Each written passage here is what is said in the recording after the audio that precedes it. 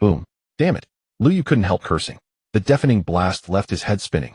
On top of that, he could feel the bed frame shaking. What the hell is this? Did the next door house explode? Lu Yu sat up and shook his head slightly. Boom. Another thunderous crash.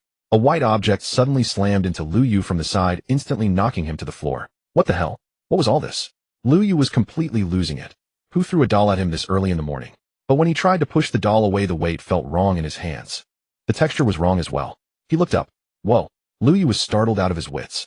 The thing he was pushing was no doll. It was unmistakably a person. He looked around. People packed the area as far as he could see. Those in white coats were Marines. Those in bizarre outfits were pirates. Behind them rose the Marine headquarters building, and in front lay the frozen white bay. Damn it. I've actually transmigrated into the world of One Piece, and during the Paramount War at that. This is what you get for always reading transmigration novels. Now you've gone and transmigrated yourself. He looked down. Lu Yu was also wearing a white coat.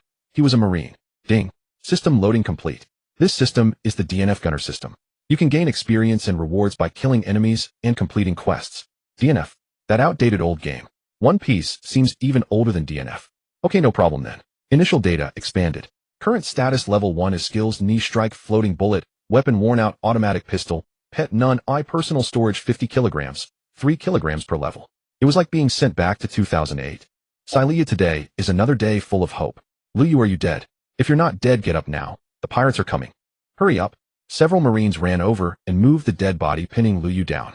You all. These people all knew him, and they were calling him by the name he had used before transmigrating. No need to guess. The system must have inserted him into this world's history. Are you hurt?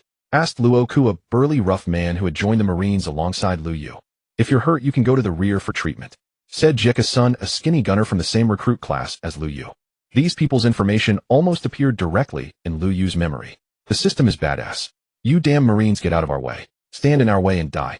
None of you will stop us from saving Ace.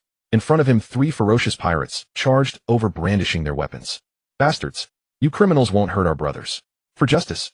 The Marines around them all charged out. Luoku, holding a curved blade, stood in front of Lu Yu. Jeka-sun crouched beside Lu Yu, gun raised in both hands. The two of them were clearly protecting Lu Yu. Oh. Screams rang out as the Marines ahead fell one after another under the pirates' attacks. These Marines really are weak. You call them Marine headquarters elite. That's all they amount to. The pirates were thoroughly arrogant. There are 3 more here. Cut them down.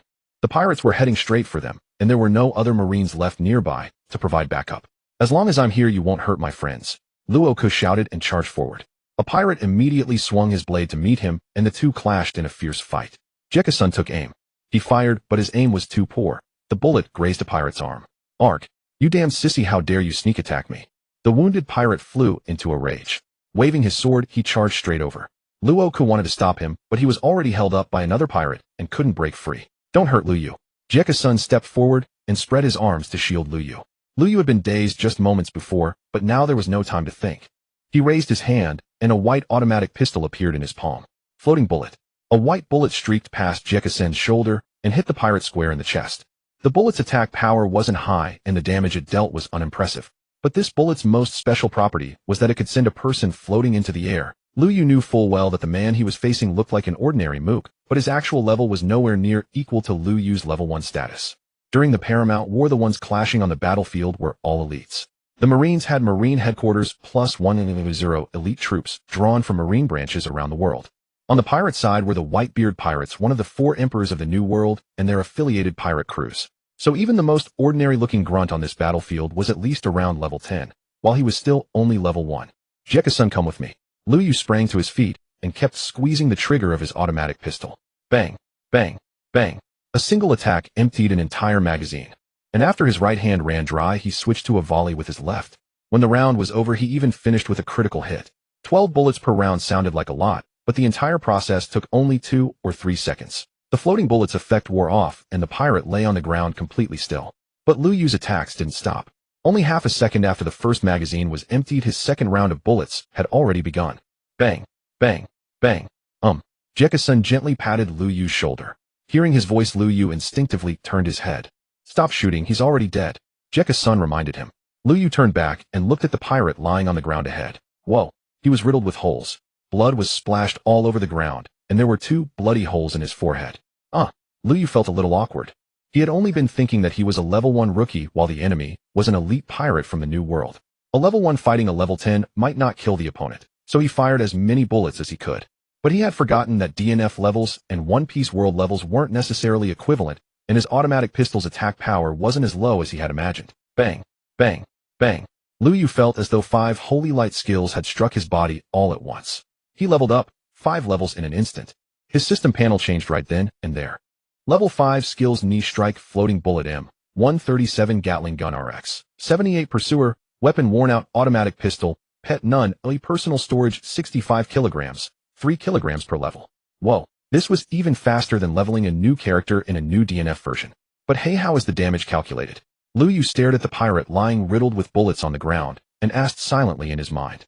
Ding. Attack, defense, movement, etc. have no fixed stats. Actual in-game effects shall prevail. Can't you be more reliable than that? Since the system provided no fixed data, he could only judge from the actual effects he produced. With the automatic pistol's attack, he distinctly remembered that when the rising shot was fired, this pirate had not died. Only after 2 more sustained bursts of gunfire did he finally drop dead. Ding. Main quest issued, reach level 15. Quest reward, a level 15 purple weapon. Experience rewards are calculated directly by levels. Equipment consists only of the weapon slot, and the system panel contains only skills and pets.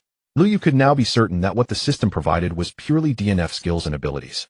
From this perspective, the system's effects were even simpler and more direct. Lu Yu, those guys are coming again, Jackson warned. Almost at that very moment, the 2 pirates who had been held back by Locke knocked him down and charged over. Locke. Lu Yu looked over and saw that Locke was merely unconscious, so he felt relieved. Though he had just met these 2, since they were willing to help him, he could not simply abandon them. Gatling. Lu Yu suddenly thrust both hands forward and a 6-barreled Gatling gun materialized in his grasp. Rat-a-tat-tat. In an instant, tongues of fire spat endlessly as a torrent of bullets poured out. The 2 pirates who had been enraged at seeing their comrade killed by Lu Yu were instantly stunned. Where did you pull that gun from? Also, what kind of gun was this? Why had they never seen it before? The thought had barely taken shape before the bullets arrived. The Gatling machine gun's attack power was clearly far stronger than that of the auto pistol. After that volley, 2 more bodies were riddled like wasp nests. This time, however, Lu Yu's experience only increased by 3 levels. The higher the level, the harder it was to gain experience. He estimated that killing this kind of pirate again might not even raise 1 level. Jackson, hurry up and check on Locke. Lu Yu urged him. But Jackson beside him had long since been stunned. Lu Yu's motion of pulling out the gun and the devastating power of that stream of bullets left him gaping. Quit spacing out. Go. Lu Yu raised his hand and smacked Jackson on the back of the head. Jackson, who had been standing dazed, stumbled forward and nearly fell to the ground. This scene startled even Lu Yu. Since when had his strength become this great? A light pat on the back of Jackson's head had nearly sent him sprawling. Lu Yu had done this kind of movement quite often before, but those he smacked would at most nod their heads. Hurry up and save him. Lu Yu did not dwell on it. At this moment on a battlefield like this, the most important thing was to stay alive. After being smacked and urged on by Lu Yu, Jackson finally snapped back to reality. He rushed forward, grabbed Locke's arm, and dragged him back. In the distance, pirates spotted the scene, especially when they saw that the one lying in a pool of blood was one of their own, and immediately several of them charged over together. Lu Yu could not care about that. With a single initiating motion, he pulled out the Gatling gun once more and sprayed a hail of bullets at the pirates ahead. The spitting tongues of fire, the thunderous sound of bullets leaving the chamber, and the pirates falling in succession. For a moment, several powerful fighters nearby all noticed the commotion. 5 pirates had been charging toward them. 3 died outright, while 2 simply collapsed, but were not dead. Lu Yu's level reached 10, and he received a new skill. But Lu Yu was puzzled. He had clearly killed only 3. Based on the experience the system gave, it should not have been enough to jump from level 8 to level 10. Could it be that even those who aren't killed can grant experience as long as they lose their mobility and combat ability? Lu Yu guessed, but before he could think further, he was forced to pull his attention back. Jackson had already dragged Locke to his side. Seeing even more pirates gathering ahead, the Gatling gun skill had entered cooldown. Without the slightest hesitation, Lu Yu grabbed Locke and pulled him onto his back. Let's go. Carrying the burly Locke, he sprinted swiftly toward the Marine headquarters base. Jackson could not help but gape again. He was astonished. Lu Yu, who had been the least strong of the 3, casually hoisted Locke up, while Jackson himself had used every last ounce of strength just to drag him this far. Boom. A cannonball landed not far from Jackson. The tremendous blast finally jolted the still dazed fellow awake. He immediately sprinted after Lu Yu, racing toward the rear of the battlefield. Number 78. Since the full name RX-78 Chaser was too troublesome to call, Lu Yu simply used number 78. A small cube-shaped robot landed on the ground. The wind-up key on its back whirled ceaselessly, and then the little robot began to move slowly across the ice. Jackson, following behind, saw Lu Yu set down the robot, but at this moment, he had no time to worry about it. They had already offended those pirates. If they did not run, they would probably be ganged up on. Curiosity was far less important than keeping his life. Should we turn back and hit them with another round? Lu Yu glanced behind and saw several pirates from the Whitebeard pirates chasing after them. However, he also saw that not far away a commander of the Whitebeard pirates seemed to be watching this direction as well. He quickly averted his gaze. He had reached level 10, but at this level it was already difficult to deal with slightly more elite pirates. Going against a commander of the Whitebeard pirates would be essentially suicide. Boom. An explosion rang out. The little robot he had planted earlier had blown up. A pirate charging in the lead was caught in the blast, his legs shattered by the explosion. He collapsed to the ground screaming in agony, but in a few moments the searing pain knocked him completely unconscious. At that same instant, Lu Yu's level rose again to level 11. It seems my guess was right. Even if you don't kill an enemy, as long as they completely lose combat ability within a certain time, you can still gain experience. Lu Yu confirmed this.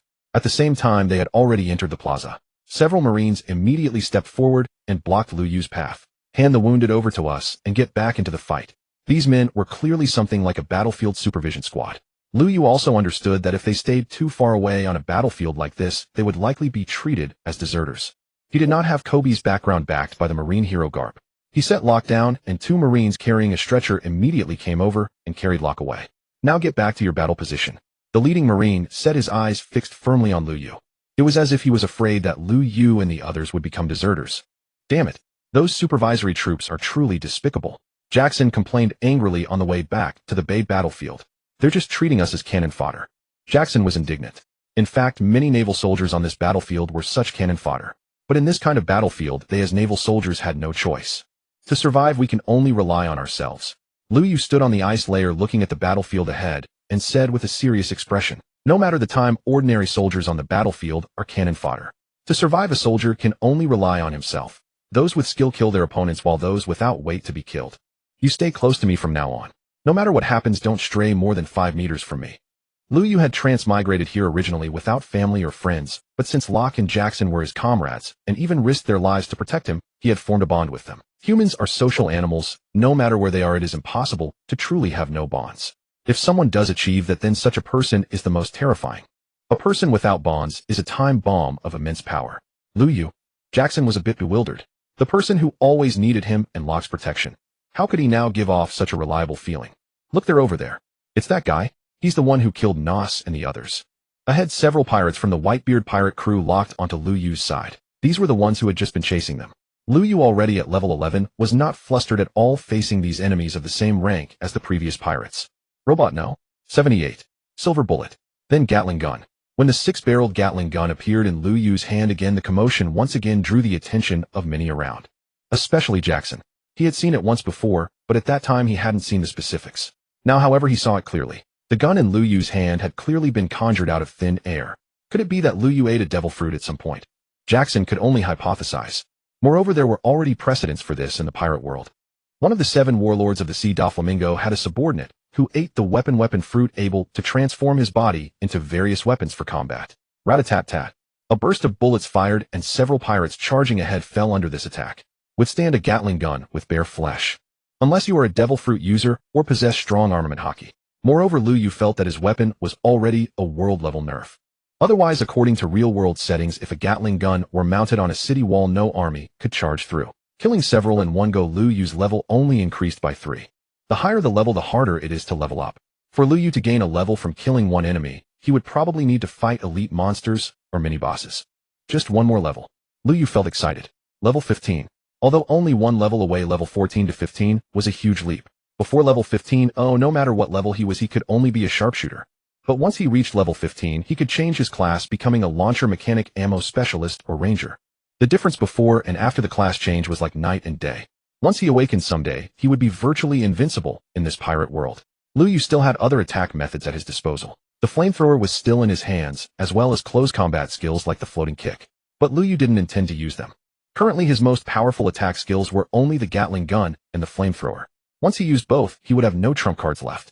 On the battlefield, having a trump card is crucial. As for close combat skills, he was only level 14, still a weakling in this war. Leaving the main naval force to engage those enemies head-on would be like sending a lamb into the tiger's den. So unless absolutely necessary, he would never use close combat skills. He can't attack. Quick now. 3 who were still alive charged forward, throwing themselves at Lu Yu without any regard for their own safety. Seeing this, Jackson quickly raised his musket. But the next moment Lu Yu pulled him back. Fight! Who could you kill with that little musket? 5 seconds. Just 5 more seconds, and Lu Yu's skill would recover. Perhaps because of the real world, Lu Yu's skill cooldown had become longer. The cooldown of the Gatling gun alone was as long as 30 seconds. But there was no help for it. If skills had only a few seconds cooldown in the real world, Lu Yu would be too invincible. Moreover, the Gatling gun's cooldown would decrease. Back when he was level 5, its cooldown was 35 seconds. When his level increased later, his skills would likely be reduced to a few seconds, each allowing perfect, seamless skill combos without gaps. Lu Yu, the supervisory troops. Jackson quickly warned as they were about to retreat back to the plaza. Inside the plaza, the supervisory troops were constantly patrolling. At that moment, Lu Yu quickly turned around. The cooldown was over. The Gatling gun appeared again, unleashing a torrent of bullets. Those 3 pirates were chasing eagerly, never expecting Lu Yu to suddenly pull a turn-in spank on them. Thus all 3 were hit by the Gatling gun again, and fell to the ground, unable to rise. The experience from 3 pirates of a Yonko's crew from the New World was enough for Lu Yu to break through a level. Ding. Detected that the host has reached level 15. Issuing system reward: a fine automatic pistol. Can subsequently transform into a revolver, etc. With class change. Ding. Host is level 15. Will initiate class change quest for the host. Quest content: before level 20, kill any elite pirate to obtain 1 class change opportunity. This quest has no limit on times. No limit on times. Does that mean as long as I kill 1 elite pirate, I can get a class change opportunity for 1 class? Does it mean I can not only change to launcher, but also simultaneously to ranger, mechanic, and ammo specialist? Lu Yu's expression turned serious as he gazed at the battlefield ahead. What kind of pirates qualify as elite pirates? And now which of the skills he possessed could deal with elite pirates?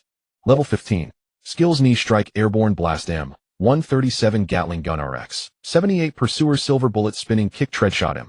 3 flamethrower, airborne shovel, aerial firing, instant kick, barbecue, G. 14 grenade. Weapon: fine grade automatic pistol, varies with profession.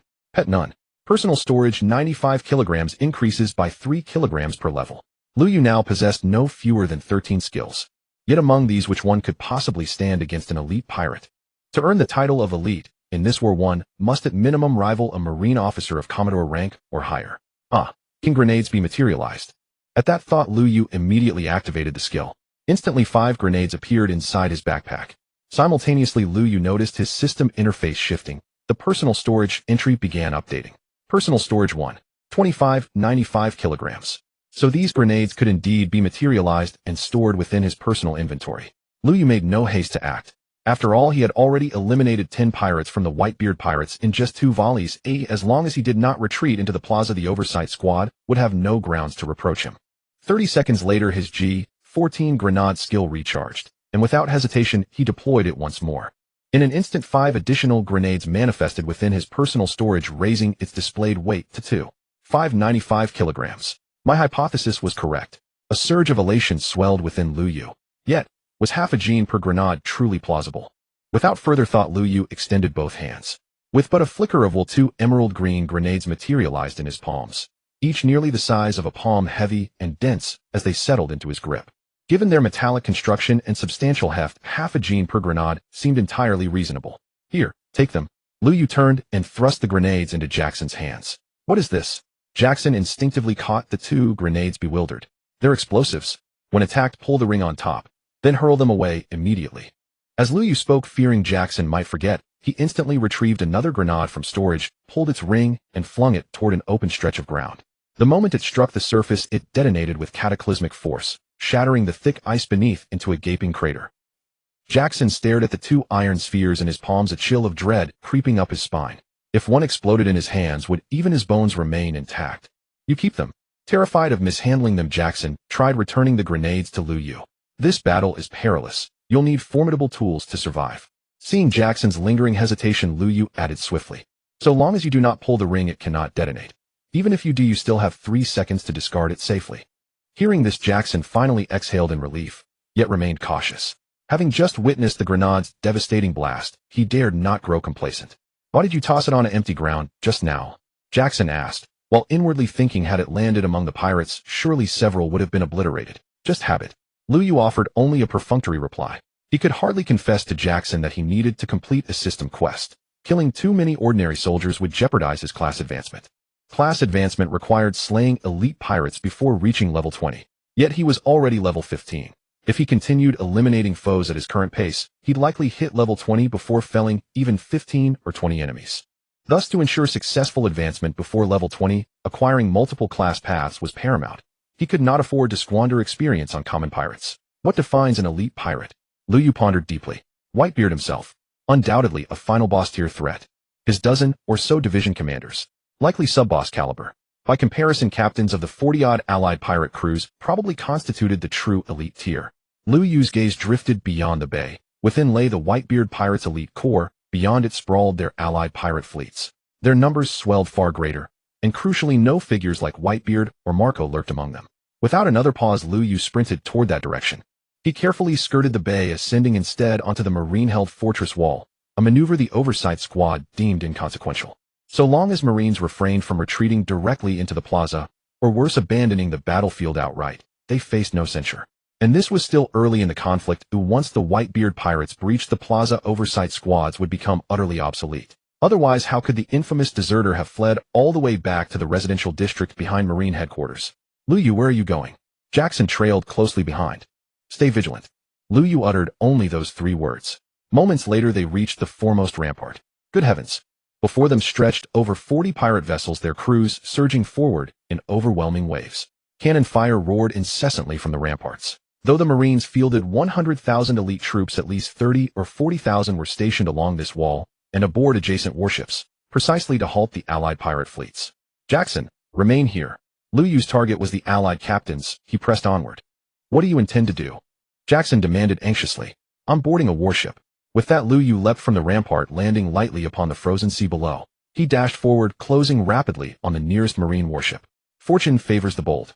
Without class advancement, I remain merely a sharpshooter. No future lies there. Such thoughts raced through Lu Yu's mind. He preferred quietude. Peaceful obscurity ensured longevity. Yet when class advancement hung in the balance, inaction was no longer an option. The world of pirates was unforgivingly perilous, and as a Marine, survival demanded strength. His system, his greatest advantage, granted him that edge. In the blink of an eye, Lu Yu stood aboard the warship. Marines locked in combat recognized his uniform and offered no resistance. You're not part of this warship, so why are you here? Asked the naval captain who was directing the ship's attack upon seeing Lu Yu approach. My ability is better suited for dealing with their ships, Lu Yu replied. You're a devil fruit user? But I've never seen you before. Although the Marines' headquarters had many people, devil fruit users usually held official positions, and any officer at the rank of captain or above would be known to them. But Lu Yu was clearly someone he had never seen before. I just obtained my ability, Lu Yu said, feeling a bit speechless. Why were these Marines so cautious? Over there. That's right, that's a captain of one of the Whitebeard pirates' allied crews. Lu Yu didn't know everyone in the Whitebeard pirates, but he could recognize the distinctive features of that man. In the pirate world, captains like to use their own characteristics to design their pirate flags, and this man's appearance was exactly like the one on his flag. So flashy, you deserve to be unlucky. Without any hesitation, Lu Yu stepped forward and aimed his Gatling gun directly at that pirate. That pirate was still commanding his crew to launch a fierce assault, completely unaware of the situation on the distant warship. Moreover, he would never have imagined that someone could attack him from such a distance. In an instant, a burst of bullets rained down on him. Lu Yu had initially thought that his attack would knock the man down, but not kill him. After all, he was a captain, not some common grunt. But the result was unexpected. The moment the bullets struck, the captain was instantly pierced through. The attack power has increased. Lu Yu was certain of this. After emptying the magazine, he directly pulled out his automatic pistol. That's right, the weapons have been upgraded 2 tiers. No wonder the attack power increased. Understanding the situation, Lu Yu became even more confident in completing the quest to eliminate several elite pirates. Bang! Sensing the effect of leveling up, killing that one guy directly raised him a level. That's right, that bastard is definitely an elite pirate. Before level 15, it took 3 ordinary pirates to level up once. Now from level 15 to 16, it only took 1 person. What else could it be if not that the opponent was stronger and higher level? After taking down the first elite pirate, Lu Yu effectively had a chance to change class. Ding! You have successfully killed an elite pirate. Do you wish to change class immediately? Alright, change class to gunner. Lu Yu didn't hesitate at all. At the same time, the status skills of the gunner class appeared in Lu Yu's system panel. Among the 4 classes of the gunner, Lu Yu's first choice was the gunner. The farther the distance, the safer it was. The gunner was a class that could eliminate opponents with a single shot from 1,000 miles away. He could launch attacks before others even saw him. Later, with satellite positioning, everything within 100 miles was under his control. A missile descends from the sky. A satellite beam directly targeted and struck. And later, the second awakening, third awakening. Simply heaven-defying. Any hesitation of even a second would be disrespectful to the gunner class. However, Lu Yu's class change had little effect at the moment. He was only level 16, still using the same basic skills as before, at most having added a heavy weapon mastery. I need to find one or two more elite pirates. Lu Yu's gaze began to shift to other directions, scouting for his next target. Among the 4 classes, having at least 2 was necessary for safety. The gunner specialized in ranged attacks, while the ranger specialized in close quarters defense. Although Lu Yu's goal was to hide at the farthest distance and eliminate enemies. But there were still many in this world who had ways to close in quickly. And what if someone suddenly launched a surprise attack? For example, a spy suddenly stabbing him in the back. Therefore, Lu Yu felt that to be absolutely safe, in addition to having long-range attacks and hiding, he also needed close-quarters defense capabilities. Among the 4 gunner classes, the one stronger in close combat was the ranger. Skills like rapid-fire spinning kick auto guard and its awakening skill put him in an invincible state. That's the guy. He killed Captain Merc. Kill him. Avenge the captain. Oh crap. Lu Yu quickly stepped back a few paces, putting the Marines in front of him. He had killed the enemy captain in a sneak attack. Now all of the captain's crew were charging at him. And not only them, but the other allied crews of the Whitebeard pirates also locked onto Lu Yu. What are you doing? The naval captain frowned at Lu Yu's actions.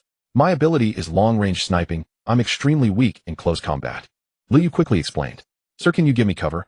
I'll find a chance to snipe their captain. All the credit will be yours. Lu Yu said the last sentence in a very low voice. This time the captain smiled. Those were all captains, though only affiliated with the Whitebeard pirates. They were all famous names in the New World. The credit for just this one would be enough to promote him from captain to commodore. If he could get 1 or 2 more, even rear admiral wasn't out of reach. Good, good, good. The captain immediately became excited. Brothers, attack. Cover this young man.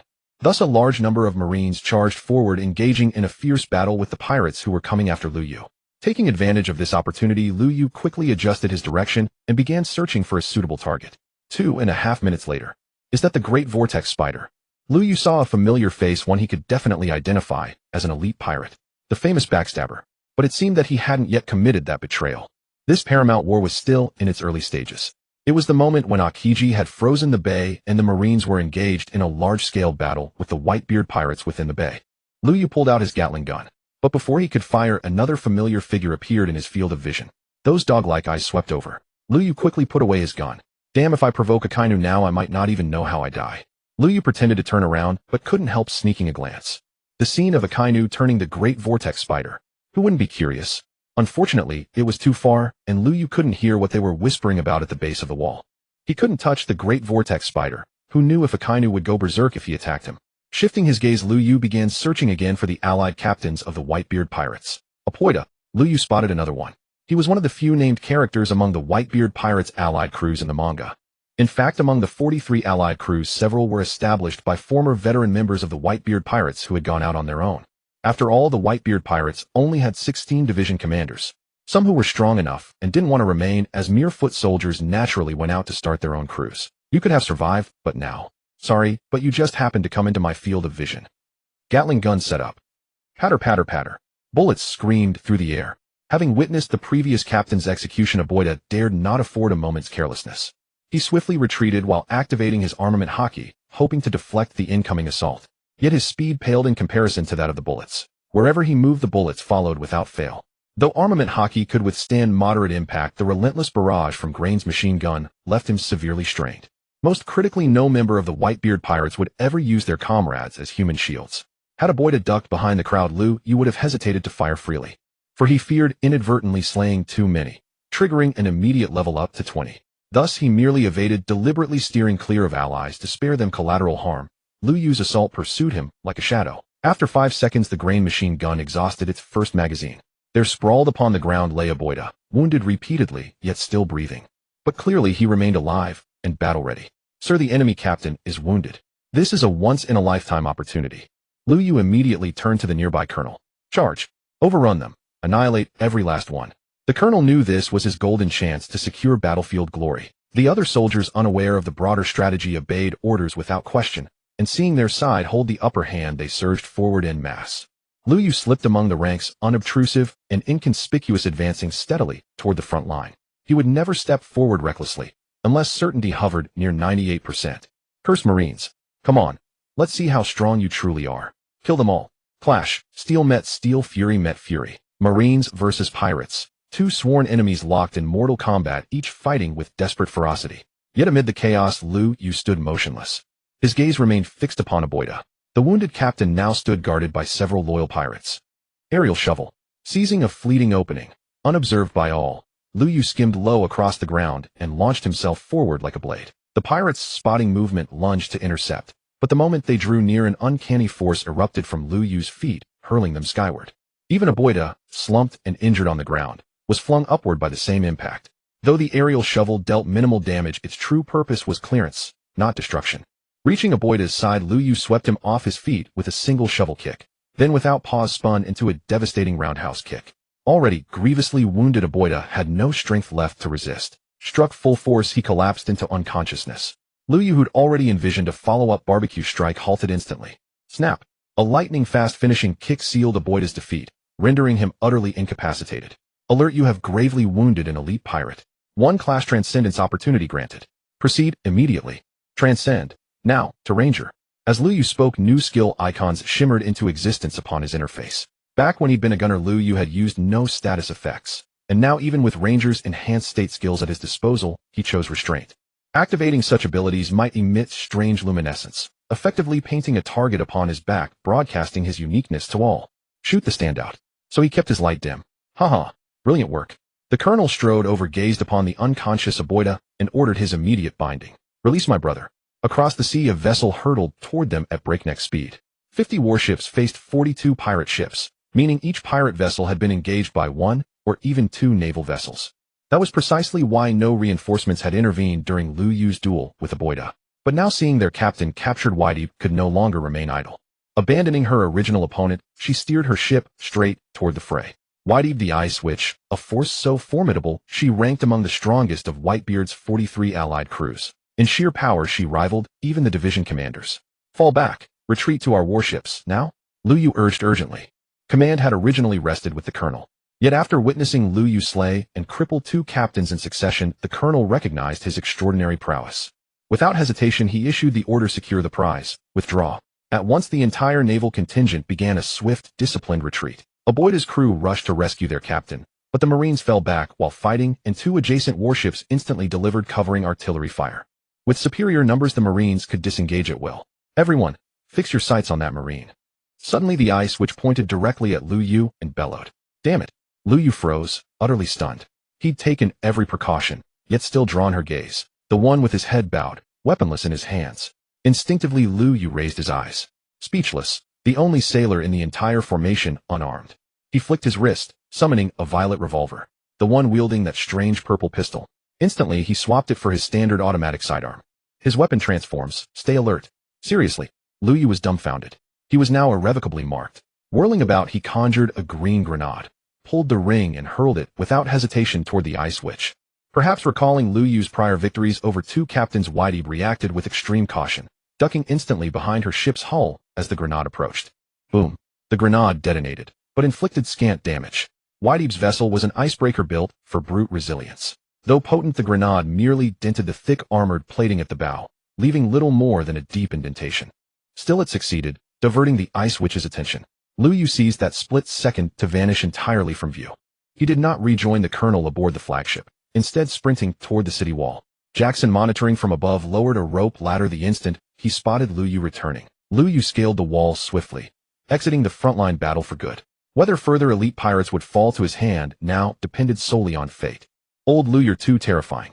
Jackson pulled Lu Yu onto the city wall and immediately exclaimed in astonishment. My ability is special. Lu Yu replied, then quickly turned around to retrieve the rope ladder. He couldn't let those pirates find a chance to sneak up from here. Indeed, devil fruit abilities are generally very powerful. Jackson was just an ordinary Marine, so in his eyes, every devil fruit was formidable. Ace! Suddenly a loud shout rang out. Lu Yu instinctively turned around. Then he saw a massive figure. Little Oz. This guy had arrived. He was also one of the 43 affiliated pirate crew captains. But Little Oz alone represented an entire pirate crew. His combat strength was far greater than all the other captains. But that was only under normal circumstances. Now on the Summit War battlefield, the Marines had already seized all the initiative. Little Oz appearing here was a sitting duck. Oz, didn't I tell you not to come? Whitebeard was immediately worried when he saw Little Oz. Oz!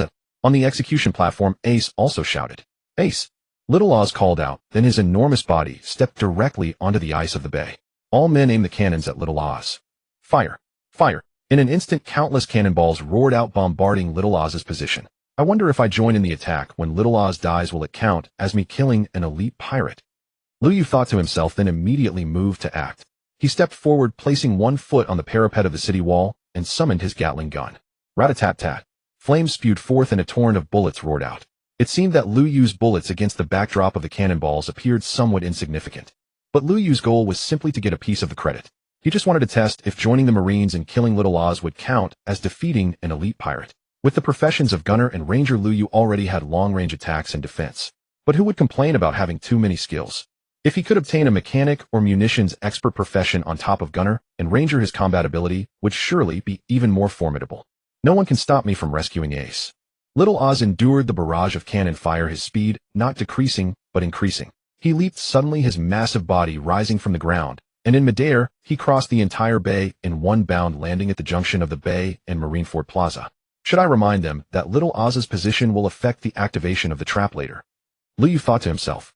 But in the end, he didn't speak. To the Marines, he was just a cannon fodder, his words carrying little weight. To the pirates, if he stood out too much, he would surely be targeted, which would be very dangerous. Most importantly, as a transmigrator in the world of One Piece, whether Marines or pirates, they were nothing good in his eyes. The Marines were the lapdogs and watchdogs of the world government. Pirates were merely a group of bandits acting recklessly for their own selfish desires. In this world, he just wanted to live well and be happy. He watched quietly. When the skill cooldown ended, he would pull out the Gatling and fire a burst. With his current position and his feat of killing 2 captains, no matter how much he slacked off for the rest of the battle, no one could say a word to him. Under Little Oz's influence, the Whitebeard pirates launched a fierce assault. Under the full force attack of the Marines, they brought down Little Oz. The Whitebeard pirates, using Little Oz as a foundation, were about to break through the Marine blockade. The Marines activated the siege walls to trap the Whitebeard pirates. Little Oz's enormous body happened to block one wall, leaving an opening for the Whitebeard pirates to advance. Just when everyone thought Little Oz had died, he suddenly rose again and hurled a Whitebeard pirate ship into the plaza. Lu Yu watched as Little Oz finally died, completely waiting for the system notification. Would he get it smoothly? Lu Yu was very concerned about this, as it was related to obtaining the 3rd profession. Ding. You and your allies have slain an elite mini-boss, unlocking skills above level 5 for 7 days. The system's voice came, but it was not what Lu Yu had hoped for. However, this notification still excited him immensely. This was the master's contract. Lu Yu was currently level 17, meaning he could learn all skills up to level 22. But currently, he only had 2 professions, and the skills basically unlocked 1 or 2 at every 5 levels. So the skills he could actually learn now were only the gunner's cannon and anti-tank cannon, and the ranger's deadly shot and remote block. Anti-tank cannon. That's right, Lu Yu cared most about this skill. Instant cast. Its attack power was greater than the Gatling gun. Previously, with the Gatling gun, he could kill elite pirates, ordinary captains. Now with the anti-tank cannon, it would naturally be even easier. Most importantly, the Gatling gun required sustained fire to be effective. But the anti-tank cannon was instantaneous, the effect of a single shell. I didn't expect Little Oz to be an elite mini-boss. Lu Yu mused. Previously, when he killed the other affiliated captains of the Whitebeard pirates, the system judged them as elite pirates. Now Little Oz was classified as an elite mini-boss. There was a whole rank difference between them. But upon closer thought, it made sense. With Little Oz's enormous body, even the Marine headquarters' giant vice admirals probably couldn't withstand one of his punches. It was only on this battlefield facing the Marines with overwhelming numbers and weaponry that Little Oz's performance seemed relatively poor. 43 affiliated pirate crew captains now, there are 40 left. Lu Yu turned his gaze to the other side of the city wall beyond the bay. The 40 pirate ships were still desperately advancing toward this side. Their goal was to break through the Marine blockade and enter the bay to join the Whitebeard main crew. Who should I choose as a target? Lu Yu observed carefully. He needed to find a suitable target. Among the 43 affiliated crews, the captain's strength varied. Little Oz was an elite mini-boss, while the 2 he killed earlier were just elite pirates. So there might be ordinary mini-bosses among them. Perhaps the Ice, which could be considered a mini-boss level. After all, she was quite famous. Wait, what is that over there? Lu Yu abruptly turned his head toward the vessel anchored at the very center of the bay. Daiwa Spider had just approached Whitebeard from behind, and the 2 were engaged in conversation. Yet as a transmigrator, Lu Yu knew precisely what would unfold next. Sure enough, in the very next instant, Daiwa Spider drew his blade and drove it deep into Whitebeard's back with brutal force. Heaven's Tier technique, backstab. Whitebeard, the strongest man, could not evade it. At that moment, the entire battlefield's attention snapped to the shocking act. Even Lu Yu, the transmigrator himself, was no exception. The scene was simply too staggering to behold. A pirate whose mere presence had captivated every onlooker from the moment he stepped onto the stage. A man who stood unshaken before Admiral Akiji's ice and the world's greatest swordsman's blade, had now been betrayed by the son he cherished most. Truly this heaven-tier technique remains unmatched. Lu Yu murmured in quiet awe. Betrayal at any time or place is the deadliest of all wounds. Indeed, deep within Lu Yu's mind a resolve hardened henceforth even Jackson, his current companion, and Locke whom he'd met earlier would warrant cautious vigilance. Though their bond felt genuine for now, Lu Yu remained an outsider, a transmigrate utterly unfamiliar with this world. And betrayal, after all, could only come from those closest to him. He paid no further heed to the battle's subsequent developments. He had read the manga, he had watched the anime countless times. The plot ahead was etched firmly in his memory, and none of it concerned him directly. The Summit War was his perfect opportunity to slip through chaos unnoticed.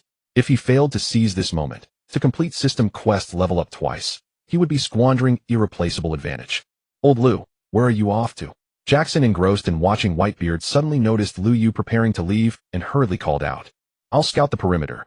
Lu Yu replied, but just as he turned to depart, he pivoted sharply back. Take these 2 hand grenades. He activated another G-14 grenade skill and casually handed 2 grenades to Jackson.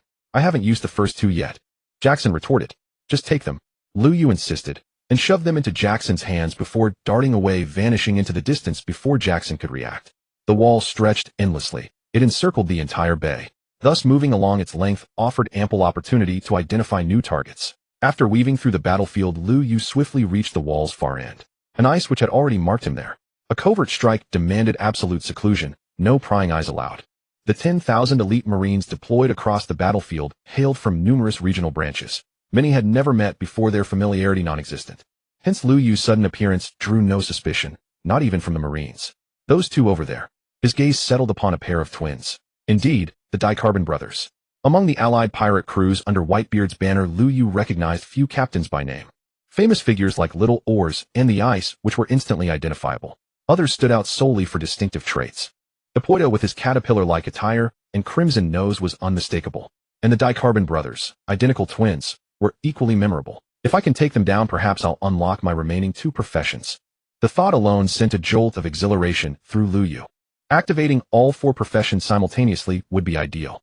The long-range precision of the sniper, the acrobatic elegance of the gunslinger, the mechanical mastery of the engineer, and the versatile adaptability of the ammo specialist. Together they enabled ranged assault, close-quarters dominance, tactical support, and solo battlefield supremacy, rivaling an entire legion. At Awakening, he would command the Black Rose Special Forces, deploy swarms of autonomous machines, and summon orbital laser beams with a mere gesture. That vision, utterly electrifying. The more he imagined it, the more fervent his excitement grew. Without hesitation, he locked onto the twin brothers. Anti-tank cannon. A unique cannon barrel materialized in his hands. A sapphire-hued shell screamed forth. While the entire battlefield remained stunned by Whitebeard's betrayal, the sudden detonation shattered the silence and startled countless observers, especially those of exceptional power. Admiral Kizaru and Fleet Admiral Sengoku, seated high atop the execution platform, and the 7 warlords of the sea observing silently from the periphery. Even Whitebeard himself turned his gaze upon Lu Yu. Damn you! With a roar, Whitebeard clenched his fist and slammed it into the air. That was his beloved son, struck down by Lu Yu's ambush. Lu Yu had never anticipated that targeting a mere captain of an allied crew would draw Whitebeard's personal wrath. Seeing the fist rise, he knew the quake of the quake fruit would follow instantly. Without pause, he executed a mid-air lateral dash, evading sideways. The quake fruit's blast was area-wide. He needed maximum distance. Boom. The wall erupted, torn open by a colossal breach. Lu Yu hovered perilously close to the crater's edge. Too close. 1 heartbeat slower, or 1 less maneuver, would have left him maimed if not dead. Brother. The elder Dicarbon wailed in anguish. Beside him lay his identical twin, unconscious, fallen. Not dead, but gravely wounded, plunged into deep unconsciousness. Perhaps the world itself bore an innate grace. Mechanic pirates and Marines alike often survived defeat against all odds. In the entire Summit War, only 2 named figures perished outright, Whitebeard and Ace. Such restraint was unparalleled. Curse! The elder Dicarbon whirled around, fury blazing in his eyes, and fixed his glare upon the wall, where Lu Yu's head had just emerged. You'll pay for this. He roared, and charged straight toward Lu Yu. Whitebeard's earlier strike had missed its mark, yet it had obliterated every Marine aligned along that path. The elder Dicarbon moved with blinding speed. Before other Marines could even react, he was nearly upon the wall. Lu Yu knew evasion was now impossible. Gatling gun. He drew his rotary cannon and unleashed a torrent of fire upon the charging brother. The Dicarbon brothers were no ordinary foes. Their prominence in the manga, their dedicated panels attested to formidable strength, far surpassing the captains Lu Yu had previously slain. The Gatling's barrage was evaded with ease. Even the rounds that struck home were deflected by armament hockey, inflicting negligible damage. "You will answer for my brother's blood." The elder Dicarbon bellowed, leaping skyward, closing the final distance in a single bound, landing before Lu Yu. Lu Yu gazed calmly at Dicarbon, who soared toward him through the air. Though he stood only at level 17, he bore the pact of the adept, granting him access to level 20 techniques. Fatal shot. Ni's right hand rose, the automatic pistol in his grip transformed instantly into a revolver. And bang. Lu Yu had maintained his silver bullet skill since the battle began, and not a single round had yet been fired. The silver bullet struck Dicarbon squarely in the chest. Even with armament hockey already activated, he was jolted rigid midair by the impact. Having landed the first shot, Lu Yu pressed his assault without pause. His left hand snapped up, emptying an entire magazine. Then switching to his right, he discharged another full volley. Dicarbon's armament hockey offered formidable defense, but not enough to fully negate Lu Yu's onslaught. Compounded by the silver bullet enhancement, those two volleys left Dicarbon's body riddled with wounds. Dicarbon gritted his teeth and endured, even seeking an opening to counterattack. Lu Yu met his ferocious glare with unwavering resolve. He lunged forward and drove his right knee upward with crushing force. Once an enemy was confirmed, and locked in as such, mercy held no place in his calculus. Bang! And Dicarbon's body rocketed skyward. In Lu Yu's palm, a Gatling gun materialized instantly. In an instant, a torrent of bullets erupted toward the airborne Dicarbon. In roars of anguish tore through the air. All who witnessed it understood its meaning at once. Whitebeard pirates surged forward to intervene, but at this distance, in this moment, none could reach him in time. When the final round echoed, white smoke curled from the Gatling's barrel. Dicarbon plummeted like a severed marionette. To all observers, this marked Dicarbon's end, his final irrevocable fate. Yet in that very instant, utterly unforeseen, a green metallic sphere appeared before him. Boom! A colossal explosion detonated midair, swallowing Dicarbon whole in a churning shroud of black smoke. And damn it! Cursed fool! And the Whitebeard pirates erupted into unbridled fury. Defeating an opponent in battle was acceptable, war demanded it. But Lu Yu's final merciless follow-up shattered every boundary they held sacred. He lay unconscious, yet Lu Yu hurled a grenade anyway. Who among them possessed such ruthless precision? And you didn't see how he charged, fangs bared and eyes burning with slaughter. Lu Yu paid no mind to their outrage. He had felled both Dicarbon brothers, one dead, one grievously wounded. Indeed, the elder brother who charged lay lifeless, beyond resurrection. 2 volleys of silver bullets followed by a blistering barrage culminating in that fatal grenade. Ding! 2 elite pirates eliminated. 2 new vocations unlocked. Proceed with immediate class advancement. In the system's voice resonated clearly. Lu Yu hesitated not a moment. In mechanic. Ammo specialist. In with those words spoken, the system ignited the corresponding skill trees. Without delay, he activated specialized combat states, overload loading. Specialty rounds. Mean that instant, Lu Yu became the Whitebeard pirates' most dangerous thorn, their most urgent target. To ensure survival, he maximized offensive output. And ding!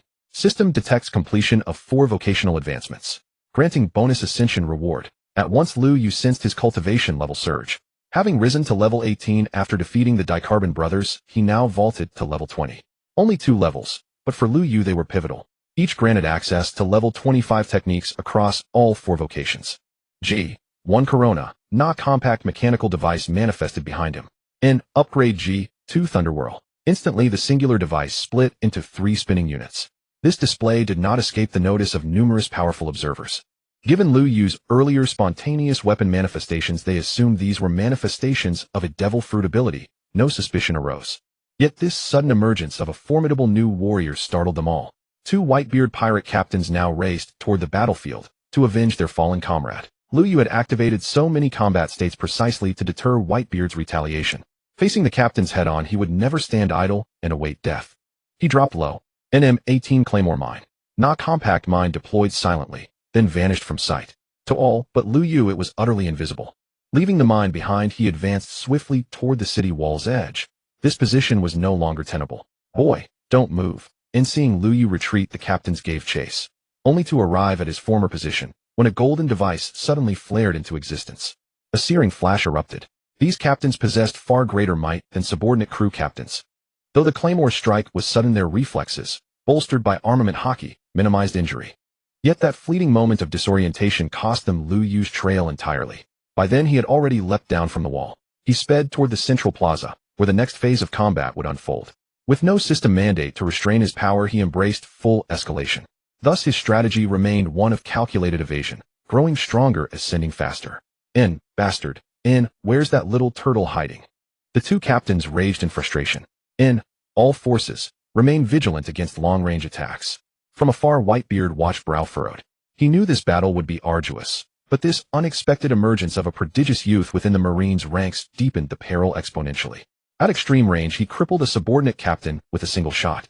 In close quarters, he executed lethal combos capable of ending a captain's life in one seamless sequence. This boy struck, not to wound but to kill. And suddenly a clamor erupted high above. The main character made his grand entrance.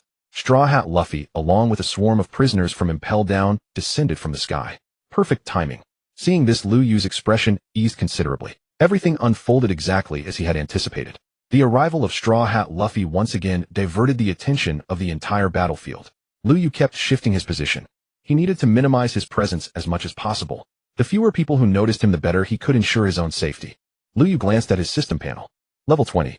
Skills: Knee Strike, Floating Bullet, Laser Cannon, Electrified Grenade. Too many skills, he couldn't be bothered to scrutinize them all. Weapon: Exquisite Revolver. Pet: None. Personal inventory: 110 kilograms, increases by 3 kilograms per level. Lu Yu's gaze was primarily fixed on those level 25 skills. The Launcher's Laser Cannon, the Mechanic's Viper Cannon, and the Spitfire's Electrified Grenade. The Ranger's level 25 skill was Counterattack, which Lu Yu favored most because it could save his life. But what Lu Yu was doing now was finding ways to grind experience. The Gatling Gun, the Launcher's Anti-Tank Cannon, and the Laser Cannon. These three skills were the most suitable. The Laser Cannon has the highest attack power among all his skills. Oh, I must keep it as a trump card. Lu Yu decided to hold back the Laser Cannon. Under no circumstances should one ever reveal all their trump cards. This was an essential skill for any qualified transmigrator. Marine, what is your name? Just as Lu Yu was pondering how to attack, an aged voice came from beside him. Lu Yu instinctively turned his head. Well, it was none other than Chief of Staff Tsuru. By her side followed a seductive woman. The Admiral candidate 2 years later, Momosaji. Vice Admiral. Lu Yu, not daring to address them directly by name, simply used their rank. The ability you displayed earlier was quite impressive.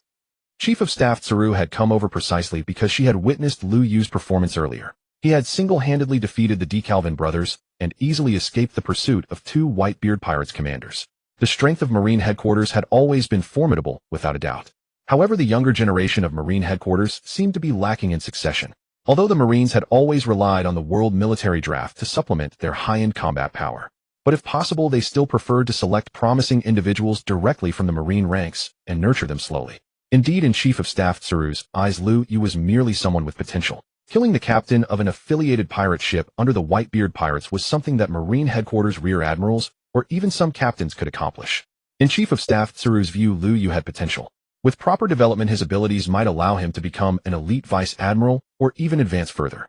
I'm just someone who sneaks around stealing kills. My abilities are only SOSO. Lu Yu didn't want to stand out too much, at least not until he had sufficient strength. Moreover, now that he was receiving training from the Marines, his ties with Marine headquarters would deepen. If he became completely entangled, it would lose its appeal. My comrades are still on the front lines, so I'll take my leave first. Lu Yu made an excuse and turned to leave. Chief of Staff Tsuru was a very shrewd person. She could immediately discern the meaning behind Lu Yu's actions. This fellow seems to have little goodwill toward us, Momosaji remarked. After this battle, thoroughly investigate his background. Chief of Staff Tsuru shared the same suspicion, but she wouldn't dwell on it at this moment. Lu Yu left the area where Chief of Staff Tsuru was and once again merged into the crowd of Marines. In the time that followed, Lu Yu no longer targeted the captains or the like. The stronger the target, the greater the chance of being singled out. For now, all Lu Yu needed to do was grind experience by levels, so he only dealt with ordinary pirates. Thus, the battlefield was intermittently filled with the rattling sound of the Gatling gun. Occasionally, a blue shell would roar in from an unknown direction, blasting several pirates into the sky. Lu Yu's attacks deliberately avoided the core members. For instance, when Straw Hat Luffy charged the execution platform and the Whitebeard pirates commanders rushed into Marineford Plaza, Lu Yu did not interfere. His targets were more focused on the 40,000 pirates from the 43 affiliated crews. The leveling speed has suddenly slowed down so much, Lu Yu complained, looking at his current level of 24. Earlier, taking down one enemy would grant a level. Now even killing 10 wouldn't earn him a single level. Suddenly, Lu Yu spotted an ideal angle. At the shore, 3 pirate ships were lined up in a row and the ships were packed with pirates. I'm just one level away from reaching level 25, and then I can learn level 30 skills. Lu Yu had a bold idea. For now, he only had level 25 skills, so they were his trump cards. But if he could learn level 30 skills, then level 25 skills would become insignificant. With that thought, he quickly pulled out his laser cannon. Not a quick shot, but he began to charge it.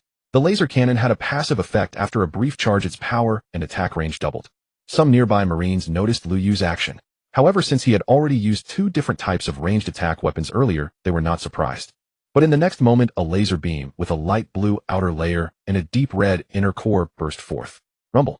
In an instant, 3 pirate ships more than 2 kilometers away exploded simultaneously. Moreover, all the pirates caught along the path were also obliterated by the laser. This attack surpassed all of Lu Yu's previous strikes in power. This single blow was even more terrifying than the attacks of the powerful figures on the main battlefield. The main battlefield, which had been fiercely engaged, was also startled by the huge explosion, and many turned to look. But they were too late. They only saw the 3 ships destroyed while the laser itself had vanished, and they couldn't even tell where it came from. Moreover, pacifistas had already appeared on the battlefield, and they also used lasers. Lu Yu's goal was to develop stealthily. Therefore, he had already moved to a different position the moment he fired that shot. At the same time, the level 30 skills of all 4 professions finally became available to him. At level 30, he could now use certain special buff skills to enhance himself. The launcher's potential burst, the ranger's death revolver, and most importantly, the mechanic's camouflage. This was a skill that could grant invisibility. It's that young Navy officer. Whitebeard abruptly twisted his head toward a sector densely packed with Navy personnel. Though invisible to the naked eye, his observation hockey allowed him to perceive Lu Yu's exact location with crystalline clarity. Yet before Whitebeard could launch an attack against Lu Yu, a swarm of Navy soldiers surged forward, reckless, overconfident, and desperate for glory, believing sheer numbers could slay the legendary pirate. Damn it! Whitebeard raged, but he could not ignore these reckless assailants. With his physical condition severely deteriorating, his defensive capabilities were far from invincible. In this war, you have no leisure to single me out. Lu Yu scoffed coldly, then swiftly pivoted toward another battlefield sector. He felt no anxiety about being targeted by Whitebeard in this colossal confrontation, because Whitebeard himself was the war's central figure. From the very outset, every elite warrior had already fixed their gaze upon him. Should Whitebeard abandon all restraint to pursue Lu Yu alone, the entire Whitebeard pirates' offensive cohesion would instantly collapse. This was a battle in which Lu Yu held overwhelming strategic advantage from the beginning. Boy, you're remarkably at ease. A sharp, piercing voice suddenly cut through the air. A dual-wielding fighter, neither wholly male nor female, charged straight toward him. Oh hell! Lu Yu leapt backward in swift retreat. It was Aizu, captain of the Whitebeard Pirates' 16th Division. Like Lu Yu, he wielded firearms, and mastered both armament and observation hockey with exceptional finesse. In one-on-one combat, Lu Yu held little chance of victory. You're the one who's been secretly assassinating my brothers. She raised her hand. The black-barreled flintlock fired a single pitch-black bullet. A bullet infused with armament hockey. Ranged parry. Lu Yu crossed his arms before his chest. The dark projectile ricocheted violently away. TCH. She snorted contemptuously. Then in the next instant, he vanished from sight. Machinist technique, camouflaged. What just happened? Aizu stood stunned. How could someone standing right before him simply vanish into thin air? Was he a Logia-type devil fruit user? Perhaps even a transparent fruit wielder. But that made no sense. Where had his weapons come from? As Aizu remained bewildered, a sapphire-colored grenade materialized directly beneath his feet. Ammunition specialist technique, frost grenade. Boom. The explosion unleashed a spreading mist of ice, freezing Aizu solid in an instant. Ammunition specialist technique, special round, glacial ice. His weapon had already shifted from revolver to crossbow, the frost-forged ice arrow now loosed in relentless volleys. Though the arrows could not pierce Aizu's defenses outright, their glacial effect inflicted sustained freezing, a slow suffocating encasement. Even as Aizu resisted with years of hardened armament hockey, his body remained locked in ice. And under such unrelenting cryogenic pressure, he would inevitably falter. Aizu. Marco, soaring high above, spotted the crisis. Seeing Marco dive down, Lu Yu retreated once more. Defeating a division captain might be a gratifying feat, but absolute survival outweighed all else. After Lu Yu withdrew, Marco arrived beside the frozen Aizu. Verdant flames erupted, swiftly melting the ice and shattering its grip. The moment the frost receded, Aizu collapsed to his knees, palms braced against the ground, gasping raggedly. Almost. I nearly froze to death. Trembling with aftershock, Aizu realized his grave miscalculation. He dismissed Lu Yu as a sneaky, dishonorable assassin, never imagining his opponent could so effortlessly dominate him in open combat. That man is no ordinary threat. Marco helped Aizu rise, his gaze sweeping across the Navy ranks. Each captain of the Whitebeard Pirates was a force of nature. Yet this unknown Navy recruit had subdued one in single combat. Let's withdraw for now, Marco declared, then swiftly carried Aizu back toward their formation. How is it? Whitebeard watched Aizu return safely and exhaled in quiet relief. He's elusive, nearly impossible to capture, Marco reported. Extremely dangerous, he commands cryokinetic control, perfect invisibility, and hyper-precise long-range marksmanship. Having narrowly escaped death at Lu Yu's hands, Aizu now feared him deeply. Warn everyone, stay vigilant, and focus all efforts on rescuing Ace. Whitebeard was a man of sober judgment. Pursuing a master of stealth and assassination, especially at full cost, was not only perilous but tactically unsound.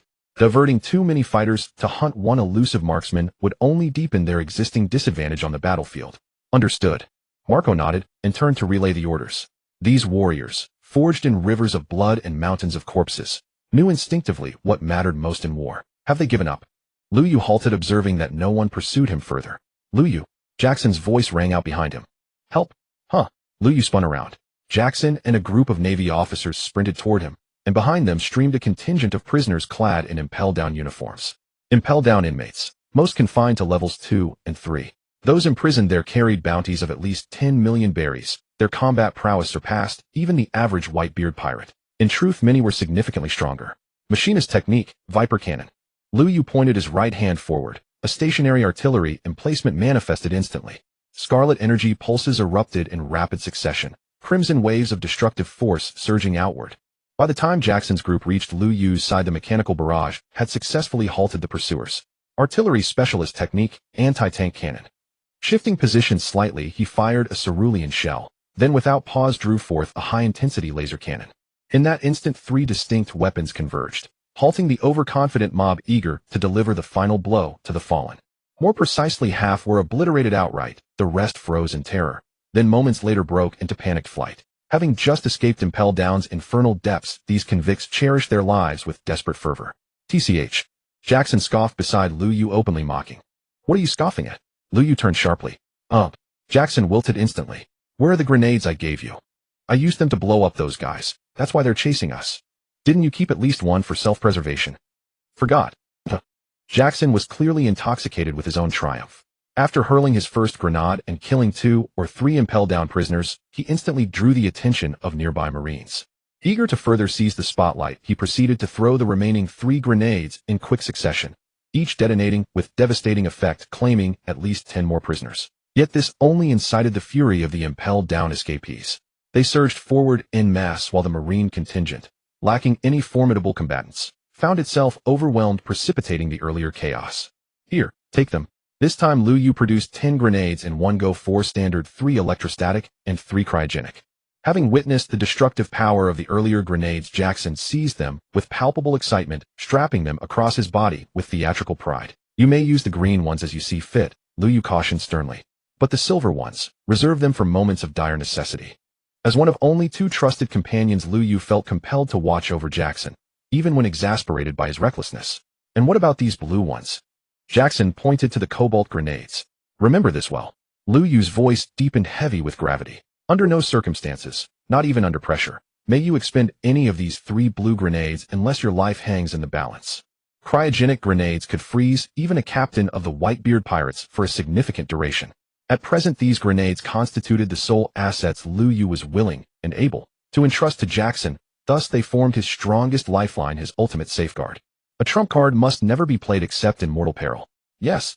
Jackson nodded earnestly, intimidated not merely by Lu Yu's words, but by the unyielding solemnity etched upon his face. Remember, survival is paramount. Always preserve both the means to stay alive and the opportunity to flee. Do you understand? Lu Yu imparted the admonition. Oh. Jackson acquiesced, and the surrounding Marines, hearing the words, likewise bowed their heads in quiet assent.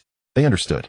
What followed was an uncanny spectacle. Lu Yu, who had fought alone until now, was suddenly trailed by a growing retinue of Marines. They brandished their rifles from a safe distance, firing whenever Lu Yu fired and shifting positions the moment he did. Most strikingly, their numbers swelled steadily from a handful to over a dozen and now to dozens. Wait, what exactly are you all doing following me? Lu Yu finally turned, bewildered, to survey the cluster of Marines behind him. Silence answered him. Only hesitant murmurs, no coherent reply. When Lu Yu's gaze settled on Jackson, the latter reluctantly broke the silence. Well, we figured staying near you was the safest place to be. I'm a marksman. I engage from range, that's natural. But you're all marksmen too. Won't the fleet admiral punish you for inaction? Dismiss you outright? Lu Yu challenged the assembled group, his eyes sweeping across the dozens of faces. We are all marksmen. In unison, dozens of rifles snapped upward. Lu Yu stared speechless. Fine, follow if you must. Indeed, he had no grounds to dismiss them. All were riflemen. Moreover, a cluster of 40 men amidst a battlefield teeming with 10,000 remained inconspicuous. Left front.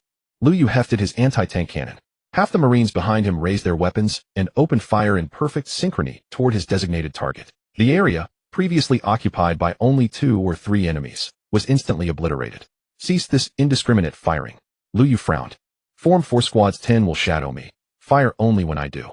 The others will secure the remaining 3 sectors, engaging any approaching hostiles immediately and sounding the alarm. Upon hearing his command, the Marines exchanged glances, then after a pause divided themselves into 4 cohesive units.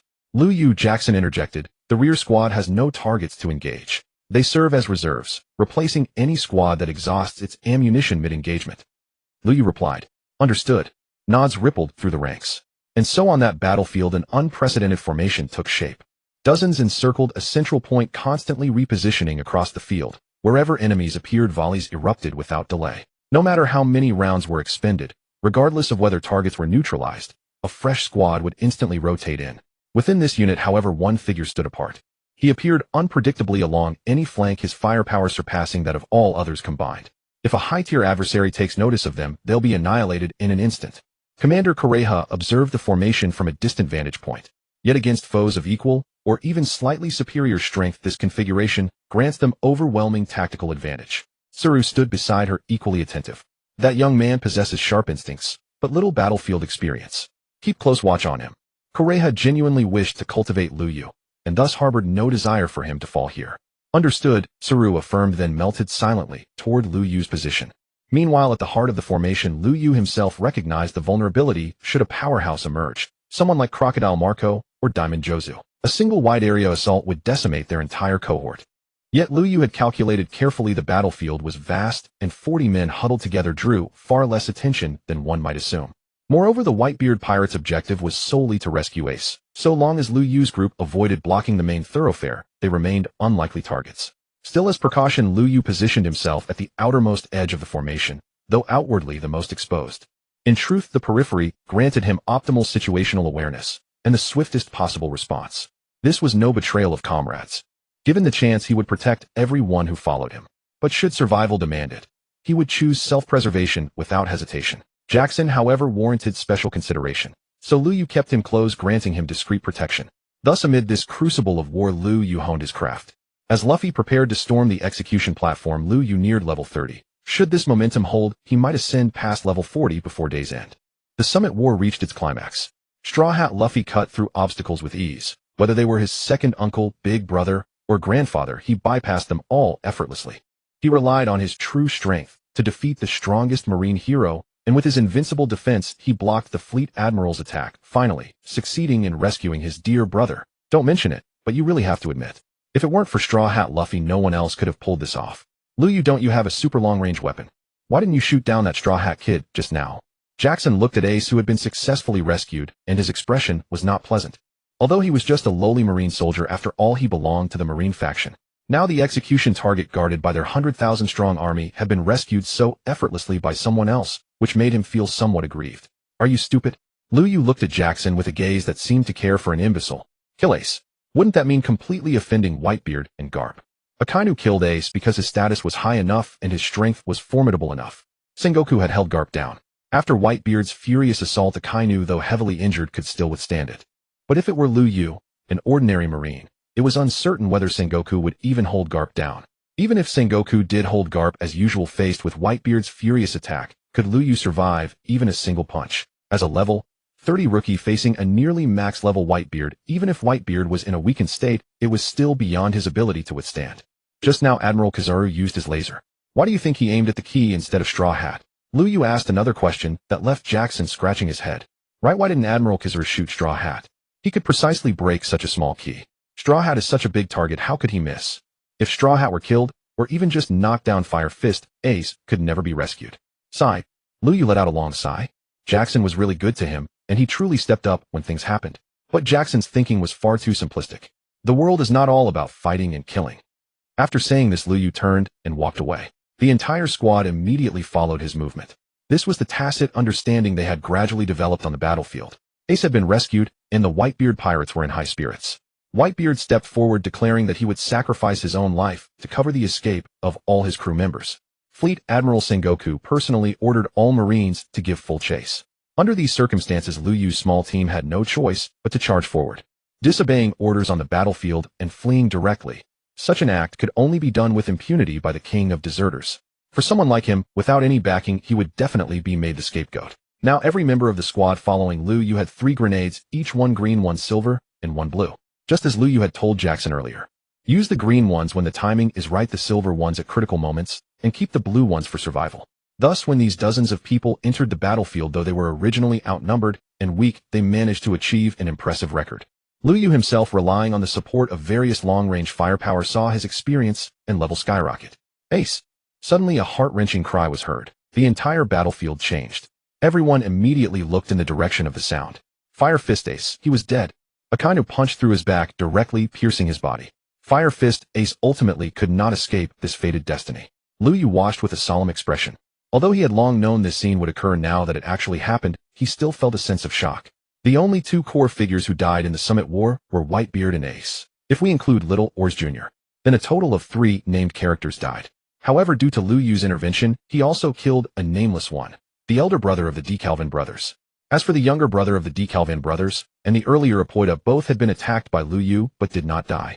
The immortality cheat in the world of pirates was not exclusive to Straw Hat Luffy, many other named characters had it too. From the East Blue all the way to the New World, so many villains Luffy defeated basically didn't die. Arlong went missing. Crocodile was now fighting alongside Luffy. Oluchi was preparing to jump ranks to CP0, and there was Enel, who had already reached the moon. He's a pitiful wretch too. Liu Yu sighed, turning around.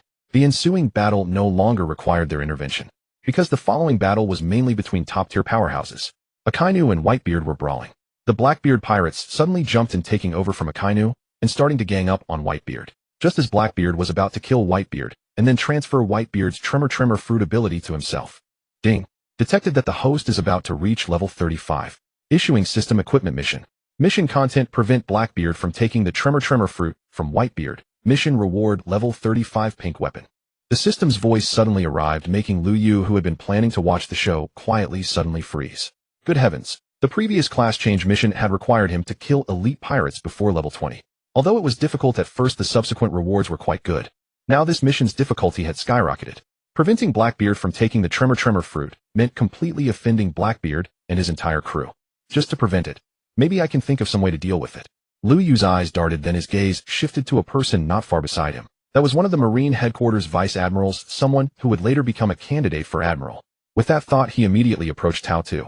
Tao Tu, taken aback by the sudden appearance of the Blackbeard pirates, was staring blankly at the battle between them and Whitebeard. Liu Yu's sudden arrival surprised her. Why are you here? Tao Tu asked. That Blackbeard looks like a crazy pirate. He's probably going to do something even more despicable next. Don't you high-ranking Marines intend to stop him? Liu Yu's intention was precisely to provoke these strong Marines from headquarters to act. As long as Blackbeard couldn't obtain the Tremor Fruit, Liu Yu's mission would be considered complete. Whether he himself acted or not, it should make no difference. What do you mean by that? Are you asking me to stop the Heihuzi pirates? Tao Tu asked, looking at Liu Yu with curiosity. This Marine, who had suddenly emerged after the war began, had always been cautious. Now he was voluntarily stepping forward to take action against Heihuzi. You are a Marine Vice Admiral. Heihuzi broke into Tujin prison and stabbed the Marines in the back. How can you possibly ignore it? Liu Yu said insinuatingly. I indeed should handle it, but you are also a Marine. You should take some action as well. Tao Tu had long followed advisor so she could naturally see through Liu Yu's little tricks. I would like to, but I'm afraid I don't have the ability. Liu Yu shrugged. Don't you have a super long-range attack weapon? Tao Tu raised an eyebrow. Liu Yu said, I do have one, but I'm afraid that if I attack, they'll come and gang up on me the next moment. That's easy. If they come after you, I'll block them for you. Tao Tu simply wanted to better understand Liu Yu's situation. As long as Liu Yu made a move, she would naturally be willing to stop Heihuzi's group. Then it's settled. I'll attack and you cover me. This situation was also good for Liu Yu. If he had a powerful person protecting him, he could be safer when launching long-range attacks. Don't worry, I will definitely keep you safe, Tao Tu said confidently. Then let's give it a try. Liu Yu finished speaking and directly bent down to a claymore mine had already been placed at his feet. He raised his hand and snapped his fingers directly above his head. Gunner potential burst. With the skill enhancement, Liu Yu's attack power increased. Gunner laser cannon. Since he needed to stop Huzi from seizing the tremor fruit, the skill used for attack could not be too weak. Although the laser cannon was a level 25 skill of the gunner, the skill itself was very powerful, and even more so after charging. When Tao Tu saw that massive machine appear, an expression of surprise involuntarily appeared on her face. In the distance, Huzi had already successfully killed by Huzi in retaliation. Now he was smugly preparing to begin his hat trick. He intended to use his special ability to seize by Huzi's tremor fruit. Want the whole world to watch your show? Humph. With a cold snort, a thick laser burst forth instantly. In an instant, crossing a distance of over 1,000 meters, the laser struck precisely at Huzi. Huzi had just been smug, but as he turned his head and saw the laser coming straight at him, his expression changed drastically. However, he was indeed worthy of being a Yonko. His reaction speed was extremely fast. He crossed his arms in front of him, coating them with armament haki, and forcibly withstood the laser attack with his body. However, the laser's power was extremely strong, and Huzi had no prior preparation. Under this attack, his body was sent flying directly. Who is it? Fan Aoka quickly raised his gun and turned toward Lu Yu's location. I wonder if your gun is faster or my cannonball. Lu Yu turned around instantly and activated the anti-tank cannon. The blue cannonball was fired, but it exploded directly in mid-air. The anti-tank cannon's shell had been detonated mid-flight by Fan Aoka's bullet. Gunner Gatling gun. Lu Yu raised his hand again, and a 6-barreled Gatling gun appeared in his hands. The barrels rotated continuously and bullets howled out like rain. Fan Aoka's sniping skills were excellent, but that could not withstand the fire coverage of the Gatling gun. Therefore, he could only quickly retreat and hide behind cover. After Fan Aoka voluntarily retreated, Lu Yu's gaze returned to Huzi. By now, Huzi had already stabilized his stance. But by now he was already dozens of meters away from Huzi's corpse. Which bastard is ambushing me? Huzi demanded angrily. Jiekasen, everyone throw grenades. Lu Yu turned his head and looked at Jiekasen not far ahead. Jiekasen nodded, then directly pulled the ring of a green grenade in his hand and fiercely hurled it toward Huzi. Beside Jiekasen, dozens of marine soldiers also performed the same action as Jiekasen. Thus, dozens of green grenades howled through the air toward the location of Huzi and the Huzi pirates. Boom rumble. The grenades landed immediately, causing a powerful explosion. The power of the explosion was no less than that of the Marines' large artillery attacks. After just one round of explosions, everything in that area was destroyed, and even Huzi's remains were blown away. Quick grab by Huzi's body. Huzi, ignoring his own disheveled appearance from the blast, immediately gave orders to his companions. Upon hearing this, half of the Huzi pirates immediately rushed forward, intending to snatch back Huzi's body. As for the remaining half, they were still in a daze. Gunner Grenade Launcher. He held a grenade launcher in his hands and fired several shells at once. The attack was not aimed at Huzi nor at the members of the Huzi pirates, but at Huzi's remains. As long as Huzi's body was destroyed, he didn't believe Huzi could still smoothly obtain the tremor fruit. You little brat, I won't forgive you. Huzi leaped up violently, extending his right palm, and black substance began to spread rapidly, extending toward Lu Yu. Mechanic Aerial Combat Mech Storm. Lu Yu raised his hand and snapped his fingers again. Immediately, a robot appeared above Lu Yu's head. This robot was about the size of an ordinary person, but as soon as it appeared, it flew toward Huzi. A large number of shells were fired from its back, directly locking onto Huzi and bombarding him. At the same time, its arms were raised and bullets poured out. Originally, a level 35 skill should have been Lu Yu's trump card. But this mission was to prevent Huzi from obtaining the tremor fruit, which meant the difficulty of Lu Yu's mission was very high. Under these circumstances, continuing to hold back his strength would be equivalent to wasting the opportunity. Mechanic Pursuer. Mechanic Self-Destructor. Mechanic Corona, Modification Spinning Thunderer, Modification Predator. Mechanic Viper Cannon. Mechanic Trap Pursuer. A series of several mechanic skills were used, and around Lu Yu a large number of peculiar machines began to appear. Auto-attacking turrets. Machines that floated beside Lu Yu then flew out on their own to attack with lasers. Robots that could move on their own. And stationary robots that remained in place, always looking for an opportunity to strike at any moment. The appearance of this scene completely shocked everyone. All the Marines and pirates locked their gazes on Lu Yu.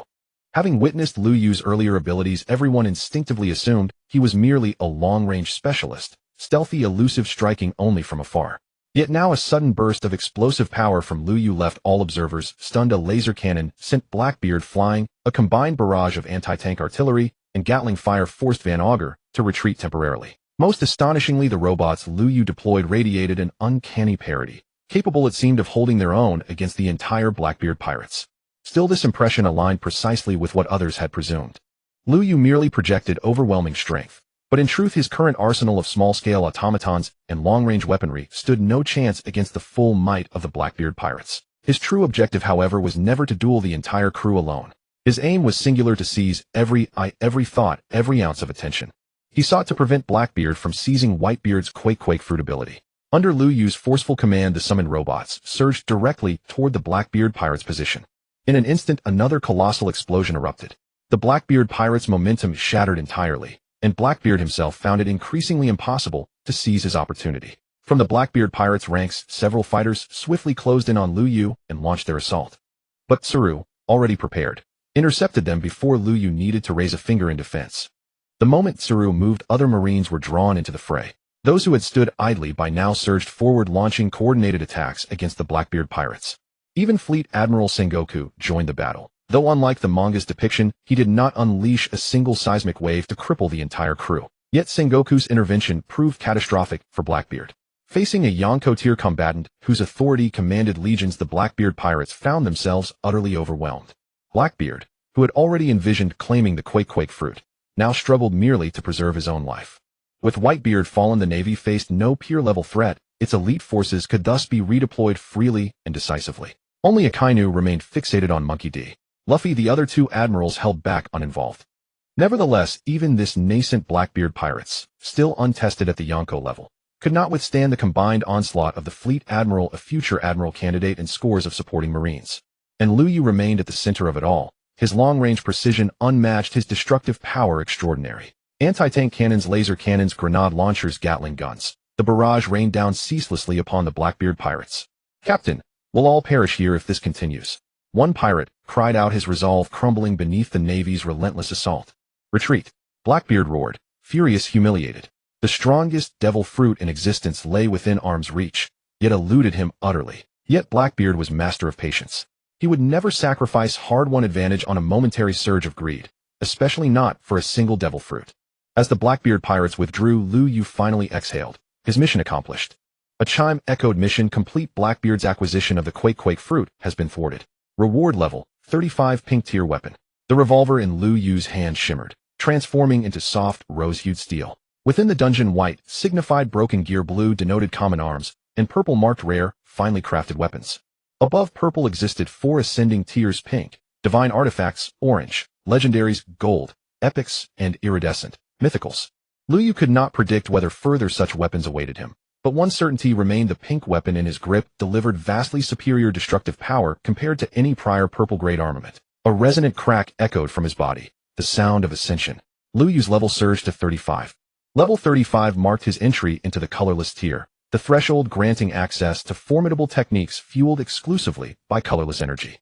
Until now, all his skills had manifested solely through the imposed effects of the expert contract, a temporary boon, not innate capability. Here, however, skill usage incurred no colorless cost, yet cooldowns lengthened dramatically. A grenade launcher strike now demanded nearly 60 seconds between volleys. Were it not for Lu Yu's quadruple class versatility, allowing staggered deployment across diverse skill sets, he would inevitably face perilous gaps in offensive capability. To suddenly exhaust all skills mid-battle, reduced to basic melee strikes, was not only humiliating but lethally precarious. Reaching level 35 guaranteed autonomy. Even without the expert contract, these techniques would remain permanently accessible, a foundational safeguard. Yet while the contract endured, Lu Yu could temporarily wield level 40 abilities, each a pinnacle of destructive artistry within the DNF universe. The gunner's quantum bomb, the gunslinger's multi-headshot, the machinist's airdrop support, and the armorer's napalm strike. Though the gunslinger's multi-headshot lacked visual grandeur in-game, the other 3 were devastating. Launchable at range, wide in coverage, and cataclysmic in impact. The coming 7 days would prove pivotal, for Lu Yu now possessed 4 elite-tier skills as strategic anchors, vastly enhancing his capacity to accumulate experience securely. Over there, Lu Yu abruptly turned, his gaze locking onto another sector of the battlefield. It was the Deserter King, racing headlong toward Akainu and Monkey D. Luffy. His intent was unmistakable: to intercept Akainu's attack, buying Luffy those critical seconds of reprieve. A sharp exhale, then Lu Yu drew his weapon. An anti-tank round blazed forth. The cerulean shell carved a straight path across the battlefield, from the plaza over frozen bay waters, landing precisely where the Deserter King stood. Boom! The detonation hurled the Deserter King skyward. Damn, another invincibility cheat. Lu Yu muttered, frustrated. In the world of pirates, pivotal figures bore innate, unbreakable survival mechanics, an infuriating reality. Snipping the Deserter King could only be done once. For the Deserter King was not an ordinary soldier like Lu Yu, he had backing behind him. At that moment after Lu Yu's attack, he was fiercely glared at by Ka Pu. But Lu Yu did not care. He merely chuckled. I missed. Lu Yu's words were extremely perfunctory, but many had seen that the direction the Deserter King had charged toward was where Chi Quan and Lu Fei were. I was originally aiming for Straw Hat, but I didn't expect him to suddenly dash out. Yes, unexpected. It wasn't just Lu Yu who hadn't anticipated it, everyone else was equally surprised. What was such a young Marine doing running over there? Chi Quan raised his fist, burning magma smashing fiercely toward Straw Hat Lu Fei. Without the Deserter King's sudden dash, Chi Quan would have had a perfect opportunity to kill Lu Fei. Clang. A sound of metal clashing rang out, and the entire battlefield fell into an instant silence. The Deserter King has a health lock cheat. I knew this chosen one also had a timing cheat. Lu Yu complained inwardly. That's right, Hong Fa Xiang Kasi had appeared. Even if the Deserter King hadn't run out to block Chi Quan for a few seconds, he would still have appeared in time before Lu Fei to deflect Chi Quan's lethal blow. Give me face, let this battle end here today. The face fruit ability user. In the past, he didn't understand why Hong Fa's face was so valuable. Later he realized that the man was the true Crown Prince. Could you officials refuse to give the Crown Prince face? Lu Yu directly sheathed his weapon and turned to walk toward Jackson and the others. He didn't bother with what would happen next as those matters were completely beyond his control. Jackson, let's go. Let's go back and check on Locke's injuries. Lu Yu approached Jackson speaking softly. Leaving just like that. Jackson looked at the two sides confronting each other, asking in confusion. Let's go. There won't be any more fighting. When Lu Yu said this, Tao Tu, who was already not far away, raised an eyebrow. Then the next second Zhang Guo stepped forward. Let this battle end here today. As the fleet admiral of the Marines, Zhang Guo declared the battle over. How did he know there would be no more fighting? Tao Tu looked at Lu Yu in astonishment. But by then Lu Yu had already left the battlefield with Jackson. The Marines who had been following them in battle now also trailed behind, leaving together. In this state, the movements of dozens of people were actually easy to notice. But their position was already at the very back of the battlefield, and the full appearance of the red hair pirates ahead drew everyone's attention. Thus no one paid any attention to them. Leaving the battlefield, they arrived at the residential area of Marineford. They quickly found Locke. Locke was lying on a hospital bed wrapped in many bandages, but he was awake. Why are you here? Locke asked curiously. The fighting has stopped up front. We came to see if you were dead. Lu Yu joked. I'm strong and sturdy, those guys' attacks can't kill me. Locke said stubbornly, but every time he made a slightly big move his whole body would ache, and he would grimace in pain. Obviously his injuries were still serious. Don't be stubborn. Focus on recovering first. Lu Yu said. Exactly, you should heal first. We still have to go back to G12 base together. Jackson said. After that the three began to chat very enthusiastically all about how they would brag when they returned. Especially Jackson, who had earned many battle merits on the field thanks to the grenades Lu Yu gave him. Just then Lu Yu saw more wounded being carried in, and among them surprisingly the Deserter King. Beside the Deserter King there was a person following him tearfully, one of the Deserter King's loyalists, Bei Lu Mei Bo. Then shortly after they entered, Bei Lu Mei Bo also saw Lu Yu. You bastard, you're the one who shot Kobai with that cannonball. Bei Lu Mei Bo charged angrily at Lu Yu. I was aiming for Lu Fei. He jumped out on his own. It was purely accidental. Lu Yu repeated his same excuse. That's complete nonsense. Bei Lu Mei Bo didn't believe Lu Yu's claim of accidental injury. In fact, many Marines didn't believe it either. Because Lu Yu had performed exceptionally well on the Marine battlefield, every time he attacked his strikes were almost perfectly accurate. How could it be that when it came to hitting Kobai it suddenly became an accident? Why do you say I'm talking nonsense? What reason would I have to deliberately harm a fellow soldier? Lu Yu's rhetorical question left Bei Lu Mei Bo stunned. Indeed, Lu Yu and Kobai didn't even know each other. Why would Lu Yu suddenly attack Kobai? It didn't make sense at all. I'm quite curious, why did he run over there? Did he have the ability to kill Straw Hat Lu Fei or something? Lu Yu continued his soul-searching question. Also, his position and movements clearly showed that he was about to block behind Straw Hat Lu Fei. Could it be that he intended to save that Straw Hat Lu Fei? When Lu Yu said this, Bei Lu Mei Bo was immediately rendered speechless. Because what Lu Yu said matched the suspicion in Bei Lu Mei Bo's heart. He knew very well the relationship between Kobai and Lu Fei, knowing that Kobai always regarded Lu Fei as a benefactor. At that moment when Lu Fei was in danger and about to be killed by Chi Quan, Kobai might indeed have wanted to save Lu Fei. Enough! A furious shout rang out. At the hospital entrance, several people walked in, and at the forefront was none other than the Marine hero Ka Pu. Vice Admiral Ka Pu. Upon seeing Ka Pu, Bei Lu Mei Bo immediately stood at attention respectfully. So this is the invincible Marine hero. Lu Yu's words, seemingly a private inquiry to Jackson beside him, were not spoken in a lowered voice. Especially the word, invincible, was pronounced particularly loudly. The Marines present had all come from the battlefield, and almost all knew about Ka Pu being knocked down by Lu Fei with a single punch on the battlefield. Hearing Lu Yu's words at this moment, they immediately recalled that scene on the battlefield, and then realized Ka Pu's past achievements. Well, if that wasn't going easy, what was? However, given Kapu's status in the Marines and his formidable strength, no one dared to step forward and question him. Let's go check on Kubai's injuries. After saying this, Kapu turned and left. He was indeed a Marine hero, a Vice Admiral of Marine Headquarters.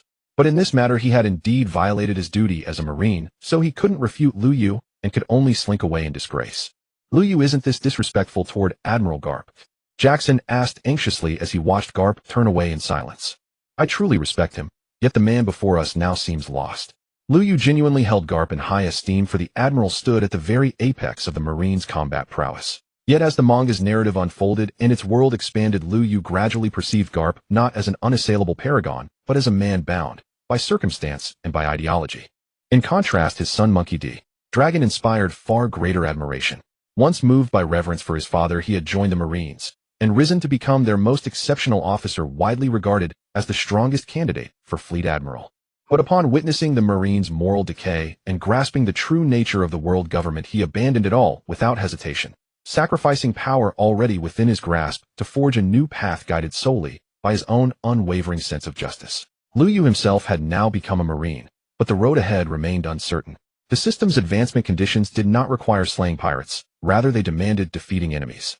Thus, should he choose the path of piracy, even the Marines would become adversaries and yield experience points. This possibility was precisely why he now contemplated his future course so carefully. Remaining with the Marines offered an excellent foundation, a prestigious institutional position, secure, stable, and enduring. Given his extraordinary abilities, promotion was inevitable, eventually rising through the ranks to Rear Admiral, then Vice Admiral, and perhaps even Fleet Admiral. After today's colossal battle, a promotion from Marine Headquarters seemed all but certain. Advancement is universally welcomed, yet within the Marines, ascending the hierarchy often meant becoming little more than a watchdog for the Celestial Dragons. Was a kind of formidable. Yet even he endured reprimands from the five elders. Was Kizaru mighty? Still he remained subject to their command. Having been reborn and endowed with such a potent external system, Liu Yu would never stoop to serve as anyone's lackey. Yet abandoning the Marines would instantly brand him a traitor in the eyes of both the world government and the Marine command, leaving piracy as his only viable path. The DNF system undoubtedly amplified Liu Yu's capabilities significantly, but just how far that enhancement extended remained unknown. Should the Marines and the world government unite against him, survival itself would become arduous. Faced with such uncertainty, he truly had no clear answer. I'll wait a while longer, observe the potency of newly acquired skills, then decide. This was Liu Yu's quiet resolve. For the rest of that day, he and Jackson remained by Locke's side until nightfall, then departed together. Returning to their shared dormitory, the three were roommates. They found chaos reigning within. During the daytime battle, Whitebeard's Gura Gura Nomi had wrought devastation across all of Marineford. Even the residential district behind Marine Headquarters suffered considerable damage. With no choice, they tidied up as best they could before retiring. Having fought relentlessly all day, rest was imperative. Without it, exhaustion would soon overwhelm them. At dawn the next morning, the Marines' assembly bugle echoed across the island. Prisoners from Impel Down had staged a mass breakout. The Marines bore full responsibility for recapturing them. Indeed, this crisis was the decisive reason why Fleet Admiral Sengoku chose to end the war immediately upon Shank's arrival. The battle against the Whitebeard pirates had already exacted a staggering toll. Engaging the Red Hair pirates next would inevitably escalate casualties further. And even if they triumphed over Shank's crew, they could not subdue Shanks himself. A futile endeavor, thus unworthy of time or effort. Every Marine Vice Admiral, Rear Admiral, and Captain was dispatched. They would fan out across the Grand Line to track down the escaped convicts. Liu Yu, in recognition of your outstanding performance yesterday, Fleet Admiral Sengoku has approved your promotion to Lieutenant Commander, and Jackson's to Ensign. You will accompany me on this pursuit mission. Tsuru approached Liu Yu and Jackson. Lieutenant Commander. Ensign. Both voiced their surprise simultaneously. Liu Yu because the rank felt unusually high, Yu Jackson because he hadn't expected promotion at all. Jackson, however, privately thought Liu Yu's rank somewhat modest. Given yesterday's feat of eliminating renowned New World pirates single-handedly, how many captains stationed at Marine Headquarters could match him? Yet both had begun as ordinary enlisted sailors. This sudden leap to commissioned officer rank was meteoric, leaving little room for complaint. Thank you for the organization's mentorship, Liu Yu replied earnestly. Tsuru paused, struck by the odd phrasing. Let's depart. We must move swiftly. Those fugitives are likely already churning the seas into chaos. Without further hesitation, Tsuru urged them onward. At this moment, nothing mattered more than setting sail to recapture the prisoners. Yes, Vice Admiral Tsuru. Liu Yu and Jackson answered in unison. Following Tsuru, they soon reached a large warship. where they also encountered the dozens of Marines who had fought alongside them the previous day. Before boarding, Tsuru turned back. These men served with you yesterday. I've personally reassigned them to your direct command. Thank you, Liu Yu said sincerely. He truly appreciated Tsuru's gesture. Though now a lieutenant commander, he had commanded no troops. With these dozens of men, he was no longer alone. Moreover, having fought side by side in battle forged bonds of trust, making them more likely to obey his orders without question. The warships swiftly departed Marineford. Under Tsuru's command, they sailed toward the Spring Queen City, guided directly by permanent compasses issued by Marine headquarters. 40 warships set out simultaneously, each assigned to one of 40 nearby islands, to maximize speed and efficiency in apprehending the largest possible number of fugitives. Thanks to the warship's speed and the ability to traverse the world gates to Judicial Island now in ruins, their voyage to the Spring Queen City proved remarkably swift. Upon arrival, Tsuru immediately sprang into action. Her Kinbunshiku Haki enabled her to detect hidden convicts with uncanny precision. During the operation, they unexpectedly encountered several individuals, Lucci and Kaku along with the rest of CP9. Tao Rabbit regarded the CP9 agents with detached indifference. Her primary mission was to apprehend fugitives from Impel Down, and she well understood that these CP9 operatives were merely scapegoats, conveniently thrust forward by Spandam to obscure the Judicial Island's catastrophic failure. Liu Yu, however, grew visibly animated upon learning they were here. I currently lack elite combatants, and these individuals are mercenaries who serve faithfully in exchange for tangible rewards. They would make ideal recruits.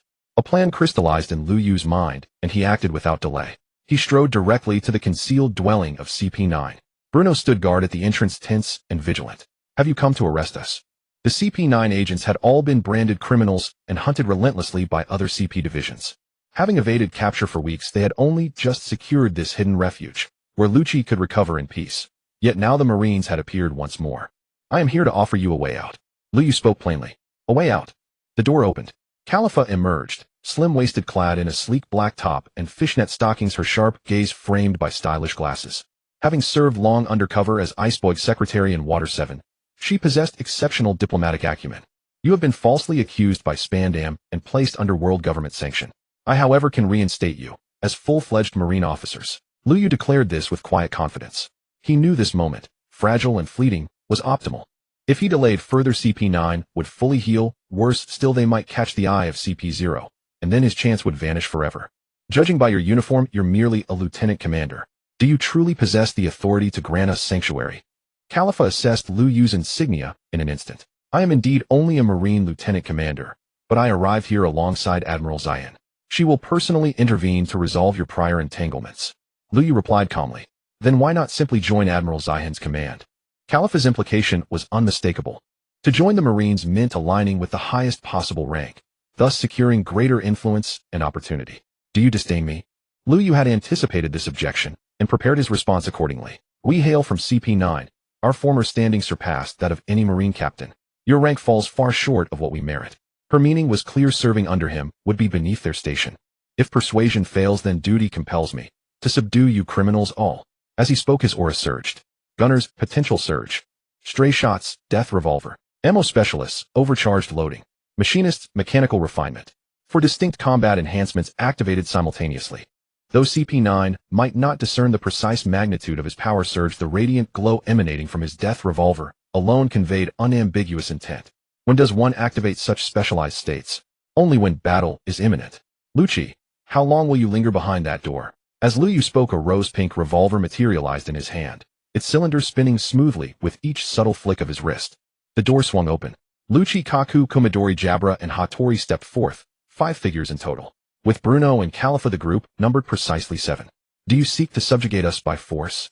Lucci's opening question struck at the heart of the matter. Given your caliber, if you cannot demonstrate commensurate strength, would you truly expect our loyalty?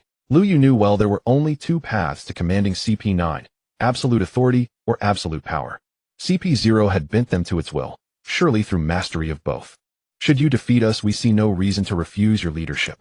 Lucci acknowledged their dire straits. Jabra had even contemplated joining the Mafia, a telling testament to their desperation. Acceptance by the Marines offered salvation, and they welcomed it. Yet Liu Yu's rank fell short of their expectations. In this impasse, only his personal prowess could sway them. If he proved himself formidable, they could rise with him. Temporary rank disparity mattered little. But if he resembled Spandam, untrustworthy, inept, they would reject him outright. Your injuries, Have they truly healed? Liu Yu asked. The Straw Hat crew had access to world-class physicians and extraordinary constitutions. Following the Eni's lobby incident, they'd endured the Thriller Bark Arc, the Sabaody Archipelago, and the Summit War, all while recovering steadily. CP9, by contrast, remained holed up in Spring Queen City, a telling sign their wounds had yet to close. Their injuries lingered not only due to severity, but also to critical delays in medical care. After escaping Eni's lobby, the Straw Hats received immediate treatment from Water 7 citizens. CP9 suffered the opposite fate. Slandered by Spandam, they fled in haste. Kaku, grievously wounded, carried Lucci across vast distances on foot. Every member walked the entire length of the sea railway to reach Spring Queen City, only to find no qualified physicians, nor even funds for basic treatment. Khalifa took menial cleaning jobs. Hattori resorted to theft. Through sheer grit and piecemeal effort, they barely sustained themselves. It was precisely this tenacity, this fierce devotion to one another, that made them worthy of recruitment. Had they remained mere emotionless killing machines, Liu Yu would never have trusted them. Follow me. Liu Yu turned and walked toward the shore. The CP9 members exchanged glances, then collectively turned to Lucci. He steadied himself and stepped forward. He would no longer let his comrades endure hardship on his behalf. Marine amnesty offered a lifeline. Should Liu Yu prove unreliable, they could always realign with higher-ranking officers upon reaching Marine headquarters. Watching them fall into step behind him, Liu Yu's lips curved faintly upward. Their compliance signaled genuine possibility, and the demonstration awaiting them would leave no doubt in their hearts. Under Liu Yu's lead, a large group swiftly arrived at the seaside. Why the seaside? Because the technique Liu Yu intended to employ could only minimize its collateral impact over open water. What exactly do you intend to do by bringing us here? Lucci gazed at the desolate stretch of coastline, devoid of docks, and his confusion deepened. Initially, he had assumed Liu Yu meant to escort them directly to a marine warship. After all, Liu Yu was merely a low-profile lieutenant commander, just one man. Only aboard the warship, leveraging the Marines' numerical superiority and the formidable strength of their rear admiral, might they stand a chance of subduing him. Yet now Liu Yu had led them to this remote, uninhabited shore, utterly devoid of ambushes. Look over there. Liu Yu raised his hand, pointing toward the open sea. Lucci and the CP9 agents followed his gaze. In the next instant, a colossal emerald-hued metallic mass plummeted from the sky. The CP9 agents, unfamiliar with the object, dismissed it merely as an enormous iron slab. But the moment it struck the sea, a cataclysmic explosion erupted, violent, deafening, and blinding. A towering mushroom cloud surged skyward. A tsunami-like wave surged ashore, crashing violently against the coast. This spectacle left every CP9 agent stunned into silence. Even Lucci, renowned for his unflappable composure, stood frozen, eyes wide, and forehead beaded with cold sweat. Moments later, Lucci finally regained his senses. He swallowed hard, then turned slowly toward Liu Yu. This was your doing. He had witnessed no gesture, no incantation. Yet clearly only Liu Yu could have orchestrated such devastation. If I deployed this quantum blast bomb against you, how many salvos could you possibly endure? Liu Yu offered no reply, only posed the question in return. How many salvos? One would obliterate them thrice over. Rob Lucci pledges unwavering allegiance to Lord Liu Yu. Lucci straightened his posture and bowed deeply, profound, reverent, sincere. We pledge our allegiance to Lord Liu Yu. Every CP9 agent mirrored his gesture without hesitation. Lucci had long been their anchor, their moral compass and strategic center, and now they had all beheld Liu Yu's terrifying power, though none yet knew whether he had summoned that weapon alone. The fact that he commanded it rendered it indisputably his power. In such a moment, hesitation held no place. Excellent. Liu Yu nodded, satisfied. With these 7 now under his command, he possessed a compact yet exceptionally capable fighting force. Though Liu Yu mastered 4 distinct combat disciplines, in daily practice he regarded himself foremost as a long-range artillery specialist, a sniper and bombardier. Thus he required frontline warriors who could shield him, precisely what CP9's elite operatives were trained to do. At that very moment, a warship emerged on the horizon, gliding steadily toward shore. It was Rear Admiral Tsuru's vessel, drawn here by the shockwave of the blast. She already harbored suspicions, but seeing Liu Yu standing calmly upon the shore confirmed her astonishment. Though she hadn't witnessed the detonation firsthand, the sheer magnitude of its aftermath spoke volumes about its apocalyptic force. Recalling the Summit War, where Liu Yu had never unleashed anything remotely comparable, she realized anew just how profoundly this young man concealed his true depth. Rear Admiral Tsuru. Liu Yu turned, waving casually toward the approaching warship. It drew near, but not fully, for this was no designated port. Still, the dozen meters separating ship and shore posed no obstacle for a Marine Rear Admiral, no more challenging than crossing a speed bump. With a single effortless leap, Tsuru alighted onto solid ground. That disturbance, was it your doing? Tsuru glanced first at Lucci and the others, then fixed her gaze on Liu Yu. I just acquired a new technique, and naturally wished to test it. Tsuru of course did not believe a word. They are CP9 agents, currently wanted fugitives of the world government, correct? She wasted no further inquiry on his technique. Lu Yu's penchant for concealment had been evident even during the Summit War. She knew better than to press. What intrigued her instead was why he'd chosen this moment, and this place, to unveil such overwhelming power. They are merely scapegoats, discarded by their superiors. Lu Yu replied evenly. Rear Admiral Tsuru. These 7 have pledged to join the Marines under my command. Might you assist in expunging their criminal records? Lu Yu made no pretense of deference. He had spent 3 days aboard her ship, strangers on day 1, familiar allies by day 3. First meeting, awkward; second, easier; third, effortless. By now their rapport flowed like seasoned comrades. You intend to recruit them? Tsuru's brow lifted, genuinely surprised. True, they were now fugitives, but she knew their origins well. CP9 ranked lowest among CP branches, yet stood uniquely apart from CP0 itself. Its members were selected solely for extraordinary talent, elite covert operatives, each honed to razor-sharp precision. Should any one of them join the Marines, he or she could rise to match Lu Yu's own stature, and the most gifted among them might one day ascend to high naval command. And yet Lu Yu had secured their loyalty so effortlessly. At that thought, Tsuru turned abruptly toward the sea. That earlier detonation, could it have been staged, not as destruction but as demonstration, to awe them into submission? She had already pieced together the truth. Assisting you poses no difficulty, but if I expend effort only to furnish you with 7 exceptional subordinates, am I not rather disadvantaged? Tsuru acted under direct instruction from Vice Admiral Kureha to observe, assess, and understand Lu Yu. Thus, though Lu Yu resided aboard her vessel, she imposed no undue restrictions. Fully aware he would not remain indefinitely. Now, having recruited 7 supremely talented operatives, while she gained nothing in return, she deemed it only fair to gently test his resolve. Sister Tsuru, we're practically family. His tone shifted, playful, teasing, almost flirtatious. Look at you, radiant beauty, personified kindness and grace woven into every line of your being.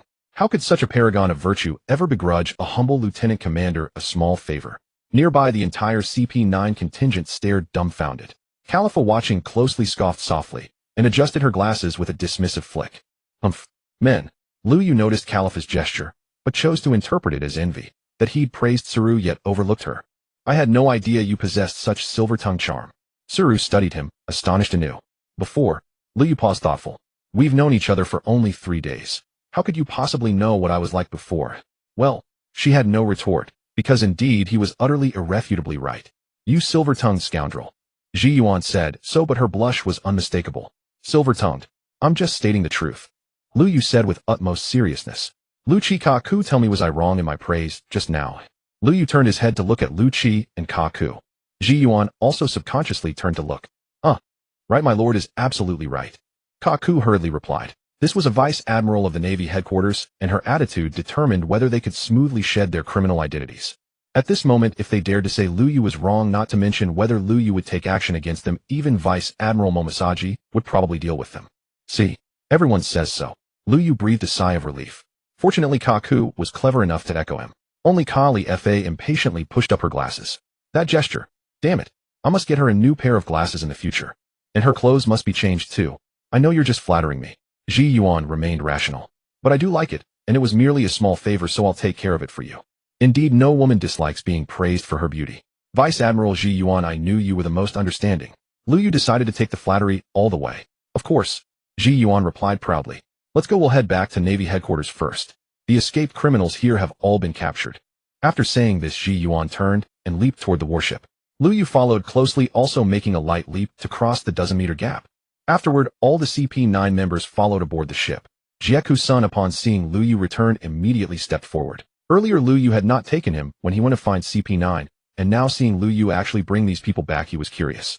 Now seeing that these 7 individuals could effortlessly leap over a dozen meters from the shore to the ship, he realized that their strength was formidable.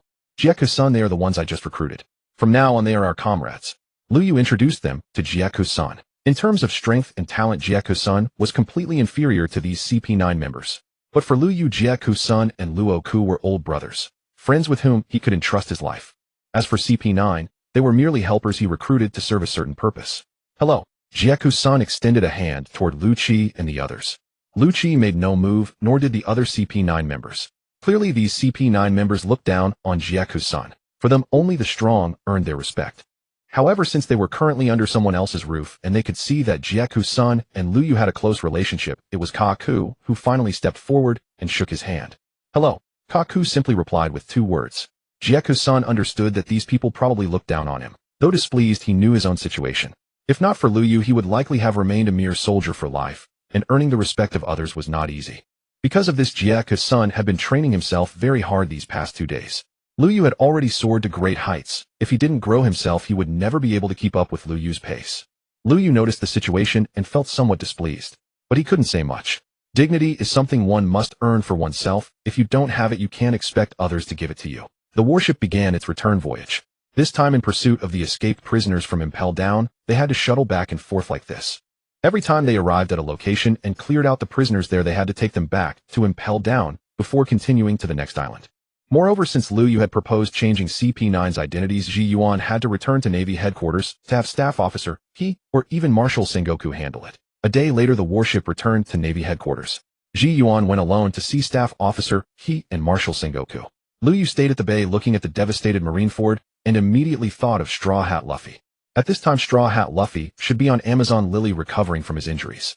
In a few days, he would come back supposedly to pay respects to Ace and also to pass a message to his crew. If Lu Yu wanted, he could tell Sengoku, who would then deploy troops in advance. Even if Rayleigh accompanied Luffy, they would surely be defeated here. But Lu Yu didn't want to do that because he had no reason to. He had no grudge against Straw Hat Luffy, and whether Luffy lived or died was irrelevant to him. On the contrary, if he spoke up, it would only arouse Sengoku's suspicion. After all, under normal circumstances, it would be impossible for Straw Hat Luffy to return to Marineford. If something completely unreasonable could be accurately predicted, how could Sengoku, with his personality, not be suspicious? In just over 2 hours, Momosaji Ji Yuan returned. She brought Sengoku's appointment. The 7 CP9 members were assigned as 7 ensigns under Lu Yu's command to act on his orders. Moreover, Sengoku had specially dispatched a warship for Lu Yu. Let me command a warship alone to sail out. Lu Yu was somewhat surprised. Previously, the Navy headquarters had deployed 50 large warships as defense against the Whitebeard pirates. Several were damaged in the war, and the remaining were dispatched on missions the day after the Paramount War ended. Subsequently, more warships were summoned from the Grand Line and various branches around the world, aiming to send more people to pursue the escaped prisoners from Impel Down. 3 days later, new warships arrived, leading to the situation where Lu Yu was also assigned a warship. Now the situation around the world is very chaotic. Escaped prisoners from Impel Down pirates from all over and many newcomers are emerging. Ji Yuan explained in detail. Everyone the Navy headquarters could send out has already been sent. Even Marshal Sengoku and Staff Officer he will have to go out soon. My warship will accompany Staff Officer he to patrol some dangerous waters. There's an extra warship here, and it's just right for you to lead a detachment and set sail. Everything Ji Yuan said was arranged by Staff Officer he. If Lu Yu were alone, she would be worried. But now Lu Yu had just recruited CP9, greatly enhancing his combat strength, making it entirely feasible. Faced with the order issued by the Marine Fleet Admiral Lu Yu had no way to refuse it. He selected a medium-sized warship and brought along the dozens of Marines and CP9 agents who had originally been under his command. In addition, Locke returned along with over a dozen sailors who had come from the hospital. The total number of Lu Yu's team barely reached 65. A warship for 65 people. Though it was only a medium-sized vessel, it was undoubtedly a Marine unit with a relatively small crew. The warship sailed out of the harbor of Marineford and headed toward the entrance of the Grand Line. The area Lu Yu was responsible for this time was located near the entrance to the Grand Line, specifically a region close to Alabasta. During the voyage, the expert contract effect Lu Yu had previously obtained wore off. In other words, he could no longer use skills beyond his own level. Level 36. This level is still too low. Having experienced the power of level 40 skills, Lu Yu was naturally reluctant to lose the expert contract. But this was something he couldn't force. Major, ahead is Water 7. Should we dock? A Marine came to Lu Yu and reported. His words made Califa standing beside Lu Yu furrow her brows slightly. Water 7. The CP9 agents had once infiltrated this place for years to complete a mission. That period had a profound impact on them. After all, they were only in their 20s. The most vibrant and energetic years of their lives were spent in this very place. Do you have reservations? Lu Yu looked at Califa. All the CP9 members had boarded the ship. Lu Yu didn't bother arranging the others' tasks, but Califa had to serve as his secretary. Throughout the entire world of pirates, the number of secretaries who could surpass Califa could be counted on one hand. No. Califa's answer was decisive, but the evasion in her eyes was still clear to Lu Yu. Califa, how about you try on these glasses? Lu Yu took a pair of gold-rimmed glasses from his pocket. With Califa's height, appearance, and hair color, If she slightly changed her hairstyle, put on a white blouse, and wore the gold-rimmed glasses, she might truly exude the charm of a female mechanic. I've been wearing these glasses for years. Why should I switch to another pair? Khalifa originally wouldn't have minded changing the style of her glasses. But for some reason, she felt Lu Yu's insistence on changing her glasses had some ulterior motive. Alright, Lu Yu had no choice but to put the glasses back in his pocket. Let's skip Water 7. Other Marines are already responsible for that area. We'll continue toward Alabasta. Lu Yu had no intention of making things difficult for the CP9 members. Sending them back to Water 7 would inevitably lead to awkward encounters with the people they had deceived in the past. The warship maintained its original course, passing by Water 7 and continuing toward the region near the entrance to the Grand Line. Chief, Kaku suddenly jumped down from the mast. He had been observing from above. Have you spotted something? Lu Yu looked at Kaku. There's a pirate ship. Judging by the Jolly Roger, it seems to be a rookie pirate who has caused some minor disturbances recently. Kaku reported. Good. Lu Yu nodded and then stood up. He slowly walked to the bow of the ship, stood by the railing, and gazed at the distant sea. Soon a pirate ship appeared within his field of vision. Lu Yu didn't recognize the Jolly Roger, nor did he care who the captain was. They were just rookies with bounties of a few tens of millions at most. He raised his hand, and a purple laser cannon was set up. At this moment, Lu Yu urgently needed to gain experience to level up. Since it was confirmed to be pirates, there was no need to worry about who they were. Just blow them up. ZZZ. Boom. A laser charged and shot out fiercely. 1,000 meters away on the sea, the pirate ship was utterly destroyed before it could even understand what had happened. Lu Yu could feel that his level had increased again, now reaching 37. Perhaps some of the people on that ship survived, but they must have suffered heavy losses. Yet in the end, all they brought him was about 1 level's worth of experience. These rookies really were worthless. When Lu Yu turned around, the Marines were dumbfounded. But the CP9 members remained remarkably calm. Having seen Lu Yu use the quantum bomb before, they were not particularly shocked by the destructive power of the laser cannon. Or perhaps it was simply that their temperament was more composed than that of the other Marines. After all, they had been meticulously trained as assassins and agents since childhood. At that moment, Jackson, Locke, Lucci, Bruno, and the others came over from behind the cabin. Over the past few days, Lucci had been training rigorously while also guiding other CP9 members in their exercises. Locke, being a close-quarters combatant himself, knew that Lucci and the others from CP9 were formidable. Naturally, he wanted to learn from them, so he dragged Jackson along to join the training. The explosion just now had startled them, prompting them to come over. Jackson, you look off. Lu Yu looked at the group. Lucci and Locke were both panting, heavily drenched in sweat. But Jackson appeared perfectly normal, showing no signs of having exercised. Aren't I a bombardier? Jackson said, implying that since he was only responsible for throwing bombs, he didn't need to train.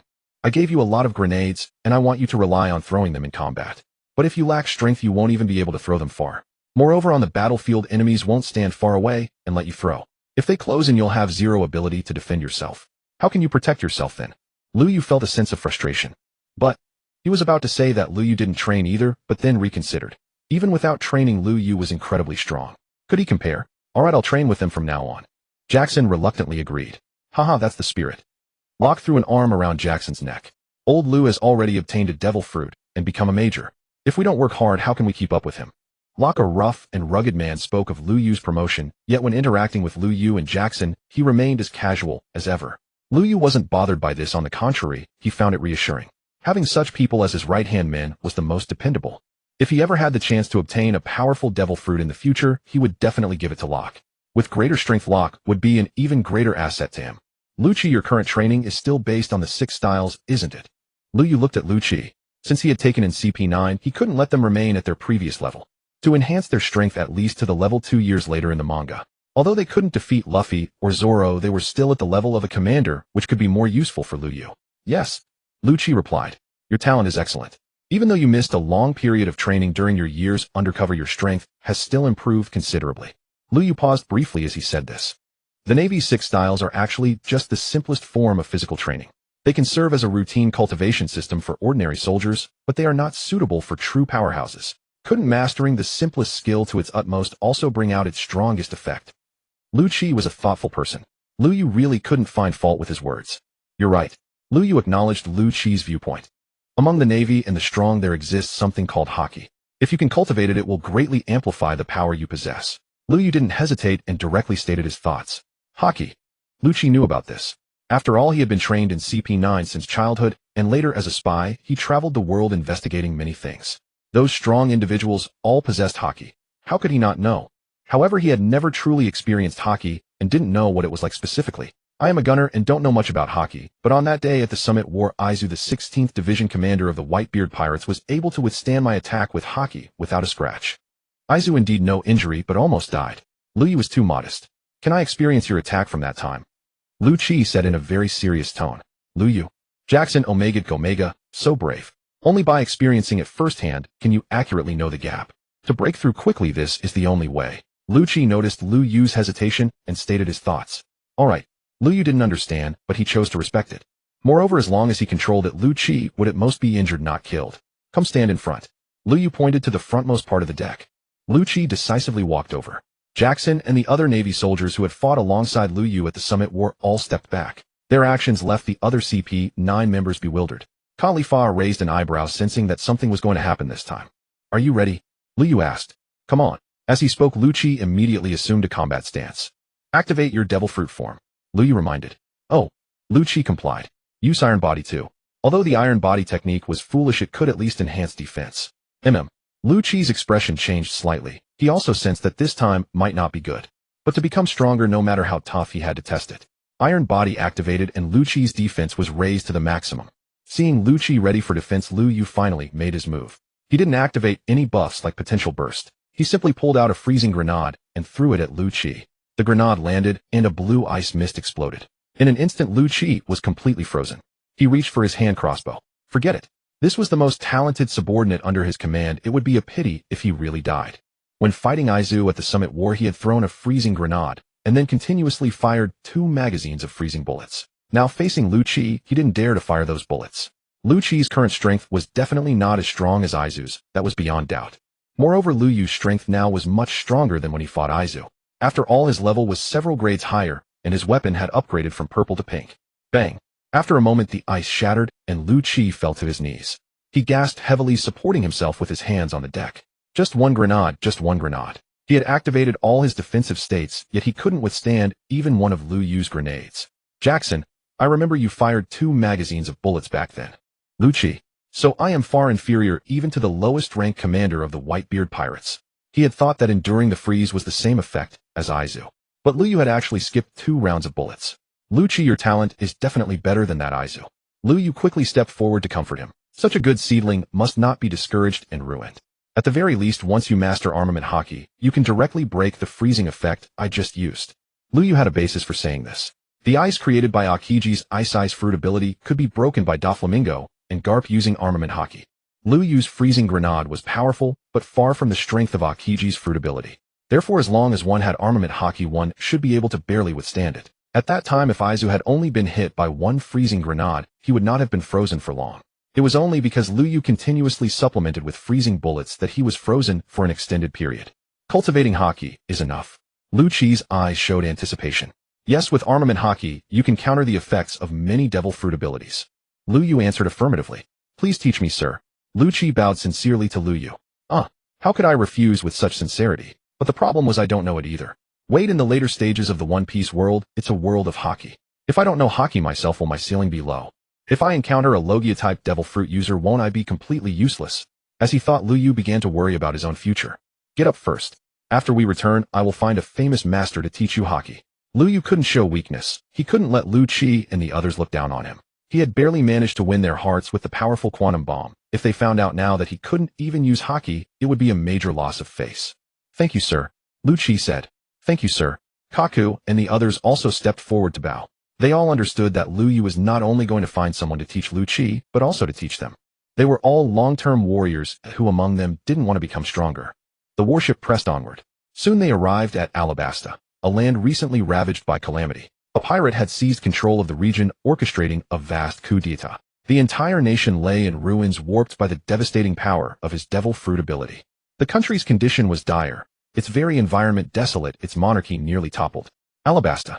Lu Yu stood at the bow, gazing toward the desert kingdom's coastal city. Lu Chi disperse and search for any escaped prisoners from Impel Down in the vicinity. And above all, act with restraint. If you encounter an opponent of formidable strength, withdraw immediately and report to me. Lu Yu had only just recruited these promising individuals. He could not afford to lose them to recklessness. Those who had broken free from Impel Down were no ordinary criminals. Many possessed extraordinary power. One might even stumble upon the Red Baron, and that would mean certain death. Understood. We shall proceed with utmost caution. Lucci replied solemnly. As former intelligence operatives, they obeyed their superiors' orders without hesitation or question. Take these. With those words, Lu Yu conjured dozens of grenades from thin air, green standard grenades, silver electrostatic grenades, and blue cryogenic grenades. Among them, the cryogenic grenades were the most valuable freezing targets. Solid, they granted both tactical escape routes and openings for decisive strikes. This? Lucci stared startled. Having once been struck by one of those azure grenades, he knew firsthand their terrifying potency. Yet now Lu Yu offered them so freely, dozens at once. I don't have many left. Only 600 or so. I cannot give you too many. Take these as reserves. As he spoke, Lu Yu also briefed them on proper grenade protocol. Use the green ones opportunistically, the silver ones in critical moments, and reserve the blue ones solely for life or death emergencies. Hearing this, Lucci and the others exchanged bewildered glances. Nonetheless, discipline ran deep in their veins. Whatever Lu Yu commanded, they executed without question. Armed with the grenades, they swiftly departed the warship. Once they had gone, Lu Yu himself disembarked, accompanied by Jackson and Locke, as they set out toward Alabasta's capital. Why head to the capital? Merely idle curiosity, and a desire to meet Princess Vivi. In the original manga, she appeared early as little more than a gentle royal figure, bound closely to the Straw Hat crew, yet otherwise unremarkable. But everything changed with the emergence of Imu. Immediately upon revealing herself, Imu singled out Princess Vivi and Princess Shirahoshi as targets for elimination. During the World Government Summit, Princess Vivi became the center of global attention, her existence entangling with revelations of an ancestor bearing her uncanny likeness. Having already reached Alabasta, Lu Yu saw no harm, and much intrigue, in paying the capital a brief visit. Within half a day they arrived at Alabasta's royal city. Marines. What brings them here? The moment Lu Yu's party entered the capital, wary eyes turned their way. After Crocodile's betrayal, Alabastan's trust in both the Marines and the world government had plummeted, distrust now mingling with quiet apprehension. Crocodile, the very man who had plunged Alabasta into ruin, had served as one of the 7 warlords of the seas sanctioned by the world government. Why do the locals seem so hostile toward us? Jackson observed, puzzled. What then is the Marine Corps to you? Lu Yu turned, meeting his gaze. We are the righteous guardians of peace and order, the most revered force upon the Grand Line. Jackson declared, brimming with conviction. That is merely your perception, Lu Yu replied. What do you mean by that? Jackson blinked, utterly baffled. You'll understand. Once you've sailed longer, witnessed more. I won't explain further. Lu Yu knew full well only those who grasped the totality of truth could comprehend the true nature of the world government and the Marines.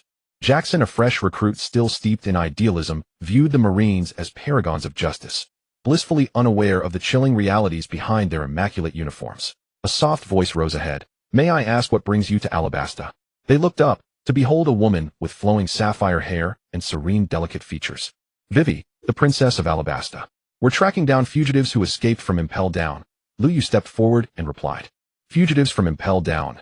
Vivi echoed, her mind instantly recalling recent reports. The prison breached, legions of convicts flooding the seas. Now every Marine unit across the globe was mobilized, scouring the world for those escaped prisoners. That a few Marines should appear here was hardly surprising. Princess Vivi, have any suspicious figures been seen near the capital lately? Lu Yu asked. Suspicious figures? Vivi paused in thoughtful silence, then shook her head. None. I am certain. No such individuals have appeared in Alabasta recently. Lu Yu nodded. Your Highness, might we sit down somewhere and speak at length? He shifted the conversation deliberately. Speak at length.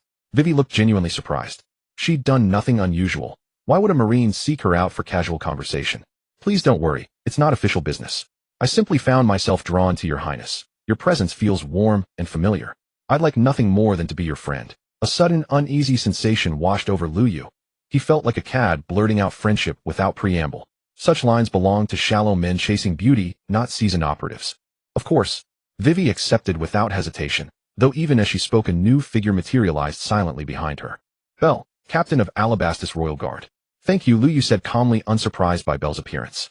His own behavior had been peculiar, a vigilance was only natural. They chose a quiet restaurant, neutral ground, unassuming and safe. Lu Yu engaged Vivi in light, effortless conversation, asking no probing questions, making no odd gestures, betraying no hidden agenda.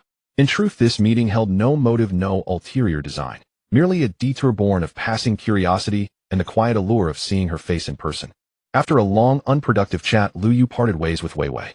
They settled in the capital for the night, planning to return to the port city the next day when an unexpected situation arose. In the dead of night, a soft knock came at the door.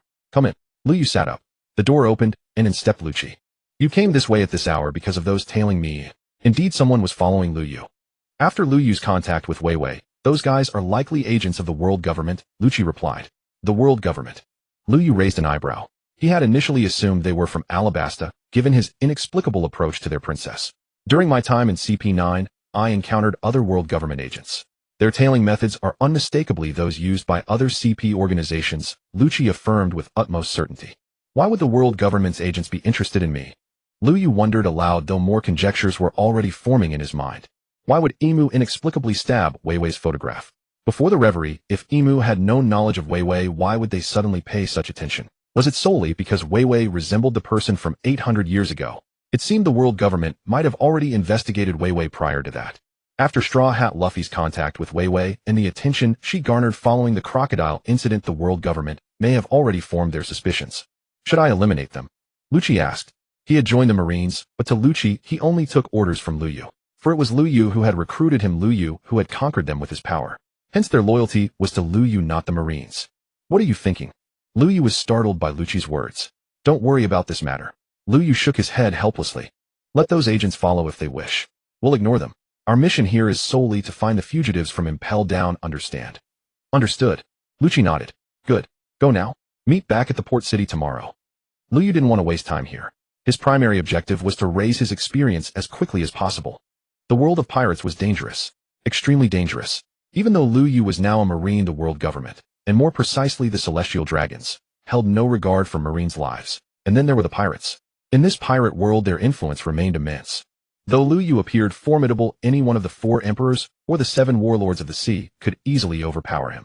The next morning, as if nothing had happened, Lu Yu returned to the port of Alabasta with Jixin and Loaka boarding the warship. Lu Qi and the others returned one after another, some bringing back 2 or 3 transformed Impel Down prisoners.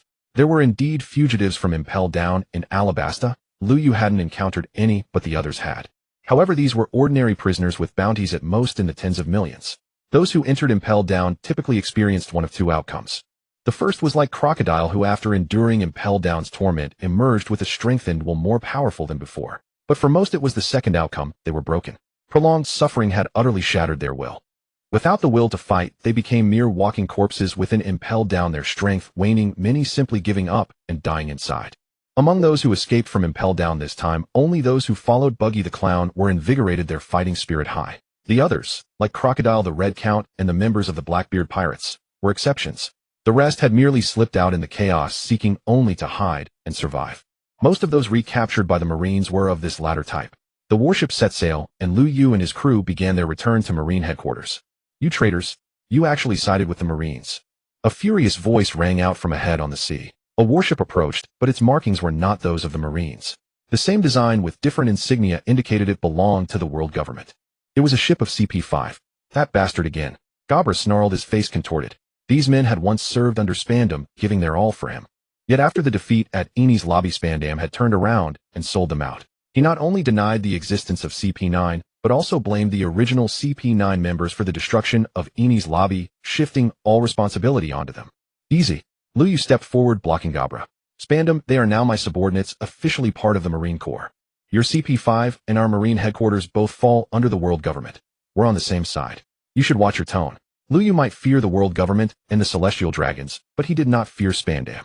For Spandam was nothing but a minor figure in the world government, and even his father Spandine, who had instigated the Eni's lobby incident, was merely a cowardly insect. You're just a lieutenant commander. Who are you to speak to me? Spandam, a typical bully coward before Marine admirals. When granted the authority of a buster call by an admiral, he would strut around arrogantly. Now he was only throwing his weight around thanks to his father's influence. I am a legitimate lieutenant commander of Marine headquarters, but you are merely the son of a CP5 director without any official position. What right do you have to speak to me? Those who show no respect deserve none in return. Well, a mere lieutenant commander who got lucky dares to look down on me, the supreme commander of CP5. Behind Spandam emerged a man as despicable as him, but with an added hint of malice. It was Spandam's father, Spandine. If you look down on me, then so be it. What will you do about it? Lu Yu felt no fear towards CP5. His current strength was indeed unremarkable, but only in relative terms. He could not afford to provoke the 4 emperors, the 7 warlords of the sea, the Revolutionary Army, or the world government itself. Yet among these the world government meant only the Celestial Dragons and CP0, the sole entities whose power and status surpassed his own. As for CP5, it belonged nominally to the world government structure, yet Lu Yu answered directly to the Marine headquarters. To the Marines, CP5 was but a minor faction, hardly worthy of deference. Boy, who stands behind you? Spandine had seen through it. No ordinary Marine lieutenant commander would dare speak to him with such audacity. Thus Spandine surmised that Lu Yu must have powerful backing. My patron, none other than Fleet Admiral Sengoku himself. Yes, Sengoku. Every Marine ultimately drew authority from the Fleet Admiral. If a Fleet Admiral refused to shield his subordinates, what purpose did his rank serve? The Fleet Admiral. Spandine faltered, stunned. He believed Lu Yu had influential support, but the Fleet Admiral himself? That strained credibility. Yet only the highest echelons of Marine headquarters possessed the authority to rescind his issued arrest warrants, and to reclassify Lucci and his comrades from criminals to Marines. By that standard, Lu Yu's claim of having the Fleet Admiral as his patron was in fact plausible. Such youth, already a Marine lieutenant commander, and favored by the Fleet Admiral. Your future gleams with promise. Spandine's tones softened markedly. Still, their actions implicate vital secrets of my CP organization. We must take them into custody. Pray do not interfere. Spandine had known beforehand that Lucci and his team had been commissioned into the Marines. Yet he still arrived with his forces, because he too stood under powerful patronage. They are my subordinates. You expect me to stand aside while you seize my men. Lu Yu's voice dripped with scorn. Unlike certain inept superiors, I do not blame my subordinates for failures, or sacrifice them as scapegoats to evade personal accountability. You. Spandam lunged forward, finger jabbing toward Lu Yu. But before he could utter another word, Spandine seized his arm and halted him. Some truths were best left unspoken. No matter how scathing Lu Yu's words, Spandine could not allow his incompetent son to become the target of public reproach. This mission comes under direct orders from CP0's commanding officer. Spandine's true patron, the greatest pillar of his influence, was none other than Saturn, one of the 5 elders. Yet Saturn paid no mind to trivial matters, nor would he stoop to clean up the messes of an insignificant subordinate like Spandine, or his reckless son. Still, Spandine leveraged his tenuous connection to Saturn to commandeer auxiliary support, and CP0 was the force he had secured this time.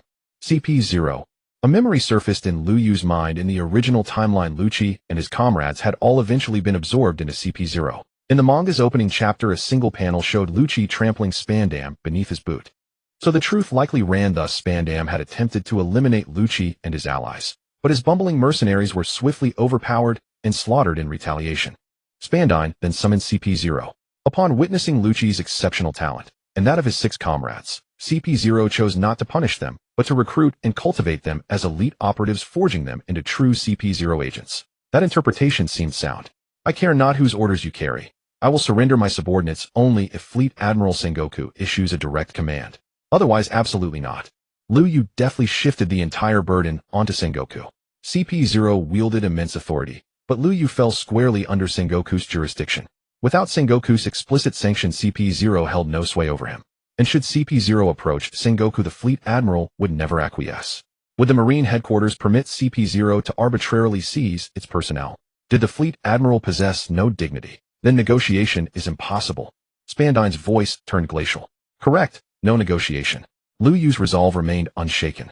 Very well, I shall have no choice but to act against you. Spandine knew this was his final chance to extricate his son from calamity. He would leverage CP0's might to forcibly reclaim Lucci and his comrades.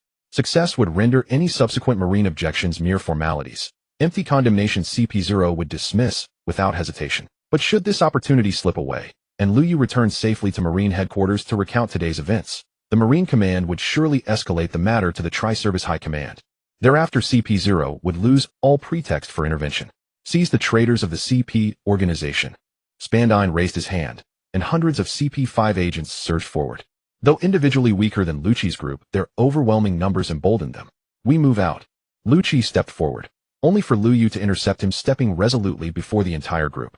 Gunnery specialist, anti-tank cannon. A massive firearm materialized in Lu Yu's hands. A cerulean shell shrieked forth, striking the lead CP5 agent mid-leap. Lu Yu had long suspected that defeating any confirmed enemy, regardless of identity, would yield experience. Today offered the perfect chance to test that theory. Boom. The shell detonated, launching over a dozen CP5 agents suspended mid-air as they vaulted across the chasm between the 2 warships straight into the sea. Some were torn limb from limb, others suffered critical injuries and collapsed unconscious. Few survived intact, and fewer still retained combat capability. Gunnery specialist, M137 Gatling gun. 6 rotating barrels spat torrents of fire. Dozens among the charging ranks crumpled, plunging into the water. A soft, imperceptible chime echoed, audible only to Lu Yu. His level ascended. Level 3-8 in skills and 1. Knee strike in 2. Airborne shot in 3. M137 Gatling gun 4. RX 78 pursuer in 5. Silver bullet in 6. Spinning kick in 7. Tread shot in 8. M3 flamethrower in 9. Airborne shovel in 10. Aerial firing 11. Instant kick in 12. BBQ in 13. G14 grenade in. Equipment divine tier weapon adapts to profession in pet non-carrying capacity 164 kilograms increases by 3 kilograms per level. Feeling his cultivation rank rise, Lu Yu launched his attacks with renewed fervor. While pirates abounded across the One Piece world government soldiers far outnumbered them. It was now confirmed whether pirate or world government agent, any confirmed enemy yielded experience points, making Lu Yu's ascension markedly easier henceforth. After the Gatling gun came the M3 flamethrower and focused incendiary launcher. Finally, the grenade cannon reduced the opposing warship to shattered debris. A single warship carried over 1,000 soldiers, yet only 200 or 300 remained alive adrift upon the open sea. Behind Lu Yu stood dozens of Navy officers stunned into silence by his devastating barrage. All knew Lu Yu possessed overwhelming firepower, but this assault surpassed even his prior barges in sheer density. Worse still, the targets were not pirates, but agents of CP5, fellow constituents of the world government. At the very least, they were allies, or so it seemed. None realized that in Lu Yu's eyes they were nothing more than walking reservoirs of experience. Slaying those hundreds propelled Lu Yu straight to level 39, just one level shy of restoring his strength to its post-Marineford war peak. Quantum detonation bombs, aerial support drops, and napalm grenades loomed within imminent reach. He drew his laser cannon and leveled it squarely at Spandine and his son Spandam below. "No, you cannot kill me," Spandine cried out desperately. "We are allies. We serve the same world government. You have no right to massacre us." Spandine no longer cared about covering up his son's misdeeds. He craved only survival. Everything else had become utterly irrelevant. "Lieutenant Lu, I admit my grave error in this matter.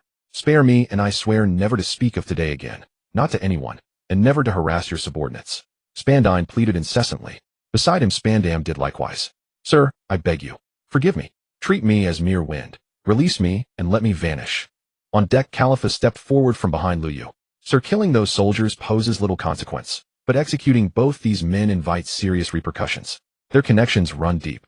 As his secretary, it was her duty to flag potential complications, even if she privately relished the prospect of seeing Spandam humiliated. Yet eliminating a CP5 director and a former CP9 chief outright would trigger severe political fallout. Most critically, they had already surrendered. Clashes between allied factions were tolerated, casualties incurred during combat raised no eyebrows. But slaughtering surrendered foes, that would be impossible to justify before higher command. "Oomph." Lu Yu snorted coldly and retracted his laser cannon. A pity, he'd missed level 40 by a hair's breadth. He mused inwardly, were their experience yields truly so meager? Hundreds slain, and he'd gained only 2 levels. Granted, higher tiers demanded exponentially greater experience, but at his current rank, mid-30s, it defied logic that such carnage yielded so little advancement. Was it because they were nominal allies? Or were they simply weaklings? Lu Yu cast a contemptuous sidelong glance towards Spandam and Spandine. That disdain deepened visibly. "Let's return to Marine headquarters," he declared, and strode without hesitation toward his cabin. He could no longer be bothered with such refuse. His warship cut boldly across the waves, passing directly beside CP5 agents floundering helplessly in the water. Whether those agents survived, and how many, held no weight in Lu Yu's thoughts. 2 days later, the vessel docked at Marine headquarters. Captured prisoners were transferred by designated Marines to temporary holding cells awaiting accumulation before transfer to impel down. "Lieutenant Lu Yu, Admiral Sengoku requests your presence." A Marine approached Lu Yu. "The Admiral?" Lu Yu's brow furrowed faintly. Could it be that the Spandine affair has already reached him, and he means to hold you accountable? Jackson asked anxiously. "If so, we could. This concerns none of you," Lu Yu interrupted Lucci flatly. "Do nothing. Simply wait here, calmly and patiently." With that, he turned and walked resolutely toward the Marine headquarters building. Restoration of the Marine headquarters tower had already commenced, though unfinished. Most administrative zones were fully operational. Guided by the Marine, Lu Yu soon arrived outside Sengoku's office. The Marine knocked once. The voice within answered promptly. "Enter." The door swung open, yet the Marine remained motionless at the threshold. Lu Yu entered without pause. "Lieutenant Lu Yu of Marine headquarters reporting to the Admiral." Protocol demanded formal deference before the Navy's Supreme Commander. "So, you're the young officer who slaughtered hundreds of CP5 agents 2 days ago." Sengoku lifted his gaze. his hair now starkly silver in stark contrast to the jet-black locks he'd worn just weeks earlier at the Summit War. Defeat at Marineford, the fall of Impel Down.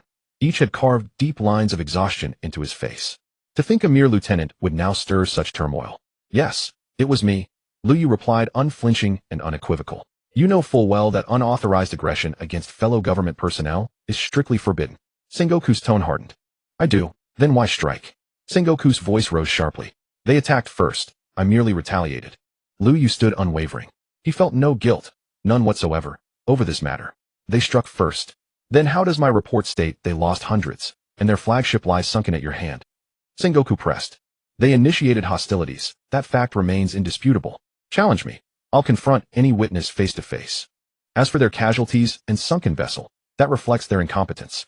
To provoke conflict without the strength to prevail is suicide. Their deaths were self-inflicted. How can you possibly sound so righteous? Sengoku bristled. Righteous. I am justified. Therefore I speak with conviction. You slew hundreds, and claim righteousness. By your logic, should world government agents next seek our heads, must we bind ourselves and offer our necks for the axe? You. Sengoku fell speechless, utterly disarmed by the retort. Sengoku had no choice but to refrain from reprimanding Lu Yu, for this was an inevitable matter. It concerned the interests of the entire Marine organization. If today Sengoku blamed Lu Yu over the conflict between Lu Yu and CP5, and Lu Yu's remarks were to be spread, then all Marines would be dissatisfied. The Marines had always held an extremely high position within the world government. Apart from the Celestial Dragons, organizations like CP and the Army Defense Force could not compare to the Marines. The world of pirates was one where the ocean surface was vast, and almost every country in the world was an island floating on the sea. The Marines were the institution that connected all Marines across the pirate world. Now a member of CP5 had brought troops to intercept a Marine, and the Marines merely fought back. As the fleet admiral, the supreme commander and representative of the entire Marines, not only should he support the Marines against those CP5 scoundrels, but he would also blame his own men. Sengoku was a man with a strong sense of the bigger picture. He naturally knew the impact this incident would have on the Marines as a whole. You've openly embarrassed Fleet Admiral Sengoku. Shortly after Lu Yu left the Fleet Admiral's office, he encountered Staff Officer He and Momosaji. The two had previously sailed on the same warship to hunt down fugitives and happened to return today. I was only speaking the truth, Lu Yu said with righteous indignation. Right, those CP scoundrels usually engage in sneaky and underhanded deeds utterly detestable. If they dared to lord it over us, I would be the first to refuse. Momosaji stood firmly on Lu Yu's side in this matter. It was estimated that 80% of the Marine headquarters who learned of this news would unhesitatingly side with Lu Yu. As for the remaining 20%, they were not opposed to Lu Yu, but rather would consider more factors, worrying that his actions might displease the world government. Yet the next time they encountered CP members, they would absolutely not hesitate to clash with them. Right, I wouldn't stand for it either, Lu Yu said with a smile. You're just being cocky. Momosaji could see that Lu Yu was also someone who would push his luck. I've accepted a new mission to head to the New World, so I won't linger here, Lu Yu said. You're going to the New World? Momosaji was somewhat surprised, and beside her staff officer, he also frowned. A rookie Marine being sent to the New World was clearly an unreasonable arrangement. Fleet Admiral Sengoku's arrangement is for me to partner with Smoker to support the G5 branch, Lu Yu said. Smoker? That guy has been promoted to Rear Admiral, so entering the New World is fitting for him, but you're only a lieutenant commander. Momosaji had high hopes for Lu Yu. To be so young and possess such formidable strength with a pleasant personality. In Momosaji's view, if given another year or two to improve, Lu Yu might become a Marine captain, or even directly advance to the flag officer rank. If he was fortunate enough to awaken the 3 types of haki, he could even become a pillar of the Marines. Rank is not the issue, the key lies in one's own strength. Staff Officer He's perspective was different from Momosaji's. Kid, go ahead to the New World, but once there, try not to provoke those terrifying figures. First, get a thorough understanding of the place before deciding how to act. Staff Officer He was giving Lu Yu advice to help him survive better in the New World. Thank you for your guidance, Staff Officer He. Lu Yu said politely. Go on, Staff Officer He said. Then see you another day. With that, Lu Yu nodded to Momosaji and turned to leave. Leaving the Marine headquarters building and returning to the warship, he informed everyone of his intention to set sail for the New World, then steered the ship toward Mary Geos. As a Marine, crossing the Red Line was a simple matter. Arriving at Mary Geos, they could directly use the facilities on the Red Line to cross over it via air and swiftly reach the New World. After entering the New World, Lu Yu immediately contacted Smoker. Their mission this time was to cooperate with Smoker in supporting the Marines' G5 branch. It could be said that Smoker would directly become Lu Yu's immediate superior. Smoker's purpose in coming to the New World and the G5 branch was clear: to wait for Straw Hat Luffy to arrive and capture him. Smoker, one of the most tragic Marines in the pirate world. In the entire manga storyline, he was the first righteous Marine to appear. Before him, characters like Axehand Morgan and Captain Nezumi were scum worse than pirates themselves. Only when it came to Smoker did he appear as a fierce-looking man who was yet kind to ordinary citizens, a truly upright Marine captain. The first thing he did upon his debut was to crush the Straw Hat crew. If not for the intervention of Luffy's father, the Straw Hat pirates would have been annihilated by him. Almost everyone who watched One Piece initially felt that Smoker would become the second Garp, but later the plot suddenly changed. Smoker was completely relegated to a supporting role. While everyone else grew stronger, he, the strongest boss of the East Blue, remained stagnant. After entering the New World, he immediately suffered 3 consecutive defeats, defeated by Trafalgar Law, beaten by Virgo, and crushed by Doflamingo. How pitiful. Rear Admiral Smoker, I and my men have arrived in the New World. Should we proceed directly to the G5 branch to assemble, or go elsewhere? Luyu held a den mushy, speaking with Smoker. No need. Smoker replied. Many pirate crews have recently entered the New World. Intercept them as you see fit nearby. There's no need for formalities. Smoker was a pragmatist, disliking ostentatious displays. In that case, we'll station nearby. Luyu did not waste words. It was actually beneficial for him not to join Smoker, who would willingly take orders from another. If he went to Smoker now, he would have to act according to Smoker's arrangements. But by not going, he could act freely, only needing to occasionally report the latest status to Marine headquarters or Smoker. Suit yourself. Smoker said, then hung up directly. I assumed entering the New World would mean falling under someone else's control, yet here I am suddenly free. Luyu stared at the disconnected den mushy, his expression oddly bemused. Smoker's unrestrained, unorthodox temperament greatly appealed to Luyu. Freedom we have, but no one in the New World is ordinary. With our current strength, can we truly stand against its notorious pirate crews?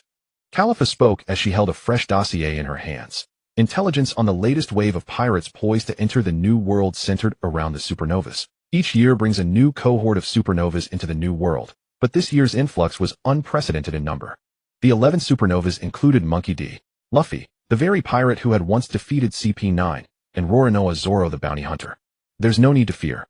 Old Lu has already thrashed the captain of Whitebeard Pirates' 16th Division, so whether it's supernovas or New World crews, none pose a threat unless they're Yonko tier. Jackson declared this with unwavering confidence, or rather with absolute faith in Luyu. Luyu merely shook his head wryly, offering no rebuttal, because in his own estimation only Yonko or Shichibukai-class pirates could truly endanger him. At level 39, his power already ranked among the highest within the supernova tier. Moreover, his crew was far from a solitary force. It included former CP9 agents, such as Lucci and Kaku. Recently, Luyu had manufactured vast quantities of grenades, equipping every Navy officer aboard the warship with 3 each. Jackson, however, carried dozens, far more than anyone else. Why impose such limits? It wasn't Luyu imposing restrictions. Rather, he discovered that grenade capacity was governed by the weight limit of his personal inventory space. At level 39, his inventory's maximum weight allowance stood at 167 kilograms, 334 gene, with each grenade weighing half a gene. Thus, Luyu could carry no more than 668 grenades in total. His ship's complement, including Lucci, numbered precisely 60 souls. 3 grenades per person amounted to 180 units. Yet Luyu never treated subordinates uniformly. Elite operatives like Rob Lucci and Kaku each received 10, 4 standard, 3 electrified, and 3 frost grenades. Jackson bore even more, a full 100, 50 standard, 30 electrified, and 20 frost grenades. The remainder remained secured within Luyu's personal inventory. Above all else, safeguarding that reserve was his cardinal principle. Though inventory constraints prevented limitless grenade deployment, several hundred well-placed detonations granted this crew terrifying tactical potency. Consider this: how could any man withstand 60 grenades exploding upon him at once? Only those wielding supreme armament haki, or possessing extraordinary devil fruit powers, could possibly survive. What concerns me now isn't our safety, but how best to cultivate you. Luyu gazed steadily at Lucci and the others. Originally, I intended to return to Marine headquarters and place you under Vice Admiral Tsuru's tutelage for 3-colored hockey training, or even seek out Instructor Zephyr directly. Yet instead, Fleet Admiral Sengoku has dispatched us straight into the New World. As Luyu spoke, Lucci and the rest fell silent, fully understanding his intent. In their view, Luyu's reassignment likely stemmed from prior clashes with CP leadership, though the Fleet Admiral issued no formal censure. Exiling them to this alien perilous realm amounted to a veiled form of banishment. Yet Lucci felt no resentment, only awareness that Luyu had stepped forward on their behalf. A commander willing to shield them had already earned their profound gratitude. Now seeing him burdened by guilt over failing to secure elite instructors stirred deeper devotion still. Sir, please don't trouble yourself, Califa said firmly. Even without master instructors, we will grasp the 3-colored hockey ourselves. Lucci stepped forward, voice resolute. Indeed, we shall master hockey with or without guidance. Kaku advanced beside him. Then Bruno, Jabber, Fukaru, and Kumadori followed in unison. All 7 former CP9 agents now stood united, demonstrating for the first time unwavering heartfelt allegiance to Lu Yu. You may explore the path yourselves, but having pledged to find you mentors, I will pursue that duty with utmost diligence. Lu Yu affirmed. For now, let us anchor at the nearest island and rest thoroughly. Later we'll deliberate further. Before Lucci could reply, Lu Yu signaled the warship to alter course, steering toward the closest landmass. This was a tropical island blessed with temperate serene weather. Though Lu Yu lacked precise intelligence on its identity, he confirmed it safe for temporary anchorage. Sailors disembarked, swiftly erecting tents for tonight's repose. Despite ample quarters aboard ship, landfall offered an irreplaceable sense of stability, distinct from life at sea. No matter how finely engineered the vessel or how comfortable its accommodations, constant motion rendered rest elusive. Thus, whenever islands appeared, crews invariably anchored to recuperate. First, supplies, especially freshwater, had to be replenished without delay. Second, genuine rest, deep undisturbed sleep, was vital. Locke take a few men inland to scout for water or sustenance. Scouting resources was the immediate priority upon landing. Understood. Locke responded, then gathered 5 comrades and vanished into the island's interior. Something feels off about this island, Lucci murmured, rising to gaze deep into its heart. No land in the New World may ever be taken lightly. Lu Yu nodded. Bruno followed discreetly. Lucci turned to Bruno, who saluted sharply and slipped after Locke. Watching Bruno fade into the foliage, Lu Yu gave a subtle nod. Dual-layered reconnaissance, light and shadow, ensured greater security. Lu Yu was still preparing dinner when explosions suddenly came from deep within the island. Rumbling. The explosions continued without cease. It was clearly the sound of grenades exploding. It's Locke and his men. Jackson stood up immediately. Lucci, Kaku, the 2 of you go to support them, Lu Yu said. Lucci and Kaku did not hesitate at all. They leaped up and flew toward the direction of the explosions. Using moonwalk, they crossed through the air. The rest of you prepare for battle and be ready for any unexpected situation. Having said this, Lu Yu also leaped up and stood on the highest point nearby. As a sniper and gunner, occupying the high ground is extremely advantageous. Because standing high allows one to see far, combined with ultra-long-range attacks, it enables more precise and effective kills. Soon Lu Yu saw the situation deep in the island. It was a large group of pirates charging toward them at great speed. At the front were Locke and the several marines he led. Lucci and Kaku had already engaged the pirates, and a fierce battle was underway. Where did so many pirates come from on this island? Lu Yu wondered. When they arrived, he hadn't seen any other ships nearby. Did they come from the other side of the island? He couldn't figure out the exact answer for a moment. But since there was no clear answer, he would deal with it in the simplest and most direct way. First, eliminate the pirates that suddenly appeared. With both hands grasping in the air, a laser cannon materialized in his hands. Charge. Fire. A thick laser burst forth violently. The intense energy instantly pushed everything ahead aside. The oxygen in the air was burning. When the laser cannon arrived, the pursuing pirates were instantly cleared, creating a gap. Wherever the laser passed, no pirate remained standing. Bang. An invisible light burst from Lu Yu's body, and his level immediately increased. Level 40. Lu Yu was once again able to use skills of level 40. Ding. Detected that the host has leveled up to 40. Awakening quest activated. Completely destroy the rule of the Warlord of the Sea, Don Quixote da Flamingo. Subquest: defeat any current Warlord of the Sea. The system notification came, leaving Lu Yu completely stunned. The system's awakening quest was actually issued at level 40. Most importantly, the quest required him to take on the Warlords of the Sea. There was a main quest and a subquest, which meant that the system's requirement was not necessarily to defeat Doflamingo. Defeating any one of the Warlords of the Sea would complete the awakening. But which of the current Warlords of the Sea could be easily dealt with? Besides Doflamingo, there were 3 other warlords.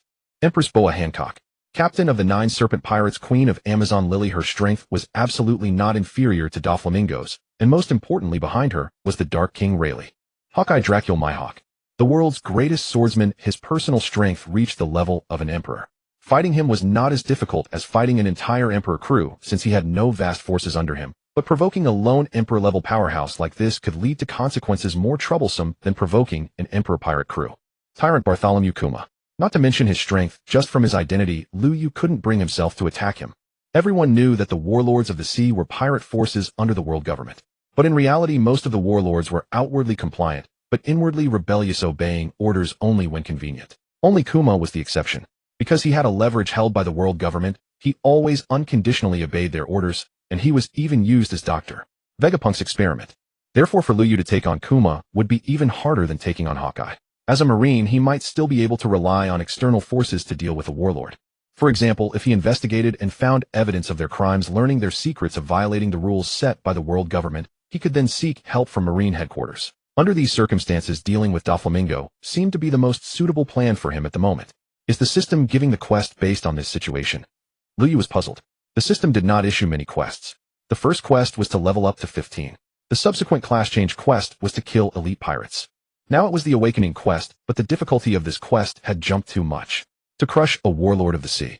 During the Summit War, Liu Yu had learned about the system's criteria for classifying pirates. For example, some captains of the Whitebeard Pirates' subsidiary crews were classified as elite pirates. But when it came to Little Oars Jr., he was classified as a small boss-level pirate. Based on these two, there should be 2 more levels below advanced pirates of an emperor's crew and ordinary pirates. Pirates who could survive in the New World were definitely a different level from those just entering the Grand Line.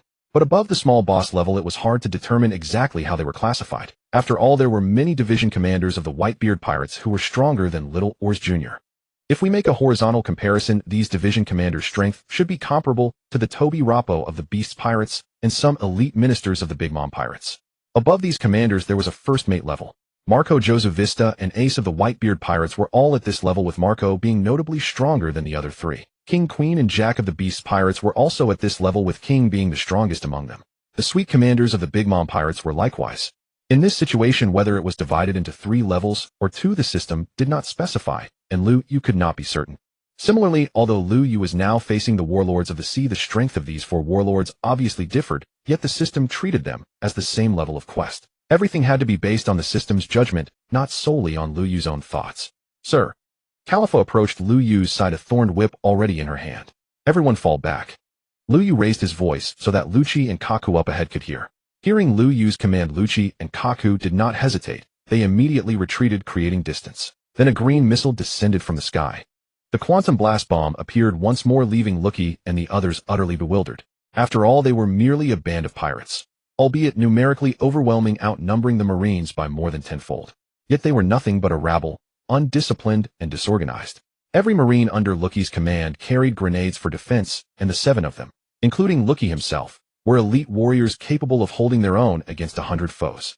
Most crucially, Liu Yu, a formidable artillery specialist, stood among them, making total victory not only possible, but effortless. Yet Liu Yu deployed his ultimate weapon without hesitation. As the quantum blast bomb detonated, hundreds of pirates vanished instantly into ash. At that moment, Liu Yu's level advanced by 1. Hundreds of New World pirates, yet only a single level gained. Reaching level 100 would prove truly arduous. This island must conceal some profound secret. Liu Yu descended from the heights and regrouped with the Marines. Jackson and Weiku, take 10 men and remain here to safeguard the warship. The rest will accompany me into the island's depths. Liu Yu sensed it. An unspoken truth, deeper mysteries awaited within. Perhaps this was Punk Hazard, a landmass situated just beyond the threshold of the New World near the G5 branch. Indeed, the Straw Hat Pirates' first port of call upon entering the New World had been Punk Hazard. According to the manga, Punk Hazard had once served as Dr. Vegapunk's research base, until the cataclysmic clash between Akainu and Kuzan transformed it into a grotesque dichotomy, one half a scorching volcanic wasteland, the other an icy glacial chasm. But presently Sengoku had yet to retire, and the fateful duel between Akainu and Kazan remained years away. The island still bore the lush, sun-drenched visage of a summer isle, and Liu Yu saw no laboratories or research facilities, rendering definitive identification impossible. The sudden appearance of pirates, and the system-issued mission, had sharpened his suspicion. That was why he now sought to probe deeper. Such a venture entailed genuine peril, contrary to Liu Yu's typically measured temperament. Yet if this truly was Punk Hazard, it might hold the key to dismantling Don Quixote Doflamingo. Trafalgar Law, the future Shichibukai, had yet to emerge. Punk Hazard remained unscathed by the ice and fire cataclysm. Still, according to canonical accounts, Caesar Clown had already returned in secret long before Akainu and Kuzan's confrontation, beginning his clandestine machinations on this very island.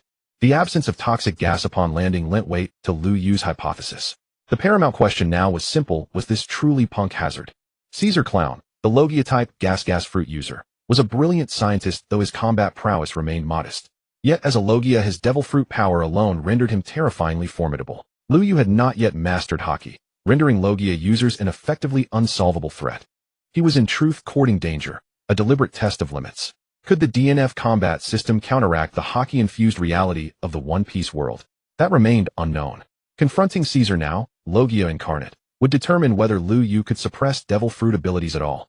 In truth, Logia users were the only adversaries Lu Yu genuinely feared. Even mythical Zoan types could be overwhelmed through sheer firepower drawn from the DNF system. The party soon advanced deep into the island and structures began emerging on the horizon, each new edifice reinforcing Lu Yu's conviction. Send word to Marine headquarters, report our findings, and request immediate reinforcement from Vice Admiral Tsuru. Lu Yu turned to Khalifa beside him. Why specifically request Vice Admiral Tsuru? Her tone carried unmistakable displeasure, a vague, inexplicable irritation.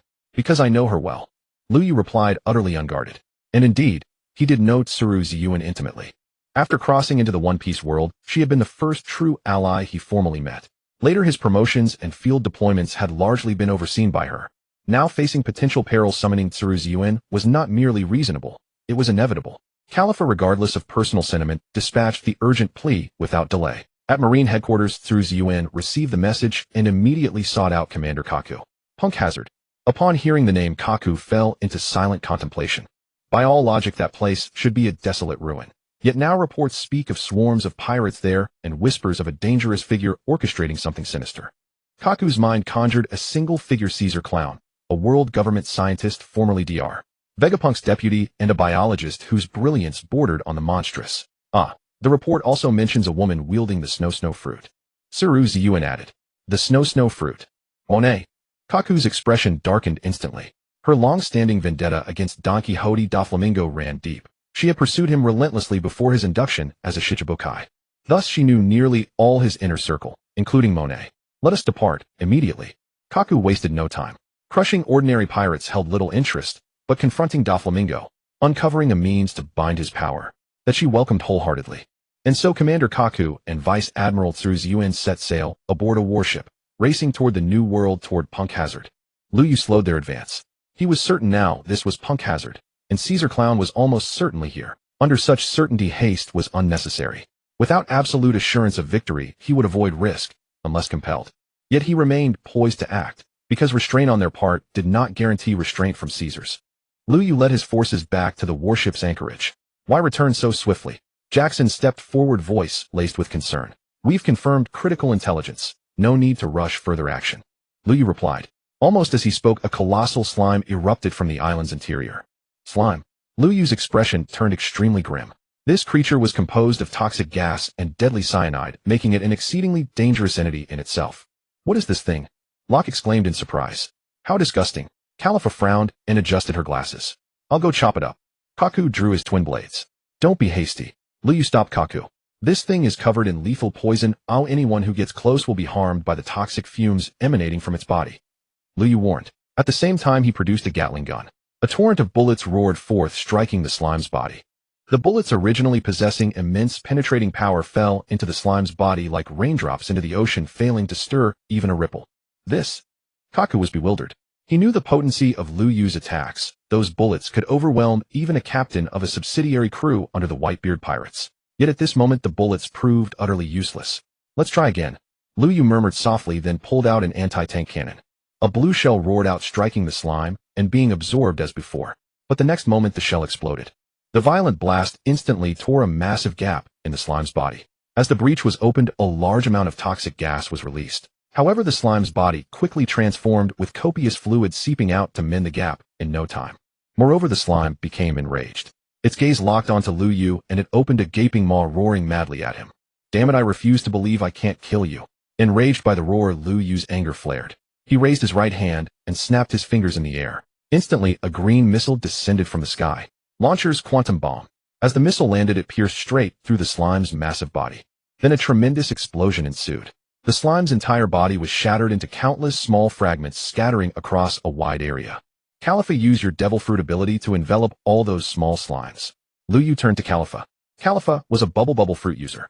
In the manga, the slime was defeated when Nami used a Weatheria rod to create a multitude of bubbles to trap it, and then Sanji kicked its core to pieces. Now Lu Yu had successfully shattered the slime with the quantum bomb. But whether the slime's core had been destroyed remained unknown. Moreover, even if the slime was dead, its remains still possessed extreme toxicity. If the poison were released, it would pose a grave threat to them. Hearing Lu Yu's command, Khalifa did not hesitate. She stepped forward, spreading her arms, and a torrent of bubbles radiated from her body. Immediately, the scattered slime fragments were all enveloped by the bubbles. Once encased, the toxic gases produced by the slime remnants were completely sealed, unable to escape. Afterward, Lu Yu carefully inspected the surroundings and confirmed that no slime core remained. It seemed it had already been destroyed. Charge. Kill these Marines. Anyone who dares set foot on this island will pay with their lives. The sound of fierce battle cries erupted from all around. Lu Yu swept his gaze across the area and saw 2,000 to 3,000 people surging toward them. Where did so many pirates come from? Lu Chi wondered. Lured here by Caesar. As he spoke, the Gatling gun reappeared in Lu Yu's hands. The machine gun roared, unleashing a torrent of bullets. The Marine soldiers also began to act. These dozens of Marines were mostly gunmen, the same ones who had fought alongside Lu Yu during the Battle of the Summit. Thus, almost everyone was now engaging in long-range sniping. However, the combined effect of their attacks paled in comparison to Lu Yu's alone. After the Gatling gun finished, the anti-tank cannon followed. No sooner had the anti-tank shell exploded than a laser cannon flashed. Behind the laser cannon came a focused flamethrower and a grenade launcher. At the same time, Lu Yu activated the buff of Death Revolver. The Ranger's moving shot was also unleashed. Under the enhancement of the Spitfire Silver Bullet, an overload reload, the attack lasted longer with more bullets and greater power. The enemy were numerous and charging from different directions, so they quickly closed in. Before entering melee range, there was one last wave of attrition. Everyone simultaneously produced a green regular grenade. Dozens of grenades were thrown in all directions, instantly blowing over 100 pirates to the ground. After the grenades, it was time for Lu Chi and the others to strike. Except for Khalifa, the other 6 CP9 elites charged forward, with Locke following closely behind. Locke was a muscular man naturally suited for close combat, but his strength was sorely lacking. However, recently he had been training with Lu Chi and the others, and his combat ability had improved somewhat. Most importantly, Lu Yu was providing support from the rear. Once in close quarters, he could no longer use the launcher's skills as they risked friendly fire. But Lu Yu had completed the job advancement for 4 classes. The launcher's skills were unsuitable for close range, but the ranger's skills were perfectly suited for melee combat. Spinning kick, instant kick, floating strike. Wild shot and multiple headshots were 2 skills that could produce devastating effects in close quarters. The battle was going well. With an overwhelmingly inferior number of fighters, Lu Yu and his team effortlessly suppressed the pirates. One could only say that in the world of One Piece, numbers truly held little significance. However, just as Lu Yu's group was engaged in battle, the surrounding environment began to change gradually. The temperature slowly dropped. White snowflakes began to fall from the sky. Seeing the snow, Lu Yu furrowed his brow. Punk Hazard's other Logia Devil Fruit user, the Snow Fruit user Monet. Lu Yu was not the only one aware of the environmental change. Lu Chi, who was fighting, soon noticed it as well. Then Kakugabara and the others. They all realized that a powerful entity was present in the vicinity and could no longer resist taking action against them. This island is getting stranger and stranger, Khalifa complained. But at that moment, Lu Yu was already contemplating many matters to come. The surrounding temperature steadily plummeted, evoking an oppressive, suffocating stillness. Lu Yu's gaze shifted forward, where a graceful figure began to materialize. Not the eccentric caricature from manga, green feathered wings sprouting from her back and eagle-like talons replacing her legs, but a stunning beauty, fair-skinned, exquisitely poised, with slender jade-like hands and snow-white thighs. Mona, Don Quixote da Flamingo's secretary, and the most beautiful woman of the Don Quixote family. Snow fell heavier with each passing moment.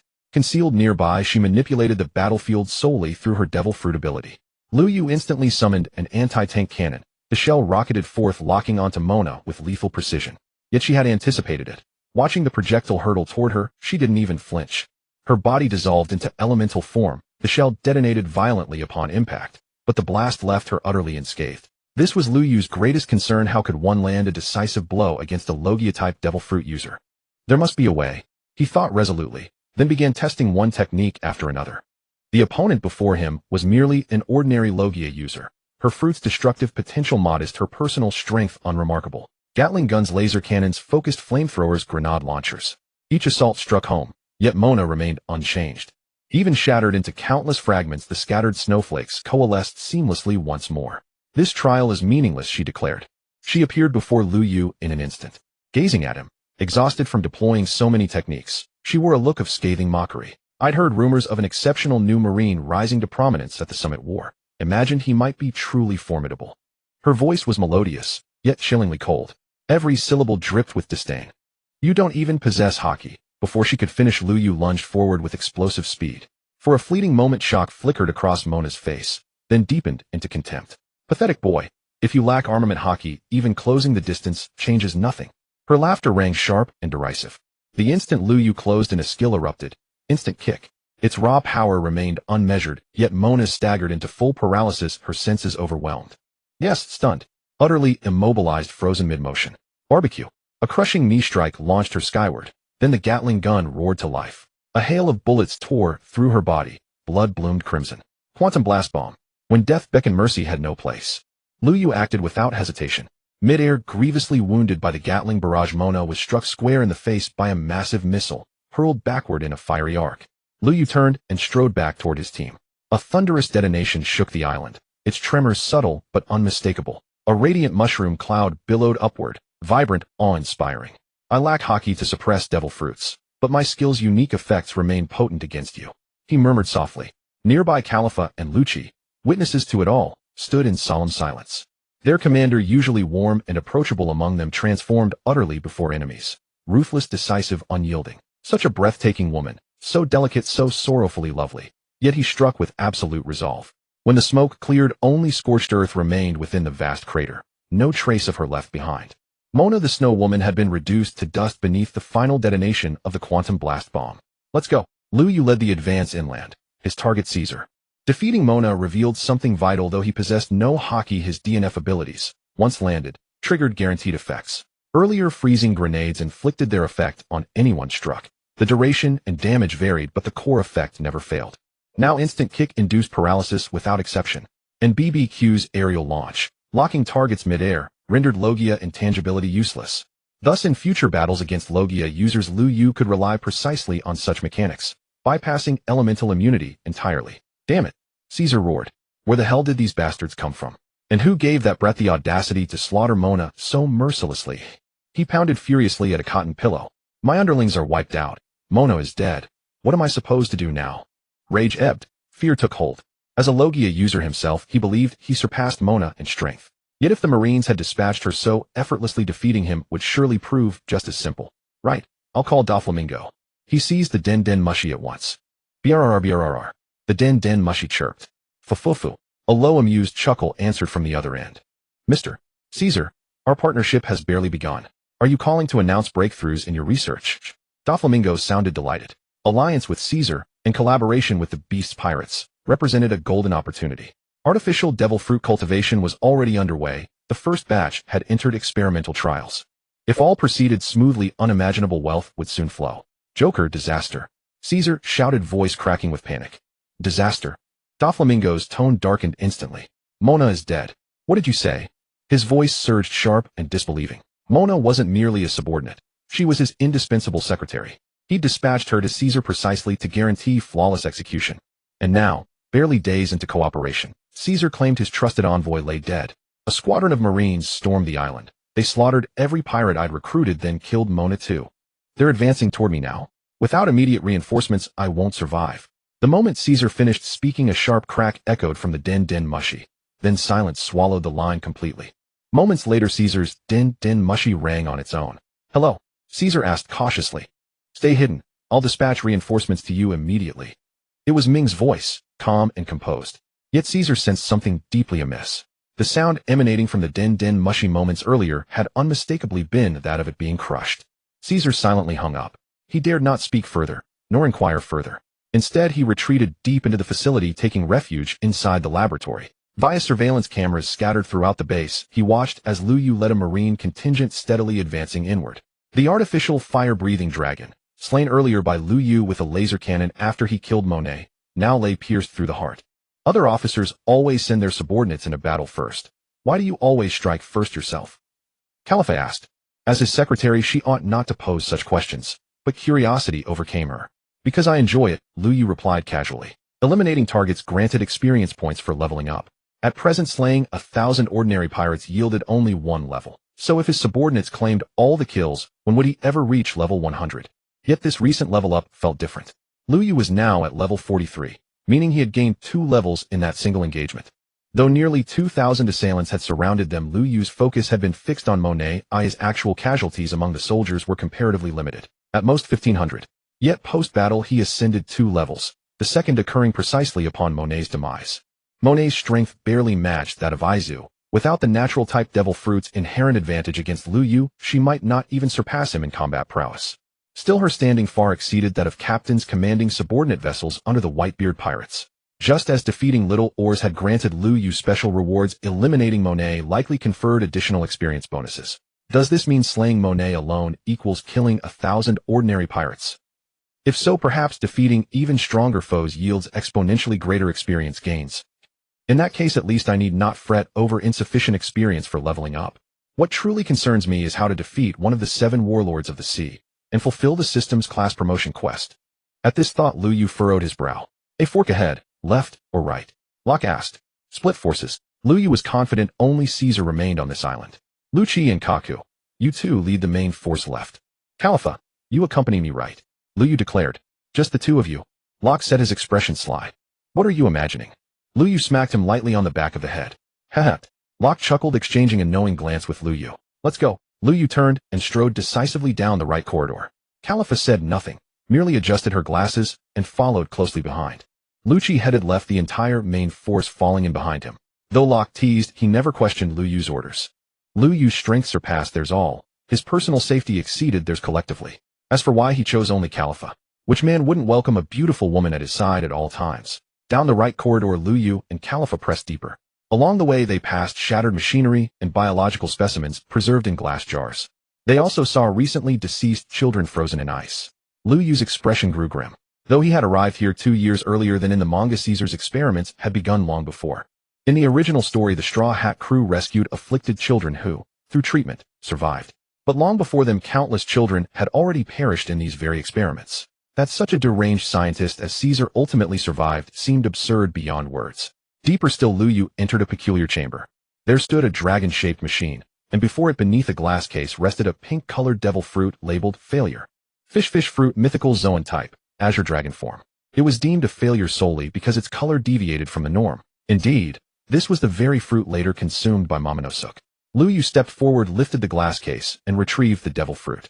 What a pity, Khalifa sighed. Why a pity? Lu Yu turned to her. It's a failure. If not, our team could gain another devil fruit user. Khalifa explained. This fruit's failure lies only in its altered hue, not in its power, Lu Yu clarified. Only the color differs. Khalifa appeared visibly stunned. How could mere chromatic deviation render it a failure? The devil fruit's essence resided in its ability. If the power remained identical, it was undeniably successful. Would Kaku's giraffe fruit cease being a giraffe fruit simply because his skin turned pink? So, how do you intend to handle this fruit? Khalifa asked. A mere color variation implied it remained consumable. An extra devil fruit user would undoubtedly strengthen their ranks. I haven't decided yet, Lu Yu replied, and with a casual flick of his wrist stowed it into his personal inventory. The azure dragon fruit, a mythical Zoan, ranked among the most formidable devil fruits ever recorded. Its defining trait was unparalleled versatility, flight, fire-breathing command over wind, rain, thunder, and lightning, and impenetrable dragon scales. Kaido's title as the hexagonal warrior owed much to this very fruit. Lu Yu, a marksman, faced an inherent vulnerability in defense. Even with the acrobatic close combat skills of a gunner, his core identity remained that of a ranged specialist, fundamentally distinct from melee-focused classes. Acquiring the azure dragon fruit would substantially fortify his defenses. Yet he hesitated, primarily due to the inherent drawbacks of devil fruit users, see aversion, vulnerability to Blackbeard's power, and more. Moreover, as a transmigrator, Lu Yu retained opportunities to obtain other devil fruits. His DNF marksman system provided the ultimate assurance. Thus, whether to consume this fruit remained undecided, for now. Taking the pink dragon fruit, Lu Yu led Khalifa back along the same path they had come. This road had reached its end, revealing nothing but dilapidated laboratories and garbage dumps devoid of any other sight. Meanwhile, Lu Qi and the others who had pressed deeper arrived in a vast chamber. Their several children were present, their condition no different from that of ordinary kids. The giantification effect had not yet manifested in them, perhaps because Caesar's research was still in its earliest stages. Either the experiments failed and killed them outright, or they remained as they were awaiting further testing. Loaka and Lu Qi had spent some time lingering here, but the main reason was a slight divergence in their actions between Loaka and Lu Qi. Loaka believed they should prioritize taking care of the children here, protecting them, and escorting them back to the warship. Lu Qi, however, only wanted to go deeper and find the one hiding in the shadows. Lu Qi was a man of absolute obedience. His eyes were fixed solely on the orders Lu Yu had given him, caring nothing for anything else. Loaka, on the other hand, was a standard young marine, filled with ideals, compassion, and justice. He could not simply abandon these children. It was precisely because of this entanglement that Lu Yu was able to arrive in time to reunite with them. Loaka take the children back to the warship. In Lu Yu's eyes, neither Loaka nor Lu Qi was wrong. It was simply a matter of two different kinds of people. How they would ultimately function depended on their future actions. All right. Luaka agreed, a smile involuntarily spreading across his face when he saw Lu Yu's support. Eat this. Lu Yu produced the pink devil fruit. The moment Khalifa saw it, she understood that Lu Yu's heart leaned toward Luaka. Yet she could say nothing, for Lu Yu and Luaka were brothers bonded by life and death experiences, while she and her companions were merely subordinates recruited by Lu Yu in their time of downfall. What's this? Luaka stared at the devil fruit, bewildered. You enjoy close combat and brawling. This fruit will strengthen your physical power. It suits you perfectly. As for the pink color, it was still better than having a woman eat it and turn into a muscular Barbie. Got it, I'll go back. Eat it now. Getting a devil fruit and not eating it only to be betrayed later. That had just happened on the seas not long ago. So if he decided to do it, he would do it immediately. After all, the devil fruit was meant for Luaka. Eating it now was fine. Why wait? All right. Luaka saw Lu Yu's serious expression and hesitated no more. He picked up the pink dragon fruit and took a huge bite, skin and all. As he swallowed the entire fruit, his body immediately felt a tremendous transformation. His already sturdy frame grew even more imposing, his muscles solid and powerful. The next moment his body began to change, gradually turning into a pink giant dragon that filled the entire vast chamber. The oppressive aura of the dragon was palpable to everyone. Lucci, Kaku, Khalifa, and the others were all astonished. On the seas, the only powerhouse with a dragon form was the so-called strongest creature, 100 Beasts Kaido, one of the 4 emperors in the New World. Did the commander already know the true nature of this devil fruit? Khalifa thought to herself, growing even more awed by Lu Yu. Few on the seas could grasp the secrets of devil fruits, and each of them was exceptionally special. Transforming back from the dragon, Luaka returned to his human form. He gripped Lu Yu's shoulders with immense excitement. This is a dragon form, right? Is it a mythical Zoan devil fruit? Both were marine elites who had survived the Summit War, so they knew the classifications of devil fruits. Among all devil fruits, mythical Zoans were extremely rare and invariably powerful. This devil fruit is a replica of 100 Beasts Kaido's azure dragon fruit, Lu Yu explained. 100 Beasts Kaido. Luaka was even more shocked. This fruit has some flaws, but it still possesses considerable effects. A decent boost for you. Lu Yu said. Hey, flaws don't matter. Even if it only has half the power of that azure dragon fruit, that's still fantastic. Luaka clapped Lu Yu on the shoulder. Not everyone has your luck to master such a powerful devil fruit ability. For someone like me, if not for your help, I'd probably be a grunt for life. Luaka spoke casually. The main reason he could accept Lu Yu's gift with peace of mind was that he thought Lu Yu's gunslinger abilities were from a devil fruit. It was common knowledge that a person could only eat one devil fruit in a lifetime. Since Lu Yu couldn't eat it himself, he had to give it to someone else, and giving it to him made it easy to accept. Moreover, Lu Yu had said it was a replica with possible flaws, which made him even more at ease. They were brothers who had faced death together. Wasn't mutual support natural? All right, hurry back now. Remember to protect the children. Lu Yu reached out and patted Luaka's shoulder. Got it. Luaka agreed, then immediately turned and led the children and over half of the Marines away. After Luaka and the others had gone far, Khalifa murmured softly beside Lu Yu. You're really good to Luaka. During the Summit War, if it weren't for him, I might have died. Lu Yu's words silenced Khalifa. During the Summit War, the newly transported Lu Yu had relied on the protection of Luaka and Jackson to get through his initial confusion. Especially Luaka, who had led several men to stand in the front line. The others died, and only he survived by sheer luck. Even a drop of kindness should be repaid with a gushing spring. A life-saving grace. Giving a devil fruit was nothing in comparison. Moreover, when he later saw that Luaka had blocked Virgo protecting Jackson and the Marines on the ship, he felt even more fortunate to have given the fruit to Luaka. Turning around, he looked at the only passage ahead. Let's go. We're going to find that evil scientist Caesar. Lu Yu took the lead and walked forward. Lucci, Khalifa, and the others followed closely. In the deepest room of the underground complex, Caesar was going mad. Mingu, why haven't you sent reinforcements yet? If you don't come soon, I'm dead. As they delved deeper, Lu Yu and his companions soon arrived at the final room. All the other doors were wide open, but this one was tightly shut. Lu Yu glanced at Kaku beside him.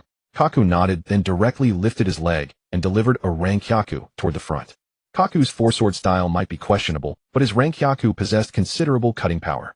The iron door of the room was slashed by his Rankyaku instantly, leaving a massive gash. The moment the gash appeared, a wisp of purple smoke seeped out from behind the door.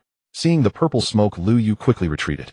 He assumed a stance as if shouldering a cannon, and a laser cannon materialized in his hands. Charging then firing. A thick beam of light burst forth, completely obliterating the iron door. There was no one inside the room, only thick clouds of gas. Everyone fall back. Lu Yu warned as a flamethrower appeared in his hand. Seeing that his companions had retreated far enough, Lu Yu squeezed the trigger. A focused jet of flame erupted, colliding with the gas. The gas and flame met instantly, triggering a violent explosion that engulfed the entire room. The innermost chamber of the building was shattered to pieces and cracks began to spread across the structure. Run! Lu Yu turned and fled. Lu Qi and the others did not hesitate, sprinting at full speed. You bastard, knowing it would cause a gas explosion, you still used fire. Caesar appeared behind them, no longer in his Logia form, but in human shape, running frantically. When the gas explosion sent flames racing along the gas, if he stayed in his gas form, the explosion would inevitably chase him. No fire. Then how about some ice? As Lu Yu spoke, a blue grenade appeared in his hand. What's that? Caesar had a bad feeling. Bang! The grenade hit the ground, instantly generating a layer of icy mist. Caesar was unaware of the existence of freeze grenades, but he had seen Lu Yu's group toss ordinary grenades and shock grenades earlier. So he instinctively dodged. This time the icy mist did not cover his entire body, only touching his lower half. The moment it made contact, his feet were frozen solid. Damn it! Caesar immediately sensed trouble. Behind him the flames were rapidly spreading toward him while he was frozen. Without a second thought, he transformed into his gas form and flew swiftly through the air. But as he flew, a faint trail of gas lingered behind him. The flames from the explosion touched this trail of gas and instantly raced after him. You bastard! Caesar, seeing the flames chasing his exhaust, no longer dared to fly. He shifted back to human form, ready to sprint again. But the moment he landed, another blue grenade dropped. What the hell? His composure shattered. Lu Yu controlled the pace, always staying just a short distance ahead of Caesar. Whenever Caesar tried to use his gas abilities, Lu Yu would sprint farther ahead. When Caesar switched to human form, Lu Yu would throw a freeze grenade. In this relentless tug of war, they soon reached the exit. After emerging, Lu Yu did not flee far. Instead, he stood guard at the entrance, pulled out the focused flamethrower, and sprayed it toward the doorway. Caesar, who had barely escaped to this point, was completely trapped inside. The flames finally burst out, and Lu Yu quickly dropped to the ground as they erupted. A pillar of fire shot into the sky, and a figure gradually coalesced. You little brat, I'll never forgive you. Caesar roared. He was covered in burns. Even his hair was gone. He raised his hand and snapped his fingers. A quantum bomb descended from the sky. Caesar, still cursing at Lu Yu, didn't have time to react before a massive green missile slammed into his face. His entire body throbbed with pain. But at that moment, he recalled the scene of Monet's death. Driven by a fierce will to survive, he endured the agony and transformed his body into its elemental form. Once elemental, the quantum bomb passed through him, landing on the ground and erupting into a visually stunning mushroom cloud. That was close. Having narrowly escaped death, Caesar gazed at the massive crater below, filled with relief. Get the hell down. Suddenly, a pair of long pale legs appeared in the air, and a fist slammed directly onto Caesar's head. Having just survived, Caesar plummeted from the sky, crashed into the ground, and lost consciousness. Lu Yu looked up the length of those legs, and finally identified the newcomer. Qi Yuan. Lu Yu's face lit up with excitement. Wasn't this the very Peach Rabbit Qi Yuan he had called for reinforcements before the mission? He had searched room after room in the base for hours, never expecting her to actually arrive for support. Cuff him. Qi Yuan tossed down a pair of sea-stone handcuffs. No, not needed. Lu Yu didn't take the cuffs. He stepped forward, stomped his right foot on Caesar's body, and drew his revolver. Lu Yu, seeing this, Peach Rabbit immediately sensed something wrong. But it was too late for her to intervene. Lu Yu pulled the trigger, firing a continuous stream of bullets, each one striking Caesar's head. The effect of Death Revolver triggered repeatedly, enhanced by the Silver Bullet enchantment, making the attack devastating. Already unconscious, Caesar was further locked in a state by Lu Yu's skill mechanics. A full magazine of bullets ensured his death. Lu Yu, what are you doing? Peach Rabbit Qi Yuan came directly to Lu Yu, looked down, and saw Caesar was dead beyond any doubt. He was already defenseless. Why did you have to kill him? Qi Yuan stared at Lu Yu in confusion.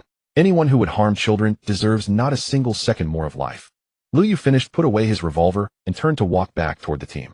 Back then Lu Yu said nothing, but who knew he felt so strongly about this? Khalifa remarked. Only she and Lu Yu had seen the bodies of the dead children. What happened? Qi Yuan approached and asked Khalifa. The children we rescued were only a small part. Many more had already died in agony from Caesar's experiments. Khalifa replied. There were children who died. Peach Rabbit's expression grew solemn. She had thought that some children had been poisoned and were rescued, but she never imagined there were deaths. Their bodies have been buried forever with this base. Khalifa adjusted her glasses, then turned and followed Lu Yu. Lu Yu executed the gravely wounded and unconscious Caesar on the spot, much to Momonga's surprise. Upon learning the reason behind his action, she harbored no intention of reprimanding him. In fact, her admiration for him deepened. A righteous hatred of evil. Such a virtue is truly commendable. Moreover, Lu Yu's pose as he stepped atop Caesar and fired. How strikingly elegant. Indeed, the marksman wanderer class inherently embodies charisma and visual allure. Much like the sword soul of the ghost swordsman, its very essence lies in sheer breathtaking magnificence. Returning to the shore, they found the scene markedly altered from when they had departed. Momonga's warship was anchored nearby. Commodore Kaku stood aboard Liu Yu's vessel, with a contingent of Marines while medics tended to numerous injured personnel. What happened here? Liu Yu hurried forward, and there he saw the wounded Jackson. It was them. Locke pointed emphatically toward the shadow beneath the nearby sails. Following Locke's gaze, Liu Yu spotted 3 new figures standing there: Virgo, Baby, 5-0 and Buffalo. These were 3 enforcers of the Don Quixote family, one of them even ranked among its highest-ranking officers. The sight of them instantly clarified how Jackson and the others had sustained their injuries. Liu Yu drew his revolver and aimed squarely at Virgo. These 3 must not be killed. Momonga rushed forward to restrain him. They are vital witnesses. If they perish, we lose all means to formally indict Don Quixote da Flamingo. Momonga urged calmly. Liu Yu holstered his revolver. He well understood that slaying Virgo now would be unwise, but he needed to make his stance unmistakably clear. For only by doing so could he forge a legitimate pretext for confronting da Flamingo later. Momonga, might you teach me, and my comrades, the art of hockey? Liu Yu asked. Of course, she replied without hesitation. Thank you, he said, then turned back to watch over Jackson. In the hours that followed, Liu Yu meticulously reconstructed the sequence of events shortly after they had entered the base. Virgo had suddenly appeared on the shore. As a Marine Vice Admiral, he aroused no suspicion among Jackson's group, leaving them utterly unprepared when he closed in and launched a sudden brutal assault, grievously wounding several within moments. Fortunately, they carried cryo grenades. At the critical moment, Jackson hurled one from his hand, temporarily immobilizing Virgo. Then the remaining mobile Marines coordinated precisely, each tossing a grenade in rapid succession, effectively locking Virgo down for an extended duration.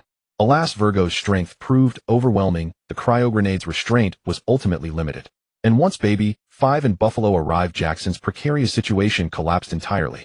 Fortune intervened. Locke returned, transforming instantly into a colossal pink dragon to block Virgo's advance. Meanwhile, the other Marines armed with grenades successfully contained Baby, 5 and Buffalo. They held the line until Momonga and her fleet arrived. Are you all right? Liu Yu asked, concern etched across his face as he looked at Locke. I'm fine. Locke pounded his chest vigorously, only to erupt into a violent coughing fit. Clearly, the pink dragon fruit's formidable defensive power had shielded him from Virgo's onslaught.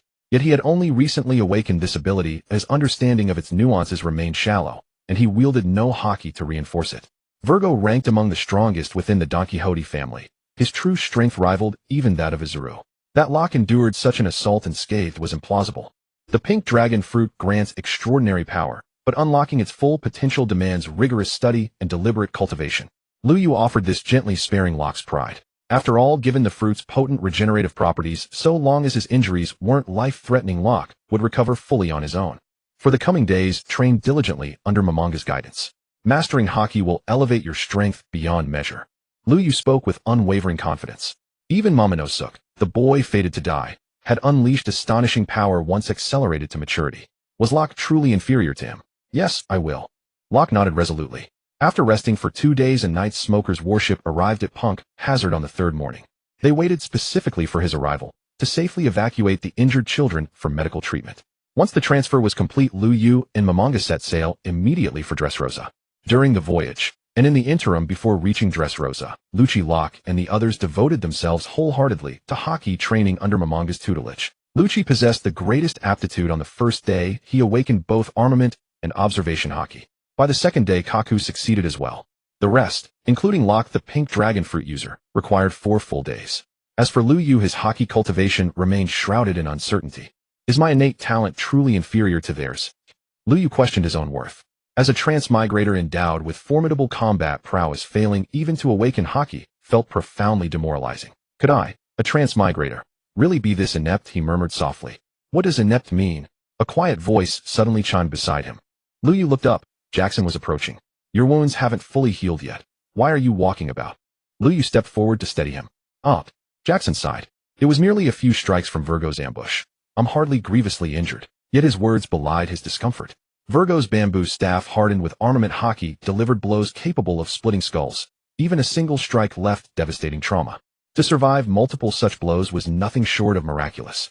Henceforth, remain vigilant against anyone who draws near. Understood? Liu Yu cautioned. I'm usually quite cautious. It's just that I never imagined one of our own Marine Vice Admirals would be a spy planted by another faction. Jackson defended himself. Even I deserve your suspicion. What nonsense. You know I trust you implicitly. Jackson bristled at the remark. What if someone could perfectly mimic your appearance? Well, Jackson froze speechless. Shape-shifting had been witnessed months earlier, He recalled Crocodile's subordinate, whose devil fruit granted exactly that ability. That same individual had played a pivotal role during the Impel Down breakout. Remember, this vigilance is non-negotiable, no matter the circumstance. Understood? Lu Yu emphasized. Yes, sir, Jackson replied obediently. The warship soon arrived at Dressrosa. The journey from Punk Hazard to Dressrosa was not particularly long, but their vessel did not hasten and had been cruising at a leisurely pace all along. Prolonging the delay could sometimes complicate matters further. For instance, the Don Quixote family had undoubtedly already taken precautions. Doflamingo might have leveraged his resources and connections to set up contingencies in advance. Yet Lu Yu's side could also use this time to prepare more thoroughly, enabling Lucci and the others to grasp Haki, even if they could not master it swiftly, would still be a significant enhancement for them. At the same time, Lu Yu and his team were awaiting reinforcements from Marine headquarters. Both Vice Admiral Guillaume and Tsuru were formidable, but whether they could match Doflamingo and handle the entire Don Quixote family remained uncertain. The safest approach was to have a Marine Admiral as a safety net, and their earlier insistence on waiting for Smoker to retrieve the children from Punk Hazard was precisely to leverage his connections. The ally Lu Yu had contacted was none other than Admiral Akiji. Having Kazan handle this matter would be most appropriate. Tsuru remarked, her earlier worries easing upon learning that Lu Yu was waiting for Akiji. But I have a feeling that Lu Yu is not the type to stay within bounds, Guillaume said, glancing toward the adjacent warship where Lu Yu stood. You're afraid he might do something reckless? Tsuru asked, looking at Guillaume with confusion. Ever since I met this guy, not a single thing he's done has been predictable. Guillaume's words reflected her most direct impression of Lu Yu. From the Summit War onward, every move he made had exceeded her expectations. Then keep a close watch. As long as he doesn't recklessly strike at Doflamingo, it won't be too serious, Tsuru reminded. I suppose that's all we can do, Guillaume replied. Yet for some reason her unease grew even stronger. And her intuition proved correct. As the warship neared Dressrosa, Lu Yu's gaze had already locked onto the island, more precisely onto the royal palace. He had been gauging the maximum distance from which his skill could be activated, and now he had obtained a result. They were still at sea, not yet ashore, but the quantum bomb's range was sufficient. At that moment, within the palace of Dressrosa, Doflamingo was conversing with a figure draped in a white robe. I never imagined someone like you could be caught off guard so easily, the figure in white teased. Who would have thought that a group of Marines would suddenly appear in that area at such a time? Doflamingo admitted with resignation. He had never anticipated that Marines would venture near that island, which was deemed off-limits for anyone to approach. The world government has already contacted Marine headquarters. Once Akiji arrives, he'll stop that young Marine from acting against you, the white-robed man said. Speaking of which, that young Marine seems quite talented, the white-robed man remarked, his impression of Lu Yu relatively favorable. In his early 20s, he had already defeated several captains of Whitebeard's allied crews during the Summit War and nearly eliminated a division commander.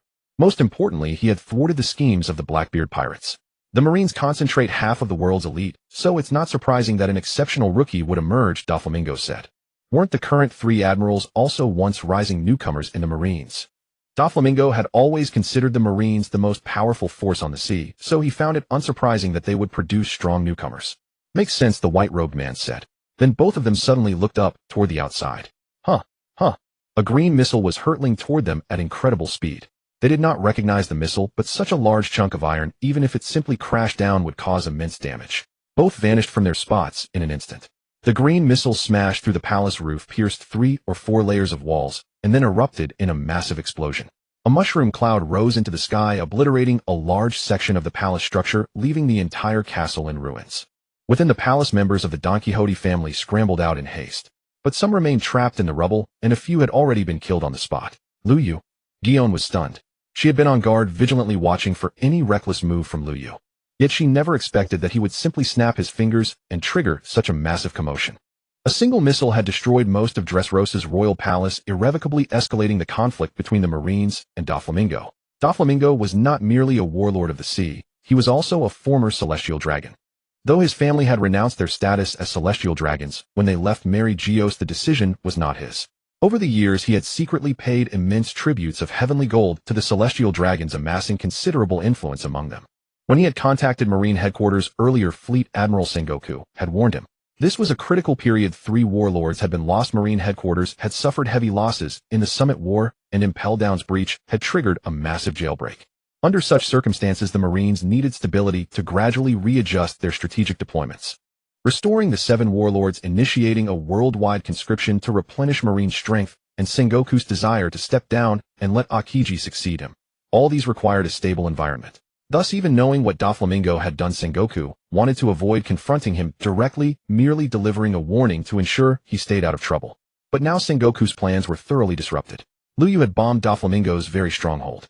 Everyone apprehend all members of the Don Quixote family. Liu Yu paid no heed to the stunned Gion. He leaped ashore, first a laser cannon materializing in his hands, as he began charging it rapidly. Liu Yu's plan was simple: calculate the time for Aokiji to arrive, and then force a team fight before Aokiji's arrival. If Liu Yu didn't start the fight, then by the time Aokiji arrived they might not even engage. But now, having forced the fight, when Aokiji arrived they had no choice but to continue. What Liu Yu truly needed to do was ensure they could hold out until Aokiji's arrival. If they couldn't hold out without Aokiji as the strongest backup, they might be completely wiped out. Of course, there was also the possibility that Liu Yu could directly subdue Doflamingo and complete the awakening mission. Awakening. For the game DNF, a character before and after awakening is in two completely different states. Take the launcher for example. Before awakening the launcher is just a launcher, but after awakening it becomes a rager. Once awakened, one can activate satellite replication, directly locating surrounding targets via satellite and monitoring all enemy movements, thus achieving true beyond visual range combat without line of sight. And then there's the satellite ray. Although in the game its performance is among the weakest of the awakening skills. But here in reality, a laser that descends from the sky automatically locks onto and tracks its target would certainly not be weak. Boom. The laser cannon fired a thick beam of light, crossing the entire island, flying from the harbor directly toward the royal castle. At the castle, the Don Quixote family members who had just been stunned by the quantum bomb were hit by another wave of attack. After firing the laser cannon, Liu Yu immediately dashed forward. He needed to get closer because there were only a few skills that could reach that far. So he fought while running. Every few dozen meters he pulled out an anti-tank cannon and fired. Another few dozen meters he took out a Gatling gun and sprayed. Another few dozen meters he summoned airdrop support. By the time this wave of operations ended, the quantum bomb and laser cannon had nearly finished their cooldowns. This kind of operation caught many members of the Don Quixote family off guard, but Doflamingo himself was not among them. As early as the first quantum bomb fell, Doflamingo had already sensed something. When the laser cannon came later, Doflamingo fully understood what was happening. Pika, use your devil fruit ability to solidify rocks and block the attacks. Mingo quickly moved to Pika's side, reminding this top executive. Pika, who had been somewhat dazed, immediately merged his body into the rocks upon hearing Doflamingo's words. Then the broken rocks of the entire castle were manipulated by him, coalescing into a massive wall that stood directly in front of Liu Yu's attacks. Skills like anti-tank cannon, laser cannon, Gatling gun, quantum bomb, and airdrop support were all blocked by this rock wall.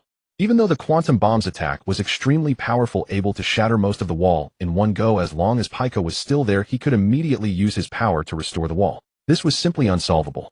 Just a little more, I'll reach level 45. Liu Yu was getting anxious. Currently, he was no match for Doflamingo, but if he reached level 45, gaining for more advanced skills, there might be a chance. A newly rising marine rookie, and you want to take on a warlord of the sea. Aren't you being too fanciful? Doflamingo's angry voice rang out, and his special high-heeled shoes kicked viciously toward Liu Yu's forehead. Liu Yu performed a backflip, precisely distancing himself from Doflamingo. At the same time, he raised his revolver, and silver bullets whistled out. Do you think bullets without even hockey can work against me? Doflamingo spread his arms, and a row of strings appeared in his hands, directly blocking Liu Yu's attack. Whether it works or not, you'll find out once you try. Liu Yu finished speaking, and a green grenade appeared in his hand. The moment it was thrown, it exploded. During the summit where Doflamingo had already witnessed Liu Yu's fighting style, so he was naturally on guard against the grenade Liu Yu had just thrown. He coated himself with armament hockey, arming his body.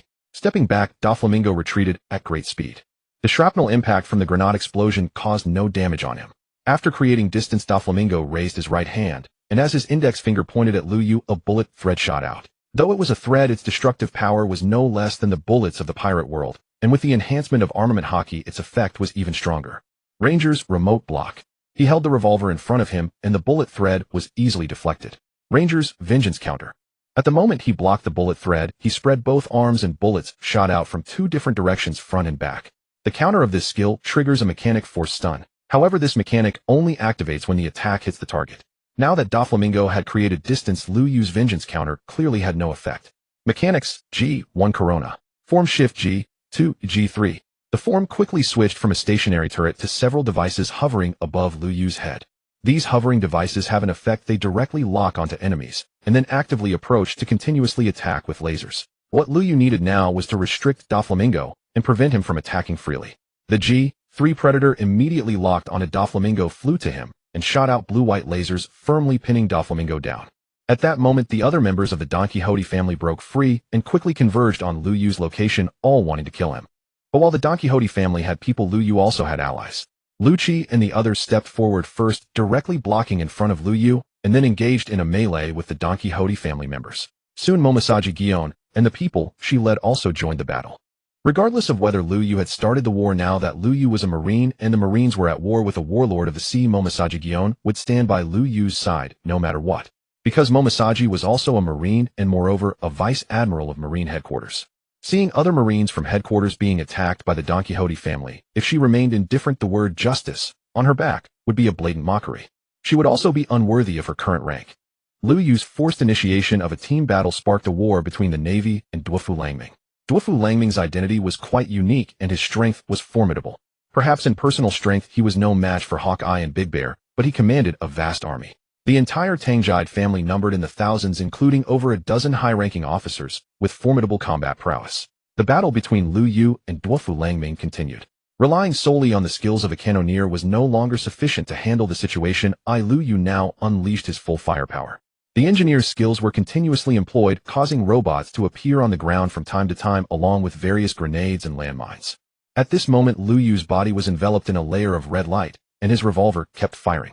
Each profession of the sharpshooter had a specific weapon, such as the cannoneer using a hand cannon, the engineer using an automatic pistol, and the munitions specialist using a hand crossbow and a rifle. However, after Lu Yu changed his profession, he mostly used a revolver. The reason was simple: the revolver was stylish. The ability to perform close-range gun techniques like wild shot at any time was secondary. What use are all these flashy attacks? Facing the incessant machines around him and watching Lu Yu's bullets raining down on him, Duofu Langming felt extremely irritated. But despite his irritation, he maintained his rationality and did not forget to taunt Lu Yu. "Without Baki, you will eventually die at my hands." Duofu Langming sneered. "I'm right. You're absolutely right," Lu Yu said casually, utterly indifferent to what Duofu Langming was saying. To Lu Yu, unless you were a Logia-type devil fruit user, unless you could instantly approach and kill him, he was not afraid of anything. Relying on the skills of 4 professions, Lu Yu could unleash an almost endless stream of attacks. There was no mana limit. Skill cooldown was originally a major drawback, but with 4 professions simultaneously, cooldown ceased to be a problem.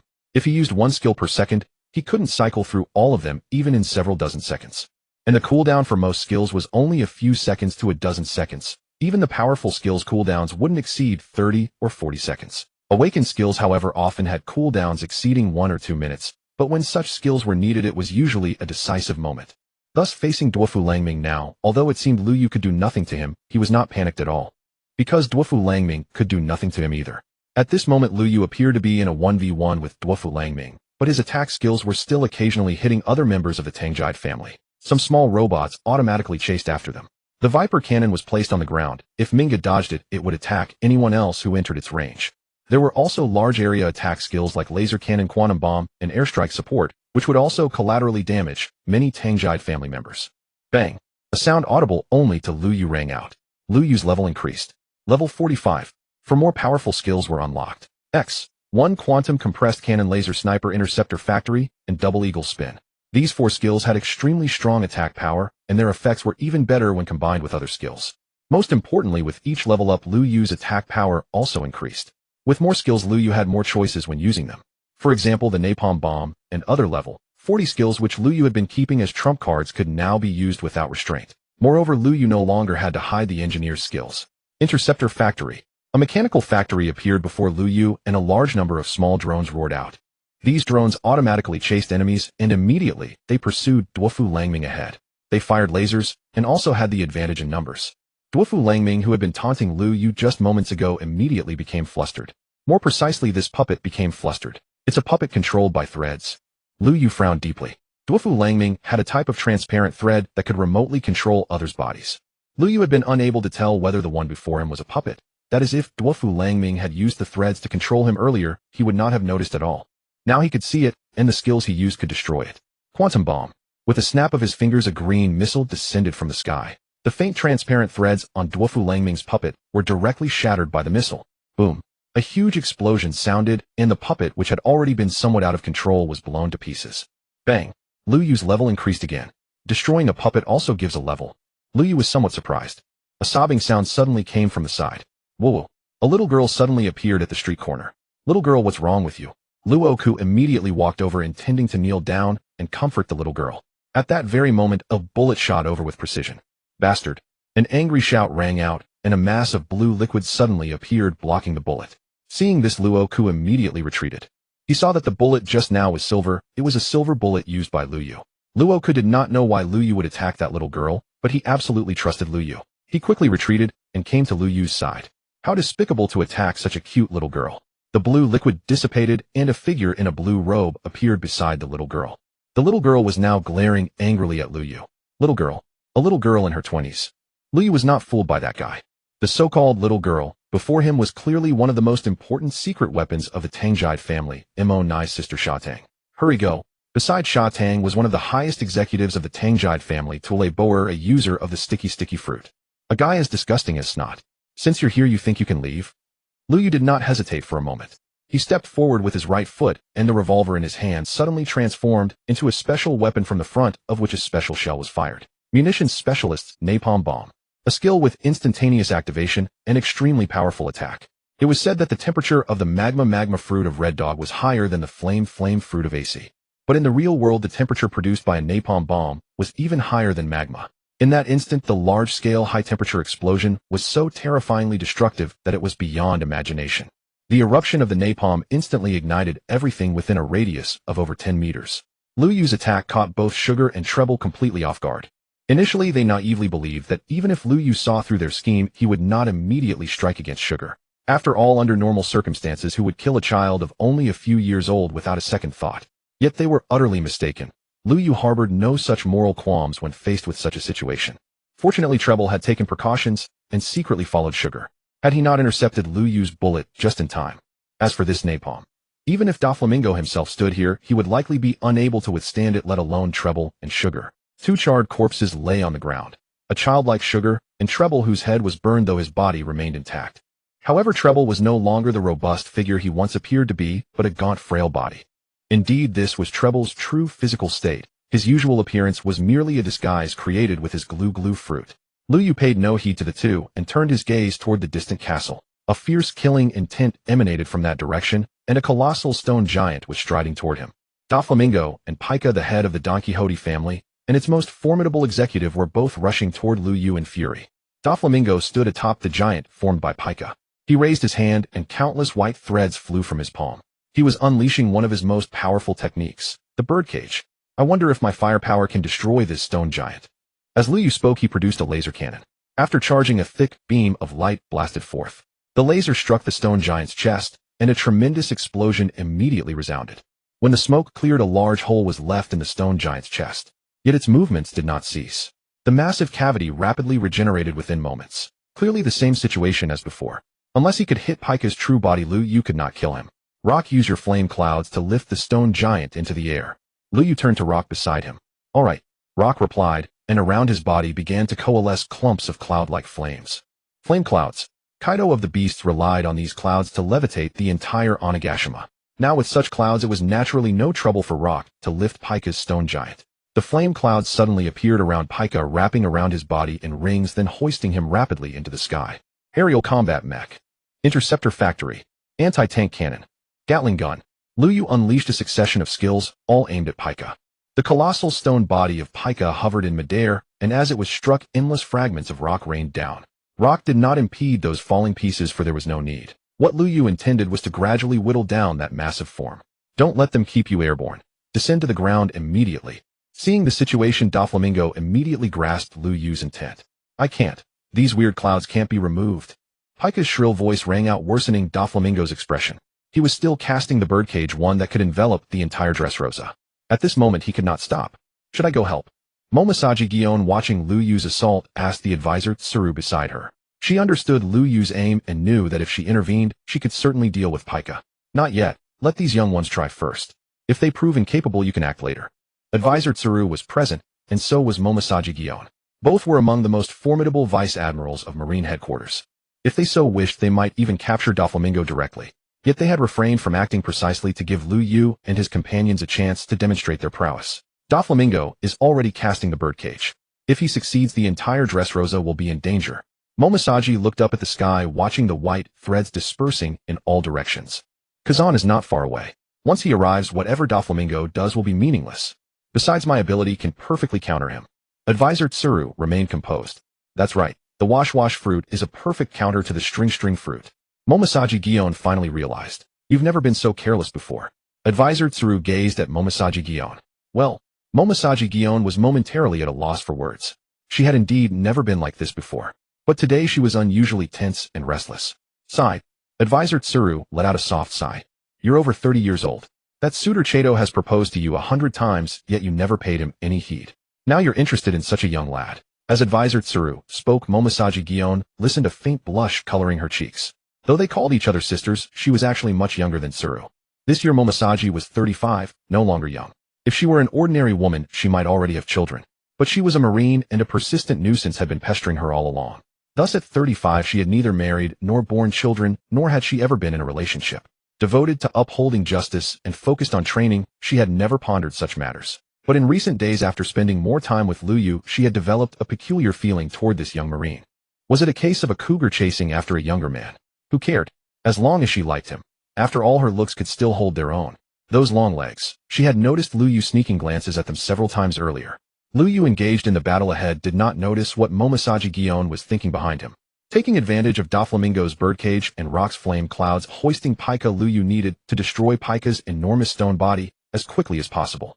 Only by forcing Pika's true body out could Lu Yu rely on his overwhelming firepower to defeat him. Rock, understanding Lu Yu's plan, began to coordinate his own attacks.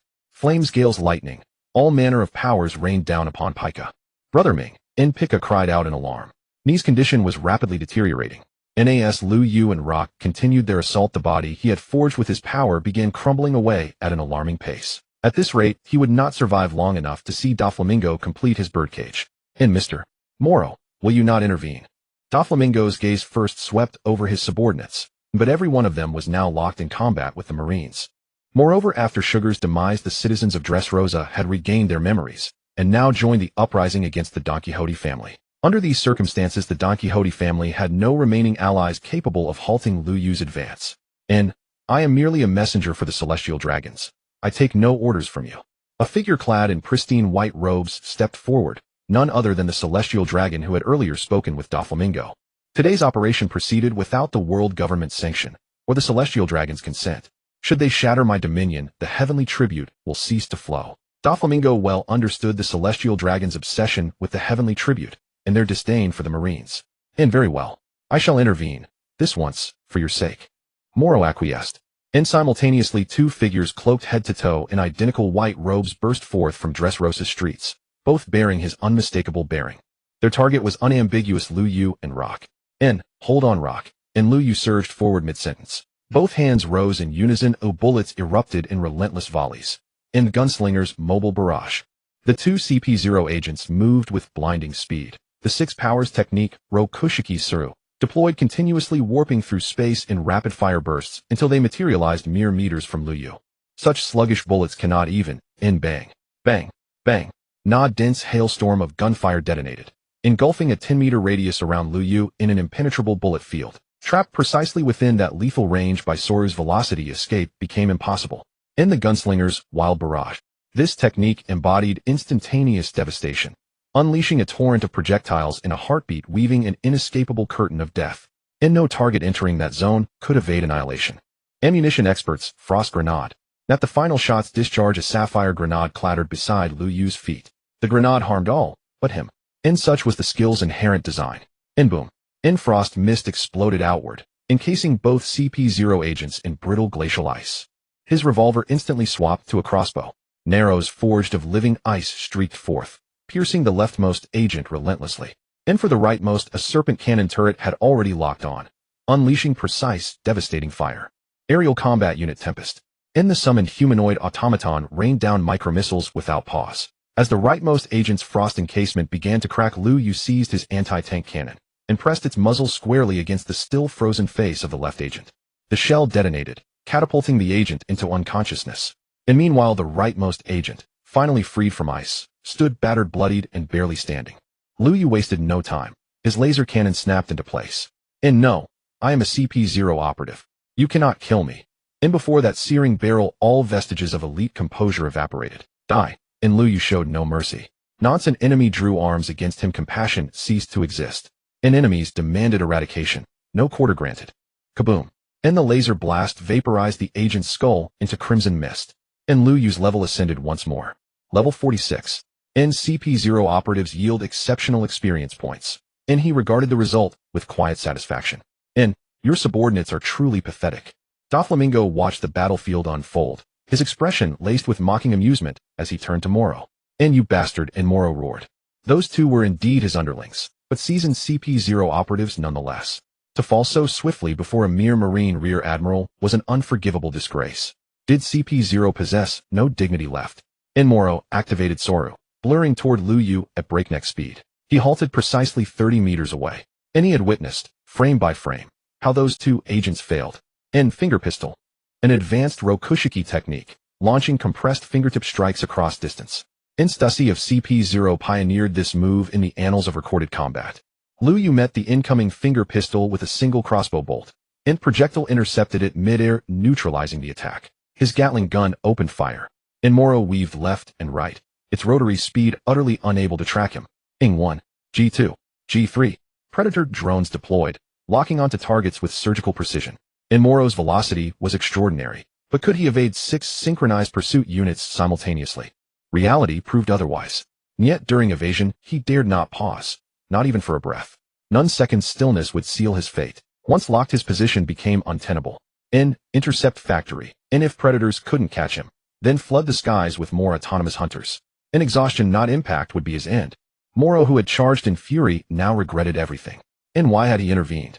He could have remained hidden, observing the conflict like a sovereign above the fray. Given his status, neither faction in Dressrosa would dare raise a hand against him. He stood beyond mortal reach, untouchable. But now, everything had changed. 2 agents lay dead. He was hunted relentlessly by Liu Yu's uncanny machines, life hanging by a thread. Finally, his endurance shattered. Relentless Soru usage had drained him. Instinctively, he paused for just 1 second. Instantly, an interceptor drone locked on. A searing white laser lanced forth. Agony tore a cry from his throat, shattering his rhythm entirely. Liu Yu seized the opening without hesitation. In that fleeting window, mere seconds, he unleashed his full arsenal. An iron body. Armament hockey. Neither held, neither endured. Even at level 20, Liu Yu had verified that armament hockey could not sustain prolonged resistance against his strikes, a truth proven earlier against Aizu. Now at level 46, his destructive force had escalated exponentially, his techniques refined and amplified. Moro stood no chance. Unsurprisingly, he felt utterly overwhelmed. The final quantum detonation delivered perfect cremation, not brilliant, thunderous bloom of incandescent light. Moro was dead. Liu Yu raised his head. The birdcage conjured by Doflamingo had already taken shape. Airdrop support. He activated the gunner's skill. A massive transport aircraft soared across the sky, deploying countless combat robots. Yet this time, every single robot was intercepted before breaching the birdcage's boundary. This skill's mechanism cannot bypass the birdcage's containment effect. Liu Yu murmured in quiet astonishment, though in truth it was perfectly logical. Airdrop support delivers reinforcements from extreme altitude, yet the aircraft itself flies above the birdcage. Since it remains outside the barrier, it cannot deposit units directly within the enclosed space. If this restriction applies to one ability, might others be similarly constrained? Quantum bomb, satellite beam, heavy artillery support. All these techniques are long-range strategic strikes. Once quantum bombs cool down, Enzai must test it immediately. His thoughts raced even as his hands moved without hesitation. Pika, the relentless, thorny adversary, still lived. The sudden interference of CP0's trio had disrupted Liu Yu's assault on Pika, leaving a significant portion of his rocky form intact. Doflamingo now surged toward Liu Yu, his true body radiating palpable fury. His strike would be devastating. Should Liu Yu engage him directly, he would have no chance to resume attacking Pika. And if Pika touched solid ground, he could instantly regenerate a new body using his devil fruit power. At that moment, Pika's formidable strength would shatter the Marines' hard-won tactical advantage. One compressed quantum cannon. A colossal machine materialized beside Liu Yu. At its front aperture, a swirling black energy sphere pulsed, a vortex devouring all nearby matter into its core. Its destructive potential intensified with every passing second. Doflamingo, hurtling through the air, froze mid-flight, his scalp prickling with dread. He recognized its unprecedented power. Once fired, the blast would almost certainly obliterate Pika, whose stone body was already half shattered. You won't succeed. Doflamingo's razor-sharp stiletto heel lashed toward Liu Yu's forehead. The X-1 compressed quantum cannon surpassed even the quantum bomb in raw devastation. Yet it bore one fatal flaw: absolute immobility during activation. Faced with Doflamingo's lethal charge, Lu Yu had only two options. Endure the blow. If he survived, he could still fire and eliminate Pika, or abandon the cannon instantly and counterattack defensively. The latter guaranteed his safety, and perhaps even turn the tide against his foe. Just as Lu Yu resolved to cancel the technique and launch his retaliation, a radiant figure materialized at his side. Kenpyra's blade shimmered beneath a mantle of black armament haki, intercepting Doflamingo's heel with a thunderous clash. Clashing haki sent shockwaves tearing through the surrounding air. Lu Yu's clothes flapped violently, his hair whipped like storm-tossed banners. Tobu Shirahama. Doflamingo's gaze hardened, recognition igniting grim resolve. Doflamingo, your crimes have been exposed. Surrender now. Having intervened, Tobu wasted no time in veiled diplomacy, declaring her authority outright. A chilling, guttural laugh escaped Doflamingo, unnerving, predatory, utterly devoid of mercy. Since you choose ignorance, then die all of you. With those words, his conqueror's haki erupted like a collapsing star. Tobu instinctively shifted backward, drawing closer to Lu Yu. Doflamingo finally unleashed his full power. The very earth beneath them began to warp. His awakened devil fruit power reshaped reality itself, transforming everything within its radius into pliant threads. Detonate. Lu Yu pulled the trigger. The fully charged X-1 cannon roared forth. The crimson energy sphere struck Pika's fractured stone form, unleashing devastation far exceeding the quantum bomb's earlier blast. No! Pika's shrill, desperate cry pierced the air. Mingo, save me. But who remained to answer his plea? Doflamingo was locked in combat with Tobu. Any other ally reaching Pika would merely perish alongside him. No rescue possible. For beyond Doflamingo, none on this island possessed the strength to withstand such annihilation. Boom. A cataclysmic detonation erupted. Towering mushroom clouds clawed skyward. The entire island convulsed violently.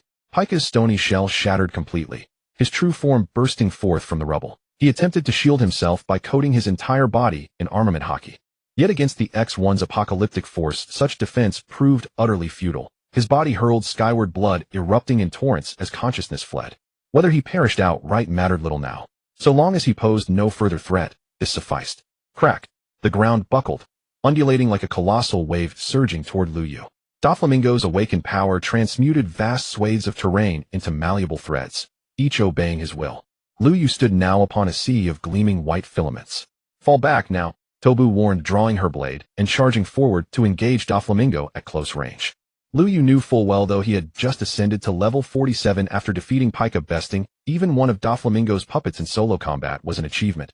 Defeating the Don at full power remained nearly impossible. With Tobu holding the front line while he provided ranged support, their synergy promised optimal battlefield efficacy. He snapped his fingers. The Mechanist level 30 skill camouflage activated. His form dissolved, vanishing utterly into invisibility. Kenbunchika haki might still sense his presence, but now swarms of miniature combat drones materialized around them. These drones delivered precise strikes while scrambling Doflamingo's perception. With Tobu locking him in fierce melee, focusing on Lu Yu became impossible. Lu Yu reappeared within everyone's line of sight, having withdrawn beyond Doflamingo's attack range. Old Lu, climb aboard. Lu Oka materialized behind him. He had already assumed his colossal dragon form, his massive head pressed low against the ground. Excellent. Without hesitation, Lu Yu leapt lightly and landed squarely atop Lu Oku's skull. The moment Lu Yu steadied himself, Lu Oku surged skyward with explosive force. Carrying Lu Yu upon his crown, he wove through the upper atmosphere with breathtaking agility. Lu Yu's gaze remained locked on Doflamingo, searching relentlessly for the perfect opening. A laser cannon was drawn forth, its barrel pivoted and locked onto Doflamingo, charging with ominous intensity. At the instant, Torahheim was momentarily forced back by Doflamingo's assault. Lu Yu pulled the trigger. The cannon roared, unleashing a searing beam. Doflamingo possessed formidable strength, and his observation haki perception was exceptionally acute. Yet even so, this state left him grievously strained. He executed a rapid somersault, driving his left foot forward with crushing force, then unleashed a dense armored cord sheathed in armament haki directly into the path of Lu Yu's laser blast. The laser struck the cord, shattering it instantly, yet its own destructive power was likewise dissipated. Though Lu Yu's strike failed to land, he felt no frustration. His objective had never been mere impact, but rather to fracture Doflamingo's focus. Doflamingo had deflected Lu Yu's attack, but behind him Torahheim had already closed in once more. She was no ordinary Marine. She was a Vice Admiral of the Marine Headquarters, widely regarded as a top-tier candidate for future Fleet Admiral appointment. Her sword/reinforced with armament haki demanded absolute vigilance. Doflamingo whirled about, instantly crossing his arms before his chest, His forearms hardened with armament hockey braced to intercept Torheim's blade. Clang! A metallic shriek echoed as Don Flamingo's body recoiled violently backwards several meters. His stiletto heel slammed into the ground, sinking deep into the silk thread lattice beneath him. Torheim's blade still pressed down upon his crossed arms. He stood frozen, unable to move. BRRRT, BRRRT, BRRRT. Bullets rained down in relentless torrents. The sustained barrage of Liu Yu's Gatling gun. Don Flamingo had no means to evade. He could only reinforce his armament hockey to withstand the onslaught. This attack lacks sufficient penetration. Luo Ku observed the scene below and called out, "I know, but at present I have no other viable offensive skill to deploy." Liu Yu well understood the Gatling's barrage posed little real threat to Don Flamingo. Yet Liu Yu's gunner-class techniques, once unleashed, typically triggered devastating area-wide explosions. These wide-radius AoE effects posed no danger to Liu Yu himself, so long as he stood at their epicenter. But anyone else, even his allies, would inevitably be caught in the blast radius. Though his compressed quantum cannon could pierce Don Flamingo's defenses firing, it would almost certainly obliterate Torheim along with him. Since his transmigration, Torheim had rendered invaluable aid. Indeed, she was now Liu Yu's closest confidant within Marine headquarters, surpassing even Luo Ku and Jackson, his two automatically assigned teammates from the transmigration event. Thus harming her was utterly unthinkable. "Then what do we do now?" Luo Ku asked. "Close the distance. I'll deploy specialized rounds to immobilize him," Liu Yu declared. "Understood." Luo Ku descended swiftly, drawing near. Liu Yu swapped his revolver for a crossbow and loaded cryogenic specialty rounds. The moment he entered optimal range, Liu Yu opened fire. "Damn it!" Don Flamingo snarled, redoubling his strength to wrench Torheim's blade aside. He rolled hard to the right, barely evading Liu Yu's frost-laced projectile. Seeing his shot miss, Liu Yu ceased fire immediately. He did so to avoid endangering Torheim Shirahama. She glanced briefly at Liu Yu, then surged forward in pursuit. She knew 2-on-1 combat lacked honor, but facing Don Flamingo alone, victory was improbable. Thus, she welcomed this alliance without reservation. So the Marines resort to sheer numbers, to overwhelm the solitary. Don Flamingo's condition deteriorated rapidly. He was wholly overwhelmed by the coordinated assault of Liu Yu and Torheim. When overwhelming numbers guarantee victory, refusing them is sheer folly. Liu Yu dismissed Don Flamingo's barbs entirely. "Liu Yu, you're nothing but a..." Boom. An anti-tank shell struck Don Flamingo mid-sentence, silencing him utterly. "Luo Ku, unleash hurricane cut," Liu Yu commanded. Luo Ku flared his maul wide. Countless razor-edged wind blades erupted forth, converging upon Don Flamingo. What had begun as a duel had now become a three-way siege. Don Flamingo could do nothing but evade, relentlessly, desperately. His predicament worsened by the second. Even his extraordinary powers faltered under such unrelenting pressure. Golden slash. Torheim swung Kinpyra, launching a radiant golden crescent of cutting energy. All three engaged in sustained long-range assault, seeking to suppress Don Flamingo, completely maintaining constant pressure to erode his defenses. Sensing optimal proximity, Liu Yu began deploying high-impact wide-area techniques. Quantum detonators, condensed napalm bombs, laser sniper volleys. A nostalgic pang stirred, for the era of Neil the Sniper. But alas, the ammo specialist skill had long since evolved. Liu Yu now wielded its level 100 system iteration. Don Flamingo activated his Devil Fruit's awakened state, a development that ironically worked to Liu Yu's advantage. For when launching these sweeping attacks, Liu Yu no longer needed to aim directly at Don Flamingo. He merely targeted zones saturated with silk threads. Any strike landing within that thread-laced radius would inevitably strike Don Flamingo himself. Amidst the swirling smoke, Don Flamingo endured unimaginable torment. He fought with every ounce of his being. Yet Liu Yu's barrage showed no sign of abating. Nor did Luo Ku's hurricane slashes, lightning strikes, or incinerating breath. And Torheim Shirahama's swordsmanship terrified him beyond measure. "Don Flamingo, surrender." A venerable voice rang out suddenly. Rear Admiral Koreha now stood atop a nearby structure. Liu Yu, Luo Ku, and Torheim Shirahama simultaneously ceased their assault. As the smoke dispersed, Don Flamingo crouched, hunched, and battered within his fragile, silk-shielded refuge. His garments were torn to shreds, his body crisscrossed with deep, bleeding wounds. This was no theatrical skirmish, no smoke and mirrors deception. These injuries were brutally real. Your strength is undeniable. Alone, none among us could defeat you. Yet now your subordinates lie subdued, and you stand encircled by four of us. What resistance remains? Staff Officer He's words demonstrated her current stance. When one can gang up, why fight alone? With Liu Yu and Tao Tu joining forces, Don Flamingo already found it difficult to resist. When Locke, who had consumed the pink dragon fruit, also joined the fray, Don Flamingo became even more overwhelmed. Now with Staff Officer He also joining, four powerful figures from the Marine faction faced Don Flamingo alone. No matter how he resisted, it was futile. TCH. Don Flamingo let out a disdainful snort, but in the end he had already given up resistance. It wasn't that he was cowardly and dared not fight. Rather, he truly had no chance to continue. He could not defeat the four before him, and outside Dressrosa, there was another person he had even less ability to oppose. Even if he defeated these four, he had absolutely no chance of winning against the one outside. In that case, it was better to simply give up and suffer less. Furthermore, given his years of scheming and his status as a celestial dragon, perhaps he could one day leave impelled down prison again. Hadn't Crocodile, who had failed just as miserably, also escaped? Staff officer, he saw that Doflamingo had given up resistance and waved for a Marine to step forward. The Marine, holding a pair of sea-stone handcuffs, placed them on Doflamingo's wrists. As his devil fruit ability was suppressed and the effects of his awakened form vanished, Doflamingo lost all strength and slumped to the ground. At that moment, Liu Yu heard the system's prompt. You have successfully defeated one of the 7 warlords of the sea, Don Quixote Doflamingo. You may choose one of the professions to undergo awakening. For professions, choose one for awakening. Liu Yu did not make an immediate choice. Since the battle was over, he could wait and later, when free, carefully compare the awakening skills and passive abilities of the 4 professions before deciding which one to awaken.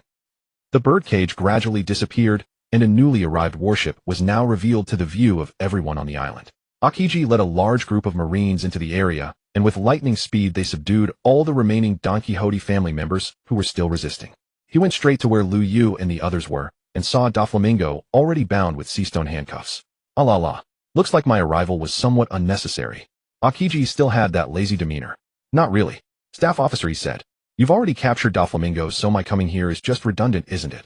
Akiji said. If you hadn't arrived, I think he would have continued to put up a stubborn resistance. Liu Yu said. Liu Yu had never believed that Doflamingo's birdcage was indestructible. Although in the manga, even Admiral Fujitora could not stop the birdcage from shrinking. But Liu Yu felt that everything Fujitora did during the Dressrosa arc was merely an act. He allowed Doflamingo to do as he pleased, waited for Luffy to defeat him, and then chose the perfect moment to kneel before King Riku, with the Marines admitting that the Shichibukai system was a mistake of the Navy. Fujitora was a Marine admiral with true ideals of justice, and his goal was to destroy those flawed systems. He even wanted to summon a meteor to smash the holy land of Mary Geos. Before long, the world military draft should begin and Fujitora should appear. Liu Yu was already somewhat looking forward to meeting Fujitora. In just 1 year, 4 heinous pirates have emerged from the 7 warlords of the sea. Now the Shichibukai system is bound to face worldwide scrutiny. Staff officer, he said with a heavy tone. Isn't it normal to be questioned? Liu Yu retorted. But if that happens, the Shichibukai system might be abolished. Staff officer, he said. Abolishing it would be for the best. Liu Yu was already being unreserved. He simply disliked the Shichibukai system. He felt that the system had him target the Shichibukai, perhaps specifically to dismantle this institution. Of course, the system would not admit that, and it probably lacked such human-like reasoning. This arrangement might simply be the result of an analysis from a purely strength-based perspective. If he were a pirate, perhaps the system's awakening mission would be to defeat some of the elites in Marine headquarters. What is your justice? Staff officer, he looked at Liu Yu with a very serious gaze. My justice is the justice of justice itself. Liu Yu's answer seemed like nonsense, but in fact it was an attitude toward justice. The Marines of today had long interpreted justice in different versions. Akainu, Kizaru, Akiji, Sengoku, Garp. Each of them had their own philosophy of justice. And their philosophies of justice were actually shaped by the special position of the Marine organization within the framework of the world government. Why did Garp never become a Marine admiral in his lifetime? Because he was unwilling to be excessively bound by the world government and the celestial dragons. Thus Garp's justice was generally regarded as free justice, and even within Marine headquarters a voice had emerged. They were preparing to form a new Marine organization centered on Garp that would not be constrained by Marine headquarters named Sword. It had originally been a special organization within Marine headquarters aimed at organizing personnel to infiltrate pirate crews and gather intelligence to deal with powerful pirates. Drake was the captain of this unit. But now they were gradually transforming, with more elites from Marine headquarters joining, especially the promising newcomers of the new generation, almost all of whom were members of this unit. Garp had even become the spiritual leader of this unit. It was said that Zephyr also seemed to be making some moves as if he was about to become active again. The Marines, an organization that appeared united, were now experiencing many divisions due to differing philosophies. Let's clean up the aftermath. Find the former king of this country, help him quickly restore order, and then arrange to escort Doflamingo to impel down. Staff officer, he finished speaking and turned to leave. She had already reached the age of retirement, but she persisted out of her inner sense of justice and for the sake of her old friends. She could no longer concern herself with the various justice philosophies of Marine headquarters. Liu Yu and the others also knew that the topic of justice could not be delved into deeply, so they stopped discussing it. Akiji had arrived, and those who had not participated in the battle would handle the subsequent work. Liu Yu's subordinates and Tao Tu's subordinates all returned to their ships to rest. Many of them required medical treatment. In this battle, the Marines also suffered a considerable number of casualties. But after careful counting, it was discovered that all the dead were Tao Tu's subordinates. The dozens of people on Liu Yu's ship, though many were injured, not a single one had died. Upon seeing the tallied death toll, Tao Tu immediately refused to let it slide. Why did so many of my people die while none of yours perished? Tao Tu questioned her expression as if asking whether his men had cowered in fear. I equipped all my men with grenades for self-preservation. Liu Yu explained. The truth was exactly as he stated. Every one of Liu Yu's subordinates was equipped with at least one of each type of grenade. Standard grenades could kill enemies. Shock grenades could turn the tide at critical moments. Freeze grenades were meant for survival. After this battle, at least half of Liu Yu's men had used their freeze grenades. In other words, without freeze grenades, Liu Yu's casualties would likely have been far higher than Tao Tu's. Freeze grenades. The ones that freeze enemies. Tao Tu recalled the blue grenade she had seen on the battlefield at the summit. Liu Yu nodded. Give me 200 of them. Tao Tu demanded, directly asking for 200 without hesitation. Liu Yu was speechless. 200. He had fewer than 80 freeze grenades allocated to all his men, and including his own reserves less than 150. You open your mouth and ask for 200. Big sister, I really don't have that many. Liu Yu felt like crying. Really don't. Tao Yu stared at Liu Yu with suspicious eyes. Really don't. Liu Yu said without flinching, the words slipping out effortlessly. At level 48, his portable warehouse had a capacity of 194 kilograms, allowing him to store a total of 776 grenades. If evenly distributed, each type could produce 258 grenades. After real combat, it was proven that freeze grenades were the most effective, so he naturally skewed production.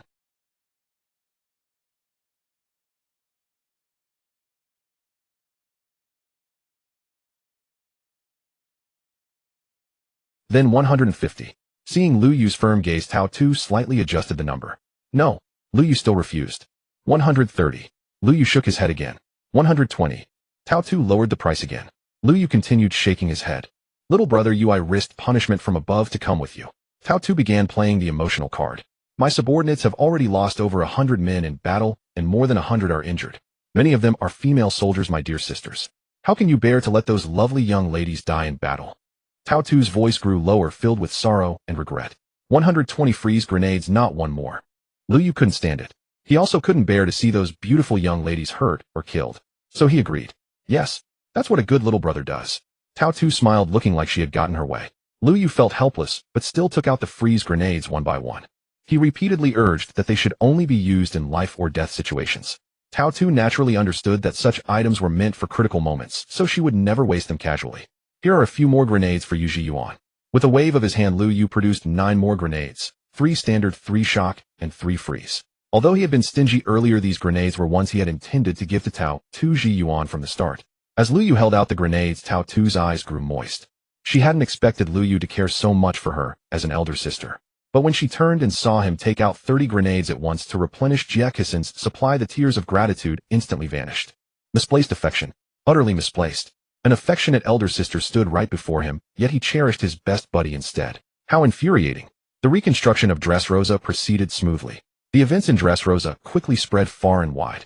Duofu Langming violated the laws of the 7 warlords of the sea, sent spies to infiltrate the Marines, collaborated with Caesar to supply raw materials for artificial devil fruits to the beast pirates, and secretly sold massive quantities of weapons to various nations, fueling their internal wars. One charge after another confirmed Duofu Langming's crimes, and he was thrown into prison. Across the sea, public opinion began to ferment rapidly. Some began to question the very institution of the 7 warlords of the sea, and the spread of this doubt accelerated, its scope widening. Moreover, the 7 warlords had suddenly dwindled to just 3, prompting some restless individuals to stir. Within Marine headquarters, Marshal Sengoku was unwilling to abolish the 7 warlords system, and the Gorosei shared his stance. Thus, plans to recruit new 7 warlords were swiftly advanced. Telefalgia Luo, Baibuzi Urshi, and Xiaocho Baji were immediately placed on the recruitment list.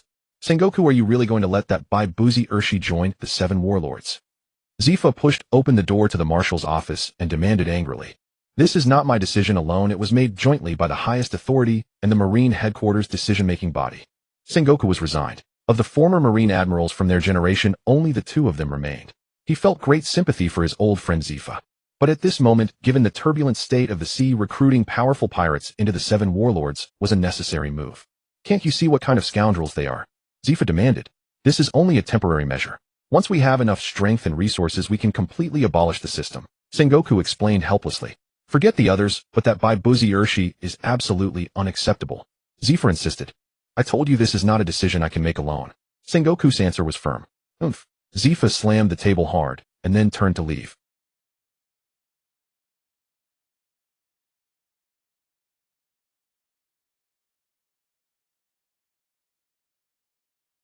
Zephyr replied. Do we really have to do this? Binzi asked. This is the last resort. If it doesn't work, we'll have no choice but to leave the Marines and deal with this in a more decisive manner. Zephyr's tone carried a note of resignation, but was resolute. Shortly after, a warship departed Marine headquarters heading straight for the New World. In the New World, 3 warships sailed side by side. These were the vessels of Luyu, Tao Tu, and Akiji. They had lingered long enough in Dressrosa, and now it was time to escort Doflamingo to impel down. The escort lineup was not as extravagant as in the manga, where Admiral Fujitora, Chief Advisor Tsuru, and Sengoku led the mission. Now Admiral Akiji was here and Chief Advisor Tsuru was present, but Sengoku had been replaced by Luyu. Luyu wondered silently if the infamous ship-bumping king would still show up. After much deliberation, Luyu had chosen to awaken the gunner class first. The reason was simple: to unlock the passive skill of satellite surveillance. Now, although Luyu lacked observation hockey, all targets within a 10-kilometer radius appeared in his field of vision, unless they were invisible. Luyu's eyes fixed on the sea ahead. Suddenly, an alert rang in his mind. Coordinates and target information materialized before him. Damn, the ship-bumping king still came. Luyu felt a surge of excitement. He had thought that advancing the timeline by 2 years would alter the course of events, yet that man had arrived nonetheless. What method should I use to eliminate him? Luyu rose and walked to the bow. What's wrong? Califa asked. Someone's coming, he replied. At the same time, Tao Tu appeared on the bow of the adjacent ship. When did your observation hockey become so formidable? Tao Tu had also sensed the approaching presence, but she had detected it later than Luyu, meaning his perception range exceeded hers. I'm a gunner, sensing is my specialty, Luyu explained, unable to reveal his satellite surveillance. Who would dare to obstruct us at this moment? Akiji boarded Tao Tu's ship. Doflamingo was imprisoned there, and their priority was to ensure his safety. It's the beast pirates, likely Jack the Drought, Luyu answered. How do you know? Akiji asked, puzzled. I can see him, Luyu said. Ding. Detected Jack the Drought as your adversary. Special mission triggered, kill Jack the Drought. Reward title, King of Ship-Bumping Terminator. King of Ship-Bumping Terminator allows the materialization of a weapon from one of your skills. Luyu instantly understood the profound significance of this title. Materializing a weapon meant it could be handed over to others for use, much like a grenade. Moreover, it could potentially be studied and replicated, enabling mass production. There was a risk of leakage if others used and studied it, but if that could be controlled, Luyu might create a vast army. At that point, dominating the Navy would be trivial. Overthrowing the world government and becoming a new celestial dragon would be entirely feasible. With that thought, Luyu acted without hesitation. He raised his right hand and activated the gunner's amplification skill, Potential Burst. Then with a snap of his fingers, a shocking sight unfolded. Several purple beams of light descended from the sky. Jack the Drought, who had been shouting, "Who do you think I am?" rammed them. Looked up, his pupils contracting sharply. The entire ship exploded, instantly vaporizing everyone on board.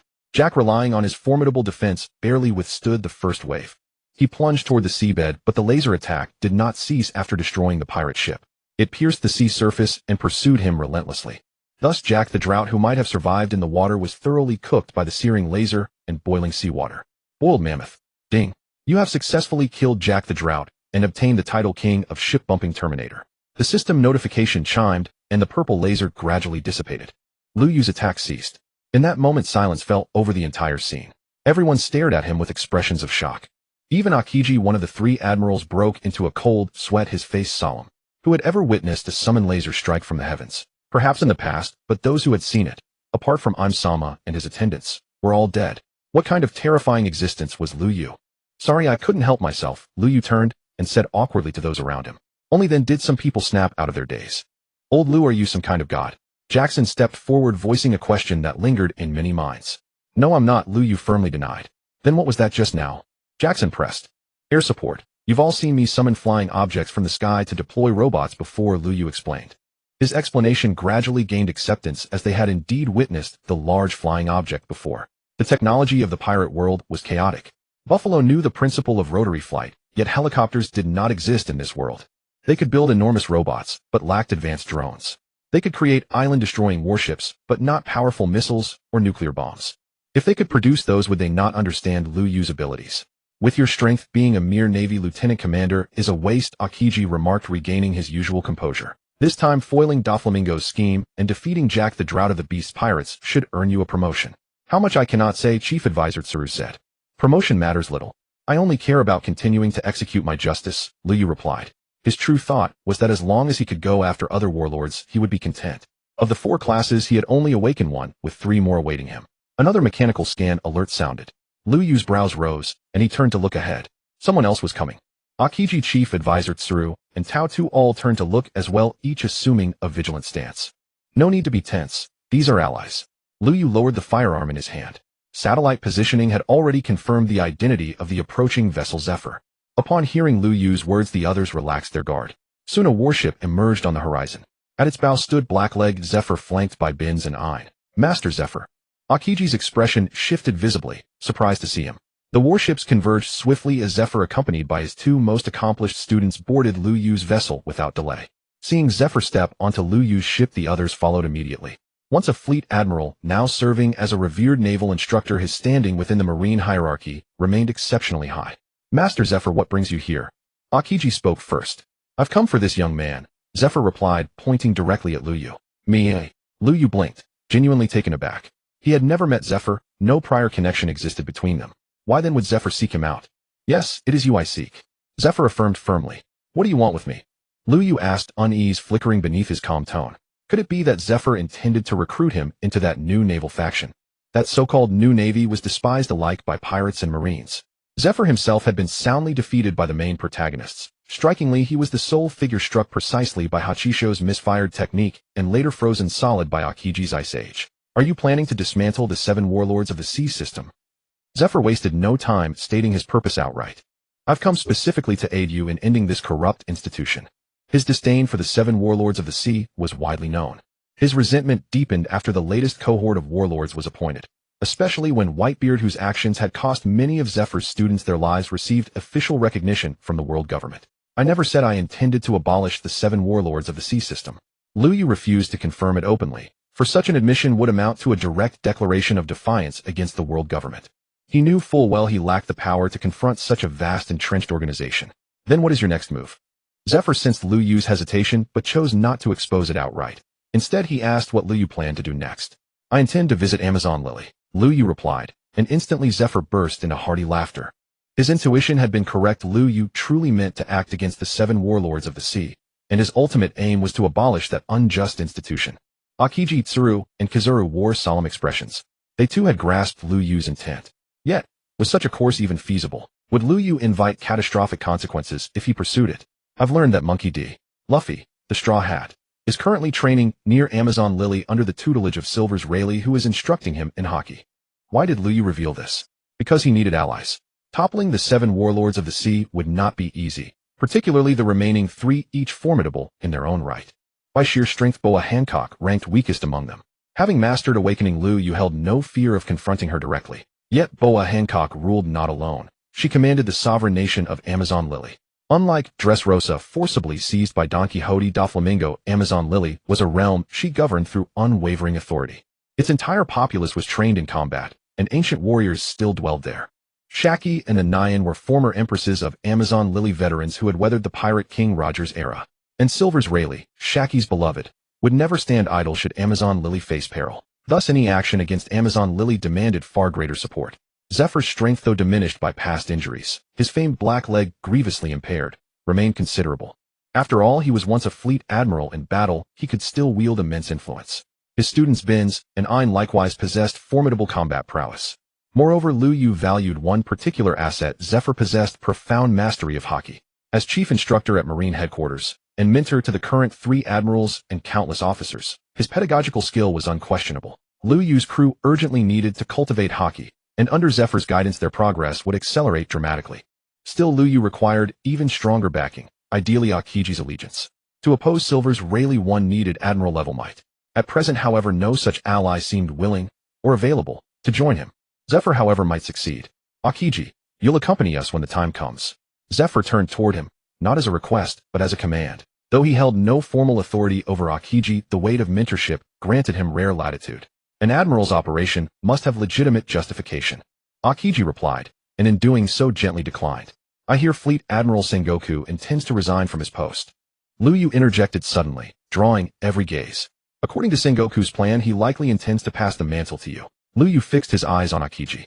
Yet I suspect the world government favors someone like Akainu, ruthless, unyielding, willing to execute their orders without moral reservation. The moment those words left his lips, Akiji's expression hardened. The tragedy at O'Hara had been the turning point in his worldview.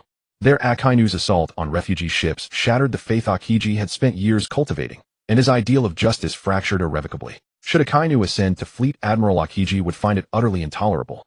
In the manga, he had long remained detached, yet only Akainu provoked him into relentless conflict. 10 days and nights of brutal combat ended with Akiji losing by a single margin, his leg shattered. Finding no trace of his justice within the Marines, he resigned, and later forged an uneasy alliance with Blackbeard. What exactly are you proposing? Akiji's voice turned glacial. You hold off Silver's Rayleigh. I secure the Fleet Admiralship for you. Lu Yu abandoned all pretense. To win Akiji's loyalty, he needed to offer sincerity and resolve. I fully endorse this plan. Zephyr added his affirmation. Instantly, Tsuru and Kizuru found themselves in an awkward position. I will assist as well. Just as Kizuru hesitated, Tsuru stepped forward, her voice steady, decisive. Staff officer, his stance was somewhat unexpected. If Akainu ascends to power, the Navy's conduct will inevitably become more aggressive. That is not a good thing. Staff officer, he explained. Listening to her words, Lu Yu recalled the relationship between Staff Officer He and Sengoku. Staff Officer He, Sengoku, and Garp. These three were of one mind. Their ideals of justice had always been closely aligned, otherwise they would not have maintained such a cordial relationship for decades. It was only natural that Sengoku recommended Akiji as his successor, and that Staff Officer He stood with him in the same camp. The key issue is not how many people support Kazan, but rather that once the world government intervenes, our support, or lack thereof, will have little effect. Staff Officer He voiced her concern. As she spoke, everyone nodded in agreement. What if just hypothetically each of our people could wield such a weapon? As Lu Yu spoke, a Gatling gun materialized in his hand. Unlike the weapons summoned previously, which would vanish shortly after being called forth, this one could persist indefinitely. The title of Ship Terminator granted Lu Yu the ability to manifest such weapons permanently. What do you mean? Staff Officer He stared at the weapon with excitement. Take it for research and replicate it for the Navy. Imagine the effect if such a weapon were mass-produced given its destructive power. Lu Yu's words prompted silent nods from all present. Vegapunk had developed the pacifista to enhance the Navy's combat strength and suppress ordinary pirates more effectively. If Lu Yu could truly help develop this weapon and equip the entire Navy, the combat effectiveness of even common sailors would be drastically elevated. Recall the effect when Lu Yu used this weapon. Even the elite members of the Whitebeard pirates could barely withstand the Gatling gun's assault. If such weapons appeared en masse, like placing hundreds of Gatling guns on the plaza during the Paramount War, the entire Whitebeard pirate fleet, tens of thousands strong, would not even have a chance to approach. Moreover, if Lu Yu could produce this weapon, could he also produce his other armaments? The devastating laser cannon that erupted in an instant. The green missiles of immense power. And most terrifying of all, the laser that descended from the heavens, instantly killing a pirate with a bounty of 1 billion. If these could all be replicated, it would revolutionize warfare. If that is truly possible, there is hope. Staff Officer He finally nodded, feeling more confident in supporting Akiji's ascension. Also, I need Baby 5, said Lu Yu, the Don Quixote family officer. Staff Officer He looked at him with curiosity. She is a weapon fruit user. If she can mimic my weapons, she might become as powerful a combatant as I am. I have interrogated her. She is merely a pitiful woman exploited by Doflamingo. If you can reverse her personality, it would be a blessing for her. With these words, Staff Officer He essentially agreed to Lu Yu's request, allowing Baby 5 to remain as his assistant. Thank you. Thus the group reached an agreement. Lu Yu's goal was to defeat the warlords of the sea to complete more awakening missions. Zephyr simply detested the warlord system. Akiji did not want the authority of Fleet Admiral to fall into Akainu's hands. Staff Officer He wished for Akiji to inherit the position of Fleet Admiral. As for Momosaji, she was inseparable from Staff Officer He and would follow her lead. Within the Navy, they had formed a faction. Their next target was none other than one of the warlords, the pirate Empress Boa Hancock. During the journey back to Navy headquarters, Lucci Rock and the others were learning hockey from Zephyr. Lu Yu meanwhile approached Baby 5 and used the simplest, most direct method to make her his assistant. I need you. Baby 5's psyche was twisted. Whenever someone said those words, she would unconditionally devote herself. Of course, Lu Yu did not intend to rely solely on this trick to control Baby 5. For now, it was the fastest way to gain control. Later, he would gradually guide her, and whether he succeeded would depend on luck. Their warship crossed the red line and returned to Marine headquarters Marineford. The return of this group caused quite a stir at headquarters. The main reason was the shocking fact that Liu Yu had captured Doflamingo, one of the warlords. Headquarters made subsequent arrangements, such as formally announcing Doflamingo's crimes and rewarding those who had contributed to the operation. Liu Yu was promoted from Navy Lieutenant Commander to Commander, while Rock jumped from Chief Petty Officer to Lieutenant Commander, surpassing Lucci and the others in rank. Everyone understood that these promotions were problematic. Under normal circumstances, capturing a warlord would have earned Liu Yu at least a Rear Admiral rank. Even a promotion to Vice Admiral would not have been excessive. But Liu Yu's actions had defied headquarters orders and the world government's directives, not to mention that he had killed 3 CP0 agents during the battle. Thus, Liu Yu would not have been surprised even if he received no reward at all. The fleet stayed at headquarters for only one day. The next morning they regrouped and set sail for Impel Down. The official reason was to escort Doflamingo. However, Fleet Admiral Sengoku keenly sensed that something deeper was at play. What are you all plotting behind the scenes? Sengoku looked at his old friend standing before him and voiced his suspicion. Nothing. Staff Officer He's reply was terse. We have been friends for decades. Do you think you can fool me with such evasions? Sengoku's tone was grave. Since you know I am being evasive, you should not have pressed further. With that, Staff Officer, he turned and left Sengoku's office. She held no ill will towards Sengoku. Her feelings for him remained unchanged. But she was well aware of his position. What they were about to do could not involve him. Do not overstep, Sengoku warned. Rest assured I know what I am doing. Staff Officer, he left those words behind. For warships escorted Doflamingo swiftly away from Marine headquarters, only to detach 3 en route heading directly for the abandoned Enies Lobby. After arriving at Enies Lobby, they departed again for Amazon Lily. To reach Amazon Lily, wouldn't it be faster to go via Impel Down? Why take this detour through Enies Lobby? To mislead. Liu Yu knew full well that the route via Impel Down was more efficient, but taking it would effectively announce to all that their true target was the Empress. Amazon Lily's influence was terrifying. If possible, Liu Yu preferred that its inhabitants remain unaware of their impending arrival. Approaching from Enies Lobby obscures our ultimate objective. Even Marine headquarters cannot deduce who we truly seek. Liu Yu explained. We've just dismantled one of the 7 warlords' organizations. Surely the others have already begun preparing. Officially, we encountered Caesar while on routine patrol, discovering his abduction of children by chance, then uncovered Doflamingo's crimes through diligent investigation, ultimately delivering justice. Meanwhile, Marine headquarters is actively recruiting new 7 warlords. Thus, in my estimation, the remaining warlords will not anticipate such a direct strike against them. Liu Yu's conjecture rested solely on external factors. If they won't know anyway, why deliberately detour? Ain asked. Do you truly believe the Marines are an impenetrable fortress? Liu Yu countered. What do you mean by that? Ain's expression grew grave. During the Punk Hazard incident, Doflamingo infiltrated the G5 branch with Virgo, a mole who rose to command the entire base.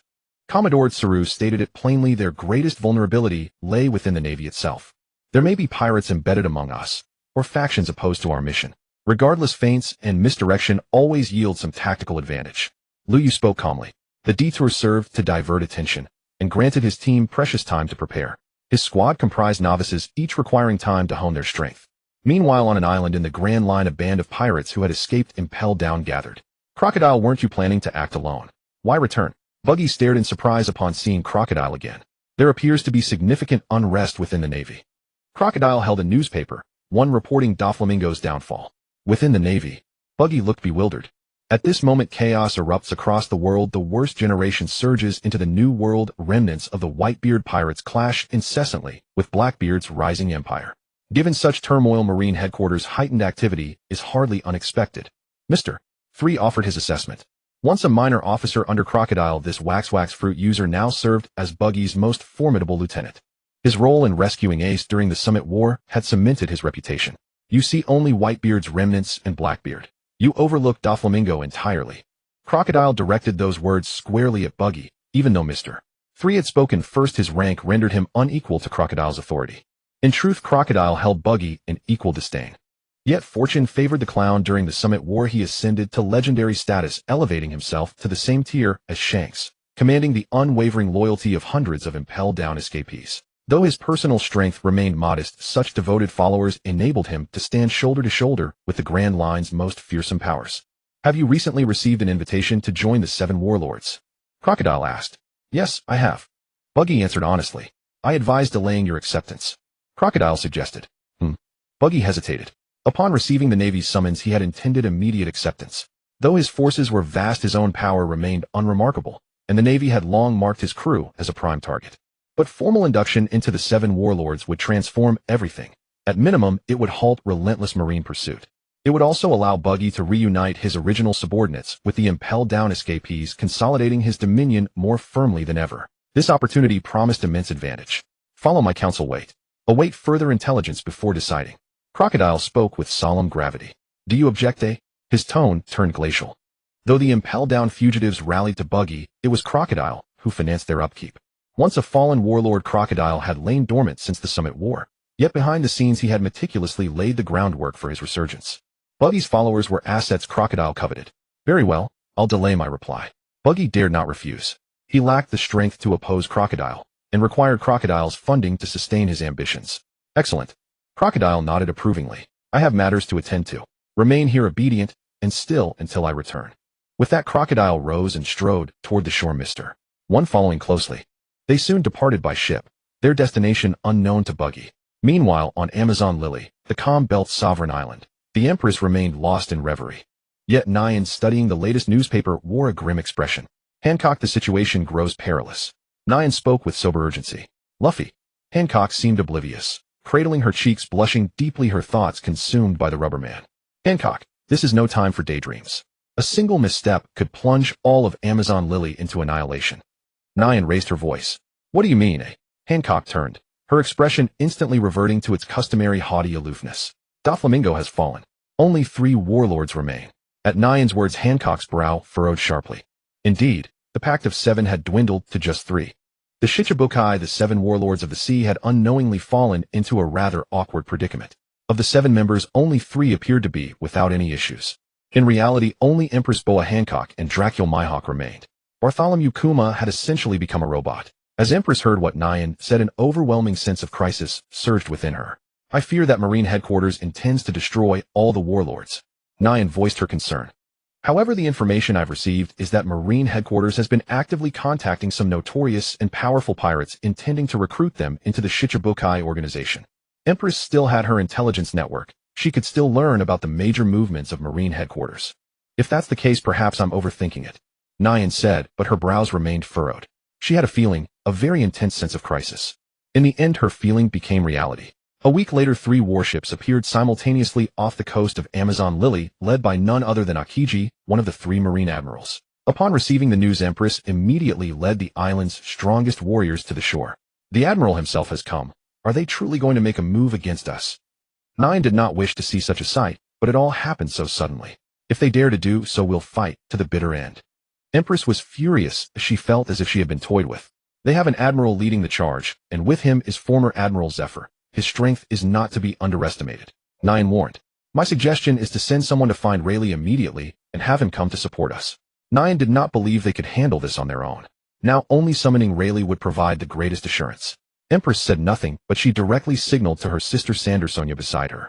Then a massive red water serpent emerged from the side of the island, carrying Sandersonia on its back and swimming out of the island at top speed. However, just as it had traveled less than 100 meters from the shore, a green missile suddenly descended from the sky, striking the large water serpent with precision. The resounding explosion shocked everyone on Amazon Lily. They turned their heads to see that the water serpent and Sandersonia had both been severely injured. They were all unconscious. Quick reacting warriors on the shore rushed over to retrieve them. The immortality cheat activated. They were severely wounded and unconscious again, but not in mortal danger. This immortality cheat was indeed a common phenomenon in the world of pirates. Who attacked my sister? Empress demanded, furiously releasing her powerful conqueror's haki without reservation. On the sea, many of the Marines on the 3 warships couldn't withstand it and began to collapse. Lu Yu stood on the bow watching the scene with an unruffled demeanor. From such a distance you can pinpoint and strike the target with such precision. Akiji, sitting on a deck chair behind Lu Yu, was lazily basking in the sun, but he was fully aware of what had happened. I may not know everything about this sea area, but I can accurately monitor the situation within a dozen kilometers around me. Lu Yu replied. His satellite positioning could currently lock onto situations within a 1-kilometer radius. However, the range of the satellite positioning would increase as his level rose. At his current level of 49, he could precisely locate Sandersonia's previous position. As for why he was level 49, it was because the experience gained from defeating Sandersonia had just allowed him to level up again. It wasn't that Sandersonia's experience alone could raise a level, rather the accumulated experience from defeating Doflamingo earlier was just short of 1 more point needed to level up.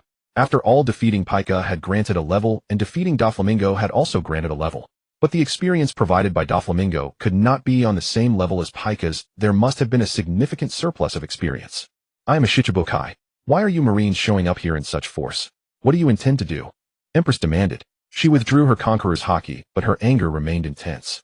That was her own sister who had nearly been blown to pieces just moments ago. You secretly led Straw Hat Luffy into Impel Down, causing its breach and triggering a massive prison break. Now you ask why we are making a move against you. Lu Yu's accusation made Empress's expression change drastically. Nyan and Marigold were equally shocked. The Shichibukai had an agreement with Marine headquarters that allowed them to plunder the seas freely. But this matter had definitely crossed the line of both the Marines and the world government. What evidence do you have that I brought Straw Hat Luffy in? Empress was still trying to refute, as she couldn't let Lu Yu solidify this accusation against her. Once it was confirmed the Marines would have a legitimate reason to act against her, the Shichibukai Treaty would be useless and world opinion would be equally useless. On the eve of the Impel Down prison break, you were the only one who entered Impel Down. Lu Yu stated. You deliberately wore a loose robe to conceal Straw Hat Luffy's figure. After entering Impel Down, you used your Mero no Mi abilities to petrify the Vice Warden who was about to inspect you. Did you really think these actions could fool everyone's eyes?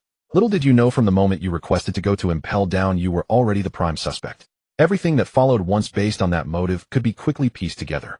We didn't make a move during the summit war simply because we hadn't gathered concrete evidence yet and had no time to deal with you. After Lu Yu finished speaking, Empress was completely speechless. The entire course of the event had been analyzed so clearly, every detail laid out. Most importantly, Lu Yu's last statement indicated that they had solid evidence. So what? Empress suddenly changed her tone. I will be forgiven for anything I do because I am simply too beautiful. Empress said this with an exaggerated, contemptuous gesture. At that moment, many Marines on the warships fell victim, captivated by Empress's beauty. But Lu Yu, he was a lecher, but he would not let his lower head control his upper head. Baby 5, anti-tank cannon. No sooner had Lu Yu finished speaking than Baby 5 stepped forward from behind him, and the moment she raised her right hand, an anti-tank cannon materialized in her grip. Without hesitation, she fired the shell, its blast power modest, posing no threat whatsoever to the Empress. Yet Lu Yu's command and Baby 5's swift action made one truth unmistakably clear: the Navy had come to Nine Peak Island with the sole intent of subduing it. Boom. The explosion sent up only a cloud of dust. No new casualties, no structural damage. The Empress clenched her fists, her fury palpable, her body coiled like a storm about to break. Just then Granny Nyo leapt forward, stepping squarely between the Empress and the impending confrontation. Hold on a moment, she said. On the other side stand a Marine Admiral and numerous formidable warriors. We stand no chance of victory in open combat. Granny Nyo fully grasped the gravity of their predicament. Should they truly wage war against Lu Yu and his forces, Nine Peak Island would be erased from existence. This is not me striking first. It is they who have already struck at us, the Empress declared, voice seething with wrath. Perhaps it is not yet beyond redemption. Having spoken, Granny Nyo turned and strode resolutely to the forefront, placing herself squarely between the Empress and Lu Yu. Surely it has not yet come to mutual annihilation, to fight until both sides lie broken and bleeding. She fixed her gaze upon Lu Yu. Though Admiral Akiji held the highest rank among the opposing officers, Granny Nyo had observed that, from the moment the warship anchored, Lu Yu alone had spoken, directed, and commanded. Do you seek negotiation? Lu Yu asked. I seek only a way to preserve Nine Peak Island, Granny Nyo replied. Come aboard with me. Let us speak within the ship's cabin, Lu Yu said, then turned and walked toward the vessel's interior without waiting for assent. Soon after, Zephyr, Tsuru, and Mamanga followed him inside. At first the Empress suspected the invitation concealed ulterior motives, perhaps entrapment disguised as diplomacy. Yet now it appeared genuine, a true offer of negotiation. Still, it could well be a trap. Once inside, she might never emerge alive. We must go. We have no choice, Granny Nyo declared, and leapt onto the warship first, her resolve unshaken. The Empress knew too that whether trap or truth refusal was impossible. Their adversaries held overwhelming superiority and sheer combat strength. After whispering two quiet instructions to Marigold, she vaulted onto the deck. She did not enter the cabin immediately, instead pausing to study Akiji, seated motionless and expressionless upon the deck. Ultimately, he remained her greatest source of dread. Without him, she might yet hold her ground against the others. Seeing Akiji neither stir nor react, she turned and proceeded into the cabin, where 5 figures already sat around a circular table. Speak plainly. Why summon me here? Her voice was glacial, her eyes locked unflinchingly onto Lu Yu. Is your secret fit for public revelation? Lu Yu countered. What do you mean by that? Her face paled instantly, her aura surging violently outward. That you were once captured by the celestial dragons. Others may remain ignorant, but I know it all. Lu Yu spoke calmly, utterly unmoved by her rising fury. You... She paused, then added, if you possess such secrets, defeating us would be effortless. Yet you still choose negotiation.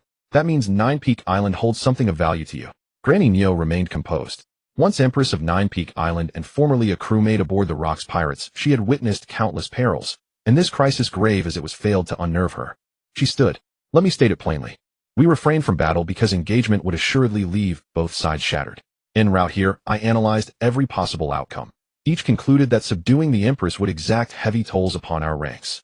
In the manga, Blackbeard arrived with half his crew. Though he ultimately subdued the Empress, every one of his men was petrified in the process. Thus, if the Empress fell, Blackbeard's crew would lose nearly half its fighting strength. Lu Yu's current power, however, surpassed even Blackbeard's at that time. Beyond Akiji, 3 elite officers stood beside him, Tsuru, Zephyr, and Momonga. Even if age had diminished Zephyr's and Tsuru's prowess, Lu Yu himself more than compensated. Post-awakening, Lu Yu's combat capability ranked among the very strongest admirals. Yet victory would demand grievous losses among his subordinates. Worse still, if the legendary Dark King Rayleigh arrived unexpectedly, their position would deteriorate catastrophically. Though Lu Yu had intercepted their messengers, he knew Rayleigh would likely intervene at the decisive hour. The world's bizarre, inexplicable rules had long exhausted Lu Yu's capacity for disbelief. Men surviving missile barrages as sword strikes, cleaving flesh, yet failing to kill. In a realm where every soul seemed blessed or cursed, with inviolable life force, Lu Yu preferred certainty over peril. Then what precisely do you seek? Granny Neo pressed. The Empress shall relinquish her title as one of the 7 warlords of the sea, and the 9 Peak Pirates shall disband permanently. This concession, Lu Yu knew, represented the mildest outcome Zephyr would accept. Indeed, Zephyr had originally intended to eradicate all such marauders. But when Lu Yu revealed the Empress's past captivity by the celestial dragons and underscored the island's role as sanctuary for countless women, Zephyr relented. In this lawless world, countless innocent women wandered destitute. For decades, Nine Peak Island had gathered them, offering refuge, purpose, and survival. Nine Peak Island stands apart from the world. If the 9 Peak Pirates vanish, its people will starve. Granny Neo spoke plainly. You may pursue livelihood, but piracy must end. Zephyr's voice rang firm, marking his unyielding boundary. If we cease piracy, how shall we live? Granny Neo retorted. Absurd. Must others perish so you may survive? Are those you rob destined to die? Do their lives hold less weight? Lu Yu smiled. Not in mockery, but at the hollow logic laid bare before him. Granny Neo fell silent. When stripped to principle, no party held moral high ground. The world itself was fractured, and survival demanded compromise. Yet, as Zephyr had stated, their raids condemned innocents to suffering. This was no mere failure of individuals. It was the entire world's corruption laid bare. Whether we are right or wrong, we cannot judge accurately now. What I need at this moment is your stance. Lu Yu ceased to dwell on the issue of right and wrong. He now only considered one thing: their allegiance. What he wanted was to dismantle the 7 warlords of the sea. Each time he destroyed one, he could awaken a new profession. He had already secured the awakening of the gunner, who served as the main attacker. Next, he needed to obtain the awakening of the invincible ranger. The ranger, upon entering its first awakening, became invincible, which was of utmost importance to Lu Yu. Only if you withdraw from the 7 warlords of the sea and disband the Kuja pirates can we end this campaign. Lu Yu made his stance clear. Are you trying to completely abolish the system of the 7 warlords of the sea? Granny Neo fell silent again, voicing her speculation. Her words made the Empress, who had been both bewildered and furious, suddenly realize the immense implications behind this matter. Lu Yu and his group were not targeting her alone, but the entire 7 warlords of the sea. Attacking Doflamingo was the beginning. Now coming after her was because she was the weakest among the remaining 3. In other words, Lu Yu and his companions would likely go after the Tyrant and the Hawkeye next. You don't need to know our purpose. Lu Yu did not directly answer Granny Neo's question. Now tell us your choice. Will you accept, or will it be war? Lu Yu posed this crucial question. Wait a moment. Just as Granny Neo was about to agree, Advisor Tsuru interrupted her. Advisor Tsuru. Lu Yu looked at her with confusion. For the sake of caution, after the Empress agrees to all this, she must remain on my ship as a prisoner of war until the 7 warlords of the sea system is abolished. Tsuru's words stunned not only the Empress and Granny Neo, but even Lu Yu. He had not expected that this seemingly kind-hearted Advisor Tsuru could be so assertive. Forcing someone to withdraw from the 7 warlords of the sea and disband their pirate crew was not enough. She even intended to detain the Empress. This matter is of great importance. We cannot afford to let our guard down. If we leave and she reports this to the Marine headquarters and the world government, all our subsequent plans will fail. Advisor Tsuru spoke. Don't forget, we are acting behind the backs of the Marine headquarters and the world government. Advisor Tsuru's words made Lu Yu and the others suddenly realize. Indeed, they were doing this without the knowledge of the Marine headquarters and the world government. Even if they forced the Empress to comply now, once the world government found out, a single order could easily overturn everything. Think about Doflamingo's actions in the manga. When he was coerced by law into resigning as a warlord and king of Dressrosa, the world government later issued a refutation, instantly reversing the entire situation. Those who wield power could do such things with ease. No, Hancock cannot be controlled by you. Granny Nyo was resolute. If that's the case, then we have no choice but to go to war. Advisor Tsuru stood up, her frail body suddenly exuding an imposing aura. War it is. Do you think I'm afraid of you? The Empress stepped beside Granny Nyo, reaching out to shield her behind herself. It seems a fight is inevitable.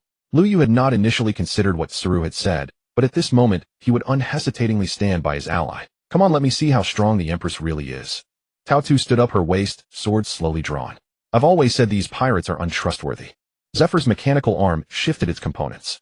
For vice admirals of the highest rank against the two empresses of Kuja Island, no matter how one looked at it, Kuja Island had no advantage. Think carefully. In Lu Yu's hand, a pink revolver had already appeared. The Empress was furious, a suffocating pressure building in her chest. Retreat first. We'll stall for time. Granny Nyo whispered into the Empress's ear. The next moment, the Empress grabbed Granny Nyo and retreated rapidly toward the cabin exit. Lu Yu and the others immediately sprang into action, all of them giving chase. However, just as the Empress set foot on the outer deck, her body was suddenly frozen solid. Akiji, who had been lying quietly on a deck chair, now stood up. He did not speak, but the cold emanating from his body said enough. The next moment, the ice shattered as the Empress broke free from Akiji's freezing using her haki. But at this moment, her aura was no longer as steady as before. When Doflamingo was frozen by Akiji, the effect was similar to what the Empress was experiencing now. Lock Lucci Jackson Baby 5. On the warship, everyone was ready for battle. On the shore, the members of the Kuja pirates were also prepared for combat. But how could their numbers and strength compare to Lu Yu's side? Take them, Lu Yu shouted to the others. Instantly, everyone on the warship charged forward simultaneously. Ein and Binz were at the forefront, heading straight for Marigold. In Baby 5's hands, a massive cannon had appeared, a laser cannon. Wait! Granny Nyo cried out. But Lu Yu would not give her another chance. Now that they had decided to strike, they had to take down all enemies as quickly as possible. Hesitation would only give the opponent more opportunities to turn the tables. The laser cannon charged, the Gatling gun was set up, Lucci and others used moonwalk to approach the shore rapidly, and the warship's cannons were all aimed. I agree to go on your ship. The Empress gritted her teeth and shouted. She hurled Granny Nyo forcefully toward the island, then let her aura dissipate. Facing such a group of formidable opponents alone, she truly had no other choice. She had seen Lu Yu's move that defeated Sandersonia. If that attack landed on the island, the destruction would be even more terrifying. An attack casually thrown to stop a messenger was that powerful, which meant Lu Yu had even more fearsome abilities. One Akiji was already terrifying enough. Coupled with Lu Yu, a berserker with such devastating power, Kuja Island could not withstand such ravages. Someone bring the Sea Prism stone handcuffs. Advisor Tsuru ordered. A female marine stepped forward and effortlessly placed a pair of Sea Prism stone handcuffs on the Empress's wrists. The Empress was bound in sea stone handcuffs. Lu Yu immediately heard the system's notification. The two skills had just been unlocked: the awakening skill of the roaming gunner. Passive skill Death Mark, active skill Frenzied Slaughter. A pity, Death Mark is an instant kill. Lu Yu sighed. Though Death Mark inflicted considerable damage upon the roaming gunner, it remained fundamentally inferior to instant kill in absolute lethality, yet it now triggered the one-hit kill effect. That is to say, no matter how formidable one's defense or how vast one's health pool, once this passive activated, death was inevitable. For Lu Yu, possessing instant kill would render it his most devastating offensive ability. Within the world of pirates, beyond the natural type Devil Fruit user's evasiveness, the greatest tactical hurdle was penetration, breaking through defenses. Figures like Kaido and Big Mom possessed such impenetrable resilience that even overwhelming force failed to breach their hides. But with instant kill, it mattered not whether the first 100 shots dealt damage. Only the 101st need land to annihilate the target.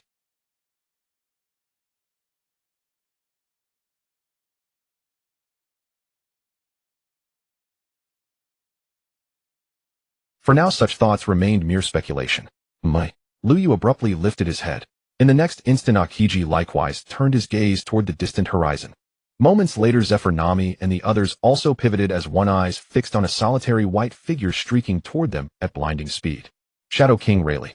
Indeed, it was Rayleigh himself. He was precisely the one they feared most when planning their assault on Amazon Lily. Lu Yu stepped forward, ready to strike, only for Akiji to step ahead and gently halt his movement with an outstretched hand. Let us wait and observe first, Akiji said calmly. Lu Yu offered no reply. Among all present, only Akiji possessed the proven strength to rival Rayleigh, and thus Lu Yu deferred unquestioningly to his judgment. Rayleigh soon boarded the warship, standing poised atop the railing at its edge, sword hilt gripped firmly, expression grave and unyielding. "You lot." Rayleigh's voice brimmed with fury. He had never imagined that in a single moment's inattention the Navy would launch an attack upon Amazon Lily. His rage intensified upon seeing the Empress shackled in sea stone. "Rayleigh, have you come here to obstruct our operation?" Zephyr advanced, issuing the challenge. "I've merely come to protect what I must." Though long retired, few things still stirred Rayleigh's concern. His captain's unfulfilled vow, and the homeland once safeguarded by the woman he loved. Yes, Rayleigh protected Amazon Lily solely because it was Shaki's home. She herself had once reigned there as Empress. Then let us settle this with blades. See whose body has endured time more faithfully. Zephyr and Rayleigh had once stood as peers of the same era, Zephyr's strength once rivaling Rayleigh's own. Yet decades of loss and burden had eroded his might. Yet now his resolve burned anew. Should Rayleigh insist on battle, Zephyr welcomed another clash. "I seek only peace and quiet, not conflict. But should anyone oppose me, I shall yield not an inch." His blade slid slowly from its scabbard as a torrent of conqueror's haki surged forth. Yet the instant Rayleigh unveiled his aura, Akiji stepped forward, his own overwhelming presence erupting in equal measure. "If combat is unavoidable, allow me to test your strength." Akiji's words met Rayleigh's dominance head-on. Rayleigh's brow furrowed, his entire being tightening, his grip on the sword intensifying. His power had once been peerless, but that was long ago. Age now dulled his edge. Though free of crippling illness or grievous wounds, he lacked Whitebeard's dire frailty. Still, to engage a Marine admiral in mortal combat here held little promise of victory. Worse yet, Akiji was not alone. He faced Zephyr Namitsuru and Lu Yu as well. Lu Yu, though newly appointed, had already garnered considerable attention, his extraordinary long-range prowess having first drawn notice during the Summit War. Yet then he'd merely dispatched minor foes, drawing scant regard. Recently, however, he led the Navy to decisively defeat Doflamingo in the New World. Unlike the current display of coercive dominance over the Empress, Lu Yu had triumphed through sheer martial supremacy, shattering Doflamingo and his entire syndicate outright. Doflamingo had surrendered, but only after exhausting every last stratagem, even awakening his devil fruit's full potential. "Rayleigh, let this matter end here." Boa Hancock's grandmother stepped forth. Once Empress herself and a core member of the Rocks Pirates, she perceived the situation with crystalline clarity. Rayleigh turned toward her. "We have struck a pact. So long as both sides honor it, neither shall suffer harm." Her tone was solemn, fearful he might act unilaterally. If hostilities erupted with these Marines, Amazon Lily would bear the brunt of the devastation. "But I swore an oath to Shaki." Rayleigh's aura waned slightly. "Tell her the truth. She will understand." Boa Hancock's grandmother turned to Tsuru. "You will uphold the agreement and release Hancock safely afterward, correct?" Though Akiji commanded authority here, she trusted none of the newer generation, only Tsuru. Decades of mutual respect had taught her Tsuru's word was inviolable. "Once our objective is secured, we shall impose no further hardship upon Hancock. Then withdraw now from the comm belt. Depart Amazon Lily immediately." She needed distance. Any misstep risked igniting open warfare. "We're leaving." Tsuru ordered the assembled Marines. Instantly, nearly all Marines lowered their weapons and steered their warships away from Amazon Lily's shores. Yet Akiji's gaze remained locked on Rayleigh. Zephyr, Lu Yu, and the others stayed vigilant, never relaxing guard before an adversary.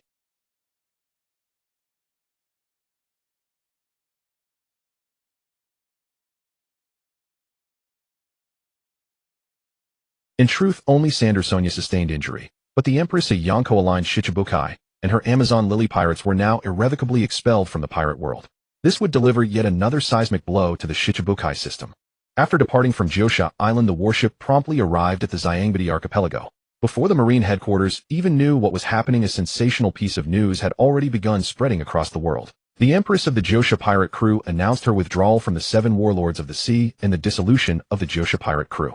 Boa Hancock, guilty of aiding Straw Hat Luffy in infiltrating Impel Down, is now under the control of the Marines, personally supervised by Chief of Staff He.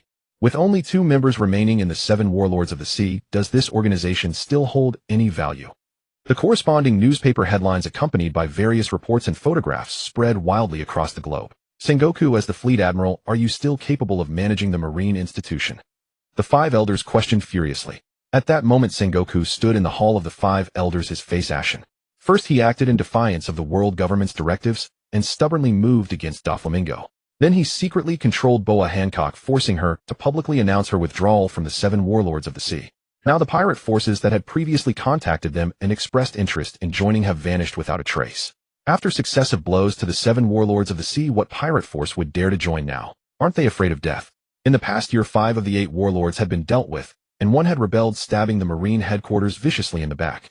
The system of the 7 warlords of the sea is now essentially defunct. Those people are currently on the Zyangmedi archipelago. Will they make a move against Bartholomew Kuma? Saint Saturn looked at Sengoku and asked. I have issued strict orders that they must not lay a finger on Bartholomew Kuma, Sengoku replied. And will they definitely obey your orders? That remark struck a nerve. How could he, the esteemed fleet admiral of the Marines, retain any authority if his subordinates refused to follow his commands?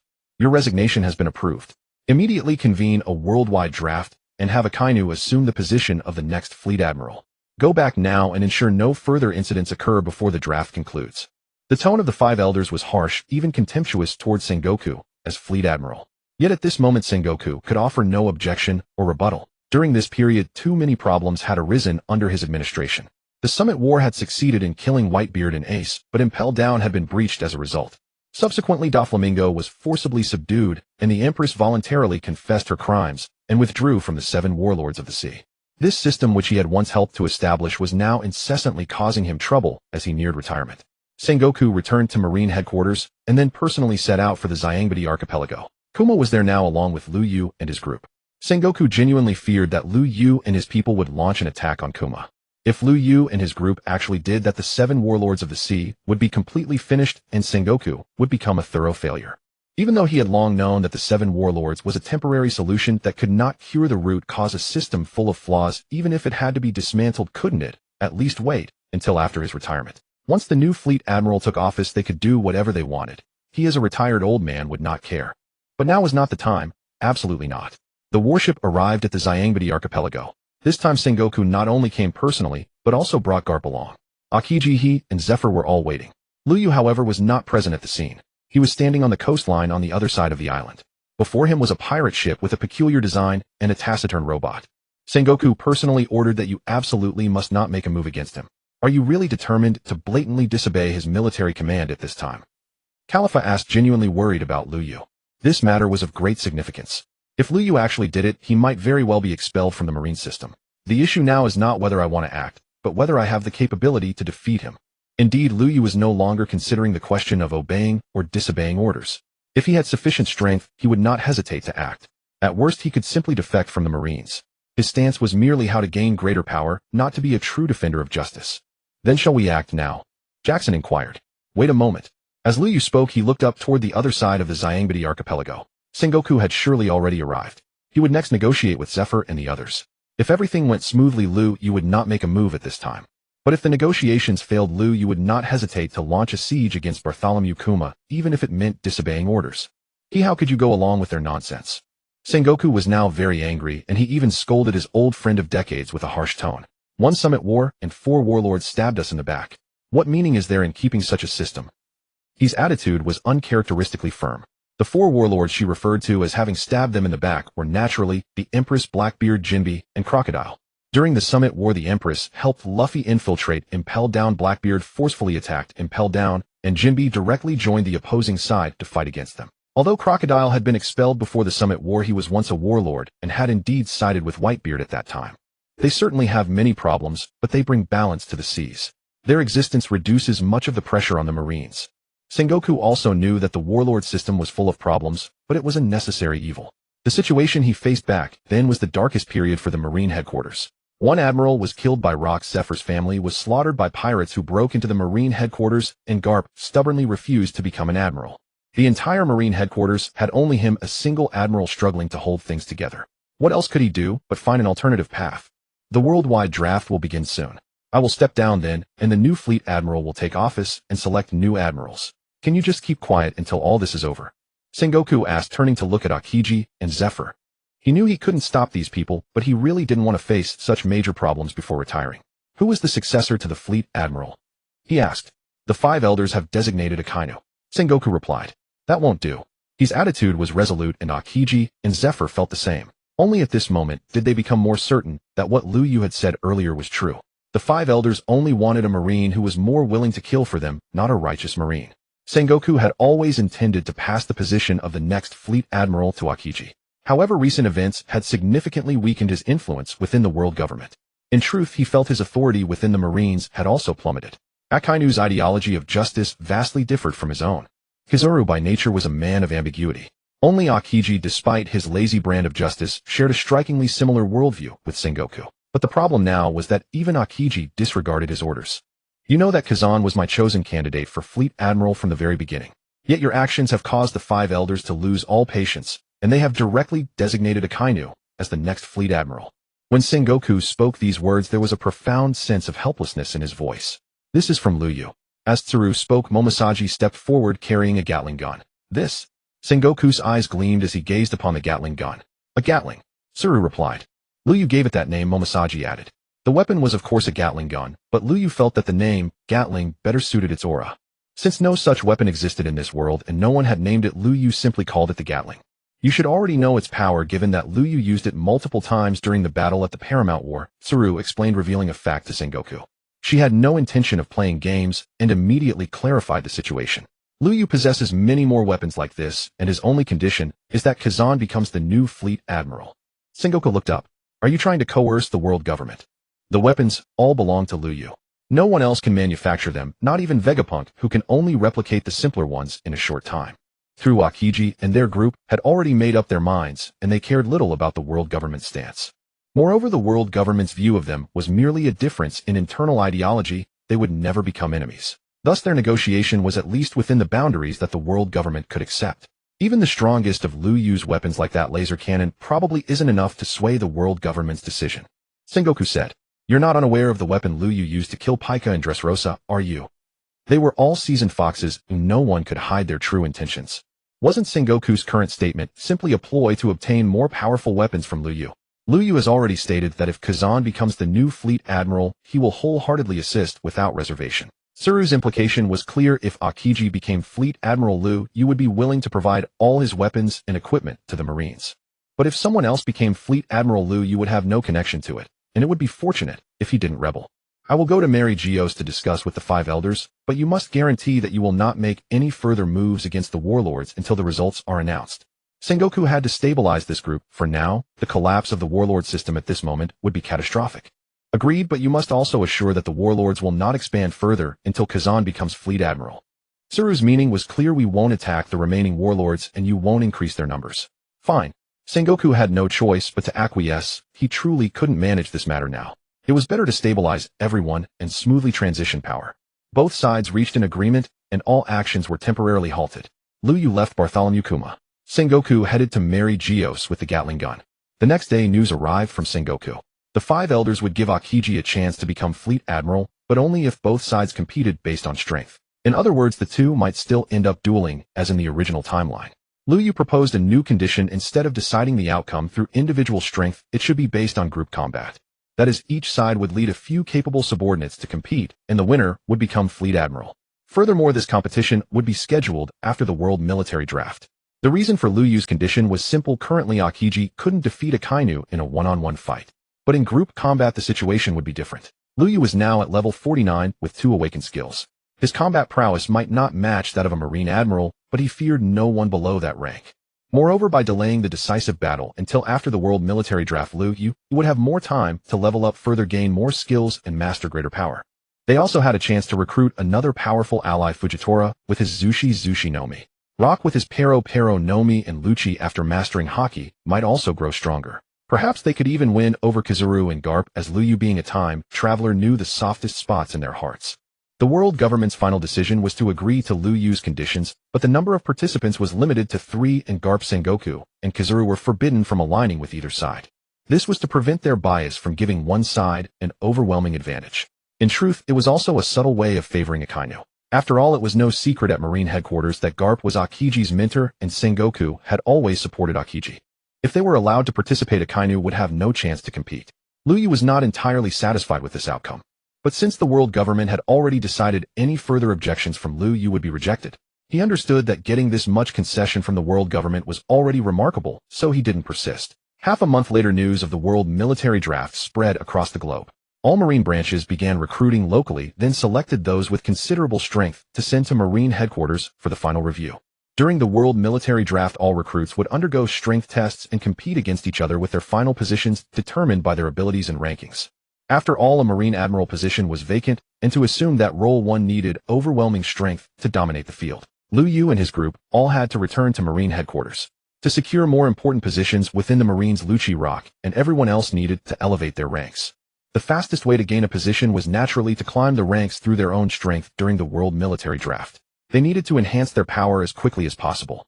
The worldwide conscription officially commenced. The first phase consisted of general recruitment where anyone without a criminal record and with passable physical fitness could join. The second phase of the worldwide conscription was the competition for positions. New recruits with considerable strength, as well as those already within the Marine system who believed their abilities had improved, could participate to vie for higher ranks. Thus, in the first month, preliminary screening was conducted at Marine headquarters, selecting 3,000 participants for the subsequent rank competition in the worldwide conscription. In the second month, 7,000 candidates selected from Marine branches around the world arrived at Marine headquarters to participate in the subsequent rank competition. In the third month, the first round of strength testing began, evaluating candidates based on the 6 powers hockey and devil fruit abilities, with the majority being assigned ranks below captain. Those at captain rank or above had to earn their positions through actual combat. The first round pitted those already holding the rank of captain within the Marine system against newly joined recruits. The victors advanced while the defeated retained their original ranks.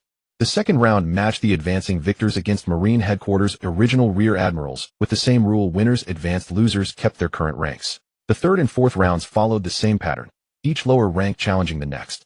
Due to the limited number of officers originally holding those ranks at Marine headquarters, each round took several days, or even over 10 days to conclude. The entire worldwide conscription, the first 3 months were the preparation phase, and the latter 3 months were entirely taken up by the rank competition. The whole process required nearly half a year to complete. Lu Yu and his subordinates naturally participated as well.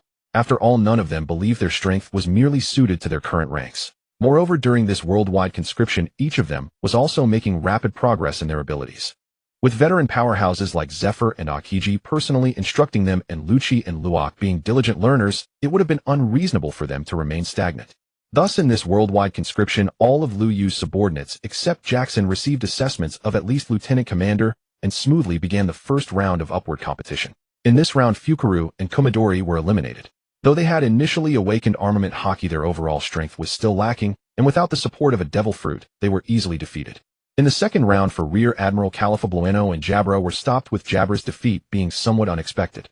After all, he had originally been a powerhouse comparable to Sanji, and during his time in CP9 his strength was second only to Lucci's for a period. But defeat was defeat. Even if he encountered a strong opponent by misfortune, it was still a loss. In the third round, the battle for Vice Admiral, none of them were eliminated. However, Lu Yu's opponent was rather special, for the one blocking him was none other than Smoker. Over the months, Lu Yu had mastered both colors of hockey, and combined with the peculiarities of the DNF skill system, his victory over Smoker came as no surprise. Nevertheless, Lu Yu was quite satisfied with the promotion. This proved that even during the worldwide conscription matches, he could gain experience by defeating opponents. Unfortunately, reaching level 50 did not grant any new skills. Lu Yu only improved his experience level, but the subsequent system notification greatly pleased him. Detected that you have reached level 50, unlocking the weapon upgrade mission. Mission objective: defeat a Marine headquarters Vice Admiral. Mission reward: 1 orange weapon. Weapon passive attribute: attacks can directly strike users of Logia-type devil fruits. An orange weapon, a legendary grade weapon, and its passive attribute was exactly what Lu Yu needed most. The system rarely issued missions, but every mission's reward was truly excellent. Lu Yu, we found the people you were looking for. Just as Lu Yu was delighted with this new system, Mission Momosaji came to him with the long-awaited news. You found new recruits with great potential? Lu Yu asked.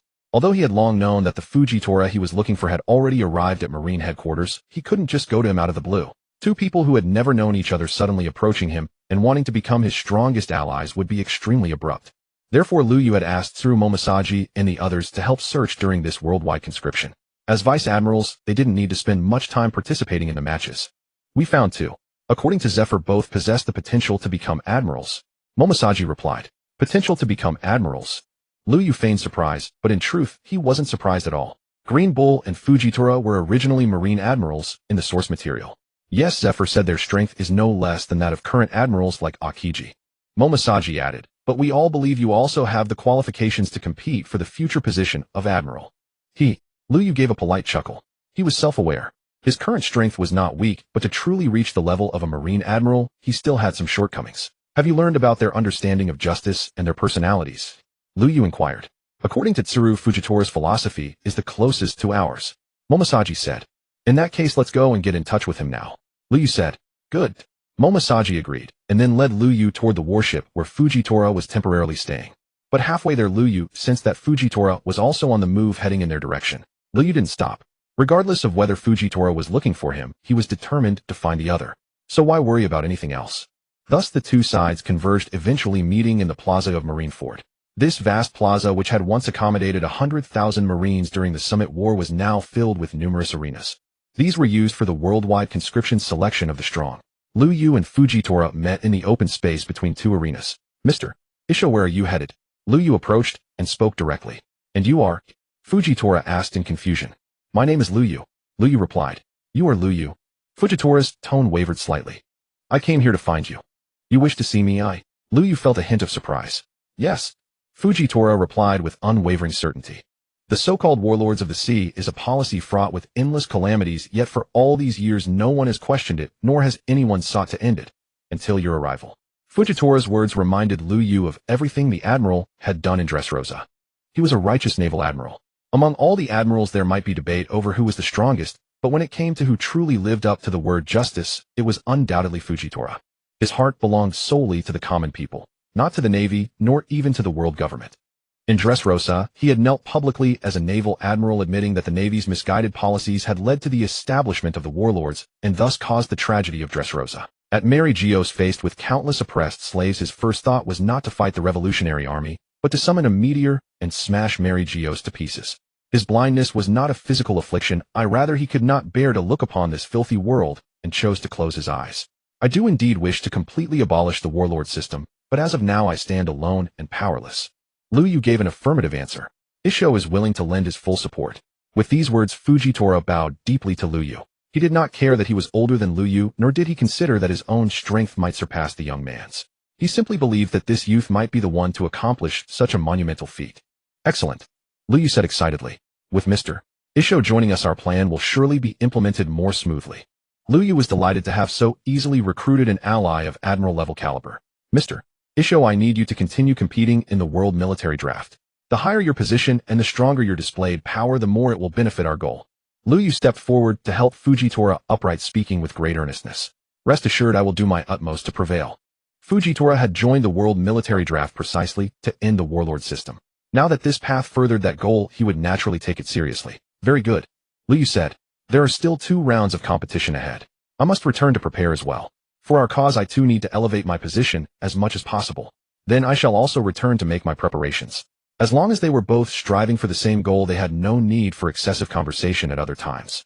The two parted ways. Fujitora returned to the warship where he was temporarily stationed, while Liu Yu, accompanied by Momosaji, went back to the Navy headquarters building. The next morning, the 4th round of competition began, a battle where rear admirals challenged the rank of vice admiral. On that day, every participant was exceptionally earnest. Liu Yu, Rock, Lucci, and Kaku stood together beneath the arena with Jackson and many other comrades behind them. Win this fight, and we become vice admirals. Are you ready? Liu Yu looked at the 3 beside him. Half a year ago, they had all been ordinary sailors within the Navy's ranks. Now they were about to challenge the very core of the naval hierarchy. There were many vice admirals in the Navy, perhaps not 100, but at least 80. Yet that did not mean such a rank was commonplace. Any vice admiral, when sent out to the seas, could match the caliber of a Whitebeard Pirates commander or a member of the Beasts Pirates, Toby Rappo. Some of the most exceptional could even contend with the warlords of the sea, the 3 Calamities, or the Sweet Commanders. Moreover, every vice admiral had the authority to independently lead a 1,000-man naval unit commanding warships to carry out missions across all seas. This was already a formidable force. Ready, Kaku answered confidently. I feel like I might not be able to win this battle, Rock said, his expression filled with worry. Don't worry. Just give it your all, and fight with everything you have. Win or lose, we must be open-minded. Able to take it, and let it go, Liu Yu advised. He knew that Rock's journey this far was already remarkable. After all, Rock was merely an ordinary sailor by origin with no outstanding combat talent. His rise to this point was entirely due to the power of the pink dragon fruit, a rare mythical zoan that had given his battle prowess a tremendous leap. Block A, first match, Rock versus Momonga. The announcer's voice rang out. Rock was the first to take the stage. Opposite him, Momonga had already stepped onto the arena. This vice admiral, ever smiling and perpetually smoking a cigar, was considered a role model. Not only was he immensely powerful, but he was also gentle in his daily demeanor. A rugged appearance with a delicate heart, a rare sight in a world of pirates. The moment Rock faced Momonga, his momentum had already waned considerably. This match, Rock has no chance, Lucci commented. His confidence is lacking. Even if he had sufficient strength, it would be difficult for him to bring it out now. Liu Yu could also see Rock's problem. From an ordinary sailor to a rear admiral in just half a year. That is already an extraordinary achievement. Momosaji remarked with emotion. His devil fruit ability is powerful, but his combat talent is insufficient. His mastery of color of observation and color of armament haki is not yet refined. At the vice admiral level, if one's haki is not well honed, even with a strong ability, it is hard to stand firm. Zephyr evaluated Rock's situation from a purely strength-based perspective. Give him a little more time. In a year or two at most, he will achieve greatness. Zephyr sighed. Just then the battle on the arena began. As Lucci had described, Rock's lack of confidence caused his reaction speed to drop. Momonga, though not a devil fruit user, overwhelmed Rock with his powerful haki and swordsmanship, leaving the young man struggling to defend. If not for the pink dragon fruit's formidable defensive capabilities, Rock would likely have been knocked off the platform within 3 moves. Relying on the fruit's power, Rock managed to last only a little over 10 minutes. During his counterattack, Momonga evaded with precise armament haki, swiftly moved to Rock's most vulnerable spot, and delivered a fierce slash with armament haki, sending Rock tumbling off the arena. The medics tended to him immediately, and in truth Rock's injuries were not severe. But he had truly lost this match. Among Liu Yu's group, the second to step forward was Lucci, whose opponent was Darmzia. Darmzia was also a devil fruit user, a Zoan-type fruit user who had consumed the dog fruit model Dalmatian, and a master of the Navy's 6 powers. Integrating haki, the 6 powers, and devil fruit abilities into a unified combat system unleashed extraordinary fighting prowess, an essential path for advancement within the Navy's martial framework.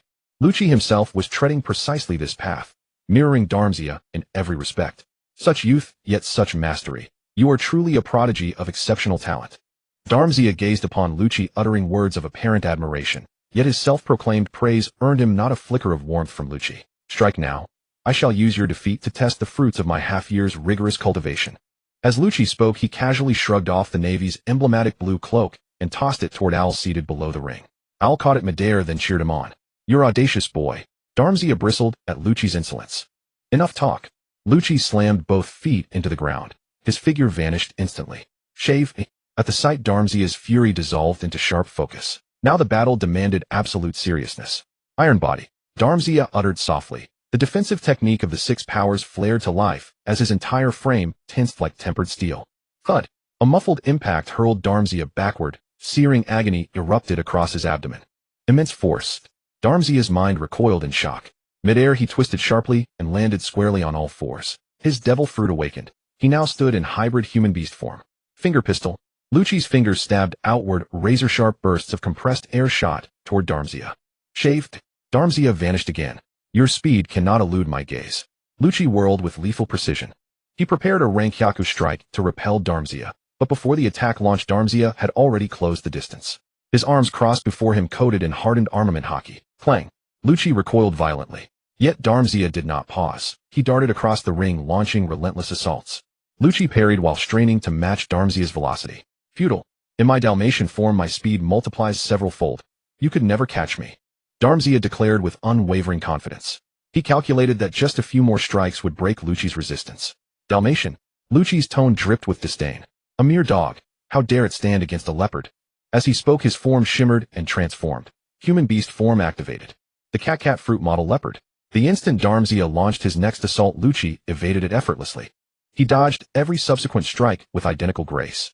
Darmzia strained to his limits, yet Lucci remained perpetually out of reach. Conversely, leveraging his superior speed, Lucci seized control of the battle. Darmzia, who had begun as the aggressor, was forced entirely onto the defensive while Lucci pressed unceasingly forward. Moreover, Lucci's physical power eclipsed Darmzia's. Where Darmzia's blows had been defensible, Lucci's attacks now overwhelmed him utterly. At this point, the outcome was irrevocable. Possessing analogous devil fruit powers and employing near-identical techniques, Lucci triumphed through sheer overwhelming superiority. Darmzia might not rank among the Navy's strongest vice-admirals, but he was unquestionably one of its most dependable pillars. His swift, decisive defeat at Lucci's hands confirmed that Lucci's strength placed him solidly above average, even among vice-admirals. The Rob Lucci, who 6 months prior had fled in desperation from CP5 agents, now re-emerged, unbroken, unstoppable, and radiant with sovereign might. At CP headquarters, senior officers pounded their chests in anguish. How had such an exceptional asset slipped through their fingers into the Navy's grasp? This was no ordinary warrior. He was a flawless executor bound by absolute loyalty to command. Alas, regret arrived too late. Descending from the ring, Lucci was met with thunderous acclaim. Liu Yu watched with quiet satisfaction, And though he commended Lu Yu warmly, he also inquired whether Lu Yu had yet approached the threshold of Devil Fruit Awakening. Beyond Haki cultivation, Lu Yu's ascension hinged critically upon Devil Fruit Awakening. Though he later fell to Luffy and Zoro, two figures blessed with unparalleled destiny, this did not diminish his strength. Rather, it reflected their meteoric growth, outpacing even his formidable evolution. Post-awakening, Lu Yu still fell short of the Yonko or admirals, but within the tier of fleet commanders, he stood unshakably above lesser stars and the three disasters. Following Lu Yu came Kaku, matched against Vice Admiral Spider-Man of the Marine Headquarters. A bout Kaku entered with supreme confidence. If Lu Yu could so effortlessly subdue a Vice Admiral, and if Kaku ranked only slightly below him, then victory seemed inevitable. Yet the moment he engaged Spider-Man, Kaku realized his error. Spider-Man's dominance was absolute, overwhelming him not only in swordsmanship, but in raw velocity. After securing victory, Spider-Man assessed Kaku thus: "Your slashes possess formidable power, but by sacrificing your innate speed to pursue quantity, you surrendered your greatest advantage." Kaku wielded four-sword-style twin blades in hand, augmented by Rankyaka's cutting force, effectively wielding four swords simultaneously. Yet relying on leg-based slashes inherently constrained his mobility. Years of refining four-sword style had entwined his footwork with offensive patterns, so when forced solely into evasive maneuvers, his offensive efficiency collapsed dramatically. Spider-Man prevailed not only because his devil fruit granted him greater blade versatility, but also because his legwork retained unmatched fluidity. Once he seized momentum and pressed Kaku relentlessly, all avenues for counterattack vanished. The final match finally came to Lu Yu. His opponent was one of the most famous vice admirals of the Marine Headquarters, a ruthless man who would stab himself with his own sword upon entering the stage. Vice Admiral Wushu. "Vice Admiral Wushu, please go easy on me," Lu Yu said humbly, looking at the grim-faced Vice Admiral Wushu. "That should be my line," said Vice Admiral Wushu. "Although you have risen abruptly only in the past 6 months, your strength is already formidable." Vice Admiral Wushu's words were not just his personal opinion, but the unanimous assessment of many vice admirals at Marine Headquarters. Lu Yu, a very young Marine, had already accomplished a series of major feats. News had spread from ZFA's side, even claiming that Lu Yu was already capable of contending for the position of Marine Admiral candidate. "It's all just rumors. I'm actually just average in strength," Lu Yu said as he summoned a pink revolver in his hand. The color was flashy, but no one would underestimate the weapon in Lu Yu's hand. Vice Admiral Wushu naturally felt the same. He is very strong, especially in long-range attacks. To win, I must close in on him as quickly as possible and seal off his attacks. Thus, calculating in his mind, Wushu suddenly drew his sword and used shave to appear right in front of Lu Yu. Seeing Vice Admiral Wushu's incredible speed, Lu Yu showed no sign of panic. A blue grenade had quietly dropped at that moment. Just as Wushu approached to attack, he saw the grenade and decisively retreated. This was a grenade with a powerful freezing effect. No matter how strong one's strength, there was a chance of being frozen by it. Even if only for an instant, once frozen, his situation would be dire. Bang! The grenade exploded blue smoke, covering a radius of 10 meters. Wushu was completely cut off outside the blue smoke. Didn't Colonel Lu Yu say that this blue grenade is for saving lives and should never be used except when fleeing? How can he use it so casually? Besides, Jixin, a soldier who had followed Lu Yu on the seas, asked in confusion. "Are you stupid?" Jixin looked at the Marine with contempt. "Our strength is weaker, grenades are our strongest attack, means so naturally we use them only at critical moments. Lu Yu's strength is far greater than ours. In his hands, these grenades are just ordinary attack methods. Besides, he has plenty of grenades. He can throw them casually without feeling any regret." Jixin explained with a serious expression. The other soldiers around whispered among themselves after hearing this. "If he has so many grenades, can he give us a few more? You, Jixin, have quite a few grenades too, don't you? Just the ones hanging casually on your body are more than a dozen. It can't be helped. Our luck is just bad." Jixin and Luo Ku are both like that. They have been with Lu Yu since their recruit days, and they saved each other's lives during the Paramount War. Exactly. That big oaf Luo Ku got himself a mythical Zoan devil fruit, while Jixin, who is as weak as a woman, has become a professional grenadier. Just by having enough grenades on him, he casually got a lieutenant commander rank. We can't envy that. Their words. Jixin didn't care about most of them, but that remark about being effeminate really got to him. "I'm just a bit thinner and fairer than you all. How does that make me effeminate?" He turned back sharply, but couldn't find the person who said it. Meanwhile, the battle between Lu Yu and Vice Admiral Wushu on the arena was raging intensely. In fact, the entire match consisted of Lu Yu chasing Wushu. Initially, Wushu wanted to engage in close combat, but Lu Yu simply used one grenade to neutralize his attack. After that, Lu Yu's attacks came in wave after wave. Gatling gun, anti-tank cannon, and even a laser cannon were pulled out. No need to charge, just take it out and shoot. Although smaller and less powerful, it was fast. Wushu was delayed by these attacks and couldn't get close, while more and more strange items appeared around Lu Yu. Square-shaped robots moving slowly. Round-shaped robots shaking in place. There were also mines and Viper cannons. No good. If he keeps setting up like this arena will soon be completely under his control. Wushu was a highly experienced warrior. He was well aware of how difficult the situation was for him. He gritted his teeth fiercely. Even if it meant taking a risk, he had to make a move. Otherwise, if he lost so easily, he couldn't answer to Admiral Chiquan. Thus, coating his entire body in armament haki, he gripped his sword with both hands and charged fiercely at Lu Yu. Coating the entire body in armament haki was very taxing, and when the haki was spread thin, its defensive effect would diminish. However, Lu Yu's surroundings were already filled with various robots and traps. As soon as Wushu got close, he would inevitably be attacked from all sides. Only by using this method could he protect himself more comprehensively. Bang bang bang. As Wushu had guessed, the moment he approached, all kinds of robots pounced on him. They would immediately self-destruct as soon as they got close. The explosion effect was quite intense, but without the protection of armament haki, he couldn't withstand it either. Amidst the smoke, Wushu was ready to face the freezing grenade attack. He planned to shatter the ice with his haki immediately, only then could he avoid being continuously hit by Lu Yu's subsequent attacks and not be locked down by Lu Yu. But the next moment what came at him was not a grenade, but a silver bullet. Then countless bullets came whistling and continuously striking Wushu. This vice admiral, with his rich combat experience and skillful use of armament haki, was ultimately overwhelmed by the relentless assault. The Rangers' rapid fire. Among Rangers, clearing maps was the least efficient. But in one-on-one combat, its skills were quite distinctive. Relying on 2 revolvers, it created a dazzling effect. This rapid fire was a technique that centered on oneself, unleashing a massive amount of bullets in an instant, attacking all directions without blind spots. When combined with the death mark and silver bullet enhancements, this set of attacks had considerable power.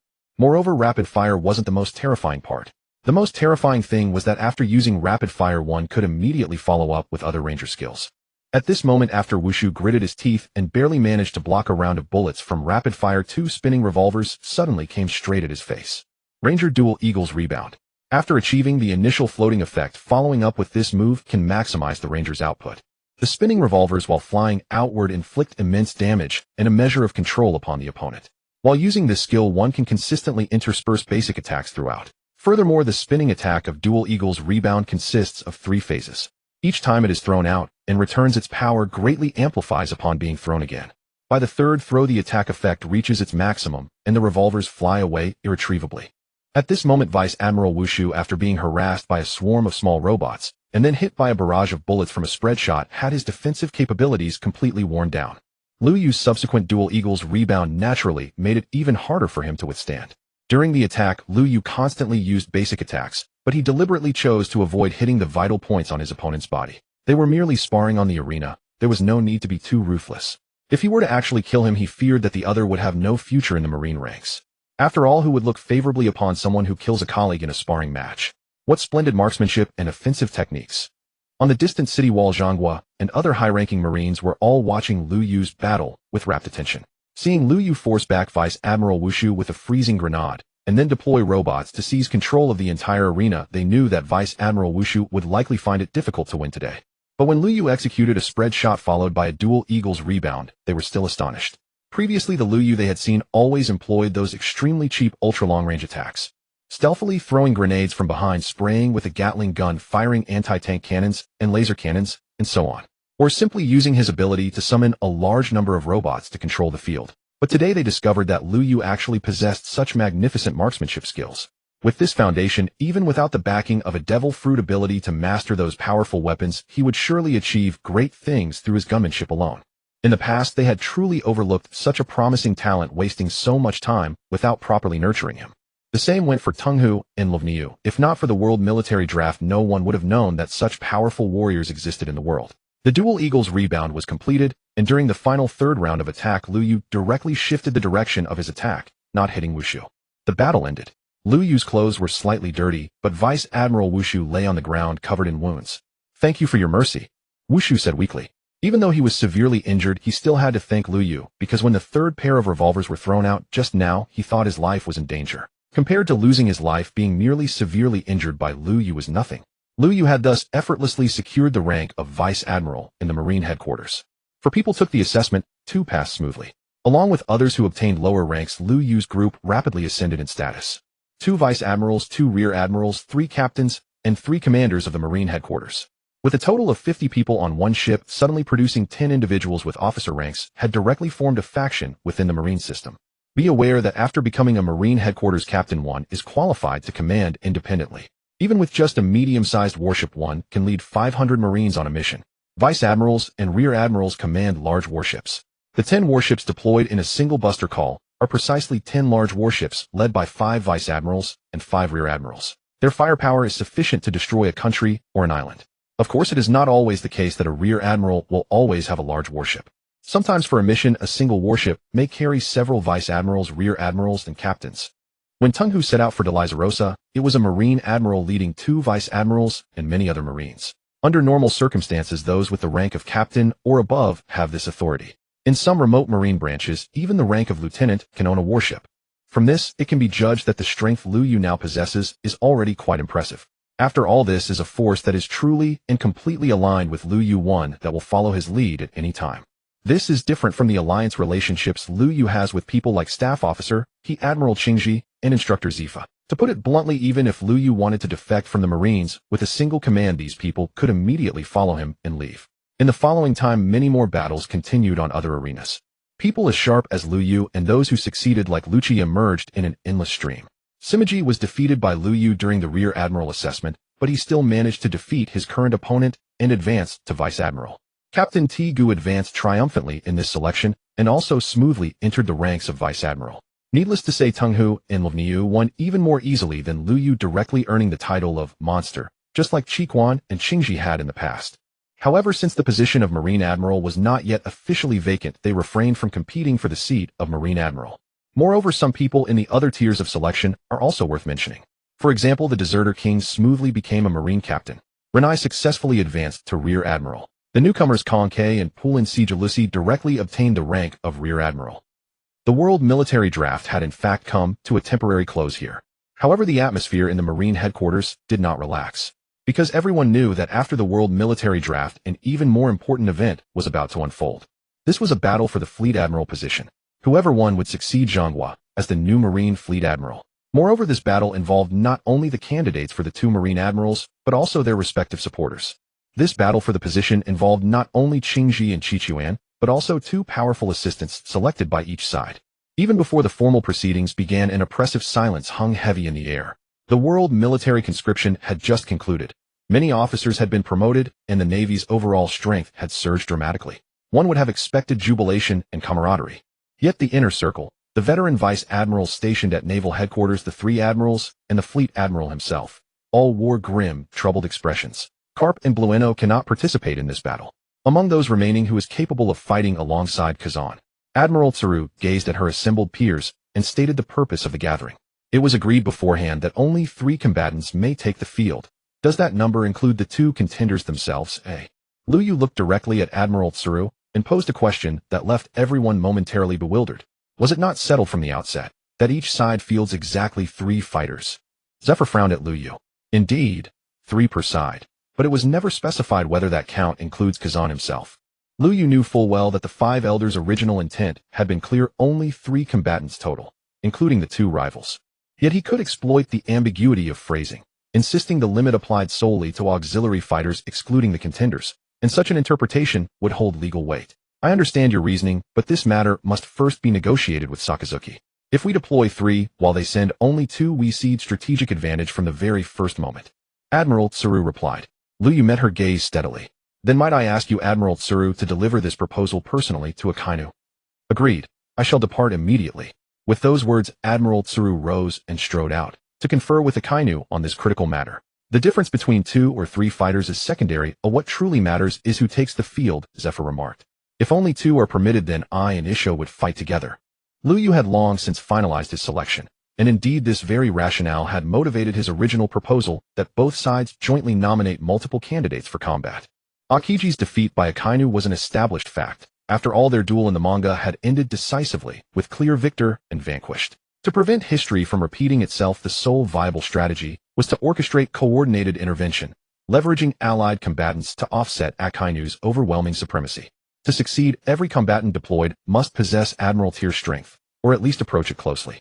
Otherwise, even an additional ally would prove utterly ineffective. Isho was unquestionably Admiral caliber, Though he might not surpass Akainu outright, his power lay within striking distance. A perfect choice. For the second slot, two candidates remained viable: Lucci, whose Devil Fruit ability had yet to awaken, and Captain Kajina, also known as Hina. 6 months had passed, yet Lucci's Devil Fruit remained unawakened. His strength had risen to Vice Admiral level, but fell far short of Admiral tier capability.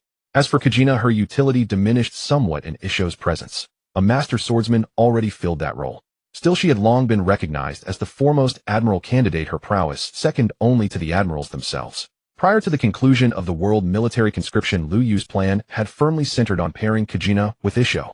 Now, however, circumstances had shifted. He had resolved a pivotal issue: his own combat readiness was flawless. Having secured the rank of Vice Admiral through the world military conscription, Liu Yu received a system reward, a legendary grade weapon, rendering him fully capable of confronting Logia-type Devil Fruit users. This was fundamentally distinct from skill-based suppression effects. Take, for instance, the freezing effect of frost grenades, the stun effect of broadsword mines, or the unique debuffs of barbecue. Each relied upon surprise and situational advantage to impose control. But the arrival of this legendary weapon meant Liu Yu's attacks now inherently carried the force of armament hockey. Moreover, this effect extended beyond bullets. It imbued all his abilities with armament hockey potency, including satellite ray. With this foundation, Liu Yu's battlefield role surpassed even Kajina's. Akiji served as the brawler, Isho as the swordsman. Liu Yu became the precision long-range marksman. At level 50, wielding two awakened skills, Liu Yu's raw combat power rivaled that of any Navy admiral. Should he face Doflamingo again today, Liu Yu would subdue him unaided. No assistance from Kajina required. Will Isho lend us his aid? Zephyr deemed the arrangement sound. Yet one uncertainty lingered: would Isho consent? He will, Liu Yu declared with unwavering confidence. If so, this configuration is optimal, and our odds of victory rise substantially. Zephyr had witnessed Isho's battles firsthand. His strength was monstrous, unmistakably Admiral tier, and arguably greater than Zephyr's own prime. If 3 fighters are permitted, who will be your third? Kajina asked, eyes alight with anticipation. She hoped to fight beside Liu Yu once more. He smiled gently. Among our ranks, no one is more suited than you. You were always among the top candidates, and if a third slot opens, it belongs to you. Might we also recruit that green-haired man, Kazu? His power seems on par with Isho, and Isho, truly monstrous. Zephyr inquired. Liu Yu responded, I've studied him carefully. Leaving aside his ideology of justice, he remains an ardent devotee of Sakazuki. His answer turned Zephyr's face ashen. They'd assumed Isho's alliance would grant them decisive leverage, yet now it seemed Isho's presence might merely counterbalance Kazuru's unexpected emergence. Beyond Kazura, whom else will Sakazuki select as his allies? Kajina turned her gaze to Liu Yu and Zephyr. Zephyr answered, Sakazuki has always ruled with uncompromising authority, and few vice admirals enjoy genuine rapport with him. Yet his slaying of Ace atop the Summit War earned him countless loyal followers, and he stands firmly backed by the world government. Liu Yu too burned with curiosity. Who else would Akainu choose? Zephyr methodically enumerated every formidable officer currently stationed at naval headquarters. As the Navy's foremost instructor, many current vice admirals had once been his students. Yet before they could deduce Akainu's final selections, Admiral Tsuru returned, her expression grave and strained. Confirmed, each side may field 3 combatants in addition to its contender. Akainu's chosen trio consists of Kazura Doflamingo and Bartholomew Kuma. Silence fell profound and suffocating. Don Quixote Doflamingo and Bartholomew Kuma. The world government has stopped pretending. Damn scoundrels. Zephyr slammed the table and rose to his feet. What is Sakazuki trying to imply? Those two are pirates, criminals. How can they be allowed to participate in the struggle for the position of Marine Fleet Admiral? Is he staging a rebellion? Zephyr was seething with fury. He had already been infuriated by the Marines' decision to recruit Edward Weeble into the Shichibukai. When he finally encountered Liu Yu and his companions, he felt that the Marine organization still had hope. He wanted to join these young people in realizing their plan. But now Akainu had suddenly made such a move. Akainu's response is that our goal is to dismantle the Shichibukai system, so he naturally intends to use the Shichibukai to fight us, to make us understand how vital the Shichibukai are to the Marines and the world government. Tsuru, the chief of staff, was also deeply frustrated.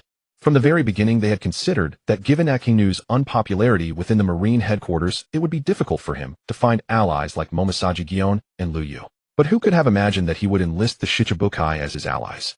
What about Doflamingo? He has already been expelled and is now a prisoner and impelled down. Zephyr demanded.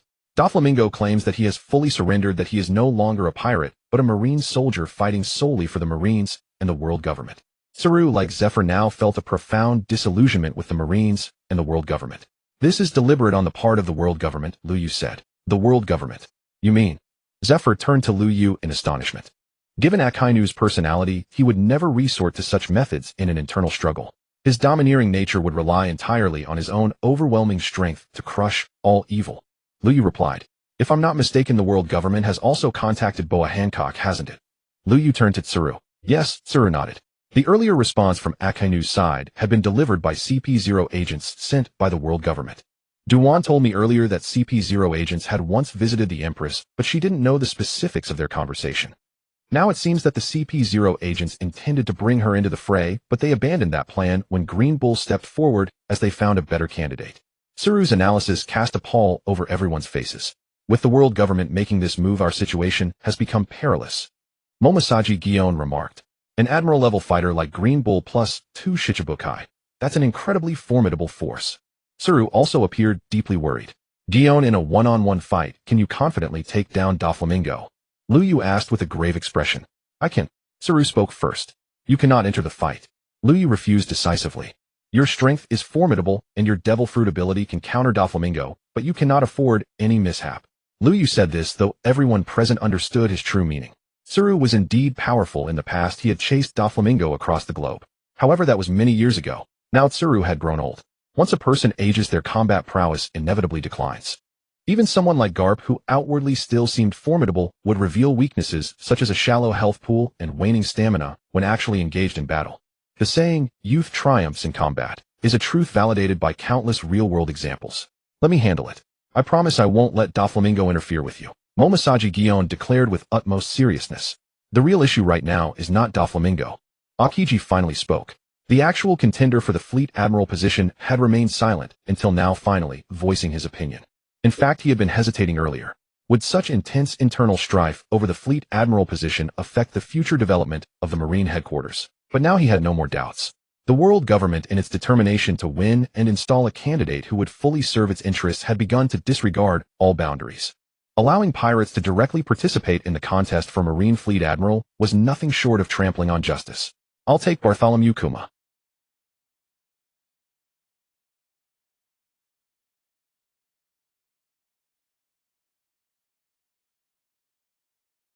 Liu Yu answered affirmatively. Bartholomew Kuma is an extremely powerful man. His devil fruit ability is also exceptionally strong, especially his speed advantage, which poses a significant threat to you. Akiji was well aware that Liu Yu was a gunner and a sharpshooter whose strength lay in ranged attacks. During the world military draft, nearly every opponent he faced recognized this, but they were too far beneath him to pose any real danger. But Bartholomew Kuma was different. His power was immense. He was even capable of challenging a Marine admiral directly. Coupled with his devil fruit ability, which allowed him to teleport in combat, it would be all too easy for him to close the distance and shatter Liu Yu's ranged advantage. "I have a plan that might secure a decisive kill." Why did Liu Yu insist on choosing an opponent who so effectively countered him? Because apart from completing his system mission, Liu Yu, as a time traveler, possessed an intimate knowledge of Bartholomew Kuma. Sometimes information can be more decisive than raw power. Really? Everyone looked at Liu Yu in astonishment. "I wouldn't act recklessly in this matter." Liu Yu replied earnestly. "If you can indeed secure a decisive kill against Bartholomew Kuma, the scales of victory in this battle will inevitably tip in our favor." Zephyr's apprehensions were greatly alleviated. "In this battle we must succeed at all costs." Akiji spoke with the utmost gravity. They now stood at the vanguard of justice.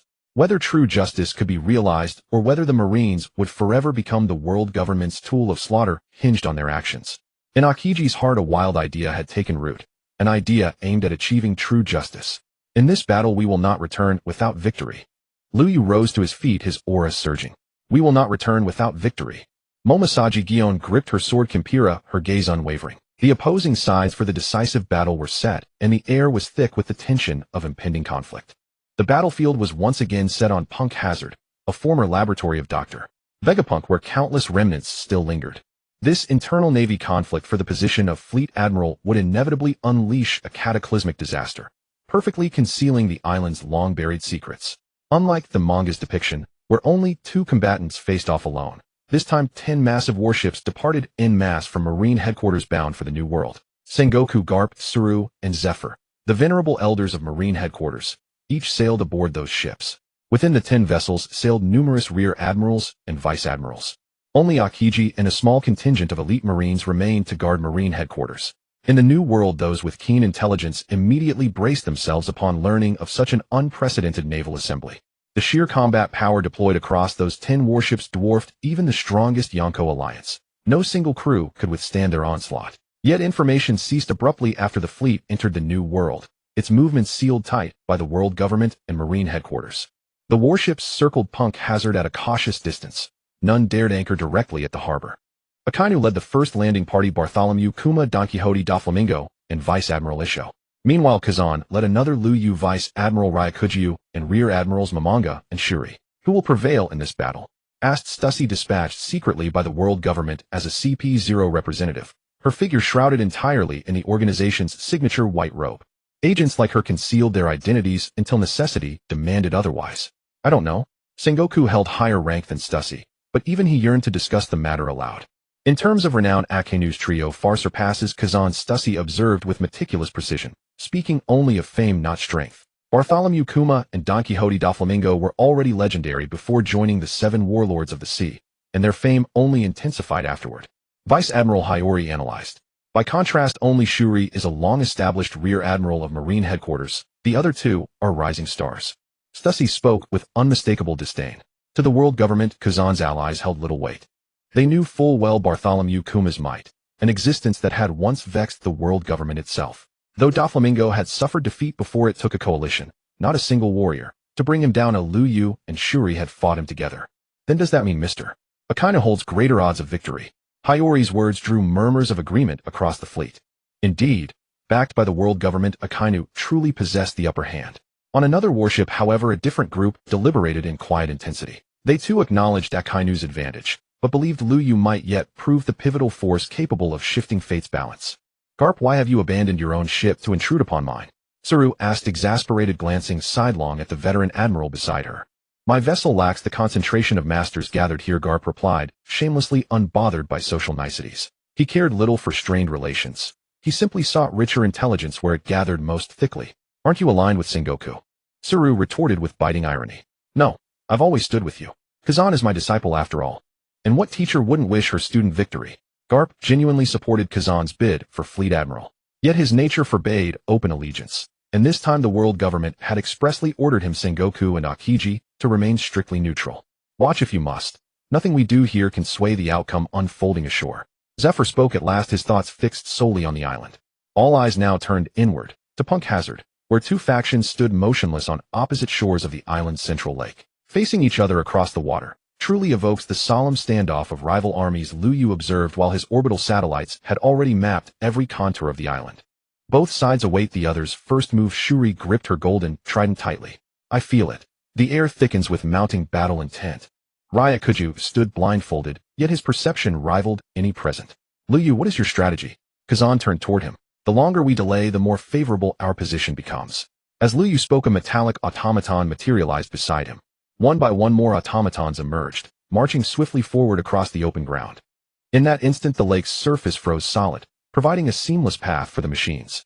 And just as Luyu summoned them, crimson specks ignited high above, scattering like falling stars. Skyward. Akainu's meteor volcano. Shuri unsheathed her blade instantly. A ranged assault. Then so shall we. Luyu stepped forward, his laser cannon already manifesting in hand. Count me in. Ryakuju drew his sword and slashed upward, releasing a violet energy ring that pierced the heavens. Will that technique drag down my orbital satellites? Luyu glanced sideways at Ryakuju, briefly entertaining the absurd thought. His concern proved unfounded. Moments later, a colossal meteor plummeted from the sky. Meanwhile, Akainu's meteor volcano, moments before impact, had already been frozen midair by Kazan's ice-based mastery. ZZT crash. The laser cannon shrieked forth. The meteor descended in thunderous fury. The beam targeted Doflamingo. The meteor unleashed indiscriminate devastation. Doflamingo deflected the laser with hardened hockey-infused threads, yet the descending meteor was swatted aside mid-fall by Bartholomew Kuma's colossal palm. It crashed into the sea beyond Punk Hazard, its arrival leaving ordinary marines aboard the observing warships utterly stunned. And this was only the opening salvo, already escalating beyond all expectation. Aerial combat mech tempest. And Luyu snapped his fingers, and a humanoid robot materialized above him. Injet thrusters ignited on the robot's back, propelling it across the lake's surface at blinding speed. Interceptor factory. In with a casual forward lean, Luyu summoned a compact mechanical factory beside himself. From within the factory, swarms of miniature drones surged forth, joining the humanoid robot and locking onto Akainu and his allies. that Lu Yu can endlessly summon machines and launch long-range assaults. We cannot afford to stall. In AS, the only one who had previously clashed with Lu Yu, Doflamingo believed he understood him better than anyone. The moment Doflamingo finished speaking, Bartholomew Kuma vanished from his spot. And across the lake beside Lu Yu, a towering figure abruptly manifested. Clang. A deafening metallic clash reverberated. The blade in Fujitora's hand had struck squarely against Kuma's palm. An all-encompassing phenomena. Countless trees erupted from beneath the earth, spiraling outward without discrimination to entangle Lu Yu and his comrades. At the very instant the trees began to sprout, white mist billowed outward, and cobalt blue ice instantly glazed the entire ground. And translucent filaments shot forth from Lu Yu's body, coiling toward him with predatory intent.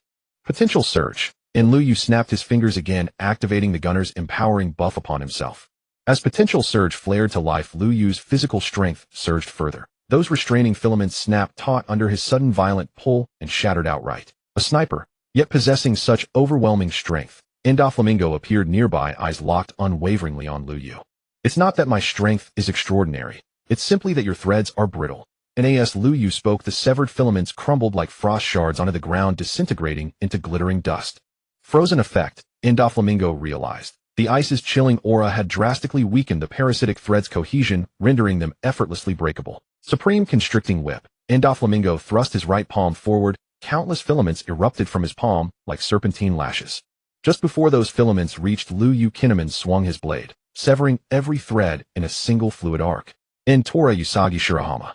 Seeing Tora Usagi Shirahama appear before Lu Yu, Doflamingo's expression darkened.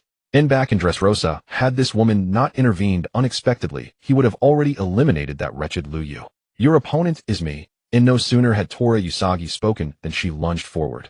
Kinemon flashing in her grip, each slash unleashing a devastating razor-edged force. Doflamingo dared not meet the strike head-on and retreated swiftly. Crack. The ice fractured. More trees erupted, converging and coalescing into a colossal triad. As Akiji prepared to strike the Trent, a lone figure strode calmly across the lake's frozen surface. Akiji turned his gaze toward Lu Yu. Lu Yu remained silent, merely nodded once, then turned and drew an anti-tank cannon, firing directly at the towering triad. The blast lacked sufficient power to destroy it. But this was merely the opening salvo, not the finale. The swarm of robots deployed earlier now locked onto the Trent, surging forward en masse and detonating in rapid succession. The carefully coordinated battle plan had already begun to unravel. Yet no one paused to consider such deviations. In battle, even a momentary lapse in focus could expose a fatal opening. Unrepaired, it would cascade into total collapse. Observing his allies engage the enemy without immediate disadvantage, Akiji stepped forward toward Akainu. Two figures approached, one cloaked in crimson, the other in cerulean. Though red and blue often evoke romantic pairings, here they embodied irreconcilable opposition. Boom, boom, boom, and relentless explosions echoed from deep within the island. On the surrounding warships, ordinary naval officers stood utterly stunned, while senior admirals wore grim, unyielding expressions. This was the decisive duel determining the next fleet admiral, and the first open confrontation between two rival factions within the Navy. Every combatant present ranked among the Navy's absolute elite. Green missile streaked from the horizon, striking the island in a thunderous detonation, its mushroom cloud boiling skyward. The colossal Trant rose, towering higher than any mountain or structure on the island. Temperatures plummeted rapidly on one side. On the opposite side, heat intensified with alarming speed. This battle will undoubtedly be etched into history. Sengoku murmured, and no voice rose in dissent. The battle raged for a full day, its intensity seeming to ease, the explosions growing less frequent. Yet soon they realized this was only a brief partial lull. Firelight flickering intermittently through the night confirmed the fighting never ceased. Neither side on the island rested, and neither did the spectators encircling it. The manga, Akainu and Akiji fought for 10 days and nights. But here Lu Yu knew such endurance was impossible. By days, and he clearly sensed the profound exhaustion settling over every participant. In a one-on-one duel where strength is nearly matched, both fighters instinctively enter synchronized rest, until one moves prompting the other to respond. But large-scale combat changes everything. As Lu Yu reflected inwardly, his gaze fixed upon Green Bull. In team combat, even if you wish to rest, an opponent retaining stamina will seize the moment, triggering a chain reaction as others follow instantly. There will be no respite, only relentless escalation until one side collapses utterly. Lu Yu grasped this truth, and so did all the others. Moreover, they all recognized the singular anomaly: Green Bull's unnerving resilience. Others, however mighty, grew fatigued, requiring time and sustenance to recover. Green Bull was different. As a user of the Mori Mori fruit, he could sustain himself indefinitely without food, his stamina regeneration outpacing everyone present. Even if his battlefield prowess proved less imposing than Fujitora's, this extraordinary recuperative capacity made him the linchpin, the decisive factor shaping the entire conflict's outcome. He must be eliminated, without delay, and Liu Yu's resolve hardened. Fujitora and Tora Usagi Shirahama exchanged glances, then turned in unison toward Liu Yu. And their thoughts were identical. Liu Yu's gaze locked onto the green bull, while Tao Rabbit Ziyuan beside him launched an immediate assault. The green bull had been utterly composed, until Ziyuan, who had been locked in combat with Doflamingo, suddenly surged forward and struck him. In that instant he sensed something deeply amiss. The previous day and night of battle had been a grueling exchange of attrition fierce attacks, yet neither side had truly committed to lethal intent. The moment Ziyuan closed the distance, she unleashed her full power, a single slash radiating overwhelming haki. Though unafraid of Ziyuan's blade, the green bull instantly deduced the grim truth: he was now the focal point of a coordinated assault. As he barely deflected Ziyuan's strike, a searing laser cannon blast slammed into him without warning. Then Fujitora, who had remained silent until now, leapt forth and delivered a crushing gravity-infused slash aimed directly at the green bull's core. Ignoring the laser, the green bull condensed his haki across his body and absorbed Fujitora's blow head-on. Though the attack was halted, the sheer force sent him hurtling backward, battered and reeling. Artillery specialist Quantum Blast. A green missile descended from the heavens. A technique the green bull had endured before, yet its raw power demanded absolute vigilance. Ammunition expert, Napalm Bomb. Hardly recovering from the quantum blast, the green bull found himself engulfed as a colossal incendiary shell detonated beneath him, unleashing waves of blistering, inextinguishable flame. What kind of fire is this? He retreated swiftly. The flames clinging to his body refused to die. He possessed a specialized technique, fire-resistant grove, designed explicitly to counter flame-based abilities. Yet against this napalm, even his formidable constitution trembled on the edge of collapse. Napalm was no mere ignition. Its viscous fuel adhered relentlessly, sustaining ferocious combustion long after impact. Mechanic, airdrop support. With a sharp snap of his fingers, Liu Yu summoned a massive transport aircraft soaring overhead, dropping swarms of autonomous combat units. These machines did not target the green bull. Their sole purpose was to pin down Doflamingo and Bartholomew Kuma. Golden Slash. Gravity Blade. Simultaneously, Ziyuan and Fujitora unleashed their ultimate strikes, distant yet devastating, each channeling their entire being into a single thunderous arc of force. Infinite vitality. The green bull slammed both palms into the earth, sending thick vines plunging deep beneath the soil. In an instant, colossal trees erupted from the ground, their surge of life force amplifying his presence, making him appear more imposing, more indomitable than ever before. It was a reckless, total expenditure of the land's latent energy, awakening the full might of his Makamoku fruit. Boom. A cataclysmic detonation tore through the air, and the green bull's body split cleanly into 4 pieces. The hockey-laced wound forced a torrent of blood from his lips. Assist him now.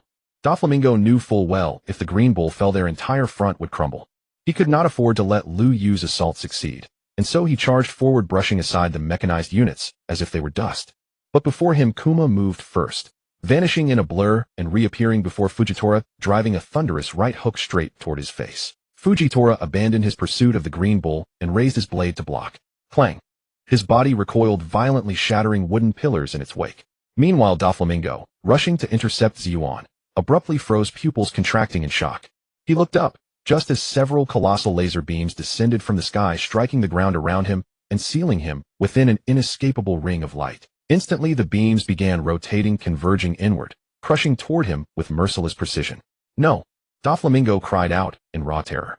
He had assumed Liu Yu's focus was solely on the green bull, that every decisive strike would be aimed there. So why had this previously unseen, overwhelming technique fallen upon him? Doflamingo. The green bull had already regenerated. Bolstered by his prodigious vitality, he had withstood the combined onslaught of Liu Yu, Fujitora, and Ziyuan. Yet when he turned, why was the one who'd come to save him now trapped? Doflamingo, did you truly believe you weren't the easiest target among all present?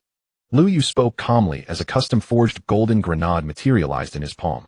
Yes, they had concentrated fire on the green bull, for his regenerative capacity was terrifying. Left unchecked, he would eventually grind them all down.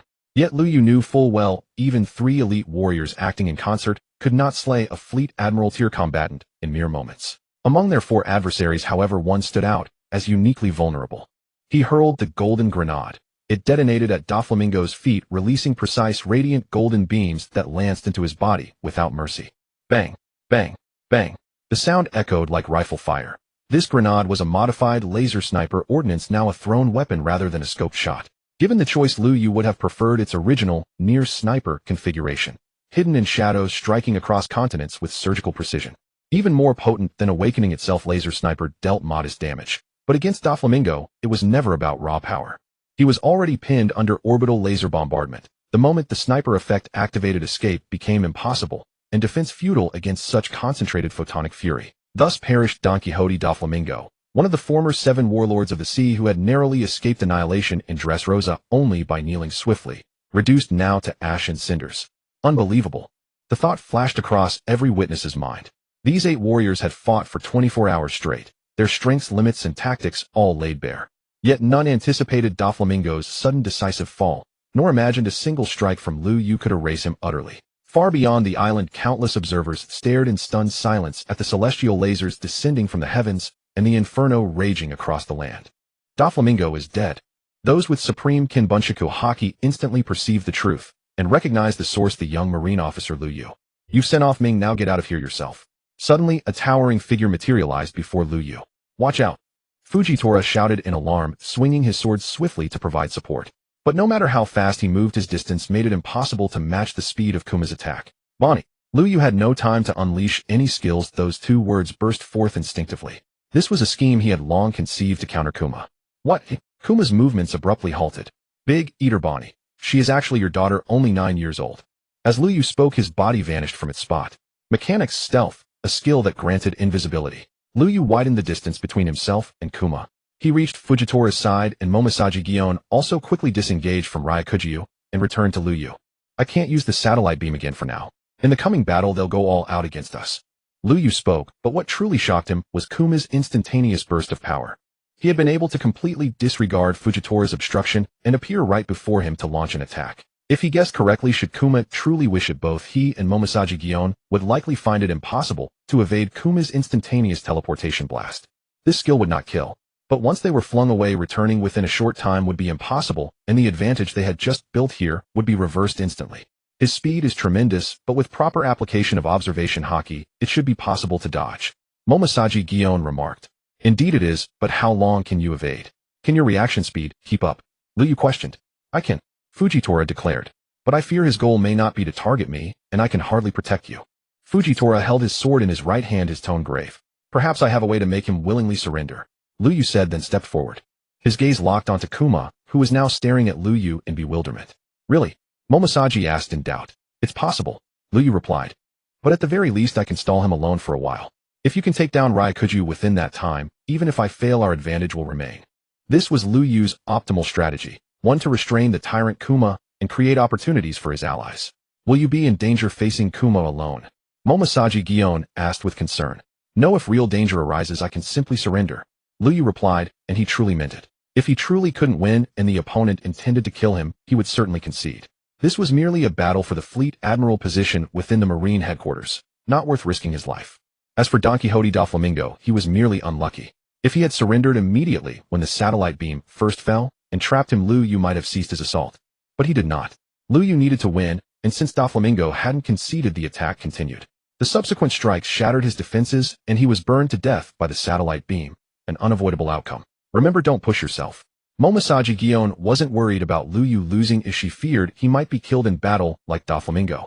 In clashes between top-tier experts, it was often impossible to control the full force of one's attacks. Lu Yu nodded, then directly beckoned Kuma with a gesture. Kuma understood the meaning behind Lu Yu's action and gave a silent nod in return. Lu Yu turned and walked into the distance. They were heading to a relatively quiet place for a private conversation. Ryakujiu was puzzled. But Kuma's ability to occupy Lu Yu was already a great help to him. He now harbored deep wariness toward Lu Yu. The earlier quantum bomb and napalm had inflicted significant damage on him. The subsequent satellite beam, in his view, was even more devastating. He didn't know what limitations Lu Yu had when using this move. He only knew such an attack was dangerous and naturally avoided facing it lightly. Lu Yu walked into a large mountain and sat down in a seemingly flat corner. Kuma came directly over and stood beside him. What do you want? Bartholomew, Kuma inquired. I hope you will cease your interference and stop meddling in marine internal affairs, Lu Yu said. You should know I must act according to orders. Bartholomew, Kuma's voice came out mechanical. Vegapunk hasn't completely erased your emotions, yet has he? Lu Yu was well aware of Kuma's condition. Bartholomew Kuma's emotions and reason were fully stripped 2 years later. That is a year and a half from now. After the Straw Hat crew returned to the Thousand Sunny, he went back to Vegapunk for the final experiment and was completely deprived. Emotions are already gone. I only have partial reason left, a single command to protect the Straw Hat ship and the unbreakable father-daughter bond with Bonnie. Lu Yu finished the sentence Kuma had left unsaid. Your notion of sacrificing yourself to protect Bonnie is wrong, Lu Yu declared. The words of the celestial dragons and the 5 elders are absolutely untrustworthy. Lu Yu spoke with utmost seriousness. You are a Marine now, you should understand what it means to be compelled by circumstance. Kuma's tone remained calm as dictated by his current system, but his reason, as Lu Yu had guessed, was not entirely lost. So I am changing all of this, Lu Yu said. How can you change all this? With those technological weapons in your hands? Bartholomew Kuma asked in confusion. I know deep down you would rather believe in Luffy and Sun God Nika. But I can tell you clearly, if I am unwilling, Straw Hat Luffy will absolutely never have the chance to achieve any of this. When Lu Yu first arrived in the One Piece world, he hadn't considered what to do next. But now he had ideas for the future. With just his first awakening, he had gained the power to stand toe-to-toe with Marine admirals and the strength to directly kill Doflamingo. And as he continued to improve, reaching level 100 and completing his third awakening, he would undoubtedly become a being beyond the peak of this world. Sun God Nika and the king of the world were nothing to fear. Thus he might achieve all the ambitions he desired. For example, helping those who allied with him realize their true justice, or making himself the new king of the world, ruling everything like him. A person's ambitions must always match their strength. How could you possibly know all this? Bartholomew Kuma, startled by Lu Yu's words, found himself most intrigued not by their content, but by their source. The precise manner in which I acquired this knowledge cannot be fully explained to you, but I swear every word I speak today shall come to pass. Lu Yu's unwavering confidence plunged Bartholomew Kuma into silence once more. In the world of pirates, mystery cloaked many eyes. Perhaps Lu Yu was one such enigma. Then what do you require of me? To abandon this battle outright? Kuma asked. No, I demand you vanish entirely from this world. Had Lu Yu merely wished Kuma to withdraw from combat, negotiation would have been unnecessary. Holding Bonnie hostage would have sufficed as leverage. True, such coercion might have ignited Kuma's fury, provoking him to fight to the death. Yet with Fujitora present, and Doflamingo already slain, their numerical superiority offered ample opportunity to subdue him. Indeed, even during the moment Kuma stood stunned, Lu Yu could have launched a decisive counterattack. But he chose not to, for deep down he sought to grant Kuma a path to quiet retirement, a dignified end to his storm-tossed life. Vanish entirely from this world. Kuma stared at Lu Yu, astonishment flickering across his face. Go now. Find Bonnie and take her to a remote, uninhabited island, or somewhere you deem utterly secure. If you remain hidden for just 1 or 2 years, this world will undergo cataclysmic transformation. By then perhaps you and your daughter may live openly, no longer hunted, no longer fleeing, just as ordinary people do. That prediction held strong probability. Lu Yu himself might reshape destiny. Even if he chose indifference, the chosen one would inevitably rise. Are you helping me? Kuma gazed at Lu Yu, incredulous. I simply refuse to let a child under 10 lose her last remaining kin. As he spoke, an orange revolver materialized in Lu Yu's palm, spinning slowly. Kuma remained silent for a long while, then posed a single question. You still hold one unplayed trump card, don't you? Kuma's eyes lingered on the revolver. Yes. Lu Yu offered no denial. Show it to me, Kuma murmured softly. Ding. You have successfully removed the former Shichibukai Bartholomew Kuma. A vocational awakening is now available. Please select. The system's chime echoed within Kuma's mind as he reached his final decision. He wishes to witness my true strength before departing. Lu Yu raised his gaze to meet Kuma's. Very well. He accepted without hesitation. After all, Kuma had just granted him an awakening skill. Revealing one in return entailed no loss. His third awakened vocation was unequivocally that of a machinist. Of the 2 remaining unrevealed skills, one embodied ethereal agility, an invincible self-preservation technique. The other delivered overwhelming offensive power, a single-strike lethal assault, mad slaughter, and Garp's Fist. For maximum dramatic impact, Garp's Fist was clearly the superior choice, and crucially it reinforced the illusion that Lu Yu was solely a long-range artillery specialist. Mad Slaughter, once unleashed, would instantly betray his mastery of close-quarters combat. Such fluid mobility and ferocious retaliatory force were impossible for any conventional sharpshooter to possess. Thus, deploying Garp's Fist and preserving Mad Slaughter was tactically optimal.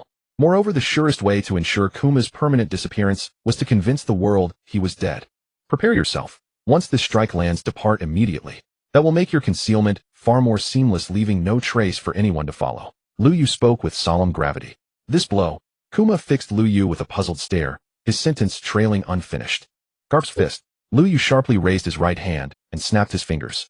Behind him, 4 specialized mechanisms unfurled, and through their synchronized linkage a spatial rift tore open. In the next instant Bartholomew Kuma witnessed something beyond comprehension. A colossal iron arm erupted violently from the rift. Its velocity was blinding, its force apocalyptic, so immense that the towering mountain before it crumbled into dust in a single heartbeat. Boom! A thunderous detonation. Shrapnel and dust exploded skyward, the entire island convulsed violently. Without uttering a word, Kuma bowed silently to Liu Yu and vanished. He departed without hesitation, carrying only profound awe. He had never imagined such power existed in this world, never conceived that this young marine's hidden arsenal could be so terrifyingly vast. At sea, Sengoku, Garp, and Stussy soared skyward in unison. On the island, Akainu, Kazan, Fujitora, Ryakuju, and Mamanga, all locked in fierce combat, halted mid-motion. The spectacle was staggering. Every soul present shared a single chilling thought: could I survive if that blow struck me? Garp's fist, a strike capable of gravely wounding even apostles. How could mortal flesh endure it? Kuma's presence had faded entirely, yet no one questioned it. To them, Kuma had likely been reduced to atoms in that single shattering impact. Liu Yu. Sengoku whispered the name. What depths of hidden power does this youth truly command? Tsuru felt for the first time a tremor of fear toward that boy. What manner of being had they allied themselves with? The colossal iron arm retracted as swiftly as it had appeared, leaving behind only silence as though it had never existed. Yet the shattered mountain and Kuma's vanished aura stood as irrefutable proof. What had transpired was undeniably real. Within the Marines' ranks, a new monstrous force had emerged, one rivaling the current 3 admirals, perhaps even surpassing them. The dust settled. A man in a white naval uniform with a massive firearm strapped to his back was enveloped in a flickering red glow. With his hands in his pockets, he walked back step by step toward the center of the battlefield. Sengoku and the others had no intention of returning to the warship. They stood on the leveled hilltop, gazing from afar at the 6 figures over there. Akainu, who was always brimming with confidence, now wore a grave expression as he watched the young Marine approaching slowly. Beads of sweat the size of beans rolled down Green Bull's forehead. These powerhouses at the admiral level, the very apex of the pirate world, now dared not harbor the slightest contempt when facing Liu Yu. Does this conflict need to continue? Liu Yu asked, walking to Akiji's side and looking calmly at Akainu across from them. The situation was now completely different. On Liu Yu's side there were 4, while the opposing side had only 2 left. Perhaps Akainu's strength was still the greatest among them all. Yet even a one-on-one fight with Akiji would take him 10 days and 10 nights, and the final outcome would be mutual devastation, with Akiji suffering heavier injuries and thus losing. Now he could still win against Akiji, but with Liu Yu added to the mix, could his advantage still hold? Moreover, Green Bull was already in a 1 versus 2 situation. Against an equal like Fujitora, Green Bull would find it extremely difficult to win. With the addition of Admiral candidate Momosaji, Green Bull was almost certain to lose. The only question was when. Akainu snorted coldly, but said nothing. For him to admit defeat was almost an absolute impossibility. Since you're unwilling, then let's continue fighting. As he spoke, Liu Yu raised the orange revolver in his hand, clearly poised to strike. We should stop them now, Tsuru said as she walked to Sengoku's side. Doflamingo and Bartholomew Kuma, dead or alive, matter little. But these 2 are rare powerhouses in the Navy. If any accident befalls them in the ensuing battle, it would be a great pity. Tsuru's words immediately made Sengoku, who had been hesitating, make a decision. Indeed, to the Navy, the life or death of Doflamingo and Bartholomew Kuma was of no concern. But Akainu and Green Bull were different. One was a formidable admiral, and the other possessed combat power no less than that of a Marine headquarters admiral. Losing either of them would be a tremendous loss to the Navy. Therefore, Sengoku cast aside all hesitation, leaped into the air, and landed between the 2 opposing sides. Garp, Tsuru, Zephyr, Stussy, and other powerhouses also descended one after another. Sakazuki, let this battle end here today, Sengoku said, looking at Akainu. He knew that Akainu was strong-willed, but at this moment he had no chance of victory. Akainu still said nothing, but the temperature around him was dropping, and he had reverted to his ordinary human form. Then from today onward, Kazan will be the new fleet admiral of the Marine headquarters. Does anyone have any objections? Sengoku asked, but his gaze was fixed on Stussy. This CP0 agent might not hold a very high rank, but this time, she represented the world government, making her position particularly special. Such an outcome is understandable, Stussy said. Given the current situation, anyone could see that. Akainu's side had lost its momentum. Liu Yu, the Dark Horse, with his formidable strength and hidden trump cards, ultimately helped Akiji secure the victory in the conflict. The transfer of the fleet admiral's authority will be completed after we return to Marineford. As for the next admiral, that will be for you, Kazan, to decide. Sengoku now breathed a sigh of relief. The title of Fleet Admiral was finally off his shoulders. From now on, whether to abolish the Shichibukai system or how the Navy's battles with other pirates would go, none of it had anything to do with him. Phew, retirement life is wonderful. Sengoku exhaled, already beginning to daydream about his blissful retirement. The main naval force then returned to Marineford.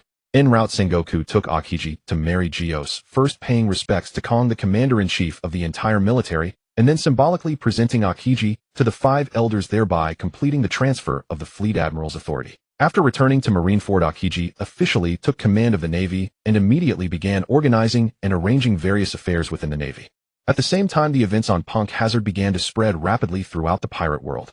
But before that, the first to receive the news were the Revolutionary Army. At the Revolutionary Army headquarters, Bartholomew Kuma suddenly appeared with Bonnie, who had reverted to her child form. Dragon, the leader of the Revolutionary Army, personally welcomed them. The moment Ivankov saw Bonnie, he immediately pounced on her, kissing and hugging her. Bonnie was certainly unhappy, but when Kuma personally said that Ivankov was her biological uncle, she became less resistant. "Do you think this man will be the key to changing the entire world order?" Dragon asked after hearing Kuma recount everything that had happened on Punk Hazard, voicing the doubt in his heart. He understands the secrets of the world while his own strength is immensely powerful, and he is using a special method to forcibly unite the entire Marine headquarters. Kuma replied, "Mr. Kuma, didn't you just say they were at war with each other? How can you now say he will unite the Navy?" Sabo asked a question shared by everyone else present.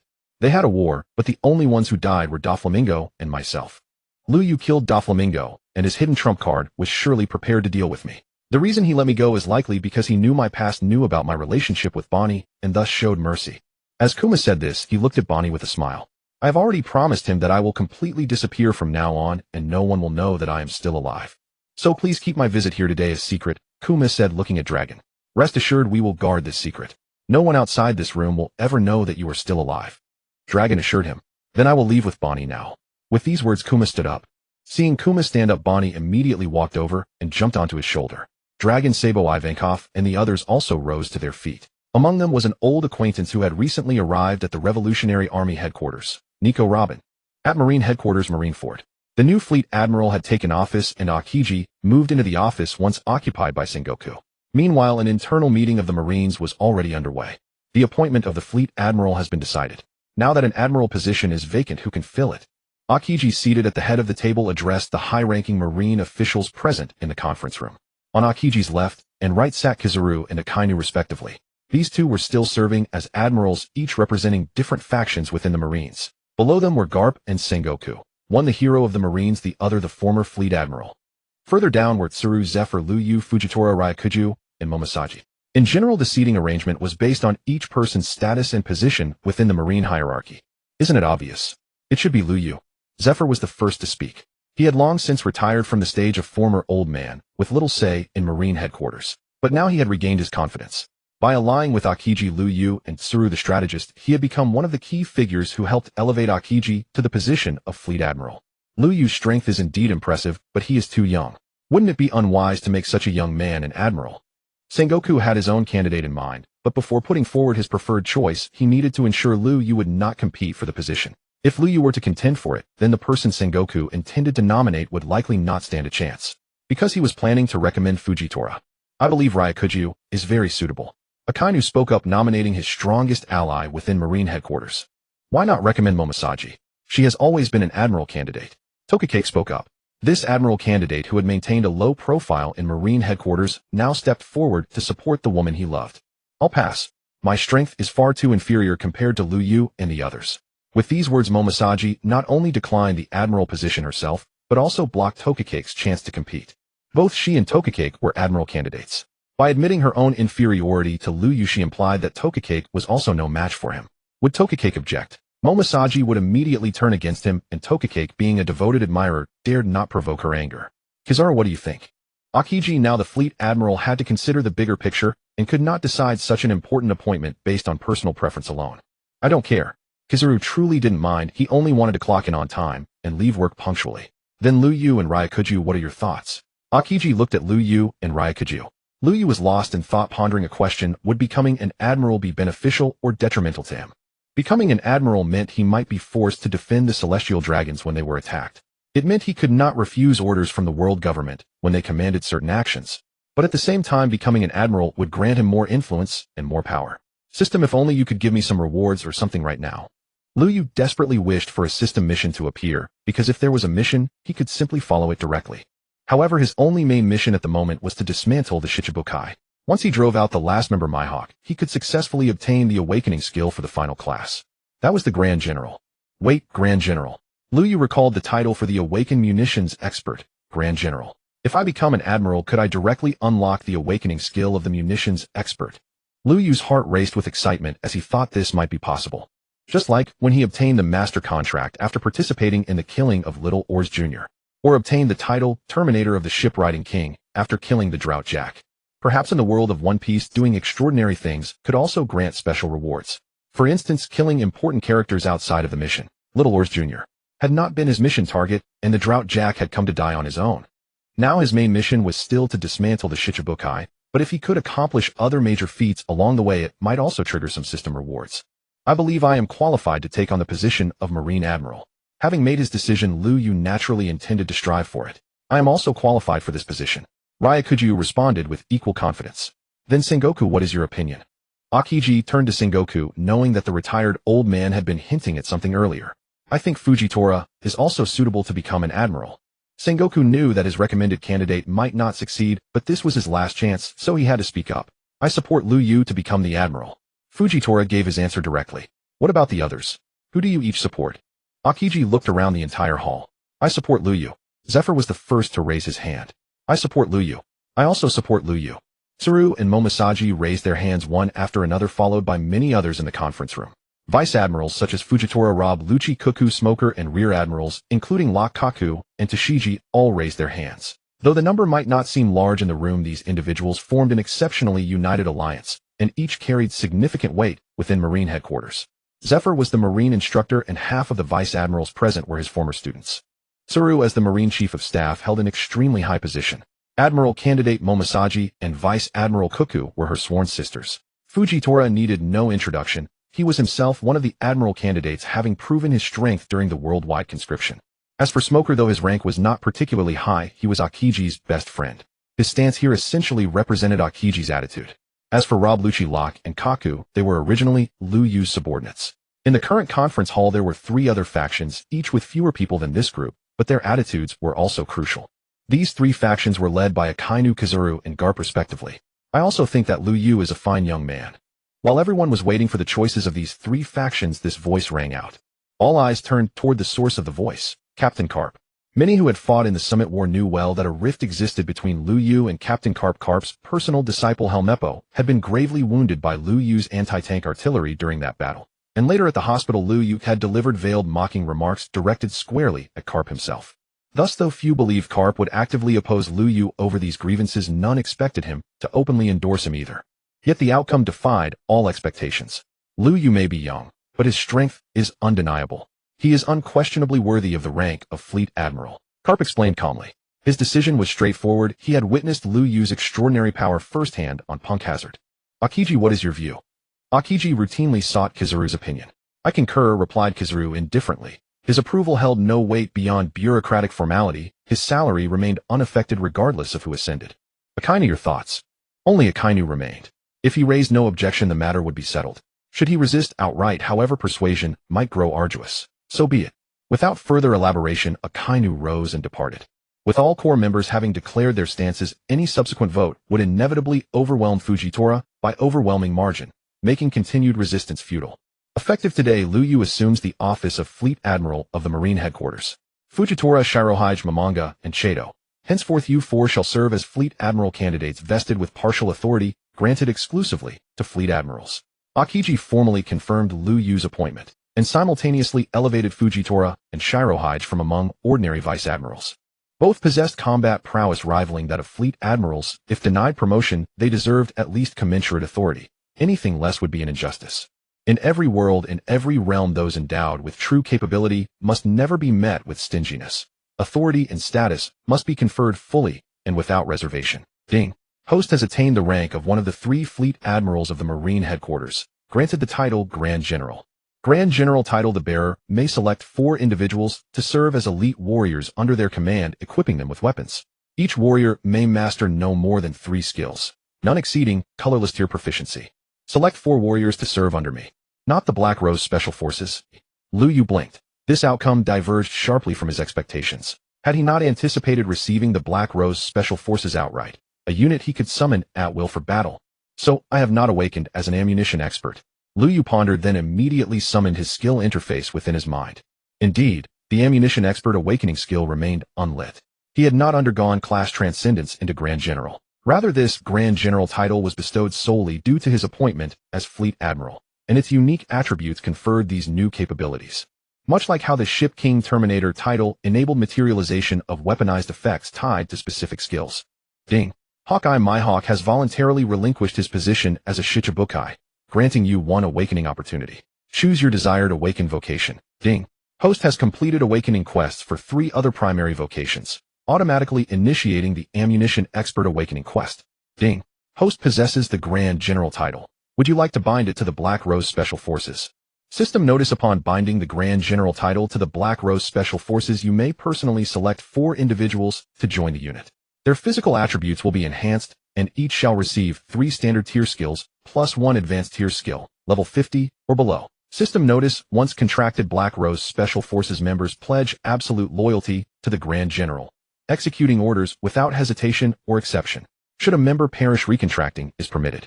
System notice: prior to contracting, prospective members must be fully informed of all binding terms. Covert enrollment is strictly prohibited. This cascade of system notifications left Lu Yu utterly stunned, so much so that he stood frozen mid-conference room motionless. Truly, this reward surpassed all anticipation. Among the 4 archetypes of sharpshooter, Ammunition Expert had long been regarded as the weakest. The Artillery Master summoned orbital satellite beams, the Mechanic summoned Jipo's fists, the Rogue Expert unleashed citywide carnage, entering invincible frenzied barges across entire battlefields. Only the Ammunition Expert summoned 4 modest infantry units. Though their firepower was formidable, their deployment duration was limited, and their attacks relied solely on conventional bullets and grenades. Cumulatively, their destructive output barely rivaled a single quantum bomb. Now, however, this was nothing short of a quantum leap. Selecting 4 permanent Black Rose operatives meant enduring, irreplaceable assets. Moreover, each could learn up to 4 skills directly from him, one being an advanced tier skill capped at level 50. Imagine, all 4 mastering quantum bombs. Would that not replicate the legendary clearing efficiency of DNF's female gunner classes? 4 alluring women stride into a chamber. Each cries mama, and 4 emerald missiles descend from the heavens. Invincibility incarnate. Furthermore, the system stated that upon contract, these 4 would swear absolute allegiance to him. Was this not precisely the jest longtime players once made about the Grand General title? These were no mere soldiers. They were effectively 4 devoted consorts. I'll sign Carla and baby 5 first thing upon returning. Perhaps tonight, I'll ha. At this thought, Lu Yu couldn't suppress a chuckle. Beside him, Zephyr cleared his throat twice, an unspoken nudge that snapped Lu Yu back from his reverie. Heh. Apologies, I quite lost composure just now. Lu Yu offered an awkward smile and explanation, yet the others merely smiled indulgently. To ascend to Fleet Admiral at such a tender age, had it happened to any of them, they'd likely have laughed far louder than Lu Yu. Whether they grasped that his mirth stemmed from the Black Rose contract mattered little. Either way, it changed nothing. Let us adjourn. For now, we return to our posts. Zephyr rose and strode toward the conference room exit. The other naval officers dispersed likewise. They departed in clusters of 3 or 5. Within any organization, informal alliances and camaraderie are inevitable. Even now, Lu Yu found himself surrounded by a growing circle of peers. Emerging from the conference room, Lu Yu found himself increasingly surrounded by people as he made his way back to his residence. They had gathered to congratulate him and decided to host a grand celebration that evening at his home. As a newly appointed Admiral of the Marines, Lu Yu was allotted a fine residence within Marine headquarters, his temporary abode. While Lu Yu celebrated his ascension to Admiral, a seismic piece of news swept across the entire world of pirates.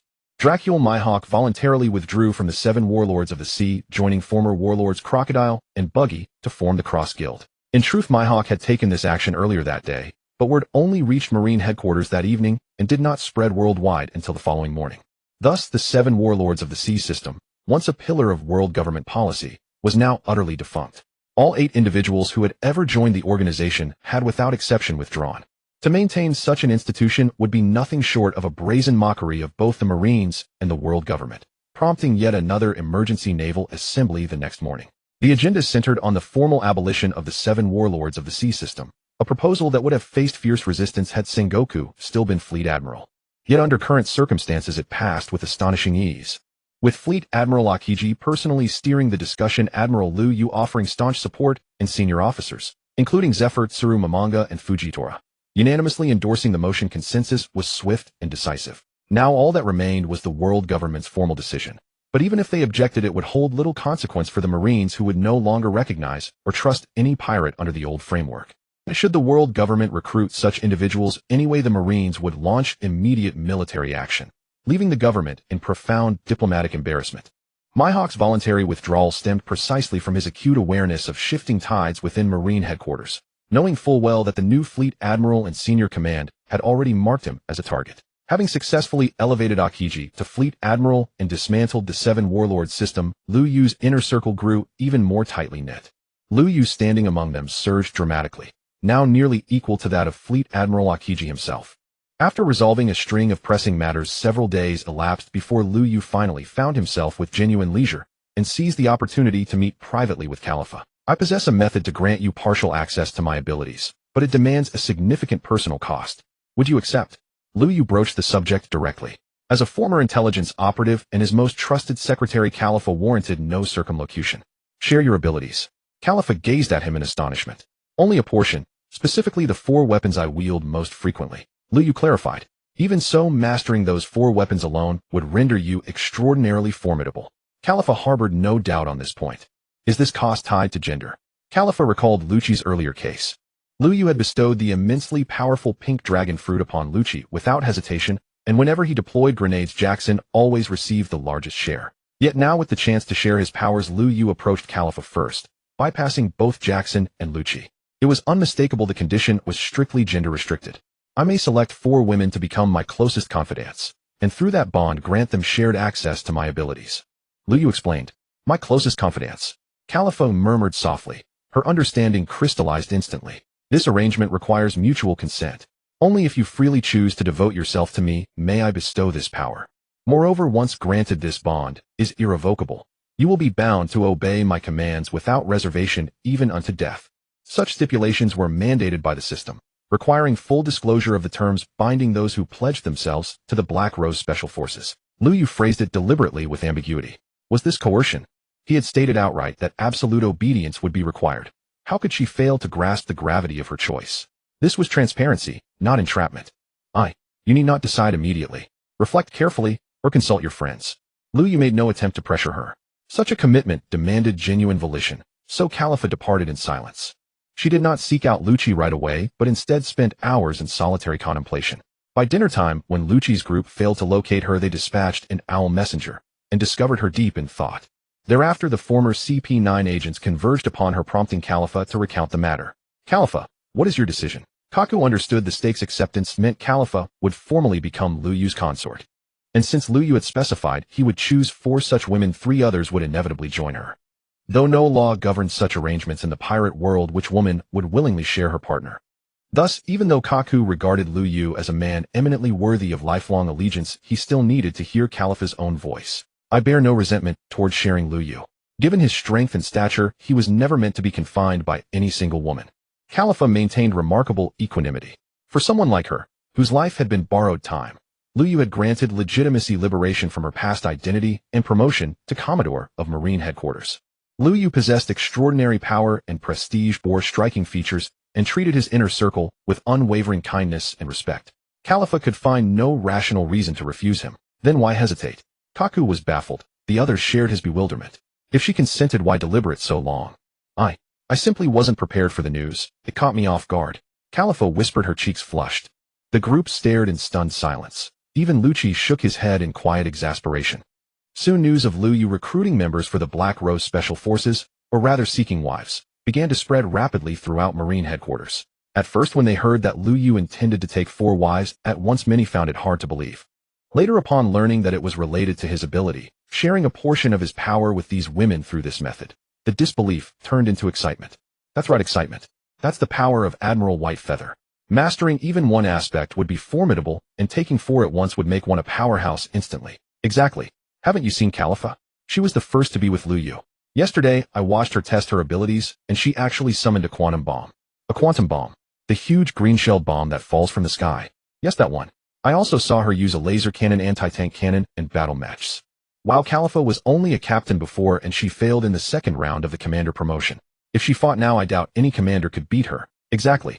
With just one quantum bomb, who below Vice Admiral would dare to take it head-on? Forget the quantum bomb, even a single laser cannon. No Vice Admiral would be foolish enough to block it directly. That's right. At full power, a laser cannon once blew up 3 ships of Whitebeard's allied pirate crew in one shot. With this, Khalifa has completely turned her life around. Such voices quickly spread throughout Marine headquarters, even reaching all corners of the base, and soon Marines on missions and those in other branches heard about it as well.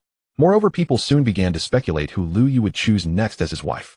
Some guessed it would be Baby 5, since she was already on his ship and had been receiving guidance from Lu Yu to imitate his moves using her devil fruit ability. But others disagreed, arguing that Baby 5 had been a pirate and a subordinate of Doflamingo. How could Lu Yu, a Marine admiral, marry a pirate? Some speculated it would be Momoda Ziyuan, given the close relationship between Lu Yu and Ziyuan and rumors that Lu Yu had feelings for her. Of course, some thought it impossible, citing Ziyuan's formidable strength. She didn't need Lu Yu's ability to improve, and the age gap of over 10 years between them. Others said Ziyuan looked down on Lu Yu as she was always proud and cold toward men. The reasoning was simple. T-Pig, a fellow admiral candidate, had pursued Ziyuan 100 times, and she had refused every time. Originally, Ziyuan was still undecided about what to do, but upon hearing this, she could no longer sit still. Without a second word, she went straight to Lu Yu's home and said bluntly, "Lu Yu, I fancy you. Let me join your Black Rose Special Forces." Hearing this, Lu Yu was completely dumbfounded. It took him a long moment to react. "Wait, you do know what the Black Rose Special Forces entail, right?" Lu Yu asked to confirm. "I know. It's signing a contract and becoming your woman." Momoda came here and said these words, meaning she had thrown caution to the wind. Since she had already let go, she would not be coy. As a strong woman who had fought on the seas for over a decade, she was not suited to being shy. "You only heard about becoming my woman." Lu Yu was stunned. He had never known Momoda to be so infatuated. "And sharing your abilities." "I know that," Momoda said. "It's not just sharing abilities. There's also absolute obedience to my orders after signing the contract," Lu Yu explained. "I trust you. Obeying your orders is fine. Haven't I been led by the nose by you for the past 6 months?" Momoda Ziyuan's words were not exaggerated, it was true. Initially, she was an exalted admiral candidate, while Lu Yu was just a Marine soldier. But on the very day they met, Momoda Ziyuan was used by Lu Yu to help him stop Blackbeard from stealing Whitebeard's tremor fruit. This was inferred from later intelligence, as the Blackbeard pirates had been plundering devil fruit abilities everywhere over the past 6 months. "Is that the point?" Lu Yu couldn't fathom Momoda's logic. He took a deep breath and said slowly, "My ability sharing can enhance some people's combat power. Khalifa and Baby 5 are not strong, so adding my ability can quickly boost them. But you Ziyuan are different. You are an admiral candidate of Marine headquarters, and your strength is not inferior to mine. You don't need such enhancement. Moreover, you originally used a sword. Suddenly switching to ranged weapons would create conflicts in your fighting style. Giving you this ability might not enhance you, instead it could become a burden." Lu Yu's consideration was accurate.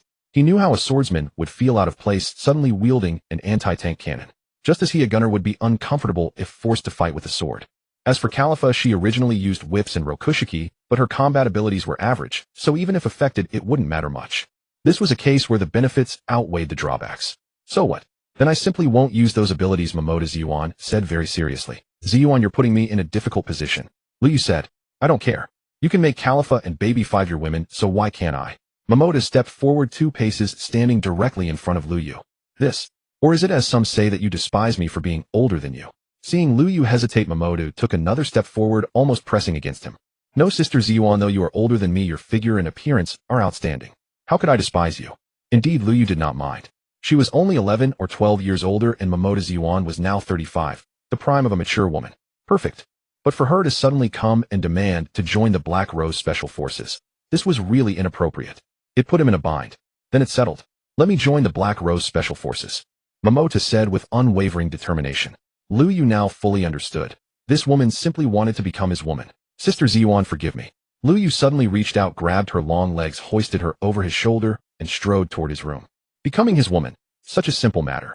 Why should he waste a spot in the Black Rose Special Forces, which was unsuitable for her anyway? Ziyuan ultimately failed to join the Black Rose Special Forces, yet she departed with considerable satisfaction.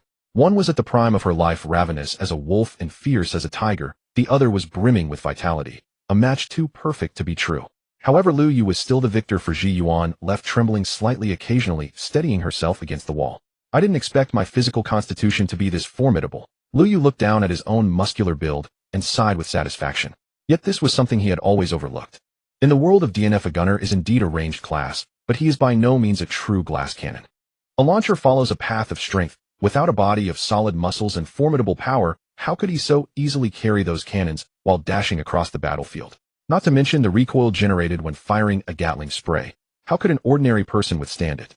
Moreover, a mechanic is theoretically a fragile class, yet when the first awakening is activated, the awakening scene portrays the mechanic as a muscular hunk. A ranger looks tall and slender, but he can easily kick someone flying and twirl a revolver into afterimages. His movement speed and attack speed are astonishingly fast. How could he not have some real foundation? Thus a gunner is a glass cannon, but only relative to melee classes, not to everyone. In the world of One Piece, Liu Yu, who possesses the skills and power of all 4 gunner subclasses, is by no means weak in his own strength. Knock, knock, knock. The sound of knocking came from the door. Awakened by the noise, Liu Yu stopped admiring himself and shouted toward the door, "Come in." Standing at the door was Califa. Hearing Liu Yu's invitation, she opened the door and entered. Seeing him sitting on the bed with his upper body bare, she shook her head helplessly. "You really should learn to restrain yourself." Califa said this because she had just seen Tao Tuji Yuan leaving the room, walking unsteadily while holding onto the wall. "Not at all. I am quite restrained," Liu Yu quickly explained. But Califa's face showed disbelief, her eyes clearly saying, "Do you think I believe that? Come here, let me prove it to you." Liu Yu waved for Califa to come over. Califa smiled, closed the door behind her, and walked toward him. Thus Liu Yu, who had already fought a fierce battle, mounted his steed once more. 3 hours later, he walked slowly while holding the wall.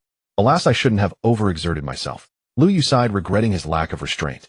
Although this body was younger and stronger than the one he had before his transmigration, having just satisfied a ravenous woman and then conquered a young and fit girl, even an iron body would be drained. Liu Yu, where are you?" Suddenly an urgent shout came from outside. Hearing the voice, Liu Yu immediately straightened up, his aura returning to normal, looking exactly as he usually did. "Say, Master Zifa, I'm here," Liu Yu responded with a full, strong voice. Hearing Liu Yu's voice, Zifa quickly entered from outside. The moment he saw Liu Yu, he strode forward and slapped Liu Yu's shoulder hard. "You're here." Zifa had intended to say more, but suddenly paused. Because Liu Yu had actually stumbled from that slap. "I didn't even use much force, did I? Zifa was puzzled. Would a person of Liu Yu's caliber be unable to withstand a single slap? "Master, why are you in such a hurry? What's wrong?" Liu Yu quickly straightened up and asked in a loud, full voice. Seeing Liu Yu like this, Zifa finally snapped out of it. "Maybe I was too sudden." Liu Yu wasn't prepared. After all, he's just a launcher mechanic, so it's natural for him to be a bit weak. Liu Yu thought, "Don't misunderstand. Where am I weak? Find someone else who could fight for 8 hours straight and still be as energetic as me." "Liu Yu, do you want a wife?" Holy shit. His body involuntarily stumbled again. This classic line popping up at such a moment caught Liu Yu off guard. "You? What's wrong with you? Are you that weak? Should I find you something good to replenish your strength?" Zifa ultimately did not say these words. If he had said them, Liu Yu would have gotten angry. "No, master, what are you trying to do?" Liu Yu recomposed himself, steadied his emotions, and asked. "Of course I want to find you a good wife," Zifa said with a smile, completely dismissing the earlier awkward scene. "Master, I never said I wanted to find a wife," Liu Yu said, feeling a headache coming on. Earlier this morning, Tao Tuji Yuan came insisting on becoming his woman, and now Zifa's first question was whether he wanted a wife. What was going on? "You didn't say it, but isn't it common knowledge?" Zifa said. "Common knowledge? No what?" Liu Yu had been busy lately, so he hadn't had time to find out what everyone was gossiping about. "The Black Rose Special Forces," Zifa said. "Ugh." Liu Yu's voice caught. "Was it Al who spilled the beans first?" Liu Yu asked. "I don't know, but he did mention it to me this morning," Zifa replied. "Al, the tightest-lipped CP9 agent." Well, the truth was out. Although he had only said he wanted Califa to become a member of the Black Rose Special Forces, the entire content of the treaty, along with Califa's subsequent move into Liu Yu's room, clearly proved the point. Moreover, rumors can create a shadow even without wind. Now that there was a shadow, wouldn't everyone confirm it? No wonder Tao Tuji Yuan had come early in the morning insisting on joining the Black Rose Special Forces. She was thinking that if she didn't act now, she would miss her chance. "Master Zifa, I'm talking about recruiting members for the Black Rose Special Forces, not finding a wife," Liu Yu tried to explain. "Right, it's all the same," Zifa said with a smile. Liu Yu thought, great. My explanation was useless. Since it had already been taken as fact, he didn't bother to explain further. After all, he had clearly stated that he was only recruiting members for the Black Rose Special Forces. "As for you insisting on a proper marriage afterwards, sorry, I'll have to think it over." "Liu Yu, do you know my young apprentice Ain?" Zifa had barely settled into Liu Yu's chamber before posing the question. Liu Yu naturally recognized Ain, a Logia-type devil fruit user of the backward fruit, a warrior who wielded both a short sword and dual pistols with equal mastery. Her combat skills were remarkably well-rounded, yet it was her devil fruit ability that truly etched her name into memory. Frankly, she would be an excellent fit for the Black Rose Special Forces. Lu Yu could select 4 apt skills from among the 4 primary disciplines to enhance her capabilities. Moreover, her backward fruit power proved exceptionally useful in certain situations. She possessed striking beauty and a graceful figure, her long, elegant legs rivaling those of Mamanga Shuri and Khalifa.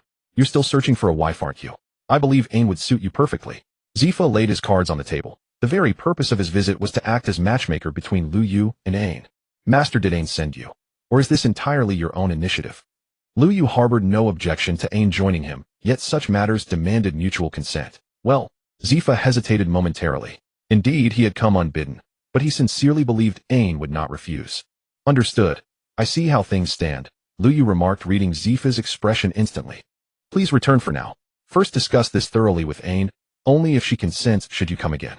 Forcing matches is never acceptable. Lu Yu rose to his feet, an unmistakable signal for Zifa's departure. Truly you two are well suited. Zifa remained reluctant yet acknowledged his misstep, and allowed himself to be gently ushered toward the door by Lu Yu. This decision lies beyond your authority. It concerns me, not you, Lu Yu retorted without ceremony, guiding Zifa firmly outward. Then let us agree upon returning. I shall speak with Ain, and you must reserve one position for her. Zifa planted himself stubbornly at the threshold, refusing to step outside. I currently have only 2 attendants, Secretary Khalifa and Maid Baby 5. Where precisely would another position even go? Lu Yu sighed inwardly. That remains uncertain. Kaku's granddaughter and her friend may also harbor interest. Zifa replied. Kaku's granddaughter. Lu Yu paused, sifting through memory. Peacock, user of the whip fruit, notorious for her penchant for discipline, and unmistakably a sadist. One whip wielder, Khalifa, was already sufficient. Adding Peacock seemed unnecessary. Yet the Black Rose Special Forces required 2 more members, and no other suitable candidates existed within the Navy. Why not seek recruits beyond the Navy? After all, though more beautiful women resided outside its ranks, a Marine admiral courting pirates would invite severe censure. Moreover, pirates rarely submitted willingly as unquestioningly obedient subordinates, unless like Baby 5, they had been personally integrated. This approach might actually work. The more Lu Yu pondered, the more viable it appeared. Yet recruitment demanded discernment. Hancock was out of the question. She would never bow to another's authority, and this version of her was hopelessly love-struck. Ultimately, such matters hinge upon fate. Let us await the right opportunity when it arises.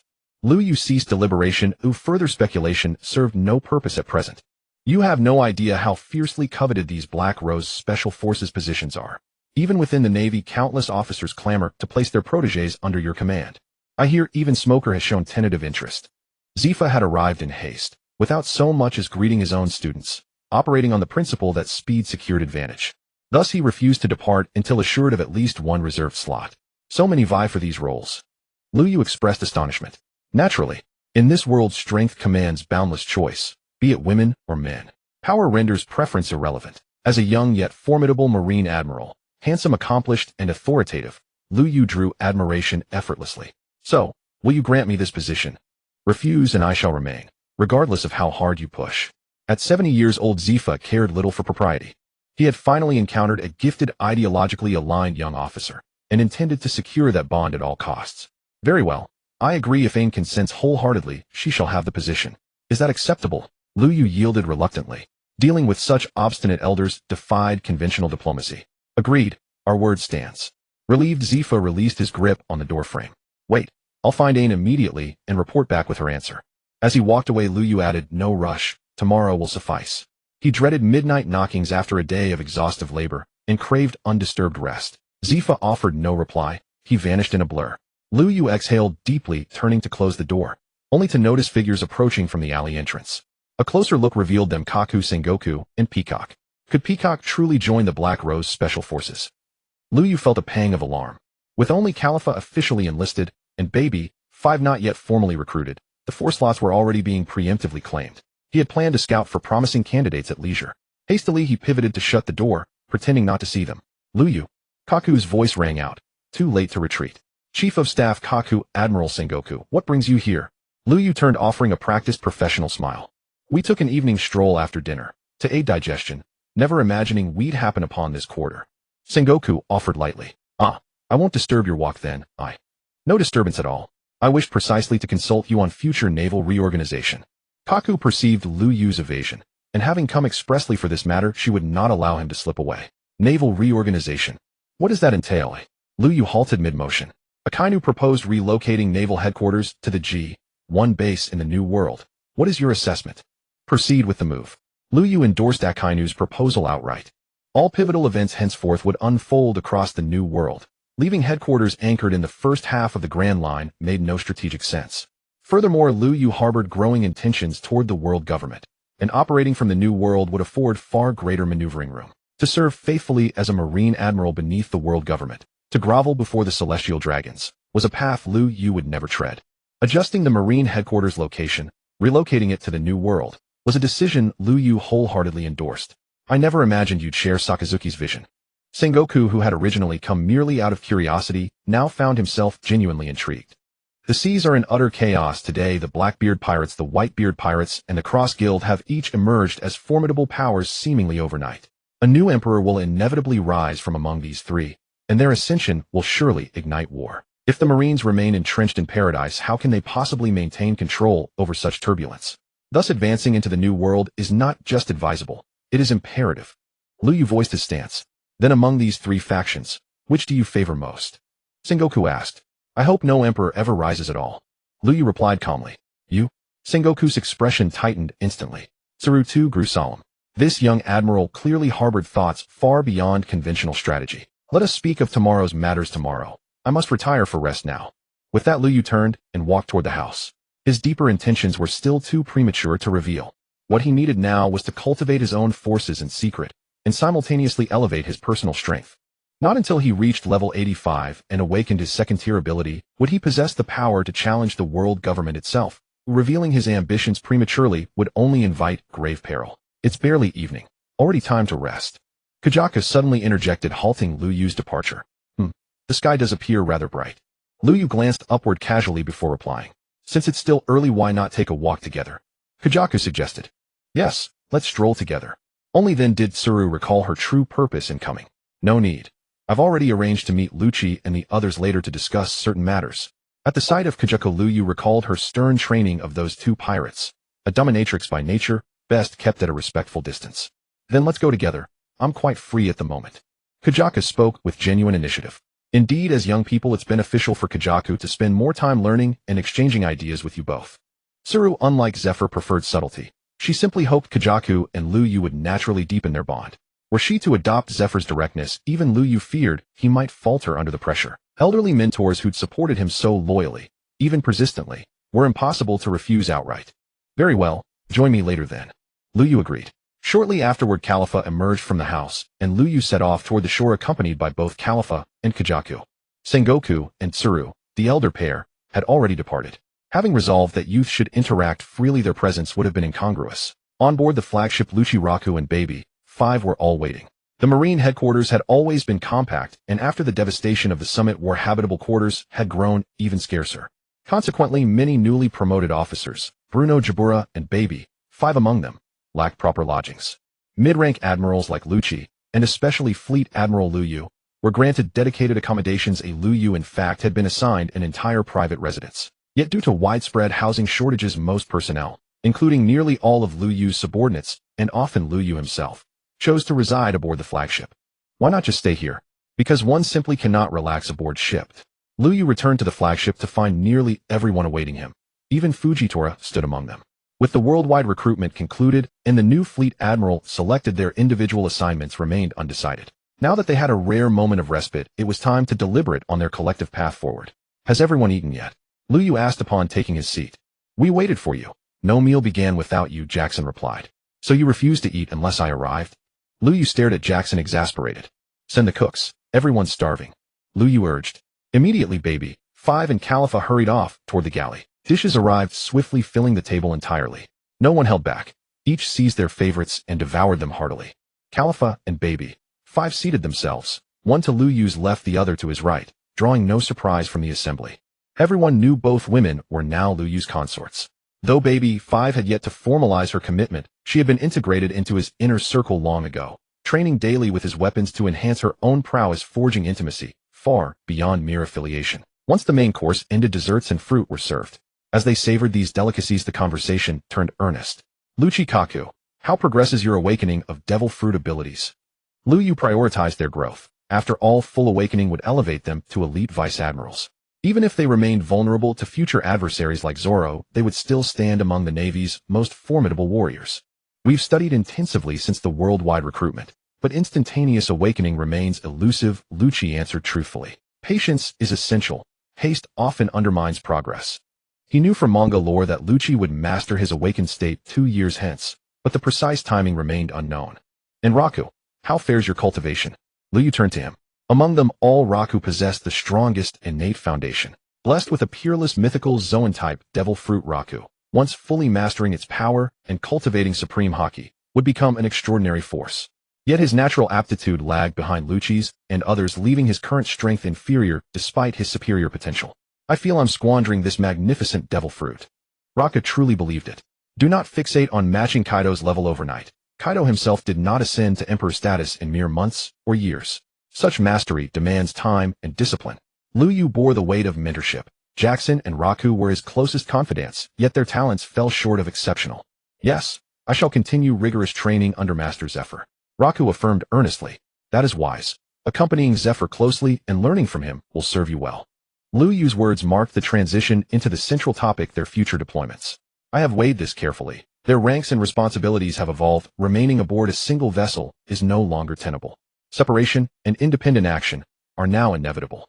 According to the Navy's regulations, rear admirals, vice admirals, and captains are all authorized to operate independently, each commanding their own detachments on assigned missions. We currently have 2 vice admirals and 2 rear admirals along with 3 captains from the naval headquarters. Yet dispersing them entirely would be impractical. Liu Yu spoke calmly. Master Yi Xiao, you already command your own fleet. Henceforth you shall lead it autonomously on missions while maintaining mutual support among yourselves. Is that acceptable?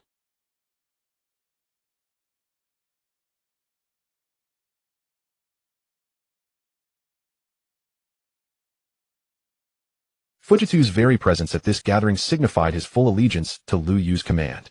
Then Lucci, would you independently command a warship? Liu Yu looked toward Lucci, the second vice admiral present. Agreed. Without hesitation, Lucci accepted. You all emerged together from CP9, bound by brotherhood, yet our current imperative, to expand influence and consolidate power, demands strategic dispersion. Thus I intend for Kaku to assume independent command of a warship.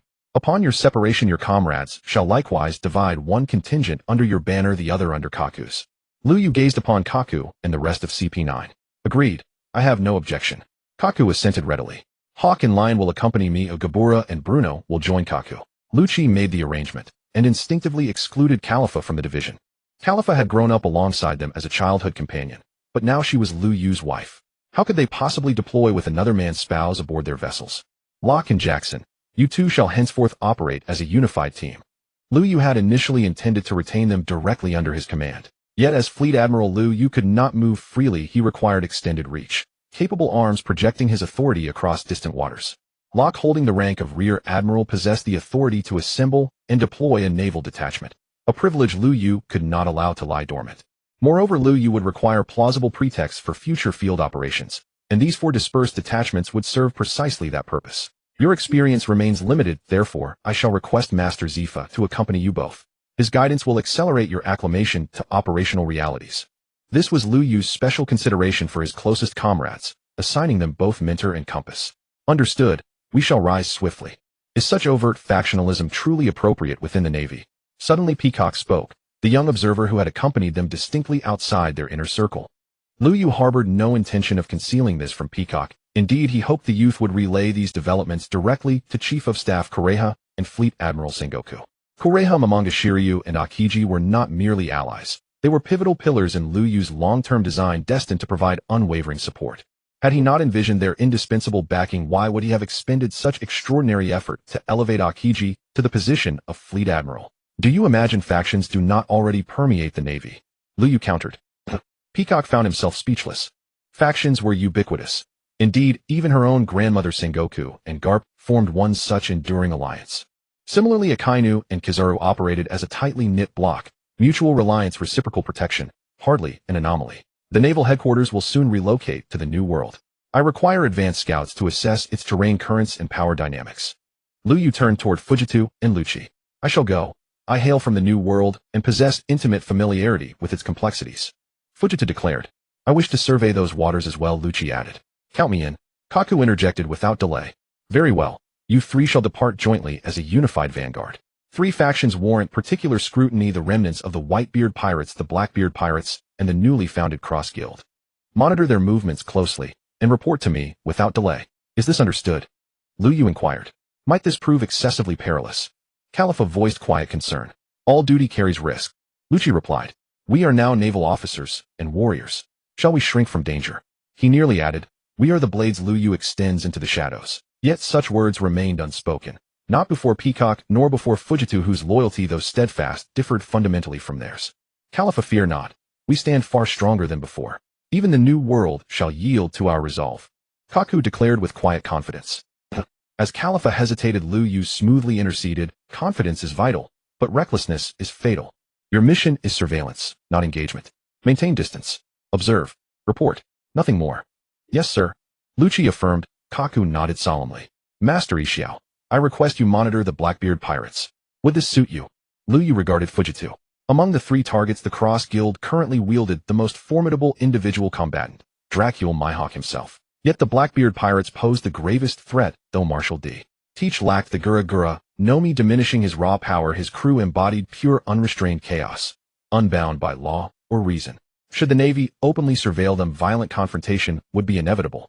Thus, only Fujitu, whose strength rivaled that of a fleet admiral, could undertake this assignment safely. Agreed. Fujitu replied. Then the Cross Guild and Whitebeard remnants shall fall under Lucci's and Kaku's respective purview. With that final allocation, the three detachments mobilized without delay. At dawn the following day, each commander boarded his designated warship. Their 1,000-strong crews, freshly recruited during the global naval conscription, were promptly assigned and integrated. With Lu Yu as fleet admiral and Akiji, himself fleet admiral and leader of their faction, overseeing logistics, resource allocation proceeded seamlessly, swift, precise, and decisive. As Lu Qi and his crew departed, Lu Yu had prepared 100 stun grenades and freeze grenades for each ship as backup, a gesture of support. As for the standard grenades, their samples had already been sent to Vegapunk's research facility, and it was believed that imitations would soon emerge. The leakage of technological weapons was inevitable, which was precisely why Lu Yu intended to swiftly gain greater power and control over a larger force. Although the leaked items were still the most basic ones, like grenades and Gatling guns, the technological foundation of the pirate world was not weak. With direction and inspiration, who could guarantee they wouldn't catch up quickly? To prevent such a scenario, Lu Yu had to find a way to control these things. By enhancing his strength and acquiring more powerful skills, such as satellite ray, supernova core burst, and Gaybulg robot, he could ensure that even the most formidable abilities remained in his hands, rendering ordinary technology leaks harmless. Then, by securing sufficient authority and controlling core resources, the leaked weapons would largely be under his command, allowing him to form countermeasures. To control the scientist with the greatest research capabilities, to command the world's strongest military, and to hold the highest power. Everyone might have Gatling guns, but if you only have 10,000 men and 1,000 guns while I have 1,000,000 men and 100,000 guns, why would I fear your rebellion? The same applied to other weapons and equipment. Grenades, flamethrowers, small robots, anti-tank cannons, and so on. Even if they eventually managed to imitate missiles, as long as your missiles were more numerous and more powerful, it would be fine. Moreover, Lu Yu still possessed his core strength. The awakened weapons, as long as he controlled them well, could never be imitated by anyone, and they would be Lu Yu's greatest trump card. Furthermore, all the skills of the gunslinger could not be replicated by technology, they were inherent abilities. Even the weapons of other professions had skill-enhancing effects, all of which were Lu Yu's very foundation. But to be prepared for any eventuality, Lu Yu had to act quickly. He needed to start moving before the world government began replicating his weapons and mass-producing them on a large scale. Meanwhile, Lu Yu finally decided to induct Baby 5 into the Black Rose Special Forces, even though he could still do whatever he wanted with her without doing so, and her weapon fruit could still unleash formidable combat power. Yet Baby 5 had been a prisoner of war by his side for some time, attending to him closely. If he didn't even grant her this title, Lu Yu felt it would be unfair. Additionally, Ai-In had also arrived, and like Kong, she temporarily stayed by Lu Yu's side. Lu Yu couldn't directly refuse the old folks behind them, but he made it clear that matters of the heart could not be rushed. They needed to try getting to know each other first. Zephyr and Tsuru found Lu Yu's reasoning sound and agreed, allowing the two women to follow him for a while to see how things went. In the meantime, an incident occurred. T-Pig Jiaji, a candidate for admiral, suddenly lashed out, wanting to fight Lu Yu to the death. But he never made it to Lu Yu's presence. Peach Rabbit intercepted him and gave him a beating. Then Peach Rabbit and T-Pig Jiaji completely fell out. T-Pig Jiaji, who had barely been on Lu Yu's side, immediately became a staunch loyalist of Akainu. Upon learning of this, Lu Yu could only let out a helpless sigh.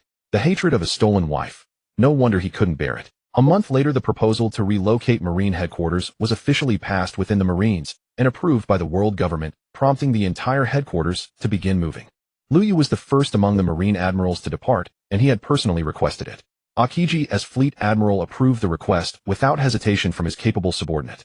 But some of the older members in Marine headquarters who were close to Liu Yu could see that he might already have other plans. Akiji wasn't unaware of this, but he trusted Liu Yu, so he didn't interfere. However, this time on his way to the New World, Liu Yu did not take the route through Mary Geos. Instead, he first went to Sabaody Archipelago, then submerged directly into the sea, heading toward Fishman Island.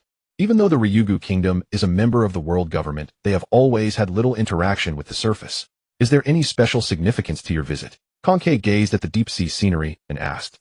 Beside her was Liu Yu, also looking at the same view. Have you never wondered why they as a member nation did not attend the reverie? Liu Yu countered. Well, Kankei hesitated. Ai-in, what about you? Do you know the reason? Liu Yu turned to Ai-in on the other side. On this voyage, Liu Yu had several hundred Marines aboard, but only 4 were close to him: Khalifa Baby, 5 Conk, and Ai-in. His former capable officers had already formed their own teams and were acting independently. Even Locke and Jackson had led their teams to the New World Marine headquarters to oversee construction and expansion projects. Although the fishmen and mermaids are part of the world government's order, their race has always suffered unfair treatment. Especially mermaids. Whenever they appear on the sea, they are almost immediately captured and sold as slaves. Ai-in replied. Exactly, that's right. Liu Yu nodded in satisfaction. But hasn't the world government long banned human trafficking? Kankei pressed further. But what if the ones leading the trafficking are the celestial dragons? Liu Yu's rhetorical question left Kankei completely speechless. As long as privileges exist, any law is a blank slate. After saying this, Liu Yu turned and walked toward the cabin. This pitch-black sea, so dark you can't see your hand in front of your face. He murmured softly. Kankei and Ai-in both instinctively glanced down at their own hands. A terrifying thought suddenly crossed their minds. What Liu Yu wanted to do was likely more than just becoming a Marine admiral. But the thought vanished in an instant. Some things were not meant to be pondered too deeply. As the warship continued to descend, they soon arrived outside an island wrapped in a giant bubble beneath the ocean. The arrival of the warship immediately drew the attention of those on the island. King Neptune, as the ruler, promptly led his army out to greet them. They did not like those from the surface. But they could not ignore the Marines and the world government, since they were legally a member of the world government. However, not far behind the army, a blue fatty kept a wary watch, determined to do his utmost to protect this country. King Neptune, what brings you here in person to greet us? Liu Yu stepped forward with a gentle smile. King Neptune approached in kind, gripping his trident firmly in his left hand while extending his right. Our Ryugu Kingdom occupies a unique location. Few travelers ever reach these shores, and naval admirals of your stature are exceedingly rare. It is only fitting that I extend my warmest hospitality. Neptune spoke as Liu Yu reached out and clasped his right hand firmly, a gesture of mutual respect and goodwill. Your warmth is overwhelming, Your Majesty. I can hardly refuse such graciousness. Allow me to express my sincere gratitude. No need for formalities. Neptune replied cheerfully, then turned smoothly to introduce his sons to Liu Yu. These are my children. As Neptune spoke, Liu Yu listened attentively and greeted each prince warmly in turn, then introduced the 4 companions standing beside him. Throughout the exchange, Jinbi lingered at a distance, observing silently. Captain, what business do these Marines have on Fishman Island? Aladdin, vice captain of the Sun Pirates, had joined him. Their crew had been founded by Fisher and from its inception had sworn to protect the fishmen. Now under Jinbi's command, that solemn duty weighed upon him more than ever. I don't know, he replied quietly. Yet this admiral is extraordinary. He rose to prominence only half a year ago. Once an obscure soldier on the battlefield of Marineford, he is now among the youngest 3 admirals of the Marine headquarters. Moreover, he belongs to the most assertive faction within the Navy. Jinbi's voice grew especially grave as he uttered those final words. The assertive faction. Aladdin frowned, puzzled. His ascent shattered the Shichibukai system itself. He dismantled in mere months an institution that had endured for 2 decades, crushing it beneath sheer unrelenting authority. Jinbi explained. If what you say is true, could his purpose here be to target you? Aladdin's voice trembled with shock. This was an admiral who had systematically eradicated the Shichibukai, and Jinbi himself had once held that title. I don't know, he said, shaking his head. Truly, he could not fathom Liu Yu's intentions on Fishman Island. Then what do we do now? Aladdin asked. Prepare everyone. Should anything unexpected occur, act immediately. Jinbi's voice hardened. Above all, our home must not fall. No sooner had Jinbi spoken than Aladdin turned and hurried away to mobilize the entire Sun Pirates crew. Meanwhile, having exchanged greetings with Neptune's family, Liu Yu and his entourage were escorted smoothly into Fishman Island. They proceeded directly to the Ryugu Palace for a grand welcoming ceremony. Yet the moment Liu Yu set foot on the island, his attention locked onto a single name. Princess Shirahoshi, the royal princess of the Ryugu kingdom, the ancient weapon known as Poseidon, bearer of power capable of annihilating the world. Liu Yu had already formed a clear intention of force of such magnitude, so evidently suited to serve his ambitions, would not be overlooked or abandoned. I've heard rumors of a mermaid princess in your kingdom whose beauty rivals that of the world's finest. Might I be granted the honor of meeting her? Liu Yu asked King Neptune seated upon his throne. Well, Neptune, who moments before had been smiling warmly, now hesitated visibly. Is there some difficulty? Liu Yu inquired. Indeed there is, Neptune admitted after long pause, then chose to decline. Shirahoshi bore a profound secret, one too dangerous to reveal to outsiders, especially agents of the world government. If there is trouble, speak plainly. I will resolve it. If Princess Shirahoshi simply wishes not to meet me, consider the matter withdrawn. At those words Neptune's gaze flickered with rapid calculation. Shirahoshi's seclusion stemmed not only from her hidden truth, but also from that vile pirate. Though young, this man was an admiral of Marine headquarters, his strength undeniable. Perhaps, just perhaps, he possessed the power to eliminate that pirate. It is this Princess Shirahoshi has been hunted for years by a pirate named Vanderdecken 9. His devil fruit grants him the ability to hurl any object with lethal precision, forcing Shirahoshi to remain confined within her chambers to avoid harm. Neptune's voice carried deep resignation. That is easily resolved. I shall eliminate him myself, Liu Yu replied, utterly unfazed. After all, Vanderdecken was merely a fishman wielding the target fruit, a challenge unworthy of an admiral's concern. We could defeat him, but his crew is formidable, and he may fling anything, even Noah itself, at Fishman Island. Should he unleash such fury, our entire homeland would perish. Neptune dared not provoke him, not because he lacked strength, but because restraint was paramount. And even if the Ryugu kingdom faltered, Jinbe stood ready to aid his friend. Then strike decisively, kill him, and his devil fruit power dies with him. Liu Yu declared. Can you truly guarantee success? Shark Star interjected, before Neptune could respond. Absolutely. Liu Yu's reply was calm, unwavering. If so, we pledge our full support. Prince Royal Star added. His brothers shared the same fervent desire to free their sister from suffering. No assistance is required, Liu Yu said. But before I depart, may I first meet your sister? This time he addressed the princes, not Neptune. The three brothers exchanged glances, and silently reached consensus.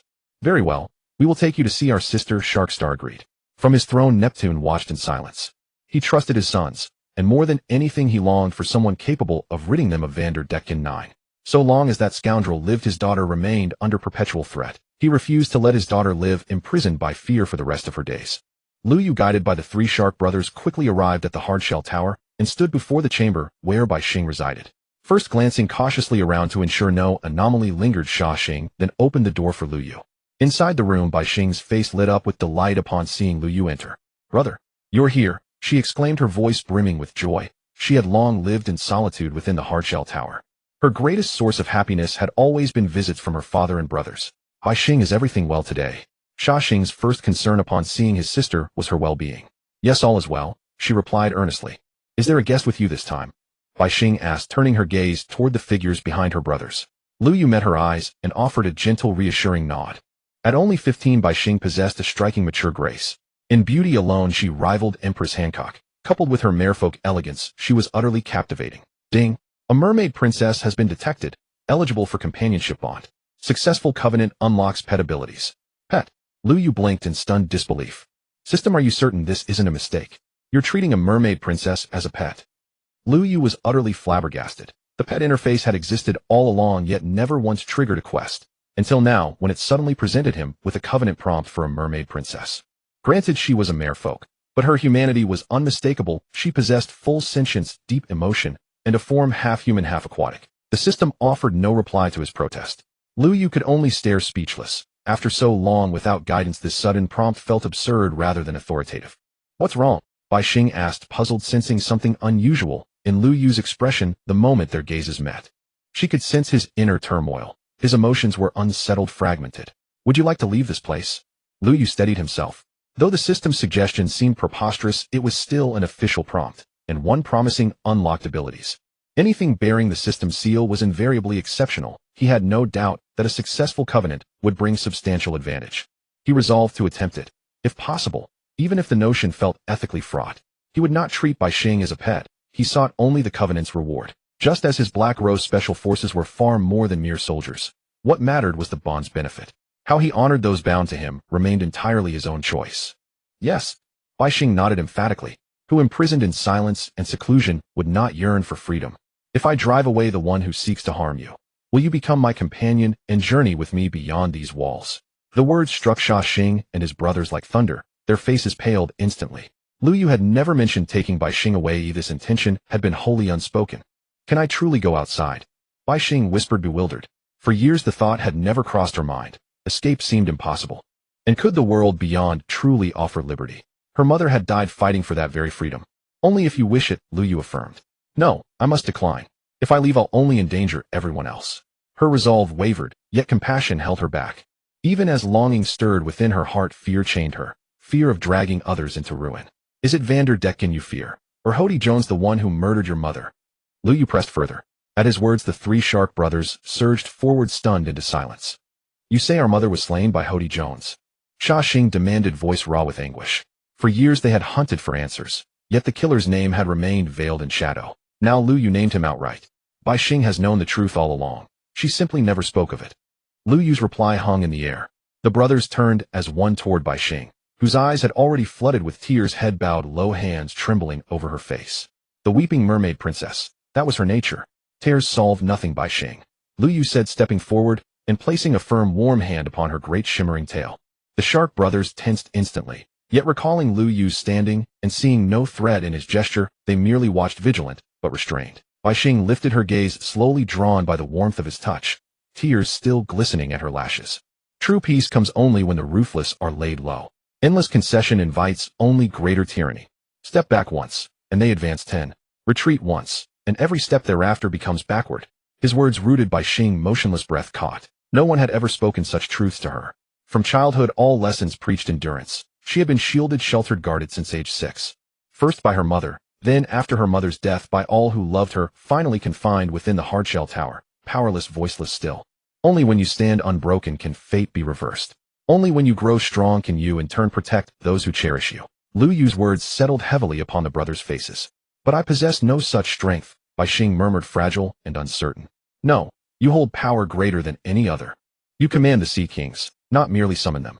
You are born their sovereign, their undisputed monarch. The moment those words left his lips, the Shark brothers drew weapons and lunged. But in that same instant, Khalifa and Baby 5 burst through the doorway, intercepting them with poised, unwavering stances. There's no need for alarm. I mean your sister no harm, Lu Yu declared calmly. How do you know these things? Sha Xing demanded. That knowledge I cannot disclose, but know this, I bear you no ill intent. With a subtle gesture, Lu Yu signaled Khalifa and Baby 5 to retreat behind him. To be frank, if I were a villain, Fishman Island would lie in ruins before sunrise. Yet I choose not to be that man, which is precisely why I stand before you now seeking dialogue. My purpose is to secure true equity for fishmen and merfolk alike. When recruiting allies, noble declarations carry weight, so speak them boldly and often.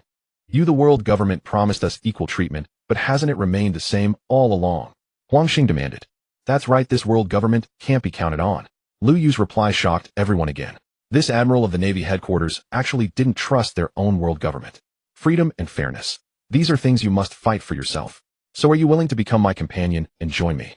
Lu Yu looked at Bai Xing. He needed the help of this mermaid princess who could control the Sea Kings.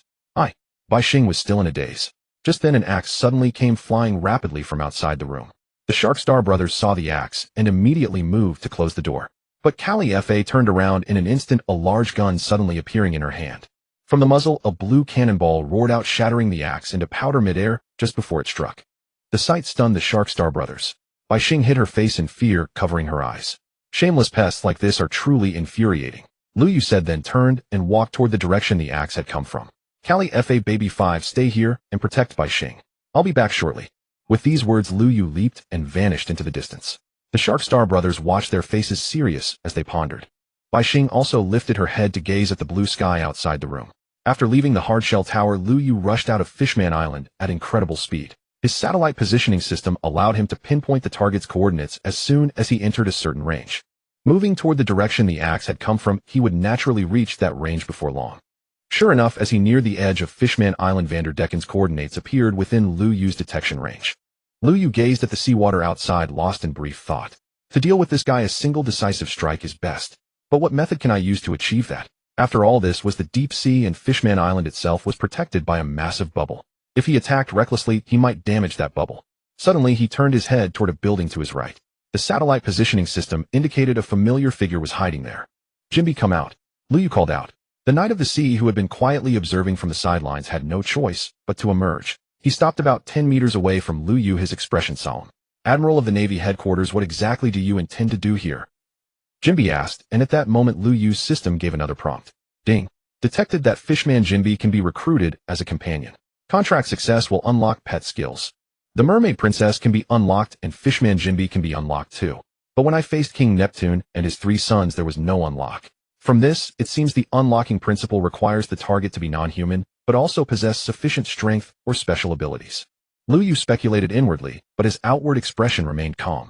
I came here to find like-minded companions. Companions? Does the Navy need to find companions like this? Jinbi found it strange. After all, the Navy, as a massive organization backed by the world government, never lacked allies. The recent world military draft was a perfect example. I'm looking for those who would give everything, even if one day we have to directly confront the world government. Lu Yu explained. Confront the world government. Then you should join the Revolutionary Army, not the Navy. Jinbi said. The Revolutionary Army's strength is too weak, its influence too small. Relying solely on them can hardly achieve anything. Lu Yu replied. So you hope to rally support within the Navy system, gradually take control of the entire Navy headquarters, and use the Navy's power to oppose the world government. Jinbi's face turned grim, sweat beading on his forehead. He thought of everything that had happened in the past 6 months of Lu Yu's actions. Now the Navy headquarters Fleet Admiral Akiji had been installed with Lu Yu's help. The Shichibukai system had been dismantled. To strengthen the Navy's power and maintain the balance of the seas, the world government allowed 2 powerful admiral candidates like Ryakuju and Fujitora to exist. Among these 2 newly joined admiral candidates, one was Lu Yu's staunch ally. Among the original 2 candidates, one was also his close friend. This man had already gathered a formidable team within the Navy. Now he had come to Fishman Island to recruit him. So, interested in joining me? Lu Yu countered. This idea of yours is too insane. The Knight of the Sea exclaimed in alarm. It seems you can't make a decision at this stage. Lu Yu didn't rush him. Strictly speaking, his primary target was the Mermaid Princess, the Poseidon. So until Bai Xing gave a definite answer, he wasn't in a hurry to establish a contract with Jinbi. Take me into the deep sea. I need to eliminate Vanderdecken. This was the real reason Lu Yu had called Jinbi out. You want to eliminate Vanderdecken? Jinbi was astonished. The Navy has the duty to protect the safety of any member nation of the world government. Now that a pirate has openly threatened Princess Bai Xing of the Ryugu Kingdom, it's only natural that I bring him to justice. Lu Yu was becoming increasingly fluent in these high-sounding words. Standing on the moral high ground while taking action was truly an exhilarating feeling.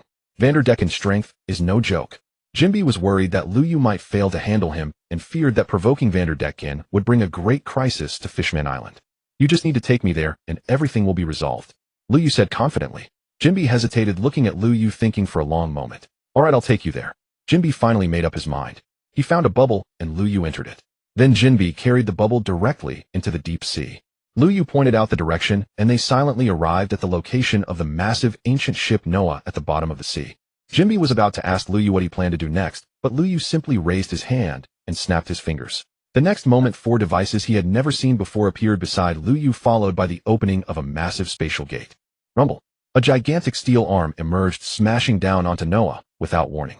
In an instant, a huge hole was punched into the great ship Noah, and a hideous fishman was blasted out from inside the vessel. The colossal steel arm, with its mighty and precise striking power, had vanquished the notorious Vanderdecken of the Fishman Island district, and thus Lu Yu slew him. Lu Yu gazed upon the now dead pirate floating in the deep sea, only to be devoured by a sea king drawn by the scent of blood. Let's go. We're returning to Fishman Island. With Vanderdecken dealt with, the next target was Horty Jones. He intended to gain his companion pet here, while also securing a powerful ally for the future. Therefore, whether or not he could forge a contract with Shirahoshi, he absolutely had to maintain a friendly relationship with her in order to best win her to his side. Jinbi, now recovered from his shock, swiftly escorted Lu Yu back to Fishman Island. Moreover, instead of keeping his distance, he accompanied Lu Yu directly to the Dragon Palace Castle to meet the Mermaid Princess Shirahoshi. Seeing Lu Yu return with Jinbi, the 3 Shark Star brothers were merely surprised, but Shirahoshi was utterly astonished. She was not like her brothers. In fact, she possessed a far more powerful observation haki than ordinary people inherited from her mother. She could sense what Lu Yu had done in the sea the moment that formidable attack appeared. You can perceive what I did in the ocean. Lu Yu, seeing Shirahoshi's shocked expression, inquired with curiosity. Shirahoshi nodded. Indeed, you possess tremendous power and talent, Lu Yu remarked with emotion. So how about it? Are you willing to accept my earlier proposal? Will you set sail with me to strive for the freedom your mother sought? Lu Yu asked, for he would never pass up such an opportunity. Shirahoshi, Sharkstar called out, intending to warn his sister.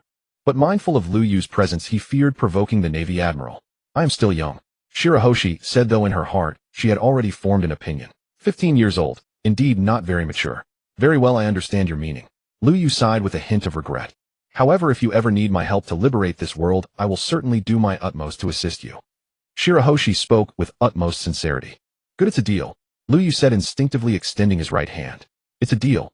Shirahoshi blushed, extended her right hand, and gently hooked her pinky finger with Lu Yu's. This was a promise made like children's pinky swear. Ding. You have gained over 80 favor with the Sea King, successfully unlocking the title of Mermaid Princess's close friend. Title effects: Shelter of the Mermaid Princess automatically summons Sea Kings to aid you when in danger. Assistance from the Mermaid Companion Maikaluo increases carrying capacity by 50 kilograms. Lu Yu was astonished. He had not expected that failing to contract Shirahoshi as a companion pet would trigger such a title. The Shelter of the Mermaid Princess and the assistance from the Mermaid Companion. These two auxiliary abilities seemed unremarkable, yet their practical effects were considerable. Summoning a Sea King to aid you when in danger. The combat strength of a Sea King was not overwhelming. Pirates with bounties over 100 million could almost always slay them. But in a critical moment, such a creature would inevitably provide some assistance. Moreover, Sea Kings were not mere beasts. They possessed intelligence, otherwise they would not be able to communicate with the Mermaid Princess. The appearance of one might attract more. And then there was the additional 50 kilograms of carrying capacity. Lu Yu's current portable warehouse was used to store items, but more often than not it was reserved for grenades. Moreover, the grenades distributed to others also shared this carrying capacity. Lu Yu was now level 50 with a total carrying capacity of 200 kilograms.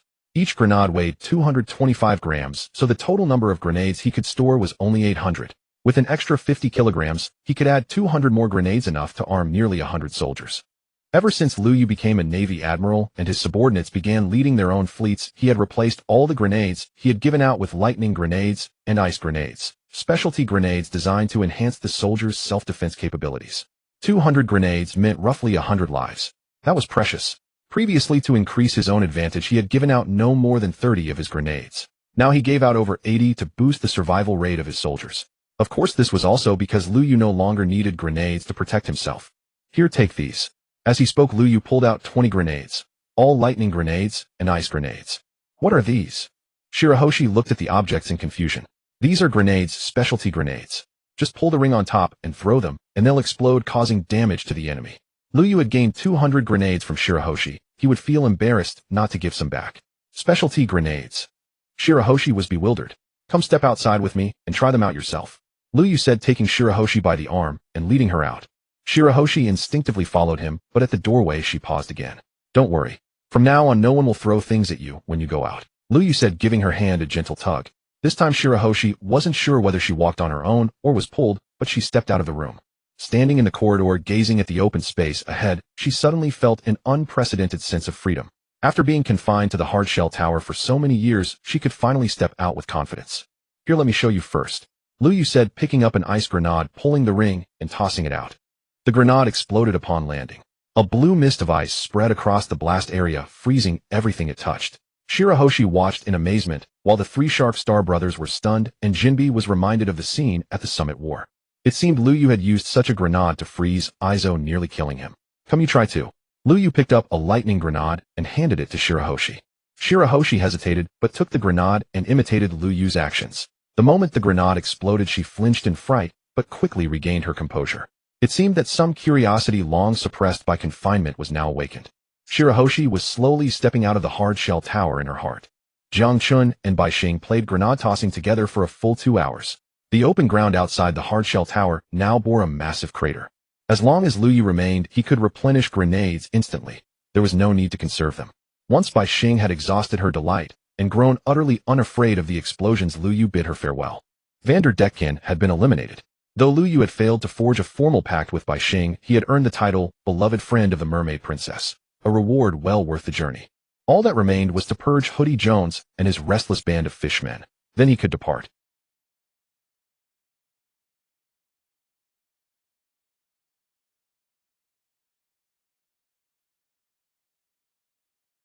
Lu Yu then set off for Fishman Street alongside Jinbi. The Navy contingent arrived en masse. Aside from Aang guarding the flagship, even Kajaku had joined the vanguard prepared for battle. Jinbi, observing the overwhelming force assembled, and recalling Lu Yu's decisive takedown of Vanderdecken, immediately grasped his intent. Master Lu Yu, is this course not too hasty? Is it not your own indecisiveness that has allowed Fishman Street's chaos to fester and deepen? Lu Yu countered. Yet you possess no tangible evidence. To strike down a prominent figure in Fishman Street without proof will only inflame tensions between fishmen and humans. Jinbi was well aware of Hoodie Jones' crimes, but he also knew the man's immense influence among Fishman Street's denizens and understood their deep-seated hostility toward humanity. Princess Bai Xing witnessed him slay Queen Otoheim and frame humans for the crime. He stole the lethal ES drug from the Ryugu Kingdom's vault and mass-produced it. He incited tens of thousands of fishmen to overthrow the Ryugu monarchy and wage war upon humanity. As a fleet admiral of the Marines, I cannot stand idle. Still, these accusations lacked concrete proof. Jinbi's caution was profound, perhaps ideal within the Straw Hat Pirates where nearly every other capable member acted on instinct alone. Yet such prudence served little purpose for Lu Yu now. If you refuse to act, what solution do you propose? Lu Yu fixed Jinbi with a piercing gaze. The question struck at the heart of the matter. This? Jinbi fell silent, unable to answer.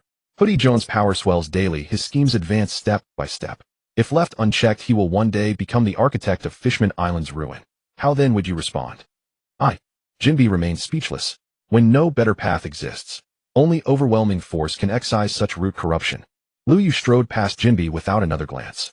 Hesitation breeds calamity. Your overcaution only entangles the knot further.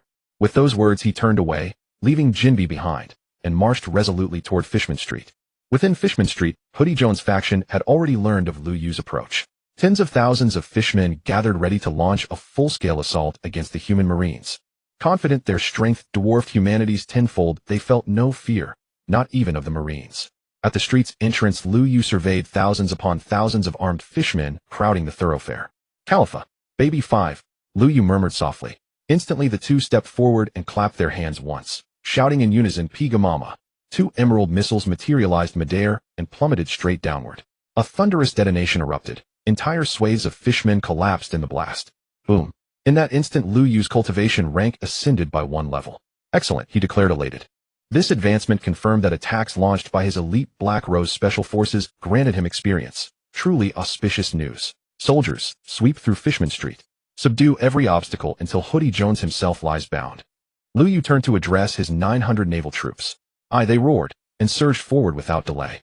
Kajaku, Khalifa, and Baby 5 advanced with them. Their mission: neutralize elite fishmen, minimizing Marine casualties. Of the 1,000 Marines, only 100 carried grenades. The rest, though elite personnel from Marine headquarters, were still ordinary sailors ill-equipped to withstand waves of numerically superior foes on an open battlefield.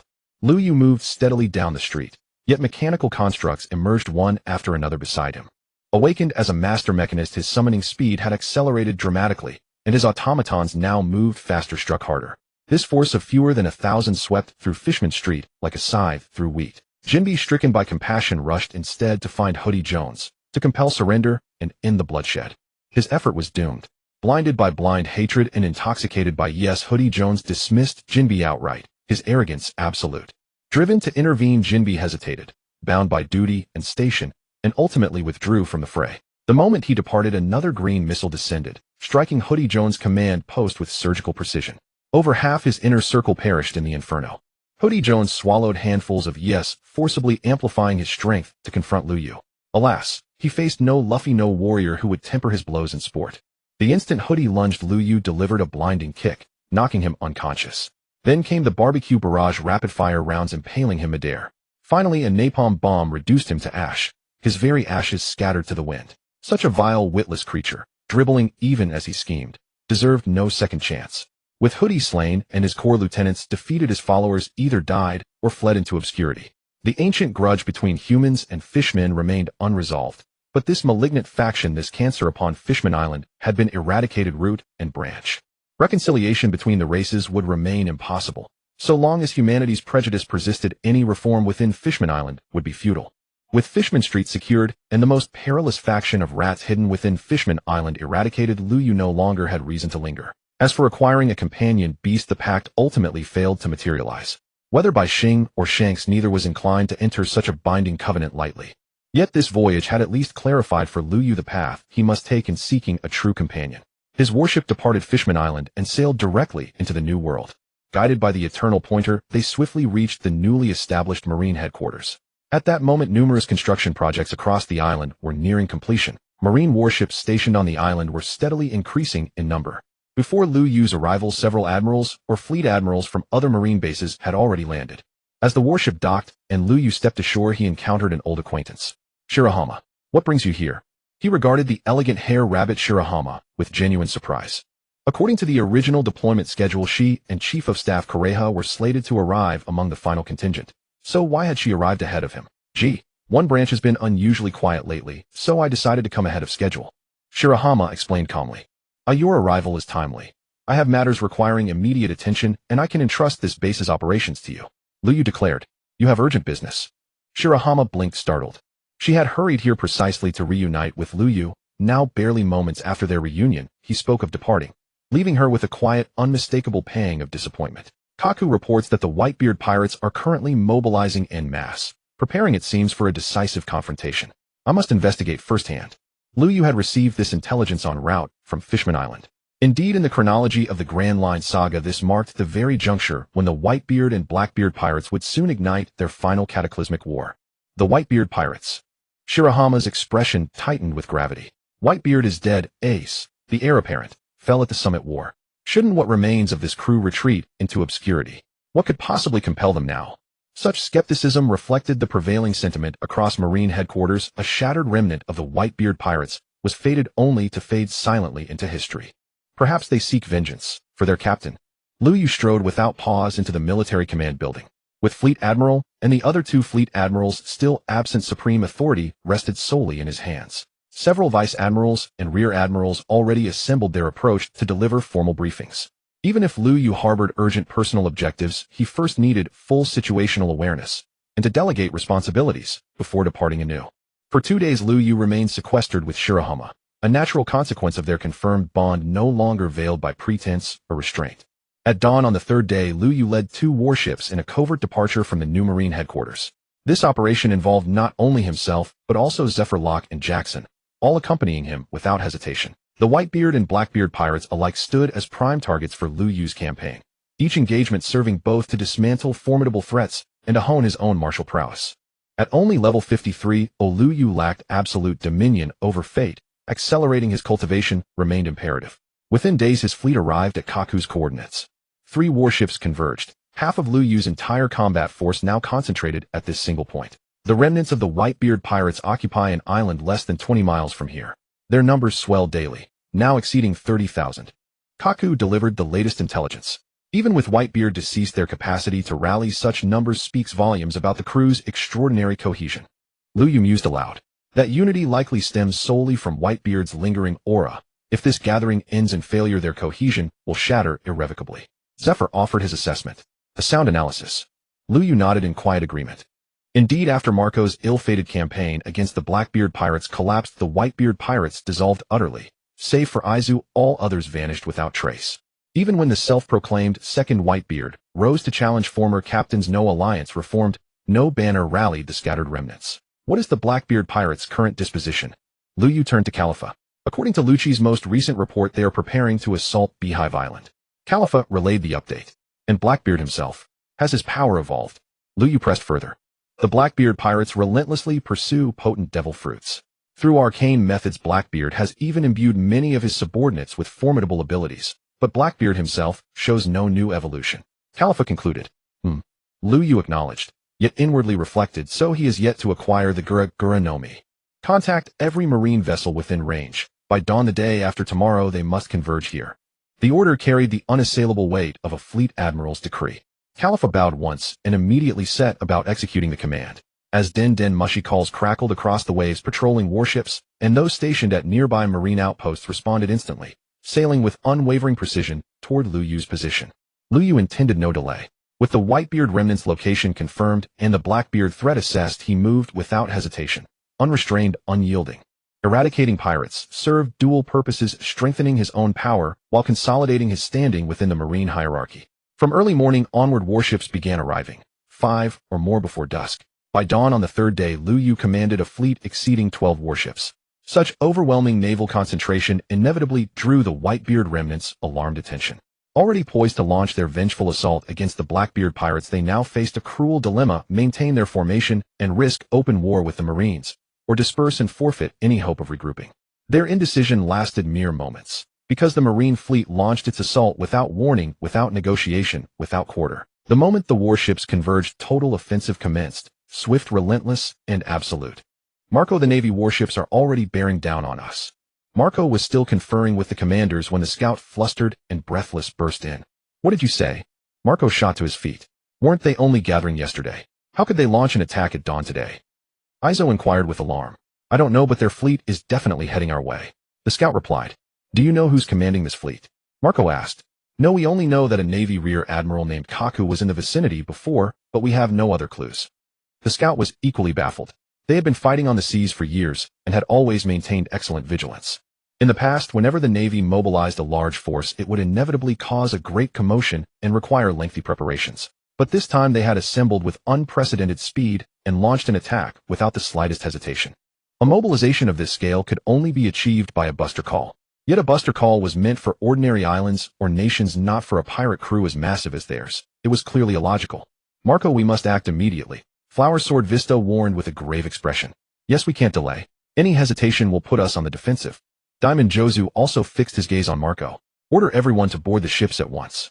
We'll avoid the Navy first." Marco had no choice but to make a swift decision. At this moment, he could only choose between fighting or fleeing. But his cautious nature led him to avoid a reckless confrontation with the Navy. "Understood, I'll relay the order immediately." The scout turned and dashed toward the areas where the various pirate crews were stationed. "I'll go too. We need to get everyone moving right now," Izo said. "Make sure they set sail as fast as possible." Marco replied, and Izo simply nodded before leaving without a word. On the island, all the pirates sprang into action without a moment's delay. They swiftly evacuated their camps and embarked on their ships, prepared to withdraw. But their evacuation was only half complete when Navy warships appeared on the distant horizon. 12 vessels began to spread out, forming an enormous encirclement. "We can't let them complete the encirclement." The Ice Witch stood at the prow of her ship, telescope in hand.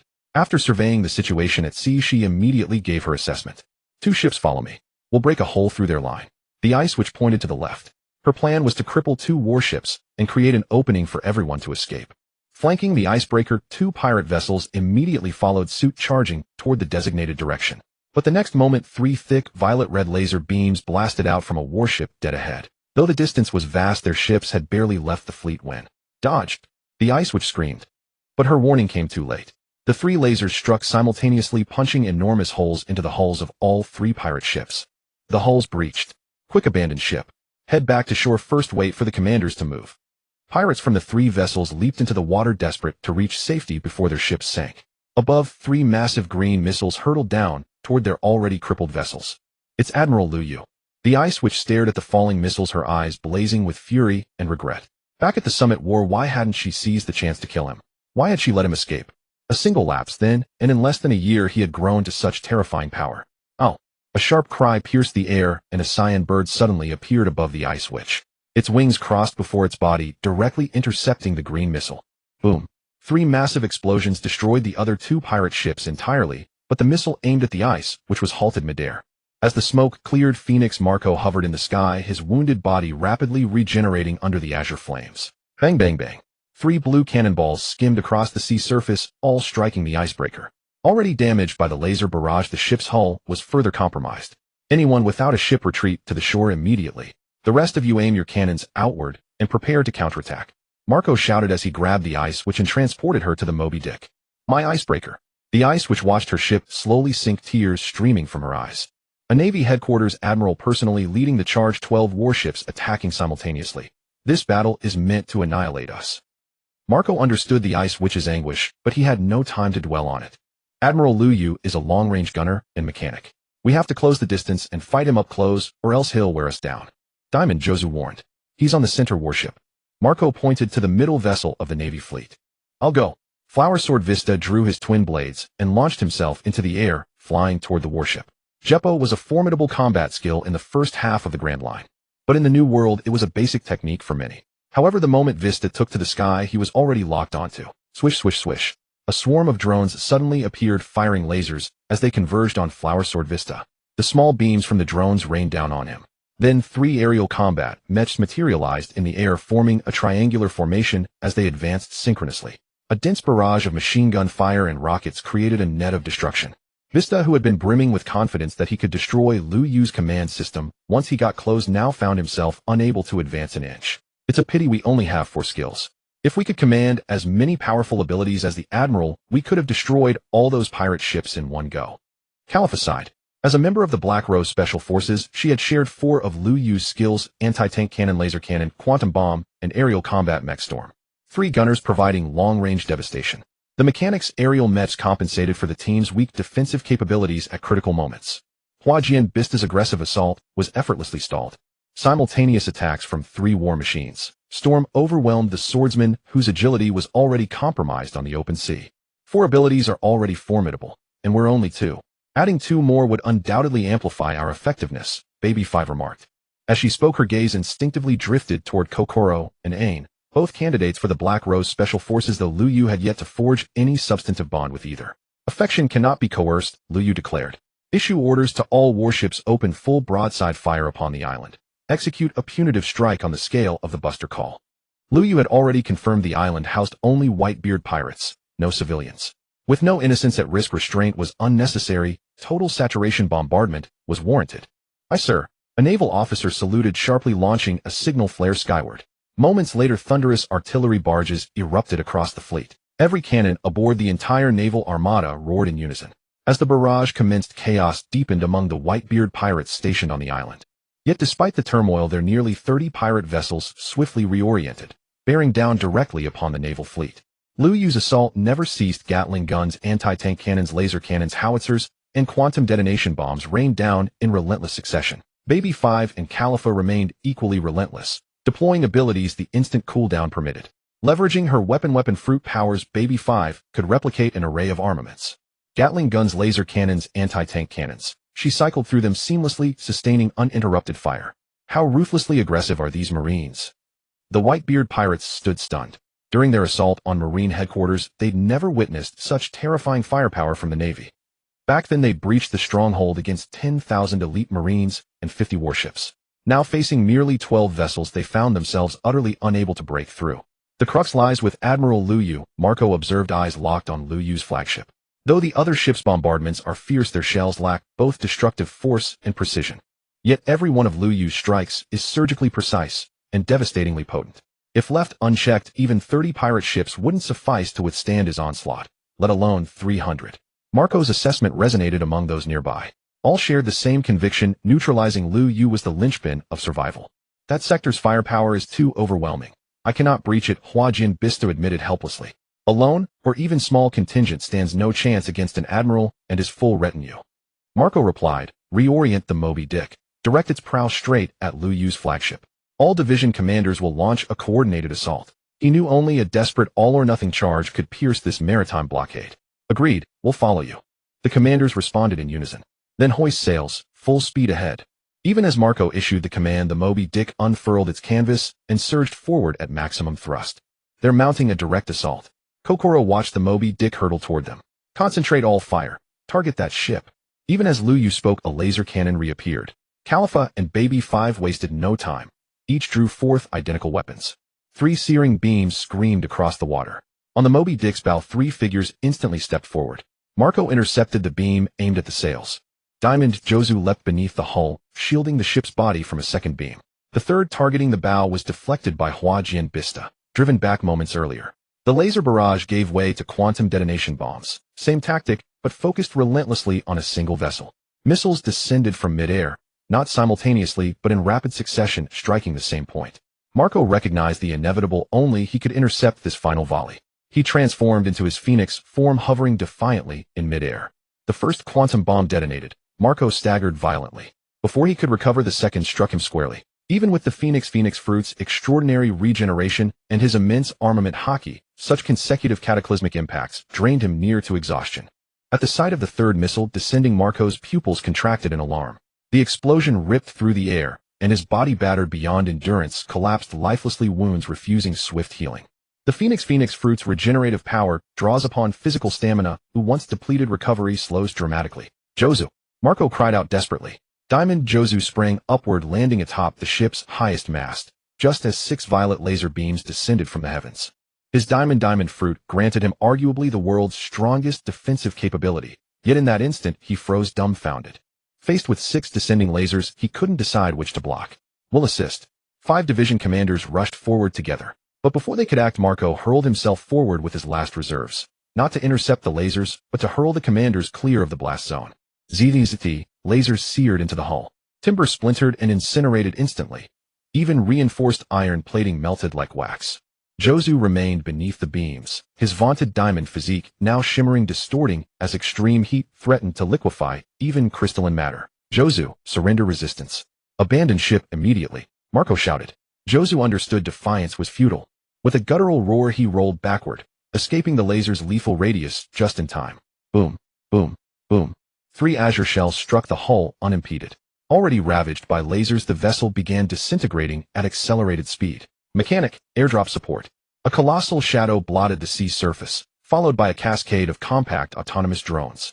Upon contact, each drone detonated violently. Explosions rippled across waves and deck alike. One of the Whitebeard pirates' flagship vessels was obliterated outright. Its core crew suffered catastrophic casualties. The division commanders were thrown overboard. This is how true naval warfare ought to be, Lu Yu murmured in quiet admiration. In the world of pirates, the Marines and pirates, the 2 great maritime powers, always clashed in brutal hand-to-hand brawls upon the open sea. Yet on the boundless ocean, should victory not be decided by long-range firepower, destroy the enemy's vessels first, then mercilessly hunt down those who flee into the water. To possess overwhelming artillery, and yet choose to close in with swords and blades, is no naval battle at all. Boom, boom, boom. Thunderous explosions echoed ceaselessly from across the waves as volleys of shells tore through the air. Lu Yu deployed satellite-guided beams to obliterate the Moby Dick, shattering the Whitebeard pirates' plan to close in and assault his warships. Though they fielded Fishman warriors, Lu Yu commanded a satellite targeting system that ignored terrain and locked onto targets with absolute precision. The moment they plunged into the sea to approach, a single anti-tank round blasted them back to the surface. Even if they dove into the abyssal depths, Lu Yu could dispatch subordinates to counter them. After all, even the strongest fishman among the Whitebeard pirates was merely an ordinary division commander. Lu Yu had more than enough capable fighters to neutralize him. And others, even Marco, whose devil fruit granted flight, could not breach Lu Yu's ultra-long-range sniping perimeter to reach the warships. Marco, our ships are being destroyed.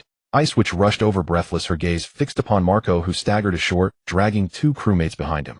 With the Moby Dick shattered, he had barely held himself together, seized 2 comrades, and skimmed low across the waves to return.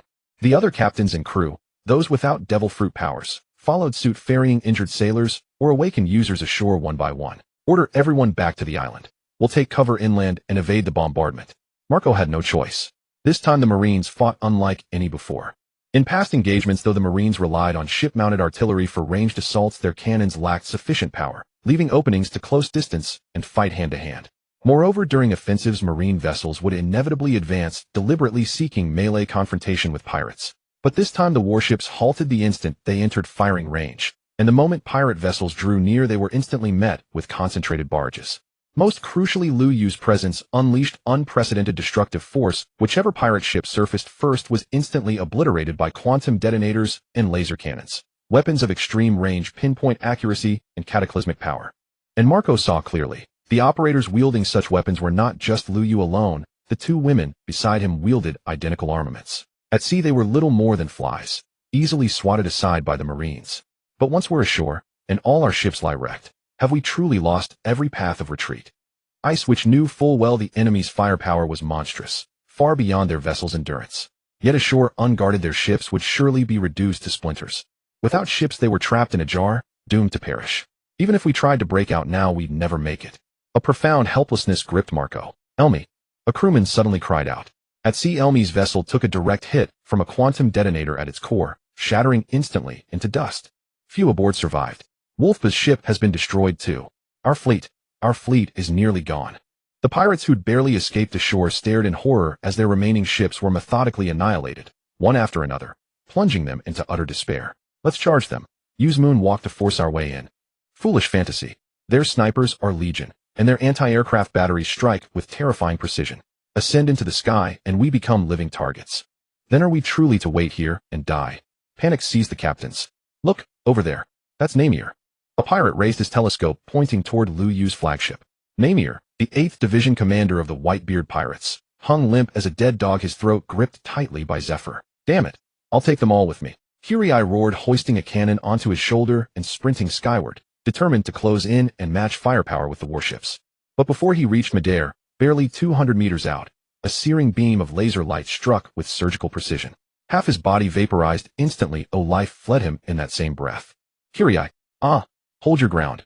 As other captains surged forward, Marco bellowed with all his might, halting them in their tracks. Abandon ship, retreat entirely into the island. Marco repeated the order. This time no dissent arose.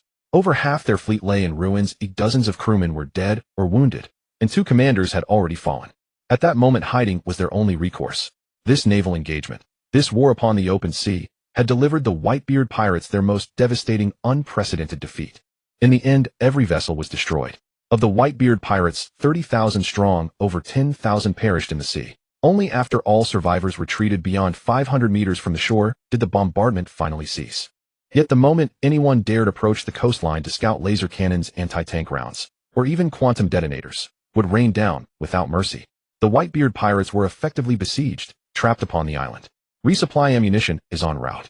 All warships shall use this lull to recalibrate and reload their artillery. Lu Yu issued the command to every ship captain under his command.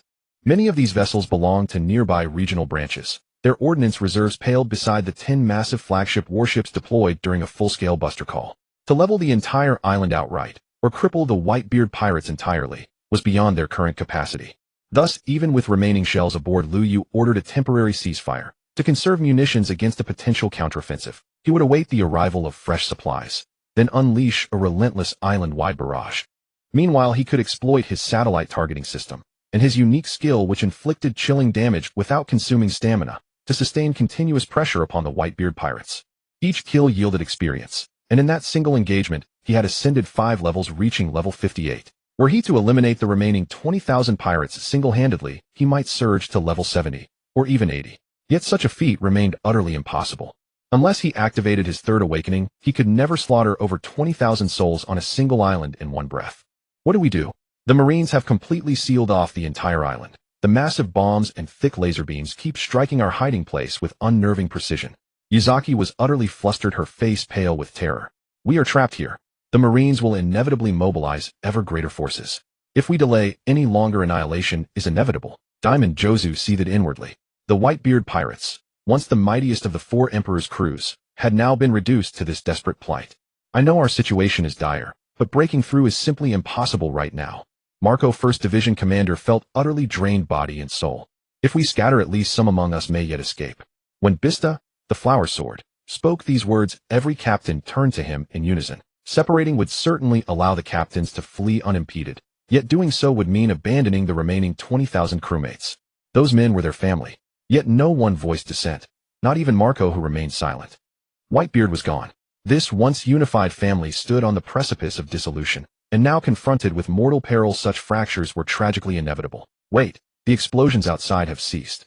Yuzaki whispered, then cautiously edged toward the cave entrance.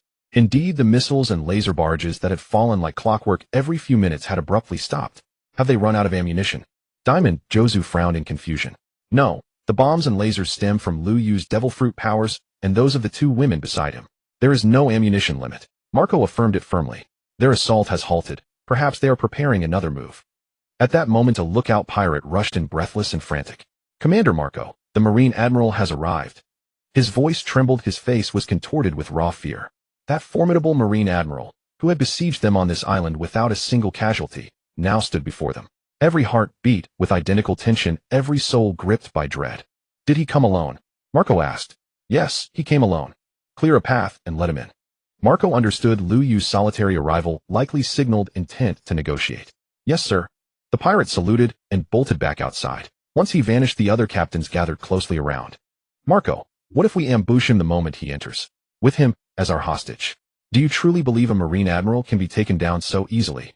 Marco cut the captain off mid-sentence. His retort left the man instantly sobered. Of course, a Marine Admiral. If such a figure were so easily overpowered, would they even be stranded here?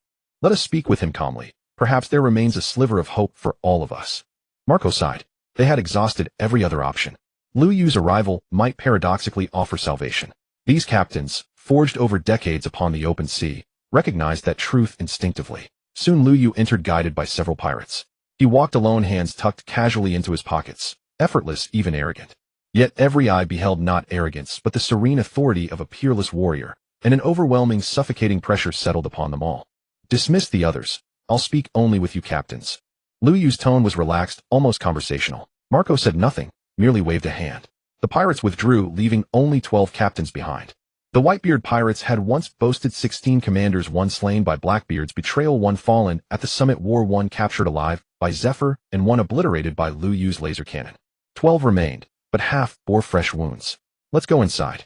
Lu Yu led the way into the cave. In times past, such a move, walking unguarded into enemy territory, would have been unthinkable, but Lu Yu no longer feared it. With 3 awakened abilities at his command and level 59 strength, he stood unchallenged by any foe beneath the rank of Emperor. 12 captains stood before him, but he held absolute confidence. No matter the circumstance, none could bar his departure.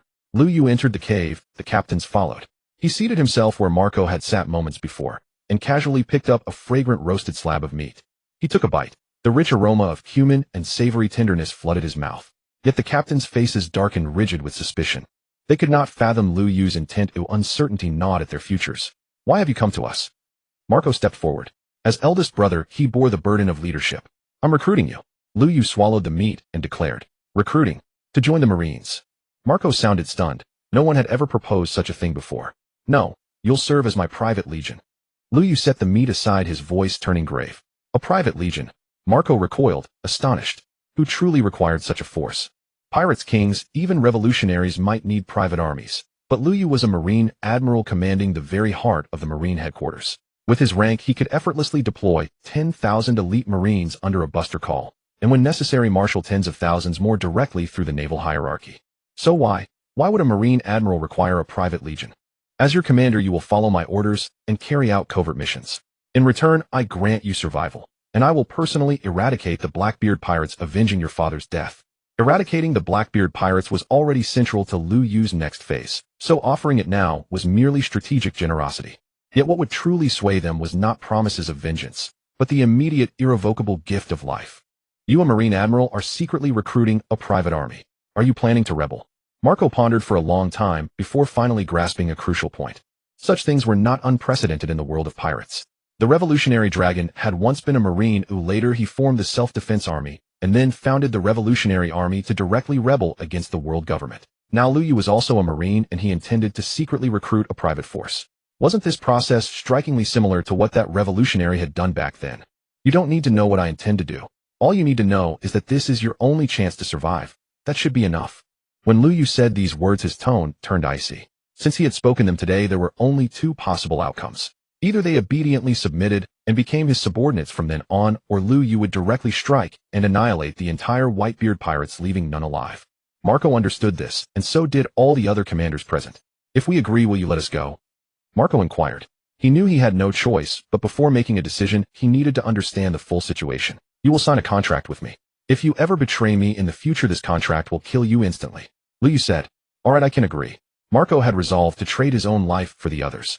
Among the 12 commanders, leave 5 as hostages. That won't do. Marco refused decisively. He could die himself, but he could not let these brothers die together. Since I've already revealed such a dangerous matter to you, you didn't think I'd let you leave so casually, did you?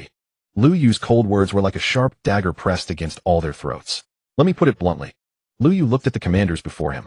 Marco, the contract I will sign with you is a soul contract. Once it is completed, I will know instantly, no matter where you are or what happens. The moment you harbor betrayal, I can kill you with a single thought, or even force you to slaughter everyone around you. I know you've already planned to sacrifice yourself to save your brothers.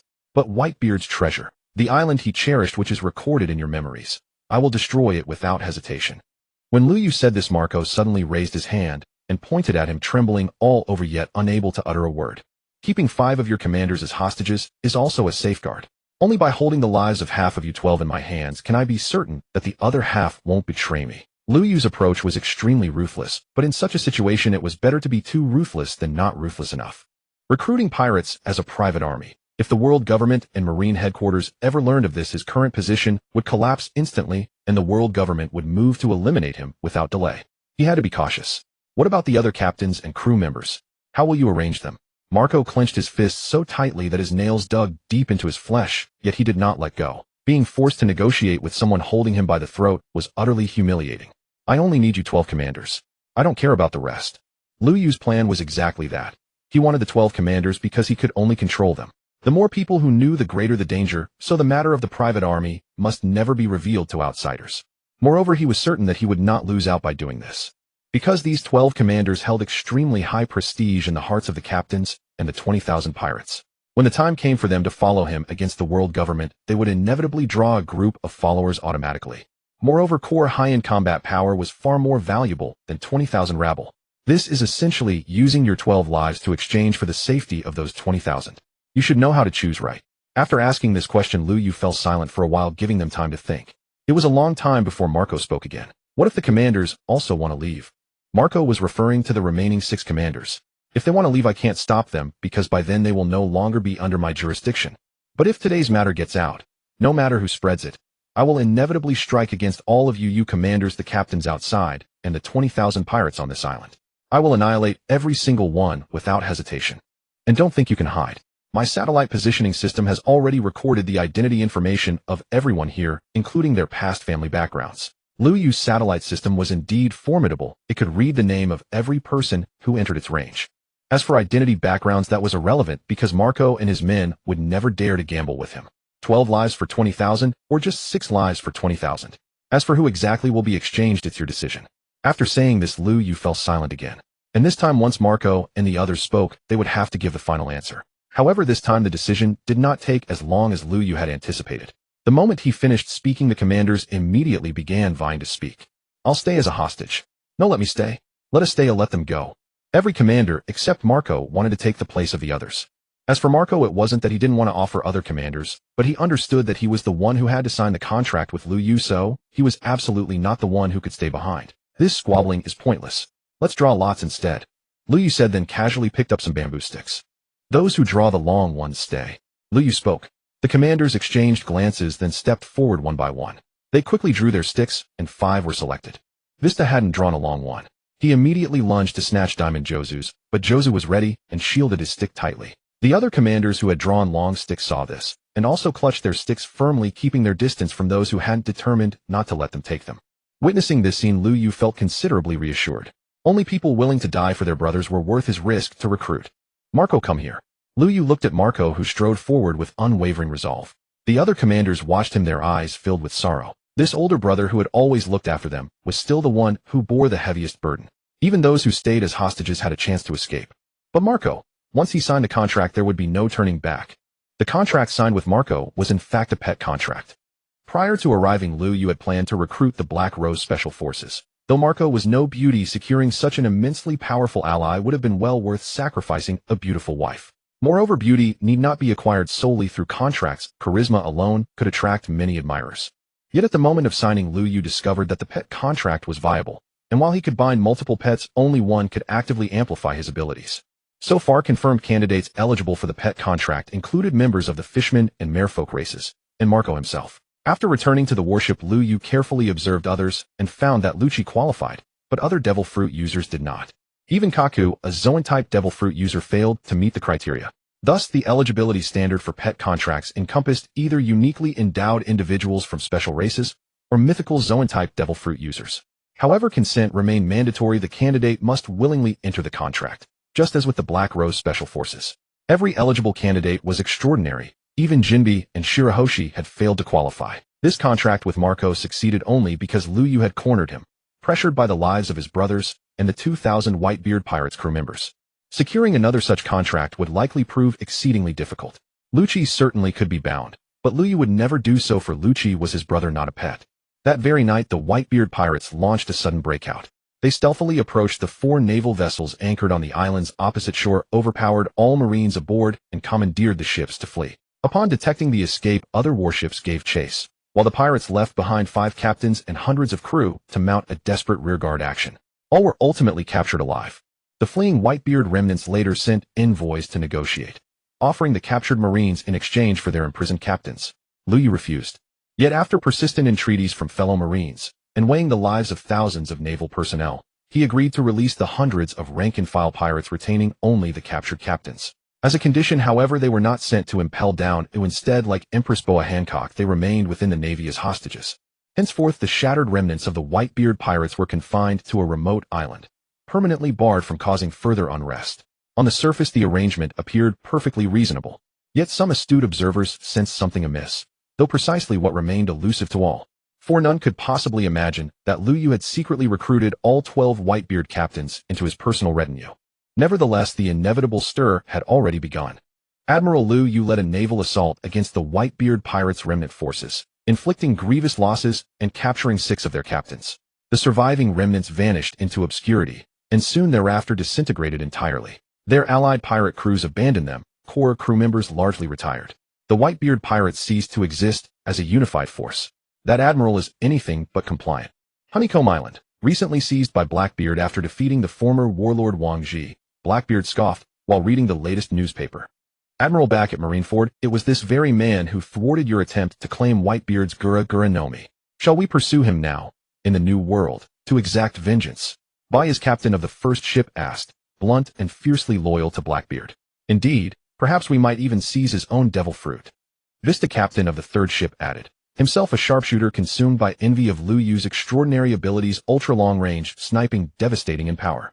He believed he could wield such powers far more masterfully than Lu Yu ever could. Do you truly believe an admiral is so easily overcome? Shall you, captain of the second ship, remarked coolly, clenching a cigar between his teeth.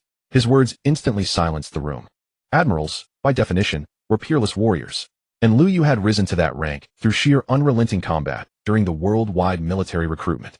Even Kizaru, wielder of the Pika no Mi, and Fujitora, the swordsman bearing the supreme great blade, had been outshone by him.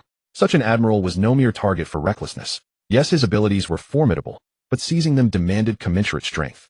Otherwise, why hadn't other admirals or emperors attempted the same? Have you located the Gura no Mi or the Mera no Mi? Blackbeard shifted focus, abandoning discussion of Lu Yu to inquire after the 2 devil fruits he coveted most. We've traced the Mera no Mi and dispatched agents to retrieve it. It should arrive shortly. But the Gura no Mi remains utterly elusive. Lafitte replied. Continue searching, by any means necessary. Even if it has already been consumed, we must reclaim it. Blackbeard's Yami no Mi granted him the unique ability to nullify other devil fruit powers. Thus he sought above all a fruit capable of unparalleled destruction. Either the Magu no Mi or the Gura no Mi would suffice, but the former resided with a Kainu whose terrifying combat prowess rendered confrontation suicidal. Hence the Gura no Mi stood as his optimal and sole viable choice. Understood. I'll ensure our network remains vigilant. Any lead will be pursued without delay. Lafitte affirmed, concluding the meeting. Unbeknownst to them, the naval fleet that had just crushed the Whitebeard pirates was already steaming toward Honeycomb Island. Aboard the flagship, Lu Yu reclined in a deck chair, holding a den mushi. Admiral, when will reinforcements from Marine headquarters arrive? He inquired.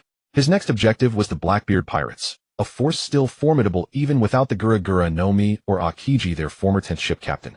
To mitigate risk, Lu Yu required additional support from Marine headquarters, and crucially formal authorization to ensure operational legitimacy. You truly intend to move against Blackbeard?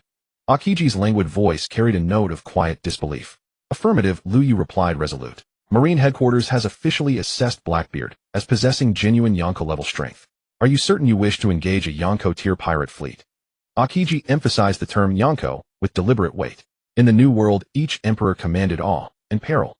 Has the Blackbeard pirate crew reached the level of the Yonko? Lu Yu asked rhetorically. He knew that the Blackbeard pirate crew would become a Yonko-level crew, and Blackbeard himself had the potential to become a Yonko.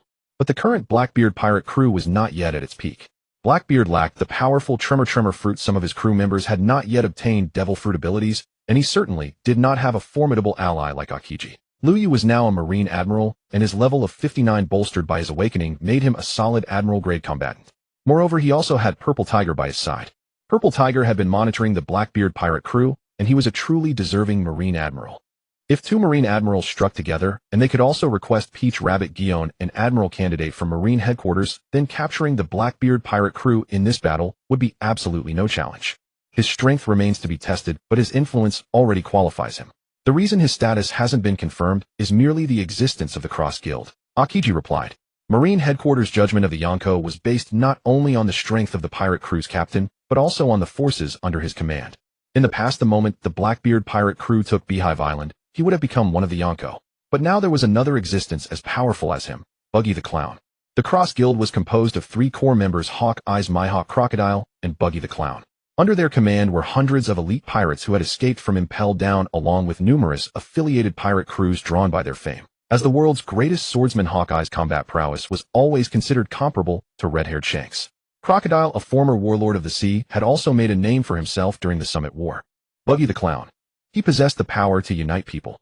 After all, being able to command such 2 powerful individuals and having so many loyal followers, he must have something extraordinary about him. In that case, we should eliminate them before their wings are fully grown, Liu said. Why do I feel you're even harsher toward pirates than Sakazuki? Akiji hadn't felt this way before, but Liu Yu's actions against the Whitebeard pirate crew had given him that impression. Now his moves against the Blackbeard pirate crew only confirmed it. But I won't harm innocent civilians. Liu Yu didn't deny Akiji's speculation, but his answer put Akiji's mind at ease. The greatest difference in philosophy between Akiji and Akainu had never been about their attitude toward pirates.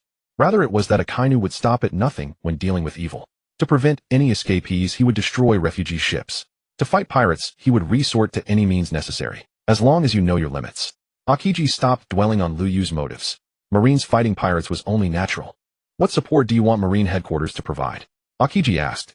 Just have Gion and Smoker lead a team here. Mostly we need them to deliver enough cannonballs. Liu Yu replied. Only the 2 of them? Akiji was surprised.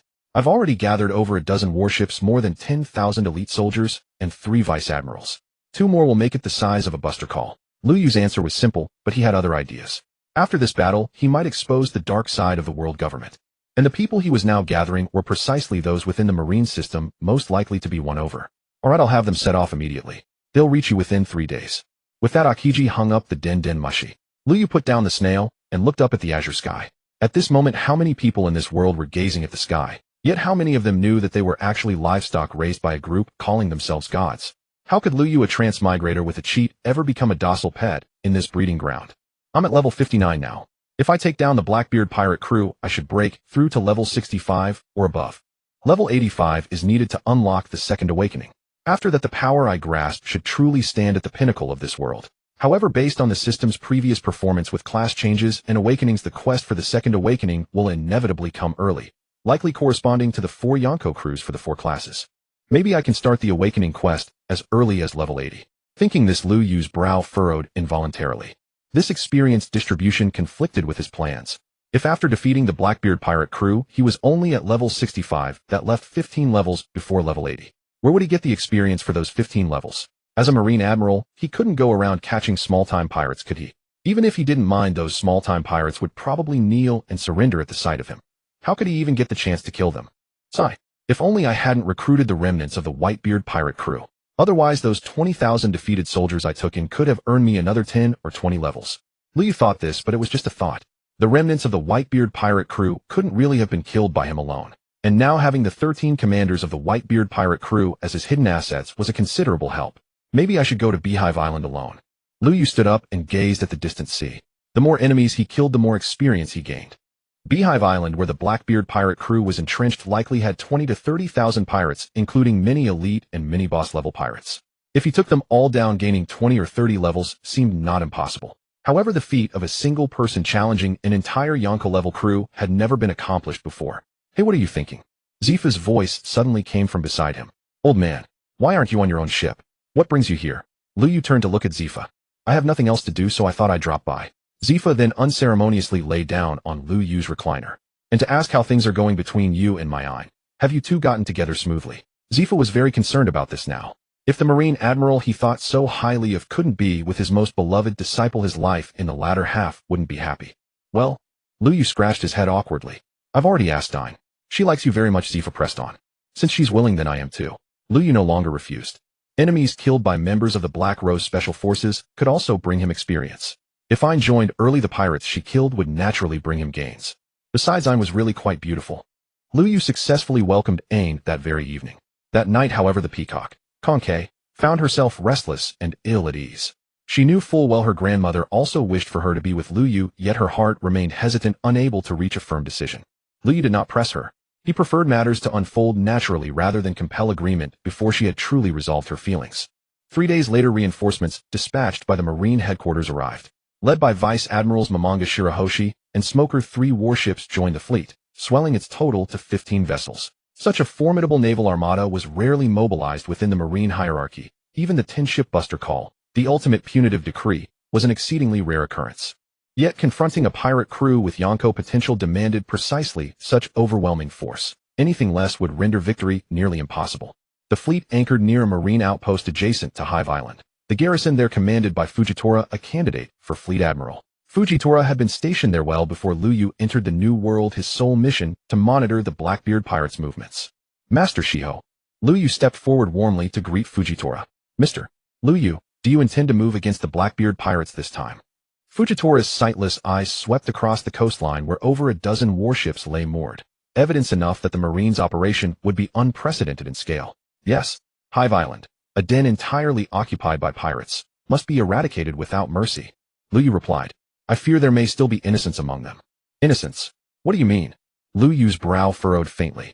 Based on my observations these past days, several captives remain imprisoned on Hive Island, including civilians. Fujitora answered. Can you pinpoint the prison's exact location? Liu Yu's original strategy involved launching devastating long-range bombardments from the perimeter to cripple the Blackbeard pirates' combat strength before engaging head-on. But the presence of civilians meant he could no longer unleash firepower indiscriminately. His unwavering principle was to spare non-combatants. If he failed to uphold it, Akiji, his crucial ally among the admirals, would surely withdraw his trust. Admiral Akiji as Fleet Admiral was the indispensable pillar enabling Liu Yu's bold autonomy. Preserving his confidence was paramount. According to intelligence, the prison lies somewhere in Hive Island's southwestern quadrant, but I cannot confirm which structure houses it. Then let me handle the long-range attrition alone while you lead a forced breach into the prison to rescue the hostages. How does that sound? Liu Yu refused to relinquish such a decisive tactical advantage. The island's defenses will be difficult to breach, Fujitora observed. I'll assign Shirahoshi and every Marine Rear Admiral and Vice Admiral to your command. Your sole objective: extract the hostages and withdraw immediately. Liu Yu granted Fujitora the fullest possible support. Understanding this, Fujitora, even though he recognized the peril, accepted without hesitation. Very well. I shall spare no effort to secure their release. Fujitora pledged. Thus the operation plan was sealed. Liu Yu led his forces in a frontal assault from the northeast, leveraging his extraordinary long-range capabilities to draw the Blackbeard pirates' full attention. Simultaneously, Fujitora and Shirahoshi spearheaded an elite strike team, its singular objective: liberate the civilians held captive in Hive Island's prison.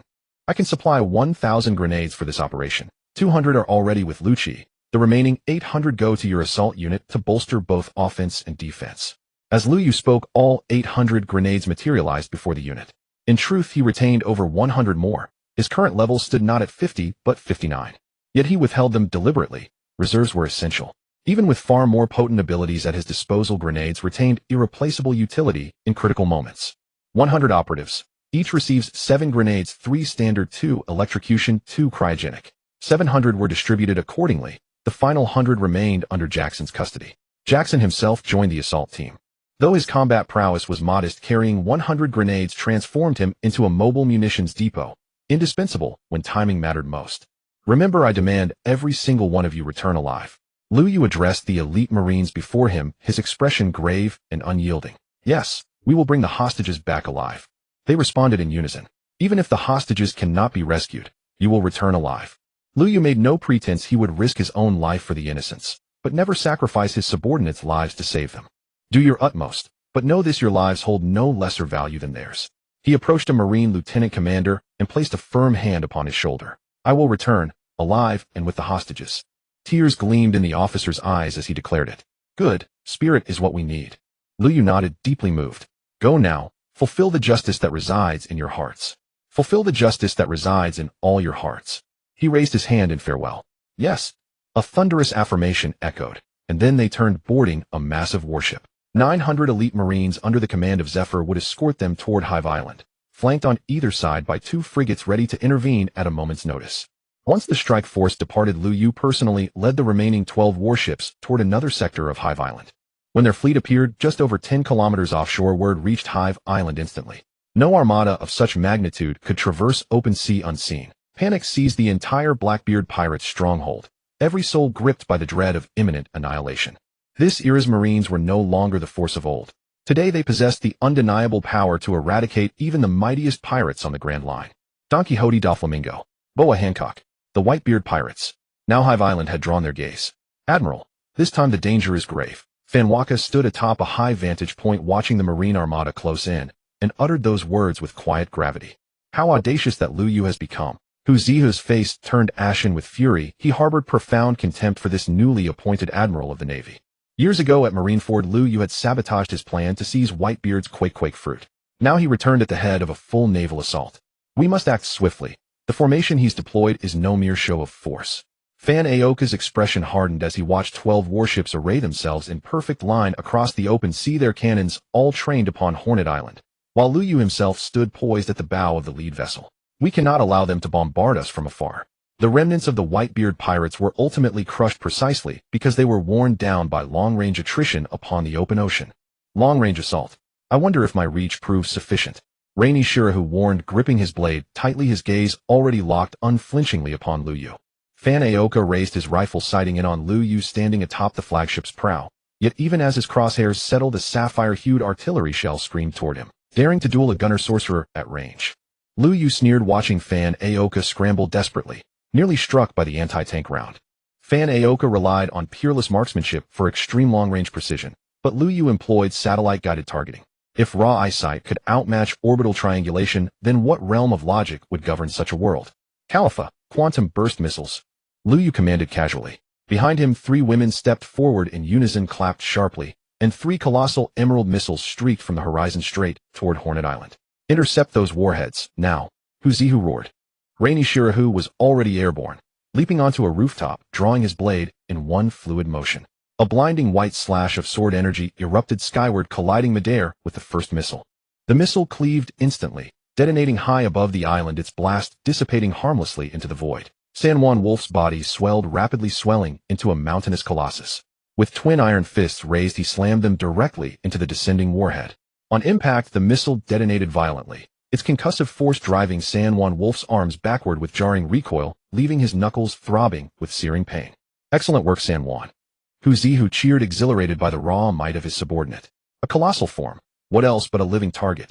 Precisely. Lu Yu smiled faintly, raising his right hand and snapping his fingers. 4 devices materialized, unfolding seamlessly into a shimmering energy field. In the next instant, a titanic steel arm erupted from the field, blasting forth with such velocity that every soul on the opposing shore stood utterly unprepared. The most unforgiving strike in existence combines an agonizingly prolonged wind-up with zero-frame initiation, the slow, enigmatic opening of a spatial gate, followed instantly by Garp's fist striking before perception can catch up. Boom. The fist struck true, crushing San Juan Wolf's spherical torso inward with catastrophic force, launching his massive frame like a cannonball through the air.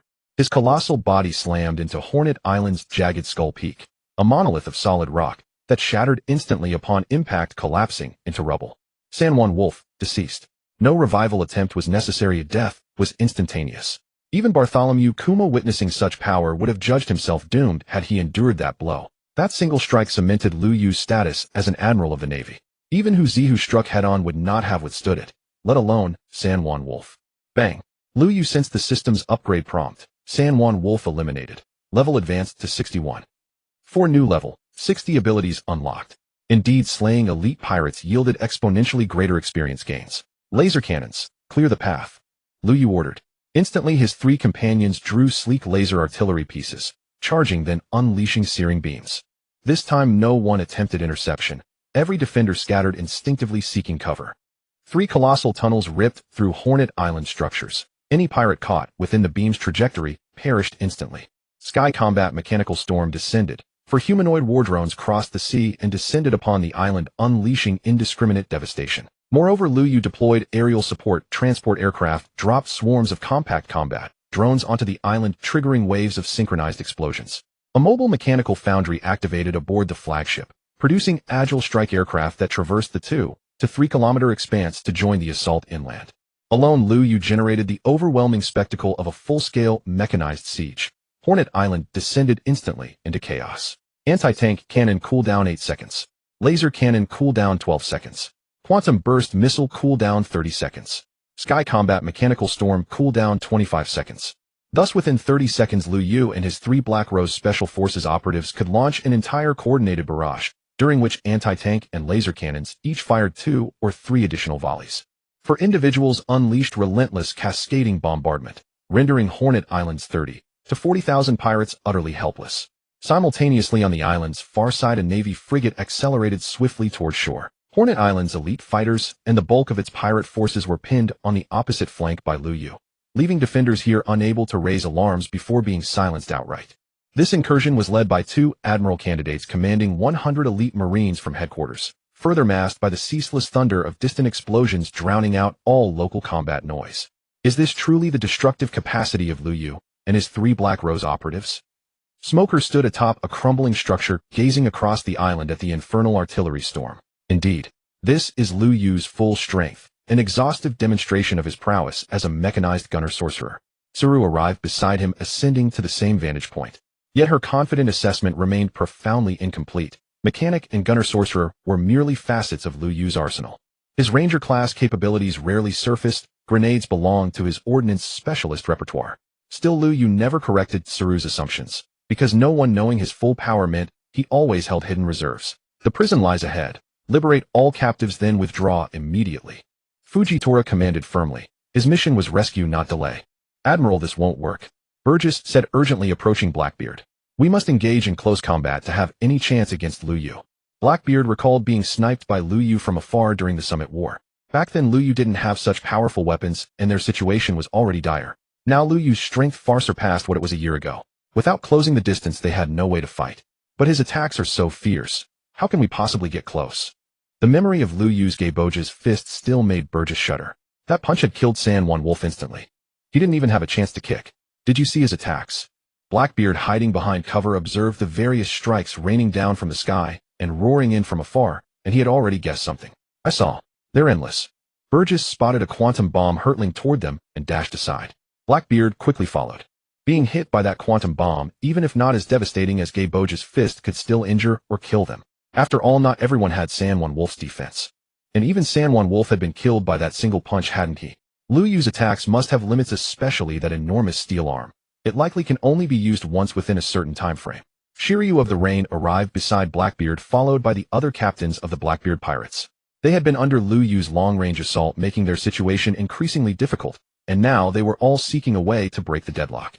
But he's at sea and most of us are devil fruit users. How can we engage them on the water? Blackbeard had thought of this too, but he himself was a Yami no Mi user, and most of the core crew of the Blackbeard pirates were also devil fruit users. They were at a disadvantage in naval combat. Avalo Pizarro can use his island fruit to pave a path, Lafitte suggested. The next moment all eyes turned to Avalo Pizarro. Avalo Pizarro hesitated. It wasn't that he couldn't do it, but if he did, would he be immediately struck by Lu Yu's Gayboja's fist the moment he merged with the island?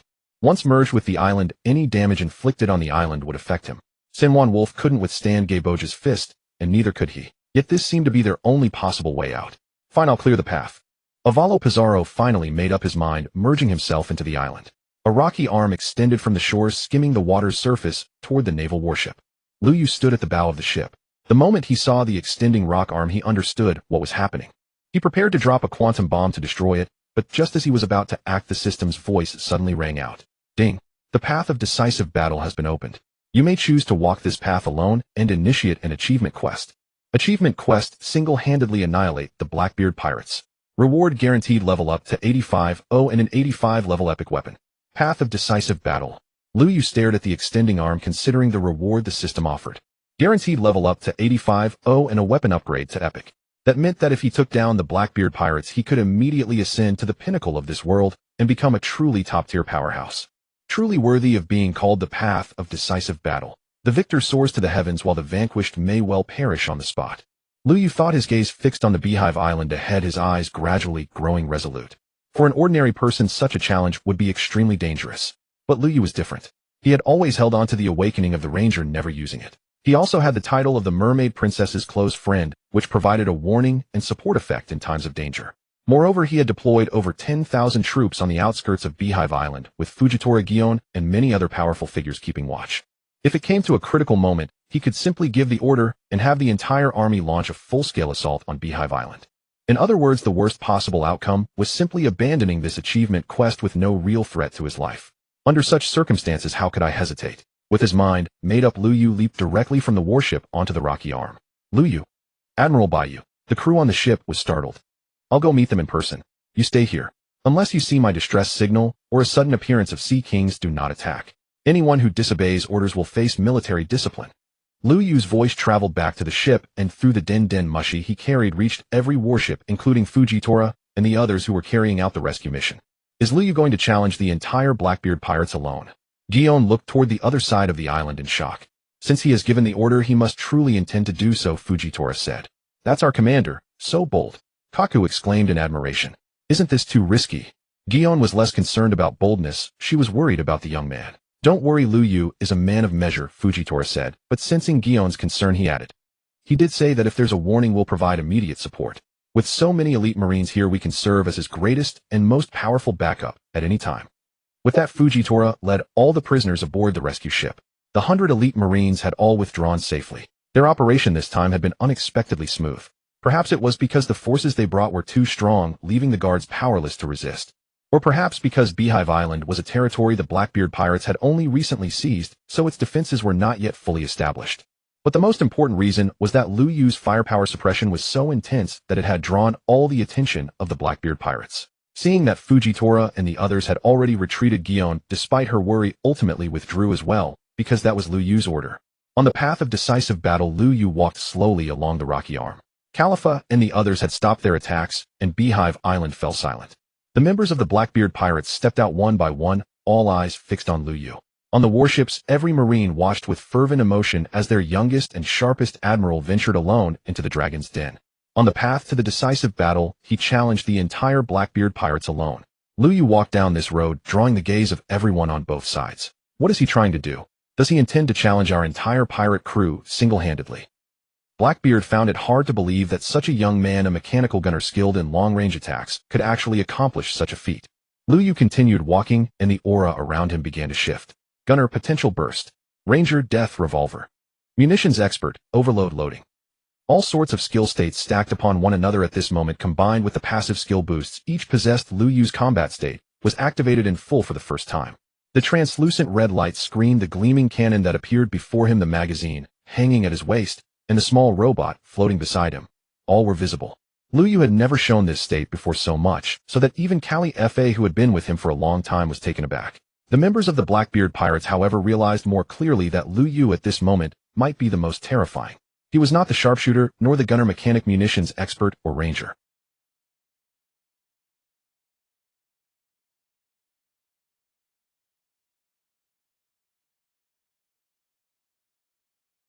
Watching Lu Yu pass over the rock arm and truly set foot on the land of Beehive Island, Shilio uttered these words. Damn it! Blackbeard suddenly erupted in anger. He clenched his fists tightly, his haki continuously releasing, and a thunderous aura spread outward. He wants to fight my entire pirate crew all by himself. Who does he think he is? Blackbeard said furiously. Everyone attack together and take him down.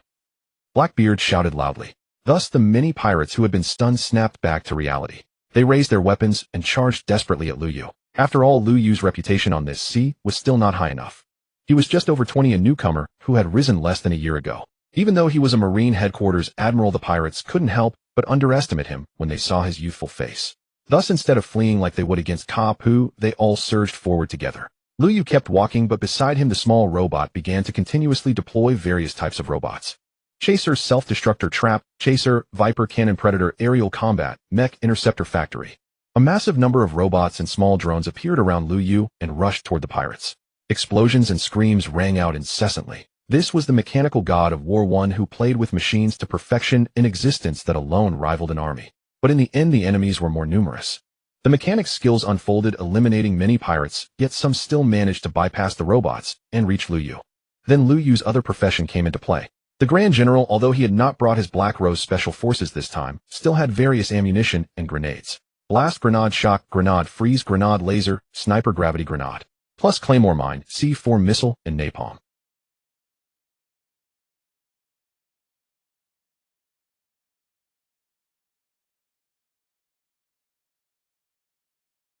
Moreover, he was also the berserker.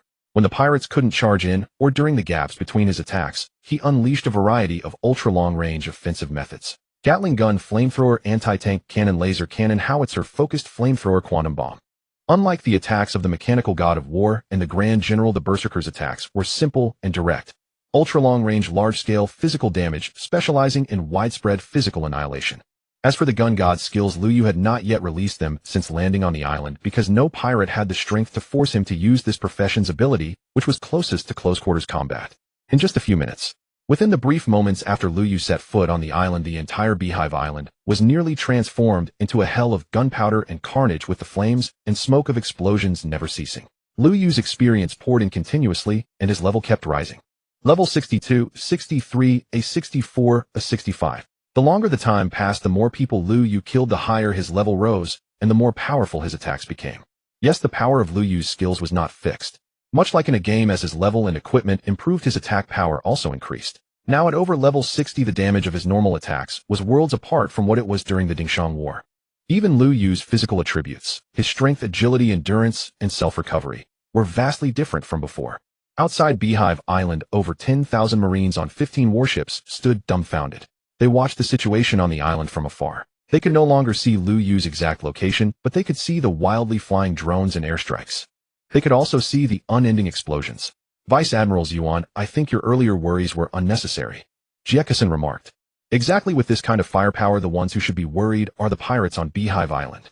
Luo Ku chimed in. Yes, seems that way. Peach Rabbit Yuan no longer felt anxious because she truly couldn't see any danger for Lu Yu in this situation. However, Fujitora, who always kept his eyes closed, furrowed his brow slightly. Lu Yu's strength was formidable and his attacks were astonishing.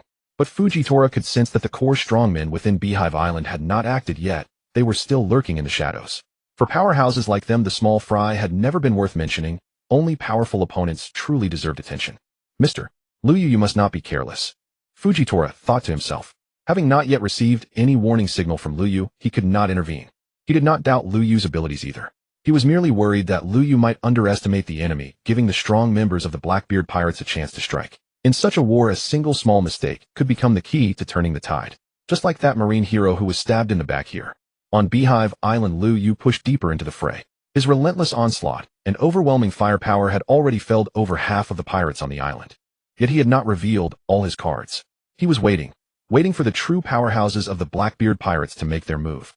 Having slain over 10,000 pirates, Lu Yu's level now exceeded 70, his strength greater than ever. With his prowess and capabilities, he stood among the pinnacle existences of these seas. But even those at the peak were not invincible. Garp had fallen here, Kaido had been defeated by a group of youths, and even rocks had been brought down by the combined might of Garp and Roger. Once one reached a certain level of strength, widening the gap became exceedingly difficult. No matter how overwhelming one's usual display of power, a single opening could turn the tide of battle. Trying to ambush me. Lu Yu raised his head, staring at a building ahead. But I have a far greater advantage than your observation hockey. The satellite surveillance system, even when Lu Yu descended into the depths of Fishman Island, could precisely pinpoint every target around him. It had already marked the positions of the Blackbeard pirates' elites. Lu Yu locked onto Doc Q, the ship's doctor of the Blackbeard pirates. This man was a master of poison, and toxins were the most insidious of weapons. I need a strike that is instantaneous, devastating, and wide-ranging. Only then can I ensure a one-hit kill. Skills surged through Lu Yu's mind as he pondered. After careful consideration, only one skill besides his awakening met all three conditions. Napalm. Quantum bomb had sufficient power and range, but it took time to fall from the sky. Compressed quantum cannon required charging time as well. Only napalm could be unleashed instantly, engulfing the area in a sea of fire with zero startup. Using the mechanic's skill camouflage, Lu Yu concealed himself. The core of the massive attack vanished from everyone's sight on the battlefield. What's going on? Shiryu of the Rain, who had been preparing to ambush, was stunned. How did he do that? Isn't he a weapon-type devil fruit user? How can he turn invisible? Lafitte looked at Blackbeard. Among them, Blackbeard knew the most about devil fruits, having studied the encyclopedia and understood the characteristics of almost all abilities. They had previously analyzed Lu Yu. At that time, Blackbeard couldn't determine his exact ability, but he speculated that it might be an advanced version of the weapon fruit. The weapon fruit eaten by Baby 5 allowed its user to transform any part of their body into various weapons for combat. Though this paramecia fruit was not particularly strong in Baby 5's hands, its potential was high. This was evident after she followed Lu Yu and copied his weapons to create laser cannons. Thus, if Lu Yu possessed an advanced version of the weapon fruit, it would explain his mastery of such a powerful weapon system. But a weapon-type devil fruit shouldn't grant invisibility. That belonged to the clear fruit, which Shiryu had already eaten. Suddenly, a massive explosion erupted near their right. It was Doc Q who had been preparing to secretly poison them. Lu Yu reappeared, the explosion caused by his napalm attack. Doc Q and his half-dead horse were both engulfed in scorching flames. Doc Q! Blackbeard shouted in panic. Shiryu and Lafitte immediately rushed forward. As the ship's doctor, Doc Q could heal them with his poison when needed. Seeing their doctor die like this, they were desperate. But a charred corpse was beyond saving. Lu Yu raised both hands, pulling the triggers of his twin guns. It was the ranger's moving shot. In the game, this was a handy skill for the ranger, but in this real world, it seemed redundant. After all, Lu Yu could fire both guns simultaneously without using a skill. However, he later discovered that moving shot had a special effect. Anyone hit would be locked into a stunned state, unable to take any evasive action until Lu Yu finished his entire barrage. At over level 60, wielding a legendary weapon, even without any buffs, few could withstand a full round of his bullets, let alone now, when he had enhanced them with the ammunition specialist's numerous effects. Overload increased bullet count per shot. Elemental bullets added special effects to each projectile. And armor-piercing bullets, the bullets would penetrate defenses, commonly known as breaking through armor. Shiryu of the Rain and Lafitte, caught off guard by their urgency, were slightly slow to dodge. The bullets struck them easily, sending them into a stunned state. "Captain, save us!" Lafitte, disregarding dignity, shouted for help. Shiryu used his armament haki to resist, but he too hoped for rescue. If Lu Yu finished this extended barrage, even Shiryu's powerful haki might not prevent him from being riddled with bullets. "Lu Yu, you've gone too far." Blackbeard slammed both hands onto the ground, and black substance spread rapidly toward Lu Yu. Lu Yu's expression hardened. He immediately ceased his attack, backstepped to create distance, and turned to flee. The power of the dark fruit was insidious, and he had no intention of meeting it head-on. As Lu Yu withdrew, Shiryu and Lafitte gasped in relief. They had feared they would meet the same fate as Doc Q and San Juan Wolf. "We can't play mind games with him anymore. We must overwhelm him with numbers and engage head-on." Blackbeard realized that trying to outwit Lu Yu was foolish. Lu Yu's observation haki had reached a level where he could precisely track the movements of all of them. Unaware of the satellite positioning, they could only attribute it to his formidable haki. After realizing that ambushes and sneak attacks were futile, and witnessing Doc Q's instantaneous demise, Blackbeard abandoned subtlety altogether. The remaining core members of the Blackbeard pirates understood this instinctively, and thus voiced no objections. Bazoon struck first, fists raised high as he charged headlong toward Lu Yu. Daishu, Xiaotashalu, and Lafitte followed close behind. Their opponent stood alone. If even this overwhelming force could not subdue him, the Blackbeard pirates would have forfeited all claim to honor, and might as well disband entirely. Lu Yu had already reached the central plaza of Beehive Island, the very site where Vice Admiral Garp once dueled Akiji in the manga. The same setting, yet reversed, a lone marine confronting nearly the entire Blackbeard pirates. Yet the circumstances differed. Garp had faced Akiji alongside half the Blackbeard pirates' core crew. Lu Yu, by contrast, had already eliminated most of the Blackbeard pirates' rank and file and 2 of their elite members before standing before the rest. Admittedly, Blackbeard himself might still lag behind Akiji in strength, for he lacked the Quake fruit, while Bazoon wielded no strength fruit, and Van Augur possessed no teleport fruit. Same stage, different players. Would the outcome diverge as well? In Lu Yu's view, the answer was unequivocal. "Blackbeard, you've finally stepped forward, all of you." Lu Yu gazed upon the furious pirate captain and swept his eyes across the assembled Blackbeard pirates. He had effortlessly evaded Bazoon's earlier assault, not out of weakness, but because he'd refused to engage within that labyrinthine terrain. Now facing the Blackbeard pirates' inner circle, Lu Yu began formulating a ruthless strategy to eradicate them all. Slaying Doc Q had granted him an immediate level up. Indeed, true experience came only from defeating elite members of the Blackbeard pirates. Lu Yu now stood just 2 levels shy of level 70. "Lu Yu, we bear no grudge. I've never wronged you. Why do you hunt me so relentlessly?" Blackbeard genuinely could not fathom it. He had never met Lu Yu, yet this man had targeted him since the Summit War, now seeking nothing less than the annihilation of his entire crew. "Ha ha ha." Lu Yu laughed, genuinely amused by Blackbeard's bewilderment. "What do you mean by that?" Blackbeard demanded. "You're a pirate. I'm a marine. Why would I not target you? Isn't that absurd?" Lu Yu countered. "There are countless pirates. Why single me out?" Blackbeard pressed. "The 7 warlords of the sea have been all but eradicated, the remnants of the Whitebeard pirates shattered. Is it not natural then that your focus should fall upon us?" Lu Yu spoke casually. He welcomed the delay, for his abilities required time to recharge. Galba's fist would soon be available again, in mere minutes. Truth be told, Lu Yu's skill cooldowns were notably long, especially his awakened tier techniques. Galba's fist required 30 minutes to recover, so did Satellite Ray. The Black Rose Special Forces, a talent of the ammo expert, had no cooldown but had evolved into a passive ability, binding 4 real-world individuals as sworn operatives and enhancing them. As 4 gun gods' rampant slaughter, Lu Yu had never deployed it, so its cooldown remained unknown. Why not strike the four Emperor's crews? Or that cross guild? Are they not equally formidable? Blackbeard sought to unravel Lu Yu's logic. Apologies, I fight according to strength rankings. Upon hearing this, Blackbeard recoiled inwardly. Ranked by strength. That implied he fell short of the four Emperor's crews, and even beneath the cross guild. Indeed, reality bore that truth. Enough talk. Lu Yu glanced at Galba's fist icon, nearly recharged, and lost all patience for further discourse. So, will you attack one by one? Or all at once?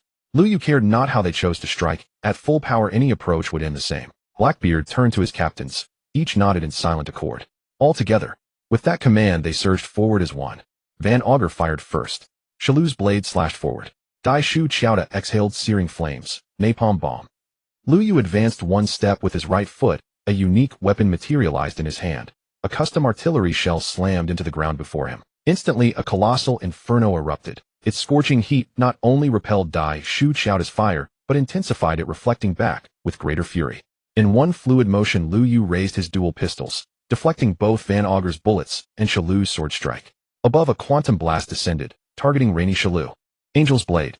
Lafitte swooped in from the flank, swift as wind, his blade gleaming with lethal cold light. His cane, identical to Brooks', concealed a slender, elegant sword. So, you're a swordsman after all. Lu Yu observed Lafitte's rapid approach, amplified by winged propulsion, yet his first remark betrayed wry recognition. In the manga, Lafitte relied on pistols and his cane, but now he wielded a sword invoking the name Angel. Do you truly believe sprouting white wings grants you divinity? Rogue barraged. A vortex of bullets coalesced around Lu Yu. Lafitte mid-flight was instantly riddled with impacts. Each bullet struck not in isolation, but triggered a cascade. The first impact unleashed a storm of follow-up rounds, striking with blinding speed. When the barrage ceased, Lafitte's body resembled little more than a sieve, riddled beyond description. Most astonishingly, Lu Yu did not pause, immediately chaining Rogue Barrage into headshot chain. 6 devastating rounds pierced Lafitte's forehead with surgical precision. His skull shattered, exploded outward in a crimson bloom. Bang! Lu Yu ascended to level 69. Another core member of the Blackbeard pirates fell. Shock rippled through the survivors, yet their assault never faltered. They knew the stakes: defeat Lu Yu or perish. Return to impel down. Others might beg for clemency, but the Blackbeard pirates, never. Their betrayal and mass escape made that impossible. The Navy headquarters would never permit their reincarceration, never again. Lafitte's death did not instill fear in the Blackbeard pirates. Instead, it drove them to launch an even more ferocious assault. Blackbeard himself stepped forward, his arms coated in armament hockey, as he deflected the anti-tank shells and instantaneous laser beams fired by Lu Yu, closing in to engage him at close quarters. He swiftly reached out with his right hand, emanating a dark energy that seemed intent on engulfing Lu Yu entirely. Suddenly, a mind device erupted, spewing forth a crimson explosion wave. The impact forced Blackbeard to stagger half a step backward. Lu Yu, however, was no slower. With a simple backward leap, he created a gap of one body length between them. With a sudden flick of his wrists, he hurled both revolvers. The 45th level skill of the gunslinger, double eagle spin. The first rotation of strikes landed on Blackbeard, who instinctively raised his guard, deflecting them with his hockey. The 2 revolvers returned to Lu Yu's hands, only to be thrown again. Meanwhile, he drew 2 new revolvers and began an unrelenting barrage of shots toward Blackbeard. Clang, clang, clang. The spinning revolvers and silver bullets collided with Blackbeard's black hockey-imbued arms, producing a continuous metallic clatter. Don't you dare harm the Admiral. Burgess charged from behind, a wild ram aimed directly at Lu Yu's back. The gunslinger's death raid. In an instant, Lu Yu executed a backflip, his dual revolvers unleashing an extraordinarily dense volley. Dozens of bullets, none missing their mark, struck Burgess square on the back of his head and spine. This move was specifically designed to counter sneak attacks from behind. Burgess! Blackbeard cried out in alarm at the sight. The third round of double eagle spin which would have followed ceased as Lu Yu disengaged, allowing Blackbeard to break free. Yet his most loyal subordinate now lay fallen before him. Burgess was the captain of the first ship, but his strength was merely average within the current Blackbeard pirates. On the arena of Dressrosa, he was defeated by Sabo, who had not yet consumed the flame fruit. He later facing Sabo. After he had eaten the fruit, he was utterly pummeled. It was only after he later consumed the push fruit that he showed some prowess in his battle against Trafalgar Law, lifting an entire mountain to hurl at his foe, exuding raw power. Yet at this moment he was even more pathetic than when he fought Sabo. Help, help. Suddenly a maiden's cry pierced the air. Inside a building at the edge of the plaza, a ragged, yet strikingly beautiful girl gazed pitifully at Lu Yu. The scene was as if a poor violated woman awaited a heroic knight to rescue her. Lu Yu dashed forward, executing a sliding tackle that swept aside the pirates in his path, closing in on the pitiful girl with lightning speed. Just as she concealed her right hand behind her back, a faint triumphant smile, flickering at the corner of her mouth, Lu Yu's slide did not stop. He slid to her feet, then delivered a swift spinning kick followed by an aerial raid, sending the seemingly delicate girl soaring into the air. Gripping his revolvers tightly, he emptied every bullet from the cylinders as he descended from midair. Upon landing, the girl's appearance had transformed. She was no pitiable innocent maiden, but rather Katerina Devon, the captain of the 6th ship of the Blackbeard pirates. Lu Yu had no intention of letting her off. How could he allow such an alluring guise to tempt him, especially when she was nothing but an old hag? He would not let her off easily. Barbecue. With a fierce knee strike to her midsection, he sent Katerina hurtling into the air. A Gatling gun appeared in Lu Yu's hands, unleashing a torrent of bullets. Rat-a-tat-tat. Thud thud thud. Katerina hung in the air, her body riddled once more. Already grievously wounded by the aerial raid and a volley of revolver shots, even her absurdly oversized chest was now leaking air as she fell. Whether she was dead or not, Lu Yu had no time to ascertain. At least the experience points had been credited. He smoothly leveled up to 70. And behind him, Shiryu's attack had already arrived. This time he employed his invisibility ability, a power stolen from one of Gecko Moria's subordinates via the clear fruit. Were it not for the satellite positioning system enhancing his senses, Lu Yu would never have detected his ambush so quickly with his meager observation haki. Shiryu of the Rain was not only invisible, but also exceptionally skilled at concealing his aura, making himself blend in with ordinary pirates before stealthily closing in and striking at the perfect moment. On a chaotic battlefield, such stealth attacks were lethally effective. Now Lu Yu finally understood why Garp had fallen victim to his ambush. If the attack had been aimed directly at Garp, he would have sensed it instantly and deployed his haki to defend, thus remaining unharmed. But Shiryu was cunning. Instead of targeting Garp, he struck at the Deserter King. Garp perceived the instant of Shiryu's explosive assault and arrived in a flash, but in that split second, he could not muster enough haki to withstand an attack from a powerhouse of Shiryu's caliber. Given his age, Garp's actions in that moment were commendable, but the critical issue was that he saved the Deserter King. Had he sacrificed himself for Luffy or Ace, fans would only have condemned Shiryu's treachery. Yet he chose to save the most despised character aside from Momonosuke, earning him widespread criticism. Counterattack. At that instant, Shiryu's ambush struck Lu Yu. Since Lu Yu had no one else to rescue, and his satellite positioning had long locked onto Shiryu's position, Shiryu's attack was doomed to fail. The gunslinger's counterattack skill triggers a retaliatory strike the moment an enemy lands a blow, preventing damage and unleashing a counter imbued with a stun effect. In that moment, Shiryu's ambush was thwarted and he himself was stunned. Even a stun lasting only a second would be a fatal vulnerability for fighters of their level. The gunslinger's suppression shot. A level 70 skill capable of unleashing an extraordinarily powerful and dense barrage in an instant. Even an ordinary person struck by this skill alone would be either dead or gravely wounded. Yet Lu Yu's assault did not intend to stop there. The munitions experts, light fire, rapid fire. Another level 70 skill that, like suppression shot, unleashes a torrent of bullets in an instant, dealing devastating damage. Two such powerful instant cast skills unleashed within a single second. Even Shiryu, considered the second strongest in the Blackbeard pirates after Blackbeard himself, could not withstand them. Shiryu of the Rain collapsed. Whether he was dead or alive, at least in this great battle, he would never stand again. Among the Blackbeard pirates now beside him, Burgess also fell. Lu Yu's level rose again, and he was now level 72. As for the Blackbeard pirates, half of their core members were already dead or wounded. "Kid, you've really pissed me off," Blackbeard said as he raised his right hand. Dark water, black energy, surged from his hand, forming a powerful suction force.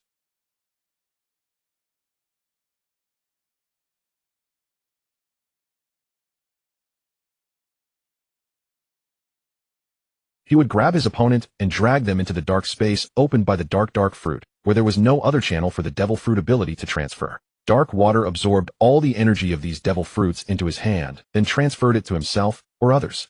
The devouring ability was the key to the dark fruit's power to steal others' devil fruit abilities. As for why Blackbeard could eat two devil fruits, Lu Yu still didn't have an exact answer, but in his view it might be related to Blackbeard's special racial lineage. After all, Blackbeard was the son of Rox, and Rox was a descendant of Davy Jones, the legendary pirate, second only to Joy Boy. The ambition of this family was never to become the pirate king. The ultimate goal of every generation was to become the king of the world.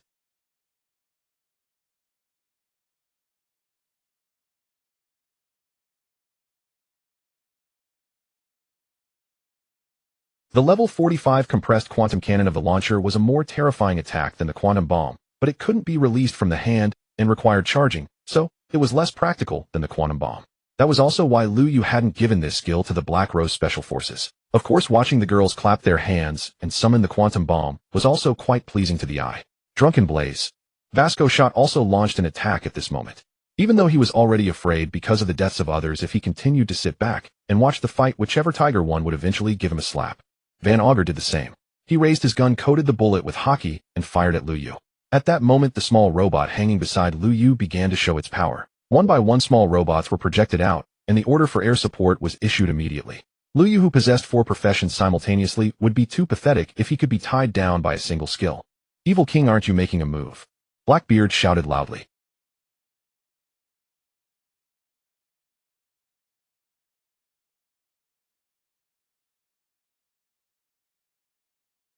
Yes, Captain. The Evil King's voice came. The island itself seemed to come alive with sharp stone spikes drilling out from the ground toward Lu Yu's location.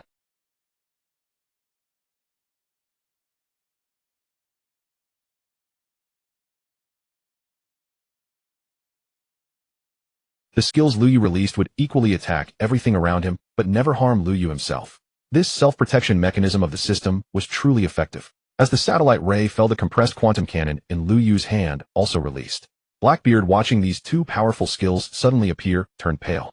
He protected himself with armament hockey and tried to counter Lu Yu's attack with the power of the dark fruit. But when the dark fruit came into contact with the compressed quantum energy from Lu Yu, he realized that the fruit's suppression effect was completely useless.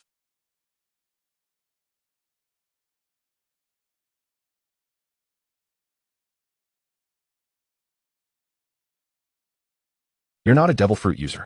Blackbeard suddenly understood. This guy was definitely not a devil fruit user, because there couldn't be such a devil fruit user. In the sky, the space transmission device had already deployed, and the Gaybog's fist was ready. You have mastered the legendary ancient weapon Uranus. Blackbeard was utterly shocked. He couldn't imagine how Lu Yu obtained such immense power. The only possibility was the most powerful ancient weapon. You no longer have the chance to understand. The Gaybog's fist slammed down. Blackbeard turned to flee, but at that moment Lu Yu unleashed his final awakening skill for the first time. Ranger Crazy Massacre. He stomped his right foot heavily on the ground, the immense force shattering the earth and sending dust flying. 2 orange revolvers appeared in his hands. But when he pulled the trigger, it wasn't just 2 bullets shooting from the muzzles. Instead, a barrage formed directly around his body. He walked toward Blackbeard at an incredible speed while firing wildly. Blackbeard was first blasted by the compressed quantum cannon, then stunned by the satellite ray descending from the sky, his mind disturbed by the guess, and then the massive iron fist instantly punched out from the space transmission device. Blackbeard was dazed to the point that he couldn't even think of running when faced with Lu Yu's crazy massacre. It was only when the bullets hit him that he reacted, but everything was already too late. The powerful attack effect of the crazy massacre skill would pour out like a storm the moment it hit the opponent. Blackbeard was hit by this relentless barrage of bullets. He could only try his best to block. But as Lu Yu approached him, Lu Yu kicked his right foot sharply upward, then stomped down hard, breaking Blackbeard's defensive stance. His body was sent airborne, unable to even gain leverage to escape. Moreover, more bullets and denser attacks struck him. At that moment, the Gaybog's fist in the sky had already punched out, hitting Blackbeard mid-air, as well as Vasco Shot and Van Augur beside him, slamming them all hard into the ground.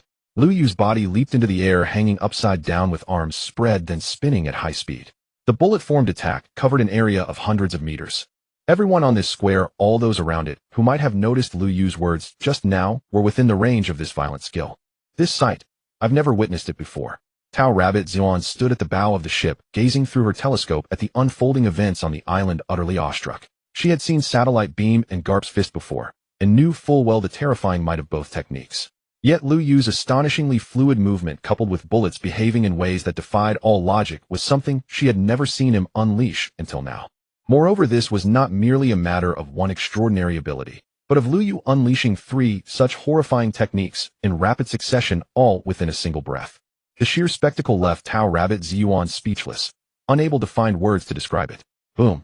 The moment Garp's fist struck the island, the entire world seemed to tremble. At the heart of Hornet Island's central plaza, a colossal crater erupted, over dozens of meters deep and hundreds of meters in radius. Every structure on the island was obliterated, even its outer perimeter had expanded. It was as if a round dough ball had been violently punched at its center, causing the surrounding mass to surge outward in all directions. Lu Yu had by his own power alone reshaped the very topography of the island, a feat rarely accomplished even in the world of pirates. And unlike a Logia-type devil fruit user, Lu Yu achieved this not through elemental manipulation, but through sheer overwhelming force, indirectly altering the land itself. Lu Yu, His strength has grown yet again. Fujitora stood motionless, eyes tightly shut, sensing the surging aura permeating the air. At that very moment, every marine aboard the fleet fixed their gaze upon the island, with burning intensity. On Hornet Island, Lu Yu stood within the vast crater, staring down at the utterly flattened Blackbeard. A rhythmic thudding echoed from his body, the sound of experience surging and leveling him up after eliminating Blackbeard's inner circle. In one breath, he surged from level 72 to level 83, 11 levels in total. Judging by the experience gained from defeating earlier foes like Rainy Shirahu, defeating Blackbeard, the captain of the Blackbeard pirates, should have granted roughly 1 level. Yet here he gained at least 7. Blackbeard, a man whose power brushed against that of the 4 emperors, 7 levels of experience. Clearly, the higher the rank of his adversary, the greater his gains. Ding. You have successfully dismantled the Blackbeard pirates, eliminating their captain and all core members, completing the path of final confrontation achievement. Reward distributed level increased to 85, weapon upgraded to an epic tier artifact of level 85. A faint invisible white radiance shimmered across Lu Yu's form. At that instant, several new abilities lit up on his skill panel. Not just one, but several levels 75 and 80 nestled between 70 and 85, each unlocked a new technique. Lu Yu's gaze instinctively fell upon the epic tier weapon displayed on his system interface. Legendary tier weapons already bypassed Logia type intangibility, entirely inflicting direct damage. An epic tier weapon surpassed even that. Surely it bore even more formidable effects. Indeed, he quickly scanned its description. Attack ignores Logia evasion, attack nullifies Devil Fruit abilities. These two properties evoked memories of Armament Haki and Conqueror's Haki. Armament Haki allowed users to strike Logia users directly, binding their ethereal forms and delivering tangible harm. Conqueror's Haki, meanwhile, could dispel all Devil Fruit effects, so potent that with sufficient mastery, it could even shatter the immortality of the Holy Knights or the 5 Elders. So the system has tailored this weapon specifically for this world, not augmenting skills or raw damage, yet these two effects eclipse any mere boost in power or technique. Another obstacle standing between Lu Yu and the world government, and the celestial dragons, had just crumbled. It seemed the system itself intended to shatter the world's status quo, to propel Lu Yu to its absolute apex. Ding. Host has reached level 85, Second Awakening quest unlocked. Berserker Destroyer, quest defeat Kaido, the strongest creature, alone. No external aid permitted. Mechanical God Mechanical Sovereign, quest recruit the greatest scientist Vegapunk. Grand General Battlefield Sovereign, quest seize de facto control over Marine headquarters, securing unwavering support from at least 2 fleet admirals. Gunslinger Sky Scouring Wing, quest defeat a Yonko-level warrior who possesses no Devil Fruit ability, without employing awakening skills or support skills from any other primary profession. 4 main quests, each uniquely assigned to one of his 4 professions, departed sharply from previous uniform task structures. The Gunslinger's Second Awakening into Destroyer demanded victory over Kaido, the 6-sided titan of brute strength and resilience. Logical. The Mechanical God's evolution into Mechanical Sovereign aligned perfectly with Vegapunk's genius in mechanical science, equally fitting. The Artillery Expert's ascension to Battlefield Sovereign implied authority surpassing even that of Grand General. Thus, without assuming the title of Fleet Admiral, commanding the allegiance of 2 admirals made perfect sense. As for the Sky Scouring Wing, the title bore little resemblance to Gunslinger, yet the latter was fundamentally a mastery of skill profession. Challenging another self-cultivated powerhouse was entirely consistent with its ethos. Yet herein lay the dilemma. Lu Yu could no longer rely solely on overwhelming force. Could he truly defeat Kaido alone, right now? A solo duel against a Devil Fruitless Yonko pointed unmistakably to either Shanks or Mihawk, and forbade the use of awakening or support skills from his other professions, making the trial exponentially harder. Thus, of the 4 Second Awakening paths, only the 2 non-combat-oriented ones offered viable starting points. Securing the Mechanical Sovereign and Battlefield Sovereign awakenings first would significantly bolster his odds against Kaido. Mastering the other 2 awakenings would inevitably amplify his innate physical power and striking force, even without deploying their specialized skills, greatly increasing his chances against either Shanks or Mihawk. This time, no time limit or level prerequisite constrained the quests. He could complete them whenever ready. He could strategize carefully, proceed deliberately. By the time all 4 Second Awakenings were fulfilled, he would be fully prepared to confront the world government head-on. For completing these 4 quests would grant him not only power exceeding the Yonko, but also command over a vast loyal faction. Lu Yu fired a signal flare into the sky. 15 warships and over 10,000 naval troops landed en masse on the shore. All core members of the Blackbeard pirates had been slain. 2 individuals, Rainy Shirlu and Bajis, had initially survived, having been defeated by Lu Yu's drifting technique. Though gravely wounded and unconscious, they remained alive. Yet lying defenseless upon the plaza, they too were obliterated beneath the overwhelming barrage of Lu Yu's awakened abilities, Gayborg Fist, Satellite Beam, and rampant slaughter. Only 1,000 or 2,000 ordinary pirates remained on Honeycomb Island. No longer elite, no longer formidable. With the arrival of the main naval force, every last one was apprehended without exception. From this day forth, the Blackbeard pirates, and indeed all pirates on Honeycomb Island, ceased to exist. From today onward, Honeycomb Island must assume a new identity. Lu Yu declared, gazing upon the elite naval forces now assembled before him. Precisely. This island, long entrenched as a pirate stronghold, ought to vanish from the world entirely, reborn instead as a haven for ordinary people to dwell and thrive. Zfa stepped forward, his admiration for Lu Yu deepening with each passing moment. Had I not been his adopted daughter, he might well have clapped Lu Yu on the shoulder and hailed him as an ideal son-in-law. We shall fill the crater at the island's center with fresh water, ensuring abundant supply, reconstruct surrounding structures, and station a naval outpost here. Only then may Honeycomb Island truly become a habitable settlement. Lu Yu's vision was meticulous. For decades this island had served as a pirate bastion. Without enduring naval presence, it risked reoccupation by resurgent pirates. Such matters can be delegated to headquarters upon our return, said Captain Tsuru, stepping forward. What demands our immediate attention is the ripple effect this event will send across the New World. The New World had long maintained equilibrium through the 4 emperors, a delicate balance of power. Over the past year, the dissolution of the Whitebeard pirates had left one throne vacant, igniting fierce rivalry among their remnants, the Blackbeard pirates and the Cross Guild. Now, with the Whitebeard remnants scattered and the Blackbeard pirates annihilated, the Cross Guild would inevitably ascend as the 4th emperor. Yet Lu Yu had previously voiced his desire that if possible he wished for no 4th emperor to ever rise again. Tsuru feared he might now move against the Cross Guild. Let the seas boil first. Our navy too requires a season of calm. Lu Yu declared, resolving to begin his 4-second awakening trials from within. He no longer needed to rush into confrontations with other formidable pirate crews. That as well. Tsuru exhaled in quiet relief. She had truly dreaded Lu Yu losing composure and launching an immediate assault on the Cross Guild. After all, this was not merely about whether the Cross Guild could be defeated, but about the perception such relentless, overwhelming campaigns against elite pirate factions might create that the Navy sought nothing less than total eradication of the New World's order. Such a perception could drive even rival pirate crews to unite against the Navy. Though Marine headquarters possessed the strength to dismantle any Emperor-level crew at any time, it refrained precisely for this reason. A new world without emperors would revert to the era of rocks, the age when a single ascendant pirate gathered nearly every great rogue of the seas into one unprecedented armada. They wielded power enough to strike directly at the holy knights. Admirals fell in battle, and their families were slaughtered within their own bases. The 4 emperors and the 7 warlords of the sea were not born of ambition, but forged as instruments of balance. So long as absolute supremacy remains unattainable, that equilibrium must remain unbroken. Admiral Bayou, these were recovered from one of the Blackbeard pirates' vessels. A group of Marines hurried forward bearing several ornate chests. What are these? Lu Yu stepped forward and took one chest from a junior officer. We've inspected them already. These may be devil fruits. The senior lieutenant reported as Lu Yu lifted the lid, revealing a genuine devil fruit. Yet its type eluded him entirely. Open the rest, Lu Yu commanded. The Marines complied without hesitation, lifting lids one by one. 5 devil fruits lay revealed, and among them Lu Yu recognized but one. This is the Mera Mera no Mi.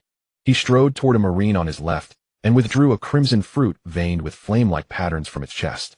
The Mera Mera no Mi, the very one once wielded by Ace the Fire Fist. Senior naval officers gathered around, curiosity alight in their eyes. A Logia-type devil fruit, each inherently formidable. This one especially renowned, its legend having surged across the Grand Line in recent years. You may deliberate among yourselves how to allocate the others, but this Mera Mera no Mi I intend to bestow upon Jackson. Lu Yu stated plainly without pretense. Those nearby instinctively turned toward Jackson, who moments earlier still idly observing now stood utterly stunned. No, I've earned no such distinction. How could I possibly consume so rare and potent a devil fruit? Jackson shook his head firmly, knowing full well Lu Yu sought to elevate him.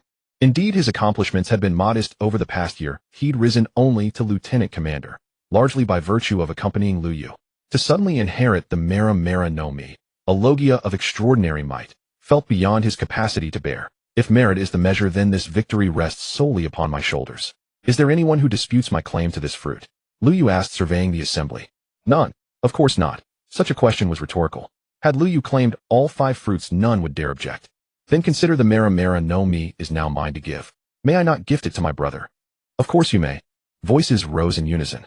Still, I'm truly unfit, Jackson murmured, not from reluctance, but from sincere self-awareness. I've grown quite adept at throwing grenades lately, but granting me the Mara no Mi would leave me utterly unable to wield it. Would that not squander a treasure of unparalleled power? Lu Yu fell silent, thoughtful. Power alone was not enough. Compatibility too was paramount. Lu Yu gazed at Jackson before him, recalling the young man's slender, frail frame, and how over the past year he had served almost exclusively as a grenadier, hurling hand grenades with dwindling opportunities even to fire a rifle. Do any of you recognize the other devil fruits here? Lu Yu turned to Zephyr and the others. Though Jackson had declined the flame fruit, Lu Yu remained determined to secure a devil fruit for him. As one of his earliest companions, Lu Yu would never neglect or slight him. This one appears to be an animal-type devil fruit, Zephyr remarked, pointing to a brownish fruit among them. An animal type. Indeed, it suits him well. Lu Yu nodded in agreement. True.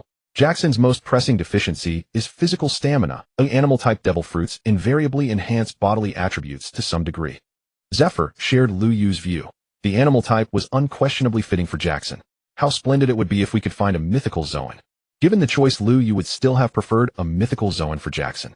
Hearing this, the others could only marvel inwardly. Lu Yu truly cherished his sworn brothers. Yet no one felt discomfort at such overt favoritism. Rather, they regarded it as a mark of honor to serve under such a commander.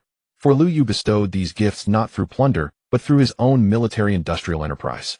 And one who honored his brothers so deeply would surely treat his subordinates with equal fairness and care. Mythical Zoan fruits are exceedingly rare and potent. It is no simple matter to encounter one, said Vice Admiral Tsuru. Honestly, I'd be content with any fruit at all. Jackson blushed faintly with embarrassment. Then go ahead, try it. Let us see what sort of devil fruit this truly is. Lu Yu gestured toward the suspected animal-type fruit. All right, Jackson replied without hesitation, for to him the nature of the fruit mattered little. With no grand expectations, he felt no anxiety about receiving an inferior fruit. He picked it up, no peeling required, and took a large, decisive bite. It tasted wretched, yet he swallowed it whole. Moments after ingestion, his body began transforming, taking on the unmistakable form of a kangaroo. The kangaroo fruit, an animal type. Lu Yu blinked in stunned disbelief. Was fate truly this serendipitous? Excellent. This fruit suits me perfectly, Jackson declared. His upper torso reverted to human form, while his lower half retained the kangaroo's powerful hindquarters. He then removed all his hand grenades and stowed them inside an invisible pouch nestled within his abdomen. The kangaroo fruit enhances lower body strength, allowing me to sprint at astonishing speed. This pouch possesses innate spatial capacity, ideal for storing equipment.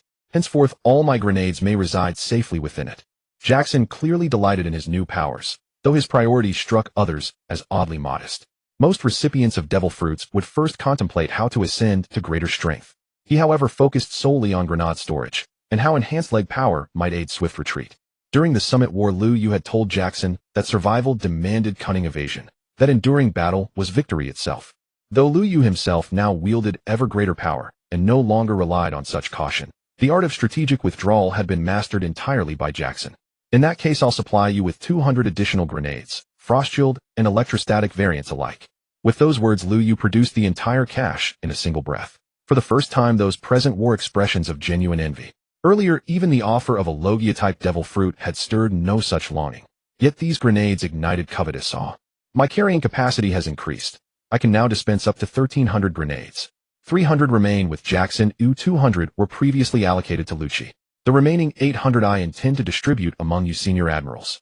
Lu Yu turned toward the assembled admirals Fujitora, Tsuru, Zephyr, Smoker, and Menard. Only 5 admirals participated in this operation against the Blackbeard pirates, a scale commensurate with a full-scale buster call. The presence of 5 additional warships was justified by none other than Admiral Lu Yu himself, commanding in person. Me too? Menard asked, flustered and incredulous. Though holding the rank of admiral, he served primarily as Fujitora's trusted aide, not an independent fleet commander, nor even one who had petitioned for autonomous naval deployment. You hold the rank. You are entitled. Lu Yu affirmed firmly.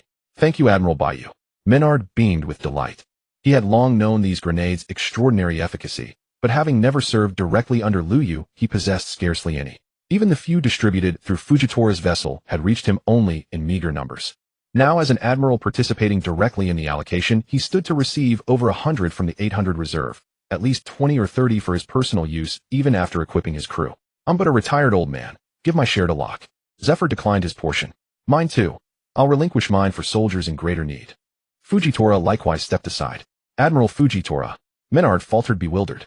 As Fujitora's subordinate, wouldn't their ship benefit more if he retained his share? These were life-saving instruments, decisive in moments of mortal peril. A single frost-chilled grenade can preserve a soldier's life when all else fails. Rather than concentrate them as offensive ordnance, let us disperse them to shield more lives. Ideally, every warship should carry some. Fujitora's priority was saving as many sailors as possible. Thus he advocated distribution across the fleet rather than consolidation among commanders. Admiral Fujitora speaks wisely. Rather than divide among ourselves, let each warship receive its share, so every crew member gains a lifeline. Smoker readily concurred. Then I'll contribute my 300 as well. Jackson immediately emptied his pouch. To hoard 300 grenades across a fleet of over a dozen ships, while others received mere handfuls, would invite universal censure. Jackson, there's no need for this. Fujitora and Smoker flushed with awkwardness. They had considered only the troops, overlooking Jackson's position entirely. No, I've decided if we share equally. We're comrades in arms, all sustained by Lu Yu's grace. Fairness must prevail. Was that phrase truly appropriate here? Lu Yu stepped forward, looking at everyone present. Grenades are excellent weapons, especially the freezing grenades with their control effects. They are immensely useful in critical moments. But at this stage, the number of grenades I can obtain through my abilities is quite limited, and I cannot provide for everyone. As Lu Yu spoke these words, everyone present nodded in agreement. They all understood this, so they found no fault with Lu Yu's distribution plan. However, it was true that every soldier felt envious upon seeing such weapons. I plan to personally seek out Vegapunk upon our return. Together we will mass-produce these grenades as soon as possible. I promise you all that one day, every one of you will be equipped with such powerful grenades, granting you formidable offensive and defensive capabilities. Lu Yu deliberately raised his voice so that many Marines on Hive Island could hear. We believe in you, Admiral Baiyu. Yes, with you and Vegapunk here, we will eventually arm ourselves with these powerful weapons and wipe out those despicable pirates. We will follow you forever, Admiral Baiyu. The Marines cheered in unison. After the battle against the Whitebeard pirates and witnessing Lu Yu's battle on Hive Island today, the over 10,000 Marines present felt their admiration and reverence for Lu Yu reach unprecedented heights. Especially now hearing Lu Yu's heartfelt words about their welfare and his care for ordinary Marines, they were even more moved. After all, on this vast sea, when had anyone ever truly cared about low-ranking Marines? They had always been nothing more than cannon fodder. Today, Lu Yu's actions were seen as genuine concern for them. Moreover, in the wake of these two recent battles, another narrative about Lu Yu's combat approach began to spread among those with ulterior motives. Why did Lu Yu besiege the Whitebeard pirates without attacking? Because he did not want the Marines to sacrifice themselves needlessly in fighting those pirates. Later, when the remnants of the Whitebeard pirates hijacked a Marine vessel and escaped, Lu Yu realized that mere encirclement also carried risks. Therefore, he personally entered Hive Island today to confront the Blackbeard pirates, risking his own life to protect all the other Marines. When Lu Yu had the Marine elites rescue the hostages in the prison, he even explicitly stated that he hoped every Marine would return alive. A general who cares for his soldiers is naturally beloved by them. I have decided to distribute all of today's grenades evenly to every warship regardless of rank, based solely on individual needs. As Lu Yu's words spread, cheers erupted across Hive Island. The Marines who had thought they would never have a chance at such powerful grenades were all ecstatic. Ding! You have gained the trust of frontline soldiers revered by naval warriors, unlocking the One Heart and One Mind title.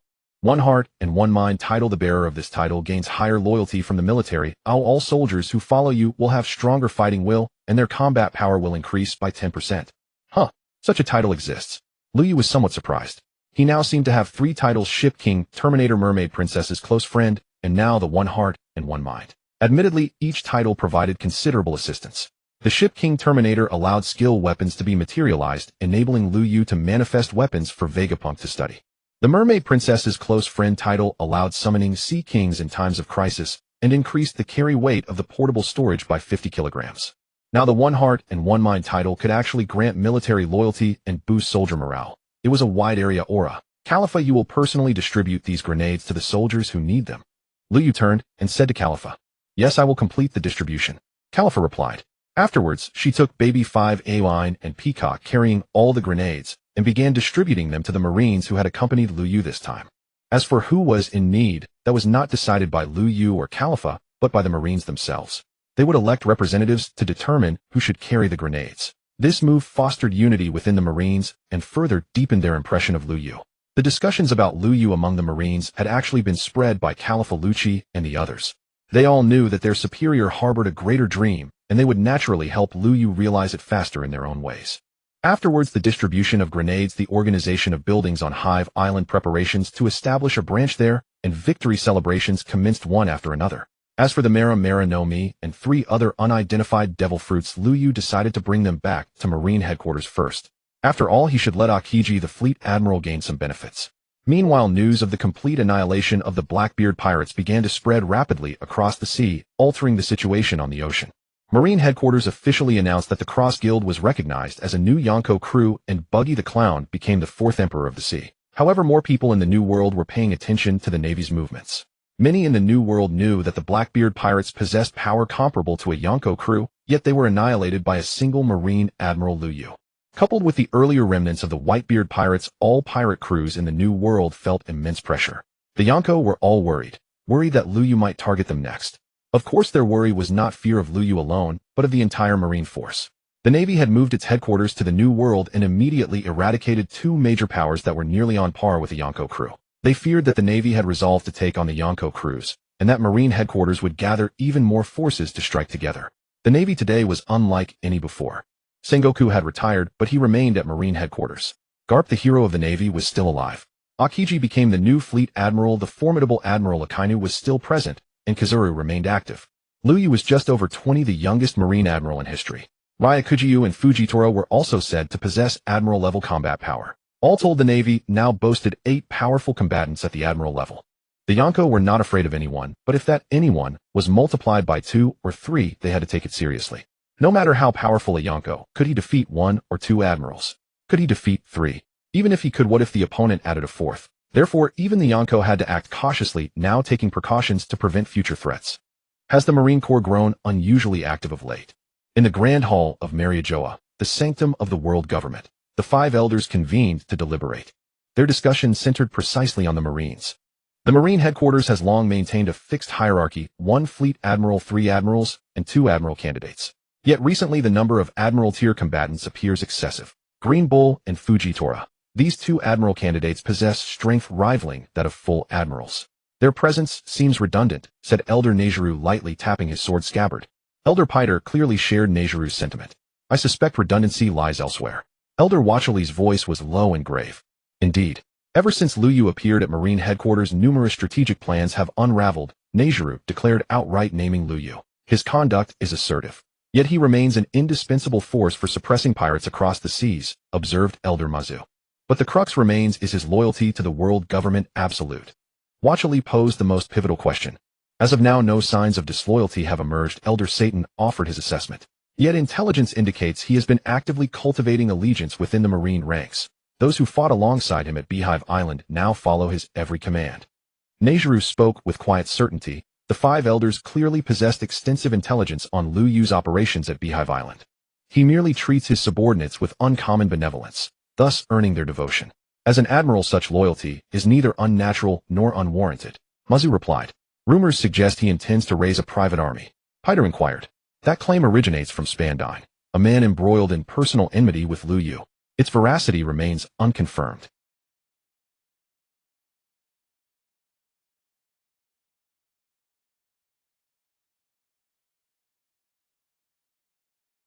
Chief among their concerns was Liu Yu's unprecedented prominence, drawing disproportionate scrutiny. Dr. Vegapunk reports successful replication of Liu Yu's Gatling gun and incendiary fragmentation grenade technologies. Mass production is now underway. Satan delivered this latest intelligence, and silence fell upon the chamber. This was tangible benefit, a gift from Liu Yu harvested and monetized by the world government. Had Liu Yu harbored treachery, he would never have surrendered such formidable weaponry. Though these arms ranked lowest among Liu Yu's capabilities, rigorous field tests confirmed their transformative potential, capable of revolutionizing entire military formations. Even if rumors held true that Liu Yu commanded 15,000 Marines at Beehive Island, such numbers remain negligible within the vast Marine hierarchy, let alone the world government's total armed might. Thus prior misgivings dissolved. Let us observe whether he next offers even more potent armaments to Vegapunk for research. With those words, Wachali concluded the meeting. The bait Liu Yu had cast earlier now bore fruit, diffusing suspicion from the highest echelons of the world government. Khalifa, when disseminating external communications, ensure no Marine develops exclusive loyalty to me alone. That night in the temporary quarters on Beehive Island, Liu Yu reclined beside Khalifa and Baby 5. Rest assured, we've only extolled your righteousness and valor. Never once have we sought to sway their allegiance. Khalifa replied. Numerous CP agents operate openly within the Marine ranks, even aboard Kaku's and Fujitori's vessels.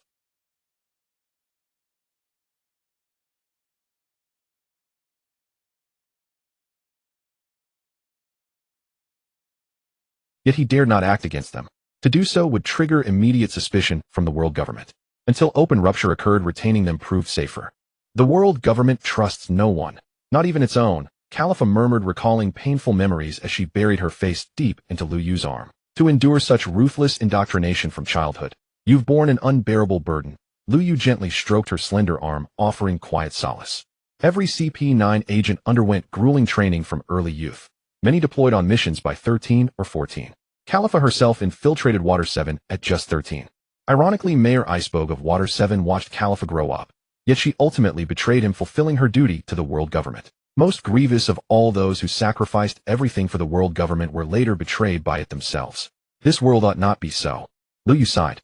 Beside him, Baby Five's eyes stung with unshed tears. Why are there so many broken souls in this world? Yet her present was radiant, her fortune undeniable. She had found genuine kindness, or perhaps this man would reshape the world itself, transforming despair into deliverance for countless others. At dawn the next day, Lu Yu assembled his forces. The time had come to return to Marine headquarters. 6 massive warships set course together. The remaining 9 vessels scattered across the new world resumed patrols in their designated sectors. Beehive Island's newly established branch would temporarily fall under the command of a Marine Rear Admiral, pending eventual assignment of a Vice Admiral by headquarters. Several days later, Lu Yu's fleet arrived safely at Marine headquarters, where all senior leadership had already relocated. Fleet Admiral Akiji, Admirals Akainu, and Kizaru, Commander-in-Chief Sengoku Hirogarp, and Chief of Staff Tsuru, all stood assembled. Dozens of colossal warships lined the outer perimeter. Vessels continuously entered and departed, shuttling between distant seas and headquarters. Lu Yu's 6-ship formation instantly ignited a sensation. This was a triumphant host, fresh from crushing the remnants of the Whitebeard pirates and annihilating the Blackbeard pirates in their entirety. In 20 years, no Marine achievement rivaled this victory. Not even the Summit War surpassed it in decisive brilliance. For while the Summit War inflicted heavy casualties on both sides, Lu Yu's campaign achieved near-zero losses, eradicating 2 near-Yonko-level pirate crews with surgical precision. At Marine headquarters, almost all of the Navy's top brass had gathered. This operation of yours has had a tremendous impact on the new world. Akiji gazed at the young Marine Admiral before him and made such an observation. If we don't deal with these pirates, they will go after innocent civilians. Lu Yu was not concerned that Akiji might harbor any dissatisfaction, for everything he had done was in the end in accordance with the Navy's ideal of justice. While your initiative to rescue the prisoners held by the Blackbeard pirates before the battle was a correct move. However, the Blackbeard pirates had over 20,000 men, and you alone wiped out more than half of them. Was the slaughter not excessive? Akiji did not think Lu Yu's actions were problematic, but he feared that Lu Yu might develop a bloodlust. There was no other choice. To minimize our casualties, I had to employ large-scale attacks to destroy the enemy's fighting strength as much as possible. Unfortunately, once my attacks are unleashed, the result is either death or injury. Akiji considered Lu Yu's explanation and eventually accepted it. The attacks Lu Yu unleashed were indeed highly lethal, unlike his own ice fruit, which could freeze people without causing immediate death. If possible, try to avoid such massive casualties in the future. Akiji warned. Then next time I have the chance, I'll just challenge the enemy to a one-on-one duel. Lu Yu said, for he had 2 awakening quests that required him to challenge the 4 emperors in single combat, which would naturally serve as an excuse for the words he had spoken to Akiji today. However, when that time came, Lu Yu would likely no longer need to fear Akiji's disapproval, for once all 4 classes achieved their second awakening, he would possess the power to craft a nuclear bomb with his bare hands. Who in the world of pirates could survive a nuclear explosion? There's no need for that. Just be a little more careful. Akiji would not actually demand that Lu Yu fight powerful pirates alone, especially after the 2 recent major battles. The next time Lu Yu faced an enemy, it would undoubtedly be a Yonko-level powerhouse. A gunner going one-on-one with a Yonko would likely be dangerous. I plan to visit Egghead Island to see Vegapunk. Is that all right? Lu Yu said. You want to study your weapons with him? Akiji inquired. Yes. The current combat capability of Navy soldiers is still insufficient. If I can replicate more weapons, it would be the greatest help to the Navy. Lu Yu nodded. Kizaru has always been in charge of matters concerning Egghead. He will accompany you this time. Akiji was the fleet admiral, but in the end he was still an employee under the world government's jurisdiction. There were some things decided by the world government that he could hardly change. For instance, regarding Vegapunk, although he had always been an important partner of the Navy, the actual negotiations had always been handled by Kizaru. No problem. We're both Marine admirals. Traveling together can also deepen our camaraderie. Liu Yu had been wondering how to win over the other admirals. Akiji's arrangement was a perfect opportunity. Thus, the next morning Liu Yu's marine battleship set sail for Egghead Island, where Vegapunk resided. And this time, there was another marine admiral on board Kizuru. It had been over a year since Liu Yu's transmigration. He had a very good relationship with Akiji, had competed with Akainu, but had rarely interacted with Kizuru. Now the system's second awakening quest for the demolition expert was to win over a marine admiral. Winning over Kizuru seemed to be a necessary endeavor. Mr. Borsellino, I must rely on your guidance during this trip to Egghead. Liu Yu said politely, seizing the opportunity to build rapport with Kizuru. I'm just a bodyguard accompanying you. What do you need my guidance for? Kizaru appeared carefree, but he was actually extremely shrewd. He was a master of social graces.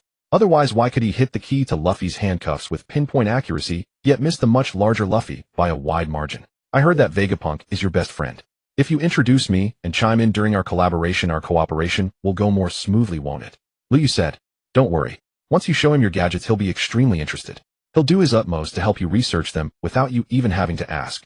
After saying this, Kizuru actually lay down on a deck chair and fell asleep. This man was craftier than a monkey. He had seen through Liu Yu's attempt to get close and to avoid getting too entangled, had brushed him off. Seeing Kizuru pretending to sleep, Liu Yu had no choice but to remain silent. It took only a few days to travel from Marine headquarters to Egghead Island. When they arrived, numerous massive robots were being constructed, their scale rivaling that of Sea Kings. To be honest, just looking at the size of these robots, they were even larger than Gabog. Yet these seemingly colossal machines were not very powerful in actual combat, which is why they were easily destroyed by Kizuru and Saint Saturn. And Gabog, though not particularly large in size, was incredibly advanced in technology. The force of its punch was comparable to a nuclear bomb. The Apostles and DNF were beings capable of destroying the world. Anshuan's body was larger than an island, yet Gabog's punch could knock it down. Gabog was originally designed to fight Apostles possessing god-slaying power. It was on an entirely different level from these flashy but useless machines. Soon Shinamaru, who was in charge of the defense here, arrived at the port with two pacifistas to welcome Liu Yu and Kizuru. Dr. Vegapunk is already waiting in the reception room. Please follow me. Shinamaru's gaze fell on Liu Yu. This young marine admiral was visiting for the first time, but his exploits had frequently appeared on Egghead Island. Lead the way. Liu Yu stepped ashore first, followed by Peacock Khalifa and the other two women. Kizuru also disembarked, looking more relaxed than the others as he was very familiar with this place. Led by Shinamaru, the six of them smoothly passed through the outer areas of Egghead Island and entered Vegapunk's main reception hall. The old man with an antenna shaped like an apple on his head was the genius scientist Vegapunk. Welcome. Vegapunk stood in the center of the reception hall with his many split personalities behind him. Among them, York, representing Desire, had already betrayed Vegapunk. He willingly provided the mother flame that Vegapunk had been researching to the world government. His ambition was actually to become a celestial dragon. If Liu Yu wanted to win over Vegapunk, the first thing he had to do was to exclude York, ensuring that no relevant secrets were leaked to this fellow. Otherwise, if York found out, then the world government would know as well. It's a pleasure to meet you, Mr. Vegapunk. Liu Yu stepped forward, extending his hand to greet Vegapunk warmly. I am also very pleased to meet you. Vegapunk spoke sincerely. I heard that you possess many weapons and equipment that no one has ever seen or used. Is that true? Vegapunk inquired, as he had coveted Liu Yu's technology for a long time. The Gatling gun and grenades I sent earlier. Liu Yu asked. Those two little things. I figured them out the very day you sent them over. Vegapunk said casually. Indeed, being able to develop those sea beast weapons and create robots like the pacifistas fully demonstrates the extent of your mastery.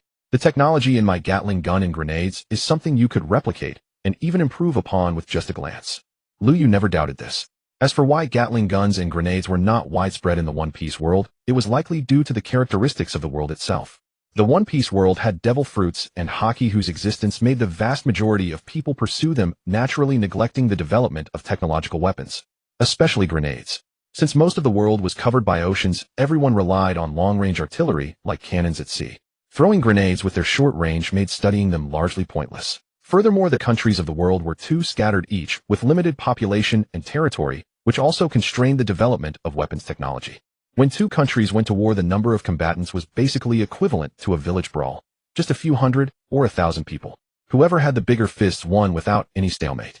Generally, it was in the state of a protracted war between two large-scale countries that the development of weapons technology was most easily promoted. Of course, this was not to say that the One Piece world had no large-scale wars. The one 800 years ago was an example. It was in that war that ancient weapons like Pluton and Uranus were born, weapons powerful enough to destroy an island or a country with a single strike.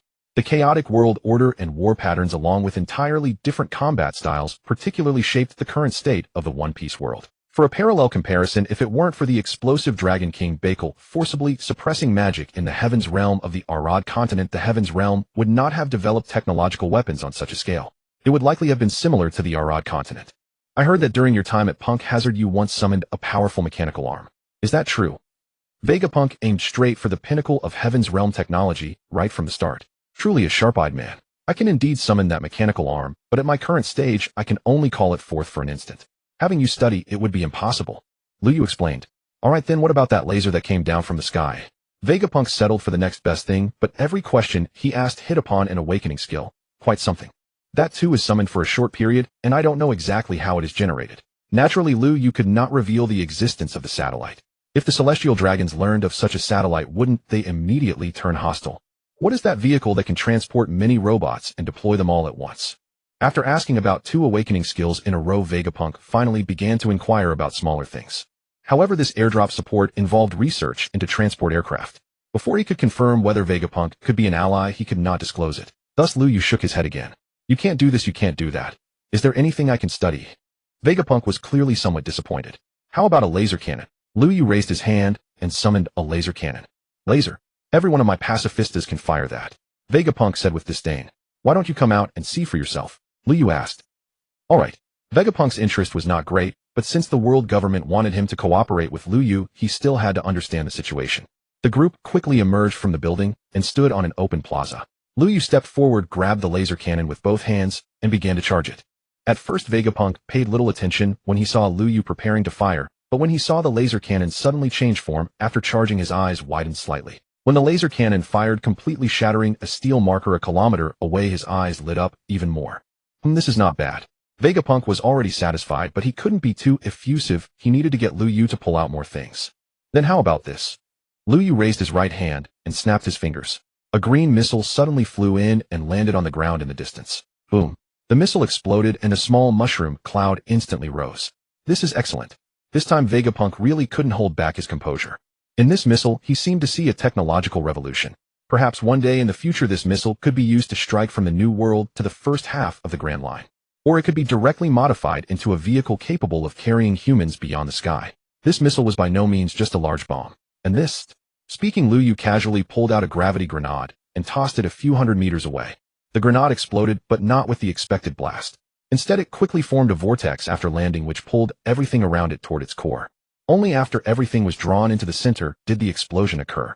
After that, Luyu demonstrated a variety of advanced weapons, including the compressed quantum cannon, aerial combat mech, storm interceptor factory, and napalm bombs. Vegapunk, who had originally looked down on Luyu a bit, now directly began to curry favor. He developed an extremely strong interest in these things of Luyu's. You're willing to hand over all these weapons for my research? Vegapunk asked, his voice trembling with excitement. Very well, let us begin our thorough investigation. We'll start with that bomb which fell from the sky. Vegapunk's gaze remained as sharp and discerning as ever. No, I prefer you begin with this instead. As Luyu spoke, he retrieved 2 grenades from his personal storage space. Grenades? What possible significance could these hold for research? Vegapunk frowned, unconvinced. These modest devices hardly seemed worthy of scholarly scrutiny. I know they lack the raw power of the other armaments, but they are by far the most readily deployable among all soldiers. Luyu spoke with solemn conviction. Deployable across the entire naval force.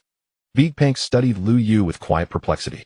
These are frost grenades and electrified grenades. Both induce potent control effects. Equipping even 1 or 2 per soldier enables critical battlefield restraint of enemy movement, buying precious seconds for survival. They are not merely tools of survival. They embody my solemn vow to every sailor in the Navy. Luyu's words rang clear and resonant, audible to all present, including York and Kizaru. York reacted with detached indifference, but he would undoubtedly relay every detail of this encounter to the world government. Kizaru's expression shifted almost imperceptibly. Understood. I shall begin examining these grenades with you first. Vegapunk was no admiral, but he understood deeply and instinctively a commander's devotion to his men. Thank you. Luyu bowed deeply in sincere gratitude. The scene had already been captured by surveillance personnel in the observation room. Many erupted in fervent emotion, and several instantly recorded and disseminated the footage. Word spread swiftly across Egghead Island. Such a minor gesture, and yet the surveillance team broadcast it widely. What meaning could it possibly hold? A naval officer scoffed dismissively. only to be met instantly with a chorus of rebuke from those nearby. What do you know? This is Admiral Lu Yu himself, pleading with Bigpank on our behalf. Name one high-ranking naval officer who has ever gone to such lengths for ordinary sailors like us. Precisely. Admiral Yu is young, brilliant, and utterly unlike those aloof commanders who dwell in ivory towers. Where else shall we find a greater admiral? I heard he single-handedly confronted the entire Blackbeard pirates during the assault on Hornet Island to spare his men from injury. That was perilous beyond measure. Contrast that with other admirals, who unleash magma barges while our troops remain trapped within encirclement, treating us as expendable cannon fodder. Xiao Hu, why must you speak such inconvenient truths? At that very moment, a Kainu stationed at Marine headquarters sneezed violently. Truly, sitting peacefully at home, yet bearing blame that descended from the heavens. 1 month later, when the first shipment, 10,000 frost grenades and 500,000 standard grenades, arrived at Marine headquarters and regional bases, then began distribution across the naval ranks. Discourse surrounding Lu Yu proliferated exponentially. Lu Yu's stature among sailors ascended to unparalleled heights. Some now hailed him as the greatest admiral the Navy had ever known. The mass deployment of these grenades and their formidable capabilities sent reverberations across the Grand Line. Previously, naval engagements against pirates had yielded near-even odds, and more often than not naval operations ended in failure with pirates slipping through the net. Now, however, everything had changed. Naval victory rates surged to 60%. Though this numerical shift appeared modest, it forged an unmistakable maritime dominance, a psychological and tactical edge steadily consolidating across the seas. Concurrently, casualty rates among naval personnel plummeted dramatically.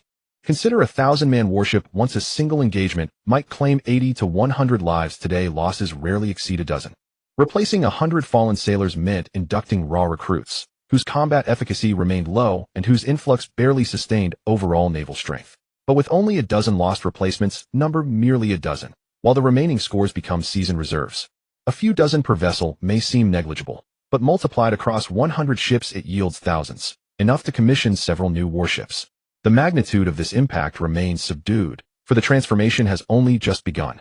Yet with time its scale will amplify exponentially, and so too will Lu Yu's influence. For every sailor who survives battle thanks to a grenade, an unconscious allegiance to Lu Yu takes root, quiet, enduring, unshakable. Lu Yu offered but a modest weapon, yet once his contribution became known, and once even a handful of voices began championing his cause, the tide of perception shifted irrevocably. Within the Navy, spontaneous advocacy for Lu Yu was already widespread. Lu Chi and the others, those who returned from Hornet Island, formed the vanguard of this movement. Lu Yu himself remained unaware of this burgeoning phenomenon on Egghead Island, though he had anticipated such an outcome. Yet the future, however foreseeable, must still unfold before certainty can take hold. For now, Lu Yu labored alongside Bigpank, delving deeper into advanced weaponry. The technical sophistication of these small automatons is rather rudimentary, Bigpank observed. They were designed solely as disposable ordnance. Self-destruct mechanisms demand neither complexity nor refinement. Lu Yu explained, nevertheless, their autonomous target acquisition and pursuit capabilities hold distinct battlefield utility, far surpassing conventional explosives. He continued, from a scientific standpoint, allocating resources toward mass-producing such units proves less efficient than engineering a single formidable pacifista. Bigpank voiced his assessment. Shall we test it directly? Let us pit the same resource investment, divided between numerous small automatons versus one pacifista, and observe which prevails. Lu Yu posed the question. Agreed. Bigpank assented, and both returned to the testing grounds. Bigpank deployed a pacifista unit, and disclosed its precise material and energy expenditure. Lu Yu requested Bigpank estimate the resource cost of a single small automaton, then calculated the exact quantity achievable with equivalent resources. Thus the trial commenced: 1 pacifista versus 80 small automatons. At first the pacifista dominated overwhelmingly, its long-range laser beams effortlessly incinerating the automatons. Yet each cycle, from target lock to aim to energy accumulation and discharge, took 2 to 3 seconds. With 80 units swarming in concert, complete annihilation required over a minute, and within that span the automatons closed the distance entirely. Then in rapid succession they detonated, obliterating the pacifista in a cataclysmic blast. The pacifist's weapons systems and offensive capabilities are far too limited. If equipped with a Gatling gun, my small combat drones would stand no chance against it. Lu Yu spoke first, not to criticize but to praise the pacifist. The pacifist's identification system is designed to prevent friendly fire. Even if fitted with a Gatling machine gun, it would still hesitate mid-attack. Yet your drones, surely they retain a final burst of leaping propulsion. Bergpunk, a peerless scientist, had already discerned the concealed power source embedded within the tiny machines. Under remote control, they can indeed execute an instantaneous leap over a short distance. Liu Yu offered no concealment. The ability to trigger sudden precise attacks via remote control was a technique he had deployed countless times on the battlefield. In the end, my pacifist remains one step behind. Bergpunk sighed. You could implement category-based scanning once a single target of a given class is identified. The system could unleash indiscriminate strikes against all similar entities. Wouldn't that dramatically accelerate its combat efficiency? Liu Yu spoke with confidence. Such AI recognition systems were already commonplace in the real world, and he was well acquainted with their practical applications. That may work against your drones, but how would it fare against human adversaries? Bergpunk asked. Designate a universal identifier, say a Marine uniform or a simple badge, and ensure every ally wears it. The pacifist would then recognize and spare them, instantly freeing it to strike enemy targets with greater speed and precision on the battlefield. Liu Yu proposed. That's a viable approach. But what if enemies seize those badges? Or replicate them themselves? Bergpunk countered. If so, there's little recourse. Perfection is an illusion. No system in this world is truly flawless. Liu Yu spread his hands.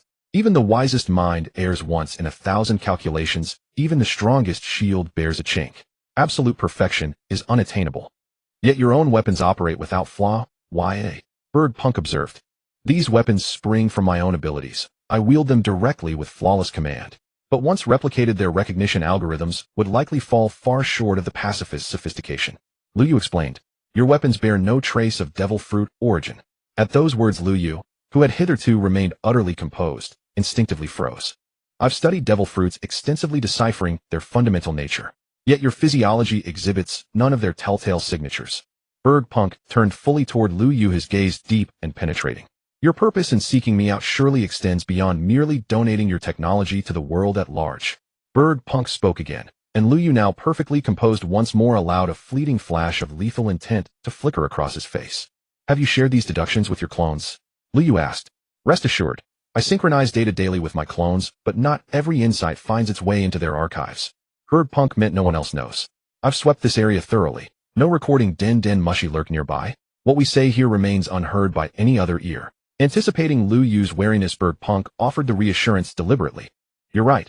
I did not come to offer my technology to the world government, but I do intend to place it squarely in the hands of Marine soldiers. Liu Yu declared. With Bergpunk already piercing through the veil, further pretense was pointless. His true mission, to win Bergpunk over, had just reached its most opportune moment. You wish to arm the Marines, but refuse the world government. Yet the Marines are the world government's military arm. Unless you seek to sever the Marines from the world government entirely. A notion so preposterous it. Bergpunk broke off mid-sentence, lifting his head sharply, staring at Liu Yu in utter disbelief. It seems you've grasped it all, Liu Yu replied with a quiet smile. The rumors disseminated across Egghead Island. You orchestrated them. The events on Honeycomb Island. You guided them. You've been weaving this grand design for some time, using seemingly innocuous means to win the hearts and loyalties of the entire Marine force. Bergpunk, master of the brain fruit, possessed a mind that raced with extraordinary velocity. Indeed, from the very day I resolved to elevate Akiji as the new fleet admiral, my strategy began unfolding. With Bergpunk already privy to the truth, Liu Yu saw no need for further concealment. He laid bare his full vision and meticulous plan, choosing candor, offering transparency. So far back. Bergpunk gasped. Are you, of the Revolutionary Army? No, I owe allegiance to no faction. Liu Yu denied it outright. Then whose side are you truly on? And what ultimately do you seek? For Bergpunk, this was the crux, the sole key to understanding Liu Yu's true nature. I stand with the Marines. My aim is singular, that one day they shall embody true justice, not serve as instruments of oppression wielded by a select few. Liu Yu's words struck Bergpunk with profound awe. Decades earlier, in a nation reduced to ashes, another man had spoken words hauntingly similar. Yet that man had declared the Marines bereft of justice, and vowed to forge a new order himself. Would you consider joining the Revolutionary Army? I can draft you a formal recommendation. With your intellect and conviction, you'd become a pillar of their cause, and with your aid, the world they envision might yet become reality. Bergpunk, too, had lowered his guard, revealing his ties to the Revolutionary Army. By now their dialogue had evolved into a rare exchange of unvarnished honesty. I respect their ideals, but my path diverges from theirs. Liu Yu declined Bergpunk's earnest offer. You seek to harness the Marine strength, but they are institutionally bound to the world government. How could they possibly rise against it? Bergpunk urged. Most people in this world possess sound judgment, Liu Yu replied. What do you mean by that? Bergpunk looked utterly bewildered. They will decide for themselves whom to follow. Liu Yu's words left even the sharpest mind on the planet momentarily adrift. Every person carries an inner scale. Those who treat them while they know themselves. And Lu Yu said. And even if they know, so what? To the vast majority of people in this world, the celestial dragons are gods. Whatever the world government declares is absolute truth, especially for the Marines. Anyone who betrays the world government is instantly branded an enemy. Bergamot understood this perfectly, and he understood even more clearly just how immense the true power wielded by the world government truly was. They simply do not yet know the truth. Once they do you truly believe they will continue to trust the world government as they do now, eh? Lu Yu countered. And do you mean? And Bergamot asked hesitantly. I know you have long been investigating the truth behind the Void Century, and you have already pieced together most of it. Even without my arrival, you would soon reveal everything you've uncovered to the entire world, wouldn't you? Lu Yu gazed steadily at Bergamot. And why had he chosen Bergamot first among the 4 awakening missions? Because he knew Bergamot had never truly been loyal to the world government. His greatest obstacle in winning Bergamot over was merely that traitor named York.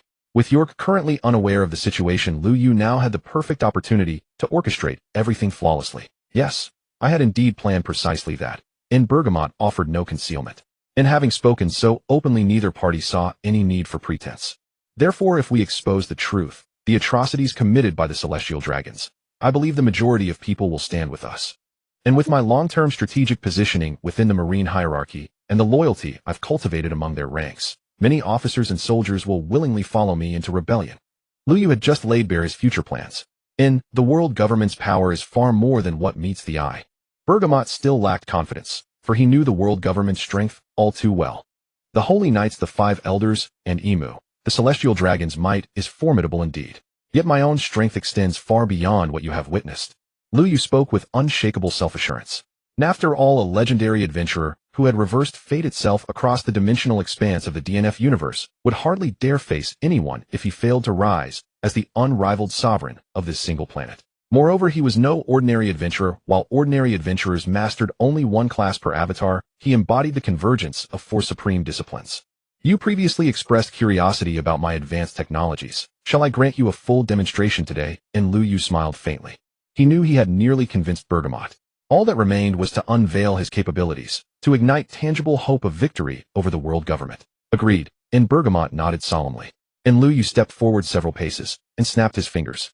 From the heavens above, over a dozen violet laser beams descended in unison, converging into a perfect circle. Their sheer energy incinerated the Earth's surface, piercing deep into subterranean chambers below. Bergamot's face paled. The vault beneath held a secret of staggering magnitude.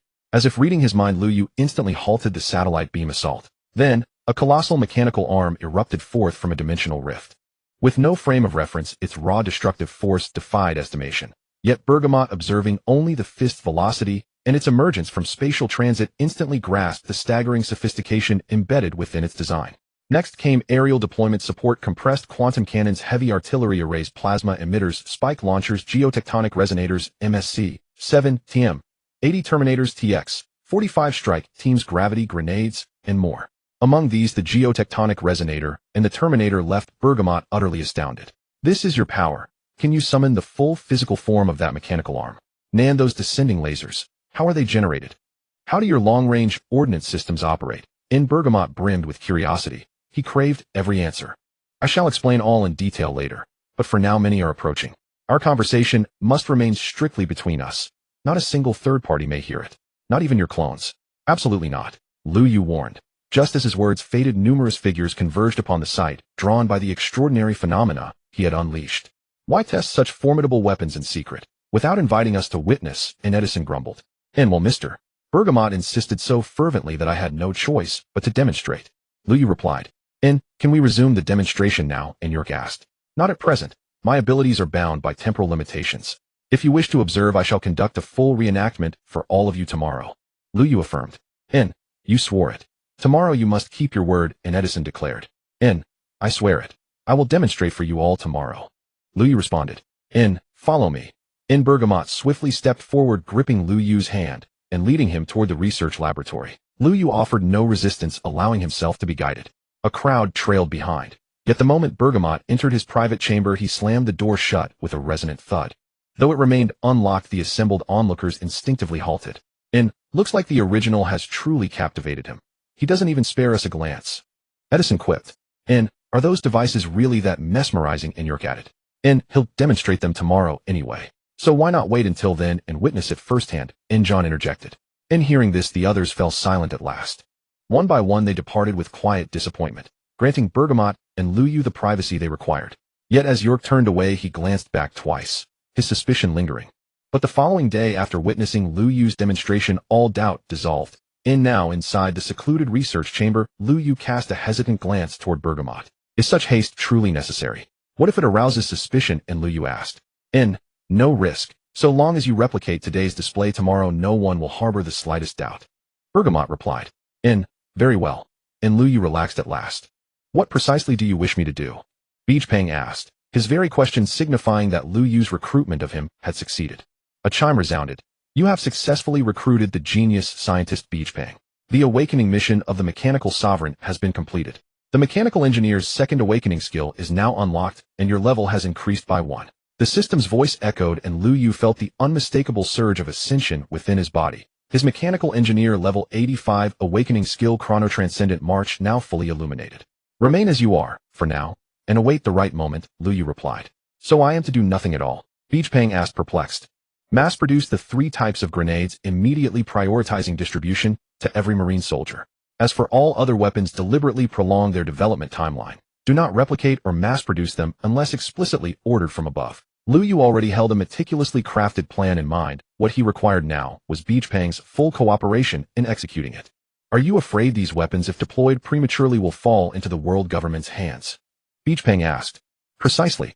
Prioritizing grenade mass production and distribution to the Marines fulfills a prior agreement I made with them. Even if the world government objects, they will still be compelled to allocate greater quantities to the Marines, not to their own subordinate forces. Yet should the other weapons also enter mass production, I would forfeit that priority access, and their destructive power far exceeds that of grenades. Lu Yu elaborated patiently. But the world government will inevitably demand tangible benefits. If none materialize, dissent is certain. Beijpeng voiced his concern. Then modify the pacifistas. Modify the pacifistas? Beijpeng blinked, bewildered. Yes. Integrate my weaponry into the pacifistas to enhance their combat efficacy. Once the world government witnesses their amplified performance, suspicion toward you will dissipate entirely, Lu Yu declared. Yet if the pacifistas grow stronger, does not the world government reap the greatest benefit? Beijpeng countered. Is that so? Yet I observe their highest authorization lies elsewhere. Lu Yu fixed Beijpeng with a steady gaze. Both were astute minds, and Lu Yu, a transmigrator, knew well the subtleties of Beijpeng's craft. Originally, the pacifista's supreme authority indeed belonged to another, but she has vanished without trace these past months. You refer to Bonnie, correct? Lu Yu asked. How could you possibly know? Beijpeng stared astonished. Do you all assume I killed Bartholomew Kuma on Punk Hazard? Lu Yu smiled faintly. Did you not? A flicker of elation crossed Beijpeng's face. On Punk Hazard, I offered Kuma 2 choices: vanish for 2 years, or die instantly. He chose feigned death. Before Lu Yu finished speaking, Beijpeng wept openly, tears streaming down his aged cheeks. Wonderful. My dearest friend lives still. That is truly wonderful. Lu Yu added. I suspect he now walks with the Revolutionary Army, or even if not yet, he will surely rally to our side the moment our uprising begins. Then the pacifista's authorization issue becomes irrelevant. They shall soon serve as our own weapons. Beijpeng hastily wiped his tears. This was a moment for joy, not sorrow. I understand you are currently researching the prime ignition core. Lu Yu inquired, needing clarity on every detail. Indeed, I am pursuing the prime ignition core, Beijpeng affirmed. Lu Yu continued. One of your clones has already pledged allegiance to the Celestial Dragons, and will steal a copy of the prime ignition core upon its completion, delivering it to the world government. Was that why you earlier probed whether I shared information with my clones? Beijpeng asked. Exactly. If the world government learns of your doubts, or of our entire conspiracy, they will annihilate us without delay, rendering every plan futile. Then upon returning, I shall erase that clone entirely. No. Pretend ignorance. Continue your research exactly as before, but under no circumstances may today's discussions leak to any other clone. Rest assured, I will tell no one, not a soul. Beijpeng possessed remarkable discretion, evidenced by his secret resolve to unveil the world's truth, while even York remained utterly unaware of the location of the recording Den Mushi. Master every technology I've provided, but refrain from replication or establishing production lines. Within 1 year my preparations will be complete. Then we shall topple those grotesque self-proclaimed gods, and restore true justice to this world, empowering the Marines to uphold righteousness without compromise. At that moment Lu Yu stood not as a schemer, but as a champion devoted to the welfare of humanity. Then I shall wait 1 year. When the time comes, I shall arm you and your forces with the most formidable weapons ever forged, to shatter the tyranny of the celestial dragons. Beachpang rose. In that instant, an unbreakable alliance crystallized. Their pact sealed, their cause unified. They were comrades in arms, bound by a shared vow to liberate this pirate-ravaged world. They spoke further, mostly of Lu Yu's arsenal, especially the recognition systems embedded in his miniature automatons. Finally, Lu Yu inquired about Admiral Kizaru.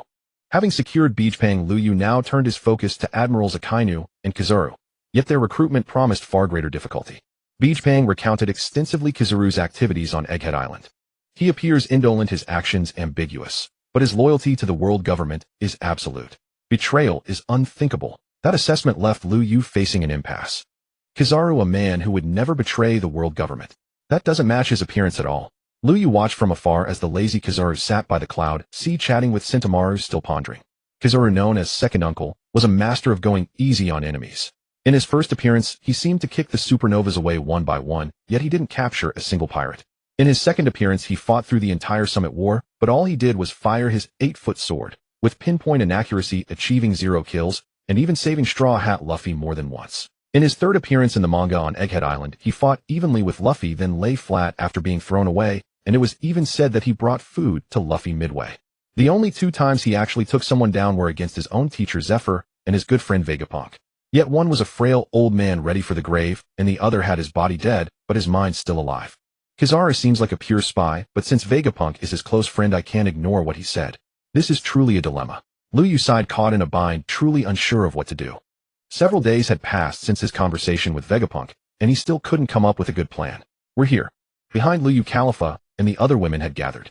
Make arrangements. We need to leave this place. Lu Yu said. Now that he had successfully secured Vegapunk, there was no need to stay for the remaining 3 tasks. This awakening task of gaining the support of a Marine Admiral didn't necessarily mean they had to join his faction, but rather support him on the battlefield, granting him more trust and assistance. Perhaps this could be achieved through some special means, such as proposing a motion and then winning their support. Yes, I'll arrange it immediately. Khalifa agreed and turned to leave. Are we leaving? I thought we'd stay until all your weapons have been replicated, Peacock said. To replicate all the weapons would take at least 2 or 3 years.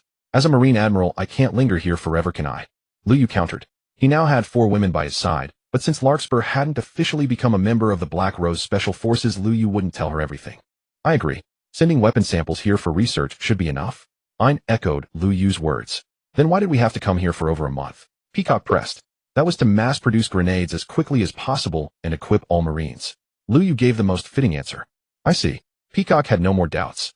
In fact, Peacock's doubts were shared by other Marines, but most guessed the same. A batch had already been sent to Marine headquarters for distribution. This time when we leave, we need to take as many as possible. Lu Yu turned his head to look at Ayn and Peacock as he spoke. You 2 go to the factory again and bring all the grenades they've produced so we can equip our brothers back home. All right, we'll go now. Peacock and Ayn agreed immediately, then led a squad of soldiers toward the factory. When they returned, each was carrying a large crate of grenades. Sentamaru followed behind Peacock and Ayn, chattering incessantly. This is so unfair. There were only a little over 10,000 grenades left, and you're taking them all at once. You're emptying our stock. What are we supposed to use? Sentamaru, the factory is right here. In a few days you can produce another batch. Can't you just take them then? Peacock didn't care about Sentamaru's complaints. In fact, she found it amusing. You say that so easily. Every vice admiral at Marine headquarters is applying for grenades, and the orders are already booked through next year. If we can't deliver on time, we can't answer to headquarters, let alone set aside extra for ourselves. Sentamaru said gloomily. That's your problem. My brothers on the ship don't have any yet, so I have to get them some. Peacock said. By now they had arrived at the shore where Lu Yu and Kizaru were watching from the deck. Old man, be fair. Sentamaru looked at Kizaru, hoping for help from his friend and mentor. I can't do anything about this. Kizaru spread his hands. I'm your disciple, your best subordinate, and you won't help me. Sentamaru was frustrated. Well, Lu Yu, how about leaving him 1 crate? Kizaru looked at Lu Yu. 1 crate. No problem. Lu Yu turned to Ayn. Then Ayn set down a crate of grenades. Just 1. That's too few. Sentamaru was clearly dissatisfied. Lu Yu, look. Kizaru looked at Lu Yu. At most 2 crates, not 1 more. Lu Yu conceded another step. Sentamaru, you heard him. That's all I can do for you. Kizaru looked at Sentamaru innocently. Sigh. Sentamaru let out a long sigh, then walked over, picked up 2 crates, 1 in each hand, and turned away. His back was full of helplessness. Celino, this time you owe me 1. You'll have to repay it later. Lu Yu looked at Kizaru. Just 2 crates of grenades, and that counts as a favor. Kizaru's face showed disbelief. If it weren't for your sake, I wouldn't have given up 2 crates of grenades. Lu Yu said. Then should I have Sentomaru bring them back? Kizaru said. Sure, go ahead and ask for them back. Lu Yu said casually he wouldn't really get upset over 2 crates of grenades. He was just trying to gain a little verbal advantage. Forget it. Kizaru ultimately couldn't bring himself to do that. Sentomaru had called him his master to get those 2 crates. Asking for them back would be hard to justify. Huh. Lu Yu laughed, and everyone around felt the relaxed and pleasant atmosphere. All soldiers boarded the ship. The warship turned around and left Egghead Island. At the same time, inside Vegapunk's lab, Sentomaru and Vegapunk stood by the window watching from afar. Vegapunk, why did you have me do this? Sentomaru asked in confusion. I don't know either. Vegapunk shook his head because it wasn't his arrangement. Lu Yu had asked him to do this when they left. Maybe this small matter could play a big role. Vegapunk turned around, no longer looking at the departing Marine warship. On the warship's return journey to Marine headquarters, Lu Yu distributed all the grenades he had. Every Marine soldier received 10 4-standard grenades, 3 shock grenades, and 3 ice grenades. In truth, within the Navy's system, the vast majority of personnel were allocated only 3 grenades per person, 1 of each type. Lu Yu had managed to pilfer over 10,000 before departing, enabling such a generous distribution. Naturally, the grenades that the soldiers had previously received from Lu Yu were returned to him. In fact, Lu Yu had long since instructed those who had received his earlier grenades to use them up once the standardized mass-produced grenades became available. This was done so that Lu Yu could reclaim the weight from his portable storage, and he also intended to repurpose that space for other uses. Of course, he would always reserve 500 grenades of fixed supply for Jackson. Although mass-produced grenades now existed, they would be distributed evenly like artillery shells, with no one receiving a disproportionately large share. But Jackson had forsaken the flame fruit and acquired a kangaroo fruit ability instead. Having served as a bombardier for so long, Lu Yu could not allow him to lose his original advantage. Thus, Lu Yu devised a new arrangement for Jackson, equipping him with 500 grenades created by Lu Yu's own skill, along with several Gatling guns replicated by Vegapunk and a large quantity of ammunition. When the time came, Jackson would not only have ample grenades for bombarding, but could also set up a Gatling gun on the battlefield to mow down enemies. After all, the kangaroo fruit's inherent space was far more powerful for storing items than Lu Yu's portable storage. How come in comparison my portable storage feels so inferior? Lu Yu couldn't help but complain inwardly. A few days later, the warship returned to Marine headquarters. Kizaru went back to his duties, and Lu Yu did the same. Old friends at Marine headquarters began to visit one by one. Zephyrtsu, Sengoku Fujitora. Momosaji was the last to arrive, coming late at night. Lu Yu gathered his subordinates for a brief meeting, mainly discussing their recent situation. Additionally, Lucci had returned. He had been assigned to monitor the Cross Guild, but after it became a Yonko crew, his presence there was no longer meaningful, so he had withdrawn. The good news was that Lucci had successfully awakened his devil fruit, propelling his strength to new heights. Among the vice admirals, he had now become one of the true elites. Kaku, drawing on Lucci's experience, was training intensively and would likely succeed in a matter of days. Meanwhile, more and more Navy personnel were secretly aligning with Lu Yu's group, further expanding his influence within Marine headquarters. Lu Yu's power continued to grow. Half a month later, he formally submitted a report to Fleet Admiral Akiji. Upon reading the report, Akiji could no longer remain seated. He summoned Lu Yu to the Fleet Admiral's office. Are you serious about this report you've submitted? Akiji looked at Lu Yu, this young man barely in his 20s. He now understood what it meant to be full of youthful vigor. The sheer drive of the young was so intense. Of course. If I weren't serious, why would I propose this plan? Lu Yu replied with a grave expression. Mobilizing a massive force to besiege Wano country, while simultaneously dispatching a Kainu Kizaru and other top fighters to contain the other 3 Yonko crews. You're essentially leveraging the entire might of Marine headquarters for a single campaign to annihilate all 4 emperors. Akiji articulated the core of the plan.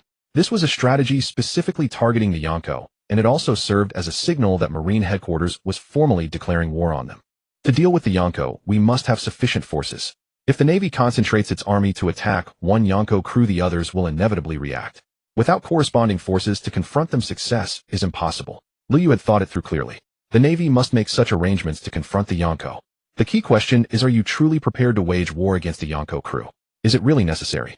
Akiji pressed, wanting to understand Lu Yu's reasoning.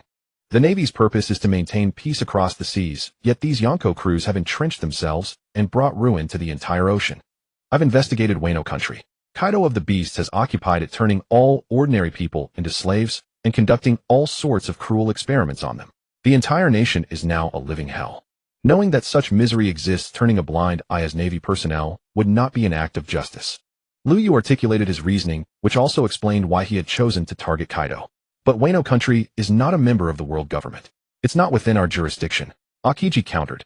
Does that mean the Navy's justice can only be the justice of the world government, the justice of the celestial dragons? Lu Yu's tone grew heavier. Lu Yu, watch your words. Akiji's tone also sharpened. I've said it before, the justice I uphold is justice itself. I am not a blade in the hands of any group blindly following orders. Lu Yu lowered his voice, but the determination in his words was unmistakable to Akiji. He knew Lu Yu was a man of ideals and ambition, and he also recognized the many flaws in the world government. Wasn't it precisely to prevent more tragedies like O'Hara that he himself had insisted on becoming Fleet Admiral? Yet the world government and its established order did on the surface maintain the balance and stability of the world, did it not? I will bring this plan to a meeting with all senior Navy officials. Since it requires the full support of the other admirals to be realized, if they all disagree, there's nothing I can do. Akiji relented, deciding to let Lu Yu personally explain the matter to all the other high-ranking Navy officials and win their support. Agreed. Lu Yu accepted. In fact, he had been hoping for such a meeting as it would allow him to openly secure the backing of the other admirals. The highest naval council was convened in the main conference hall, gathering the Fleet Admiral, the 3 admirals Sengoku Zephyr, and all active vice admirals stationed at Marine headquarters. Though fewer attendees were present than during the previous deliberation on selecting new admirals, those assembled represented the absolute pinnacle of naval command and elite operational leadership.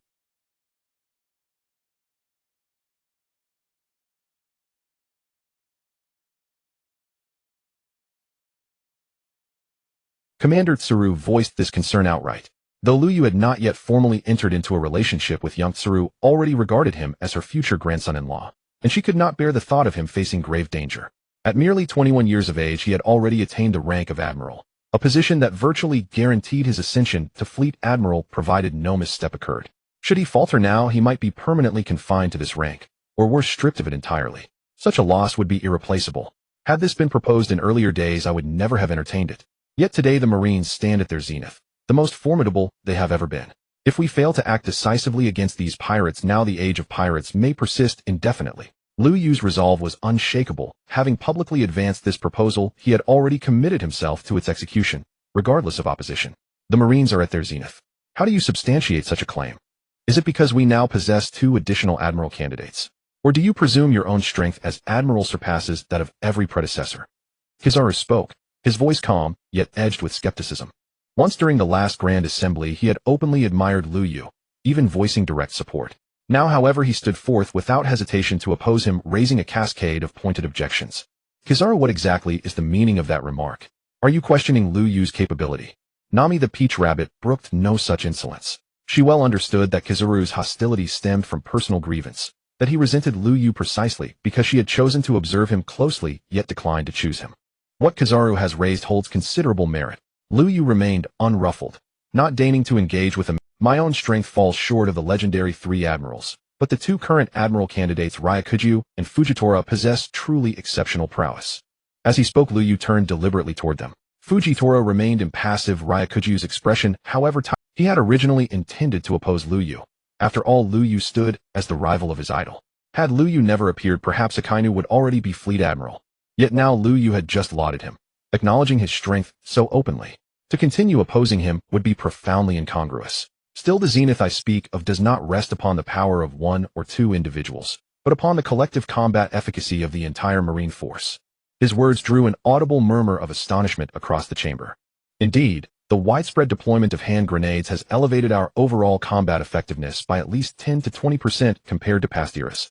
Augmented further by the pacifista units, the Marines' present fighting capacity eclipses that of any prior generation. Akiji spoke then. Though he too harbored reservations about Lu Yu's plan as Fleet Admiral, he possessed unparalleled insight into the Navy's true operational strength. These are battle reports delivered just today, chronicling naval engagements with pirates over the past fortnight. Akiji produced a thick stack of documents. According to these records, nearly every Marine unit engaged pirates with markedly greater efficiency. Capture and elimination rates surged dramatically, while Marine casualties plummeted. As Akiji spoke, the reports circulated swiftly among the assembly for inspection. Those who reviewed them nodded in silent affirmation. Some were even the very officers who had authored those reports intimately familiar with every datum therein. Kizaru bristled visibly, but confronted with irrefutable figures, he fell silent, his face darkening as he sank back into his seat. I recall your arsenal contains even more formidable weapons. Once Vegapunk replicates them en masse and equips them across the fleet, would our combat power not reach unprecedented heights? Akainu spoke, his tone layered with implication. Though ideologically opposed to Lu Yu, his question signaled tacit acceptance of confronting the 4 emperors. only the timing remained in contention. His statement revealed a crucial truth: he did not oppose action itself, only sought assurance that the moment was optimal. Vegapunk cannot fully reverse engineer and industrialize my weaponry within any reasonable time frame. Even if he succeeds, these arms demand extraordinary physical prerequisites. Take the newly developed Gatling gun. No ordinary soldier can shoulder it in combat. It requires immense strength merely to bear its weight. Its recoil is staggering. Moreover, each unit requires vast quantities of specialized ammunition, hundreds, even thousands of rounds per sustained barrage. To achieve decisive battlefield impact, tens, or even hundreds of thousands of rounds may be necessary per engagement. Thus, such weapons are suited only for coordinated unit deployment, e.g., mounting 3 or 4 aboard a single Marine battleship pre-positioned before combat, or forming dedicated machine gun squads operating in synchronized teams. Consequently, the weapon most effective at enhancing individual combat capability remains the hand grenade, compact, devastatingly explosive, and imbued with unique properties. Liu Yu's explanation resonated instantly with the assembly. As a Devil Fruit user, he faced none of the logistical constraints others endured. Ammunition consumption, transport, logistics. He bore no such burdens. Others, however, did, unless they joined the Black Rose Special Forces, whose members shared his abilities. Yet that sharing was limited to 4 individuals, granting access to only 4 shared skills, inevitably reserved for the most potent armaments. Then why not simply mass-produce more grenades and equip every Marine unit accordingly? Zephyr asked. Sir, Liu Yu replied, meeting his gaze, grenades are inherently leak-prone. Many present grasped his meaning immediately, though the Marines' rigorously controlled grenade distribution battlefield conditions inevitably led to their dispersal and eventual acquisition by adversaries. Vegapunk required only 1 month to replicate them. Other pirates would follow suit, perhaps needing only slightly longer. At present, our Navy holds a decisive advantage solely because we were the first to develop this technology and possess sufficient resources to manufacture and deploy it on a large scale. Yet should time pass, the pirates will inevitably acquire it as well, rendering our edge obsolete. Therefore, I maintain that now is the optimal moment to launch an offensive against the pirates. Liu Yu surveyed the assembly and restated his position with conviction. Though hand grenades are formidable, their efficacy remains limited to ordinary pirates against true titans, such as the 4 Emperors or the 3 Disasters. Their impact is ultimately constrained. Akainu voiced his reservations plainly. Indeed, confronting genuine apex warriors demands far more potent armaments, such as Dr. Vegapunk's laser cannons or quantum detonators. Yet these weapons require extensive development time, and even once deployed, they serve primarily to counter elite adversaries, not to shield rank-and-file sailors. Should the enemy likewise acquire hand grenades before we strike, our naval casualties would be catastrophic. Liu Yu paused briefly, then raised his voice sharply. I refuse to let our sailors perish in vain. These words reverberated through the chamber, stirring profound awe among the assembled admirals. They had long heard rumors of Liu Yu's unwavering devotion to his troops, but none had imagined he would embody that principle so utterly. To these high-ranking officers, sailors were mere expendable cogs, nameless, faceless figures whose sacrifice was inevitable in any great campaign. One general rises upon 10,000 bones, and they lacked neither manpower nor replenishment. Backed by over 200 world government allied nations, fresh recruits flowed endlessly, fallen men replaced without hesitation. Yet Liu Yu stood apart. Others sought to minimize personal risk by expending soldiers. Liu Yu chose instead to shoulder peril himself, so that no sailor would die needlessly. Given the choice between hand grenades and quantum detonators, most would have waited for the latter, reducing risk to themselves dramatically. But Liu Yu opted for the former, sacrificing strategic safety to spare countless lives, while accepting heightened danger for senior officers alone. Admiral Liu Yu, please outline your specific operational plan for assaulting the Beast Pirates. Kazan addressed him with newfound respect, realizing in comparison that he himself, as fleet admiral, had fallen short of Liu Yu's standard as an admiral. His words signaled tacit approval of Liu Yu's decision to engage a 4 Emperor-level pirate crew. What remained was merely the formulation of execution details. No dissent followed Kazan's remark. Each admiral shared his quiet sense of inadequacy, a silent, humbling self-reckoning. My selection of the Beast Pirates stems from multiple strategic considerations. Liu Yu resumed his tone, returning to its customary calm as he began detailing his battle plan. Among the 4 emperors, none can claim undisputed supremacy. We lack definitive means to assess their relative strength. Thus, our choice must pivot on other decisive factors. Foremost among those factors is the tangible benefit we stand to gain. Liu Yu paused, lifted his teacup, took a measured sip, and continued. Wano country is widely known as the world's foremost exporter of seastone, a material indispensable to crafting half the globe's seastone weaponry. Consequently, seizing Wano country would grant us full control over its seastone reserves, empowering the Navy to elevate its combat capability to unprecedented heights. Only then did comprehension dawn across the room.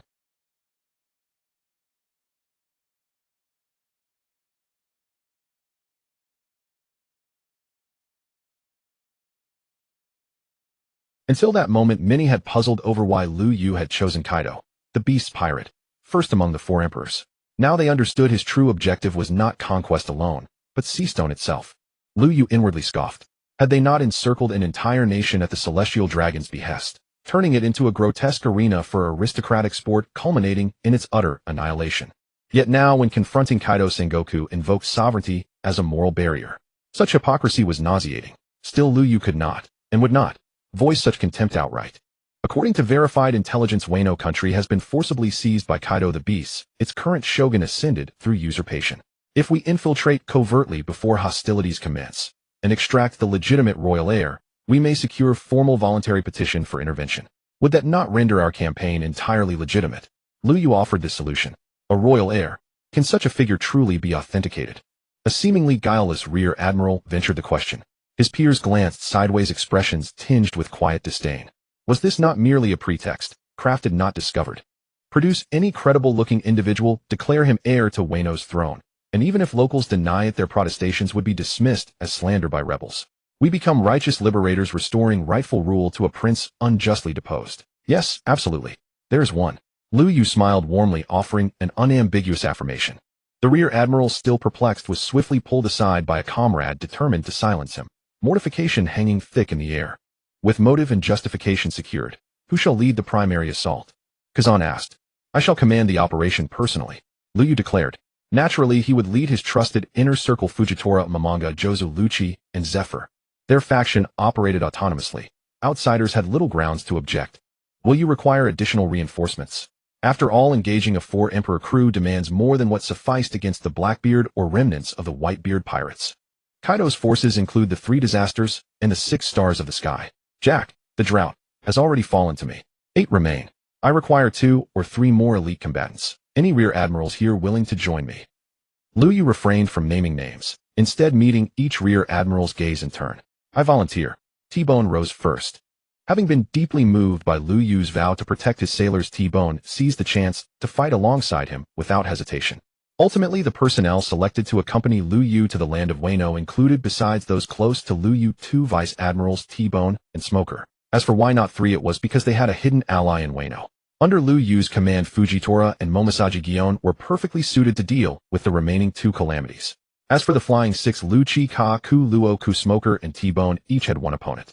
Furthermore, Zephyr would also accompany them, his task being to be prepared for any emergency. If anyone could not defeat their opponent, Zephyr could step in to help. Our lineup to confront Kaido of the Beasts is already sufficient, but the most crucial aspect of this battle is actually to prevent any unexpected moves from the other 3 Yonko crews. Lu Yu looked at Kizaru, Akainu, and Garp. To deal with the other Yonko crews, it was absolutely necessary to have admiral-level combatants, even if it was just for surveillance and prevention. Admirals had to be involved. I earnestly request your full support, Lu Yu said to the 3 with utmost sincerity. At this moment, the attitudes of these 3, especially Kizaru and Akainu, were critical to Lu Yu's operation. If they agreed, Lu Yu could fully unleash his strength to fight Kaido. But if they disagreed, then Lu Yu truly dared not easily strike at Kaido of the Beasts. What if, like in the manga, he allied with Big Mom again? Lu Yu's strength should be enough to handle 1 Yonko, but against 2 Yonko he really dared not take the risk. Sakazuki will definitely give my full support. The first to stand up was actually Akainu. Originally, Lu Yu had been counting on Kizaru since that guy at least owed him a favor, didn't he? I'll handle Red Hair Shanks. I guarantee you, as long as I live, he will never set foot in Wano. Akainu's words were grave. He was staking his life on this journey. Lu Yu was speechless, for he didn't know what to say. He could only stand straight, eyes fixed on Akainu, raising his right hand in a military salute. This scene had never been performed by any high-ranking Marine before. How terrifying, Kizaru exclaimed. Lu Yu, your actions are too reckless, making me feel afraid. Kizaru said so, but he had already stood up, his intention clear. Ha ha. Garp laughed heartily as he stood up. You youngsters have stepped forward. How can I, an old man, lose to you? I'll make a trip to the Cross Guild, Garp said. Thus, the 3 admiral-level powerhouses of Marine headquarters all agreed to Lu Yu's request to contain the other 3 Yonko crews. Ding. You have successfully obtained the full support of other Marine admirals, unlocking the Battlefield Dominator title. You have completed the Ammunition Expert's Second Awakening mission. The system's voice came. In Liu Yu's system skill interface, another skill was lit up, one of the most powerful among the second skills of the 4 classes. Supernova nuclear explosion. Although it was only a small-scale nuclear explosion, much weaker than the gunner's third awakening, it was still a genuine nuclear bomb. The devastation it could unleash was absolutely terrifying. In Liu Yu's opinion, no one in the One Piece world could withstand it. After all, true carbon-based life forms could never survive a nuclear bomb. As for this being a manga world where settings might differ, Liu Yu felt that his first awakening had already allowed him to stand firmly at the admiral level, even defeating Blackbeard, who had the potential to become a Yonko. Now that he had awakened his second awakening, dealing with other Yonko should be no problem. Garp, I'll go with you for this battle. Sengoku stood up and said, Sengoku, you've already retired, why do you need to take the spotlight? Garp said, but he understood in his heart that Sengoku was worried something might happen to him. After all, they were both elderly men in their 70s or 80s. No matter how glorious their past achievements, going to face a Yonko now would still make people worry. Having Sengoku accompany him made a difference. Sengoku had just retired as fleet admiral. Though equally old, he had once been one of the 2 pillars of Marine headquarters alongside Garp. Together they could surely handle a Yonko right. Even if they couldn't defeat him, they could definitely buy time. Then I'll intercept the Big Mom pirates. Kizaru had no choice now, only this Yonko remained.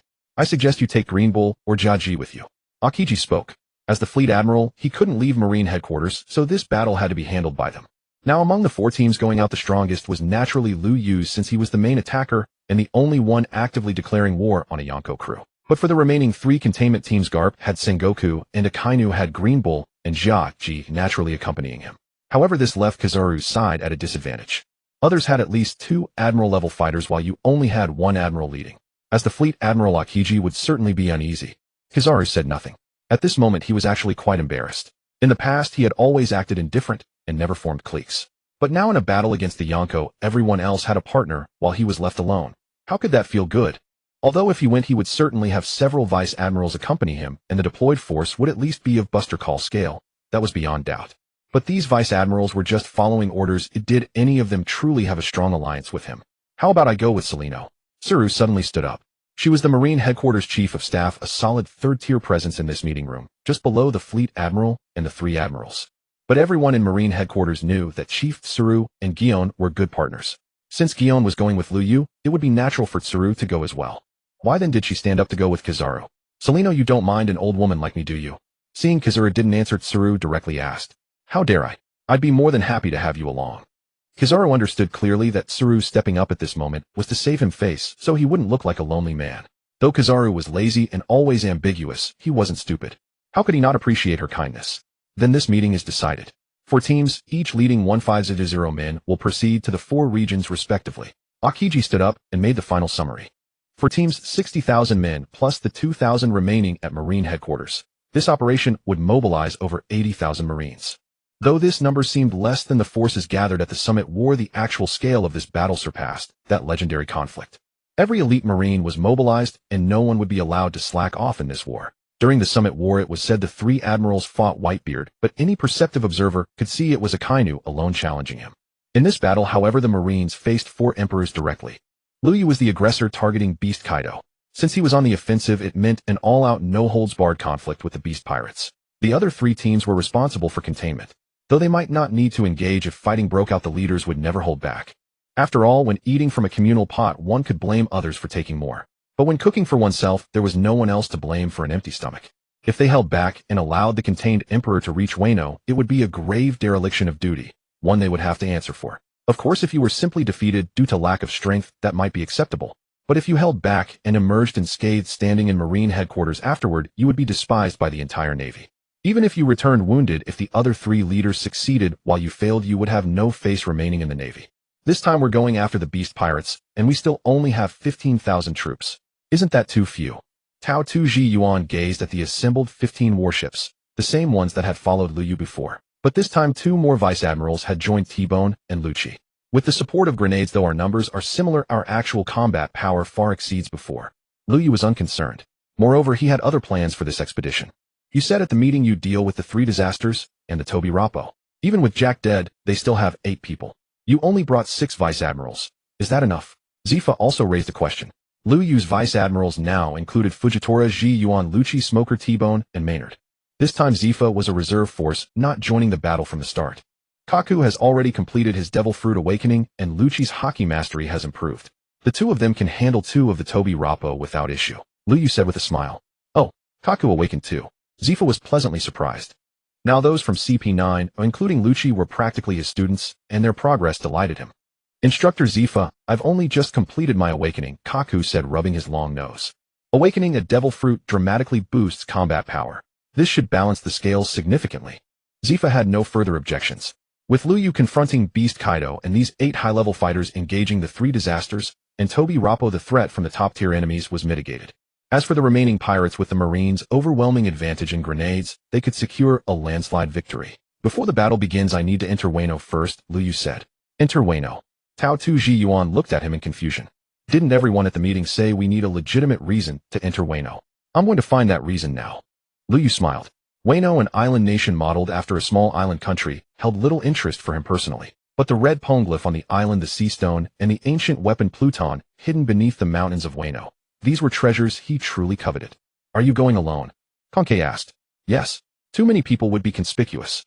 One person can move more freely. Lu Yu's objective was not something he could share with others. During my time in Wano, the marine warships will remain on the outskirts, not making a move until I give the order. Lu Yu's system mission also included a restriction: he must fight Kaido one-on-one. So it remained uncertain whether he would need to engage the entire Beast Pirates. If Kaido agreed to a duel, it would be a battle between 2 men. If not, the full marine force would attack with the other teams, pinning down the Beast Pirates to create a chance for Lu Yu's solo fight. In any case, Lu Yu had to defeat Kaido solely through his own strength, without any assistance. After arranging the fleet, Lu Yu slipped into Wano. His first target was not the islands above, but the base of Wano, enclosed by towering rock walls. With a single leap, he cleared the high cliff and plunged into the water, diving rapidly to the bottom. If anyone had witnessed this, they would never have believed Lu Yu was a devil fruit user, for no devil fruit user could dive like that. Once underwater, Lu Yu spread the fingers of his right hand, and a bubble quickly expanded to envelop him. Though he possessed excellent diving skills, he could not hold his breath indefinitely. The bubble was necessary. He had not used it earlier, only to speed his descent. The bubble was stored in his portable inventory. Beneath the surface of Wano, within what everyone assumed were natural rock formations, lay a hidden world.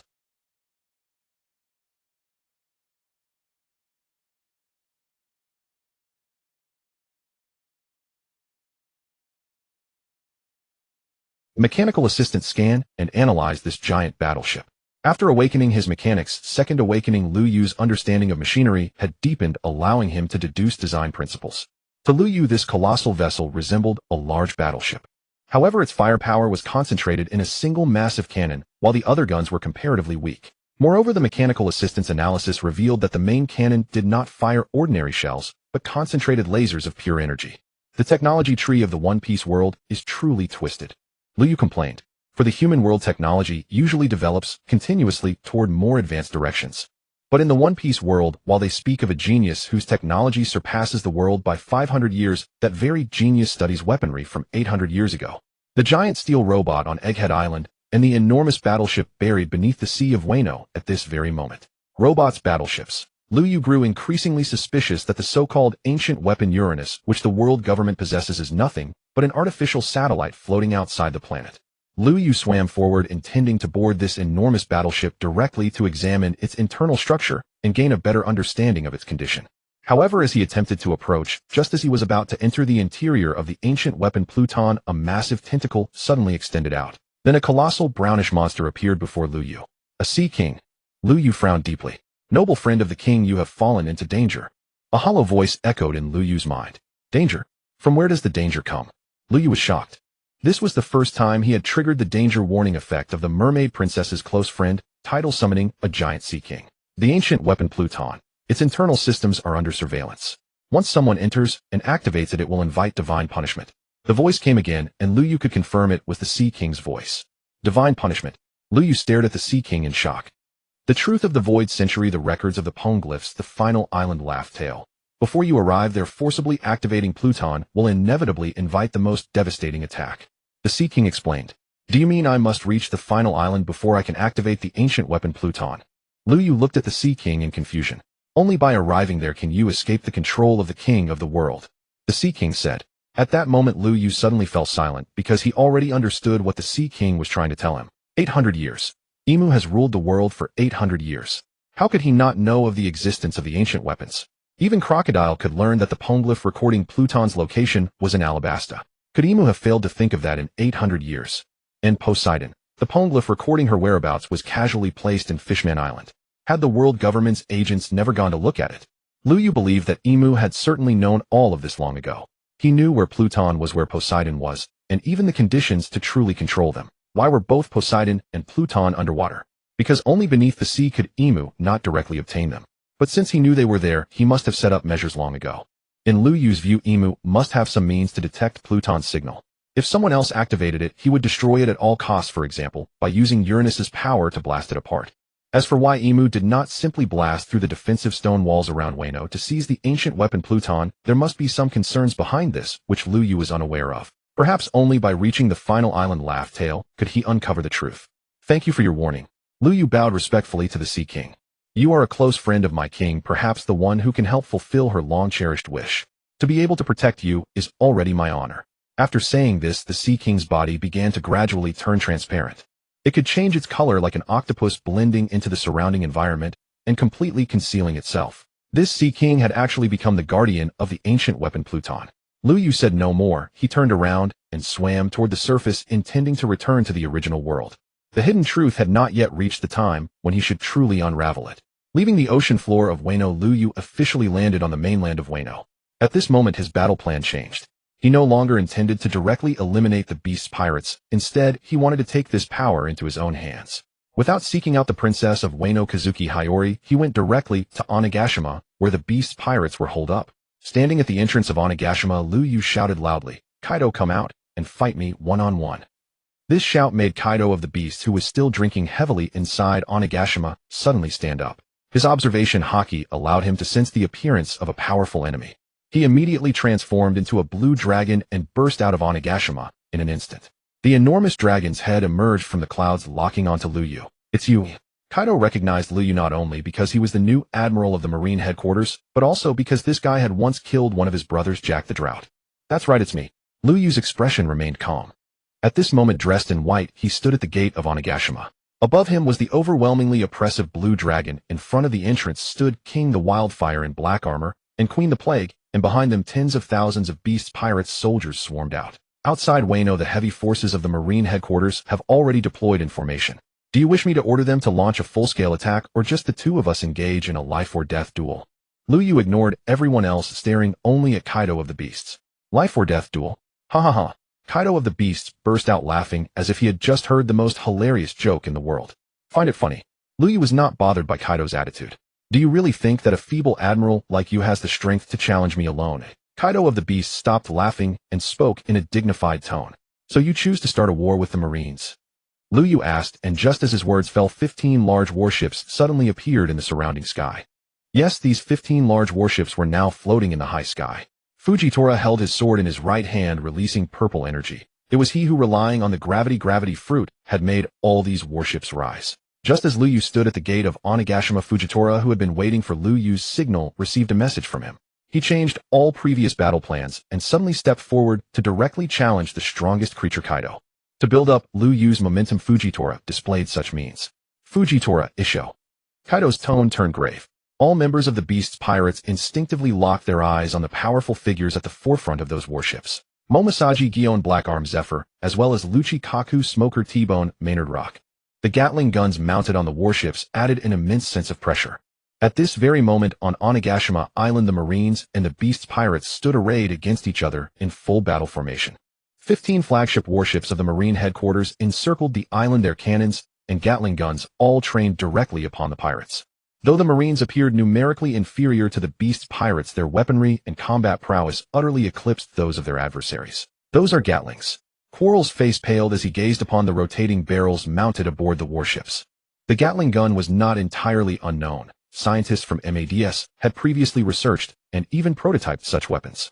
There existed hand-cranked variants, and Quarrel himself had modified one to fire plague-infused rounds. Yet the weapon had never been widely deployed in warfare. Its ammunition consumption was prohibitive, and its destructive power proved insufficient against elite fighters.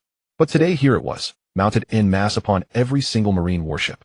Has Vegapunk truly resolved both the ammunition inefficiency and the power deficit? The thought flickered through Quarrel's mind. As a scientist, he harbored deep-seated awe and fear of Vegapunk. Just as all swordsmen universally acknowledged Dracul Mihawk as the world's strongest, so too did scientists, even those fiercely proud, acknowledge Vegapunk as the undisputed apex of their field. Indeed, within his domain, Vegapunk wielded near absolute dominion. Quarrel, what's wrong with you? King turned to Quarrel, whose expression had frozen in stunned disbelief. The Marines' armaments, they've been upgraded again. Rumors have spread across the Grand Line they've developed a new grenade, one that detonates with staggering force at long range, unleashing lightning and freezing effects alike. King was aware of such reports. The deployment of these high-yield grenades by the Marines had already become common knowledge. Even the Beast's pirates had begun planning counter-research. It's not just the grenades. The Gatlings mounted on those warships demand far greater attention, Quarrel replied. Gatlings? King glanced toward one vessel. Its bow prominently bore a 6-barreled Gatling, unmistakably conspicuous. Isn't that your weapon? King instinctively asked. We studied it during the MADS era, but its practical application suffered severe limitations, and its destructive output remained unimpressive. Thus it was largely dismissed. Then why do they now mount it on every warship? King knew well the terrifying potency of Quarrel's own Gatling. A single burst could unleash hundreds, even thousands of rounds, inflicting devastation across multiple targets. I don't know. Quarrel's voice trembled with unease. If these were merely the old models, we'd have little to fear. Slow rate of fire. Weak projectile impact. Easy to counter. Yet if the Marines had deployed them fleet-wide, they could hardly still be the obsolete relics of yesteryear. High above, Kaido faced off against Liu Yu, but he heard every word exchanged between Quarrel and King. 15 massive warships. Their artillery alone was formidable, compounded further by the presence of pacifista units. Most critically, there was the chasm in elite combat strength. Their 3 disasters and Flying 6 were incomplete in number, whereas the Marines fielded a host of rear admirals and vice admirals. If Quarrel's suspicions held true, this battle would place the Beast's pirates in even graver peril. Khalifa, launch a volley of quantum bombs now. Liu Yu observed clearly. Kaido hesitated. So he chose to escalate pressure upon the Beast's pirates immediately. Khalifa and her 2 companions acted in unison. For colossal emerald missiles descended from the sky, aimed squarely at Onigashima. Kaido roared, lashing his immense tail sideways to intercept all 4. The missiles detonated mid-air, yet the concussive force left fissures across Kaido's legendary dragon scales, revealing the terrifying magnitude of energy contained within each quantum bomb. He saw plainly these weapons had been summoned solely by 3 women aboard Liu Yu's flagship. Perhaps their personal combat strength was modest, but such battlefield capabilities promised catastrophic wide-area devastation. Liu Yu. Kaido reverted to human form, glaring with seething fury. Such barges can be repeated every 30 seconds. Tell me, once full-scale combat erupts and you and King are locked in battle, how many salvos do you believe your Beast's pirates can endure? Liu Yu ignored Kaido's rage. It was nothing more than impotent bluster. Then I'll eliminate those girls first. King stepped forward, drawing his blade. Let us see whether you possess the skill to back that boast. Fujitora leapt from the deck, landing firmly behind Liu Yu. Momonga and Shizo swiftly followed, 2 admiral candidates confronting the Beast's 2 top lieutenants. Do you take our Flying 6 as mere ornaments? All 6 advanced in unison, each manifesting their devil fruit forms, an unmistakable display of raw power. How intriguing! Lucci's voice rang out, and in an instant his body transformed into that of a leopard. Though his Zoan-type cat fruit model leopard ranked among the more common Zoan variants, Lucci now exhibited full devil fruit awakening. Fujitora, who had earlier preened himself for possessing a superior devil fruit, instantly turned ashen-faced. Then came an even greater shock. Kaku, the other former CP9 agent, had likewise achieved awakening. Simultaneously, Smoker and T-Bone drew their weapons. Minid and Zephyr strode to the fore of the deck, and Rock shifted into a colossal pink dragon, identical in scale and majesty to Kaido himself. That single transformation dimmed the entire cohort of ancient Zoans opposite them. Even Kaido's brow furrowed in grim appraisal. The Beast's pirates had been comprehensively outmatched on every front.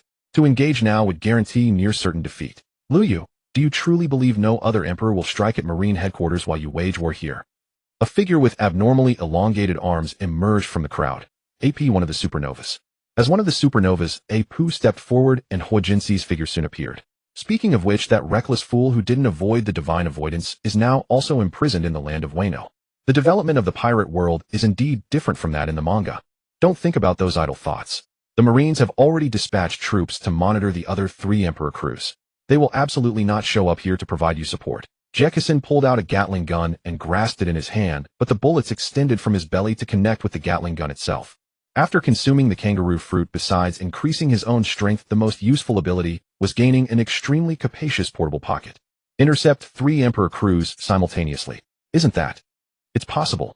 Huijinsi interrupted Apu's words. He held cards in his hand, calculating the current situation. At this moment, Kai Duo also understood that the Marines now seemed to truly possess such capability. Kapu Zhangguiqi, Quan Huang Yuan. The number of top-tier combatants at Marine headquarters is now stronger than ever, a fact widely acknowledged across the seas. Therefore, Kai Duo and Big Mom had actually been in secret contact, deciding to form an offensive-defensive alliance when necessary. Once one side was attacked by the opponent, the other would immediately go to provide support. However, if a Marine admiral was also watching the Big Mom pirates, how could Big Mom easily leave her territory? Either Huang Yuan or Chi Quan staying there would be a huge threat to their pirate crew. Khalifa initiate the second round of bombing. Lu Yu had no intention of letting Kai Duo stall any longer. If Kai Duo still didn't make a decision after 3 warnings, then they would launch a full assault. At most, he would give a strict order to the others to stay away from the battlefield between him and Kai Duo after the battle began, allowing him to face Kai Duo alone. 4 more quantum bombs fell, and this time Kai Duo and Jin both acted simultaneously, intercepting the 4 missiles midair. However, Lu Yu's action of launching missiles again proved that what he said earlier was correct. They only needed a 30-second interval to initiate such a bombardment. As for the soldiers of the Beast Pirates, few had the ability to intercept a bombardment of this level. Everyone prepare for battle. Lu Yu's voice echoed across the entire battlefield. Next missile launch, activate all weapons. Lu Yu issued the order to the entire army, which also served to further pressure Kai Duo of the Beasts. Isn't it just a one-on-one fight? I'll take you on. Kai Duo snorted, coldly agreeing to the request Lu Yu had made earlier. In fact, Kai Duo had never been opposed to a one-on-one duel with Lu Yu, he just disliked the feeling of being coerced. Moreover, refusal could serve as a precaution. In that case, let's go to the roof of Gui Dao. As he spoke, Lu Yu activated an aerial leap support skill. With a gentle leap, he crossed hundreds of meters in one go and arrived at Gui Dao. Then another leap directly brought him to the top of Gui Dao's roof. Kai Duo of the Beasts also made a similar leap and arrived on the roof of Gui Dao. 2 top-tier powerhouses of the pirate world would engage in a one-on-one duel here. Let's agree on the terms of victory. Lu Yu looked at Kai Duo and said, terms of victory. Whoever loses dies. Isn't that simple enough? Kai Duo didn't understand the meaning of Lu Yu's question. No, I won't kill you. I want you to be my pet. Lu Yu said, pet. Kai Duo was stunned. What an arrogant brat. You're asking for death. As Kai Duo spoke, the spiked club in his hand immediately emitted faint thunderous sounds with lightning crackling and leaping. You're bound to lose this battle. Rather than dying in vain, becoming Lu Yu's pet at least gives you a chance to live right. While Lu Yu said this, his conditions were continuously stacking. He activated all the amplification skills of his 4 professions, entering his optimal combat stance. Want me to be your subordinate? Unless you are rocks. As Kai Duo spoke, his body suddenly charged forward, black lightning continuously flickering on his spiked club. Lu Yu was well aware of the immense power of Kai Duo's frontal assault and naturally wouldn't give him a chance to get close. He instantly pulled out an anti-tank cannon and a blue shell roared out. Kai Duo turned sideways to dodge, but found a missile already falling from the sky. He had already experienced the power of this missile, so he wouldn't let it land on him. He had no choice but to swing his spiked club upward, smashing the huge missile away over 10 meters before it exploded. Away from the blast center, the destructive power of the quantum bomb was negligible to Kai Duo. Bazooka, a charged laser cannon, blasted out instantly. Just as Kai Duo knocked the quantum bomb away with his club, a thick laser struck his chest, the searing heat burning his body.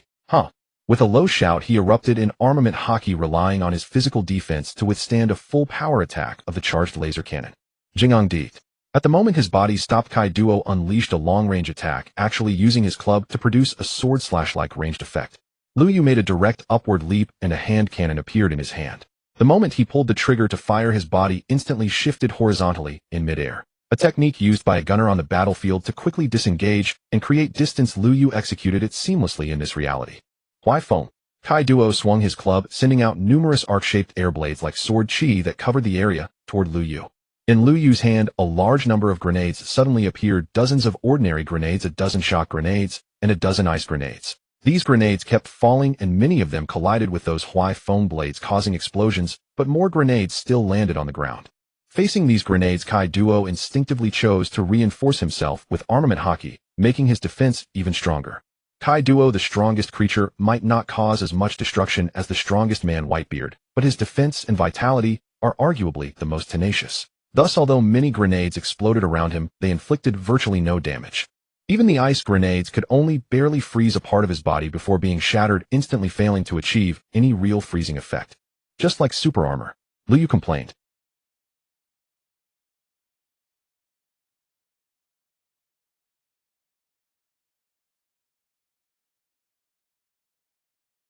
The moment he landed again, swarms of combat robots materialized around him, enhanced in speed, surging forward toward Kaido with relentless precision. High above, a transport aircraft roared across the sky, deploying waves of smaller autonomous drones. These tiny things, no matter how many you send, they'll change nothing. As Kaido spoke, he swung his spiked club in sweeping arcs, shattering every drone that dared draw near. Yet even as he shattered them, more machines surged forth, relentless, unceasing. Laser-emitting emplacements. Agile, rapid-firing drones capable of evasive maneuvers and suicidal ramming strikes. 2 artillery turrets rose from the ground nearby. One unleashed conventional high-velocity shells, the other fired both shells and searing laser beams in tandem. In midair, the combat mechanized storm's machine guns raked ceaselessly, while missiles streaked out at irregular intervals. Like gnats, insufferable, Kaido's composure frayed. These swarming drones and micromechanisms poured forth without end, an incessant grating assault that wore even his legendary patience thin. A mechanic's art lies in commanding legions through solitary mastery. Though Liu Yu employed only rudimentary techniques, his overwhelming numerical advantage momentarily ensnared Kaido in tactical disarray. And that brief disarray was all Liu Yu needed to prepare something far deadlier: the gunner's compressed quantum cannon. A torrent of obsidian-black quantum energy surged forth, locked onto Kaido. In that instant, Kaido abandoned all lesser threats. Crossing his arms before his chest, he ignited armament hockey to its absolute zenith. Boom! A cataclysmic detonation hurled Kaido backward through the air. His armored scales, those impenetrable plates, now bore deep, jagged scars. Simple weapons, yet they wound me, eh? Kaido stared stunned at Liu Yu. Back in Vegapunk's laboratory, even the most advanced weaponry had failed to scratch his hide. So how could Liu Yu's arsenal pierce it? Sufficient force shatters any defense, no matter how absolute. Liu Yu spoke with quiet nonchalance, though inwardly he deeply admired Kaido's near-invincible resilience. The earlier grenades were merely prelude. Against Kaido, Liu Yu had deployed nearly every mechanic skill below level 85, excluding awakening techniques, and capped it all with the gunner's compressed quantum cannon. Yet even this barrage left Kaido merely disheveled, not wounded, not weakened, his body bearing no true harm beyond superficial abrasions. You speak truth, power enough can pierce all. But after so many strikes, only my sleeve is dusted. Tell me, how many of my blows can you endure? Even as he spoke, Kaido lunged forward, blazing shell and death revolver igniting in tandem. He fused the ammo expert's explosive mastery with the gunslinger's fluid gunplay, amplifying lethality beyond measure. Once in a prior iteration of Dungeon Fighter, such synergy existed only between ammo experts and gunslingers. Now Liu Yu wielded all 4 archetypes, freely weaving their arts into seamless, devastating combinations. Tempest Barrage. The gunslinger's level 75 technique, a whirlwind of dual-wielded gunfire unleashing tenfold destructive force in a single breath. Most crucially, its velocity defied evasion, blinding, inevitable, unstoppable. Kaido anticipated evasion, or another wave of restraining drones. He never foresaw Liu Yu erupting with such raw, concentrated fury. The bullets struck too fast, far beyond reaction time. And each seemingly insignificant round detonated on impact, its blast rivaling that of a full-sized combat drone. Under normal circumstances, such explosions would mean nothing to Kaido. But now, dozens struck simultaneously, converging upon him in a single searing heartbeat, each detonation compounding the next. And every shot found its mark, on his skull. True headshots, one after another. Rapid light fire. His revolver, transformed, now a custom-built weapon, the ammo expert's level 70 technique. Simultaneously, a smart grenade arced through the air, designed to adhere to its target, then detonate only upon subsequent ammo expert-triggered attacks. Heavy fire support. With a snap of his fingers, over a dozen massive artillery shells descended from unseen heights, hurtling straight toward Kaido. The moment the smart grenade clung to Kaido's form, the heavy fire support shell struck. Liu Yu spun mid-motion, the weapon in his hand shifting seamlessly into an antique matchlock musket. Napalm incendiary. Bang! A colossal explosion erupted, molten volcanic heat engulfing Kaido, entirely incinerating the very air around him. This assault differed utterly from the earlier mechanized swarm. Every technique deployed now carried staggering singular lethality, each strike calibrated for annihilation. Against such firepower, no ordinary being could survive, even for a second. But Liu Yu did not face an ordinary foe.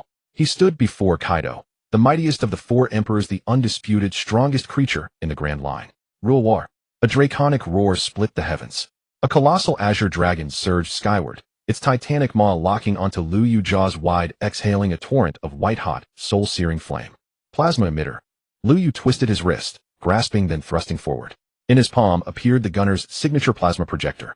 Since acquiring the gunner's arts, Liu Yu had relied heavily on anti-tank cannons, laser lances, and quantum detonators. Yet the gunner's arsenal held 3 flame-based techniques besides those: the flamethrower, the focused flamethrower, and now the plasma emitter.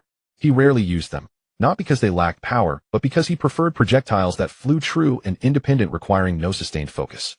Now, however, facing Kaido's primordial breath, Liu Yu burned with a single question: could the plasma emitter's inferno rival the dragon's own? At that moment, twin conflagrations collided midair, their meeting point melting bedrock into molten slag. The flames subsided swiftly, yet a colossal molten crater now gaped at Ghost Island's summit, scorching earth cascading like lava. I've endured your petty tricks long enough. Kaido roared, his titanic frame coiling as his massive tail lashed sideways with devastating force. Since neither speed nor brute strength could close the distance effectively, he would instead crush his foe beneath the overwhelming might of his dragon form. As for Liu Yu's relentless assaults, even if some could wound him, they were bearable for a fleeting moment. In return, a single strike from him would leave Liu Yu grievously injured. This was the ultimate exchange: injury for annihilation. I've been waiting precisely for this moment. Your body's monstrous enlargement. Mechanist Gaborg's fist. Liu Yu snapped his fingers. Portals flared open instantly, and a colossal steel arm erupted forth with cataclysmic force.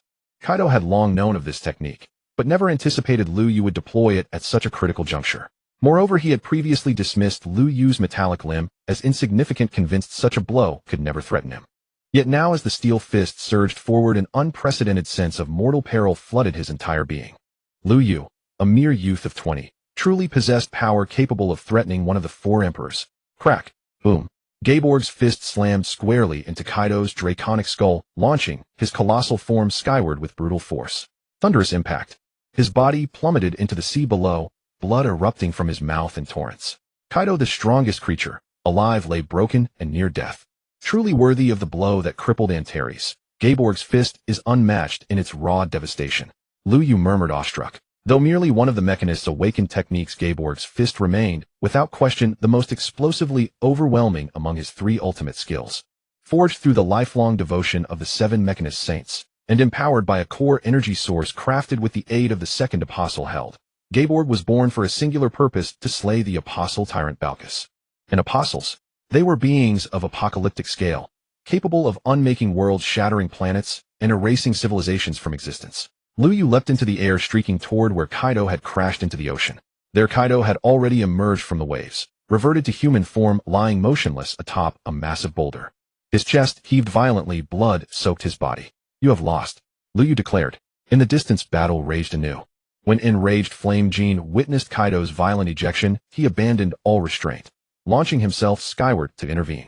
But Fujitora had anticipated him. The moment Jean stirred, Fujitora struck without hesitation. Jin's strength was formidable, yet Fujitora's assault was one he dared not ignore. The outcome was inevitable: absolute, unyielding interception.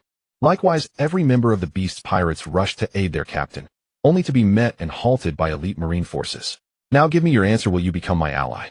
Ally, a euphemism for pet. Yet Liu Yu offered the title with deliberate dignity, granting Kaido a measure of honor even in surrender. A marine seeking an alliance with a pirate. How absurd! Kaido gasped, raggedly straining to restore his shattered vitality. Because my ambition transcends all titles. I seek the throne of the World King. What? Kaido jolted upright, staring at Liu Yu in utter disbelief. The Admiralty may glitter with prestige, but the moment one assumes that rank, one becomes bound to a sacred duty to safeguard the Celestial Dragon's interests at any cost. To speak plainly, the fleet admirals are little more than the Celestial Dragon's guard dogs, and I refuse to be anyone's dog. Liu Yu spoke openly, now unafraid, because if Kaido refused, the next instant would bring forth the supernova detonator. Kaido might survive Gaborg's fist, but could he withstand a full-scale supernova thermonuclear detonation? Liu Yu knew with absolute certainty he could not. Whirrrr. A sudden booming laugh burst from Kaido's throat. Until now he had seethed with resentment. How could such a prodigy emerge so suddenly within the Marines? He had also resented Liu Yu personally, believing he still held untapped, far greater techniques. Had he not grown careless, he would never have fallen so easily. But now his bitterness dissolved. He saw it clearly: another rocks, another titan burning with world-shaking ambition. Swear fealty to me, and I shall grant you immediate passage. You and your crew may flee this place unharmed. Refuse, and I shall end you here, then purge every disobedient soul who dares oppose me. As Liu Yu spoke, a compact device materialized in his palm, unassuming in appearance, yet radiating palpable lethal menace. Kaido sensed its dread power the instant his eyes fell upon it. To claim the World King's throne is no simple fantasy, Kaido replied, his tone shifting, evoking memories buried deep in time. Once another man harbored identical dreams, gathering the world's strongest warriors beneath his banner. Yet in the end he fell, not to strength, but to an opponent's unfathomable surreal technique. Kaido paused. You speak of rocks. Liu Yu listened intently. He had read no such lore in the manga before his transmigration.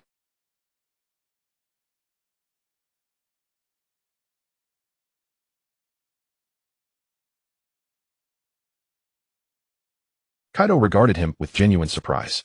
Though the world government strives to erase it, the incident occurred only 37 years ago. Living witnesses remain numerous.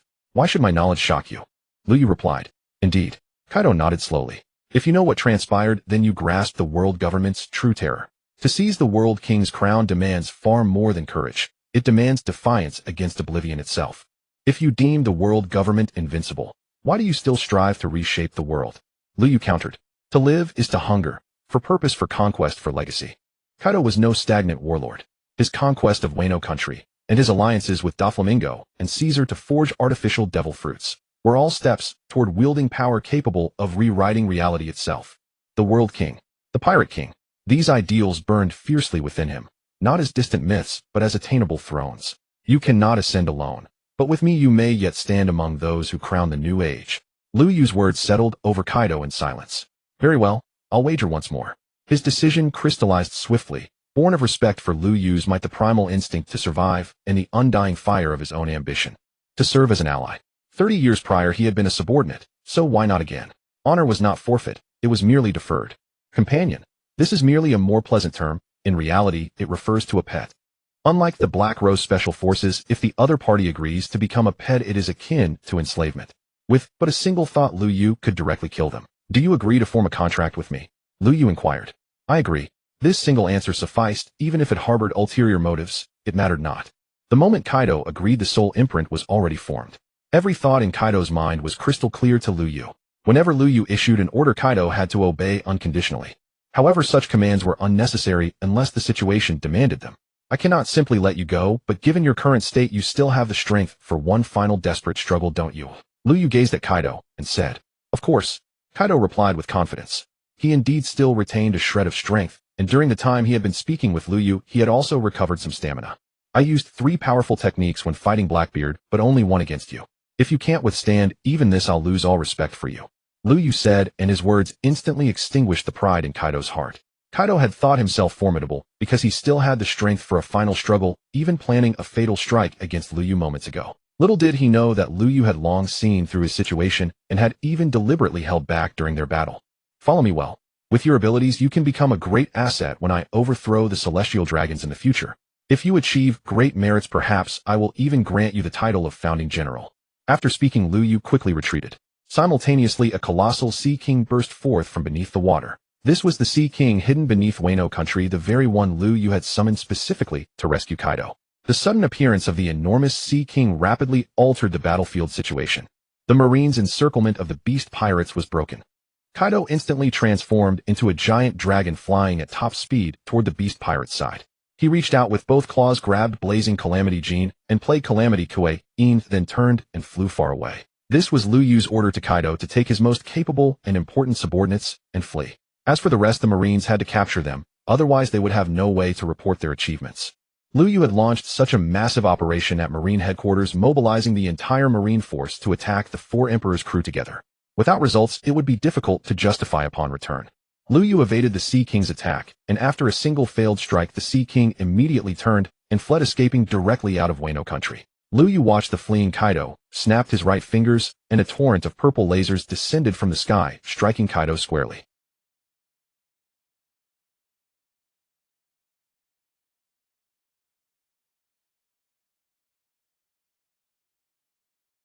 Anyone with flight abilities immediately check on Kaido's condition. Liu Yu shouted. Among the Marine ranks, Luo, Kaluchi, and others with flight capabilities or adept moonwalk usage rushed toward Kaido's location. The rest of you capture all of the beast pirates. Liu Yu continued commanding. The remaining Marines swiftly launched an assault on the beast pirates. The beast pirates, who had been locked in a fierce stalemate with the Marines, now suffered a severe morale collapse. After being severely wounded, Kaido had fled with Jean and Kuei, only to be struck into the sea by Liu Yu's subsequent powerful attack. Though they had not yet seen Kaido's corpse, his escape proved his defeat. With Jean and Kuei, the two highest-ranking officers, also fallen into the water, the remaining pirates had no fighting spirit left. The Flying Six still attempted to resist, but with Momosaji Gion and Fujitora, the two Marine Admiral candidates, no longer having opponents to engage, subduing the Flying Six posed no challenge. Moreover, Da suddenly emerged, throwing a punch that struck Run T on the neck, knocking her out instantly. In an instant, the Flying Six lost 2 members, and the remaining 4 could no longer trust one another, scattering in desperate attempts to flee. But they had no chance. The elite Marines swarmed in, leaving these 4 top-tier beast pirate combatants with only 2 outcomes: either captured and sent to impel down, or slain on the spot. The rest of the beast pirates met the same fate, either killed or captured. The beast pirates, which had once numbered 30,000 at their peak, were utterly shattered overnight. Admiral Liu Yu, Special Operations Captain of the Marine Headquarters Confidential Unit, reporting for duty. Dragging the unconscious Run T, stood before Liu Yu and revealed his true identity. Your long-term infiltration has been arduous. Thank you for your efforts. Liu Yu was naturally aware of Dalik's identity. In the manga, he later learned of the world government's darkness due to the appearance of CP0 agents and fought to the death alongside that CP0 agent for the sake of his justice. However, the fact that he would fight to the death against a CP0 agent for his own justice showed that he was not a Marine willing to be manipulated by the Celestial Dragons, a potential ally for Liu Yu. From today on, you no longer need to operate undercover. Return to Marine Headquarters and take command of the Blade Unit directly. Truly build this special force. Liu Yu said. Yes, sir. Dalik returned a crisp military salute. ZFA then approached. Upon seeing ZFA, Dalik saluted respectfully. Master, you rascal. I really thought you had betrayed the Marines. ZFA had been genuinely furious when he saw Dalik standing among the Onigashima ranks. But when he saw Dalik suddenly strike Run T, he realized that the Marine Headquarters indeed had a unit dedicated to infiltrating pirate crews. Liu Yu, when deploying forces, had clearly factored in Dalik's situation from the very beginning. Master, I may not be at Marine Headquarters, but the justice in my heart has always remained. Dalik answered firmly. Well said. ZFA gave Dalik a thumbs up, thoroughly pleased with his student. Give me Run T, and you go lead the Marines to sweep the entire Onigashima. Liu Yu said. Entrusting the post-war cleanup to Dalik, who was thoroughly familiar with his methods, was the most fitting choice.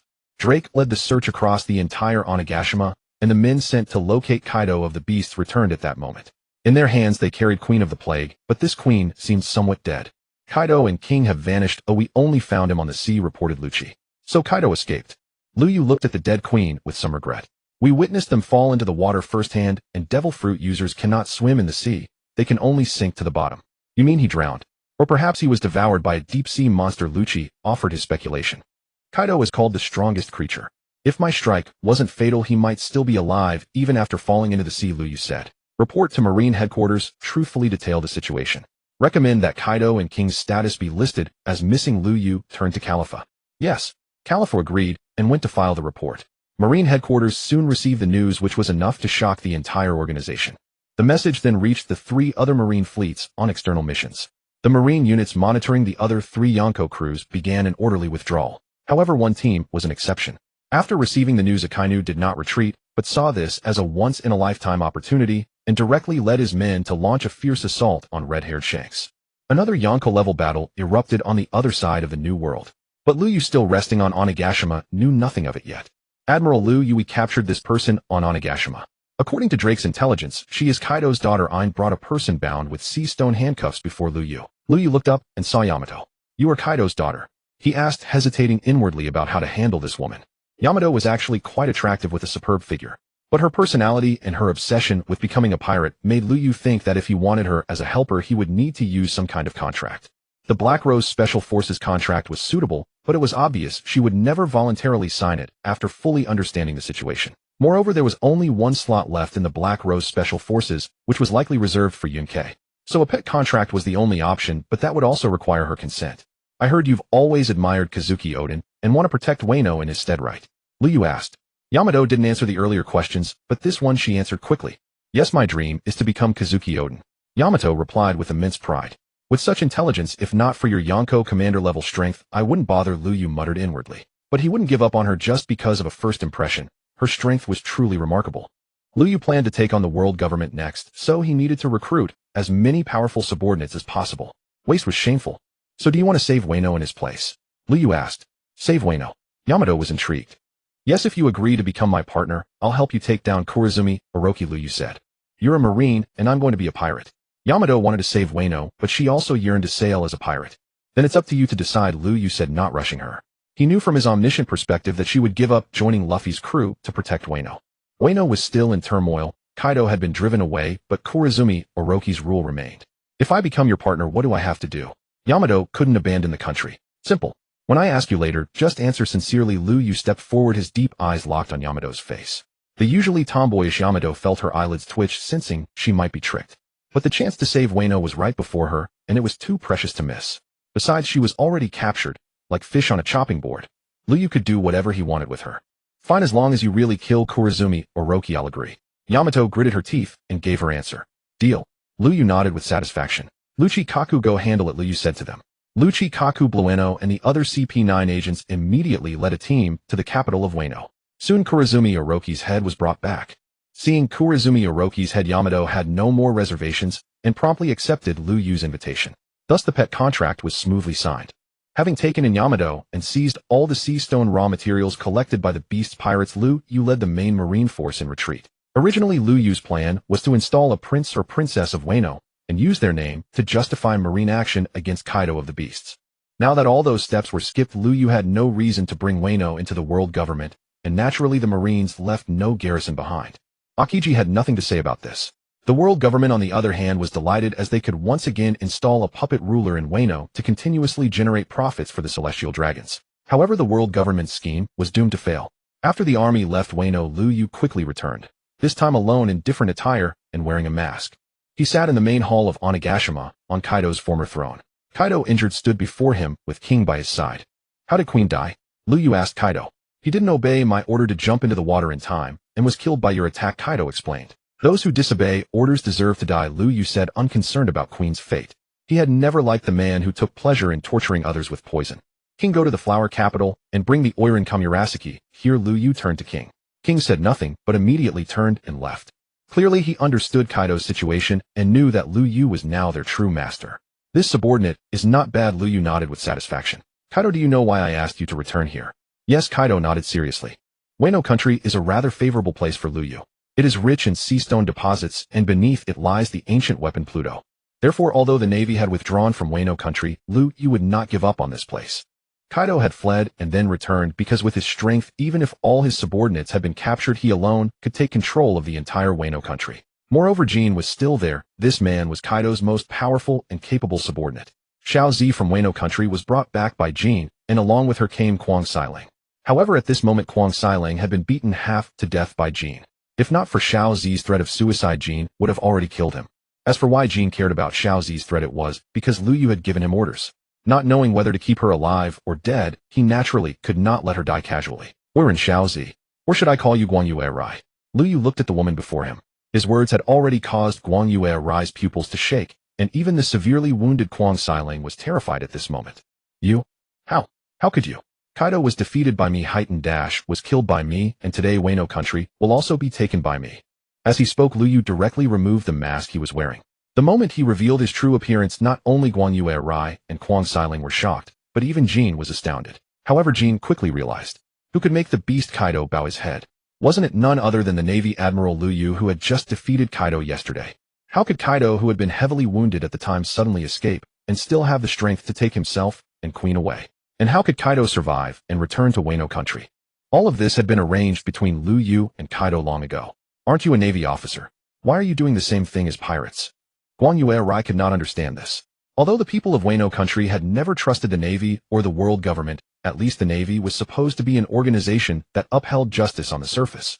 First of all, Wano country is not a member of the world government, so I have no obligation to you. Secondly, I helped you defeat Kaido and kill Heightened Dash, which is a great benefit to your Wano country. Guan Yue Rai could not refute Lu Yu's first point, because a non-member of the world government was indeed not under the Navy's protection. But the second point, you are right to kill Heightened Dash, but Kaido is still here. You had him capture me. Don't you have ulterior motives? Guan Yue Rai looked at Jin, her eyes full of anger. It was this man who had just beaten Kwang Sailang who had been protecting her half to death. I'll tell you my plan plainly. Lu Yu said, Wano country is a very important strategic location. The sea stone deposits here are extremely important to me, so I need to occupy this place. However, I will not do the same as Heightened Dash, and Kaido will not oppress you as he did before. My goal is the sea stone deposits. I will leave Wano country to you to manage. You can govern it however you like, but you must ensure the smooth mining of sea stone, and then supply it to me. Lu Yu's words made Guan Yue heave a sigh of relief.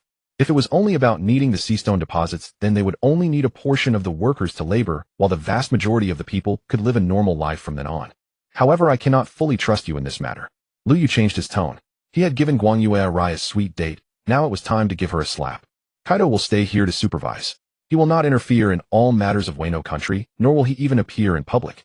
But if you fail to complete my tasks and cannot provide the sea stone I need on time, he will strike, without hesitation. If the quantity you demand is too large, how can we possibly supply it? Guan Yue had to clarify this point. Rest assured the quantity I require is definitely within the capacity of your Wano country, and I will not increase the demand additionally. Lu Yu said, if that is the case, I am willing to cooperate with you. Guan Yue did not hesitate. No matter how one looked at it, this situation was beneficial to the current Wano country. Lu Yu nodded with satisfaction. In that case, I will go back today to contact my fathers. Not so fast. Lu Yu interrupted Guan Yue's words. At that moment, Guan Yue's heart skipped a beat. She had a bad feeling. Lu Yu stood up and walked step by step toward Guan Yue. What do you want? Huang Xiling forced himself to stand up. But before he could even approach Guan Yue, Jin had already grabbed Huang Xiling by the neck with one hand firmly restraining him. Guan Yue, have you made up your mind? Lu Yu stopped in front of Guan Yue. Guan Yue lowered her head, her expression conflicted. She was a smart woman, one who had grown up in an environment of national ruin and family loss. How could she not understand the situation before her? In the past, when encountering such situations, there would always be Kappa and Huang Xiling to protect her. But now if she could not step forward, no one would be able to protect Huang Xiling and the entire Wano country. Uncle Chuanxilang, please go down and tend to your wounds. Guan Yue did not turn around, but said these words in a low voice. Princess. Huang Xiling Chuanxilang was extremely anxious. Uncle. Guan Yue's voice suddenly rose. At that moment, Chuanxilang heard the resolution in Guan Yue's heart. Kaido turned and left the hall. Jin grabbed Chuanxilang and forcibly dragged him out. The door of the hall closed directly after the three of them left. She is a very clever woman. Lu Yu said with satisfaction. You have done all this in secret, which shows that you have likely betrayed the world government. Under such circumstances, if you easily let Wano country go, it could become a loophole for you in the future. Only by controlling the ruler of Wano country can you further control Wano. Only when the ruler of Wano becomes your woman can she be better bound to your ship. Moreover, this identity can also become a help for me to restrain Kaido. Guan Yue spoke out the guesses in her heart truthfully. You are absolutely right. Lu Yu praised. Of course, it's also because you are beautiful, Lu, otherwise I wouldn't have taken a liking to you. As he said this, Lu Yu extended his right hand and placed it on Guan Yue's waist. Guan Yue raised her hands and untied the bindings of her kimono. Kaido, your sole mission henceforth is to ensure that nothing concerning Wano country ever leaks beyond its borders. Can you guarantee this? Lu Yu had already arrived outside Onigashima, flanked by Kaido and King. And if that woman, or her subordinates, attempt to divulge it? Kaido glanced back. The woman was still inside tidying up the aftermath. Execute them without mercy. Lu Yu replied, blunt and uncompromising. Understood. Kaido assented, his respect for the young man deepening inwardly. A woman, desirable, yes, but allowing infatuation to jeopardize grand designs revealed neither wisdom nor stature in one destined for greatness. She is intelligent. She will not act rashly herself.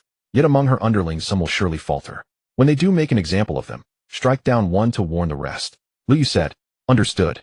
Kaido knew Lu Yu was also granting Kujonami a chance. Even if she truly intended to leak the truth, she would never act personally at first. By executing her proxy and presenting the corpse before her, Lu Yu's message would be unmistakable. Master, what of my rebellious daughter? Kaido asked. He knew Yamato had been taken by Lu Yu.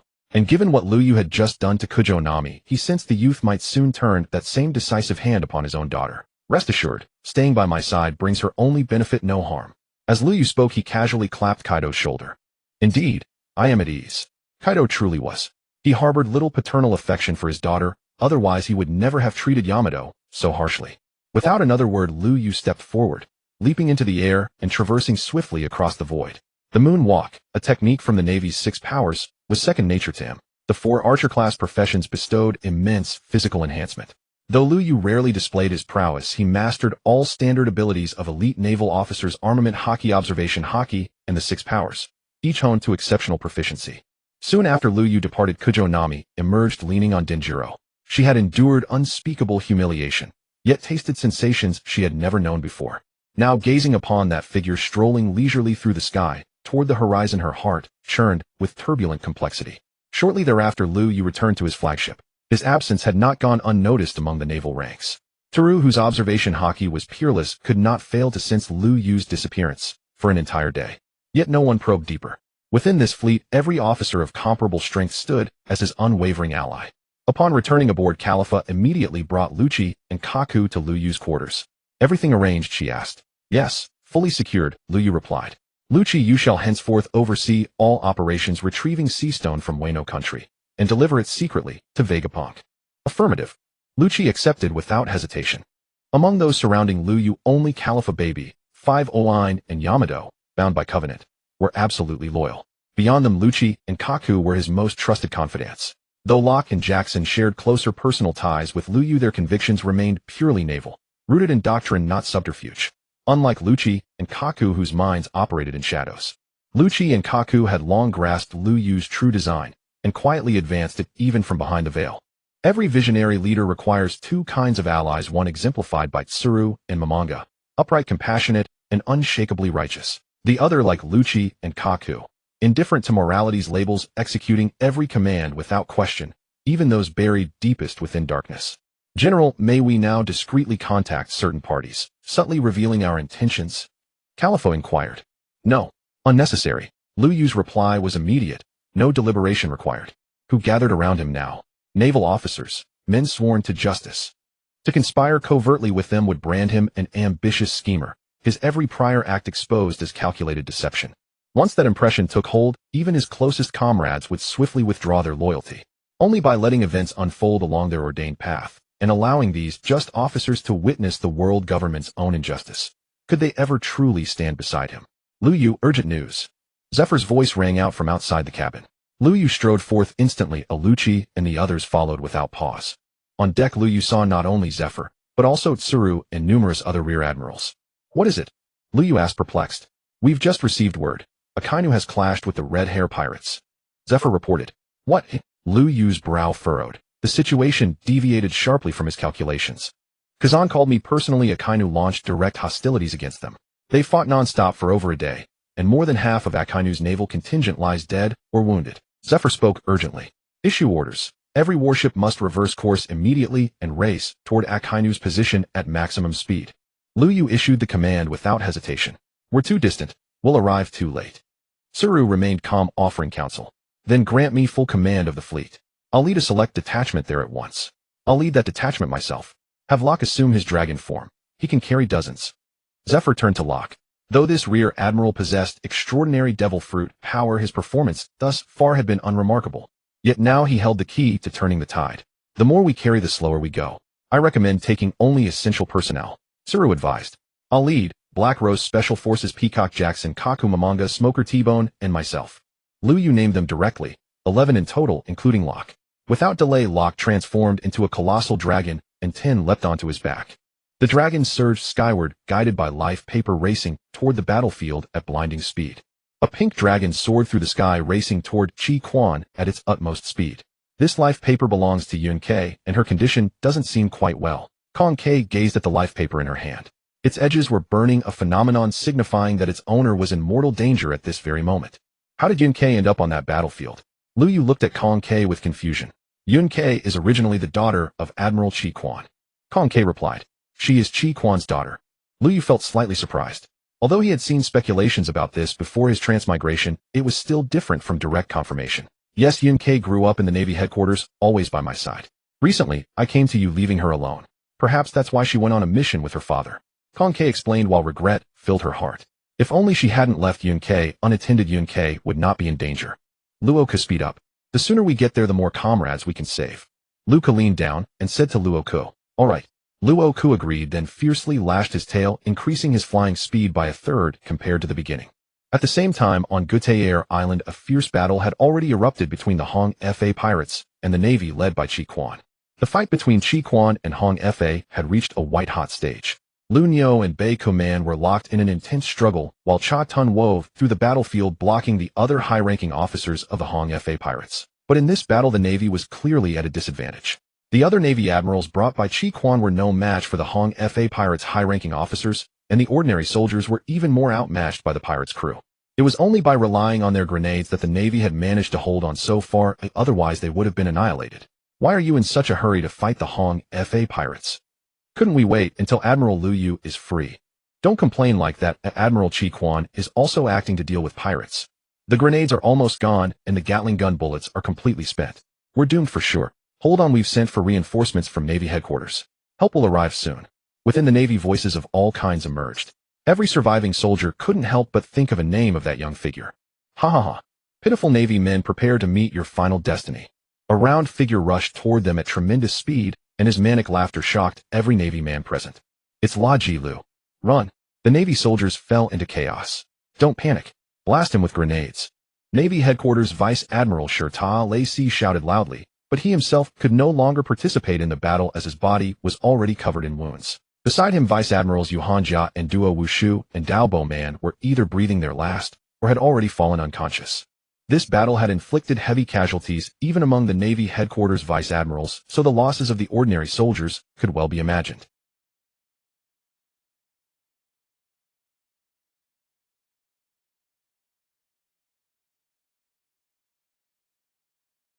For they knew well that if they didn't throw the grenades, once La Ji Lu got close, they would be as good as dead.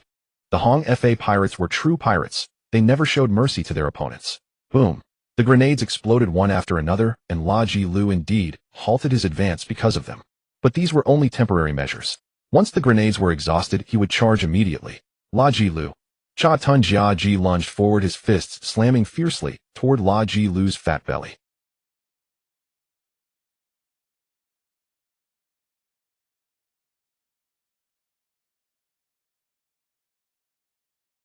At the same time, Yi Su Bu acted, firing a bullet with pinpoint accuracy toward Jia Ji's forehead. Jia Ji's strength was not inferior to these officers, but now he faced not one, but a group. The reason those Navy Vice Admirals had not yet died was that he had rushed to help whenever he saw them in danger. Of course, Lu Niu had also joined in the fight. Lu Niu's Sun Guosher ability played a huge role in this great battle. Now facing the bullets speeding toward him, Jia Ji could only use Wuzhuang Sabaki to defend. He had no time to dodge. Bang! The bullet struck his forehead. Under the impact, his head snapped back and his entire body collapsed. Vice Admiral Jia Ji. A crowd of Navy soldiers shouted in panic. He was their last hope, but if he fell, they would truly have no way out. At that moment, Cha Tun Jia Ji was naturally not dead. Although the bullet's impact was tremendous, he had managed to block it with his Wuzhuang Sabaki activated. But at this moment, as he fell, death was imminent. La Ji Lu clenched his right fist, coated it with Wuzhuang Sabaki, and slammed it down hard toward Jia Ji. Jia Ji rolled on the spot, barely dodging the blow, but he could not block La Ji Lu's subsequent flying kick. He was sent flying like a cannonball. His body crashed into a huge rock and a mouthful of blood spurted out, clearly indicating severe injuries. Jia Ji. Lu Niu became anxious, but before he could turn around, Bei Kuman had already appeared at his side. Bei Kuman usually carried a flintlock as a weapon, but in truth, he was a solid fist fighter specializing in close combat. In the pirate world, unless one was a professional sniper, few would rely solely on guns as weapons, because most guns in this world were just flintlocks. Snipers used guns, but they fired only occasionally with intervals between each shot. Only Lu Yu was an exception. His bullets were expended as if they cost nothing, and his attacks were not only fast, but continuous with no gaps in between. You see, even someone like Usopp, who used a slingshot, sometimes appeared to fire many bullets in one breath, but in reality he shot one after another. It was just that his technique was so fast that the gaps seemed non-existent. So if you truly relied on a flintlock to fight, the combat power you could exert would be absolutely limited, especially at the level of someone like Bei Kuman, who was at the Admiral or even Emperor level. Lu Niu was halted in his tracks. Jia Ji lay gravely wounded on the ground, while Rikiro and Jezusbru rushed forward at blinding speed, poised to deliver the final blow. As the two closed in, raising their firearms shanks, locked in fierce combat with Akainu, immediately furrowed his brow. A violet-red laser beam materialized abruptly before Rikiro and Jezusbru. Jezusbru's observation hockey was formidable. He kicked Rikiro hard in the waist, sending him flying aside, then rolled backward himself. The laser streaked through the exact spot they had occupied moments before. Where it struck, the earth soil erupted violently, leaving behind a crater several meters deep. Boom, boom, boom. 3 more laser beams followed in rapid succession, each tracing parallel paths beside the first, slicing through the air with lethal precision. Rikiro and Jezusbru were elite warriors. Having witnessed the first beam, they reacted instantly, evading the subsequent salvos without injury. Yet those 4 consecutive laser strikes served as a signal. An unmistakable herald. Naval reinforcements had arrived. It's the bazooka laser cannon. The Admiral Lu Yu has come. The despairing Navy soldiers erupted into fervent cries. Hope had dawned. Salvation shimmered on the horizon. Whoosh, whoosh, whoosh. A sharp whistling cut through the air as two figures wreathed in crackling black lightning hurtled toward the battlefield at breakneck speed. Their targets were clear, Rikiro and Jezusbaru. Yet even before them another figure surged ahead, faster, sharper, decisive. A crimson silhouette blurred across space, landing gracefully before Jiaji. Her blade tilted downward, its tip grazing the earth as an overwhelming aura of supreme haki radiated outward. Sure Yuan. Jiaji cried out, heart pounding. She was the woman he had long yearned for, the one who now appeared at his most perilous hour to save him. Lucci and Kaku stood flanking Shiraheim Sure Yuan. High above, a resonant dragon's roar echoed across the heavens. A colossal pink dragon emerged from the clouds, shimmering like rose quartz.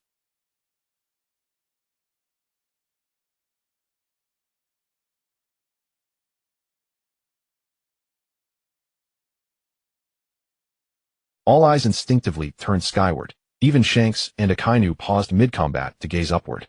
Upon the dragon's head stood a young Navy admiral, white tunic, crisp justice cape, billowing posture unbending and proud.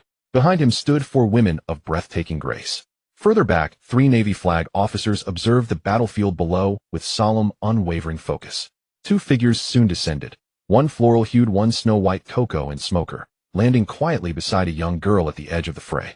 The rest descended with the pink dragon settling upon the highest vantage point of the battlefield. At the moment his feet touched ground, Jackson drew a Gatling gun from an unseen pocket and mounted it atop the ridge. Today any who harm my Navy comrades shall perish. Lu Yu's voice crashed over the field like a thunderstorm. Instantly Locke let loose a piercing, resonant dragon's cry. The scene delivered an overwhelming sensory assault. Visually staggering, sonically commanding. An indelible imprint seared into every witness's memory. What arrogance! Rikiro spat. They've sent only 11 men, declared Bank Binge. But among them stands Admiral Lu Yu. Jezusbaru's brow tightened. As a sniper he knew instantly, after witnessing that laser barrage, that Lu Yu's power defied comprehension. Snipers possessed extraordinary observation haki, capable of sensing threats from vast distances. Yet he detected no trace of Lu Yu or his allies until the lasers struck with impossible accuracy at their precise location. That meant Lu Yu's observation haki surpassed his own by an incalculable margin, perhaps even eclipsing Shanks, who hadn't warned them either. The others looked formidable too. Bendick Sneak's gaze first locked on Shiraheim Sure Yuan, then swept to Lucci and Kaku. Their devil fruit abilities were unmistakable, but their forms betrayed something deeper, full awakening. Those who awakened their devil fruits wielded terrifying, transcendent power. Finally his eyes turned to the ridge. Jackson seemed unremarkable, yet the way he deployed that Gatling gun revealed him as a devil fruit user, likely one whose power centered entirely around its use in battle. During earlier engagements, such Gatling guns aboard Navy warships had inflicted severe casualties upon the red-haired pirates. T-Bone, go to Wamuzu's side. Ensure their safety. Lu Yu surveyed the fallen admirals lying unconscious. He could not afford to lose these rare, hard-trained Navy admirals so easily.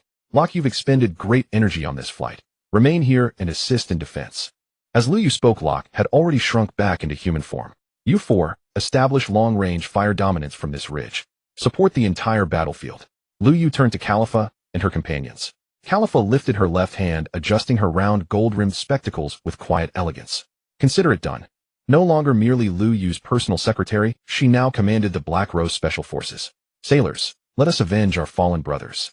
Lu Yu roared, and with a single mighty leap launched himself from the ridge. At the moment his boots struck earth, a thunderous cheer erupted. Exhausted Navy troops surged with renewed vigor, raising weapons and roaring into charge. But Shiraheim Sure Yuan and her comrades moved faster, fresh, peak-conditioned, and vastly stronger, capable of decisively overwhelming their foes. Only once dominance was visibly established would the soldiers' morale, ignited by Lu Yu's arrival, remain unshakably high. Every member of the red-haired pirates wore grim, resolute expressions, not because they feared, but because they were true elites of the Grand Line warriors forged in legend. Though the red-haired pirates numbered the fewest among the 4 emperors, their combat strength ranked supreme, because not a single weakling existed within their ranks. Even a newcomer bearing a bounty of 900 million berries was considered raw talent. And so, Navy and red-haired pirates clashed anew, igniting a fresh, ferocious tide of war. Only 11 people came, yet the impact they made was enormous.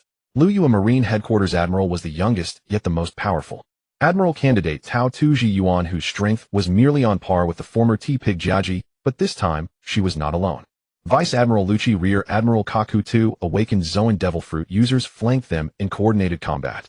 In the distance, 3 members of the Black Rose Special Forces provided long-range cover with their weapons. Sima Gu and Konke were all protecting the previous Marines, but they could also tie down at least 3 powerful pirates on the opposing side. Yasabu, we must take down those people on the high ground. Their firepower is too strong. Lejilu shouted anxiously from the side. Good. Yasabu raised his gun intending to precisely snipe the gunners. But the moment he moved, an anti-tank cannon shell was already flying toward him. Yasabu couldn't just stand still and let the shell hit him, he could only quickly roll to dodge. Lu Yu emerged from the smoke. At this moment, a Marine admiral, without any strong opponent to restrain him, could move freely across the battlefield, as if entering an empty land. He knew very well that Yasabu was a renowned sniper on the sea with extraordinary marksmanship. Khalifa and the others were on the high ground, and although Locke was guarding them, they were still in danger. So the first thing Lu Yu had to do was to eliminate the sniper who could threaten them. Lu, that Marine admiral has his eyes on me. Yasabu quickly shifted his position as Lu Yu's subsequent attacks kept coming. Laser cannon, grenade launcher, quantum bomb. If Yasabu had been even a step slower, he would have ended up dead. I'll hold him off. Lejilu threw away his pistol, rolled himself into a ball, and charged rapidly toward Lu Yu's direction. Before Lu Yu could act, Tao Tu Jiyuan leaped forward, her sword Kanpira coated with haki, as she slashed swiftly. At the same time, a cadre of the red hair pirates rushed out. It was Bindike Sainaik. He wielded twin swords, a dual-blade swordsman. Intercepting Tao Tu Jiyuan midair, the two began a fierce one-on-one battle. Lucci and Kaku also advanced quickly, while their respective opponents Benki Binji and Niheo Gabu were engaged with grave expressions. Lejilu. Lu Yu sneered contemptuously, then swiftly stepped forward and delivered a barbecue. Lejilu's charge was strong, but the moment barbecue was released, it also granted an invincible effect. Lejilu was stopped by the move. Lu Yu instantly pulled out a Gatling gun, and the weapon's impact effect caused Lejilu, who had just halted, to inexplicably freeze. Then Lu Yu turned around and performed a stamp, pulling Lejilu's body uncontrollably toward him and stomping him underfoot. The revolver in his hand transformed into a hand cannon, and the shells were further enhanced by the munitions expert with explosive rounds. Bang, bang, bang, boom, boom, boom. Each shot landed like a powerful cannonball, and even though Lejilu's body was covered with armament haki, he still suffered terrifying damage.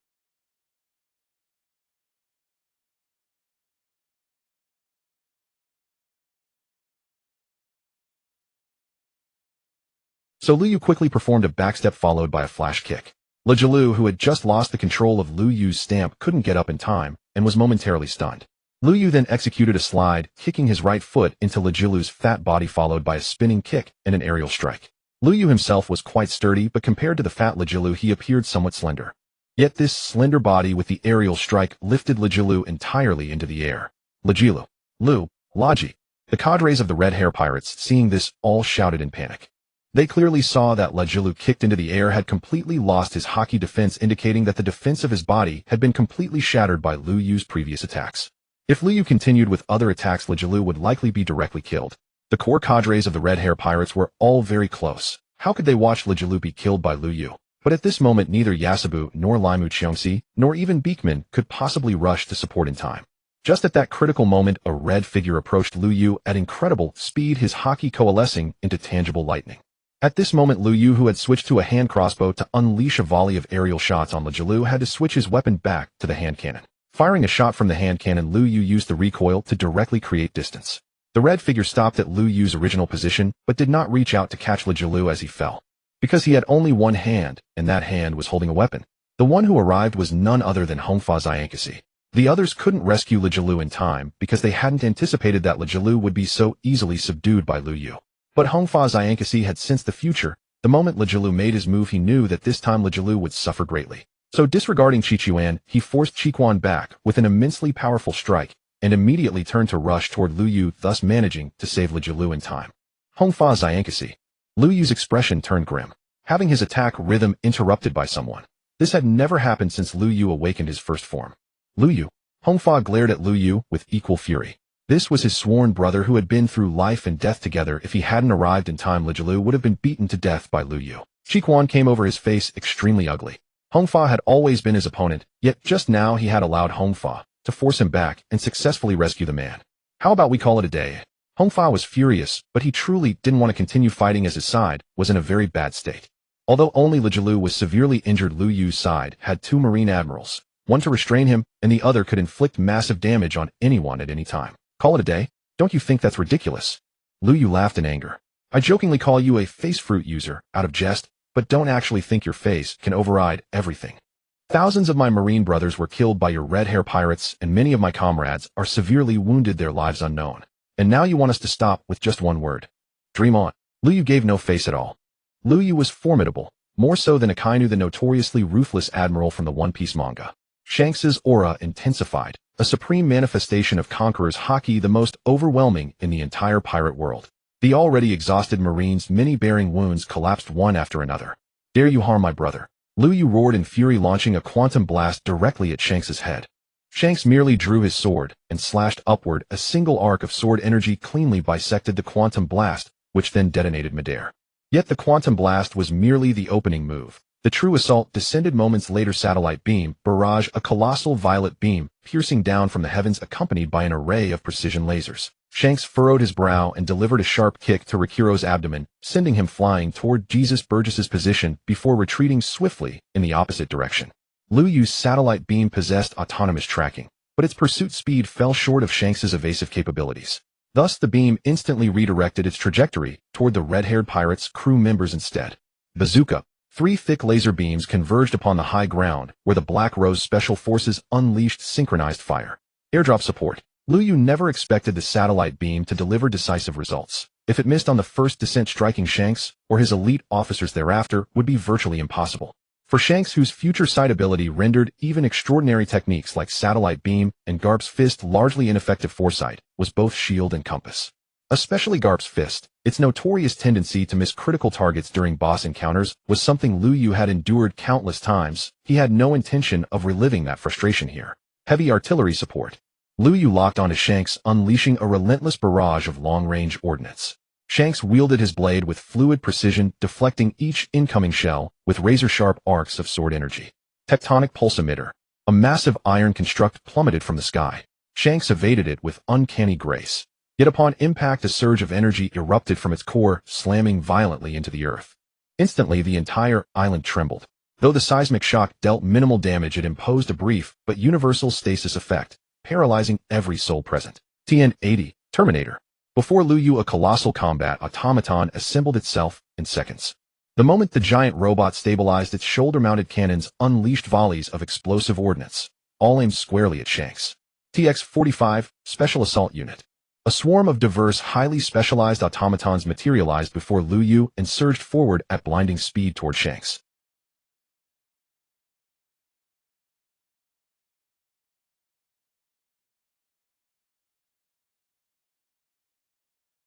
If even a fraction of a second delayed his movement, Lu Yu would seize that opening with overwhelming force, trapping Shanks beyond escape. As for the system quest, solo dual rogue gunner versus. For Emperor's fruitless, failure held no consequence.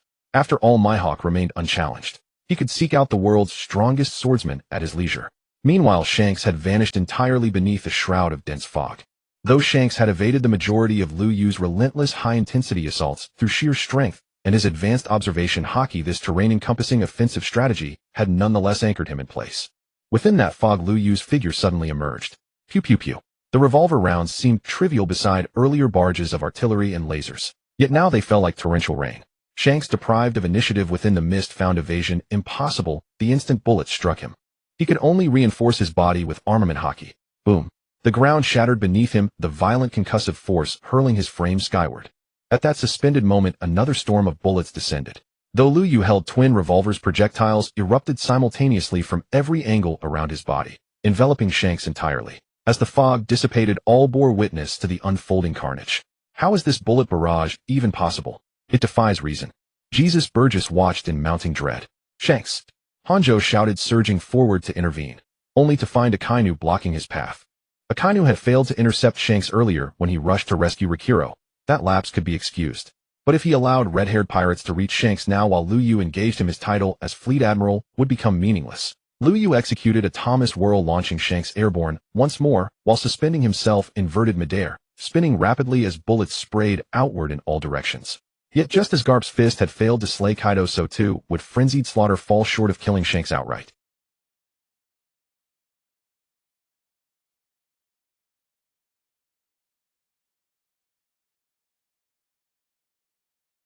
Lu Yu's intent, however, had never been to kill him with that technique. He sought only to wound, to impair mobility. Even if someone could, what of the annihilation ray? or the ammo expert's awakening skill supernova core detonation. Let this battle end here.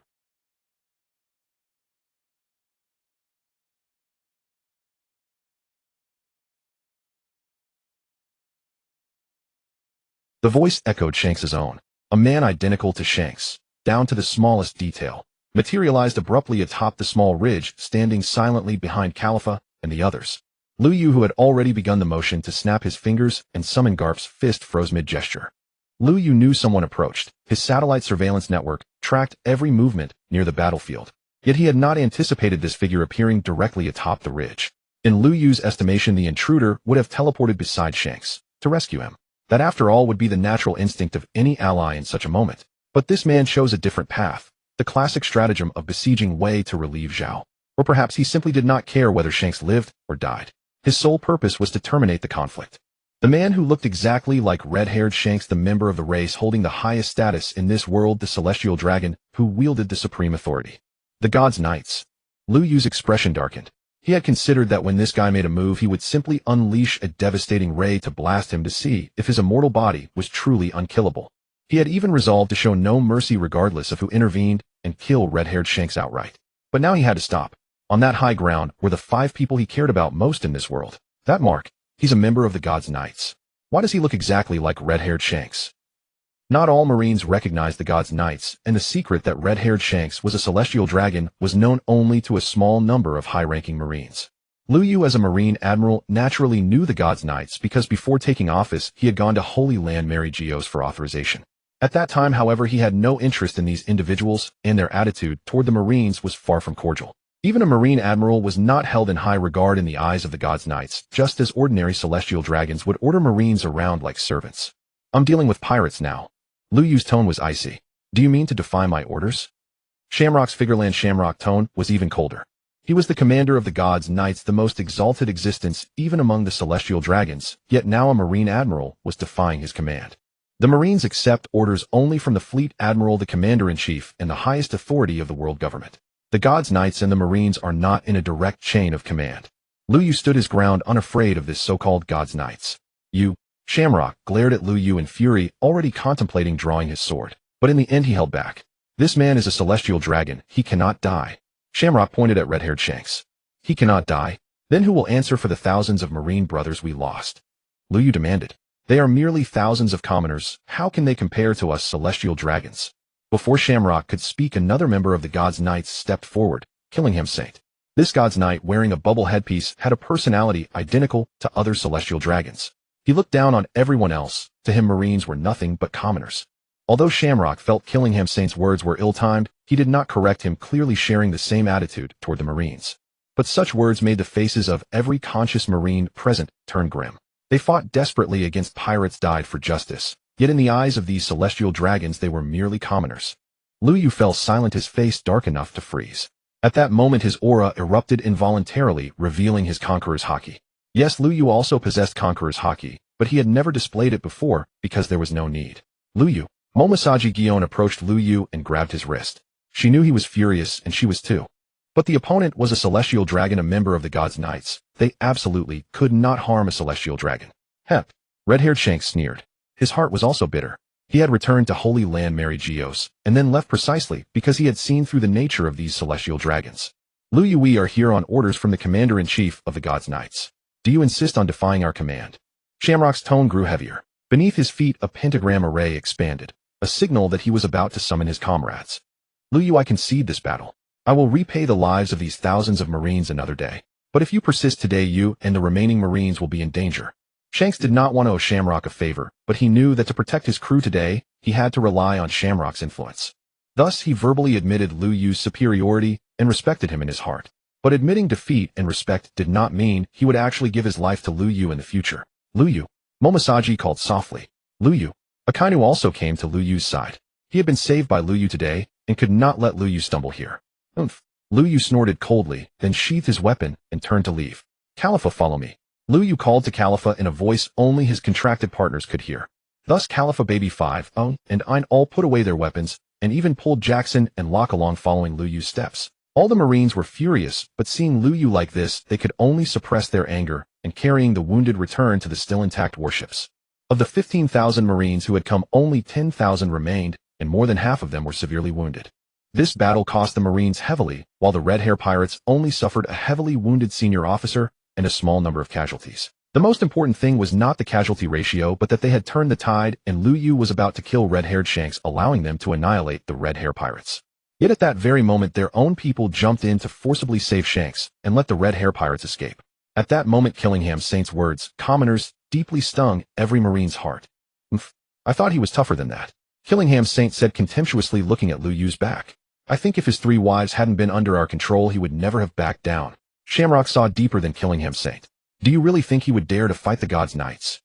Killingham Saint said incredulously. This Marine Admiral is not on the same side as us. To be precise, he is not someone easily controlled by us. In Shamrock's heart, a sense of vigilance toward Lu Yu arose. He felt that this man would eventually do something extremely dangerous. Should we arrange to eliminate him? Killingham Saint asked. This man holds a high position in the Marine system, and his strength is formidable. It's not convenient for us to act directly. Shamrock said, report the situation to the higher-ups. They will have a countermeasure. The fleet set sail back to Malinfanjuo. On the way, they encountered the fleet, led by Tung, who had come to provide support. When the two forces were compared, a stark contrast emerged.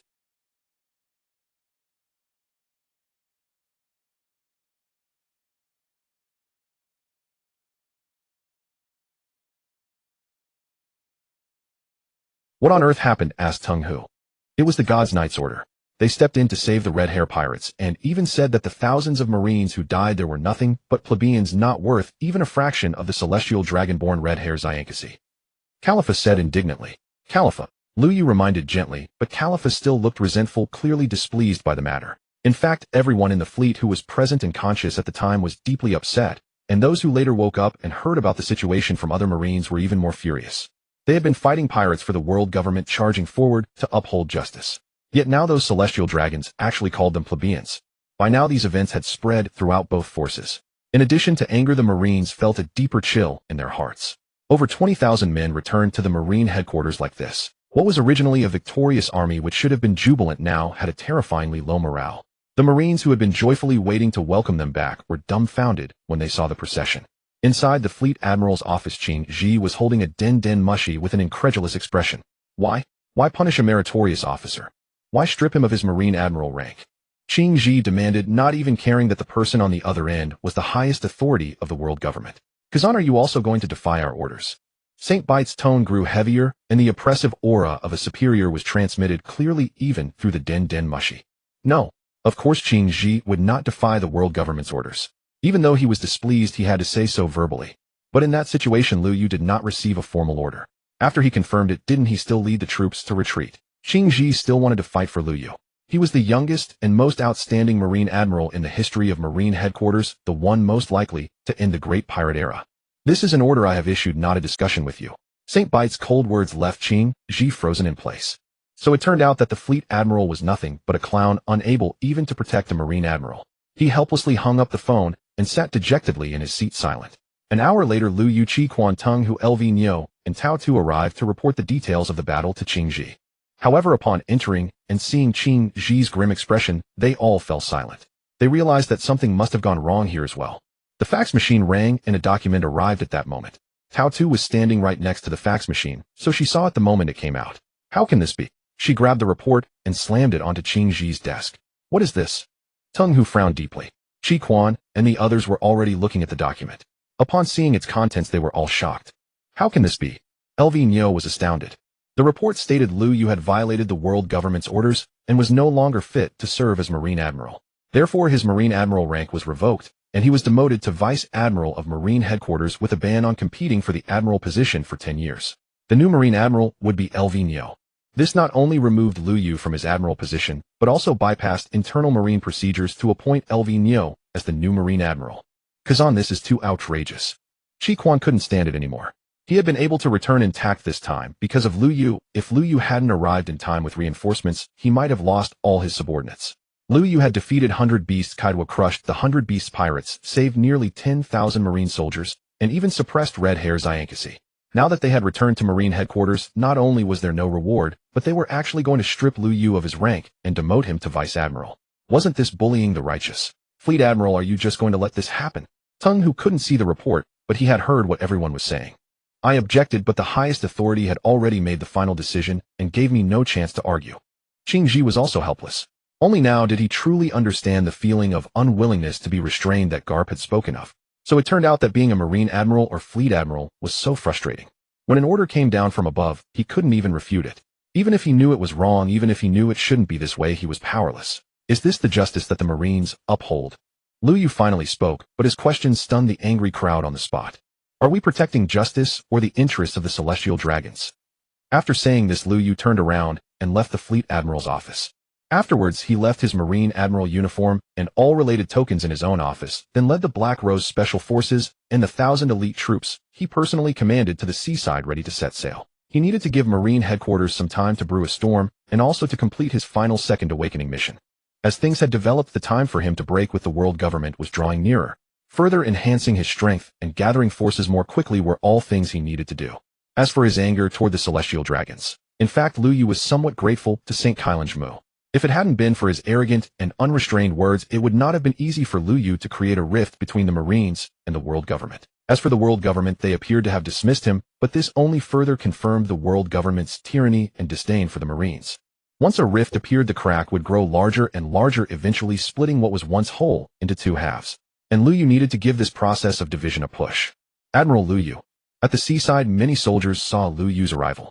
I am no longer a Marine Admiral. After saying this, Lu Yu turned and walked onto the deck without looking back. The warship immediately set off, heading toward the open sea.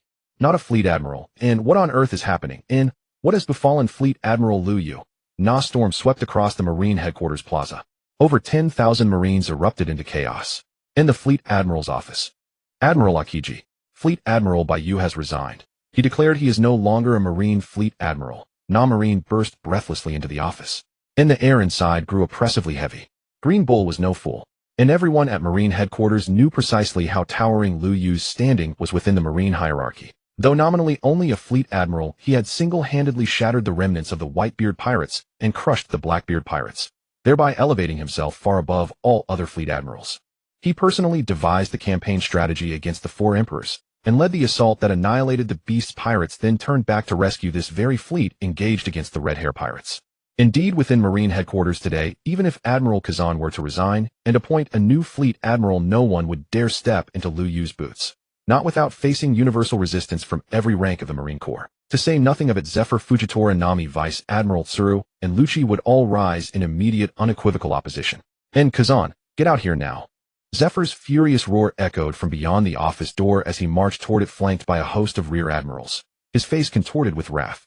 These rear admirals were his own students. Some who had fought alongside Lu Yu against the Beast pirates, others recently returned from confronting the Red Hair pirates. Their bandaged bodies bore grim testimony to battle. Their expressions were stern and unyielding. Admiral Kazan rose swiftly and strode toward the doorway. Master, silence. You are no longer my student, Zephyr thundered. Tell me, what has truly happened to Lu Yu? Is it true that he has been stripped of his rank? Zephyr demanded. Master, this order came from the world government. So it is true. Zephyr cut off Kazan's explanation mid-sentence. He cared only for the outcome, not the rationale. Moreover, he already knew full well what Lu Yu had done among the Red Hair pirates. Ayn had recounted every detail to him during their return voyage. At the time, Zephyr had merely cursed the world government and the celestial dragons as despicable. Now, however, fury consumed him. He could scarcely believe the world government would treat such a paragon of merit with such contempt. Kazan, I won't press you further. I am old, a retired relic. Since you've allowed Lu Yu to depart like this, there is no reason for me to remain. Farewell. With those words, Zephyr turned and strode away, followed without exception by the dozen rear admirals trailing behind him. Logically, Zephyr wielded no such authority, but this exodus owed little to his personal influence. Nearly half these Marines had been personally rescued by Lu Yu. They owed him their lives. Another third had served repeatedly under Lu Yu's command in field operations, including Smoker and T-Bone. Mr. Zephyr, wait for me. Fujitora stepped forward from the crowd. I'm coming too. Nami Shiranui had intended to wait for Vice Admiral Tsuru, but witnessing Zephyr's departure, she could contain herself no longer. If they were leaving, then they would leave together. Wait, this hasn't reached that point yet. Kazan called out desperately, but none paused to listen. Under Zephyr's lead, they marched with unwavering resolve, and their ranks swelled continuously. As they descended from the Fleet Admiral's office, Commodores, rear admirals, and captains alike fell in line behind them. By the time they reached the plaza, news of the Rear Admiral's protests spread like wildfire, and countless enlisted Marines joined the procession. Liu Yu's former direct command units, alongside the forces formerly under Akainu whom Liu Yu had saved, every wounded sailor still able to stand joined the march. In Kazan, you must stop them or the Marine Corps will fracture entirely. Akainu watched the swelling crowd upon the plaza, watched them stream toward the warships, and realized the gravity of the crisis had escalated beyond reckoning. Kazan's face darkened. He leapt from the window and shot toward the coastline with blinding speed. Marines boarding ships suddenly beheld a cascade of white ice descending. Then the entire sea froze solid. The frozen sea immobilized all vessels. Everyone, please calm down. Kazan's voice boomed across the harbor. Those already aboard, and those still queuing, turned as one toward the fleet admiral. At that moment, a vast armada emerged on the horizon, 30 massive warships sailing toward Marine headquarters, the two fleets previously dispatched to intercept the Big Mom pirates and the Cross Guild. Before the ships could dock, several figures streaked across the water at blinding velocity: Kizaru, Garp, Sengoku, and Tsuru. In their missions complete, they had been returning home in high spirits. Yet as they neared Marine headquarters, an overwhelming wave of glacial energy struck them, undoubtedly Kazan's Ice Age. For Fleet Admiral Kazan to unleash Ice Age within Marine headquarters itself could only signal an emergency of the gravest order. They hastened back at full speed, only to find no invading pirates exploiting the base's vulnerability, but instead 10,000 Marines in tumultuous disarray. Kazan, what in the world is going on? Sengoku, long since retired, had embraced a life of tranquil ease, free from duty or concern. Yet in this instant, he sensed unmistakably something monumental had occurred within Marine headquarters. Where is Liu Yu? Tsuru's voice tightened. She had a premonition this crisis centered squarely on Liu Yu. Elder sister. Nami Shirinui's voice trembled faintly as she leapt from the warship and hurried to Tsuru's side. What's wrong? Tsuru had never seen her younger sister so distraught, not even in her early teens when she first joined the Marines. Liu Yu has been dismissed, Nami Shiranui replied. What did you say? Tsuru's face paled. Sengoku and Garp reacted identically, and even Kizaru, the most nonchalant of all fleet admirals, stood utterly stunned. They had received reports before returning Liu Yu had triumphed decisively over the Beast's pirates in Wano country. How could a man who had just achieved such a resounding victory be summarily stripped of his rank? This turn of events defied all logic. Mamanga Shiryu recounted everything that had transpired over the past 2 days, emphasizing Lingam Saint's chilling words: thousands of Marines are but common rabble, worth less than a single finger of the celestial dragons. Upon hearing this, the Marines who had rushed in erupted into furious outcry. Those already preparing to depart with Zephyr were now consumed by righteous indignation. Those celestial dragons, truly insufferable. Garp muttered in disgust. Garp. Sengoku called out sharply, his expression grave. Garp shrugged dismissively, but fell silent. This injustice does not lie with Liu Yu. How dare he bear such humiliation? Ko felt deep resentment as well. Yet unlike Garp, she restrained her tongue. Indeed, the longer one served within the Marine hierarchy, the clearer became the true nature of the celestial dragons and the world government. And the more they understood, the more they grasped the peril of defiance should the celestial dragons truly unleash their wrath. The present world of pirates, and all who dwell therein, would be unable to withstand it. Had not the man whose achievements eclipsed every pirate in history fallen 37 years ago, slain by the hands of the celestial dragons themselves? Garp himself had fought in that war, joining forces with the era's most formidable warriors. Yet even their combined might could not prevail against that solitary figure. Kazanyu, Chief Strategist Ko, I have already appealed, but the world government's highest authority remains utterly resolute. Akiji did not wait for Ko to finish her question before delivering his answer. This places you in an impossible position. Ko understood full well had there been any viable recourse, Akiji would never have abandoned Liu Yu. After all, Akiji's ascension to Fleet Admiral had been made possible only through Liu Yu's unwavering support. Zephyr, I know your fury burns hot, but this matter cannot be resolved by rash impulse alone. Ko turned her gaze toward Zephyr. She knew that calming today's crisis hinged first upon halting Zephyr's momentum. With Liu Yu absent, those loyal to him within Marine headquarters would naturally rally behind Zephyr and Mamanga Shiryu, and Ko herself stood among them. Yet she had only just returned, to a subtle but palpable distance still separated her from those assembled here. Mamanga Shiryu possessed both strength and standing, but lacked seniority. The rear admirals would inevitably heed Zephyr first. What else am I to do? Zephyr's voice carried weary resignation. The world government's stance had once again crushed the resolve of this veteran commander. Liu Yu is a fleet admiral of the Marines. Whether or not the world government acknowledges it, we shall always recognize him as such. Ko declared with unshakable conviction, and her words were met with immediate unanimous affirmation from the 20,000 Marines before her. Precisely. Even if the world government denies it, Lu Yu remains our fleet admiral. Yes, we swear allegiance to none but him. Countless Marines roared these declarations. At that very moment, Green Bull, peering down from the fleet admiral's office window at Marine headquarters, felt a cold sweat break across his brow. Fortunate indeed that he had swiftly declined the fleet admiral appointment, if facing this scene now would have placed him in unbearable awkwardness. And just then Fujitora moved. He leapt from the windowsill to a wooden plank guided by his will bore him swiftly toward the coastline. Zephyr, Lu Yu has departed, yet his followers require leadership, and you are the only one fit to lead them. The moment Ko spoke, silence fell over the entire assembly. Fujitora descended precisely then, and bowed deeply sincerely before Zephyr. Until Fleet Admiral Lu Yu returns, only you can command us, and only you will tirelessly champion his cause. Fujitora's meaning was unmistakable. If Zephyr had led the Marines away today for Lu Yu's sake, he would continue striving, relentlessly, for Lu Yu's restoration. In other words, they would preserve this act of defiance, not as an end, but as the foundation for Lu Yu's eventual return. We pledge ourselves to Master Zephyr's guidance, striving ever for Fleet Admiral Lu Yu's restoration. Luchi Kaku Rock and others voiced their allegiance in turn. Devoted followers of Lu Yu, they obeyed no one save him. Yet before departing, Lu Yu had commanded them to deepen today's impact within Marine headquarters, so they could not simply walk away. To influence more Marines, they required cohesion, a legitimate unified faction, and above all a central authoritative leader. Zephyr held profound affection for Lu Yu, treating him almost as a son-in-law, and would unquestionably fight for his interests with unwavering dedication. Moreover, as Marine headquarters' long-standing instructor, having taught there for 30 years, nearly half of its current officers and admirals were his former students. Among those who followed Zephyr today, aside from Lu Yu's direct subordinates, and those he had personally saved, many acted solely out of loyalty to Zephyr's teachings and example. Thus appointing Zephyr as their provisional leader enabled far greater influence over the broader officer corps. One force, the rank-and-file Marines' growing estrangement from the Celestial Dragons, combined with another, the officers' enduring gratitude towards Zephyr's mentorship, created a dual catalyst capable of steadily expanding Lu Yu's influence throughout the Marine hierarchy. Zephyr, you see it yourself, this is the collective will of all present.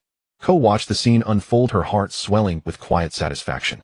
These men and women within the Marine system retained reason, and Lu Yu's extraordinary sway proved that every sacrifice he'd made had borne fruit. I wonder how far Peacock's bond with Lu Yu has grown. If they unite soon, my grandson-in-law shall finally be secured. Ko's thoughts drifted toward hopeful anticipation. You're right, we cannot simply abandon our posts. That would play directly into the Celestial Dragon's hands. We must remain and resist to the end. Zephyr too had reached clarity. Departing in anger might bring fleeting catharsis, but it would sever Lu Yu's hard-won foundations within Marine headquarters. Though currently ranked Vice Admiral, Lu Yu's influence rivaled, and perhaps surpassed, that of any fleet admiral. Zephyr resolved to stay safeguarding all Lu Yu had built and quietly winning over more allies. Should departure become inevitable later, he would lead not a scattered remnant, but a new self-sufficient Marine force bearing the banner of Z. Soldiers, we hold our ground within the Marines, preparing for Fleet Admiral Lu Yu's return. Zephyr proclaimed to the assembly. Yes, 20,000 voices thundered in unison, a wave of sound reverberating across Marine headquarters, stirring the nearly 100,000 Marines stationed there.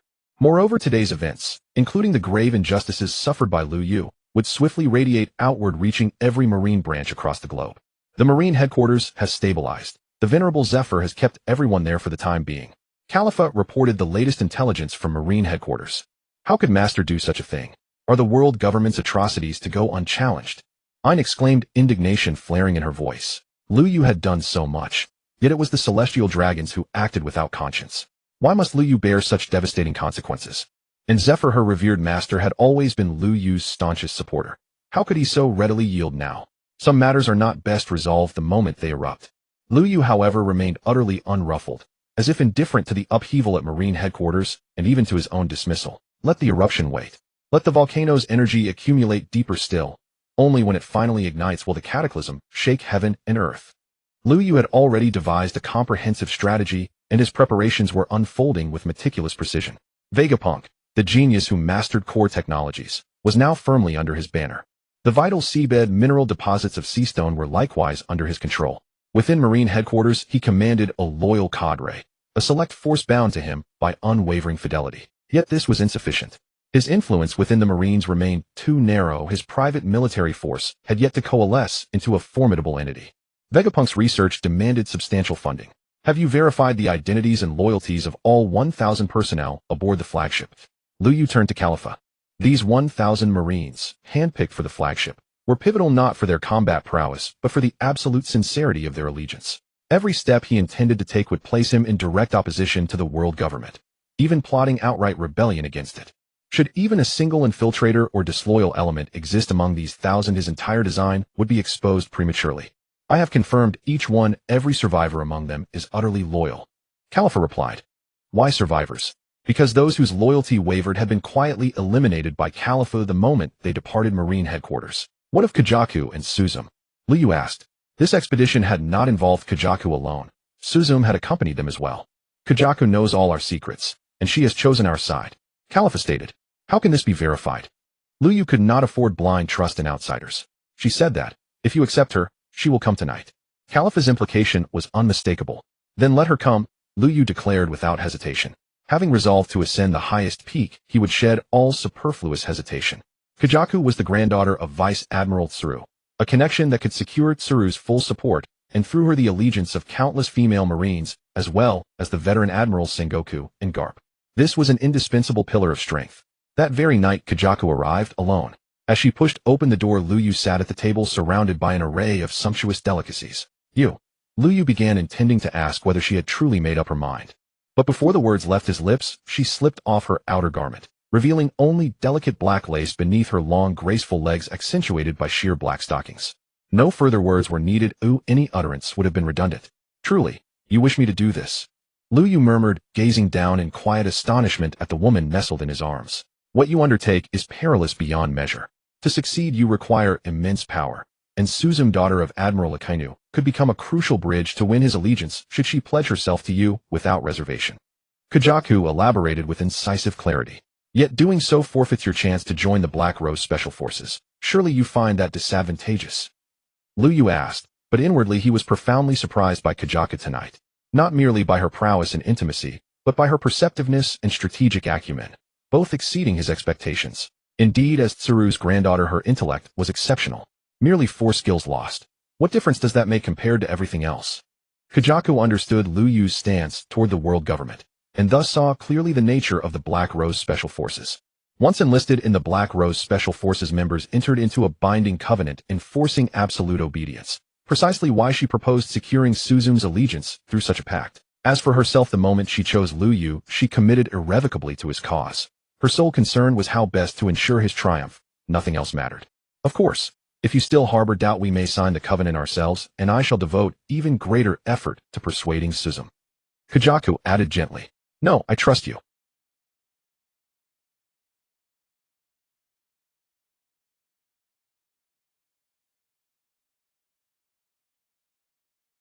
Still, securing the Black Rose Covenant requires full disclosure of its terms and the subject's voluntary informed consent. Would Suzum truly agree? Lu Yu asked. She will, Kajaku replied without pause. But I barely know her. Why would she consent? Lu Yu was taken aback. You saved her life, and half of her father's command. You bore the world government's censure for it. And do not underestimate your own allure. A Marine Admiral under 23, handsome, peerless, and strength radiant with charisma. Ask any female Marine at headquarters whether she'd marry you, and 8 in 10 would answer instantly, and affirmatively. Kajaku's words sent a thrill through Lu Yu. Only 8 in 10, he teased. The remaining 2 are already married. Kajaku smiled softly. Then consider yourself fortunate to have claimed me first. With that, Lu Yu lowered his head and brushed his lips lightly against hers. The embers, though briefly quenched, soon blazed anew. The following night, Lu Yu once again became a groom. As Kajaku predicted, Suzum hesitated, but ultimately agreed to sign the Black Rose Covenant. At the moment of sealing, her personal willingness to oppose the world government ceased to matter. Her allegiance was irrevocably bound. After taking in Skylark, everyone aboard this warship became Lu Yu's devoted followers. This ship would now orchestrate a more direct scheme for Lu Yu's ambitions. Khalifa, what are your plans for the subsequent operations? Lu Yu inquired with only 6 women by his side. Khalifa, Ein Baby 5, Skylark, Peacock, and Yamato. These 6 constituted Lu Yu's secretarial team, each with a distinct style. Khalifa was a professional secretary handling all managerial affairs with flawless efficiency. Ein was also a capable deputy able to take over when Khalifa was unavailable, and her style was less stern than Khalifa's, making it easier to connect with the Marine soldiers under their command. One strict, one lenient. The 2 styles complemented each other perfectly. Baby 5 was an excellent maid taking impeccable care of Lu Yu's daily life, and her weapon fruit ability greatly assisted Lu Yu in mastering various marksman skills. Skylark was lively and adorable, and though her other abilities were not outstanding, her youth and innocence helped lighten the atmosphere. Peacock was the only one who had not signed any soul contract with Lu Yu, yet he still trusted her. Since deciding to join him, she had revealed her strategic acumen, which would prove invaluable for many of Lu Yu's future plans. As for Yamato, she was an excellent warrior with combat prowess comparable to a Yonko's right hand, a rare sight in the New World, perfectly filling the gap in Lu Yu's close-range combat capabilities. After all, the Black Rose special forces under Lu Yu were all enhanced with long-range attack abilities, and Peacock's combat strength was not particularly outstanding. Yamato was the only one specializing in close-quarters combat, and she was immensely powerful.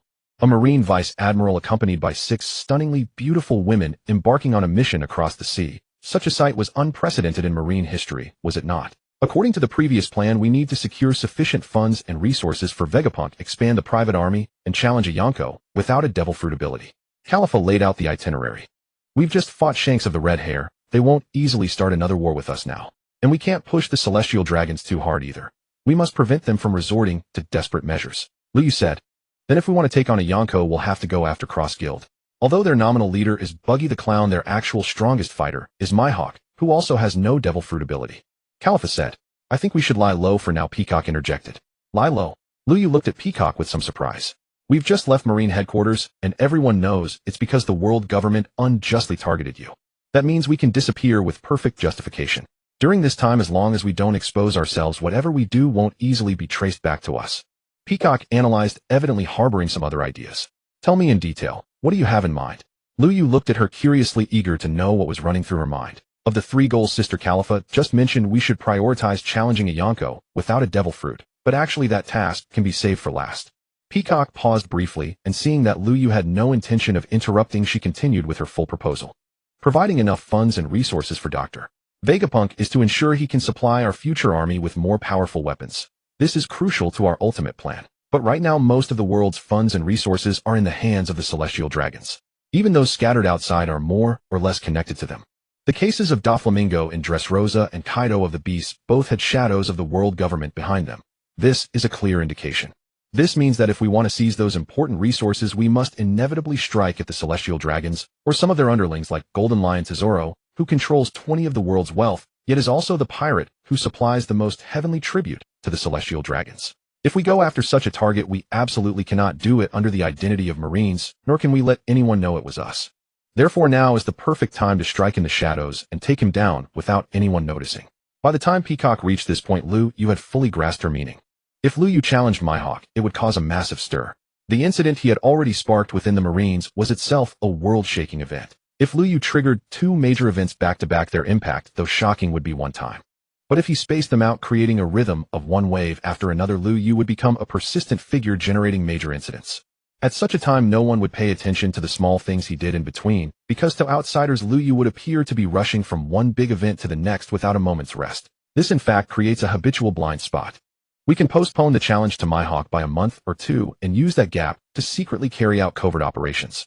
Taking down the Golden Lion, recruiting more private soldiers, plundering more resources. All of these are feasible. But if we wait until after challenging Mihawk, we won't be able to do these things in secret anymore. Peacock stated her final point, placing the challenge to Mihawk last to cover up all the small moves Lu Yu made beforehand. Commander, I think this is an excellent idea. Califa fully endorsed Peacock's proposal. And what do you think? Lu Yu turned to Ein on his left. I think it's feasible. Ein also agreed with Peacock's plan. Then let's change our strategy and focus first on gathering resources and expanding the private army. Lu Yu finalized the next course of action. First destination, the Mink tribe territory. To carry out certain covert operations without alerting the world government or the Celestial Dragons, Lu Yu needed to begin with tasks imperceptible to outsiders. Gold Emperor Treble presented an excellent target. Defeating him would grant Lu Yu immense wealth. Yet such a confrontation would inevitably draw attention. Thus, Treble should be dealt with only after Lu Yu had first challenged Hawkeye Mihawk. Recruiting a private army, therefore, could be undertaken prior to confronting Treble. Konkei had already proposed a strategic approach. First, enlist those harboring deep grudges against the Celestial Dragons. For instance, the Revolutionary Army. Yet Lu Yu was in no rush to make contact with them. His first objective then was Zou. The Mink tribe, a uniquely formidable and unconventional race within the world of pirates, though few in number, possessed extraordinary combat prowess. Even ordinary warriors, when empowered by their moon lion form, could unleash astonishing strength. Moreover, Lu Yu harbored a hypothesis his pet contract ability might prove effective even upon certain members of the mink tribe. After all, this ability had first manifested during his encounter with Jinbi and Princess Shirahoshi at Fishman Island. He knew precisely how to reach Zou, sail directly to Wano country, and seek out the Kazuki family who could guide him, and whose influence would greatly expedite his reception among the minks. As Lu Yu's warship arrived at Wano country, Lucci's vessel docked there as well. He had come to oversee the transport of the first shipment of seastone to Vegapunk.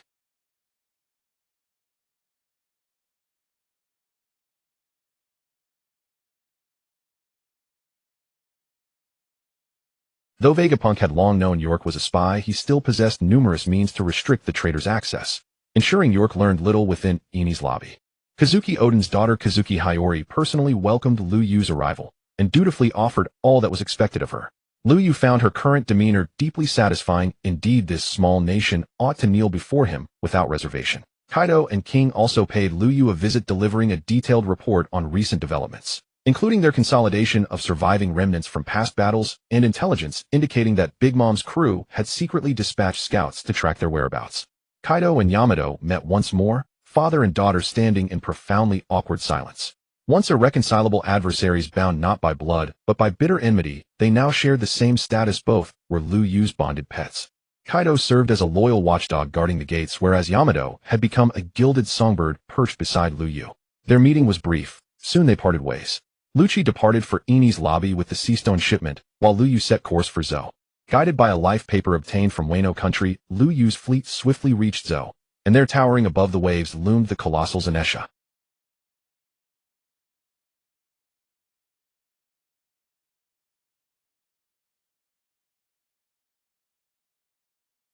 A chime resonated. Alert.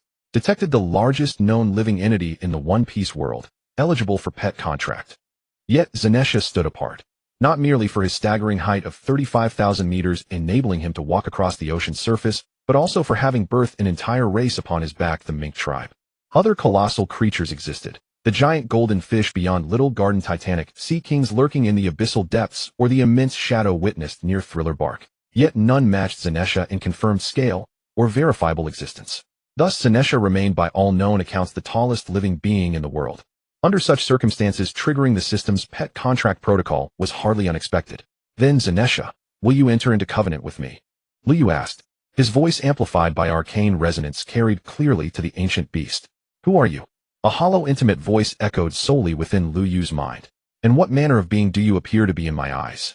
Lu Yu knew Zenesha possessed unique faculties, communing directly with the Kazuki family, recognizing the next rightful sovereign without error. I cannot see. Behind you lies a realm I have never beheld, a world imbued with strange, overwhelming power. As the final word left Zenesha's mouth, his titanic frame shuddered violently. It was a tremor born of sheer dread. You are condemned to wander the seas for eternity, but if you become my pet, I shall grant you true freedom. Will you accept?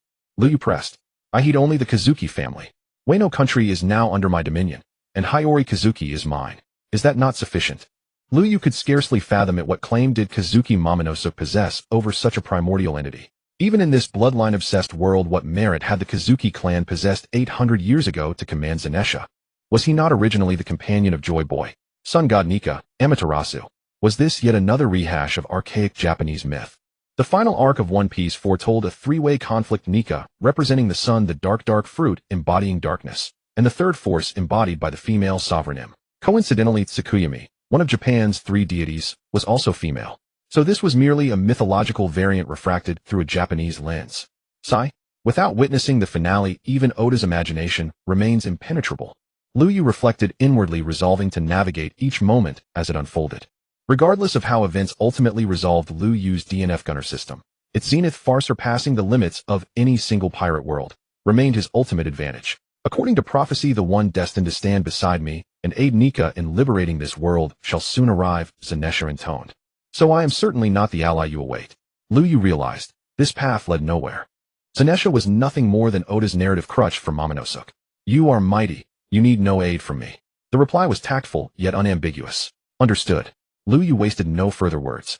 After all, Zenesha had never been his true objective, only the beings dwelling upon his back. Carry us upward, Lu Yu commanded. Very well, Zenesha replied. Fearing Lu Yu's wrath, he complied instantly. His immense trunk extended forward, halting before the warship. Lu Yu, Khalifa Konk, and Yunk leapt onto its broad surface and steadied themselves. Slowly, deliberately, Zanesha lifted them onto his colossal back. As the Elephant Lord raised his trunk, the two kings of the mink tribe standing behind him initially assumed, just as before, that he was about to spray water onto his back. This time, however, what soared toward them was not water, but several people. The sight left the entire mink tribe utterly stunned. No one had ever commanded the Elephant Lord in 800 years. Who are you? It was daytime, and Inuarashi, the guardian king of the mink kingdom, stood watch. This is our commander, Lu Yu. Caribou introduced him quietly, operating covertly. They no longer referred to Lu Yu as Admiral of the Marines, but simply as Commander. Lu Yu bore many titles, yet among his subordinates he preferred the battlefield epithet, Sovereign of War, a designation Caribou and the others naturally adopted. Moreover, Lu Yu was assembling a new army and forging an independent power, making him the supreme commander of both the Legion and the nascent faction. Lu Yu, are you that Marine Admiral? Inuarashi gazed at Lu Yu in astonishment. Though the Mink Kingdom seldom engaged with the outside world, as its sovereign, Inuarashi remained well informed of global affairs. Over the past year, the name Lu Yu had dominated world headlines. Newspapers published reports on him almost regularly. Just days ago, news broke that Admiral Lu Yu had decisively defeated Kaido of the Four Emperors, the fearsome beast himself. Yet his recent dismissal from the Marines had evidently not yet spread, likely suppressed deliberately by the world government. The reason was plain: how could the world government justify abruptly stripping such a meritorious admiral of rank without cause? What explanation could satisfy the world? Even if the celestial dragons held all others in contempt, the world government still required a veneer of legitimacy, at least outwardly. I am no longer a Marine Admiral, Lu Yu declared.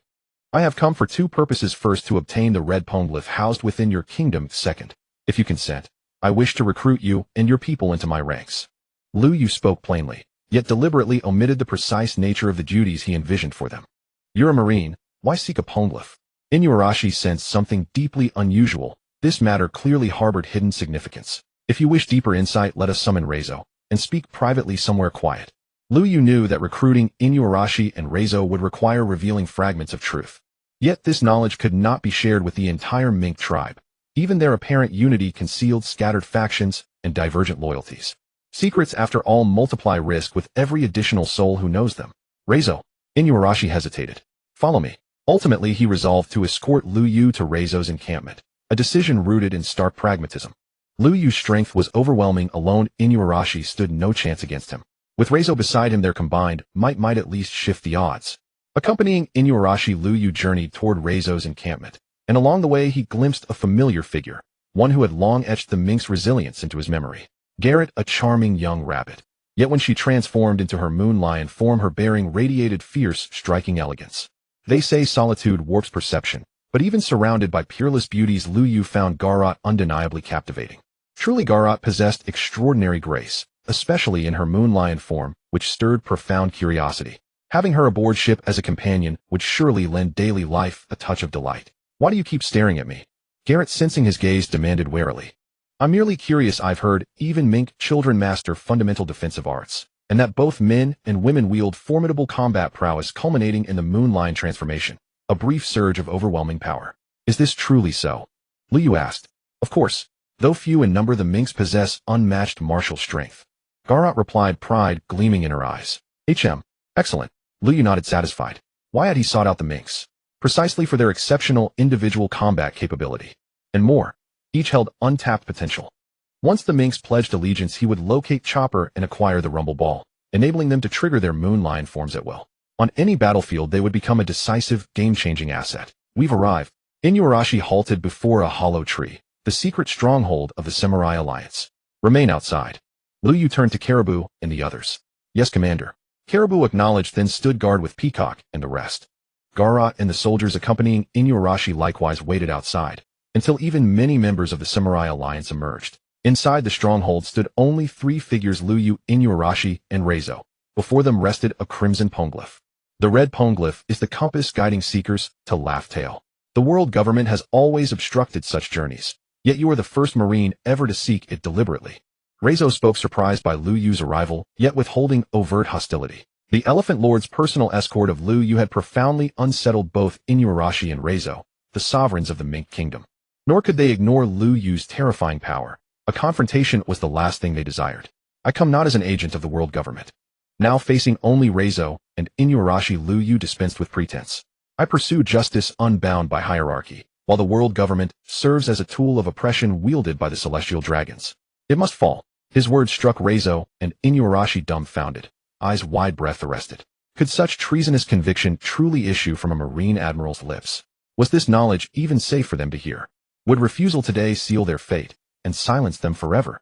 Lu Yu had spoken those words, leaving Cat Viper and Duke Dogstorm with only two choices. Either agree to Lu Yu's recruitment and become his subordinates. Either Lu Yu would resort to extreme measures to ensure the secret did not leak to the world.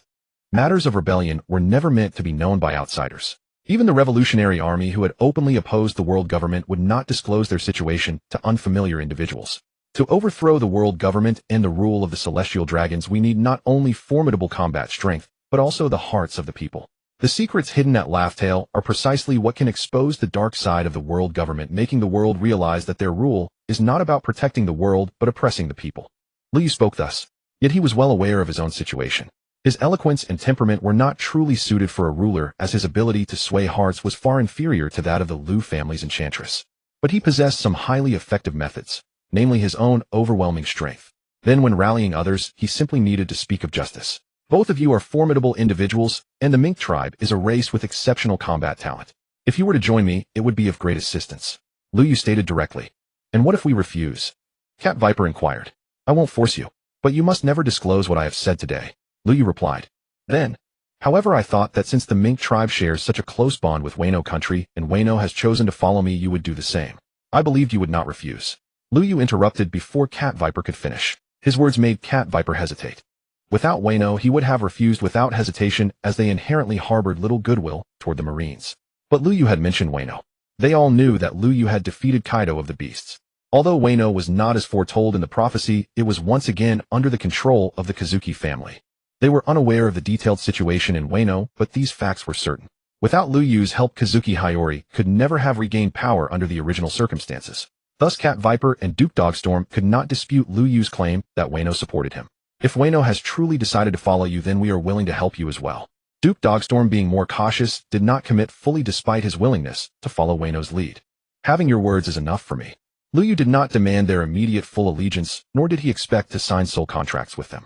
What he needed now were allies who could stand by him at critical moments, not diehard loyalists. After all, while loyalists were precious, they were also the hardest to obtain. In situations like this with the Mink tribe, it sufficed if they would stand on his side when he confronted the world government. Lu Yu aimed for the same effect within the marine system. As for Wano, with Kaido as a threat and Kazuki Hiyori already in his grasp, they would have to follow his lead regardless of their willingness. Thus Lu Yu currently had 4 forces under his direct command: the Marines, the remnants of the Whitebeard pirates, Vegapunk, and Wano. Yet there were also factions influenced by him: the current Zo, the Revolutionary Army, and the liberated Dressrosa.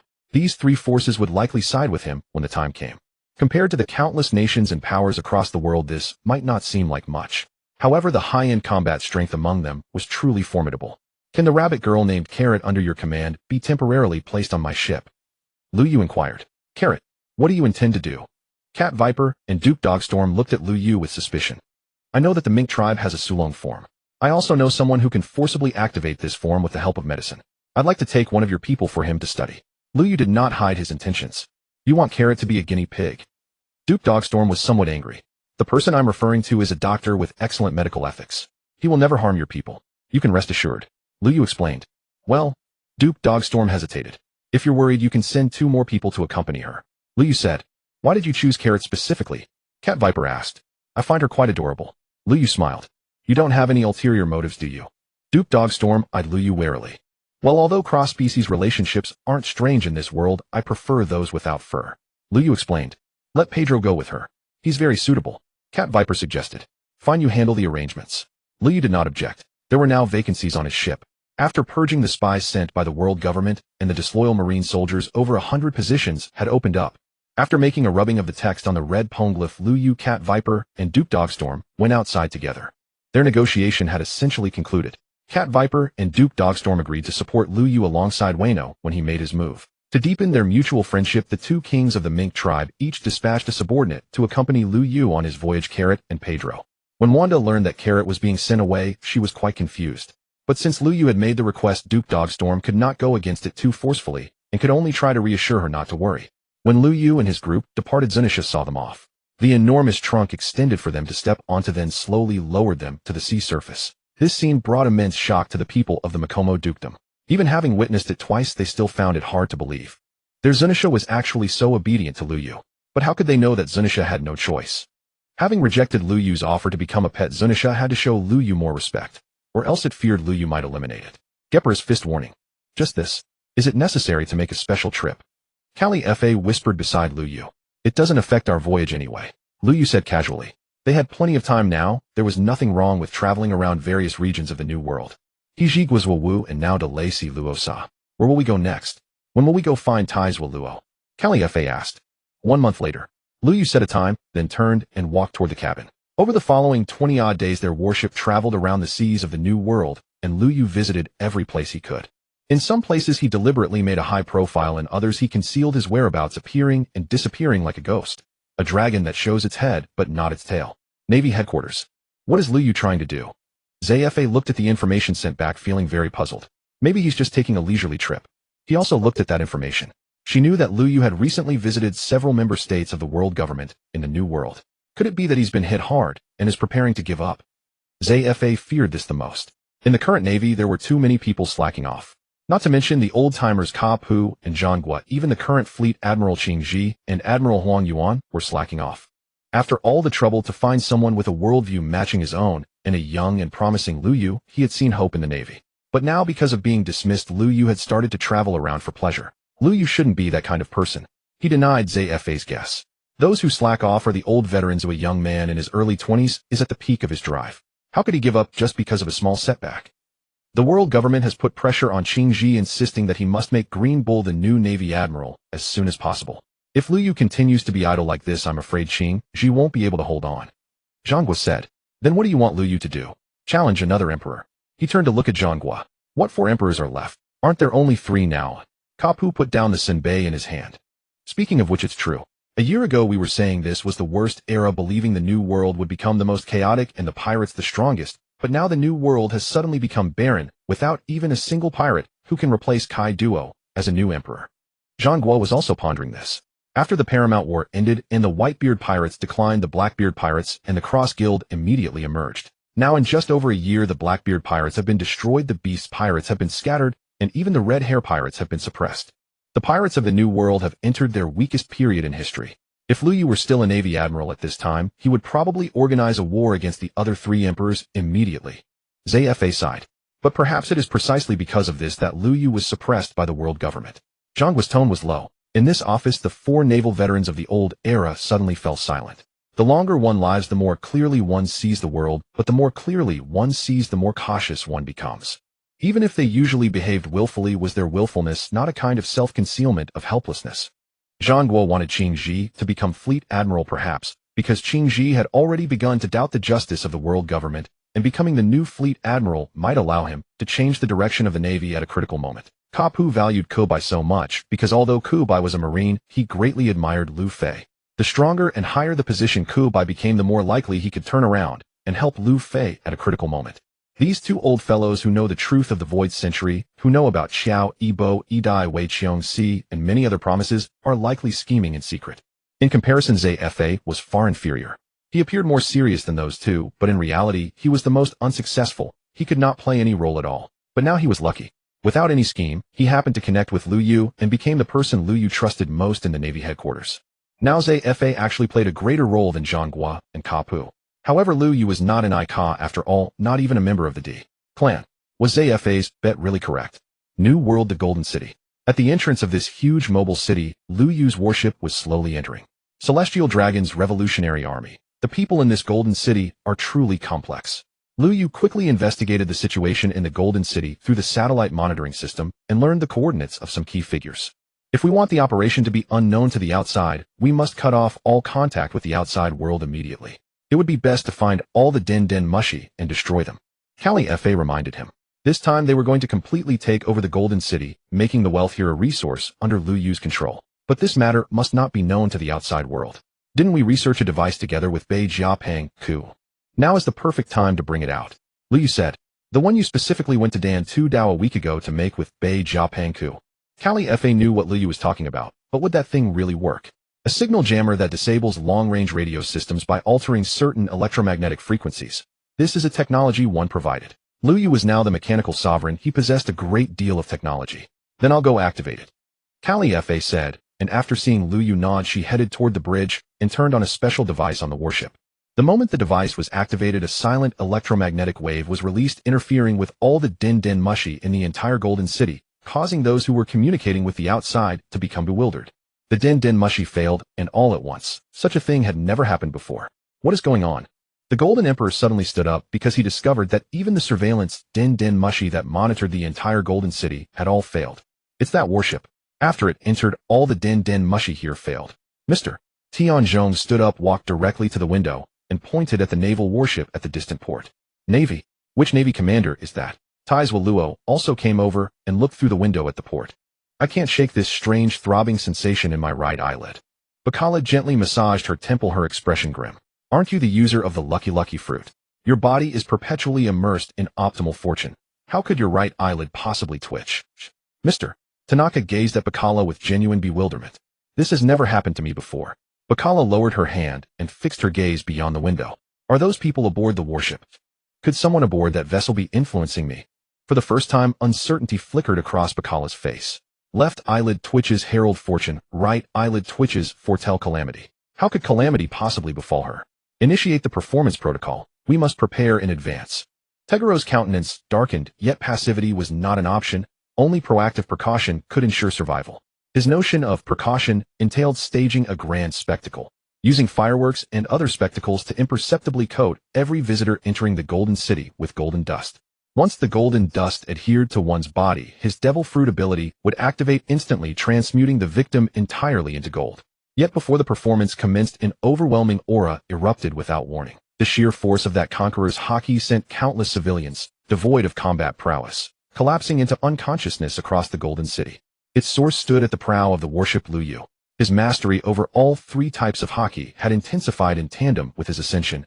Each level gained amplified his innate power. Though he had yet to master advanced techniques like Haoshiku infusion, unleashing raw oppressive pressure upon non-combatants posed no challenge whatsoever.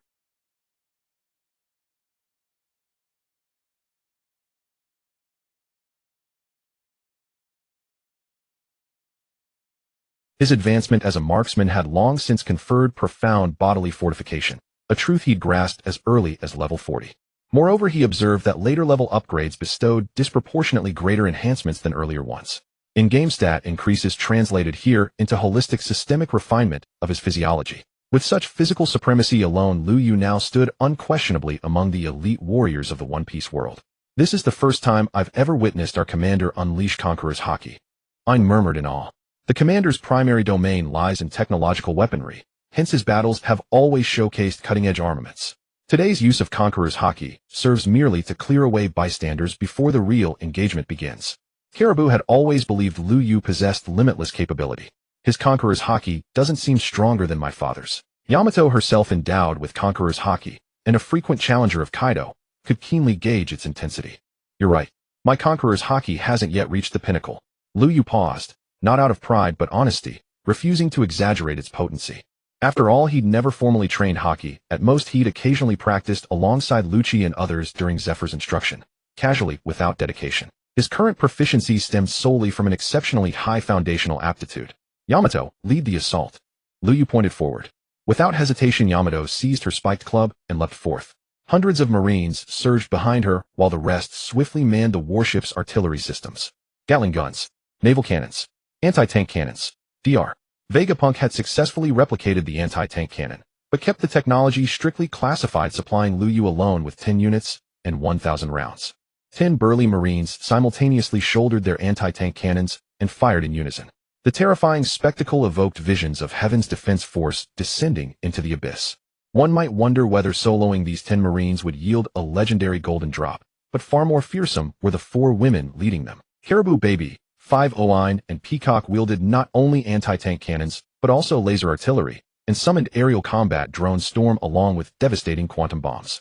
In an instant, the Golden City vanished beneath a cataclysmic barrage. Too brutal.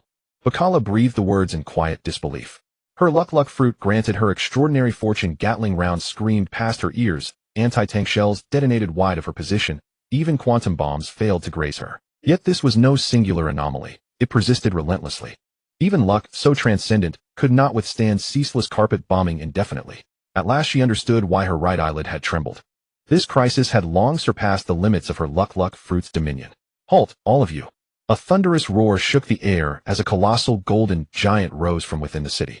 Well, someone actually dares to enlarge himself before you. Peacock teased, eyeing the Golden Emperor's titanic form. Why do they always assume size equates to strength? Don't they realize that, given equal power, the smaller the physique, the greater the destructive potential? This principle echoed teachings from the Super God Academy, where angel warriors, each matching a starship in combat efficacy, could effortlessly overpower entire fleets in actual engagements. Yet such logic did not fully apply to the One Piece world. The Golden Emperor's enlargement served precisely to amplify his physical might, abilities he otherwise couldn't access in his normal form. Lu Yu's remark then was nothing more than lighthearted mockery. He raised his hand and snapped his fingers. A spatial teleportation device activated. His fist struck instantly. The Golden Emperor's gargantuan frame shattered into fragments. At level 88, defeating a level 60-70 adversary like the Golden Emperor demanded little more than effortless precision. Purge the Golden City. Eliminate every pirate. Detain all civilians. Ensure no word of this reaches the outside world. Lu Yu commanded. Ahead, Yamato delivered a crushing blow that ended Mr. Tanaka's life. The Marines accompanying her swept aside all remaining foot soldiers. The actual combat lasted mere moments. The rest was methodical mopping up. Such absolute domination left no room for suspense. From beginning to end, their sole concern remained containment, ensuring none escaped to expose what had transpired. Go find a man named Lazy Makisi, Lu Yu said to Califa beside him. Yes. Califa acknowledged and swiftly led her men to search for Lazy. At the same time, Yamato arrived with a squad among whom were several peculiar individuals. A celestial dragon wearing a bubble-like helmet and 2 CP0 agents in white robes accompanying him. Marines, you detestable Marines. Why are you destroying this place? Do you not realize that this was an excellent puppet for providing us with heavenly tribute? The celestial dragon immediately began to interrogate Lu Yu upon seeing him. Clearly, he was unaware of the current situation. Accustomed to superiority and having always treated Marines as mere servants, he remained arrogant and overbearing in front of Lu Yu. Annoying. As he spoke, Lu Yu drew his revolver and fired a shot straight into the celestial dragon's forehead. The bullet pierced through his skull, and the back of his head exploded into a bloody hole. This sight stunned the 2 CP0 agents guarding him. After a moment, they recovered and angrily confronted Lu Yu. How dare you kill a celestial dragon? Are you rebelling? Kill them all. Lu Yu couldn't be bothered to argue. He simply gave the order. Yamato immediately swung his spiked club at the nearest CP0 agent. The CP0 agent, already mentally prepared after the celestial dragon's death, planted his feet firmly as Yamato attacked. Tekai! Bang! The club descended. Red lightning burst forth, and the celestial dragon's body was blasted away like a cannonball, crashing into a building and completely destroying it. Are these CP0 agents brain dead? Lu Yu internally scoffed at the foolishness of using Tekai to block Yamato's Thunderbagua. The other CP0 agent was smarter. He turned and dashed toward the exit of the Golden City. Moving swiftly, he consecutively used Soru and Jeppo to speed his escape. But no matter how fast he was, he couldn't outpace Yamato. A man lacking even commander-level combat power could never match Yamato, who possessed Yonko commander-level strength. A white afterimage flickered in midair as Yamato instantly appeared before the CP0 agent club wreathed in Conqueror's haki and struck with devastating force. Another blow sent the CP0 agent crashing into the thick steel deck, blood spraying as he was knocked unconscious. With the 2 CP0 agents down, Marine soldiers immediately rushed to check their condition. If dead, dispose of the bodies. If alive, deliver the final blow and then dispose of them. In the pirate world, there was a phenomenon of life-locking. So Lu Yu had long instilled in his men the habit of finishing off enemies and ensuring cremation of the bodies to be safe. Just as the Marines were handling the bodies, Califa returned with a short, stocky man. Lazy Makisi, one of the Revolutionary Army's infiltrators stationed here. Commander Lu Yu. Lazy greeted respectfully. How about taking responsibility for today's events on behalf of the Revolutionary Army? Lu Yu cut to the chase. You mean entrusting the Golden City to us? Lazy was excited. Yes, the Golden City, especially the ordinary people, will be under your watch. Lu Yu nodded. Thank you so much. I'll immediately notify Revolutionary Army headquarters to send personnel for takeover. Lazy reached for his portable transponder snail. No need to rush. Lu Yu smiled and interrupted his move. I still need to take some things from here, and some of my people haven't arrived yet. You can inform the Revolutionary Army later. Huh. Lazy was confused, suddenly sensing that this matter might not be as wonderful as he had imagined. Sure enough, he soon witnessed a painful sight. All the gold and money in the Golden City had been sorted out by the Marines. On the third day, Marco personally arrived with 3 pirate ships. They loaded all the treasures onto the ships, clearly intending to relocate them. This time Marco had fewer than 800 men with him. After the decline of the Whitebeard pirates, the other crew members and allied crews had been disbanded. Those who remained were close to Marco and the other commanders, and most had nowhere else to go. Your numbers have dwindled, but those left are elites. That's good, Lu Yu praised. He hadn't even expected Marco to maintain the original number of commanders. He had thought that commanders like Diamond Jozu and Flower Sword Vista might have chosen to retire, as they had disappeared entirely in the manga 2 years later.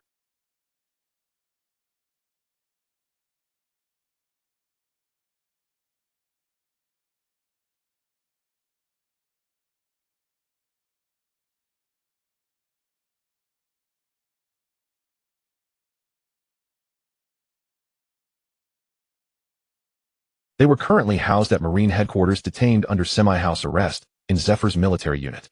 It won't be long before you're reunited. Marco didn't hold much hope, but at least he could be sure his brothers were safe. That was enough.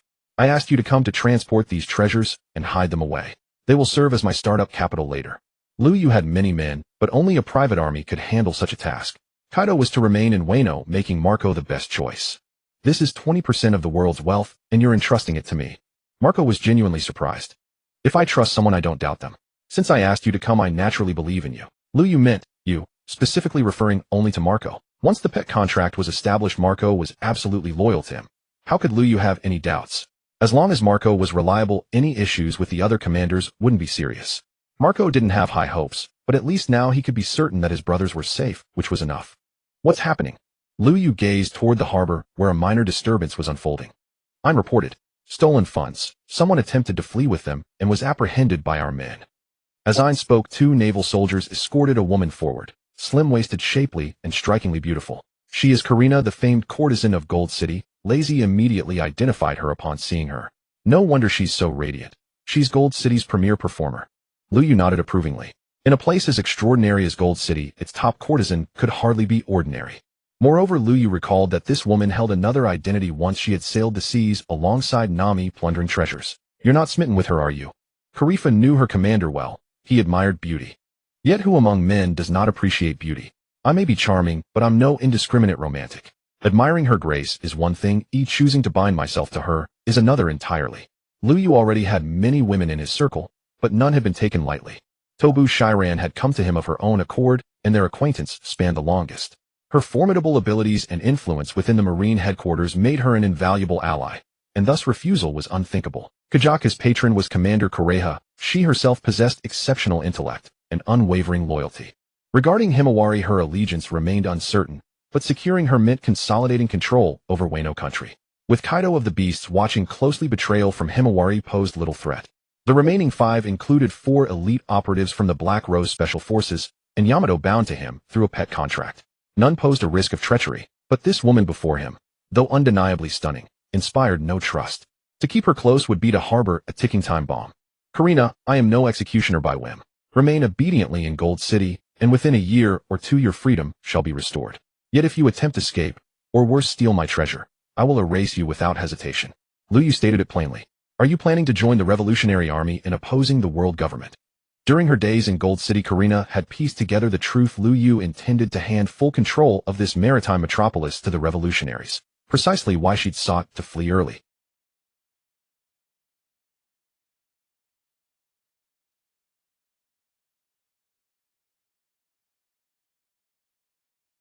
Alas, even her utmost caution had not escaped the Navy's notice. You are sharp, but the sharper your insight, the less likely I am to let you go. I swear, on my life, I shall reveal nothing of this place to the outside world. Will you grant me leave? She pleaded. Yet deep down she knew possessing such vital secrets meant escape was impossible. Are you testing my limits? Lu Yu's tone hardened. Very well, I shall stay. Karina dared not press further. Compared to death, temporary confinement seemed a small price. Dismissed. Lu Yu gestured for her to withdraw. At that moment Karifa strode toward him, brimming with excitement. Commander, we've uncovered something extraordinary. Karifa held 2 small wooden crates. Extraordinary? Lu Yu regarded her with mild curiosity. Devil fruits, specifically the mythical Zoan 9-tailed fox and the Soru fruit. Karifa explained. Mythical Zoan. Lu Yu raised an eyebrow. No such fruit had ever appeared in Gold City within the canon. Indeed. Records exist from Beehive Island, and I preserved Blackbeard's devil fruit compendium meticulously, thus I am certain. Karifa affirmed it without hesitation. Blackbeard himself had studied that compendium on Beehive Island, the former stronghold of his crew. A curated archive of devil fruits existed. Though incomplete, it catalogued numerous specimens, including those wielded by his own crew. The Soru fruit is unremarkable, but the nine-tailed fox is exceptional. Lu Yu lifted a pale pink devil fruit, the dog fruit mythical Zoan model nine-tailed fox. Pity, all of you already possess devil fruit powers. Had you not, consuming this would have yielded immense advantage. He surveyed his entourage, everyone confirmed as a fruit user. What about owls? Ein suggested. The nine-tailed fox grants transformation and mimicry, but owls' loose tongue and temperament render him unsuitable. Lu Yu dismissed the idea. Neither owls nor lion urge lacked devil fruit powers, but both personalities clashed utterly with the fox's essence. To wield this fruit effectively, one must excel at deception and possess exceptional agility. Without speed and stealth, approaching and touching a target for transformation becomes near impossible. Karifa analyzed. If so, perhaps she is ideal. Kajaku pointed toward Karina, already receding into the distance. Agile, masterful in disguise. You've named a perfect candidate. Lu Yu watched Karina thoughtfully, deeply impressed by Kajaku's insight. Karina, a woman who infiltrated Gold City without reliance on devil fruit powers, a sea-roving thief who'd plundered countless treasures across the Grand Line, never once captured. With such innate talent, mastering the nine-tailed fox would likely yield results surpassing even Katrina Diamante's original prowess within Blackbeard's crew. Karina, wait. Lu Yu called out. Having believed she'd narrowly escaped, Karina's pulse surged at his voice. Yet she knew her position, powerless like meat upon the chopping block, and could only respond with deference. My lord, how may I serve? What if I offered you a devil fruit power? Would you accept? Lu Yu asked. No. Karina shook her head firmly. Nothing in this world came free. Such a priceless gift demanded commensurate return. Lu Yu's generosity concealed deeper intent. You are intelligent, so you must know that at this moment you possess no real choice. Lu Yu saw no need to conceal the truth from Karina. A pet contract did not require genuine consent. Mere verbal agreement sufficed for its immediate binding. Thus he had coerced Marco, Kaido, and Yamato into signing before, and now he could employ the same method against Karina. Previously he had held no interest in her, she possessed nothing he deemed worthy. But now, with the emergence of the nine-tailed fox-type devil fruit, and no suitable alternative at hand, Karina had become his most expedient option. Why must it be me? The Marines number countless officers. Surely selecting someone skilled in disguise would pose no difficulty. Karina already understood the situation. When Caribou had approached bearing the two treasure chests, her instincts whispered that something extraordinary lay within, so she deliberately slowed her pace to eavesdrop. Yet the more she listened, the clearer it became. She was precisely the one best suited for this devil fruit. And when Lu Yu declared he lacked a suitable candidate, the realization struck like lightning. To have stumbled upon such gossip only to find herself its unwitting subject, she dared not linger. But escape was already impossible. I believe these ladies standing before you possess exceptional talent in this regard. Karina pointed toward Caribou. You have keen insight. Caribou's skill in disguise is indeed extraordinary, Lu Yu replied. There, you see. Just give it to her. Karina exhaled in quiet relief. But Caribou is already a devil fruit user. To date, aside from Blackbeard Teach, no one has ever consumed 2 devil fruits. Lu Yu's words plunged Karina into icy despair. Refusing to yield, she turned her gaze toward Ein and the others. They too are devil fruit users. At that declaration, Karina felt utterly speechless. How uncanny, that every woman beside Lu Yu wielded a devil fruit. Wasn't the devil fruit revered as rare and priceless? Then why in Lu Yu's orbit did they seem so abundant? Your compatibility with this fruit is one reason, and your relentless pursuit of wealth another. Having learned such a grave secret about me, I cannot permit you to depart unbound. Lu Yu laid bare his intent. Yet earlier you implied you'd let me go, Karina protested, bewildered. I never released you. I merely returned you to this golden city. When the revolutionary army arrives, they will seize full control. To prevent the secret's exposure, certain dangerous individuals, including you, must be dealt with accordingly. Karina sighed, resigned. After all, both sailed the Grand Line. Such realities needed no explanation. You love gold, do you not? Consuming this fruit will make wealth far easier to acquire, though occasionally you'll assist me gathering intelligence, for instance. As he spoke, Lu Yu produced the nine-tailed fox-type devil fruit and placed it before her. Since retreat is impossible, accept it then. With no recourse, Karina took the fruit and raised it to her lips. My first assignment for you: locate your former comrade Nami, not to harm her, but to uncover the truth of her origins. His words startled Karina. Moments earlier she had hesitated, holding the fruit motionless, but now decisively she closed her teeth upon it. Inwardly she resolved, should Lu Yu threaten Nami, she would warn her at once. granting her time to prepare. Yet to deliver that warning, she first needed to consume the fruit, to earn Lu Yu's trust and secure permission to leave. A bitter, nauseating taste flooded her mouth, but she scarcely registered it. She swallowed hastily, then focused inward, racing to comprehend the fruit's power, to grasp what new abilities now coursed through her veins. Only then did she truly understand why Lu Yu had chosen her. For the nine-tailed fox's power resonated perfectly with her nature. With such a fruit, deception, and thus profit, would henceforth flow effortlessly. From this day forth you are my pet. Do you consent? Lu Yu asked. I do. Though unwilling, she acquiesced. At that instant she sensed something within her, the subtle, invisible tether of another's dominion. Yet outwardly all seemed unchanged. She remained herself, wholly intact. One detail eluded even her own awareness: the will to betray Lu Yu had vanished entirely. Without resistance, she accepted him as her master. Back in dungeon crawls, a single character managed only 3 pets. Yet here I command 4, each rarer than legend. Truly I've ascended. Lu Yu mused inwardly. Ding. System alert: having recruited allies via pet contracts, primarily human devil fruit users. The system imposes a maximum contract limit 8. The chime startled Lu Yu faintly. He hadn't anticipated the system would intervene, restricting his alternate method of control beyond the Black Rose Special Forces. Still, he grasped the logic: left unchecked, he might soon subjugate the entire world of pirates with this effortless, scalable tactic. After all, mythical Zoan-type users dominated the seas. Figures like Dragon and Im were rumored to wield them alongside confirmed users: Luffy, the 5 elders, select members of the Holy Knights. Now, however, the cap stood firm at 8. Of those already bound, 4 were secured, and White Star Princess was already reserved as the 5th. Only 3 remained. Shall I begin with Luffy and the Nika fruit?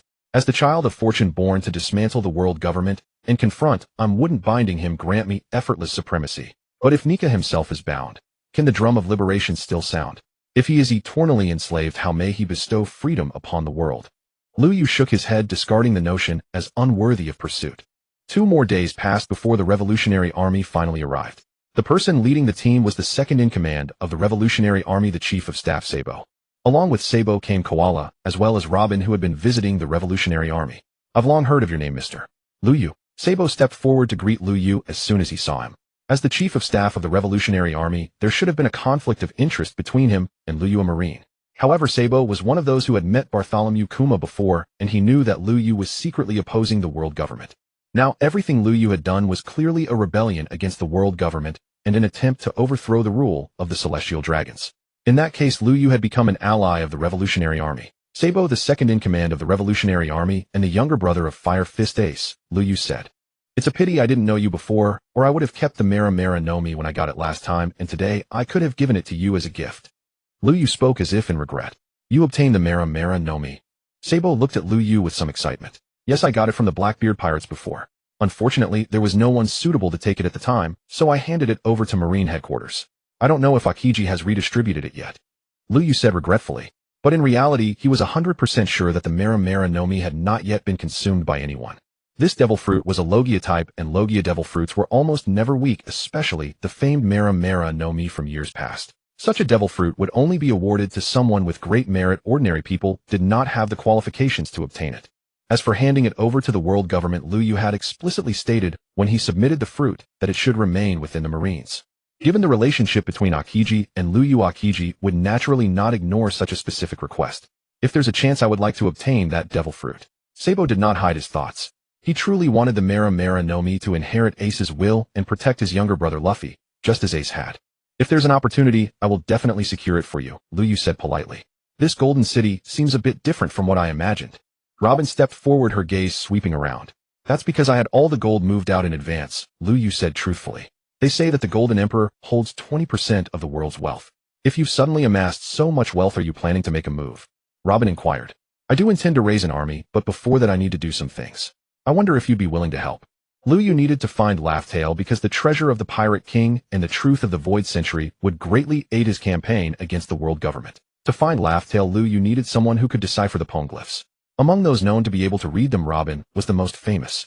Since Robin was here, he naturally wanted to bring her along. Me? Robin pointed at herself. Yes, because I plan to go to Laugh-Tale, Lu Yu said. You're going to Laugh-Tale? Not only Robin, but even Sabo and the others were surprised. A Marine seeking the Pirate King's treasure. Wasn't that against the natural order?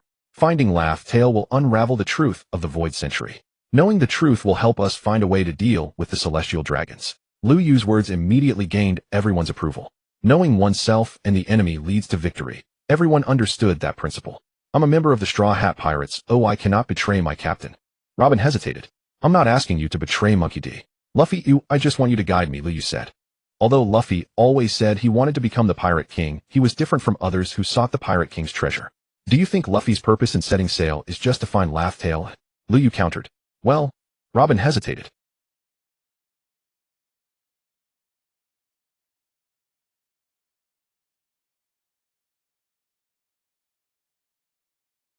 Others aimed for the treasure. Luffy's goal was simply to be the Pirate King. If you're worried that Luffy's future adventure will be meaningless, you don't have to tell him exactly where Laugh Tale is. But if you don't help me now, this world will remain under the control of the celestial dragons, and tragedies like the destruction of O'Hara will repeat themselves time and again. Luyu's tone grew heavier and Robin's heart weighed down as well.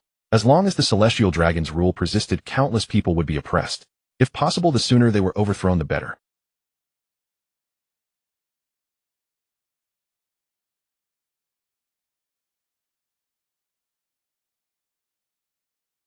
Luyu said with great satisfaction.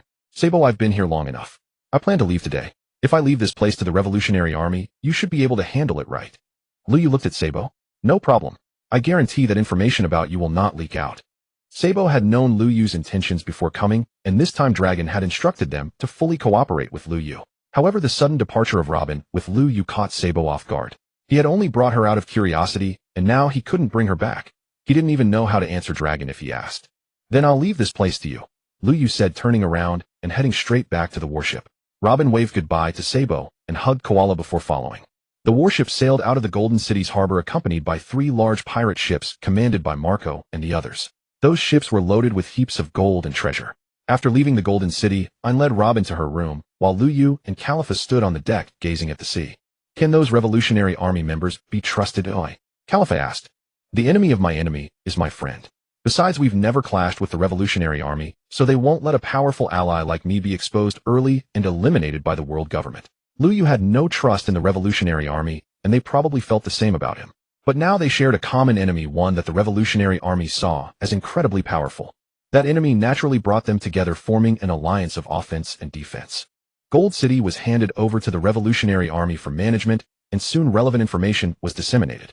The Revolutionary Army learned that the Golden Emperor Tesoro was a pawn of the world government's celestial dragons, as he had long plundered immense wealth on the seas to supply the celestial dragons' extravagant and decadent lifestyle. The Revolutionary Army had always been opposing the world government. Attacking the Gold City to weaken the celestial dragons would naturally be accepted by the outside world. Are we doing this to show goodwill toward that marine named Luyu? Inquired Yuan Kafu, looking at Duolage at the head of the conference table. Given the current situation, our cooperation with Luyu is a foregone conclusion, no doubt about it, said Lightning, holding a glass of red wine, as usual speaking leisurely. Don't you think this is a good thing? Duolage asked, looking at the 2 Revolutionary Army officers before him, seeking their opinions. Having such a powerful ally is certainly a good thing, but I'm afraid he may not share the same goal as us. Yuan Kafu still remembered that during the battle at the top, although Luyu was not the most dazzling among the Marines, what he did was deeply memorable. Because among the Marines on that battlefield, aside from Akainu, Luyu had killed the most pirates. Although most of them were just ordinary pirates, he showed no hesitation when striking without any intention of holding back. The image of that twin captain being killed by Luyu is still fresh in Yuan Kafu's memory. He's not a member of the Revolutionary Army. Isn't it natural that he's not on the same page as us? Duolage's expression remained calm, as if all this was insignificant. Since he's not on the same page, why bother helping him? What Yuan Kafu worried about was that Luyu might one day trample over the Revolutionary Army, completely destroying everything they had built over the years. He may not be on the same page as us, but he shares the same goals, said Duolage. Then what are your thoughts? I mean, after the world government is overthrown. When he was young, Yuan Kafu would not have considered this question, but now he had to. We don't even know if we can accomplish the immediate task at hand. How can we have the mind to think about the future? Duolage did not directly answer Yuan Kafu's question, because even now he had not yet seen the possibility of defeating that person who still handled the world's topmost experts with ease at the Valley of the Gods. Could they really deal with him? The Chief of Staff has just sent a new message. An intelligence officer hurried in. Speak. Duolage turned his head to look. Miss Nico Robin has been taken away by Luyu. It is said that he intends to use Miss Robin's ability to find the location of Lafudaloo. What? Yuan Kafu immediately slammed the table and stood up. Nico Robin was Luffy's crewmate and an expert in historical texts, a crucial companion to Luffy. How could this companion be taken away by Luyu? No, I must go talk to that guy. Robin must be brought back. Otherwise, when the time comes, how can Luffy gather his former companions? With that, Yuan Kafu immediately turned and walked out of the office with Lightning following suit. Duelage did not stop them. He simply remained silent, his emotions unreadable. On the other side, Lu Yu with Nico Robin was piloting a warship heading toward the area where the Cross Guild was located. Where are you planning to go? Nico Robin asked in confusion. To challenge a swordsman with the title of the strongest, Lu Yu replied. You're going to challenge Hawkeye? Robin looked at Lu Yu in surprise. Yes, Lu Yu nodded with a smile. But last time you defeated Kaido of the Beasts and got demoted. Now you're going to deal with another Yonko. Won't the world government criticize you again? Robin asked this verbally, but what she actually cared about was another matter. She was worried about Sualong. Although Bartholomew Daxiong had gone into hiding after returning to the Revolutionary Army, Robin knew his situation. In fact, she had even used her convenience in the Revolutionary Army to specifically ask Daxiong about the whereabouts of other companions. And Bartholomew Daxiong had previously said that Sualong was currently training swordsmanship under Hawkeye. If Lu Yu goes to deal with Hawkeye, will Sualong be implicated as well? The world government demoted me not because I defeated a Yonko, but because I wanted to kill one of their celestial dragons. Lu Yu said this casually, but Robin listened with a shocked expression. Killing a celestial dragon. Was that something you could just say out loud? Commander, we are less than 50 li away from the Cross Guild, reported Khalifa. Good. Lu Yu responded. The Marine headquarters doesn't know about our situation yet. Are you sure we don't need to call them for support in advance? Peacock stepped forward. To fight a Yonko crew. Although they had experience before every previous time, they had mobilized over 10,000 elite Marines from headquarters, several vice admirals, and many officers. But this time they only had this one warship with less than 1,000 men. This time it's not an all-out war, just a challenge. There's no need to make a big fuss. Lu Yu was unconcerned. Fire the signal, let the Cross Guild know we are here in advance, Lu Yu said. The next moment a signal flare was shot into the sky. The loud explosion and brilliant flash were especially conspicuous on the sea. On the island where the Cross Guild was stationed, the pirates naturally noticed it immediately. When they confirmed through telescopes that the arriving force was the Marines, and that it was the most prominent Lu Yu, the entire Cross Guild immediately fell into chaos. All the pirates were panicked. This news was also immediately delivered to the rooms of Clown Baji and Kelokittinger. The three main leaders of the Cross Guild immediately came out along with some of their core members. Dazi Bonasai Jar Dinua Sualong and Palana were among them. What is going on? Kelokittinger asked immediately upon coming out. Although Clown Baji was the nominal leader, the actual controllers had always been Kelokittinger and Hawkeye. Now that a powerful enemy who could defeat Kaido of the Beasts had appeared, how could he let Clown Baji take command? I don't know. They fired a signal flare first, then slowed down, and are approaching us, the scout replied. How many men do they have? Only one ship. One ship. Only a single ship. When Xiaocho Baji heard the news, the panic on his face ebbed and was replaced by a puzzled bewilderment. They are probably not here to wage battle against us, Kelokittinger said. Yet I can feel a fierce combative intent drawing near. Ian remarked, his hawk-like eyes already fixed on a solitary figure at the forefront of the warship cutting across the sea. The newcomer looked young, but the aura he exuded was unmistakably formidable. If he intended to fight, he would have brought a dozen or more vessels. One ship alone is utterly insufficient to threaten us. Kelokittinger knew Lu Yu well. This man always mobilized a fleet of a dozen ships for any operation. The remnants of the Baihozi Heizaichuan, the Haihozi Heizaichuan, and the Baisho Heizaichuan had all been treated the same way. He used to be a Navy admiral, now he is a Navy vice admiral. Perhaps he no longer has the authority to deploy so many ships, and that is why this time is different. Your leader observed. Do not forget, this is a man worth 4 crowns on the bounty lists. His individual combat strength easily surpasses that of an ordinary admiral. Jair Dinuo added, he is a commander who cherishes his subordinates. He would never recklessly gamble with their lives. Moreover, he is an artillery specialist. Long-range assault is his greatest advantage. If he truly intended to fight, we would have been bombarded before his ship even came into view. Non-onlookers questioned Kelokittinger's analysis. Years of intelligence had pointed to one truth: Lu Yu prioritizes long-range engagement before any close-quarters confrontation. From the naval headquarters public bulletins, it was clear that Lu Yu had even proposed a comprehensive overhaul of naval doctrine. He sought to replace the Navy's outdated penchant for close combat with a doctrine of ultra-long-range naval warfare. By harnessing the overwhelming firepower of warships, deploying the advanced weaponry Lu Yu advocated, and incorporating Beijiapang's pacifist constructs, the Navy aimed to annihilate an enemy before any contact was made. Under that doctrine, the remnants of the Baihozi Heizaichuan, led by Merrick, were pulverized, barely escaping with 2 or 3 ships and a fraction of their crew by sheer luck. The Haihozi Heizaichuan had faced the same fate, trapped upon an island with no means of relief. Thus, if Lu Yu had come to fight, he would almost certainly employ that same strategy. The warship drew closer until it lay barely 100 meters from the shoreline. At that proximity, everyone grew more certain Liu Yu had not come to initiate combat, for at such a short range, he would hold no real advantage. After a moment, the ship came to a complete stop against the quay. All the surrounding pirates readied their weapons, those holding rifles tensely shouldered their long guns. Liu Yu, once a Navy admiral, and now a vice admiral, whose formal title was seldom publicly flaunted, inspired dread in the vast majority of seafarers. Even without the admiral's rank, his deterrent presence had never waned. The warship moored, and a few figures stepped ashore. At the forefront stood Liu Yu himself, but immediately behind him was not a naval officer, it was Nike Luobin. Nike Luobin. Luobin. Keluokidal and Sualong blurted her name instinctively, while Dazabonis and Giardinua wore expressions of open surprise. Sualong. Robin smiled as she walked toward him, her casual ease left the already tense Sualong momentarily dumbfounded. Robin was after all a pirate like him. So why was she so relaxed aboard a naval vessel? How come you are with the Navy?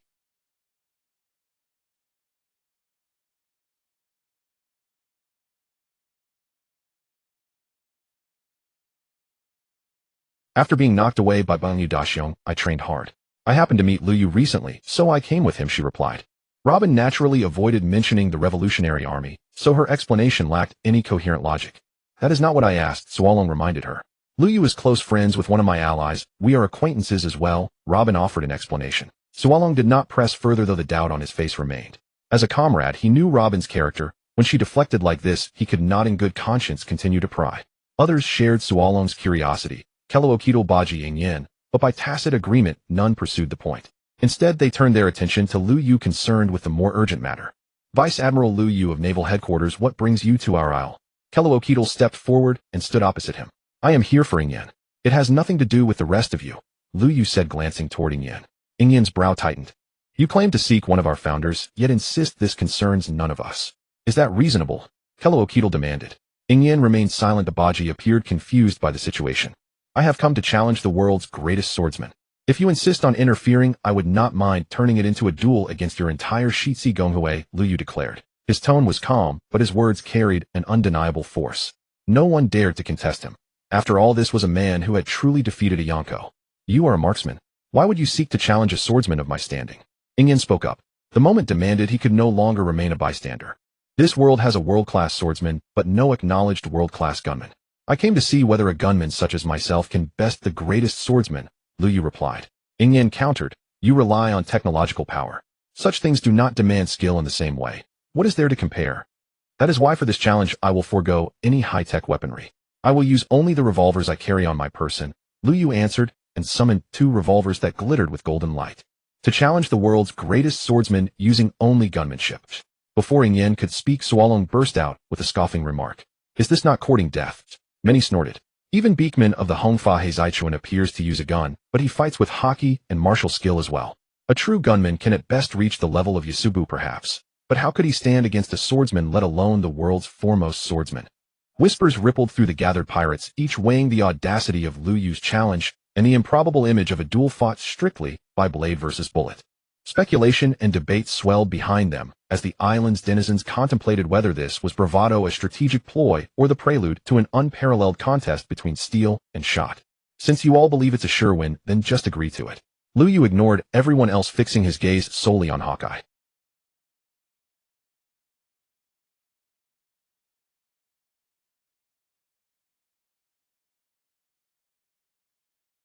His second awakening's final task, the one to unlock the title of the Wanderer's sky-stealing wings.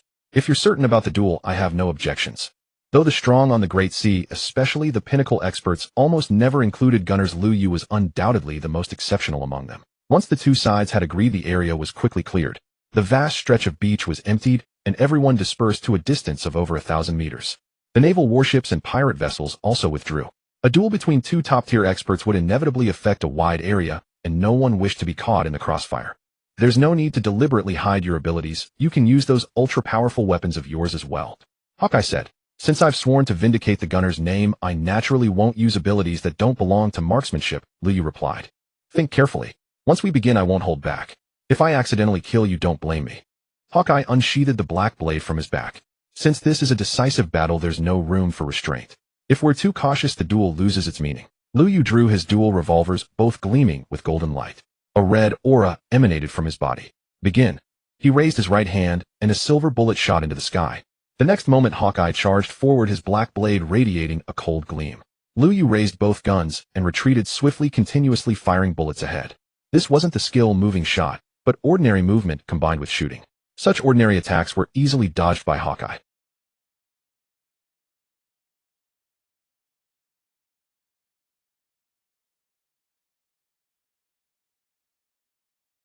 Liu Yu stepped forward with his right foot, swept his left arm horizontally, and quickly raised his right hand, firing a precise bullet. A 3-round burst with a forced effect, its power greater than ordinary shots, and the final bullet had a headshot effect. Hawkeye, having just closed and instinctively blocked with his black blade. The bullet struck the blade, sparks flew, and Hawkeye involuntarily stepped back half a pace. Rapid fire. Liu Yu's revolvers entered a force state, unleashing the Wanderer's level 75 skill, rapid fire. Within a mere 2 seconds, dozens of bullets rained down upon Hawkeye. Hawkeye swiftly swung his black blade, blocking the bullets while retreating rapidly. He couldn't withstand this move head-on, as the result would likely be overwhelming. The moment the rapid fire ceased, a green sword aura burst forth, seemingly enveloping Liu Yu.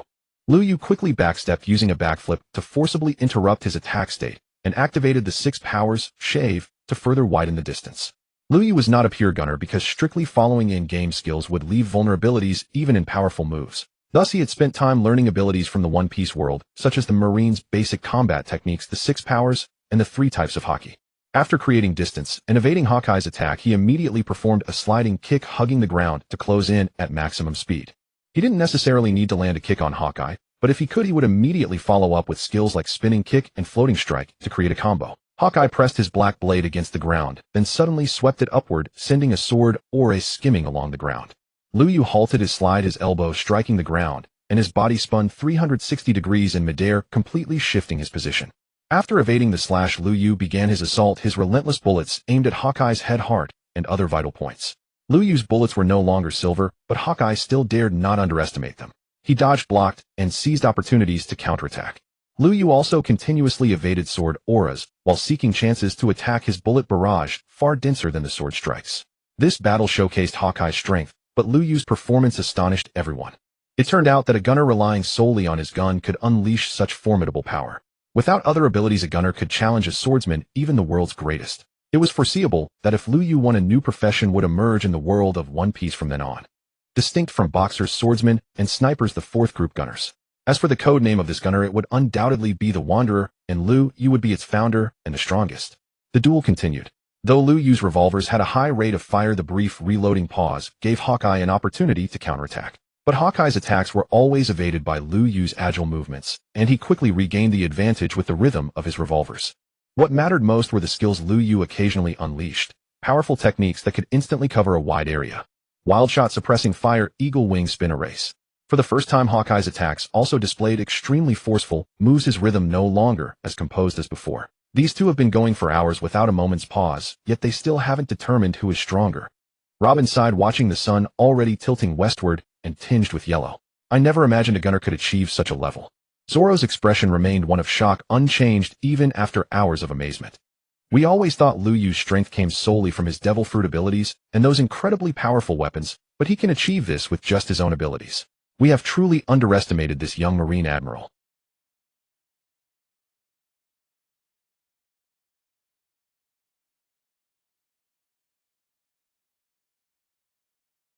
Your moves have become repetitive. Have you no hidden cards left? Hawkeye inquired, parrying Liu Yu's attacks. Techniques are static, but the practitioner is dynamic. Can a living being truly be constrained by such lifeless forms? Liu Yu declared, seizing an opening to snap his fingers in midair, transforming his bullets from ordinary to silver ones. Well said. A true master must never allow so-called skills to limit their own strength, Hawkeye commended. Yet some formidable techniques can at times become the key to turning the tide of battle. Hawkeye placed his black blade behind him, gripping the hilt with both hands as his entire aura condensed unceasingly in that moment. Fusing his fighting spirit with the black blade, unleashing the ultimate slash, Hawkeye was about to exert his full power. You are right, some powerful techniques can indeed become the pivotal factor in reversing the course of a battle at critical moments. Liu Yu gripped his revolvers tightly, ready to unleash his final move, one he had yet to use against Hawkeye. Night! Hawkeye murmured, and in that instant the entire sky darkened completely. It was not true nightfall, but rather the intense aura radiating from Hawkeye that dyed the surrounding air black, a manifestation of armament haki harmonizing with the black blade pushed to its extreme. It was also the effect of Hawkeye's Conqueror's Haki being fully released. Liu Yu's Conqueror's Haki flared as well, though noticeably weaker than Hawkeye's, yet the sight only deepened the gravity in Hawkeye's expression. He could sense that the youth's power did not originate from Haki, yet his Haki had still been cultivated to such a level. This meant that he could not predict the true strength of Liu Yu's subsequent attacks. Despite the myriad conjectures in his mind, Hawkeye's attack did not waver for an instant. At that moment, the black blade swung, cleaving the entire horizon asunder, as if the boundless darkness itself was split apart by his sole strike. Indeed, if the ultimate technique of a top-tier powerhouse in the world of pirates lacked a world-shaking, earth-shattering effect, it would be unworthy of the stage. In comparison, the first awakening skill of the ranger that Liu Yu was about to employ, frenzied slaughter, seemed far inferior. What does it matter if there is a difference? Without breaking through this blockade, how could he soar across the heavens? How could he become the wings of heaven? Liu Yu's resolve hardened in an instant, his aura rising once more. Ding! The host has grasped the meaning of wings of heaven. To aid you in soaring the 9 heavens, the system unlocks the usage permission for the 7th wing movement. Comprehend the frequency of the 7th wing movement well, and understand the true meaning of wings of heaven. The system's voice echoed, and a skill icon suddenly appeared in Liu Yu's mind. The second awakening skill of the ranger at level 85, the 7th wing movement. Hawkeye's slash was still descending, but at that moment his attack seemed to slow in Liu Yu's eyes. Or rather, it was not Hawkeye's attack that had slowed, but Liu Yu's own speed that had become faster. He took a light step, but his body moved to the front of Hawkeye at a speed imperceptible to the naked eye. Black feathers materialized out of thin air, yet they were actually the trails left by bullets streaking through the air, taking on that form. Bang bang bang. The sound of gunfire rang out, yet no one could discern from which position Liu Yu launched his attacks. At most they could only see the black feathers drifting slowly afterward. Hawkeye's attack ultimately failed to land completely, as Liu Yu's assault interrupted it. In an instant Liu Yu appeared before him and struck. Within a second or two, Hawkeye felt simultaneous fierce impacts from various directions, all over his body. His defenses were utterly shattered, and his body was ravaged in the process. The black blade Yoru remained firmly in his hand, but he no longer had the strength to stand. He could only fall to one knee, gripping the hilt with both hands, driving the blade into the ground to support himself. The darkness dispersed, not heralding the dawn, but rather the arrival of a new night. As the sun set in the west, the man once hailed as the world's greatest swordsman on the seas finally reached his curtain call. Yet the one who ultimately defeated him was not a young swordsman, but a gunslinger, a ranger. "Why didn't you fire the last shot?" Hawkeye asked. He had sensed it then, the muzzle of Liu Yu's gun aimed at his head.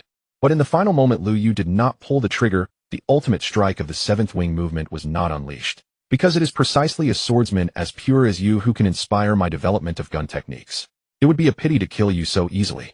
Liu Yu sheathed his weapon, lifting his head slightly, to see the black feathers drifting slowly from the sky. "What is this move called?"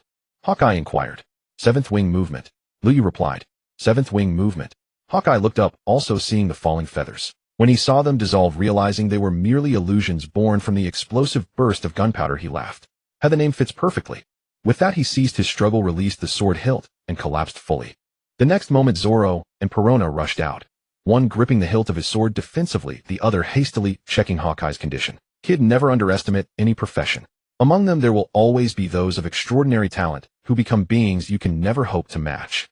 Liu Yu spoke these words to Zoro, then turned gracefully and strode toward the marine battleship. At that moment a flood of pirates surged forward. Crocodile, Buggy, and others all rushed toward the scene to ascertain Hawkeye's condition. Upon learning that Hawkeye was merely injured and not in mortal danger, Crocodile turned his gaze toward Liu Yu. But by then Liu Yu had already boarded the warship, vanishing from sight. "Mr. Crocodile, I hope you understand the intent behind his mercy today," Robin whispered as she passed by Crocodile, her voice low enough for only him to hear. "When the day comes that this world is turned upside down, I hope you will stand on the right side." With that, Robin walked away without looking back. At the shore she leaped powerfully into the air, unfurling a pair of wings from her back, which carried her swiftly across the hundreds of meters of sea, landing on the warship. Crocodile remained silent, watching Robin's figure and the departing warship as it set sail, his heart a turmoil of mixed emotions. Soon news of Liu Yu's one-on-one victory over Eagle Eye spread across the vast seas. A gunslinger, relying solely on marksmanship, had defeated the world's greatest swordsman, sending shockwaves through every professional circle worldwide. The profession of gunslinger, once limited to snipers, now acquired a new iconic school of thought. Though dual-wielding practitioners like Aizu had existed before, this was something altogether different. When footage from the duel surfaced, spectators witnessed an entirely unprecedented combat style, fluid, dynamic, and utterly revolutionary. Subsequently, a landmark feature article emerged. authored after Liu Yu granted an exclusive interview to the World News Agency, and it elaborated extensively upon the art of the gunslinger. Masters of this discipline specialize in evasive mobility and precision marksmanship, darting across battlefields with unmatched agility to evade enemy strikes, then delivering lethal shots with surgical accuracy. Liu Yu even introduced his signature weapon, the revolver. A radically new handgun designed wholly distinct from antiquated matchlock firearms. The revolver holds at least 6 rounds in its cylinder. Modified or reinforced variants can accommodate even more. Its projectiles are not crude iron pellets, but aerodynamic pointed bullets engineered to spin at high velocity upon discharge. This rotational stabilization dramatically enhances lethality. Striking either the head or heart guarantees instant decisive termination. Revolver mastery, unparalleled mobility, and single-shot lethality define the path of the roving gunslinger. Liu Yu further proposed 2 ascending titles along this path: Gun God and Sky Scouring Wing. With this, Liu Yu irrevocably transplanted the entire roving gunslinger archetype into the world of pirates. I understand Gun God, but what precisely does Sky Scouring Wing signify? Komori approached Liu Yu, her brow furrowed in quiet curiosity. Fool, you didn't witness Commander's final technique against Eagle Eye. Kujaku interjected gently. 7th Wing Movement. Komori had asked Liu Yu for its name earlier, but while 7th Wing Movement remained elusive, Sky Scouring Wing felt even more enigmatic. After Commander struck, feathers drifted down across the battlefield, like fragments shed by a pair of wings streaking across the heavens, vibrating loose from sheer velocity. Kujaku had pondered that very image at the time, and only later upon hearing Liu Yu name it did the metaphor crystallize in her mind. Now that you say it, it truly fits. Komori's voice softened with awe. She too wielded firearms, but never imagined combat could unfold with such elegance, grace, and devastating efficiency. First you defeat Eagle Eye, then grant such a bold interview to the World News Agency. Are you deliberately cultivating your own legend? Robin gazed toward Liu Yu standing at the bow, his silhouette etched against the endless horizon, unfathomable, inscrutable. You've guessed correctly. That is precisely my intent. Liu Yu replied calmly. The world government stripped me of my admiral rank, seeking to erode my influence within the Marines. I choose instead to defy them, openly, unapologetically, and with maximum visibility. Moreover, I defeat, but do not capture nor dismantle, the pirate factions I confront. I intend this as a deliberate, unmistakable declaration of defiance directed squarely at the world government. His preparatory phase had already commenced. Expand global influence, then forge a justifiable pretext to strike directly at the celestial dragons and the world government itself. Thus he must appear boldly, unmistakably upon the world stage. Surely you realize the world government may move against you again. Robin pressed further. We are waiting precisely for that. Khalifa answered quietly. You mean to? Robin trailed off, her eyes widening as comprehension dawned. She understood at last the true scale of Liu Yu's ambition. Your next destination, is it perhaps the remaining Yonko Big Mom's territory? Robin asked. Correct. Our next target is Charlotte Linlen. Liu Yu affirmed without hesitation. Meanwhile, deep within Marine headquarters. Ha. I knew that boy would never stay subdued. Look, his very first move has ignited a global sensation. Zephyr laughed heartily, spreading the morning newspaper across Liu Yu's former office, where several of his closest Marine vice admirals had gathered. Tsuru Kizuru Fujitora and Sengoku sat in solemn silence. It is sensational, but don't you find the underlying signal deeply perilous? Sengoku studied the headline with growing unease. Perilous signal? What signal? Zephyr genuinely failed to perceive it. He saw only that his protege had bested yet another Yonko. And not only that, he was catalyzing an entirely new martial discipline, openly sharing his hard-won combat wisdom with the world. He is a Marine, not a pirate, Sengoku declared firmly. Of course he is, a Marine, and arguably the finest among us. What of it? Zephyr grew increasingly bewildered.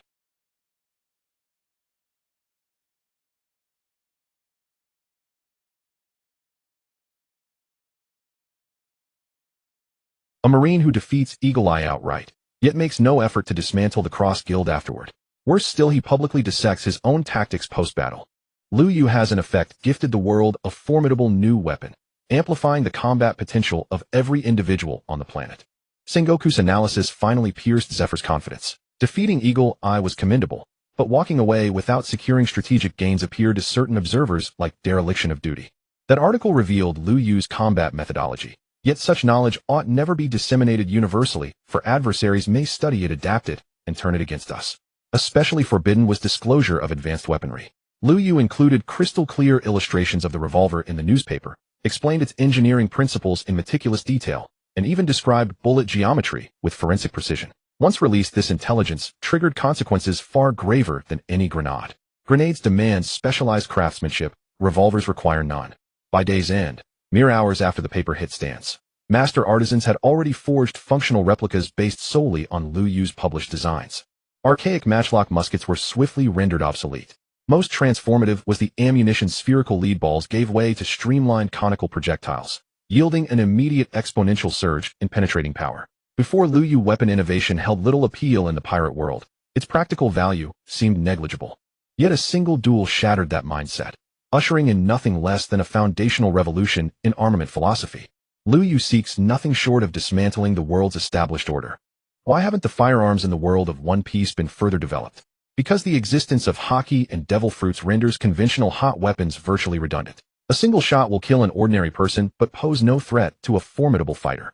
A machine gun barrage could mow down hundreds of commoners, yet it would struggle to fell even a single individual proficient in haki, using explosives to wipe out thousands. A single blast of Conqueror's haki can send 50,000 people collapsing to the ground. Thus the development of firearms has sharply polarized. Either they remain ordinary round bullets, or they become the laser cannons of Vegapunk's pacifistas. The method to enhance bullets is also straightforward: either craft them from sea prism stone, or infuse them with haki. Beyond this stark contrast in practical application, another reason may be the deliberate manipulation by the world government. Moreover, the inherent chaos of the pirate world with no true great powers emerging could also be a contributing factor. But ultimately the bullet has never been a standout performer. Now, however, Liu Yu's actions have brought a small tremor to this world. Liu Yu, wielding his revolver, defeated one of the most formidable fighters in the pirate world, the world's greatest swordsman, Mihawk the Hawkeye.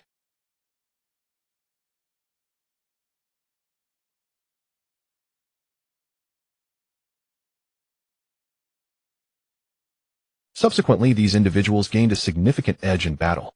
By relying solely on the power of the bullets themselves, they dominated fights, and even eliminated enemies they could never have beaten before. Thus the use of revolvers gradually expanded, and a revolution of bullets rapidly spread. Especially after many nations and pirates learned that the Gatling guns mounted on Navy warships owed their immense power to similar bullet heads, the influence of the bullet revolution grew even greater. On the battlefield, unless they were peak-level experts, the vast majority of fighters now wielded guns instead of swords or blades. Those backward brutes who still charged forward with swords, believing they could cut down their opponents, as before, suddenly found themselves staring into a pitch-black gun barrel. A bullet instantly pierced through his skull, the only sound in his ears being his opponent's final taunt, still using a sword. Times have changed, haven't you noticed? Inside Navy headquarters, chaos had erupted. The moment the newspaper was released, Sengoku realized the gravity of the situation. But he was no longer the fleet admiral, and friction had already arisen between the Navy and the world government over Liu Yu, making communication poor. Consequently, the world government failed to intercept the newspaper in time, and the relevant information spread across the entire world. In just over 10 days, countless violent incidents sparked by revolvers and new bullets had emerged on the seas. Where's Liu Yu? How can he still come and go so unpredictably at a time like this? Akainu asked urgently. What tone is that? Are you blaming him? Don't forget he was demoted by the world government only because he saved you. Zephyr would not tolerate anyone speaking ill of Liu Yu. Akainu was helpless. He wasn't accusing Liu Yu, nor could he be hostile. After all, Liu Yu was his son-in-law. But the pirate world had been thrown into chaos. The revolver and new bullets openly introduced by Liu Yu had completely overturned the existing order. This isn't about blaming Liu Yu, but his actions have triggered a major incident affecting the entire sea situation. Akiji also spoke. He was absolutely on Liu Yu's side, yet even so he still wanted Liu Yu present. He needed to know what Liu Yu was planning. Master Zephyr, where exactly has Liu Yu gone now? Akiji looked at Zephyr, knowing that if anyone in Navy headquarters knew Liu Yu's whereabouts, it would be either Guion or Zephyr. That Guion was Liu Yu's woman was an open secret, but it wasn't something to be casually mentioned. So Akiji could only ask Zephyr first. He should be in Whole Cake Island now. Zephyr hesitated, but eventually revealed the information. Whole Cake Island. Akiji sat upright. Instantly Akainu's face changed drastically, and even Kizuru turned to look. Is Liu Yu planning to challenge Big Mom? Green Bull asked, his face still bearing an expression of surprise. Yes, he likely intends to. Zephyr nodded affirmatively. Just finished fighting Hawkeye, and now he's off to Whole Cake Island to fight Big Mom, without even notifying Navy headquarters. Does he plan to act like before fight, and then just walk away? Akainu inquired. He didn't mind Liu Yu fighting pirates. In fact, he hoped for it, because Akainu was a staunch eradicationist wishing to wipe out all pirates. But Liu Yu's current approach clearly aimed only at taking on Big Mom herself, not the entire crew, and would likely end with him leaving without killing her. He fought red-haired Shanks, and was demoted by the world government. Now he's going after other emperors one after another. Could this be a deliberate provocation of the world government? At Sengoku's words, everyone present turned to Zephyr. But Zephyr was also bewildered. He didn't know Lu Yu's exact thoughts. Zephyr could only look helplessly at Gion. Gion shook her head, indicating she didn't know either. But given Sengoku's analysis and Lu Yu's actual actions, perhaps it was indeed true. We can't let Lu Yu continue this recklessness. We must send someone to bring him back immediately, or the world government will take action soon. Sengoku warned, and Akiji realized the severity of the matter. Thus Akainu set out from Navy headquarters at once to retrieve Lu Yu. As for why Akainu was sent, only 3 people in Navy headquarters currently held that authority: Akiji, Kizaru, and Akainu. Akiji, as the fleet admiral, could not easily leave headquarters. Kizaru was too lackadaisical and also oversaw Vegapunk's affairs, so he couldn't be easily dispatched. Thus Akainu became the only choice. Moreover, now that Akainu was Lu Yu's father-in-law, Zephyr and others had no fear of him harming Lu Yu, nor would they obstruct. However, before the Navy could move, the Celestial Dragons had already acted more swiftly. Isn't he a Marine?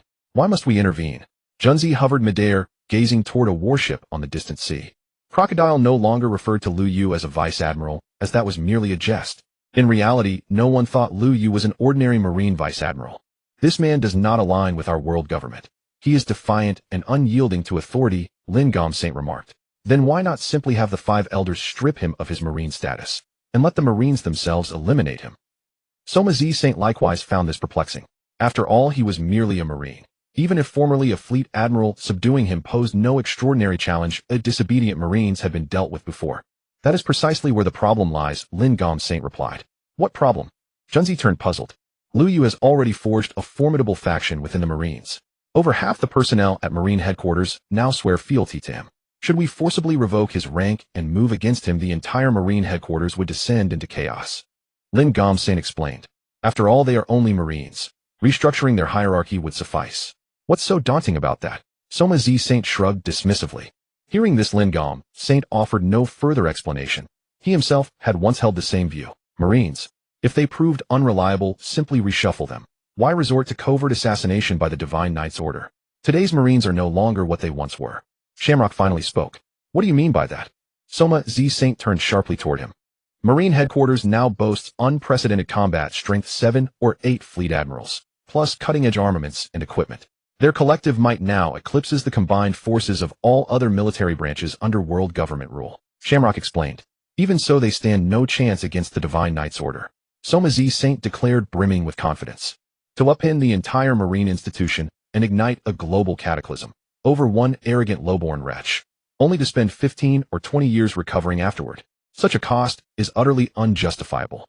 Shamrock clearly cared little for Marine strength, or even Lu Yu's life. His sole concern was preserving the Celestial Dragon's serene, privileged existence. When shall we strike? Junzi asked. The moment they make landfall, Shamrock replied. Meanwhile, aboard the warship, Lu Yu studied the data streaming from the satellite surveillance system, his brow faintly furrowed. So, the war with the Celestial Dragons begins earlier than expected, no provocation required. He murmured in quiet reflection. He had intended to bide his time. Locate Raftel first, then confront the Celestial Dragons openly. Yet they could no longer wait. If hostilities commence now, our influence over the Marines, and indeed over the world, remains insufficient, Khalifa cautioned. True readiness is a myth. Life demands improvisation, adapting to circumstance, countering each move as it unfolds. Lu Yu spoke calmly, though he knew full well no plan survives intact. Indeed, much of what had unfolded thus far had arisen from unforeseen turns. At the Summit War, he'd merely sought tactical advantage, never imagining direct confrontation with the Blackbeard pirates. Later, while seeking experience, he never anticipated recruiting Lucci and his comrades. Even after deciding to install Akiji as Fleet Admiral, Lu Yu still envisioned himself as an ordinary Marine, merely leveling up through routine duty.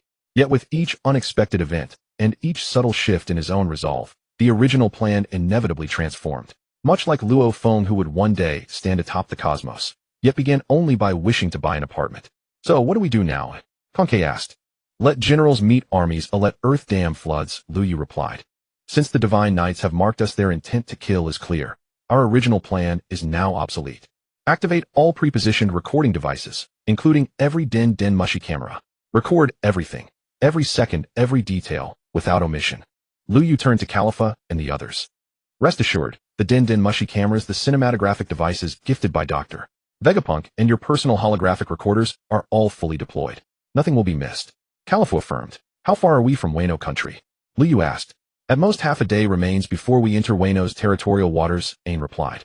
Initiate signal synchronization with Wayno's DNF Mushy network, preferably broadcasting live footage directly to the outside world. Lu Yu completed his preparations, determined to expose the Divine Knight's clandestine assault and the Celestial Dragon's conspiracy in full. Once battle commences, I cannot guarantee the safety of everyone. Lu Yu glanced back at the hundreds of Marines standing behind him. Commander, we stand ready to die. Let our sacrifice become the light that illuminates justice across this world. These soldiers, these warriors, were sons of valor, yet Lu Yu had no choice. Though grief clenched his heart, he could not shield them all. The Celestial Dragons had resolved upon total annihilation. Even if Lu Yu attempted separation, these men would still be hunted down. Brothers, fight with everything you have to survive. I wish to sail these seas with you again after war, to uphold justice together. Lu Yu spoke solemnly. Yes, sir. The Marines answered in unison, each already resolved to give his life. Lu Yu understood their resolve. He knew they would inevitably step forward without hesitation, shielding Robin and Conque with their bodies. He knew it, and yet dared not voice his dread aloud, for Conque and Robin were vital to him and indispensable to toppling the world government. Sacrifice in war is inevitable. To save Robin might cost hundreds, but secure millions of lives in the future. Thus, though his heart ached, he kept silence. All he could hope was to dispatch the Divine Knights swiftly and rescue as many of them as possible. The warship did not ultimately arrive at Wangua, but instead stopped at an island not far ahead of Wangua. On this island, a Marine base existed, a frontline base for monitoring Wangua, and it was in charge of a former subordinate of Akiji Gulanti. He was merely a Marine captain. His rank was naturally insufficient to monitor a Yonko crew. However, monitoring a Yonko crew was not the responsibility of a single base. Instead, several bases were stationed around the territory of the Big Mom pirates. The most powerful one was naturally led by a Marine vice admiral from headquarters, while the smaller ones were overseen by officers of captain rank. Moreover, the Yonko crews generally couldn't be bothered with such surveillance bases, who otherwise even a Marine vice admiral would be unable to keep watch, let alone a captain. Their existence was more of a formality. Of course, if a major event occurred within a Yonko crew, they could detect it, such as when the Big Mom pirates formed an alliance with the Beast pirates in the manga. They could observe such developments in advance. If we dock here, I'm afraid the Marines in this base will also be caught in the crossfire, Peacock said, looking at the peaceful scene within the base, a hint of worry in her voice. If we don't dock, the God's Knights won't strike. If we keep stalling until my duel with Big Mom, and they ambush us, then the situation will be even worse than now. Lu Yu naturally knew that docking now would endanger the people in this base, but he had no choice. The members of the God's Knights were all devil fruit users. They could not easily attack Lu Yu at sea. They had to wait until they landed, but the sea area in front of Wangua had no other islands. Moreover, to speak a painful truth, if the Celestial Dragons were to massacre the Marines in this base, as well, it would further highlight the evil of the Celestial Dragons and make it easier to incite conflict between the Marines and the Celestial Dragons. If he could, Lu Yu would not willingly do such a thing that harms others for his own benefit. But now the situation had arisen suddenly, and he couldn't care about so much.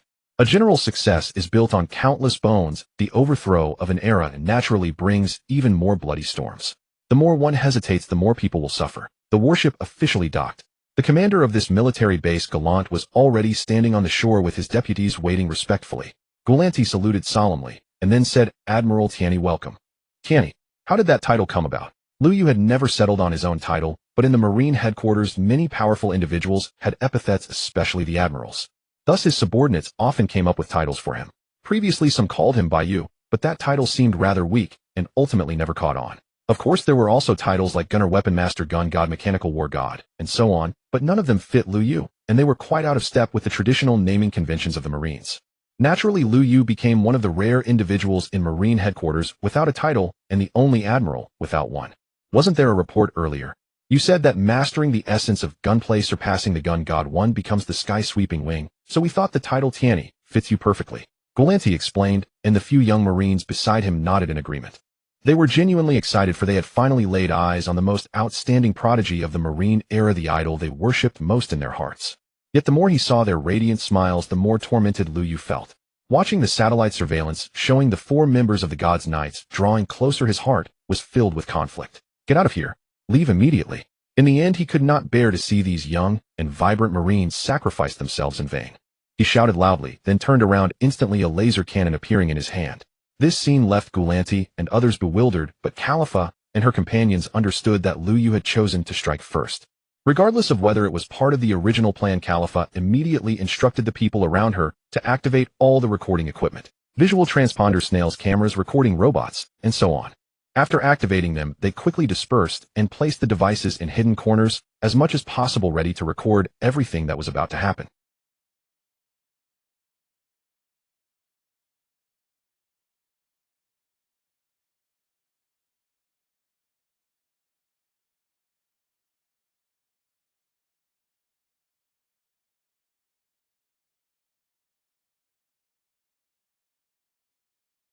The Marine soldiers under Lu Yu's command immediately pulled Robin and Peacock into the base.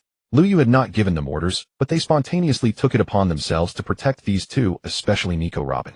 Unmasking the world government, restoring the truth of history, and exposing the hypocrisy of the celestial dragons.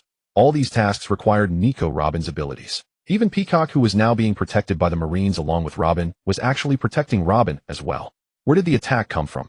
Gulanti demanded loudly. In the sky, it's those guys. Burnham pointed upward, where 4 people riding strange creatures were rapidly approaching. On the far left, a veiled woman waved her hands, and black massive arrows rained down from the sky, crashing toward the base. Who are they? Gulanti asked in confusion. No idea, Zipa said with a blank look. Just then Lu Yu stepped forward, gazing at the 4 figures in the air. Shamrock, what exactly do you God's Knights want? Lu Yu's words were laced with anger. Lu Yu, you ungrateful commoner, how dare you defy the will of the gods? Today we have come to slay you. St. Kylingum had long disliked Lu Yu, and now that he could finally attack him, he was the most eager. God say, are you referring to the celestial dragons? Is the will of the gods the will of the celestial dragons, or the world government? Lu Yu retorted. The celestial dragons are gods. The world government was created by us, so our will is naturally the will of the world government. St. Kylingum said, does the world government obey only you celestial dragons? Isn't the world government jointly managed by all its member states? Shouldn't we follow the laws enacted by the World Council? Lu Yu demanded. World Council? That's nothing but a self-illusion of a bunch of commoners. You don't foolishly believe that the world government actually operates according to your so-called order, do you? It's just a means to fool you and make you feel good.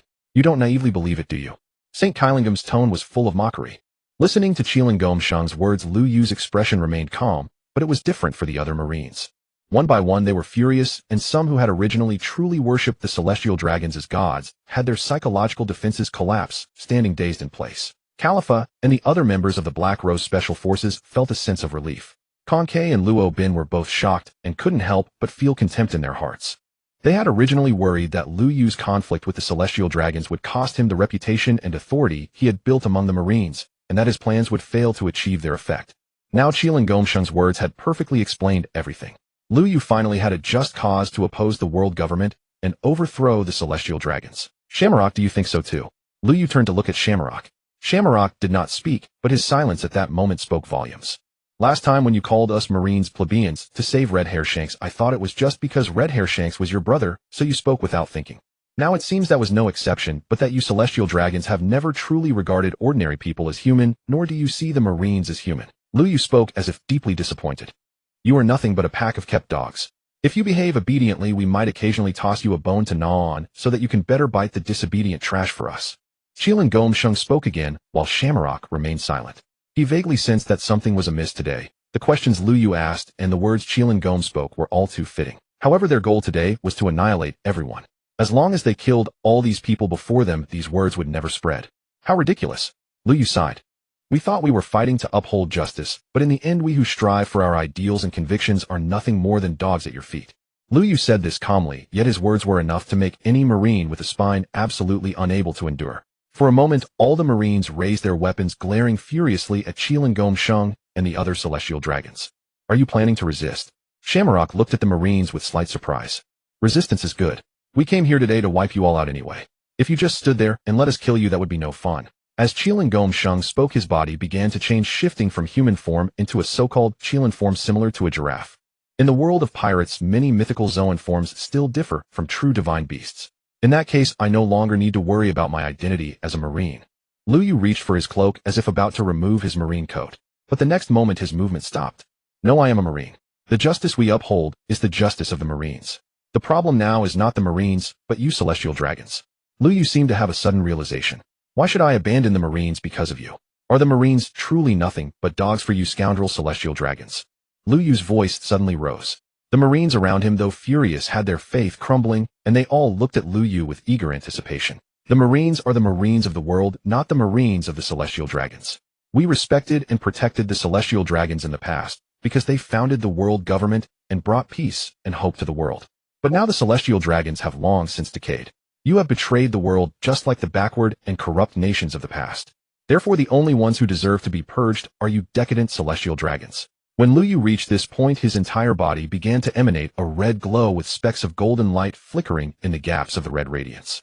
In the past, this light had only given the Marines an impression of immense power. But at this moment, it was like a blazing flame reigniting the collapsed faith of the Marines, transforming into a new creed within the hearts of all the Marines on this island. Attack! Shamrock uttered these two words coldly. Immediately Qilin Gom Sheng Suoma Zi Sheng and Junzi simultaneously began to act, launching large-scale attacks that indiscriminately covered the entire island. Everyone protect yourselves, Lu Yu said, and a cannon turret appeared in his hand as several grenades shot out from the muzzle. Qilin Gom Sheng swept his strange trident-like weapon, and the incoming shells were all blocked.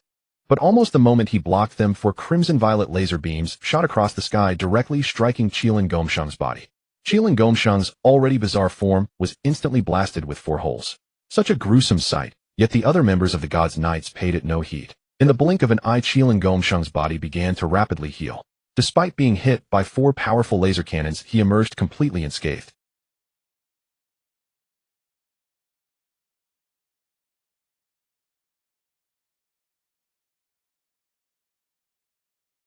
Gods. Just putting on airs, Lu Yu said, his physical state further enhanced. The buff skills of all 4 professions were activated, boosting his combat power even more. Bigumala. 4 young women stepped forward simultaneously, shouting in unison. 4 green missiles suddenly flew from afar, each targeting a member of the God's Knights. Rumbling booms exploded in midair. Thick smoke engulfed them all, and at that moment Lu Yu's snap of his fingers rang out perfectly. The next moment, a gigantic steel fist burst out from the sky, smashing fiercely toward the area where the smoke lingered. The smoke was blasted away, and 4 black figures were sent flying. Did it work? Yun Kei asked excitedly. Don't let your guard down. Did he warned, gripping her spiked club tightly, staring intently at the 4 figures tumbling backward in the sky. The next instant, a massive arrow appeared, followed by countless thorny vines rapidly extending along the arrow's direction. Swish! In an instant, the thorns erupted and a chorus of screams echoed across the entire island. The Geiboga fist, which had always been capable of devastating its enemies, now slammed into the members of the Divine Knights, yet proved utterly ineffective. The Divine Knights retaliated. Under the cover of Junzi's arrow fruit, the thorny vines of Swomatsi Saint struck with precision at every Marine on the island. Focused flamethrower. Lu Yu aimed the focused flamethrower directly at the vines, incinerating them all in one go. Though he intervened in time, many of the Marines were still wounded. The Divine Knights had come with the intent to annihilate everyone, so they harbored not the slightest inclination to show mercy. Their every strike was lethal. Robot assistant. The thought arose in Lu Yu's mind, and the robot assistant hovering beside him immediately began to operate swiftly, projecting one robot after another. These small robots were ineffective against aerial targets, but Lu Yu's next move was to drag them all down to the ground. Satellite rays descended from the heavens, precisely locking onto the members of the Divine Knights. They had been standing in the air on monsters created by the ability of Killingham Saint. After the Geiboga fist shattered those monsters, they resorted to moonwalk as a temporary means of staying aloft. But now, with the satellite rays striking from above, their evasive speed would be too slow if they remained airborne. Thus, as expected, they could only descend swiftly to the island, dispersing immediately upon landing. Lu Yu's Geiboga fist had not killed them, but that did not mean it was entirely useless. A robot specifically designed to counter the apostles. How could it fail to harm these people from the world of One Piece? But their immortality, combined with the unstable foothold in the air, was why they had not been crushed to death on the spot. Now, after enduring another satellite ray assault, if they persisted in tanking the attack, without dodging, it would be unbearable. Spread out. Kill the others first. Shamrock urged. Junzi and Swomatsi Saint immediately split off, moving toward Khalifa and Konkei respectively. However, before Junzi could approach, the Black Rose Special Forces Day charged out. On the current island, aside from Lu Yu, only Day had the capability to face the Divine Knights head-on. But over by Konk, the situation was more dire. With Swomatsi Saint's arrival, it was immensely difficult for Luobin and Konkei to cope. Yet the hundreds of Marines all stepped forward, confronting an opponent they could not possibly defeat with utmost resolve, falling one by one in a heroic sacrifice. Lu Yu could sense their plight, but he was unable to disengage. Killingham Saint and Shamrock had already charged at him from left and right at full speed. Interceptor Factory. Air support. Aerial combat mech storm. Lu Yu's robots kept deploying while his hand raised a revolver. Bang bang bang. Bullets whistled through the air, striking Killingham Saint and Shamrock. Shamrock instinctively dodged, but Kylingham Saint, relying on his immortality, strode forward boldly. Then a delightful surprise unfolded before Lu Yu. A single silver bullet struck Kylingham Saint's shoulder, piercing through his body, while emitting a silver flash and a puff of smoke. Hiss! Kylingham Saint gasped in pain, his body freezing in place as he reached his right hand to cover his shoulder. This scene astonished Lu Yu and bewildered Shamrock. Just moments ago, Kylingham Saint had been pierced clean through by 4 laser beams without issue, and though he coughed up blood after being hit by the Gayboga fist, he had never experienced such agony. Captain, beware of his bullets. Kylingham Saint warned, retreating swiftly to allow his body to recover. Bullets? Shamrock was baffled. He had shrugged off lasers, yet he was afraid of a bullet. However, Lu Yu was beginning to form a suspicion. The shot he had just fired was no ordinary bullet. It was a silver bullet. This skill, learnable by a gunner at level 15, was usable by all 4 subclasses, but most frequently employed by the ranger. Apart from increasing attack power, the silver bullet's greatest effect was its light attribute. Infused with both light and electricity, it was specifically designed to counter dark-aligned enemies. The immortality of the Divine Knights was bestowed upon them by Emu through a special ability. And based on the manga's portrayal, Emu's ability was likely demonic in nature, meaning those granted such power would also be demonic. Silver bullets against demons. Wasn't that a perfect match? Realizing this, Lu Yu sprang into action. He raised both guns and unleashed a moving shot at Shamrock. This move not only fired dual pistols, but also delivered a special control effect. Even if the silver bullets effect were not real, the skill's mechanics always worked, so Lu Yu had no fear of failure. Seeing the bullets hurtling toward him, and recalling Kylingham Saint's condition, Shamrock dared not take them head-on. He retreated rapidly, swinging his blade to deflect every bullet.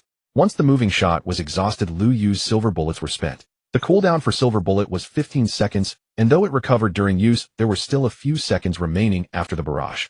But Shamrock, unaware of this, hesitated to advance even after Lu Yu stopped firing. Seeing his caution, Lu Yu began testing the effects of other skills. Napalm Bomb. Lu Yu switched to a rifle and fired a single shot, which landed as a shell.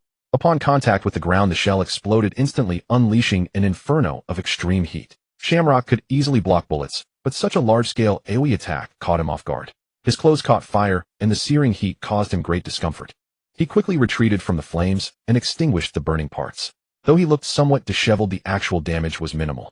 Damn it, does this mean my combat power is slashed by half? Lu Yu grumbled in frustration.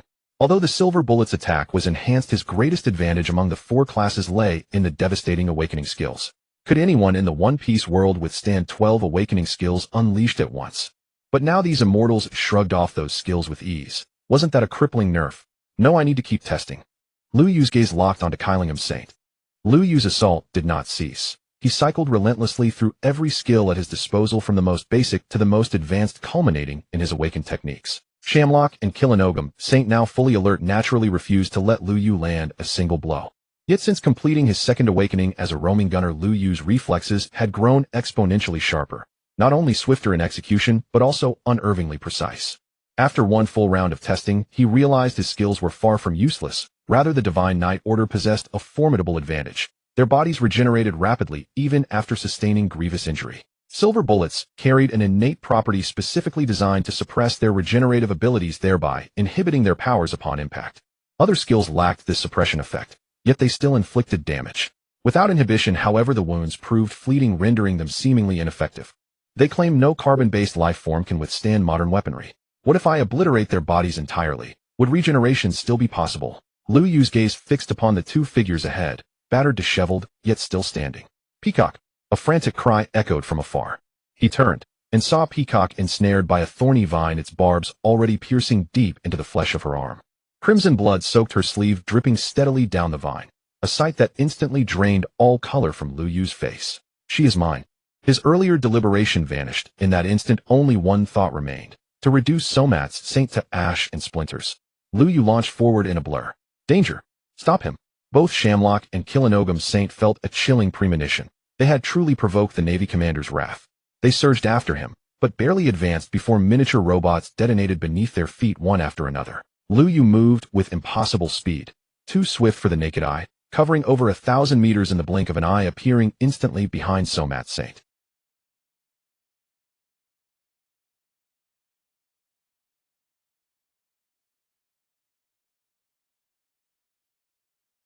Somat Saint whirled around, sweat glistening on his brow, only to be struck by searing agony in his abdomen. His body hurled violently into the air. Before he could comprehend what had happened, a barrage of bullets tore through his frame. as before the impacts failed to breach his immortality. Yet something was profoundly wrong. His mind went blank, his limbs utterly unresponsive. Even his strength drained completely within those few relentless seconds. His body plummeted, only to be engulfed mid-fall by a torrent of incandescent flame. Plasma emitter, the gunner's level 60 technique, did not unleash ordinary fire but plasma energy itself. Its ignition reached 9,000 degrees Celsius, capable of effortlessly liquefying nearly any substance known to nature.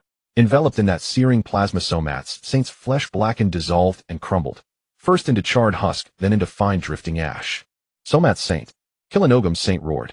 Simultaneously, Liu Yu's voice resonated directly within the minds of the 4 Black Rose Special Forces operatives. Quantum burst bomb. All 4 turned as one, for emerald missiles streaked downward. The moment the plasma flames vanished, the 4 warheads converged upon a single point and detonated in unison. Somat's Saint's already plasma-liquefied form was atomized.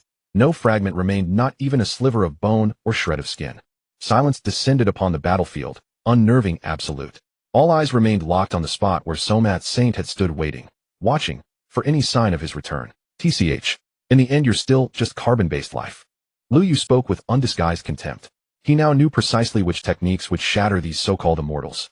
Gaebolg's fist was devastating, its force unmatched, capable of reducing any object to dust. Yet Gaebolg's fist could not kill them. Even under unimaginable impact, their bodies did not instantly vaporize. Their regenerative power persisted, enabling full recovery. To truly slay them required either silver bullets, designed to suppress regeneration, or a single overwhelming act, total physical annihilation, erasing them down to the atomic level. Somat's Saint's body had first been carbonized by plasma, then shattered into subatomic particles by the quantum burst bomb. Reassembly was no longer a matter of biology, but of physics itself.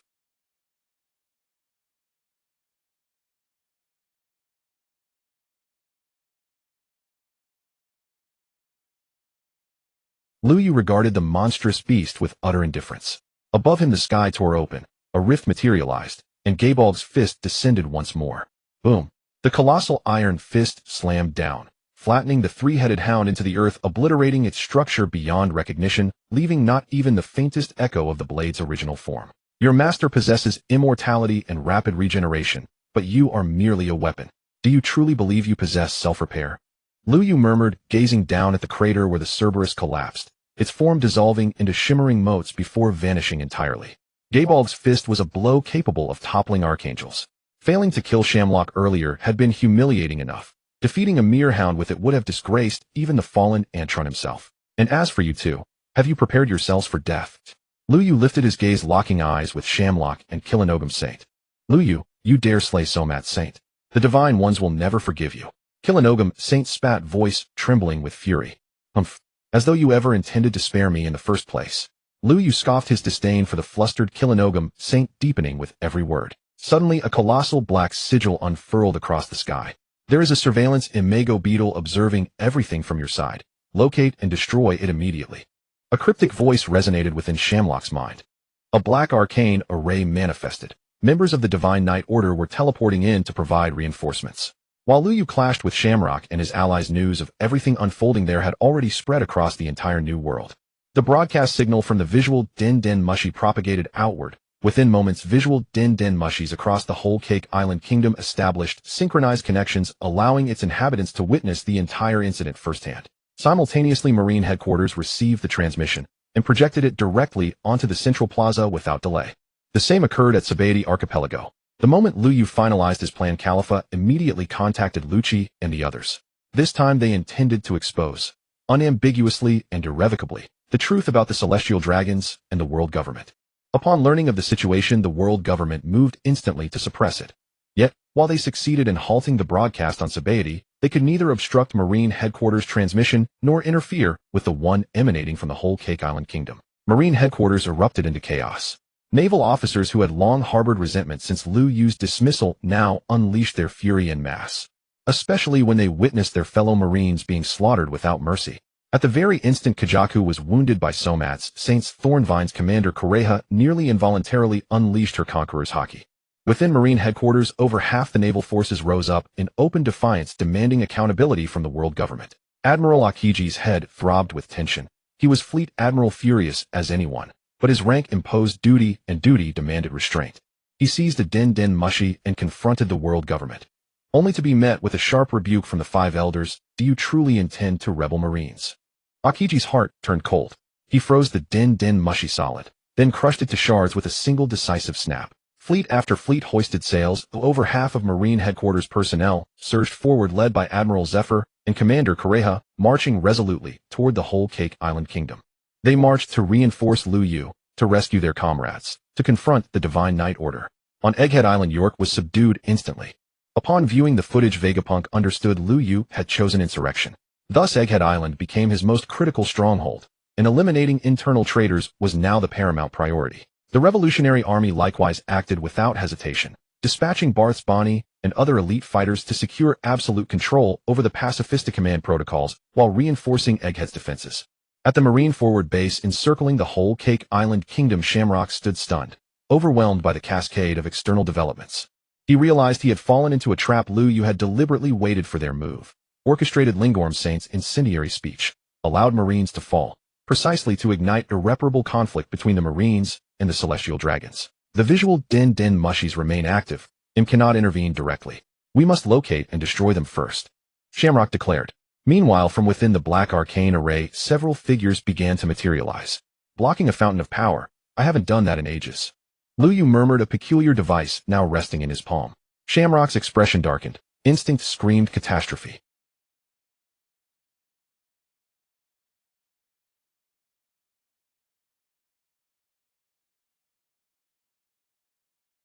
Stop, Shamrock shouted, but his warning came too late. Lu Yu casually tossed the device. It landed squarely at the heart of the arcane array. The second awakening ability of the munitions expert, a miniature nuclear warhead engineered to contain all energy within a confined radius, unleashing catastrophic force without external dispersion. Within its blast radius, every being and object would be utterly annihilated. If plasma flames proved ideal against the Divine Knight's immortality, this supernova core detonation was the perfect countermeasure. 5 Divine Knights perished, including Shamrock's father Fagelin Garen, Saint Commander of the Divine Night Order, the same man whom Rox had thrashed yet still strutted arrogantly 38 years later.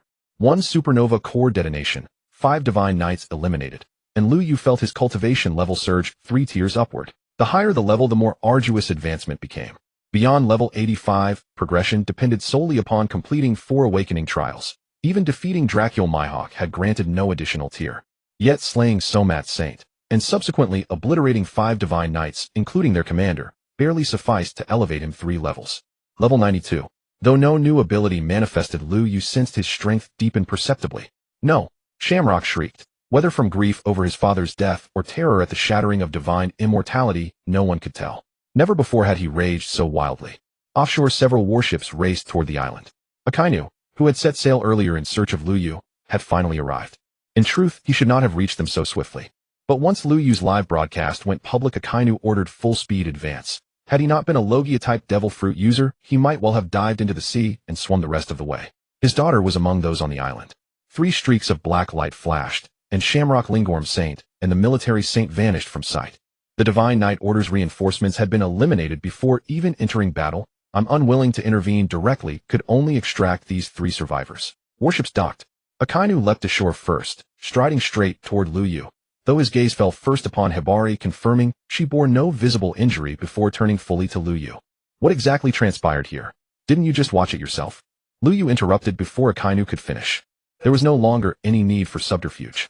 His designation as a traitor was sealed. War against the Celestial Dragons was now inevitable. No neutral ground remained within the Marines. One stood either beside him, as kin fighting alongside kin, or against him, as an alien occupier. Are you truly declaring rebellion against the world government? Akainu's expression was grave. Would you rather stand still and let them slaughter me, and Hibari, and the others? Lu Yu retorted. No. Akainu answered without hesitation. In that instant, the admiral who had once opposed Lu Yu most fiercely became his first unequivocal ally. Indeed, fate is capricious. Admiral Lu Yu of the Marine Headquarters, defier of law, slayer of celestial dragons, traitor to the world government, bears a bounty of 5 berries. In this latest warrant spread like wildfire across the pirate world with that day's newspaper. Akiji, this matter has already been formally adjudicated. Will you too defy the world government's direct order? Na voice echoed. The command of the 5 elders delivered with the same unyielding authority they had wielded when forcibly stripping Lu Yu of his rank. I regret to say I am powerless to intervene further. The rift between the Marines and the world government can no longer be bridged. Akiji's tone turned glacial. His tenure as fleet admiral had been arduous from the outset, and now his deepest convictions lay utterly shattered. So, you intend for the entire Marine force to follow Lu Yu into open rebellion, in Pietro, Saint demanded, fury blazing in his voice. And, if that is how you choose to define it, then so be it. The den mushi clicked shut. Akiji lifted his gaze towards Sengoku, standing before him. And, how would you handle this matter if it were yours to resolve? Akiji had held the title of Fleet Admiral for less than a year, Sengoku, nearly 2 decades. His experience ran deep, seasoned by time and trial. The actions of the Holy Knights have irrevocably cast the Marines against the Celestial Dragons. 2/3 of Marine headquarters now stand openly with Lu Yu. You as Fleet Admiral possess no real choice. Sengoku spoke with solemn gravity. He had never imagined the situation could spiral to such a precipice. Lu Yu, once hailed as the Marine Corps' brightest rising star, had ultimately led the entire institution into open opposition against the world government. He slaughtered 6 Holy Knights in a single stroke. Reconciliation between Lu Yu and the Celestial Dragons is now impossible, and with half the Marines already sworn to him, further galvanized by the Celestial Dragons' arrogance, they will stand even more resolutely at his side. Sengoku analyzed the crisis with cold precision. And, do you mean to suggest, if Lu Yu lacked such influence, we should sacrifice him alone to restore calm? Akiji's expression darkened further. He realized with quiet dismay that the revered elder he had long admired held such a conviction. To discard an individual without discernment, to silence the one who names the wound rather than heal it, is not resolution but surrender. Kazan, I know what stirs in your heart, but the world government and the Celestial Dragons are far more complex than you perceive. Sengoku spoke with profound gravity. 37 years ago events unfolded in God Valley, truths long buried. It is time you heard them all. With a sigh heavy with memory, Sengoku recounted every detail of that fateful past. Meanwhile, beyond the borders of Wanguan, the uprising has begun. The world government's punitive expedition draws near.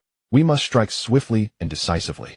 Lu Yu moved with urgency, consolidating his loyalists as he boarded the marine warship brought by Akainu. At a moment like this, the world government still prioritizes issuing bounties and publishing broadsheets. Surely they intend for the Marines to settle this internally first. Akainu voiced his assessment. Though he himself would never comply, he surmised the world government hoped the Marines would dispatch agents to confront Lu Yu. Who among the Marines remains capable, or willing, to oppose me now? And Lu Yu asked in turn. Kizuru, Akainu replied. Anyone else? And Lu Yu pressed. Well? Akainu hesitated. After careful reflection, he realized Kizuru truly stood alone. Suru Zephyr and Momongo were Lu Yu's staunchest allies. Akainu himself was now Lu Yu's father-in-law, Ryakuji, marched in lockstep with him. Neither would raise a hand. Akiji, though Fleet Admiral, owed his position to Lu Yu's support, and his temperament made betrayal unthinkable. Beyond them, only Kizuru remained among the admirals. As for other rear admirals, their strength paled beside Lu Yu's elite cohort. The vast marine institution had imperceptibly become inextricably entwined with Lu Yu. Yet Akainu's analysis was incomplete. Kizuru appeared distant from Lu Yu, but the last true friends he retained had all aligned themselves with him. Vegapunk, Sentamaru, Bartholomew, Kumabani. And even if Kizuru still acknowledged his allegiance to the world government, genuine enmity toward Lu Yu was beyond his capacity. To wage total war upon the world government and dismantle the Celestial Dragon's dominion, I must first secure something greater, and Lu Yu declared. Are you bound for Raftel? Akainu's gaze fell upon Robin. Among all present, Marines or captives, she alone stood apart. For 8 centuries the Celestial Dragons have concealed the truth of the Void Century. That truth may not merely be historical. It likely conceals a power they fear. I must find it first. Lu Yu continued, though his divine marksman ability already allowed him to erase Holy Knights outright, shattering their immortality with lethal precision. Yet he sensed deeper secrets clinging to him. The black thread domination he wielded hinted at something far more perilous. Without understanding its mechanics, preemptive defense was impossible. If him could deploy it freely to subjugate others, victory might demand the eradication of every soul across the Grand Line. I suspect the Celestial Dragon's primary target will be Egghead Island, Vegapunk's sanctuary, and Lu Yu stated. There lies what they covet most, and there stands our greatest naval armory. All the advanced weaponry I entrusted to Vegapunk resides within its walls. Should the Celestial Dragon seize it, those weapons will turn against us, and the war will grow infinitely more perilous. Therefore I urge you to depart for Egghead Island immediately, ideally alongside Master Zephyr and his forces, to hold it at all costs. Lu Yu had long prepared Egghead Island. Lucci and Kaku were stationed there. Marco's crew guarded it as well. Yet the Celestial Dragon's 8th century legacy demanded absolute vigilance. Understood. I depart for Egghead Island at once, and Akainu affirmed. but you must grant me one promise in return. Protect Karasu, and no, uphold the justice you carry in your heart. Inakainu's reply froze Lu Yu mid-motion. Then with quiet clarity he understood. Rest assured, I shall make true justice the sovereign principle of this world and of all the seas. And Lu Yu answered, his gaze unwavering, resolute as bedrock. Lu Yu parted ways with Akainu. While Akainu led the main force immediately toward Egghead Island, Lu Yu commandeered a warship and sailed directly into Tato land with his elite contingent. Without hesitation or delay, he sought only one objective: to obtain the red poneglyph replica held by the Big Mom pirates, swiftly, and then proceed to locate Laugh Tail. As Lu Yu entered Tato land, its outer defenses automatically deactivated. All had witnessed Lu Yu's battle against the Holy Knights, especially that final technique he unleashed, whose supernova-scale nuclear detonation instantly eradicated 5 of their number. Who is Big Mom? She was once a crewmate of the Rocks pirates and personally participated in the God Valley incident. Thus she understood the Holy Knights' true strength and grasped just how formidable their immortality truly was. That Lu Yu could not only pierce their immortal bodies, but annihilate 5 Holy Knights in a single breath. Such power was enough to instill dread in Big Mom herself. The Big Mom pirates' elite forces now gathered exclusively within Tato land's central region. The Sweet Commanders led the entire fighting force, while Big Mom herself stood at the head of her vast brood, all assembled as one. The warship docked. Lu Yu stepped onto the shores of Whole Cake Island with his closest retainers. From him radiated Conqueror's haki, a crushing aura so overwhelming that those lacking sufficient strength collapsed unconscious on the spot. You are currently engaged in open warfare against the world nobles, yet you still intend to clash with us, the Big Mom pirates.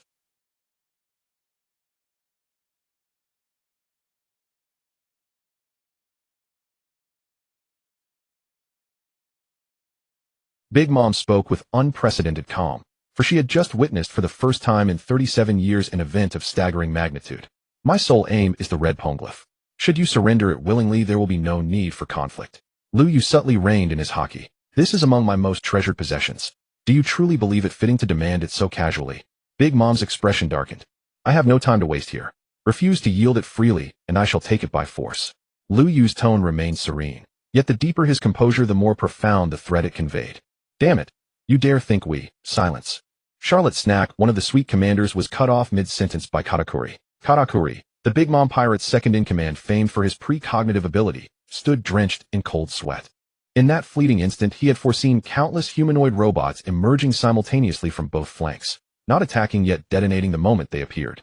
The resulting blast obliterated the entire Whole Cake Island, engulfing all in an inferno of fire.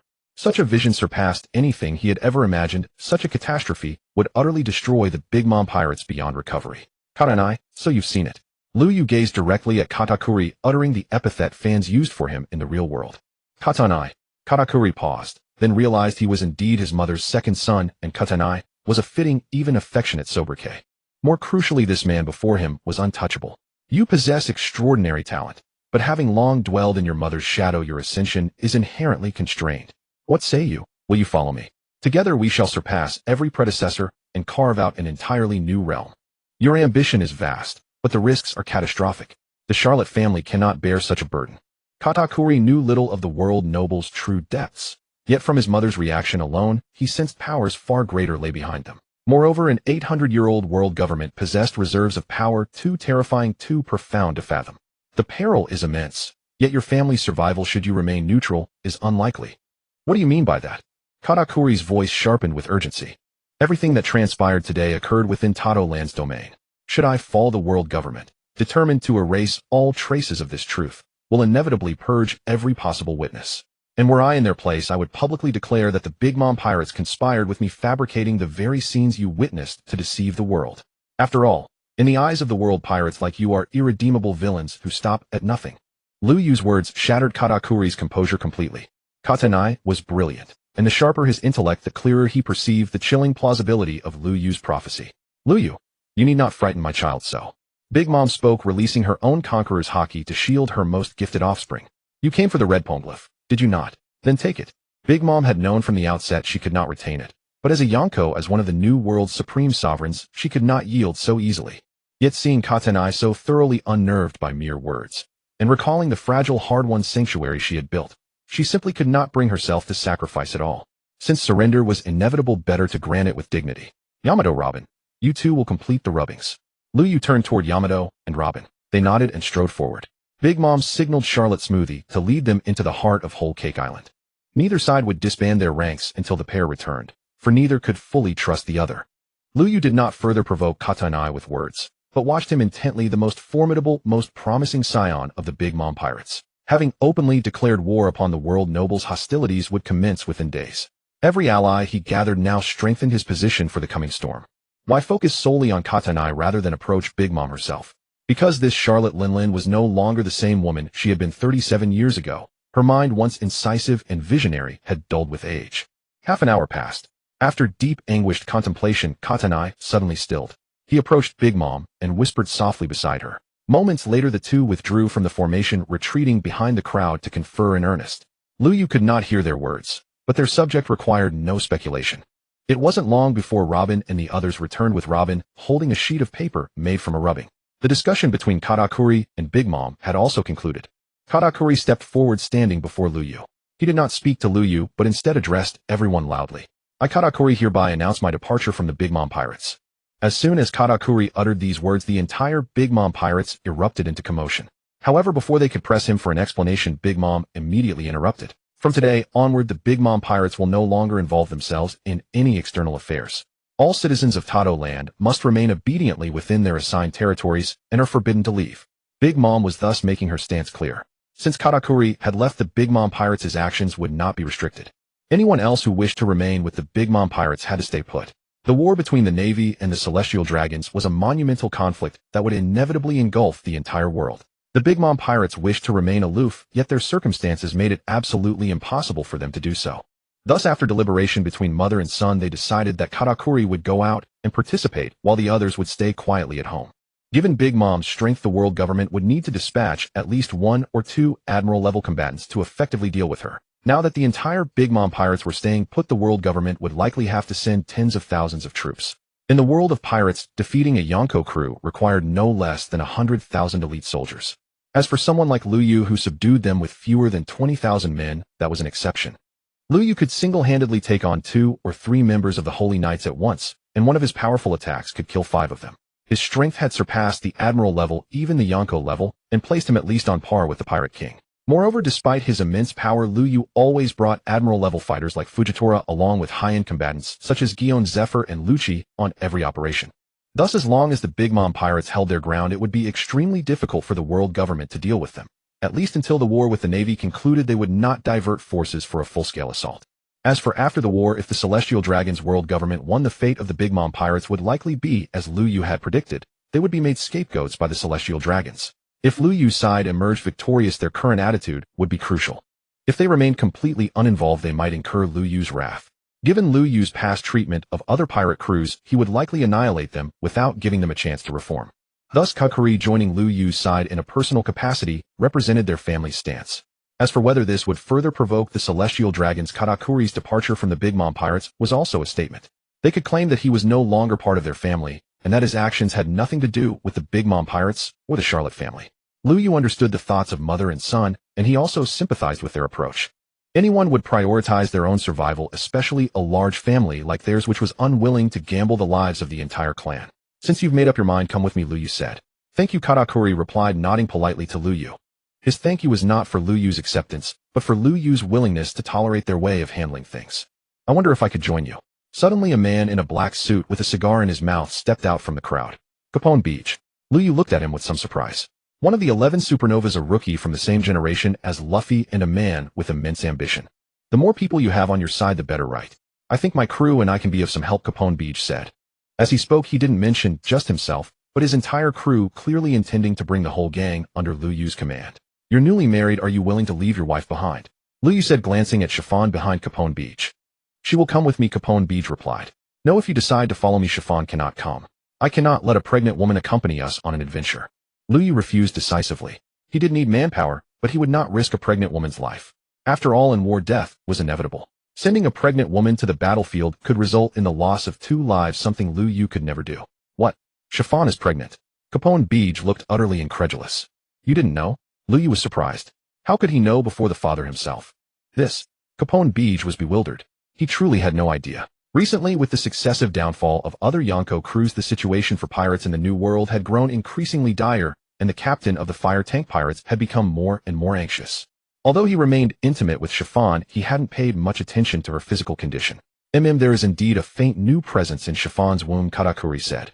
His observation haki was the best in the entire Big Mom pirates, perhaps even surpassing Big Mom herself. He hadn't paid close attention before, but now that he focused he could sense it. However, he was even more impressed by Lu Yu. As an outsider, he had no reason to specifically sense Chiffon's condition, yet Lu Yu had discerned it instantly. More importantly, Lu Yu showed such care for a pregnant woman. Such a considerate man was rare on the seas. So do you still plan to come with me? Lu Yu asked Capone Beach. Capone Beach hesitated. He wanted to rise to prominence, but he also wanted a happy family. He had originally planned to take Chiffon along, relying on his castle fruit ability to keep her protected. She would be safe as long as he was alive. But now he dared not take the risk. Dying himself was one thing, but losing the child as well was unacceptable. He had to consider not only his and Chiffon's feelings, but also the child's future. Go follow your heart and strive. I will stay home with the child and wait for you to return, Chiffon said, stepping forward to support her husband without hesitation. Capon, your wife is quite impressive. Lu Yu remarked approvingly aboard the warship. Capon Beach stood tall with pride. Well, just look at who she belongs to. All my men in love truly are. Lu Yu trailed off, but his meaning was unmistakable to all present. Tch, neither are we inferior. Yamato scoffed coolly. Indeed, my woman is equally unmatched, Lu Yu quickly added in agreement. Nearby Khalifa and the others, hearing these words, finally relaxed their expressions. The Supreme Commander's fortune is truly unparalleled. Kaku, too, sensing the subtle shift in the women's moods, couldn't help but murmur in quiet awe. My fortune has always been extraordinary. Lu Yu spoke without hesitation. In truth, there are matters I ought to clarify with you beforehand. His tone grew solemn, measured, deliberate, and grave. You mean our status as pirates? Kaku, too, had already anticipated this question. Precisely, Lu Yu affirmed. In the future, I envision piracy shall cease to exist. Every transgression upon the open sea will be judged and purged by the Navy's unwavering justice. This declaration laid bare Lu Yu's conviction and served as a sobering prelude for the two before him. Should you prevail, the Big Mom pirates will dissolve entirely, the Charlotte family will become lawful citizens, and Whole Cake Island shall transform into a sovereign nation. No act violating the Navy's code of justice shall ever again be committed by us. This arrangement had long been settled between Kaku, too, and Big Mom herself. Their only viable paths forward were twofold: either embrace reform and forge Whole Cake Island into a true nation, or vanish into exile. Big Mom leading the Charlotte family's inner circle into permanent obscurity, shedding their names forever.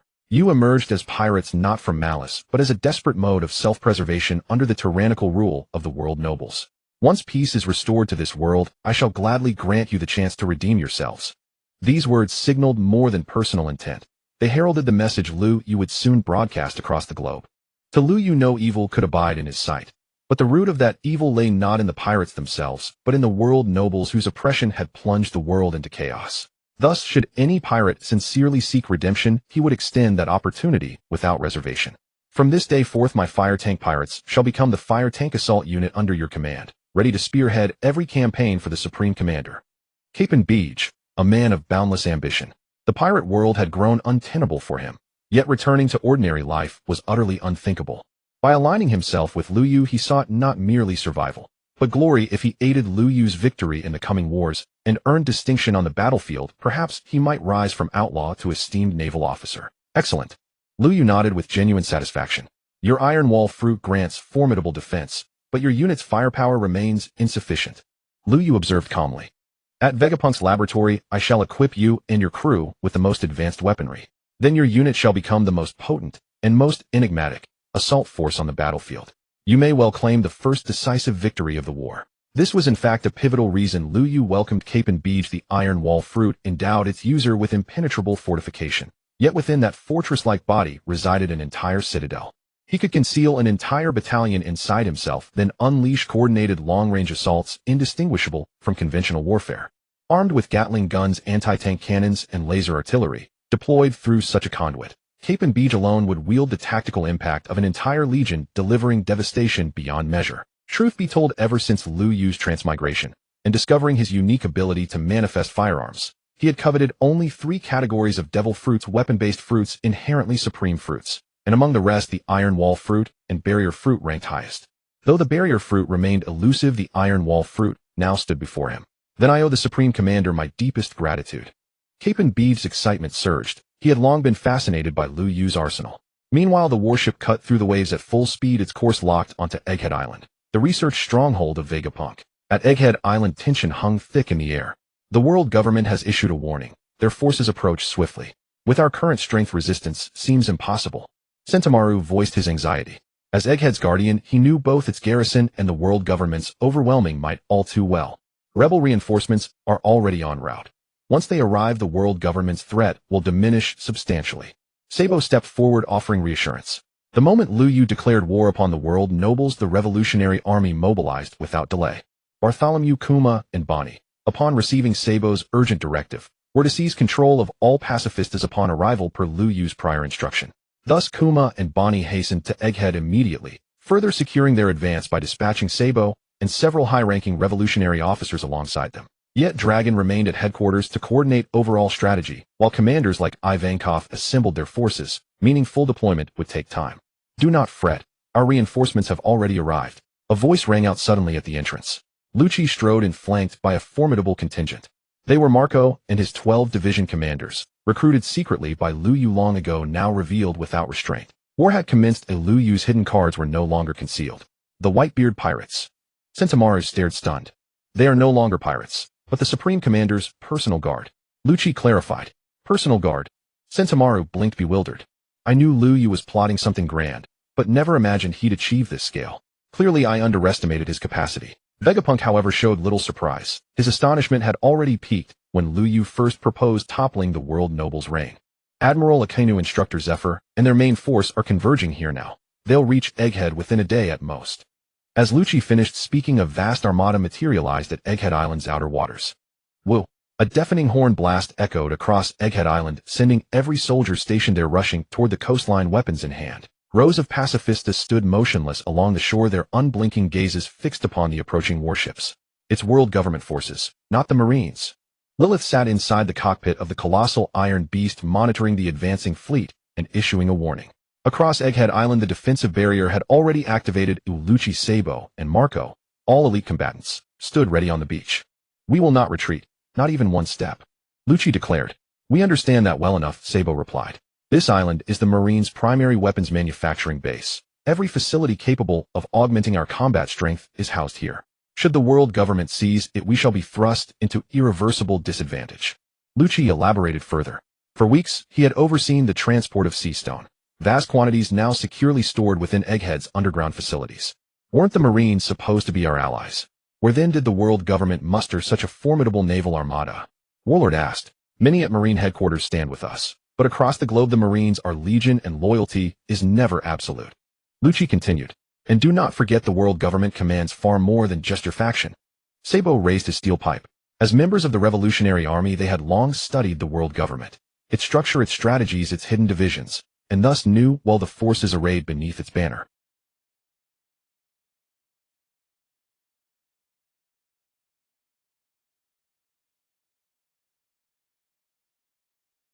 Not necessarily all, but certainly under their command, Warlord asserted.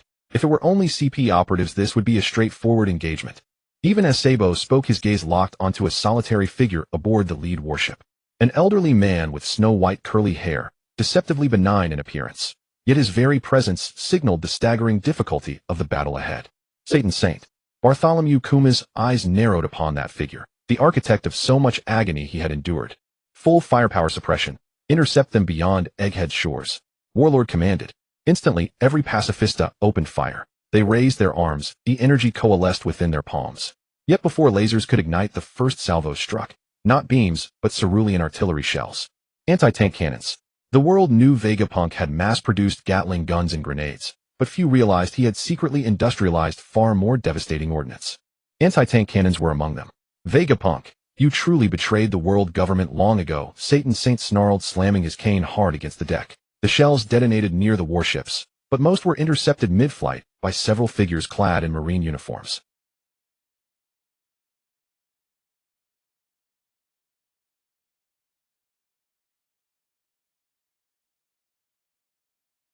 Lucci explained.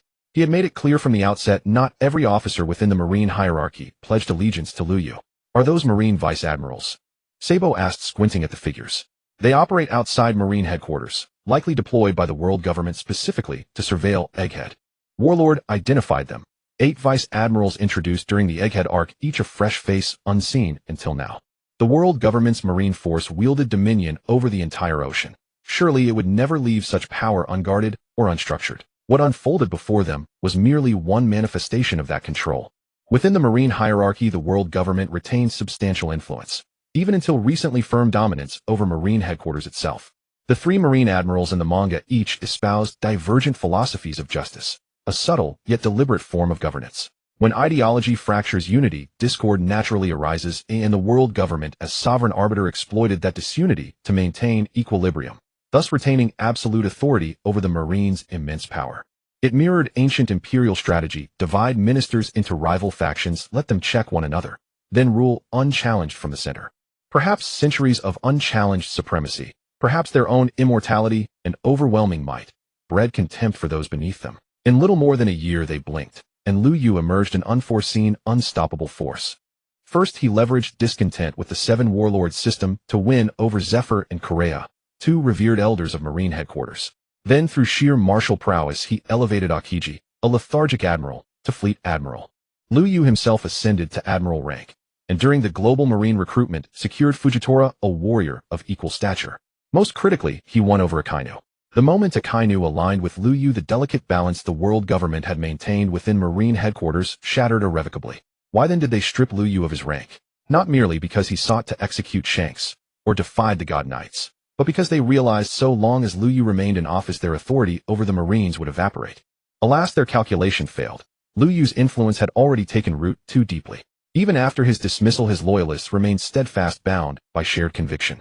So profound was his sway that even the 5 elders' direct appointment of a new admiral met with outright refusal. From that moment onward, the world government resolved to erase Lu Yu entirely. Yet precisely then Lu Yu vanished, departing marine headquarters in silence, fading from public view. They presumed respite, at worst another Garp-like anomaly. Instead, he re-emerged with seismic force, igniting a global bullet revolution, then publicly humiliating Dracul Mihawk, an unmistakable declaration of defiance against the world government.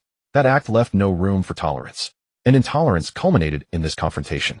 Today, the naval forces assembled here consisted solely of 16 warships under the command of 8 rear admirals, totaling 16,000 troops. Yet beyond this naval contingent, over 10,000 agents from the CP organizations were also present. Most were ordinary soldiers, though among them lurked elite operatives, including Stussy of CP0. Full-scale assault. Dahl shouted the order, then directed the warships to pivot every cannon and Gatling gun toward the peacekeepers stationed along the coastline. Barrels began to spin, bullets poised to erupt, when in that very instant 16 beams of laser fire lanced forth with uncanny precision from within Egghead Island. Each beam matched exactly the one wielded by Lu Yu. Its origin invisible, yet its aim flawless, striking down the Gatling turrets without fail. Boom, crack. In moments, the warship's most formidable Gatling emplacements were obliterated. Weapons originally manufactured by Vegapunk and installed aboard these vessels now destroyed by lasers likewise forged by Vegapunk's hand. Vegapunk. Santos, say, roared, his form beginning to warp, black hockey lightning crackling violently across his body. All officers below the rank of Rear Admiral, turn away immediately. You must not witness the birth of a god. Dahl bellowed. Naval soldiers obeyed instantly, most CP agents followed suit. Yet curiosity, ever insatiable, drew some to turn back and steal a glance. And in that instant their bodies convulsed under overwhelming force, skulls detonating like shattered glass. The phenomenon remains unexplained, though it is widely believed to be an effect deliberately engineered by the 5 elders to reinforce their divine status. On Egghead Island, Lucci swiftly coordinated his forces, ordering weaker troops to avert their gaze from Santos Sei. Moments later, Santos Sei completed his transformation, no longer human, but a colossal half-man, half-spider monstrosity. With a single effortless leap, he vaulted from ship to shore, obliterating 2 peacekeepers in the blink of an eye. The remaining peacekeepers whirled to face him, unleashing torrents of yellow laser fire. But even those searing beams failed to pierce his grotesque, impervious flesh. Santos Sei made no move against the peacekeepers, because already a dozen figures had surged forward to engage them. 8 rear admirals still loyal to the world government, and several elite CP0 agents, charged first. Then came brigadier generals, vice admirals, and colonels one after another. The rest of the naval ranks remained aboard their ships, prohibited from approaching until Santos Sei departed the vicinity. Let's go, Sabo cried, leading the charge headlong into battle. Marco's dozen captains likewise burst forward at once, their targets locked firmly on the naval rear admirals and CP0 agents. Beneath the waves a colossal iron leviathan emerged, the mechanical beast piloted by Vegapunk's multiple avatars. Thus chaos erupted along Egghead Island's shores. The rebel forces of Egghead Island clashed fully with the world government's army. Yet outside Santos Say's immediate sphere the tide turned overwhelmingly in one direction. Gatling guns, anti-tank cannons, laser artillery, howitzers, and focused flamethrowers all debuted in rapid succession. Even standard-issue rifles had been replaced by revolvers, automatic pistols, and semi-automatic rifles, all loaded exclusively with armor-piercing rounds. Though Egghead's forces were vastly outnumbered, their weaponry granted them absolute superiority. And with Santos Say present, combat power reached an unmatched apex. "We've got him." Marco Bartholomew, Kuma Sabo, and Lucci joined forces, 4 titans holding back the unstoppable summit. Santos Say had never intended to fight alone. His role today was to clear the path. A vast black sigil unfurled overhead, and from the heavens descended shadowy figures in unison. The other 4 elders had now been summoned. Why hadn't all 5 arrived together from the outset? Because the world government's manpower was stretched thin, and to safeguard Mary Geos, Im could not risk deploying all his strongest assets simultaneously. The summoning array served as an emergency contingency, allowing him to recall them instantly should crisis demand it. 6 members of the Divine Knight Corps had been wiped out at Wano's outer perimeter by Lu Yu. A catastrophic blow to the Celestial Dragon's elite fighting force, given that the Corps numbered only 10 in total. Even if replacements were drawn from the Divine Blade ranks, time would be required. With the 5 elders' arrival, Egghead's situation deteriorated catastrophically. There were no true top-tier warriors among Egghead's defenders, not a single fleet admiral present. Rule war. A thunderous dragon's cry split the sky. Then, descending from the clouds, a colossal azure dragon plummeted earthward. Its massive maw yawned wide, unleashing a torrent of incinerating flame aimed squarely at Santos Say. Kaido of the beasts. Santos Say's expression twisted in shock, but he did not retreat. Instead, he raised twin obsidian claws before his face as shields. A deafening explosion shook the air. When smoke and fire cleared, both claws lay shattered. Yet within seconds they regenerated seamlessly, leaving Santos Say unscathed, as if untouched. "I thought you were dead, so you've become Lu Yu's subordinate after all." Santos Say's face darkened, the other elders mirrored his grim dismay. For each realized with chilling clarity that once again they had gravely underestimated Lu Yu's strength. "You've ruled this world for far too long. It's time for new masters." Kaido hovered above Marco and the others, still in his draconic form, locking gazes with the 5 elders across the battlefield. "You dare oppose the celestial dragons? Do you truly believe yourselves worthy?" Narsu Ruru Say transformed into a towering skeletal centaur, his cursed blade gleaming with icy malevolence. "I believe he has that power," Kaido replied, "but you'll never live to see it." Beto Say morphed into a gargantuan insectoid horror, its abyssal maw threatening to swallow reality itself. "Did you really think I'd come alone, eh?" As Kaido spoke, silhouettes emerged swiftly from the cloud cover. Inura Nakomata, the Mink tribe's foremost warriors. "Is that all?" Before the words faded, crimson magma hurtled from afar, slamming into the ground with cataclysmic force, triggering a violent eruption. Magma rained down from the sky, and the figure emerging from the molten rock was naturally Chi Quan, the user of the magma fruit. His appearance instantly reversed the tide of the entire battlefield. It was not that Chi Quan alone could overcome the Wu Lao Xing, but his presence here signified that reinforcements from Marine headquarters had already arrived. At that moment, on the outskirts of Egghead Island, nearly 30 large warships had come into everyone's sight.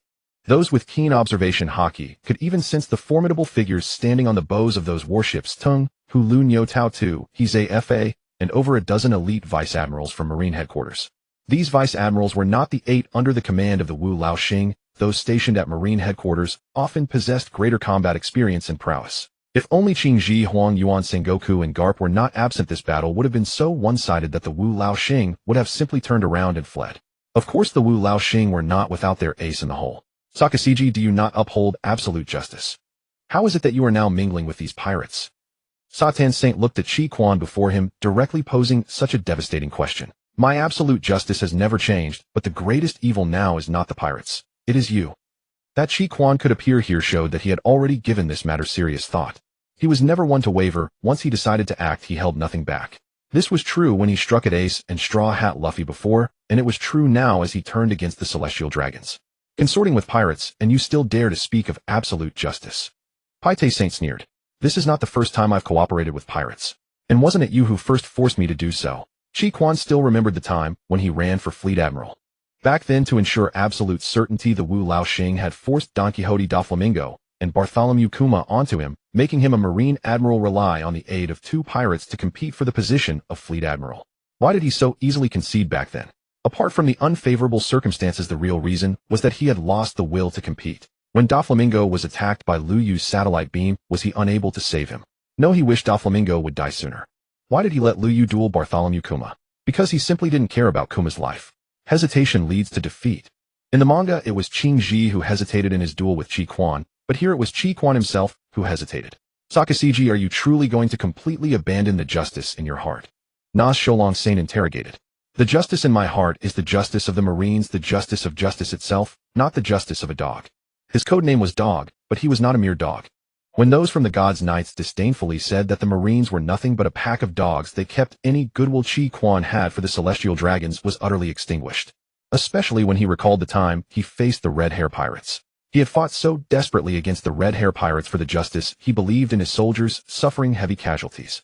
Finally, Liu Yu's reinforcements arrived to turn the tide, only for Shamrock and Jalinkum to appear, declaring that their lives were worth less than a single finger of Red Hair Shanks. That condescending attitude, calling those who desperately fought to uphold the Celestial Dragon's rule rabble, deeply wounded his most steadfast heart. Your words are exactly the same as that brat Liu Yu's. The voice of he came. The Marines who had come to support had already begun landing, and the 30 large warships completely surrounded the world government's fleet. They had absolute numerical superiority, overwhelming combat power, and a huge gap in morale. The Marine soldiers led by those 8 vice-admirals had come under the world government's orders, but that did not mean they were unaware of the Celestial Dragon's deeds. You don't naively believe that the Marines truly have the power to oppose the world government, do you? Wokili Saint's gaze fixed on he, while beside him Na Sholong Saint stared intently at ZFA. These 2 old fellows were the first within Marine headquarters to support Liu Yu, and it was their influence that caused so many Marines to side with Liu Yu. To the Wu Laoxing, eliminating these 2 might free half of the Marines from Liu Yu's influence and bring them back to the world government side.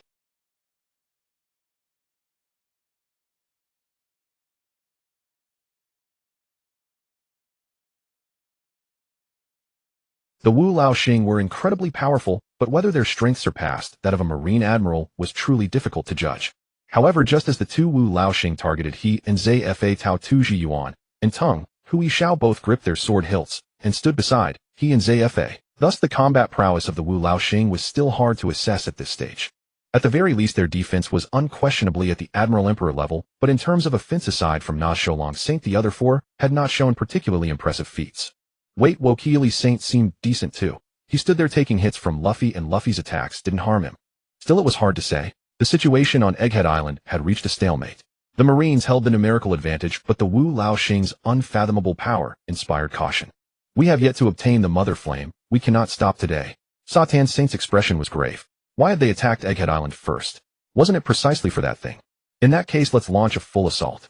The Wu Laoxing exerted their power in unison, and their colossal bodies began to advance, crushing everything in their path. On the Marine side, Chi Quan, Sabo Tung, Hulu Nyo, and Kaido charged forward simultaneously. 5 against 5. Among them, Sabo's strength was somewhat controversial, but the other 4 were genuine Admiral Emperor level, especially Chi Quan and Kaido. One was the fleet admiral, and the other a true emperor in the manga. Be that as it may, in one-on-one engagements, each of these 5 would be locked in a stalemate, with the Wu Laoxing unable to gain the upper hand for a short while. As for the others like he and ZFA, they remained still for the moment, while the other Marine vice-admirals swiftly subdued the world government's allies. The first direct confrontation between the Marines and the world government. Half of the Marine headquarters elite forces joined Liu Yu's private army to challenge the world government's highest authority. The 5 elders possessed formidable strength, yet they now faced 5 sovereign emperor-tier masters whose prowess rivaled their own. The battle stood evenly poised. Yet during this clash, the 5 elders' subordinates were swiftly eradicated. How could mid-ranking admirals and CP0 agents possibly match the Marine headquarters elite admirals? Luchikaku, Moose Rock, and Hiyori.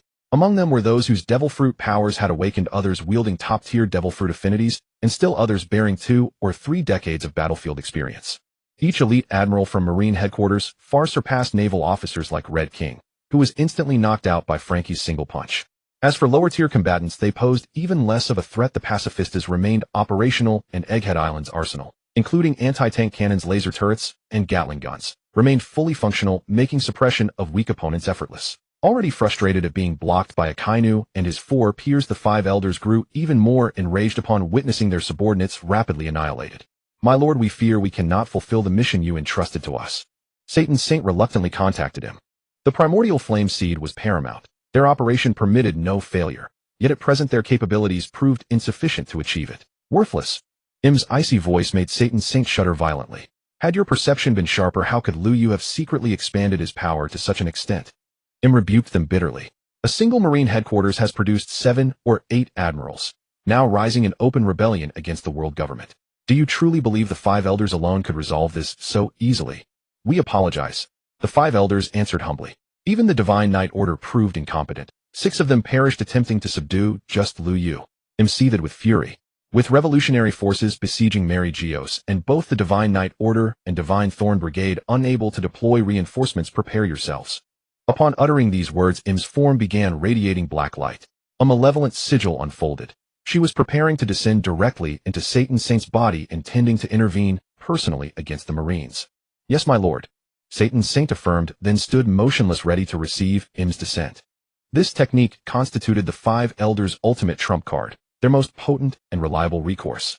Even during the crisis at God Valley decades ago, the peril had been greater still, when Rock's Roger Garp, Whitebeard Kaido, and Big Mom simultaneously besieged Satan's Saint, each a peerless powerhouse. Possessing his body effortlessly dismantled them all. Though the current Marine force numbered greater, its aggregate combat strength did not even reach half that of that legendary confrontation. Once Im descended, the entire battlefield would be irrevocably overturned. This sensation, is she coming? Kaido's body trembled involuntarily as long-buried memories surged to the surface. The incident 37 years ago still filled him with dread. Who is she? Sabo asked, puzzled by Kaido's trembling.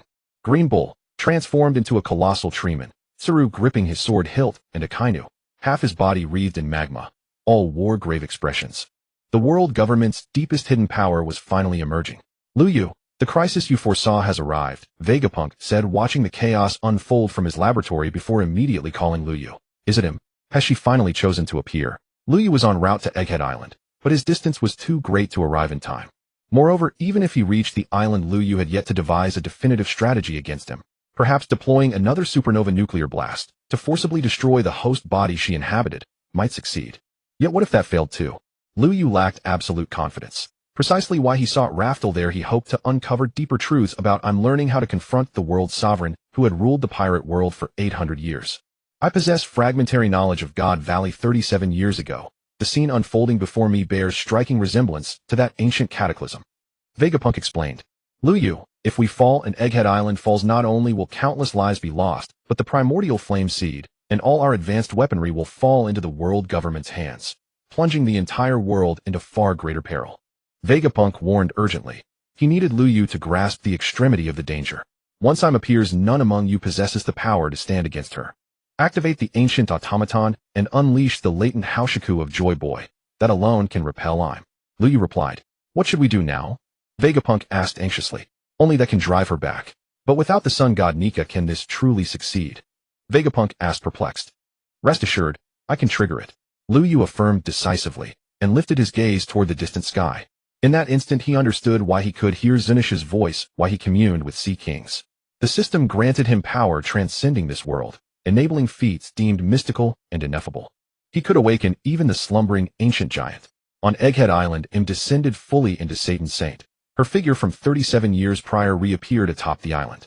Almost simultaneously, every machine on Egghead Island whirred to life. Gears turned, pistons hissed, and intricate mechanisms emitted resonant frequencies mimicking ancient acoustic patterns. As a transmigrator, Lu Yu held the greatest advantage: knowledge of truth. He was not the sun god Nika, but he knew precisely what the sun god Nika represented. Coincidentally, Lu Yu's transcendental strength, or perhaps his title as beloved friend of the mermaid princess, granted him the ability to perceive the voices of all things. Thus he had long prepared Egghead Island, a deliberate arrangement capable of forcibly awakening the ancient giant laughter drumbeats, echoes from antiquity. The colossal automaton resting beneath Egghead Island opened its eyes. Comrade of Joy Boy, I require your aid. Will you break the seal and release the Haoshiku inherited from Joy Boy? Lu Yu's voice traversed vast distances, resonating beside the ancient automaton. Without the sun god Nika fruit, one must instead replicate its effects, most crucially reactivating the ancient robot's dormant operational system. As chief of mechanics, Lu Yu could not yet fully replicate Gayborg, but awakening this ancient robot posed no great difficulty. At this very moment, stimulated by Lu Yu's unique mimicry, the ancient robot's eyes reignited, and its colossal frame convulsed violently. "Joy Boy!" A whisper escaped its lips as it rose to its feet. Without hesitation, the peculiar storage device embedded within its body began discharging. Lu Yu was no Joy Boy, and thus could issue only a single command to the ancient robot. Zizizaki. The Conqueror's haki surged forth like lightning, engulfing Egghead Island in an instant. "No, this haki, what is this haki?" Who had just descended upon Saturn Saint recoiled in terror. "It's Joy Boy's haki. Joy Boy's Conqueror's haki. How is this possible?" Trembling, he cried out, and in that fleeting instant his soul tore free from Saturn Saint's body, hurtling back to the holy land of Marie Joa. Simultaneously, the 5 elders, transported to Egghead Island via magical array, were likewise expelled en masse, each forcibly returned to Marie Joa. Each arrived in dire condition, their bodies reverted to base forms battered by immense concussive force. Only Saturn Saint remained on Egghead Island, his ghost spider form dissolving entirely, reverting him to an ordinary human guise. "Forgive me, Joy Boy." With this final murmur, the ancient robot sank once more into silence, its power extinguished, returning to inert stillness. Yet its brief reawakening, the forced manifestation of Joy Boy's Conqueror's haki, had granted Lu Yu a decisive advantage. The battle on Egghead Island concluded for now. No, there remained one survivor, Saturn Saint the Elder, who had first led the assault. Joy Boy's haki is formidable, but how many times can you unleash such power?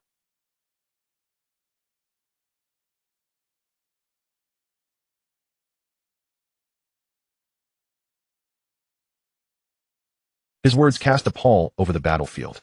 Among them, Akainu and Kaido stood strongest, yet even they could not confidently claim victory over Saturn Saint, let alone against the master, whom the 5 elders themselves revered. At present, Lu Yu alone had ever slain a celestial dragon, those beings said to possess immortality. "Alas, you shall never witness that day." A sigh echoed, and a white-clad figure materialized midair. He wore immaculate white attire, his back draped with the Navy's white cape. Though bearing the insignia of a rear admiral, his authority eclipsed every naval officer present. He was the battlefield sovereign, the supreme commander, the very catalyst of this war against the world government. "Lu Yu." Saturn Saint stared at the sudden apparition, expression twisted with disbelief. It had been years, and this marked the first time he had ever laid eyes upon this young naval officer. When news of his promotion to fleet admiral reached them, the 5 elders had scoffed, dismissing him outright. Even newly appointed admirals were received at Marie Joa only by the supreme commander himself. Now, however, this very youth, the admiral they had deliberately ostracized, had become their most dangerous adversary, the architect of their impending downfall. "Do not presume that slaying a few members of the Divine Knight Corps grants you power over me. The 5 elders stand far above such petty warriors," Saturn Saint declared with bravado, yet his voice lacked conviction. He was afraid. "Do you imagine I'd waste breath debating while you recover your strength, and then summon the other elders through another ritual array?" Even as Lu Yu spoke, a compact device appeared in his palm, the very weapon he had used against the Divine Knights. "What do you intend?" Saturn Saint panicked. True, the 5 elders surpassed the Divine Knights in might, but that supremacy had limits. Moreover, not all Divine Knights were inferior. Fegal and Garland Saint, for instance, rivaled even the elders in strength. Yet Lu Yu had deployed that very device to annihilate 5 Divine Knights at once, including Garland Saint himself. "Let me send you home." As Lu Yu spoke, he hurled the device. Saturn Saint lunged to swat it aside. He refused to endure its blast. But the moment his fingers brushed its surface, it detonated, triggering a hypernova core explosion. Had this device been so easily deflected or evaded, it would never have earned its place as the artillery expert's second awakening skill. To miss such a throw would be nothing short of incompetence. A blinding white shockwave enveloped Saturn Saint, its searing energy vaporizing his entire being, reducing him to atoms, leaving not even a molecule intact. "Carbon-based life annihilator. You think nuclear ordnance is mere jest?" A chime resonated in Lu Yu's mind. "You have successfully eliminated Saturn Saint, one of the 5 elders. The system will now prematurely unlock one of the 4 archetypes' third awakenings. Please select your desired path." The system's voice echoed clearly within his consciousness, and Lu Yu felt his cultivation level surge upward by 2 tiers from level 92 to level 94. A premature third awakening. Indeed, most timely. Lu Yu found the system's reward thoroughly satisfactory, though this outcome had long lain within his foresight. Defeating the 7 warlords of the sea triggered the first awakening. Toppling the 4 emperors unlocked the second. Naturally, the third awakening demanded confronting a uniquely exalted tier, the 5 elders themselves. Yet which ultimate skill should inaugurate this third awakening? Would he remain steadfast in his path as a gunslinger, or choose another vocation? Another chime sounded. System detects latent precognitive ability. In 30 seconds, the system will automatically designate the Wanderer Gunslinger's third awakening. Acknowledge this directive. The notification confirmed it if Lu Yu failed to decide within 30 seconds the Wanderer Gunslinger path would be irrevocably sealed. The third awakening of the Maverick Shooter lies in its unparalleled holistic enhancement of the class's capabilities. Peerless Mastery, Blazing Assault, and Eagle Eye Lethal Crisis. Each of these three skills manifests overwhelming transformative power. By unleashing all sensory perception, the Maverick Shooter enters a state of precognition, a condition superficially resembling the observation hockey's foresight. But the third awakening is described in-game with far greater profundity. At the very instant he senses mortal peril, every sense surges forth. Before his eyes, time itself slows. The trajectory of bullets becomes visible, malleable, effortlessly redirected. This brief description conveys far more than mere foresight. In that singular moment, his speed transcends ordinary limits, distorting temporal perception so profoundly that the entire environment appears drastically decelerated. Even bullet trajectories can be altered. Once fired, a bullet travels in an immutable straight line. Unless intercepted by physical obstruction, how could its path possibly shift? Yet the third awakened Maverick Shooter achieves precisely this. He redirects not only his own projectiles mid-flight, but also those launched against him. Such redirection is no mystical anomaly. It arises from the synergy of his incomprehensible speed and anticipatory instinct forged through relentless refinement of perception and reflex. Chongshao Maverick Shooter represents the pinnacle of dungeon fighter, a transcendent state heralding the adventurer's first true communion with the divine realm. Sadrith, having attained the third awakening, fought the fourth apostle to a standstill. Though the adventurer's strength falls short of Sadrith as the gap narrows dramatically after third awakening. The fourth apostle stands among the absolute apex of combatants across the entire dungeon fighter multiverse, ranked fourth among the pantheon of legendary warriors born across countless star systems. Thus at this moment Lu Yu has truly grasped the zenith of dungeon fighter's power. A force so supreme that it would unquestionably dominate even the One Piece world. Lu Yu gathered his thoughts and slowly turned to face everyone present. Yet the instant he did, every onlooker who met his gaze froze, stunned motionless without exception. What they beheld was a gaze sharper than ever before, a presence radiating unprecedented, overwhelming might emanating from Lu Yu himself.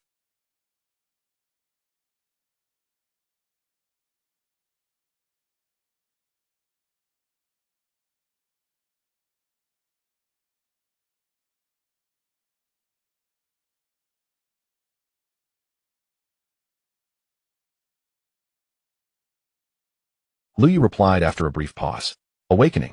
The awakening of a devil fruit ability. Lu Chi asked in astonishment. Yet he himself had achieved devil fruit awakening. Why then did his transformation lack such profound effect? No, it is not devil fruit awakening, but self-awakening. Lu Yu declared. I am no longer merely a Maverick Shooter, nor the Gun God or Sky Scouring Wing. I am Chongshao Maverick Shooter. Chongshao. All exchanged bewildered glances, momentarily unable to grasp its meaning. 9 heavens. The 9th celestial tier above the sky. Since there exists but one sky, Chongshao signifies the ultimate apex of heaven itself. Lu Yu explained. So you mean you've reached the absolute summit? No one in this world can surpass you, asked Tsuru. Yes, that is essentially correct, Lu Yu affirmed with a nod. Indeed, within the domain of gunners, none now stands above me. Zeph marveled aloud, others nodded in silent, unanimous accord. Chongshao, henceforth let that be your title. You have long lacked a true epithet. Tobarapo Shirahoshi seized upon the moment with palpable excitement. Agreed. Lu Yu accepted without hesitation, for the title resonated perfectly with his essence. Whether Maverick Shooter, Gunner Ammo Expert, or Machinist, the third awakening of each class culminates in the title Chongshao. Chongshao. Fourfold Chongshao. Time grows scarce. We cannot afford to dwell on trivialities. Lu Yu shifted focus, instantly commanding everyone's full attention. Satan's Saint is dead. The 5 elders and the divine knights can no longer teleport here via the magic array, but they will surely escalate their response, dispatching even stronger forces. We fear neither the 5 elders nor the divine knights, but the power of M remains deeply formidable. To safeguard against catastrophe, I must immediately journey to Laugh Tale, to uncover the truth buried 800 years ago, to learn all that transpired during the Void Century, and thereby discover the means to truly defeat him. And everything on Egghead Island must be evacuated immediately. These words successfully refocused the assembly's attention. Egghead Island hosts numerous factories, the very foundation supplying us with formidable weaponry. Lilith, one of Vegapunk's clones, stepped forward. Take all that can be carried, destroy whatever cannot. Leave nothing for the world government to reclaim. Lu Yu commanded. Wouldn't that be a terrible waste? Lilith murmured, reluctant.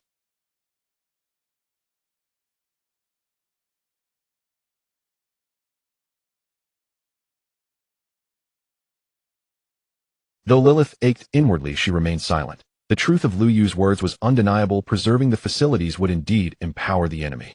Sakazuki, call me father-in-law. Akainu cut him off. Father-in-law. After all, he had claimed Sakazuki's daughter. Such a title was due. I depart for Laugh Tale at once. The Allied command shall henceforth rest entirely in your hands.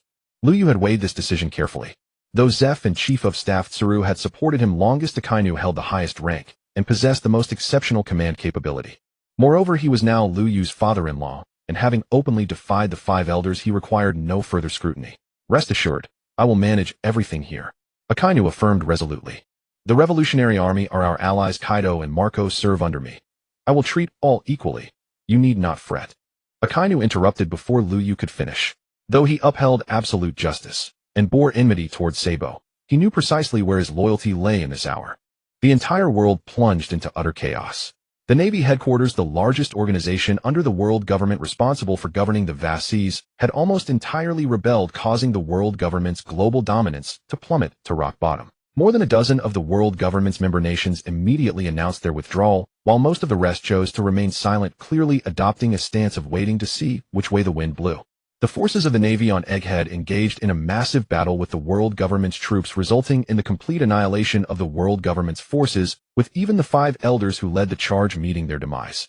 At Marine headquarters in Marineford, Aokiji formally declared his secession from the world government, and in the name of the fleet admiral issued a call to all navies across the world, urging them to heed his summons and stand together against the celestial dragons. The world government also issued a call summoning all navies worldwide to gather at Mary Geos, preparing to crusade against the rebels at Navy headquarters.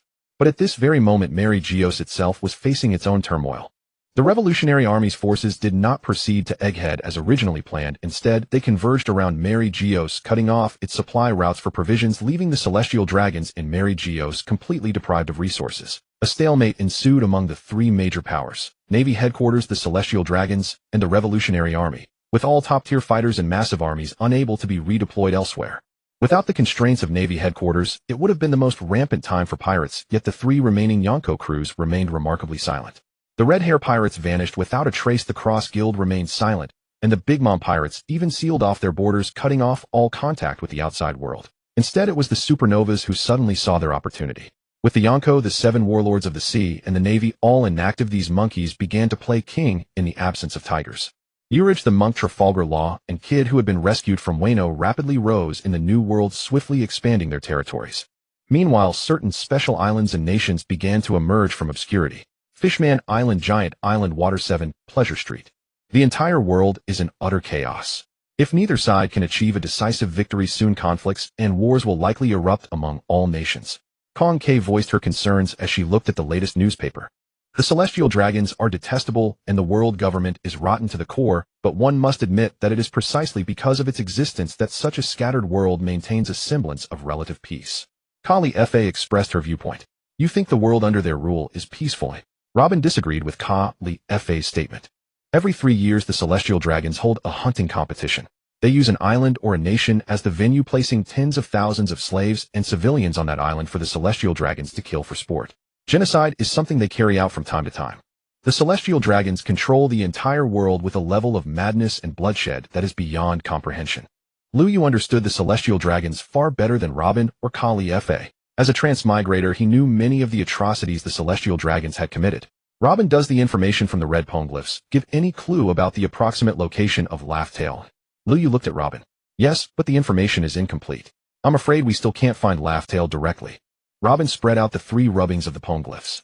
Others might not, but I can. Who was Lu Yu? He possessed artificial satellites. As long as he knew the approximate location, he could deploy a satellite over that area and have all the surrounding sea conditions within his view. According to the clues Kaido gave us, the last red poneglyph should be in the Giant Kingdom, which is not far from here.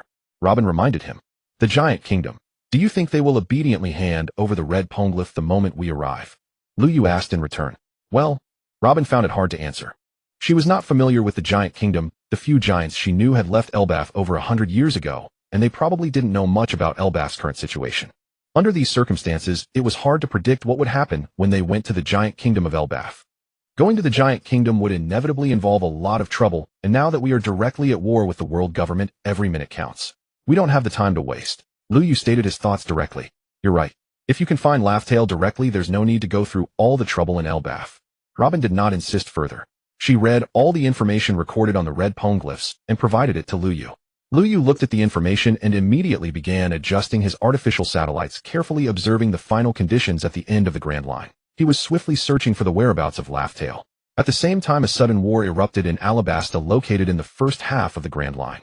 CP0 agents led by Shamrock were attacking, and the forces defending Alabasta had engaged in open battle with the CP0 soldiers. Alabasta had the largest army among the many nations of the pirate world, with a regular royal army of 600. Yet even these 600 troops proved ineffective against the God's Knights and CP0 agents. In the presence of top-tier conquerors, hockey users' numbers were merely a statistic.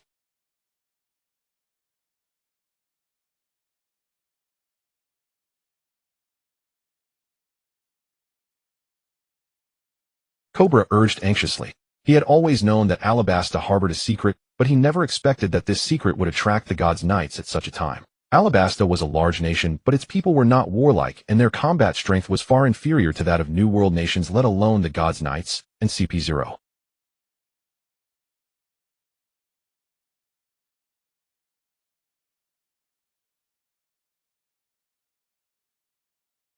Vivi was a brave and resolute person. Running away was not in her nature. Belle, take her away by force. Cobra gave the order without explanation. Belle immediately transformed into his falcon form, grabbed Vivi, and soared into the sky. Under Cobra's orders, Belle did not hesitate to grab Vivi and soar into the sky, flying swiftly toward the starting point of the Grand Line. He intended to enter the new world from the opposite direction, covering a shorter distance. However, just as he rose into the air and prepared to fly off into the distance, a crescent-shaped, white light wave suddenly appeared, striking directly at Belle's back.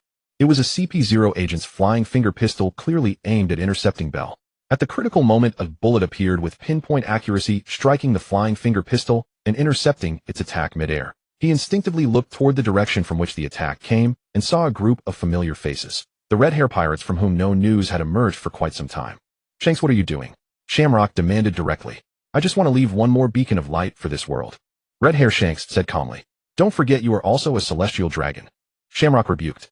Behind him, Junko materialized an arrow into solid form and hurled it directly at Belle. Seeing this, Shanks immediately leaped forward, gripping his sword, and appeared high in the air with a single jump, clearly intending to block Junko's attack. "Damn it!" Shamrock cursed, drawing his sword from his waist and leaping after Shanks, attacking him. Facing Shamrock's assault, Shanks naturally dared not underestimate it. He placed his blade before him, blocking Shamrock's slash, and his body was sent rapidly backward under the intense impact. At the same time, Beckman had already acted, blocking the arrow thrown by Junko. The entire red-hair pirates lined up behind Belle, determined to give their all to stop the pursuers. "Charge together, we must capture that woman," Shamrock said, and he himself charged at Shanks again. Several members of the God's Knights and the high-level CP0 agents all rushed forward. The red-hair pirates did their best to intercept, but two managed to break through their lines and give chase. Beckman tried to stop them, but Junko blocked him. The others who attempted to pursue were similarly obstructed by the celestial dragons and CP0 agents. Although the God's Blades that Shamrock brought this time were not as powerful as the God's Knights, as reserves for the God's Knights, they were by no means weak. Moreover, the red-hair pirates had suffered losses in their earlier battle with the Navy, so their combat strength was not at its peak. It was only natural that they could not stop everyone. "Shanks, I went out of my way to save you before, and this is how you repay me." Shamrock was furious at his twin brother. "I never asked for your rescue." Red-hair Shanks said. "Rather than become a puppet of that man like you and turn into such a demon, I would rather die as a human on the sea." Red-hair Shanks had long made up his mind. From the moment he willingly offered his arm to the Lord of the Coast, he had completely shed his identity as a celestial dragon. Or rather, as early as the Valley of the Gods, he had ceased to be a celestial dragon. Ridiculous, how utterly ridiculous. Shamrock's tone was full of mockery. "Father still thought you were his outstanding son. He believed it would be a pity for you to die at the hands of the Navy, so he insisted that I go and save you. As a result, you were saved, but that Lu Yu developed a grudge against us celestial dragons, which later escalated to the point of rebelling against the world government. Now Father has been killed by Lu Yu, yet you whom he insisted I save have now stepped forward to stop me from upholding the God's rule." Shamrock was not truly enraged by his father's death, but he found the whole affair utterly ironic. The Navy, which he had always despised, became the ones who killed him. The son he valued turned against the gods he had spent his life defending. Figureland Garling Saint. He was indeed a complete failure. Red-hair Shanks remained silent, for this matter was quite awkward for him. He detested his identity as a celestial dragon, yet it was precisely this identity that had allowed him to survive Lu Yu's hands. Emu and the five elders would never have protected him like that, so the one who decided to have Shamrock and the others intervene was undoubtedly Figureland Garling Saint. But this world was too ugly, the rule of the celestial dragons too terrifying. Even so, he had to step forward. For the new era he had dreamed of and longed for since childhood.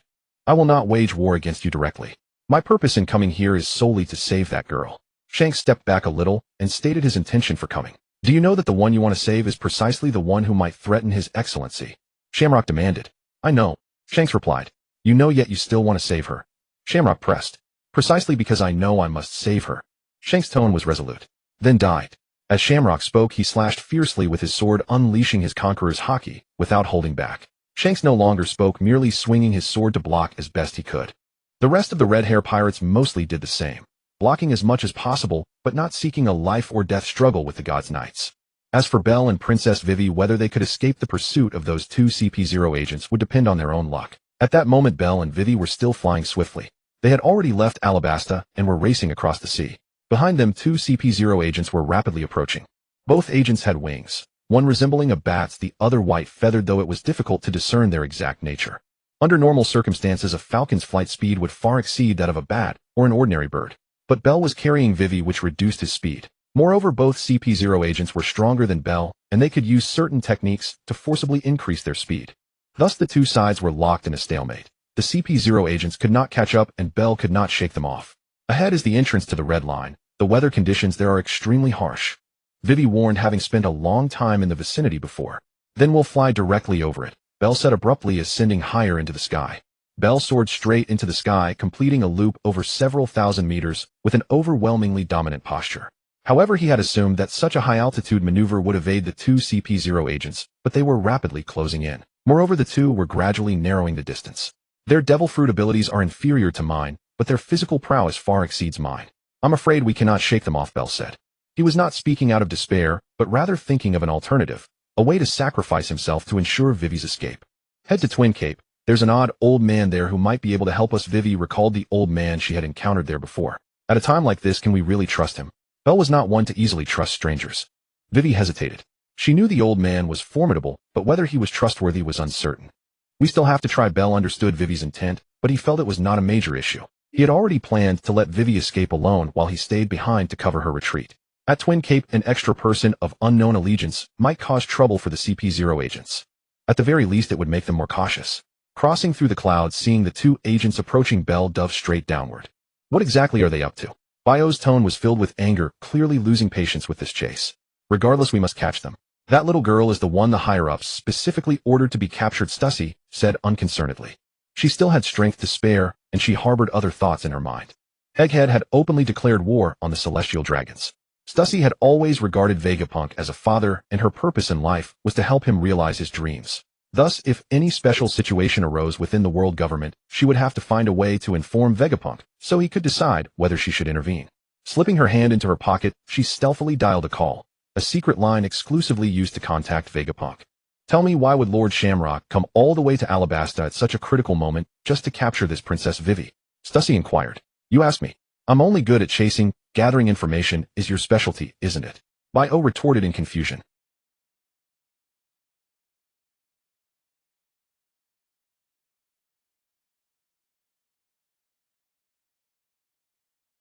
Bio realized he had misspoken.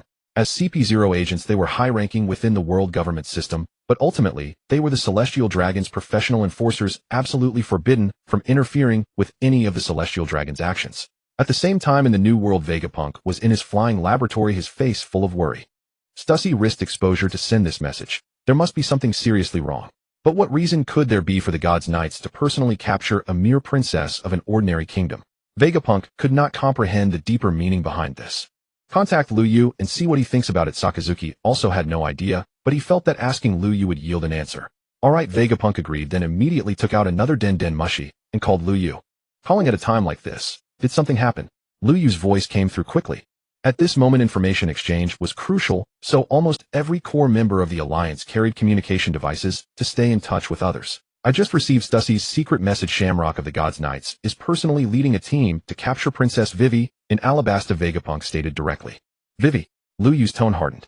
When he first arrived in the One Piece world after participating in the Paramount War, he had stopped by Alabasta to meet Princess Vivi. Because before his transmigration he knew that in the One Piece world there were three very special women who likely had a special connection to the ancient weapons and Joy Boy.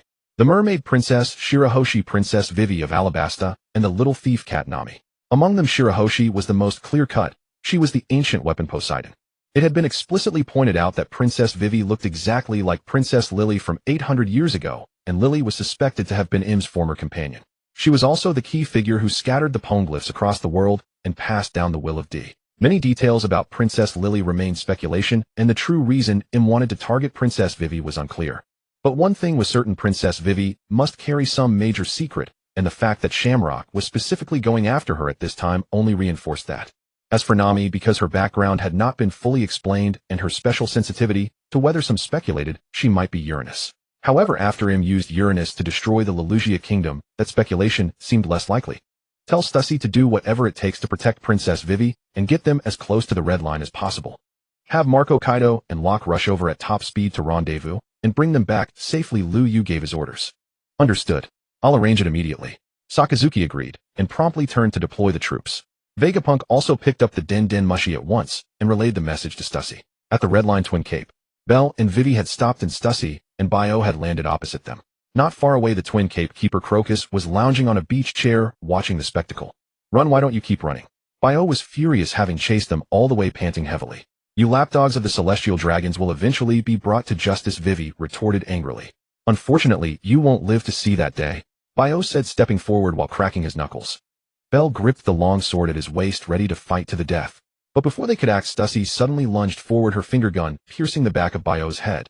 C2 Shiyu. Bio turned around, his face a portrait of disbelief as he stared at C2 Shi. Murder is precisely what I excel at, isn't it? C2 She covered her mouth with a light laugh.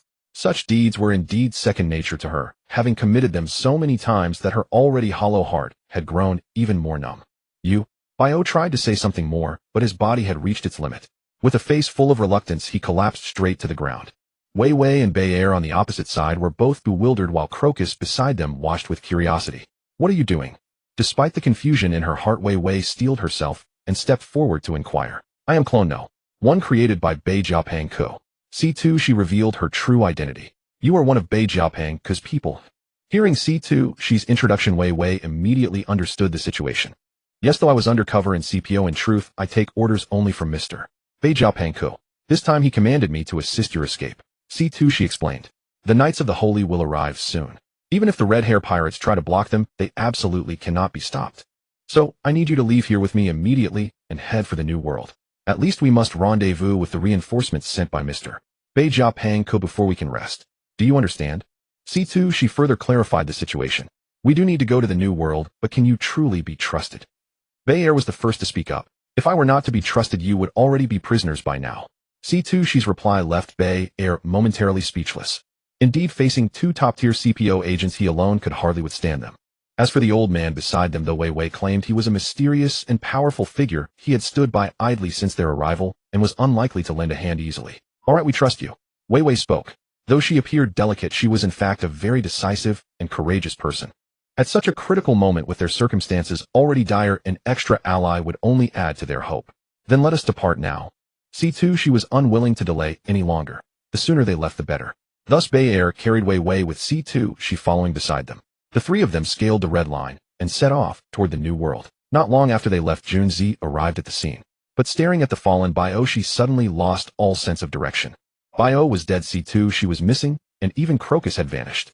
Crocus, that sly old man, had overheard the conversation between C2 She and Bei Er and knew that further trouble was brewing. To avoid any harassment, he simply hid inside Labu's body. Of course, he hadn't completely left.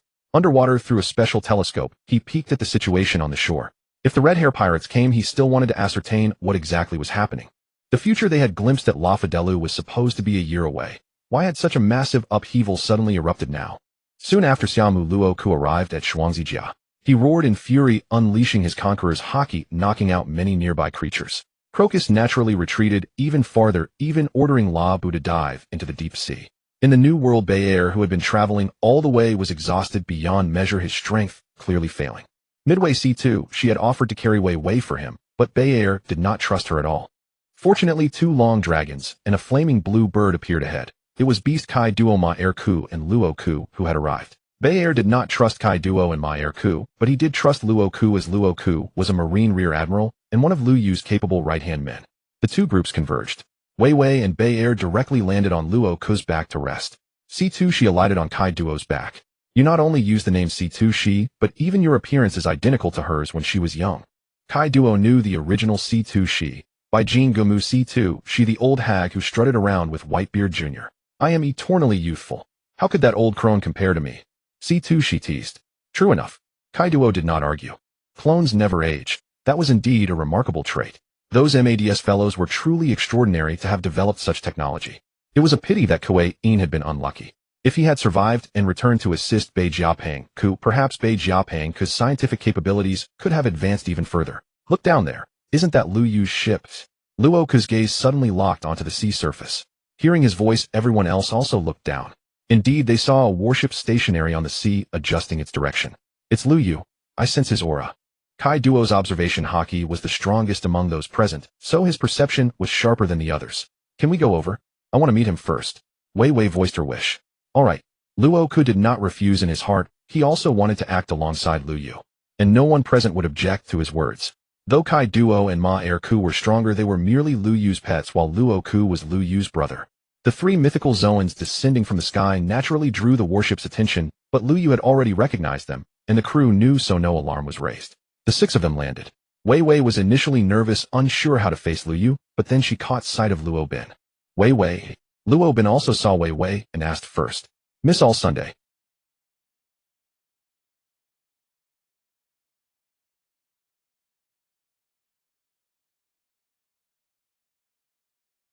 But she quickly realized. Luo Bin's current identity was the historian of the Straw Hat Pirates. She was a member of the Straw Hat crew, and though she hadn't always been on the ship, she had never abandoned that role. Thus, she should be Luo Bin's comrade. After figuring this out, she was no longer surprised. Instead, a smile of delight spread across her face as she nodded warmly at Luo Bin. This is our Supreme Commander Lu Yu. Luo Ku pointed at Lu Yu and introduced him. The attention of Wei Wei, C2 Shi, and Bei Er was drawn to him at that moment. Long time no see, Mr. Lu Yu. Vivi stepped forward, greeting Lu Yu. We met briefly in Alabasta back then, but I never expected to see you again under such circumstances. Lu Yu sighed with emotion. He had originally thought that he would meet Vivi again during the World Government Conference, but now with more than half a year until that day, they had already reunited in the New World.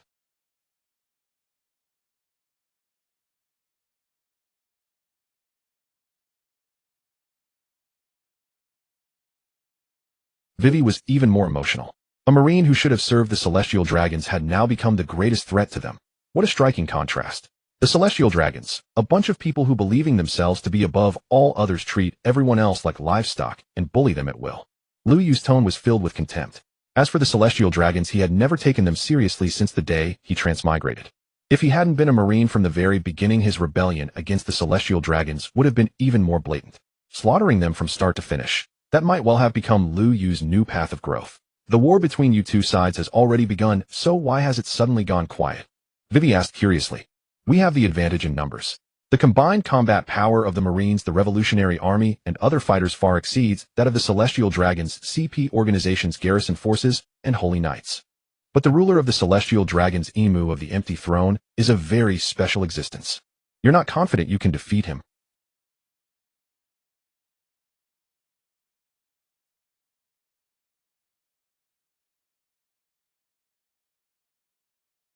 Vivi inquired.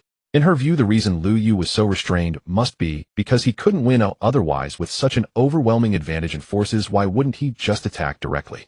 Better to suffer a short pain than a long one. Indecision leads to chaos. Since the war had already begun, the sooner it ended the better. This was a principle almost everyone understood. Emu possesses an ability called the Dark Transformation, which can turn ordinary people into mindless demons. If I lead a direct assault on Mary Ahua, and she activates this power, many of my comrades would likely be affected in battle. Lu Yu explained. I see. Princess Vivi replied softly. But since it's already started, isn't dragging things out meaningless? Vivi's words were more like a soft murmur, yet her voice could be heard by everyone present. Finding Laugh Tale will reveal everything that happened during the blank century, and it likely contains the method to deal with Emu. Lu Yu gave the answer directly. Why had they delayed despite the war having already erupted? Since you're here, why not come with me and take a look? Perhaps there is information about you there as well. Lu Yu said this, and Vivi remained silent, only nodding in agreement. May I make an impertinent request? Bell stepped forward. You want us to send troops to Alabasta? Lu Yu looked at Bell. At this moment Vivi suddenly remembered that Alabasta was still engulfed in war. The Holy Knight's target is Vivi. Since she's not there, they will surely not linger. After all, the world government is severely short-handed right now. They can't afford to have such a force wandering outside wasting time. Lu Yu's words provided some comfort to Vivi and Bell. I'll send a message to the Alliance asking them to dispatch a team to Alabasta to check the situation. If the Holy Knights don't leave, I can send troops to annihilate them directly. Lu Yu said. Then thank you, Commander. Both Vivi and Bell bowed to Lu Yu in gratitude. After taking care of these two, Lu Yu finally had time to look at Stussy. What about you? Will you go now to meet up with Vegapunk, or come with me to Laughtail for a while? Lu Yu had a certain fondness for Stussy. Not only was she beautiful, but she was also extremely loyal to Vegapunk and possessed considerable combat prowess. Either way is fine. Stussy was absolutely a qualified subordinate. Whatever orders her superior gave, she would carry them out without complaint. Stussy, although you were created through cloning technology, you possess everything a normal human has. You have an independent personality. Don't keep thinking of yourself as a robot that only follows orders. Lu Yu advised, and his words left Stussy momentarily stunned. No one had ever said that to her before. Khalifa, take them below and arrange accommodations for them to rest. After that, let them decide what they want to do on their own. Lu Yu turned to Khalifa. All right. Khalifa then walked over to Stussy, Vivi, and the others, inviting them to follow her to the cabins in the rear.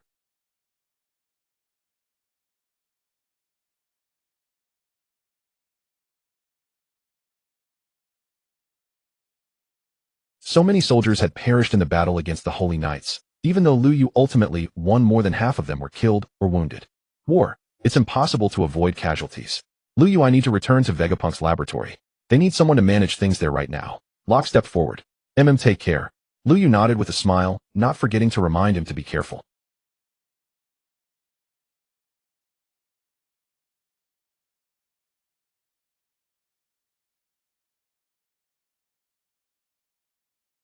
The Allied forces consisted of 3 parts: the Marines, as the main force, the Revolutionary Army as allies, and the rest, as Lu Yu's private army.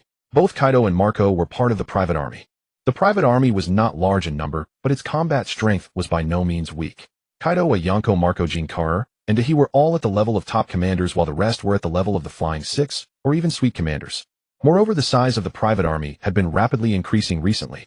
Members of the Mink tribe and people from Wano joined in, and some members of the Whitebeard pirates and Beast pirates also began to gather. Furthermore, the Red Hair pirates and the Cross Guild had actually sent messages indicating that they intended to join Lu Yu in completing this revolution. After the rebellion began, the number of alliance forces continued to increase. Many countries secretly allied with the Revolutionary Army rose in revolt, and some pirate crews that had been attacked by Lu Yu also expressed their intention to join. The most peculiar among them was the Red Hair pirates.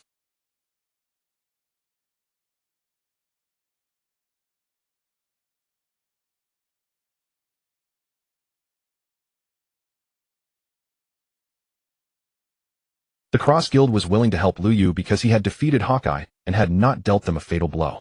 As for the remnants of the Beast's pirates and the Whitebeard pirates, their situation was easier to understand. Although their pirate crews had been scattered, Marco and Kaido had both suddenly become Lu Yu's subordinates, and those who held affection for them naturally gathered together. This was also the main reason why Lu Yu had not annihilated these pirate crews back then. However, the one currently commanding the alliance was Red Dog, and his conditions for accepting these pirates were extremely harsh. Those who were extremely vicious were not accepted, and those who could not be trusted were likewise rejected. If not for Lu Yu informing him that Kaido had long been convinced by Lu Yu and had done many things for him, Red Dog would have expelled Kaido. The Navy organization was truly enormous.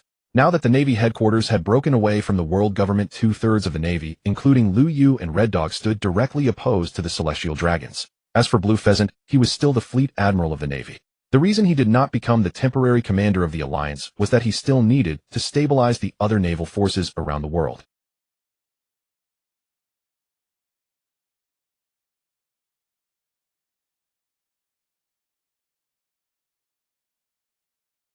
Many within the Navy system had begun to step forward to support one side or the other, but there were still many who were unaware of the situation and did not want to get involved. These people needed a mediator to keep them steady. Navy Fleet Admiral Blue Pheasant and Inspector General Jean Gua took on this responsibility. They did not directly wage war against the Celestial Dragons, nor did they help them. They shared the same stance as those who had not made a decision. Of course, this stance was somewhat biased, because the leader of the neutral faction actually supported Lu Yu. If not for Zhang's persuasion and Lu Yu's agreement that this arrangement was more suitable, Blue Pheasant would have long since gone to Red Dog's side to fight the celestial dragons together. Really, what are you thinking? Luffy asked while the people from Nine Serpent Island nearby all looked at him. It shouldn't be like this. The prophecy clearly spoke of the sun god Nika, but now it's that Lu Yu who has stepped forward to take command. Rayleigh even began to doubt himself. These people of the Roger Pirates had meticulously prepared for that prophecy for 20 years, and even gave up saving their old captain's son to ensure the prophecy would come true. How could the prophecy now be changing on its own? In the prophecy, the sun god Nika would become the liberator of the world. He would uncover the truth of history and save the entire world. For this prophecy, Crocus stationed himself at the Twin Capes. I stayed at the Sabeti archipelago. Jabba stayed at Elbaf, and Shanks was responsible for the inheritance of the will. Although Shanks ultimately did not give the gum fruit to Ace, Luffy accidentally ate it, and Luffy could become the savior in this prophecy. But Luffy is still here with me. He hasn't awakened Nika yet. Rayleigh pondered, glancing at Luffy from time to time. In Luffy's eyes, Master Rayleigh, who had always been so calm and composed, why was he acting so strangely today? Could the prophecy be wrong? But if it's wrong, then what was the point of everything the captain did back then? What have we been waiting so hard for all these years? Just to move ourselves? The more Rayleigh thought, the more ridiculous he felt. Rayleigh. Empress looked at Rayleigh, her heart growing even more worried. Although no one had ever said it, she was actually the old man's daughter. Her father's strange condition had never been seen before. At the same time, in the giant kingdom of Elbaf.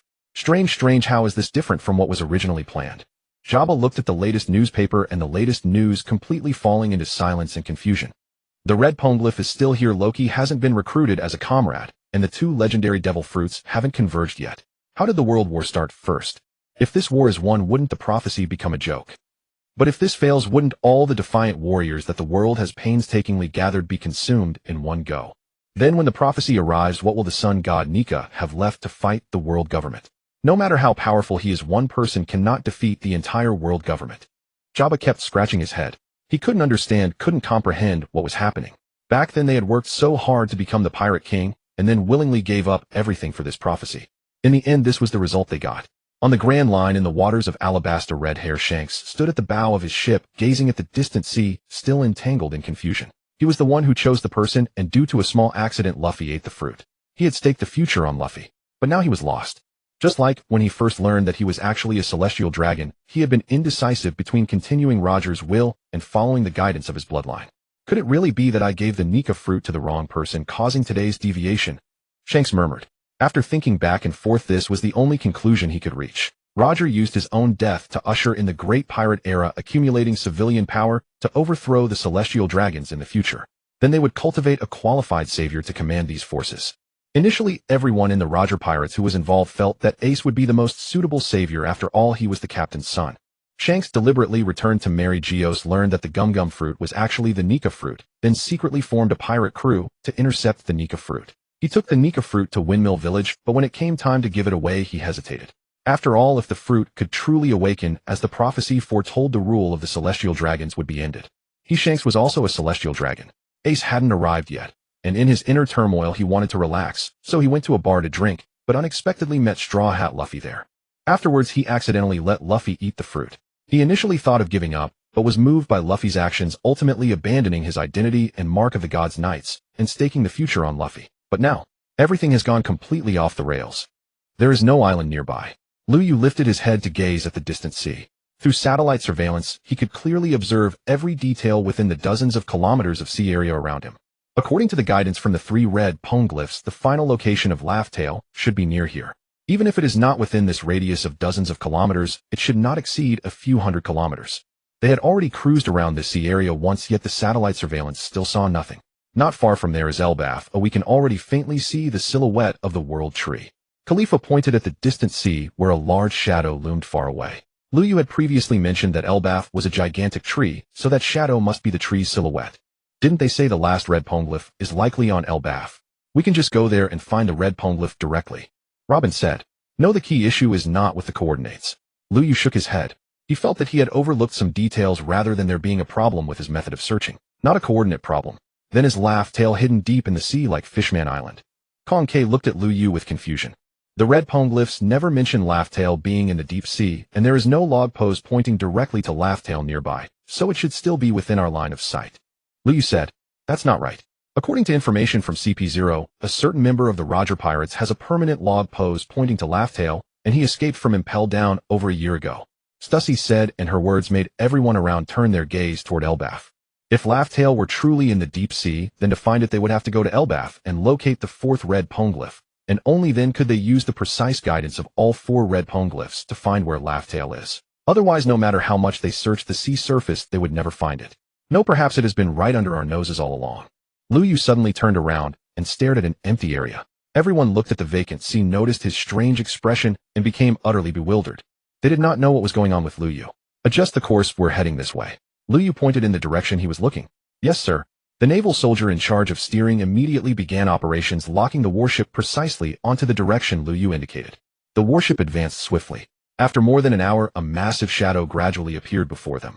A long dragon spanning the entire sea, a colossal wall that divided the world into 2 halves. It was the Red Line. The Red Line. Robin looked at Lu Yu in surprise. The others were similarly astonished, all staring at him with wide eyes. Do you remember some of the legendary descriptions about Laughtail, Robin? Lu Yu asked Robin. Descriptions about Laughtail? Robin was puzzled. Isn't Laughtail the final island at the end of the Grand Line where Roger hid his treasure? Conke, listening beside them, was also confused. These were all rumors spread after Roger became the Pirate King. But what about the descriptions before that? Lu Yu looked at the others around him. Before that? Everyone exchanged glances, clearly unable to figure out what Lu Yu meant. I once heard Sanji say that his dream was to find the legendary sea, all blue. He said it was a peculiar place that could connect all oceans where people could catch the most precious fish from all over the world.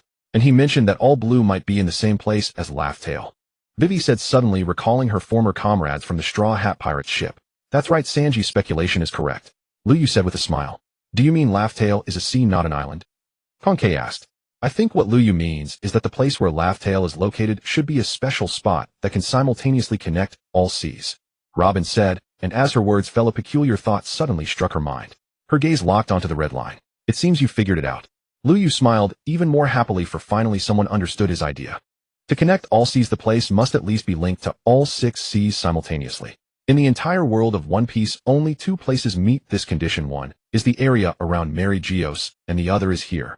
Robin pointed to a special area in the middle of the Red Line, slightly concave, but forming a mountain-like shape. Robin, you are truly clever. Lu Yu admired Robin even more. When he looked at her, his heart began to stir with excitement and warmth. There were many women on the ship, but only she could understand his thoughts. Our world is an irregular sphere. The Red Line and the calm belt, one horizontal and one vertical, divide the world into 4 parts. On the Red Line there are endless mountains and land. The calm belt consists of 2 parallel lines with the Grand Line framed between them. Thus there are 6 seas in total. The intersection of these 6 seas, the point where the Grand Line meets the Red Line, is the only area where the legendary sea, all blue, where fish from all seas appear simultaneously, could exist. Robin voiced all her thoughts. As she spoke, Lu Yu's smile grew even wider, and the look in his eyes when he regarded her grew even more fervent. Indeed, meeting someone on the same wavelength is incredibly thrilling. Robin did not notice his expression, nor did Lu Yu himself, but Khalifa saw it all clearly. And she knew with certainty that this look had never appeared in Lu Yu's eyes for anyone before. Whether it was the members of the Black Rose Special Forces, Conke Yamato, or Tao Tu, none had ever elicited such a look from Lu Yu. At most, his eyes would burn with passion when they were alone at night, but never with the ecstasy he showed now. Has anyone among you ever traversed the Red Line? Lu Yu turned his head to survey everyone present. Though he was a transmigrator who knew nearly all of the One Piece world, he himself had never entered the Grand Line from the 4 seas, never experienced ascending the Red Line aboard the ocean current. I have, Robin replied. Though she had not crossed the Red Line alongside the Straw Hat crew, she had once entered the Grand Line from the 4 seas, and that journey too required passing through this very barrier. Thus, when Lu Yu posed the question, she remained the sole person capable of answering. Then tell us, how did you cross the Red Line? There is only one way to enter the Grand Line from the 4 seas: follow the ocean current to the Red Line, then ascend the inverted mountain via its fissure and the upward flowing current. Each of the 4 seas possesses an entry point where currents converge, yet all 4 streams ultimately descend in unison toward a single direction, the Grand Line's current. As for exiting the Grand Line, only one method remains: travel to the Holy Land Mary Geos and depart via its harbor and the unique bubble staircase.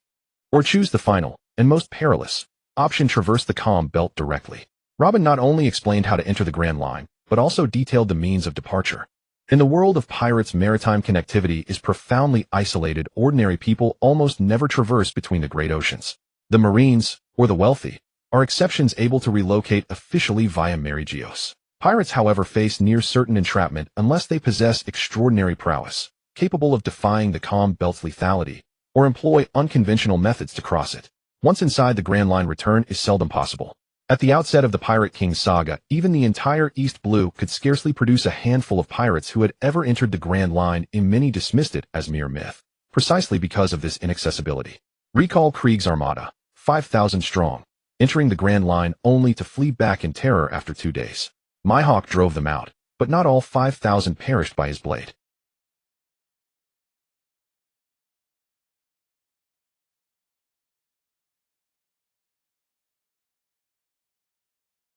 You're correct. The inverted mountain earned its name because waters from all 4 seas converge here to form an upward current. Under natural law, ocean currents never flow skyward. Such defiance demands extraordinary causation. Lu Yu finally began offering his own explanation. Only just now have I fully grasped the underlying principle shaping this oceanic architecture. He paused briefly, perhaps gathering composure, perhaps refining his thoughts. The sea is perpetually in motion. That much surely everyone knows. All nodded in unison. Oceanic movement arises primarily from planetary rotation and lunar tidal forces. Here the moon lies precisely aligned with the Grand Line, its orbit tracing this very axis. This conclusion stemmed from Lu Yu's analysis of satellite surveillance data. Under normal conditions, seawater would flow continuously along this axis, generating vast circulatory currents to sustain global oceanic equilibrium. On Earth, too, each major ocean flows east to west or west to east under lunar influence, regional variations arising solely from topographical constraints. But here the red line stands apart, a singular anomaly that fundamentally reshapes the ocean's cyclical dynamics. Seawater drawn by lunar gravity surges forward, only to collide head-on with the red line's sheer vertical wall, forcing it to recoil laterally along both flanks. Yet when the southeastern seas converge and rebound, their opposing currents repel one another, gradually forging a stable neutral zone between them, the origin of the calm belt. But according to your theory, the Grand Line shouldn't exist at all, questioned Vivi, a piercing, obvious objection. If the calm belt emerges from clashing currents locked in stalemate, how could a habitable, navigable corridor persist within its stillness? That very paradox remains unresolved, and conventional compasses fail within the Grand Line, while climate varies wildly island to island. All likely consequences of this same enigma. Lu Yu responded. Logically, the calm belt should manifest as one vast fixed expanse, not 2 narrow bands flanking the Grand Line. All this talk, what does it have to do with Laugh-Tale? Yamato, struggling to grasp the implications, voiced the pivotal question. Precisely what linked Lu Yu's deductions to Laugh-Tale? Haven't you noticed? Under this logic, the sole location matching the legendary sea is the inverted mountain itself. Lu Yu glanced at Yamato, exasperated. His elaborate exposition sprang from the exhilarating realization, after years immersed in the manga, that Oda's world-building might finally yield coherent physical logic. Perhaps, just perhaps, Oda truly conceived it this way. So, therefore Laugh-Tale is almost certainly the inverted mountain. Robin delivered the final conclusion. At that very moment, they hovered beneath the red line, anchored in the hidden region behind the inverted mountain. Laugh-Tale is the inverted mountain. Yamato stared blankly at the colossal wall before her, the smooth, sheer cliff face. It bore no semblance of a legendary treasure vault. Nami would be invaluable here, Lu Yu murmured wistfully. Nami. Robin and Vivi exchanged puzzled glances. Were she present, observing these currents alone would reveal the truth instantly. Lu Yu speculated that Nami's innate affinity for ocean currents and weather, Oda's deliberate narrative gift, was crafted precisely for this revelation. Lu Yu could not decipher the nature of these ocean currents, yet he harbored his own hypotheses. While satellite surveillance failed to penetrate the interior of the Red Earth continent, it clearly revealed its surrounding waters. He had already surveyed the entire sea at the end of the Grand Line, yet uncovered no trace linked to the phenomenon. Meanwhile, the 3 red historical parchments all converged upon this very location as their sole plausible destination. You hold position here. I will investigate in person. With those words, Lu Yu leapt forth without hesitation. Hovering midair, he released a cobalt grenade. Instantly, the seawater beneath froze into a solid platform upon which he alighted. Approaching the Red Earth continent, he placed both hands upon its crimson stone wall, the colossal landmass that spanned the entire ocean, cleaving the world of pirates cleanly into 2 halves. HS-1 initiate scan. Lu Yu commanded, glancing back at his mechanical assistant hovering beside him. The assistant immediately focused its optical array on the wall. A beam of pure white light swept across the surface, conducting a penetrating subsurface scan.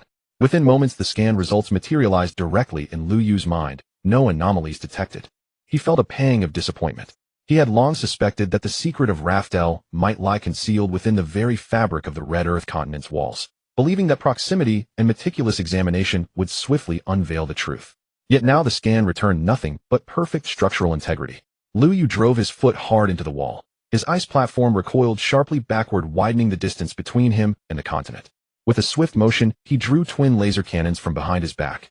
After a brief charge, searing beams erupted, striking the crimson rock face with devastating force. Boom! A thunderous detonation echoed across the sea, shrouding the impact site in thick roiling dust. As the haze slowly dispersed, Lu Yu beheld a crater barely half a meter deep. I am now at level 93, wielding an epic tier weapon calibrated to level 85. My offensive power dwarfs what it once was. Yet even this charged plasma cannon left only this shallow scar upon the wall. Just how impossibly dense is this stone? Awe surged through Lu Yu, and with its surface the image of Laboon, the colossal whale on the opposite side of Reverse Mountain. For decades that titanic leviathan had relentlessly hurled its immense body against the Red Earth continent. If Reverse Mountain were truly hollow, then its walls must possess extraordinary resilience. Otherwise such ceaseless decades-long impacts would surely have fractured or collapsed them long ago. Shall I deploy the Annihilation Ray? The thought flickered through his mind.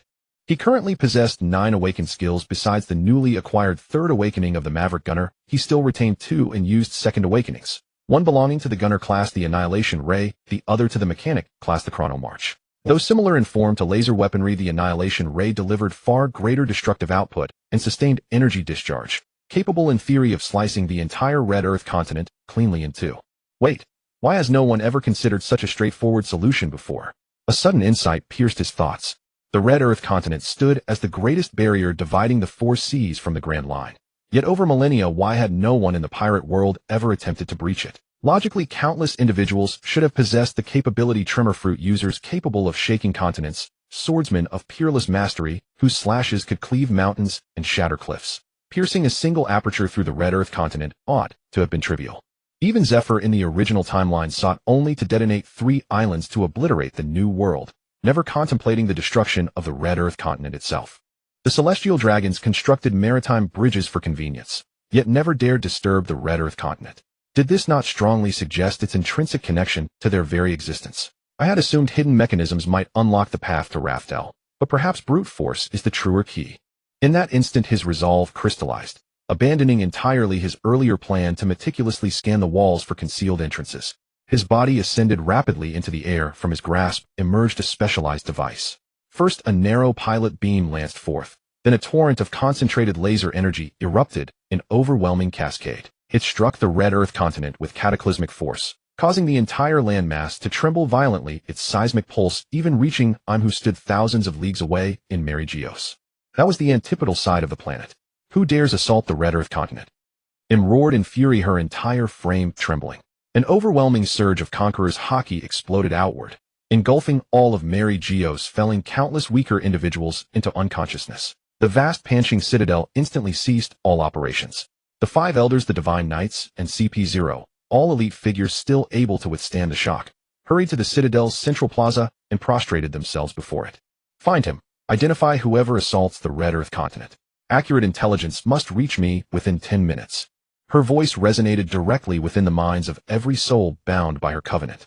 Meanwhile, on the far side of Reverse Mountain, Lu Yu's assault continued unabated. The Annihilation Ray's devastation was staggering. Within mere seconds, it bored a bottomless chasm deep into the Red Earth continent. The surrounding seas churned violently, the continent itself quaked incessantly. Every sailor aboard the warships stared at Lu Yu in stunned disbelief. They knew his strength was formidable, yet each new revelation shattered their prior conceptions anew. This technique lacked the wide-area devastation of the supernova core blast, but its concentrated, sustained destructive yield at a single focal point vastly surpassed it. More crucial than raw power, however, was the sheer proliferation of his armaments, the escalating arsenal he wielded. From the Garp Fist to Satellite Beam, then the supernova core blast. What further instruments of annihilation would emerge next? As the smoke gradually thinned, a vast yawning void gaped open upon the otherwise impregnable surface of the Red Earth continent. A dark passage plunging deep into its heart, from which a fierce howling wind now rushed forth. Wind meant space, an existing cavity, not one freshly carved by the Annihilation Ray. The Red Earth continent conceals realms beyond imagination. As the black hole torn open by Lu Yu's Annihilation Ray widened, he at last uncovered the secret hidden deep within the Red Earth continent. When the smoke gradually dissipated and the expelled air grew clean, once more Liu Yu stepped forward first. After traversing a crater hundreds of meters long, forcibly blasted through by the annihilation ray, Liu Yu entered a vast cavernous space, before him a colossal hyper-advanced metropolis. With his entrance, and the echo of his footsteps, the city's lights flickered to life one by one until its entire silhouette emerged in full radiant clarity. Though weathered and scarred, its reinforced concrete skeleton and array of sophisticated machinery bore unmistakable testimony to its former technological zenith. Liu Yu was a transmigrator, and his former world cities of such scale and sophistication were commonplace. Yet certain devices here still stirred genuine astonishment within him. Motionless robots stood dormant, vehicles hovered silently in midair, clear evidence that this civilization had surpassed even the technological apex of his original world. So this is a world where a high-tech era ultimately fell to primitives, causing millennia of technological regression. He recalled a drama whose protagonist recited Tang and song poetry, a post-collapse world where advanced technology vanished, replaced instead by cultivation arts. And then there was Dungeon Fighter, a realm called Terra, once home to unparalleled scientific mastery, where 13 artificial deities were forged through transcendent engineering to wage war against the creator himself, only for the world to shatter their divine powers, slowly crystallizing into 13 apostles. Such tropes truly recur with uncanny consistency across parallel realms. Muttering wryly, Liu Yu pressed onward, pausing only to transmit a signal outward, summoning the others to join him. He now walked across a grand bridge beneath which churned a spiraling current, within which faint outlines of submerged machinery glimmered. That this city, abandoned for at least 8 centuries, still sustained electrical power must be attributable to those submerged mechanisms below. They appeared upon closer inspection to be hydroelectric generators. Deeper still, along both sides of the avenue, lay countless obsidian blocks, each inscribed with ancient script bearing historical records of profound significance. These were the poneglyphs, historical tablets once scattered across the globe, later gathered and brought here by the Roger pirates, chronicling the blank century erased from official history. These are, Robin, newly arrived, spotted them from afar and rushed forward, dropping instantly before one stone to read its glyphs with rapt intensity. Liu Yu paid her no mind, continuing inward. A subtle resonance guided his steps, an insistent silent summons toward deeper enigmas awaiting revelation. He halted before a monumental edifice where a lone robot stood sentinel at its threshold. You are not Joy Boy, yet you hear my voice. The robot gazed at Liu Yu, its luminous eyes revealing no discernible data.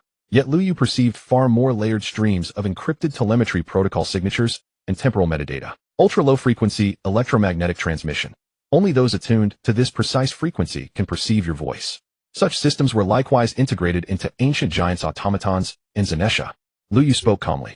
You differ from all who have come before. You possess technological capability rivaling our own. The robot's voice resonated again. Rivaling? Could it possibly exceed ours? Liu Yu countered. Impossible. After the collapse of the great kingdom, history was fractured, science suppressed. A shattered world lacks the cohesion and resources to achieve breakthroughs of such magnitude.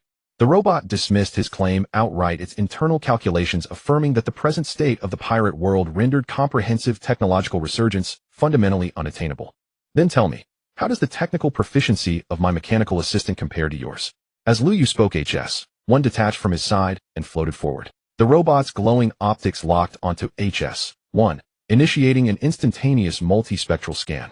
Simultaneously, HS-1 projected its own spectral analysis onto the robot.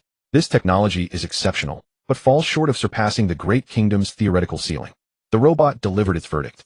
Liu Yu commanded HS-1 a share select data from Gaebald's combat architecture. Instantly, the assistant displayed fragmented schematics, surface-level specifications, only deliberately omitting core algorithms. Indeed, even Liu Yu himself lacked access to Gaebald's deepest protocols. What was revealed consisted solely of Gaebald's observable weaponry, its orbital strike patterns, kinetic yield profiles, and structural harmonics, nothing touching its sovereign command architecture or quantum entangled targeting matrix. This unit is unable to complete analytical assessment, the robot declared. Liu Yu accepted the verdict, satisfied.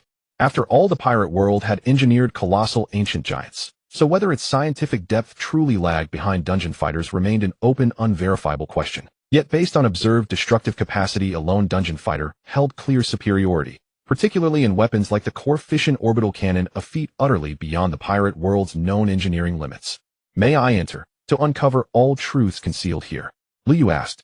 Per system protocol, replied the robot, only Joy Boy's designated successor may access the totality of this archive. You are not that successor. How precisely does a machine determine lineage? Through genomic sequencing. Lu Yu inquired intrigued. How could technology arbitrate metaphysical inheritance in a bloodline-obsessed world? Devil fruits encode unique genetic modification data. Upon ingestion, they implant encoded information and abilities into the consumer's physiology, altering biological structure and manifesting corresponding powers. The robot responded. Yet those who consume devil fruits retain pre-existing personality and cognition. They are not wholly subsumed by the fruit's will. Lu Yu countered. Devil fruits instinctively gravitate toward compatible hosts. The stronger the fruit, the more pronounced this affinity. Then you have been monitoring global conditions continuously. The Poseidon satellite maintains constant surveillance over the entire world, its feed synchronized in real time with this central nexus. But isn't Poseidon controlled by Emu? He holds only partial authority. Full administrative privilege requires simultaneous authorization from the three oathbound. The three oathbound. Lu Yu's mind flashed back 8 centuries, to 3 names: Joy Boy Davy Jones and Emu. They had likely stood united, until betrayal sundered their covenant. Thus they were once allies, only to turn against one another in the end. So, you monitor global conditions and upon identifying individuals potentially compatible with these devil fruits, discreetly deliver the fruits near their locations. Is that correct? Yes. Then how do you recover devil fruit powers? I personally witnessed a devil fruit user perish, and immediately afterward a new devil fruit reappeared nearby. Lu Yu asked, seeking deeper, more precise information. Devil fruits are in essence unique energy factors. Specific energetic equations alter the user's intrinsic genome, granting them extraordinary abilities.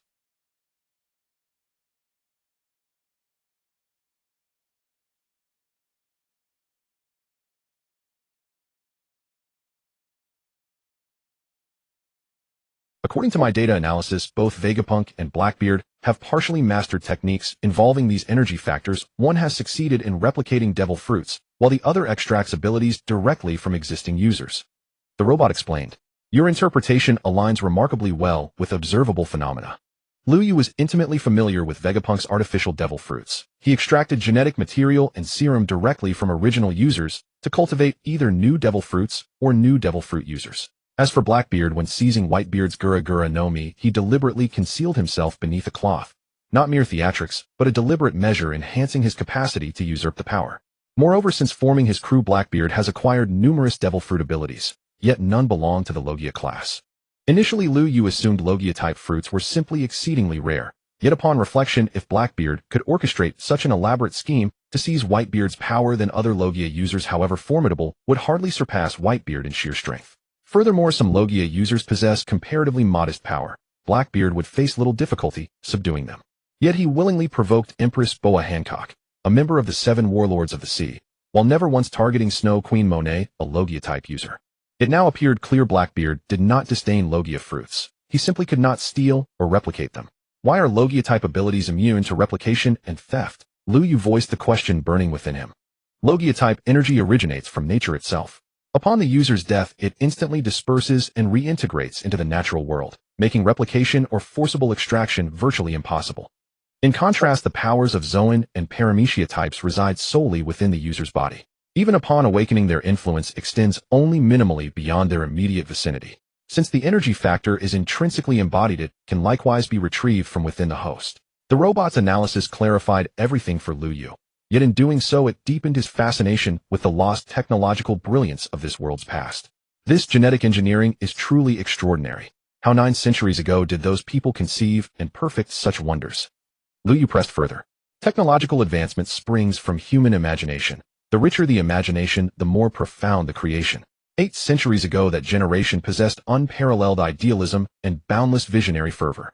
As the robot spoke, its tone evoked quiet reverence for that resplendent bygone era. One devil fruit after another emerged from laboratories. Users coordinated, synergistically propelling global progress to unprecedented heights. Had not desire consumed one among them, transforming him into a fallen demon? Would that golden age have faded so swiftly, like morning mist beneath the sun? A world steeped too deeply in idealism is often shattered in a single night. Lu Yu observed. You are right. Had it not been for excessive idealism, had humanity not remained so naively trusting, how could such a mighty empire have fallen so easily? The robot affirmed Lu Yu's insight. The great kingdom had indeed collapsed due to its own untempered idealism and profound innocence. The 3 ancient weapons, primordial automatons, the Elephant King Joy Boy, whose haki still terrified Emu 8 centuries after his death, and Davy Jones, ancestor of rocks, who dared challenge Emu alone. The formidable powers of the great kingdom era, by any measure, surpassed Emu's present might, they should have effortlessly dominated him.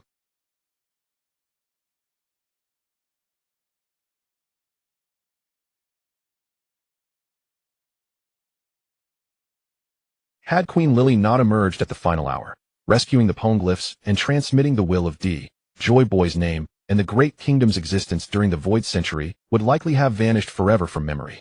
You continue manufacturing and distributing devil fruits, meaning your production machinery remains operational and you've secured allies capable of transporting them. Can you provide me with those details? Liu asked. Only the Chosen One holds full authority. Though you stand here, you are not that Chosen One. The robot replied. I can initiate self-destruct protocols. Liu countered. And yet, will you truly do so? His gaze held steady eyes alight with unwavering confidence. You're right. I cannot activate self-destruction. The robot conceded. Moreover, I am fully aware of your actions beyond these walls. What you pursue mirrors Joy Boy's own vision. Otherwise, I would never have entrusted you with so many secrets. As the robot spoke, the massive door behind it slid open, revealing a research complex housing the pinnacle of 800-year-old technology. Enter. All technologies lie before you. As for distribution, the Sea Kings serve as couriers. Only the Mermaid Princess commands them, the robot cautioned. Coincidentally, I have earned the trust of Mermaid Princess Shirahoshi, and thus command the Sea Kings myself. With that, Liu stepped decisively into the research complex. The equipment here is quite similar to Vegetapank's laboratory, especially the gene cultivation devices, and they should be the manufacturing devices for devil fruits. As for the material for generating devil fruits, it is a special artificially synthesized substance. What exactly it is, Liu cannot tell in a short time. It is estimated that only when Vegetapank personally arrives here with his years of research experience and his highly developed brain can he understand it. What Liu is focusing on now are some devil fruits that have already taken shape but have not been released in these culture dishes. Liu saw the Zhenjin fruit, also saw the Yan'an fruit, and even the Xianglei fruit. Xianglei fruit. Ainalu is dead. Liu blurted out. Everyone knows that after being defeated by Lu Fei, Ainalu drove the Ark to the moon, but there is no subsequent clue that he is dead, right? However, since the devil fruit has appeared here, it should indicate that Ainalu must be dead. As for how exactly he died, maybe he flew into space and suffocated himself due to lack of oxygen. Liu can only guess like this. After all, for a character with no follow-up, no one can say for sure what happened to him.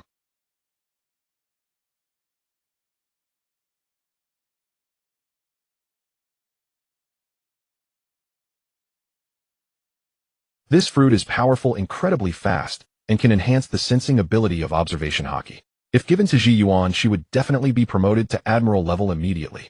As for the Zhenjin fruit, it goes without saying that it is the most powerful paramecia devil fruit in terms of destructive power.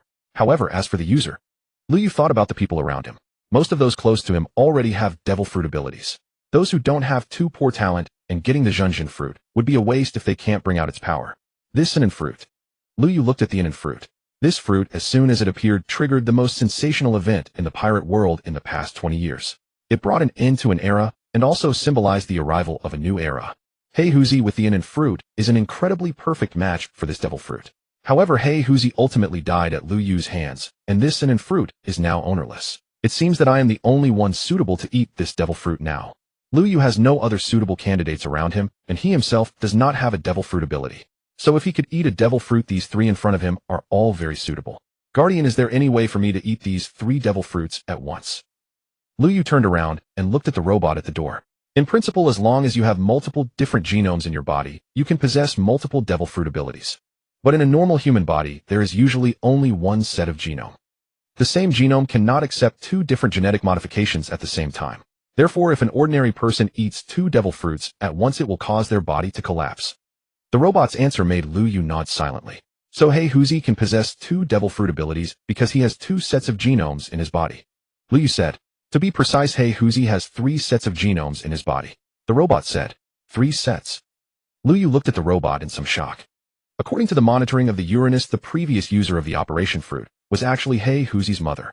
In her life, she only performed one operation, which was to implant parts of the bodies of Heihuzi's 2 younger sisters into Heihuzi's body.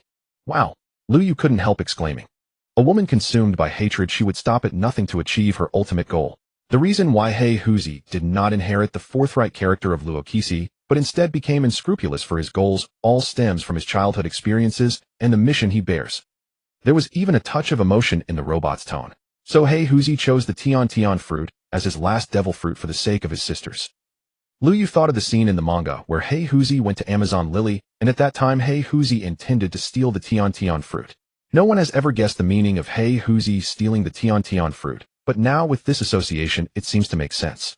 Hey Huzi needed the Nen fruit to counter Emu's ability for his ambition, and also needed the Zhunjin fruit to unleash the strongest attack power. After having these two devil fruits, it was not very important which specific devil fruit he chose for the third. But he thought of his sisters, so he wanted to seize the most beautiful devil fruit. As we all know, devil fruit abilities can sometimes change the appearance of the user. Hey Huzi would not become a woman because of the Tian fruit, but it might be possible to make up for his missing teeth and make him more handsome. In that case, the souls of his two sisters on his body would at least not suffer so much. If only I hadn't been in such a hurry to kill Hey Huzi back, then at least I could have asked Hey Huzi clearly what he was really thinking. Lu Yu was truly curious. Such an ugly and rough big man insisting on stealing a charm-type Tian fruit. No matter how you think about it, it feels weird.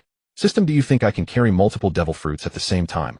Lu Yu couldn't get an answer from the robot, so he tried asking his own system, which was a far more incredible existence than any technology. Devil fruits originate from genetic technology. Since genetic technology can create 3 different types of devil fruits, then by combining the abilities of the 3 devil fruits through genetic technology, and then being used, it is naturally possible to produce the effect of multiple abilities. The system gave an answer, and this was the first time the system had answered such a question from Lu Yu. Combine the 3 devil fruits together, and then eat them. Lu Yu thought about it, and felt that it should be feasible. But, I don't know this genetic modification technology either. Lu Yu said so in his heart. Ding. In view of your additional completion of one of the highest achievements in the pirate world, finding Laughtale, and becoming the Pirate King Naval King, this system will grant you an opportunity to upgrade your technology. This technology upgrade is not limited to the various technologies mastered by the DNF Gunner. You can also choose to upgrade the technology of the pirate world.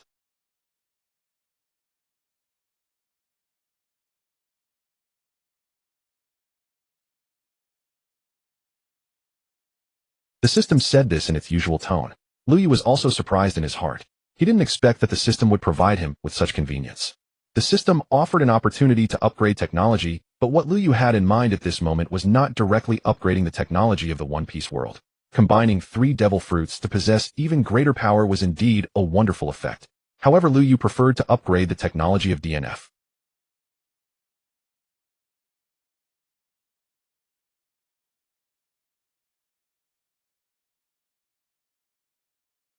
System, I want to upgrade the hyperdimensional teleportation technology. Lu Yu stated his idea directly. Among the 4 DNF Gunner classes, aside from the Ranger, which leans toward technique, the other 3 are technology-oriented, especially the mechanic, who applies all kinds of technology with superb skill. Gaebald's Fist, hyperdimensional march, and even other skills are all realized through spatial teleportation. Gaebald's Fist opens a portal to teleport one of Gaebald's arms, unleashing a super powerful strike with Gaebald's immense strength.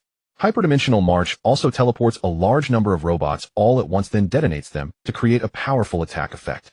Moreover, Hyperdimensional March is not simple spatial teleportation because it always teleports the same batch of robots, and after each detonation, they can be operated again. So it actually teleports the same batch of robots all along, only summoning them at specific times to detonate.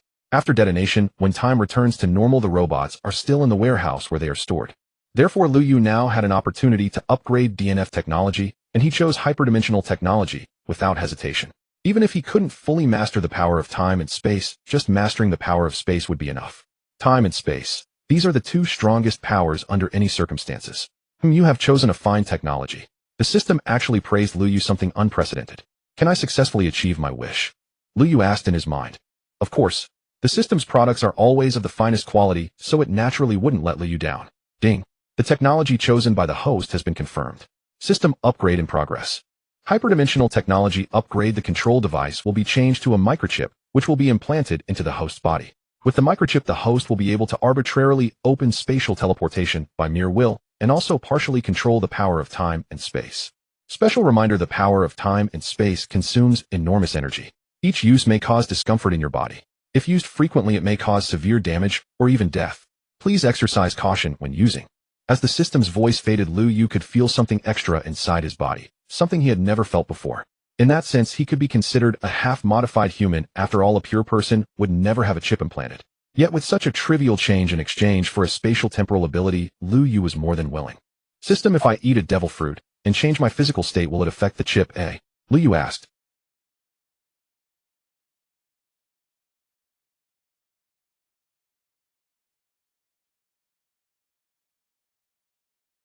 Moreover, Lu Yu had already found a way to change the devil fruit's weakness to water. He could overcome this minor technical obstacle himself. After all, with hyperdimensional technology in hand, creating a waterproof space around himself using spatial ability was naturally not a difficult task. Therefore, the key point was whether the devil fruit ability would conflict with the chip. How could the chip provided by this system be affected by a mere devil fruit? Rest assured, even when you elementize, the chip will remain completely unrestricted and unchanged. The system's answer put Lu Yu at ease. Friendly tip: the powerful energy inherent in the rumble fruit can recharge the chip. The system said. Recharge. Lu Yu had been looking at the dark fruit, but now his attention fell entirely on the rumble fruit. Recharge. Yes, recharge. Technology requires energy when in use, and most technology actually uses electrical energy. The rumble fruit can generate electricity. The likes of Enel's 100,000 volt and million volt electricity, if applied to weapons, would naturally greatly increase their power. For one, the laser cannon operates on electricity. The charged laser cannon increases its power by accumulating a certain amount of electricity. If Lu Yu gains the rumble fruit ability, his electricity output would greatly increase, and his laser cannon should achieve effects like the otherworldly set in the game. Super large, super far, super powerful. One laser cannon shot clears a room, clearing the map super fast. Alright, it's settled. Lu Yu was very happy.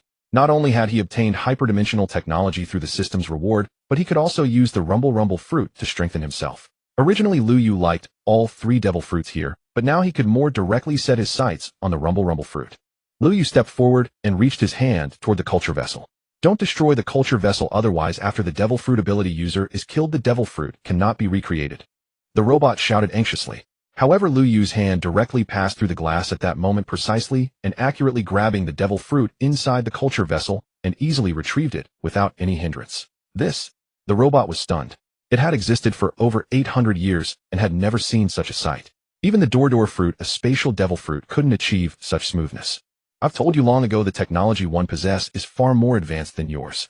Lu Yu said, then picked up the rumble fruit and took a bite. Wait, aren't you going to deal with him? Why not choose the dark fruit? The robot interrupted Lu Yu's actions. Why must I choose the dark fruit? Lu Yu stopped and asked. It possesses the darkest and most evil ability. He can use dark domination to transform opponents into weapons without reason, only knowing battle and slaughter. There are only 3 devil fruits that can counter this ability, and the dark fruit is one of them. Which 3 devil fruits can restrain him's ability? Lu Yu looked at the guardian robot. This ancient 800-year-old machine held a comprehensive understanding of the truths from 800 years ago. The secrets Lu Yu needed to know could all be answered by it. The sun god Nika, who embodies freedom and sunlight, the Logia type Yami no Mi, which can nullify all devil fruit abilities, and the human fruit mythical Zoan model thunder god. I know about the first 2, but what the hell is this mythical Zoan thunder god form? Lu Yu had just obtained the rumble fruit, and now it was saying there was another mythical Zoan thunder god form. Wasn't this an utter mockery? The human fruit mythical Zoan thunder god. This is a pure combat fruit. It possesses the power of thunder, but it is not solely about lightning. It is a fierce entity that can command thunder. Its creation was inspired by the legendary mightiest warrior Thor. The robot explained. Inspired by Thor.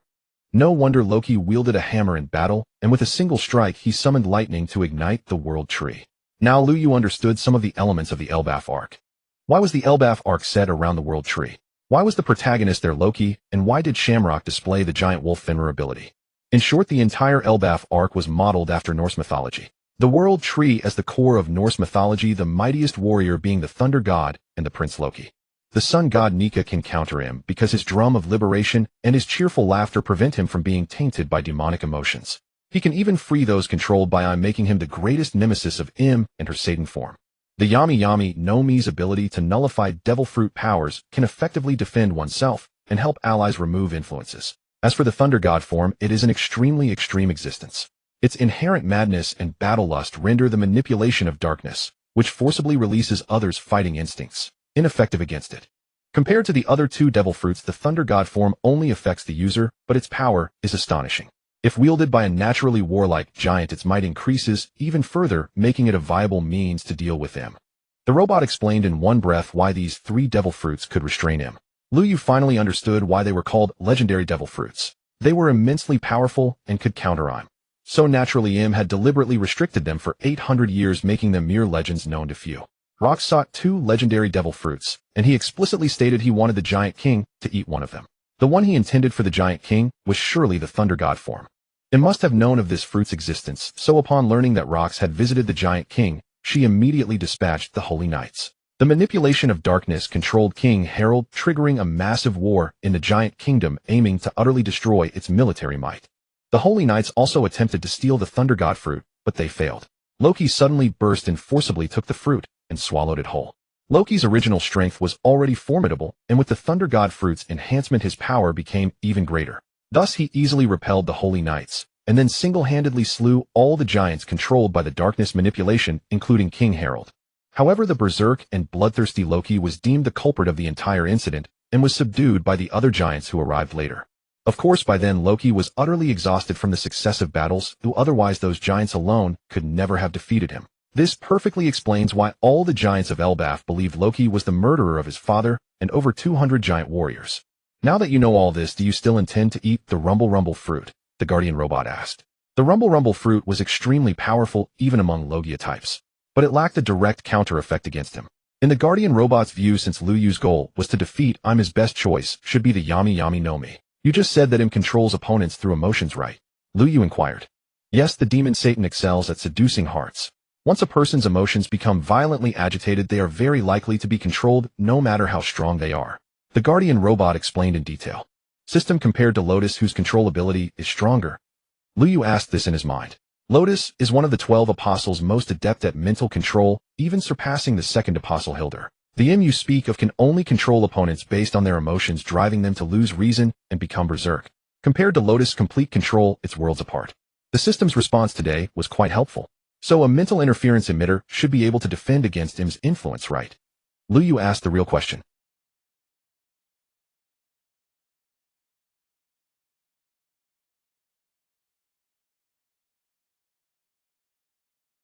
Satisfied with the answer, Lu Yu looked at the robot with calm confidence.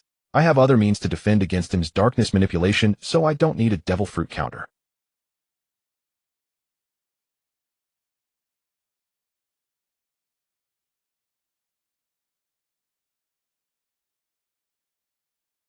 Even the robot's mechanical voice carried agitation.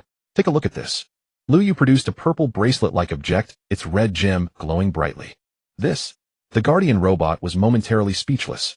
This fellow's technological prowess had actually surpassed that of the ancient Great Kingdom. Lu Yu's electromagnetic interference emitter instantly stunned the Guardian robots, protecting the ancient metropolis buried within the Red Earth continent. Having witnessed Lu Yu's technological prowess, they recognized that his mastery of science and engineering rivaled, perhaps even surpassed, their own. Yet this emitter shattered the delicate equilibrium, entirely forcing the Guardian robots to confront an unsettling truth. Even the most formidable, seemingly unassailable power in the pirate world, the authority of Emu, proved no insurmountable barrier before Lu Yu. In truth, Lu Yu had held this advantage from the outset. His system granted him abilities drawn from the Dungeon Fighter universe, a realm where at least 12 beings stood far above Emu in sheer might. Emu possessed immense strength, yet his dominion extended only over a single world, and even that rule remained tenuous, unstable, and contested. Each of the 12 apostles, by contrast, reigned as absolute sovereigns upon their native planets, invincible within their respective domains, unchallenged and unassailable. The colossal annihilation, the aquatic invincible wrath, the sky-dominating prey. All 12 apostles would have remained unconquerable had they not been betrayed and deliberately weakened by their own kin through treachery and subterfuge. Even after such deliberate diminishment, each apostle required the combined might of countless elite adventurers and the grandest factions of Dungeon Fighter, united in relentless siege, to finally be subdued. Thus, technology capable of standing against apostles inevitably eclipsed the pirate world's science. Technology so limited it could neither comprehend nor counter Emu's supremacy. It seems my decision is already made.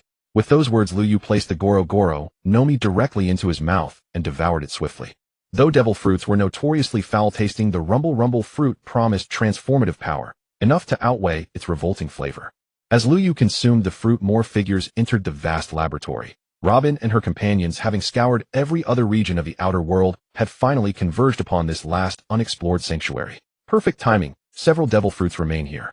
Help yourselves if any catch your interest. Lu Yu turned toward the newcomers, his gaze lingering especially upon Vivi.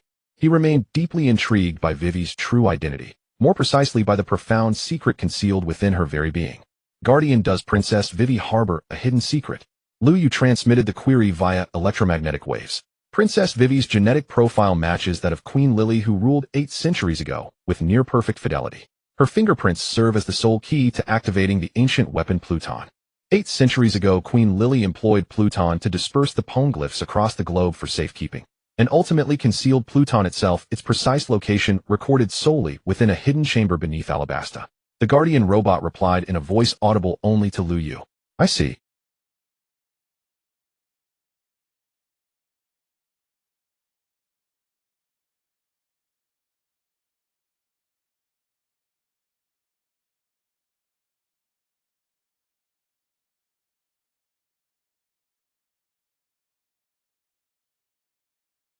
Then what accounts for the rising sea level? Logically, the total volume of seawater on a stable world should remain essentially constant. While the Sea King possessed autonomous consciousness and dwelled deep within the abyss, beyond Emu's reach, Pluton presented a far more attainable instrument of dominion.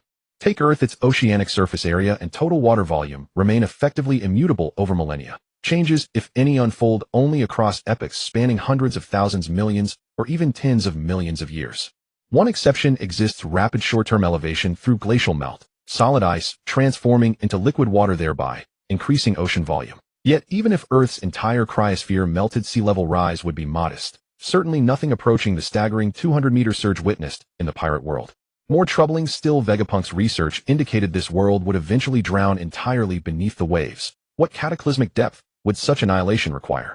The quantity of seawater remains constant, but the container holding it may undergo internal transformation. A container? Lu Yu gazed thoughtfully at a world map behind him. Submerging an entire island displaces water, raising global sea level. Submerge enough islands, and the rising seas inevitably inundate ever greater expanses of land. The Guardian robot explained. Like the crow drinking water. Lu Yu murmured, comprehension dawning. Precisely, like the crow introducing objects previously outside the water into a fixed volume vessel inevitably raises the water level. The Guardian robot affirmed Lu Yu's analogy, then elaborated on the mechanism behind this phenomenon. Emu commands the most potent of all ancient weapons, the Celestial Dragon, and its supreme offensive capability lies in unleashing devastating orbital lasers capable of obliterating entire regions and plunging them into the abyssal depths. The once vast kingdom was originally a colossal landmass. Repeated bombardment by the Celestial Dragon fractured its foundations until at last the overwhelming majority sank beneath the sea, triggering a dramatic, irreversible rise in global sea level. Later, to tighten his grip upon the world, Emu orchestrated the fragmentation and reassembly of the remaining continents using countless devil fruit users, forging the Red Earth continent we know today. Reverse Mountain and Mariajoa occupy diametrically opposed poles. Moreover, Reverse Mountain houses the central data nexus sustaining the Celestial Dragon, making Emu reluctant to conduct large-scale searches or destruction here, despite knowing this ancient city lies concealed beneath the continent. To suppress knowledge of the truth 8 centuries past, anyone investigating that era's history or seeking its truths becomes a target for world government persecution. Likewise, any technology threatening to upend the established world order is systematically dismantled. That is why, though the concept of science has existed for 800 years, humanity never developed global-scale technologies like aircraft or satellites, and even weaponry and other scientific advancements were deliberately distorted and stunted. The Guardian robot's exhaustive exposition resolved Lu Yu's deepest perplexity: how a world possessing scientific foundations failed over 8 centuries to achieve technological milestones Earth attained in under 200 years. The answer was stark: all stagnation stemmed not from natural limitation, but from deliberate, ruthless, and sustained human intervention. Having learned all the truths, Lu Yu now had only one thing left to do: launch an assault on Mali Chaoya, capturing Emu and all his subordinates in one fell swoop, and then find a way to cleave apart the colossal barrier of the Red Earth continent, at least to restore the passageways between the 4 seas. A world that had been severed would inevitably face severe limitations in its development. Precisely, I may lack the power for creation, but destruction is my forte, Lu Yu mused to himself. Of course, he was in no hurry to depart immediately, for while he now knew, all his subordinates were still brimming with curiosity. Thus, Lu Yu granted them ample time to better appreciate the scenery and understand the situation here.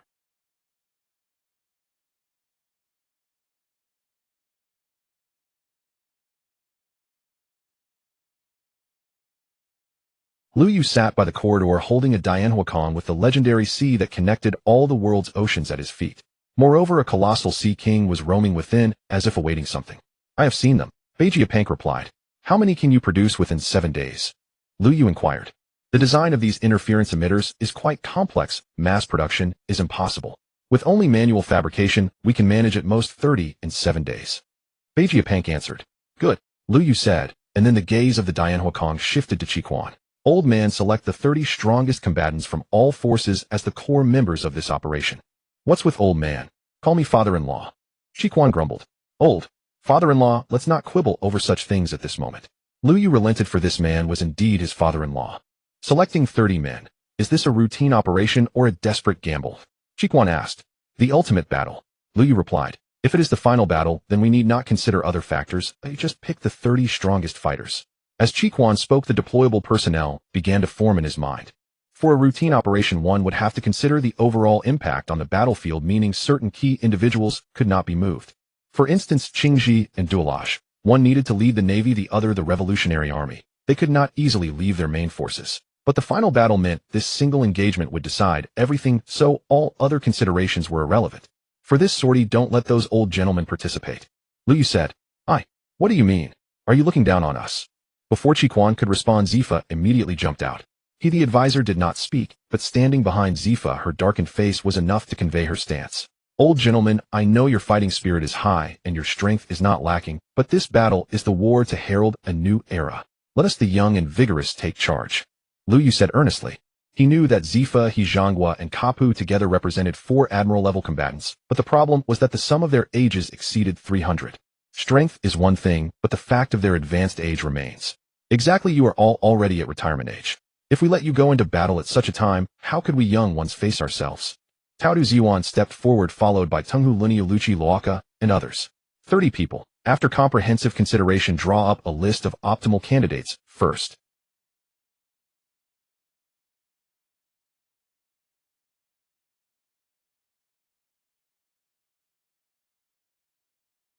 Chiquan first listed the Navy candidates. The reason Lu Yu was not included was that he already possessed his own interference emitter and was not among the 30. Kaidwa Jean Merk, Chiaozi Baisida Malfush, Quanlan Hatong Axio, Tongzi Katakali De.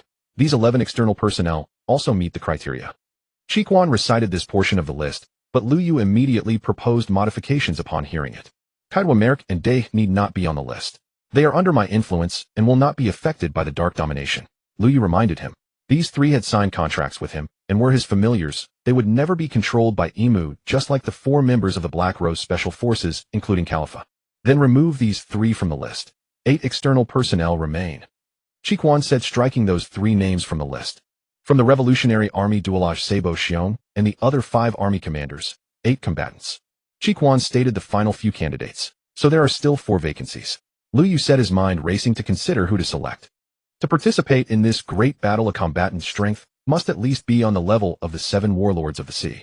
Such a restriction eliminated many soldiers from the Navy, Revolutionary Army, and external personnel. Look, these 4 vacancies are perfect for us old-timers. It's fate, Zifa said, as if suddenly seeing hope. There were exactly 4 old-timers in the Navy, he himself, Zhonghua, and Kapu. Although Zhonghua and Kapu were not present, he was certain they would be willing to fight when the battle began. Old man, don't cause trouble. Lu Yu frowned. Seeing Lu Yu's expression, Zifa, who had been about to play the age card, immediately stopped. He knew that Lu Yu was seriously considering the candidates, and this final battle was indeed critical. At that moment, Lu Yu was indeed pondering the choices. If the timeline could be postponed by half a year or so, the candidate selection would be easier, as the Seraphim would be fully developed by then. But at present, the Seraphim were still incomplete, and thus could not participate. Commander, I have received some applications. I wonder if you would be willing to accept them. Sabo stepped forward and offered a timely suggestion. Accept? Who are they? Lu Yu asked. Hawkeye, Mihua Sualong, Empress Hankyuk, and Lu Fei. Sabo listed the names he had gathered, and the 4 individuals left everyone present somewhat astonished. Luffy, Zoro. Lu Yu heard the names, and his expression turned oddly perplexed. Robin and Vivi, previously surveying their surroundings nearby, immediately drew close. Yes, Zoro arrived with Mihawk. As for Mihawk himself, he said he came to repay you for sparing his life. Sabo explained. Luffy was his younger brother, a Zoro Luffy's comrade. Thus Sabo alone was best positioned to brief Lu Yu on the situation. Where are Luffy and Boa Hancock? What brought them here? Lu Yu pressed. Hancock represents Amazon Lily. She seeks to secure her nation's future safety through her participation. Luffy merely followed to lend support. Originally, we assumed this affair no longer involved the main crew, but unexpectedly, they stepped forward of their own accord. Lu Yu mused inwardly. Luffy and Zoro, the protagonist and deuteragonist of the One Piece saga, truly embodied celestial fortune, drawn inevitably into this pivotal moment despite all odds. Sabo, father-in-law, how formidable are these 2? Are they qualified to join? Lu Yu turned toward Akainu. Strength remained the sole criterion for selection. This battle demanded only those whose power matched its scale. A year ago, certainly not. Now, only trial can tell. Akainu replied. No need for testing, let them join. Moreover, I have archival footage I'll send you shortly. Show it to Straw Hat Luffy. He may yet prove unexpectedly useful on the battlefield. Lu Yu spoke, then began retrieving classified records from the base. Footage of Joy Boy's combat stance after awakening his Nika fruit powers. According to the original timeline, Luffy had likely mastered only Gear 4th by now. Gear 5th, the awakened state, remained far beyond his reach. Yet last-minute preparation was still preferable to none at all. Besides, Lu Yu never intended Luffy as a frontline combatant. He would serve merely as an auxiliary presence, a fleeting spark amid the storm. Within the 30-member vanguard, his combat prowess ranked well below the median. Understood. I'll proceed as instructed. Akainu assented. We'll converge at Mary Geos in 7 days. With that, Lu Yu severed the Den Mushi connection. The video call concluded. Will Luffy and Zoro accompany you into the final battle, eh? Robin asked. Those two were her shipmates. Learning of their involvement stirred deep concern. They volunteered, and their strength qualifies them. So I included them. Lu Yu replied. May we go too? Vivi asked. Vivi, your duty is to activate the ancient weapon Pluton. You must remain aboard it, ready to reinforce the battlefield at any moment. Lu Yu turned to face her. Though her martial prowess was modest, her identity was singular. She alone, besides Lu Yu, could awaken Pluton. And what of me? Robin sought clarity on her role. You'll remain aboard Pluton alongside Kajaku's Stussy and Capone Beach. Your collective charge is Vivi's protection. In Lu Yu's strategy, only those immune to Imu's Black Shift domination could enter Mary Geos. Beyond the 30 personnel shielded by interference emitters, immunity extended solely to the 7 individuals bound to him by covenant. Thus, even Kajaku, despite her closeness to Lu Yu, could not accompany him onto the front lines. Califa, sound the assembly call. It's time to mobilize. Lu Yu called out to Califa, who stood gathering supplies nearby. Yes. She secured the devil fruit crates and raised a whistle to her lips. Instantly, scattered personnel converged with disciplined speed. Full muster achieved, they reboarded the warship and departed Raftel, the final island hidden within the Red Line. An island that was not truly an island, veiled deep within the continent's crimson heart. The vessel surged ahead at maximum velocity, its first destination Wano country. Pluton lay there. Securing it would grant the Alliance overwhelming strategic advantage, hence their urgent, unyielding course. Yet en route a shattering report reached them. Wano country had fallen. What did you say? Wano country has fallen. Lu Yu bolted upright upon hearing the Den Mushi report. A crimson laser descended from the heavens, engulfing Wano country in an instant. The entire landmass shattered and sank beneath the sea. Akainu's voice on the line carried grave weight.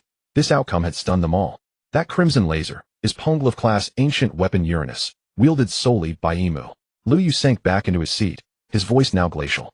Bergen analyzed it the same way. Then what of Wano's people? What of Kinemon? Lu Yu bore little affection for Wano, but his consort remained there. Their union had begun as political expediency, a means to consolidate control, yet she was undeniably his. Kinkaku was present. Sensing the anomaly, he evacuated her instantly. Akainu reported. She escaped. That's all that matters. Lu Yu's brow relaxed slightly. Father-in-law, please watch over her closely. As Wano's princess, surviving its annihilation, her spirit may already be broken. She might seek death. After all, Kinemon had once willingly sacrificed herself for Wano's sake. With Wano gone, what reason remained for her to live? She is pregnant, over 2 months along. Were it not for that, she would have perished the moment she witnessed Wano's destruction. Pregnant? Lu Yu was momentarily stunned. Though he'd never held back with her, their encounters had been few. Yet Califa and Baby 5 remained childless, while Kinemon had conceived first. Regardless of your feelings toward her, she is now yours, and carries your child. Upon her return, grant her formal status.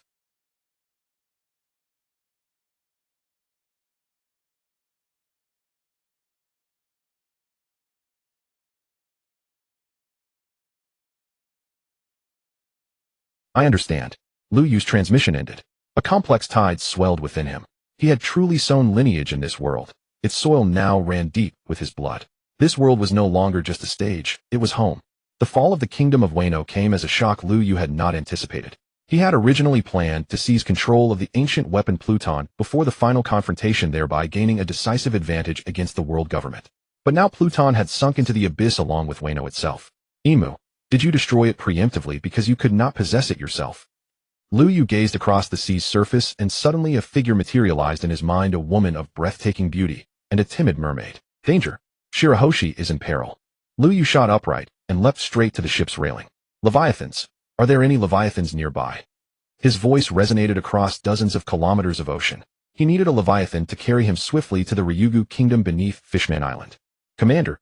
Behind him Khalifa and the others gathered swiftly. In the next instant a colossal leviathan surged from the depths, its immense body halting the warship outright, its enormous eyes locked intently upon Lu Yu. I am a friend of the Sea King. She is now in grave danger. I require your aid to reach Ryugu kingdom immediately. Lu Yu spoke with conviction, certain the leviathan both heard and understood his words. True to expectation, a golden tentacle extended swiftly toward him, hovering motionless before his face. Kaku 2 Stussy. Khalifa assumes full command here. You two shall support her unconditionally. Lu Yu turned back to address his comrades. Yes, sir. Katakuri and Stussy responded instantly, in unison. Commander, I shall await you in Mary Geos. Khalifa knew Lu Yu must depart alone, and that her duty was to lead the fleet back to rendezvous with the Allied forces. Thus, despite her deep concern for him, she refrained from pleading to accompany him. Understood. Wait for me. Lu Yu declared firmly before leaping onto the leviathan's outstretched tentacle. Instantly the appendage coiled tightly around him, enveloping him completely. With a thunderous roll upon the water's surface, the leviathan plunged into the abyss, churning colossal waves in its wake. Its massive form sliced through the deep sea at speed surpassing all vessels, darting like a creature of the natural world, leaving only a faint ripple in its trail, vanishing into the indigo void. Meanwhile, beneath the Sabaody archipelago, Fishman Island erupted into fierce battle. From Sabaody, the world government deployed thousands of soldiers directly into the depths, launching their most ferocious assault upon Fishman Island. Time was critical. Thus they could not deploy large warships, otherwise relentless barges would have shattered Fishman Island's protective bubble long ago.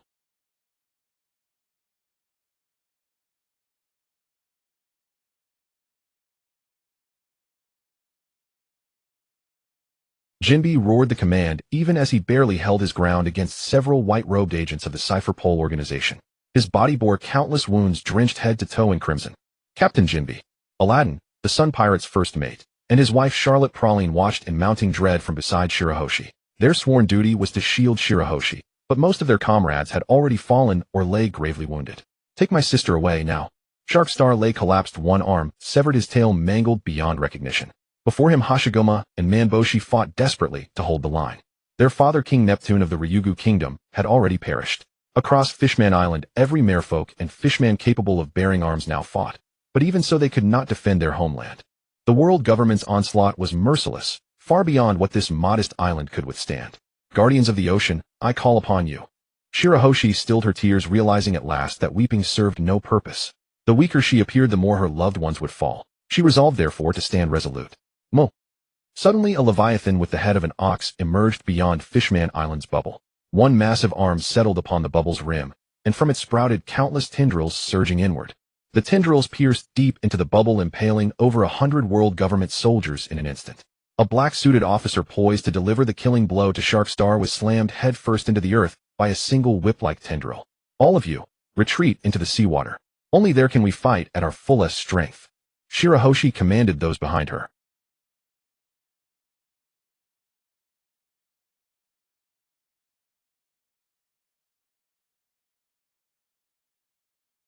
Guardians of the ocean, do not hesitate. Shatter the bubble. Let the sea flood in. Shirahoshi lifted her gaze skyward toward the leviathans looming outside the dome. Though immensely powerful, they had refrained from engaging, fearing damage to Fishman Island itself. Now, having received Shirahoshi's command, they cast aside all restraint and unleashed devastating blows upon the bubble with unified, overwhelming force. At that very moment, an overwhelming burst of Conqueror's haki erupted, and a monstrous beast resembling a wild boar materialized upon Fishman Island. This was Seastone, one of the 5 elders, and the most formidable among them in terms of combat prowess, as revealed in the manga's first formal depiction of their abilities. The sheer intensity of his Conqueror's haki struck the Leviathan's mid-attack, slowing their movements, shattering their momentum, and disrupting their assault. Without hesitation, Seastone charged toward Shirahoshi at blinding speed, his sole objective clear: to capture her and bring her back to the holy land of Mary Geos. Or failing that, to kill her outright, eliminating this existential threat once and for all. Around Shirahoshi, everyone else had collapsed unconscious under the weight of his haki. Only Aladdin and his wife remained standing, trembling but unbowed. Yet how could 2 mortals possibly stand against Seastone, one of the 5 elders, or resist the terrifying mythic beast he embodied? And just then, when Shirahoshi had only moments before rekindled her resolve, she froze once more, staring blankly as the boar-like monstrosity barreled toward her like an unstoppable force of fate. Shirahoshi. Princess Shirahoshi. Our sovereign. Every soul, including the Leviathans themselves, watched in helpless horror as the calamity unfolded before their eyes. Mercury Voclus Saint's objective was crystal clear. He had withheld his attack until this precise moment.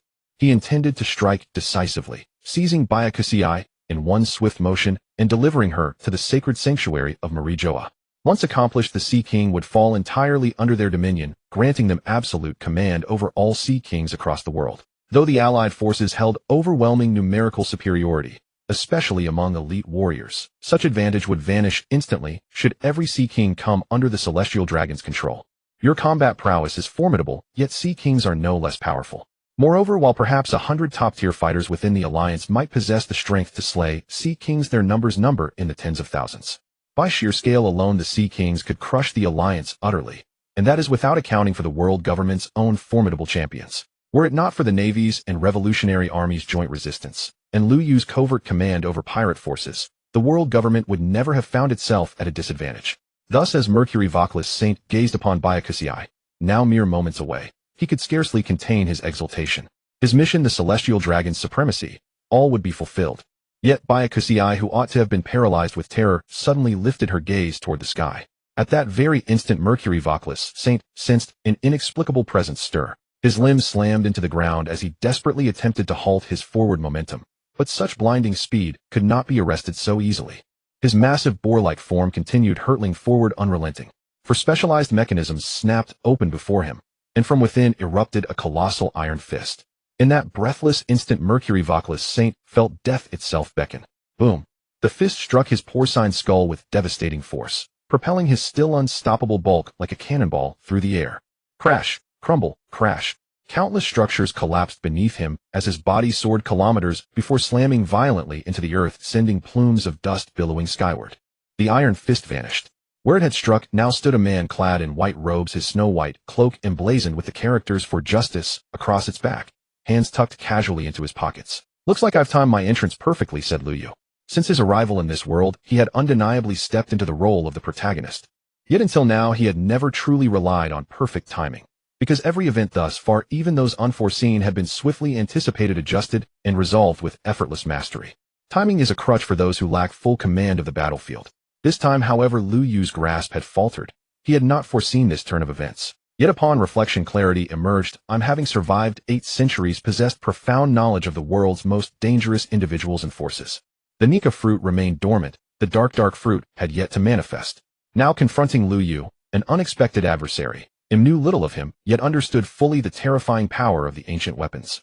Having mastered the ancient weapon Titan, she naturally sought dominion over the other two, Pluton and Poseidon.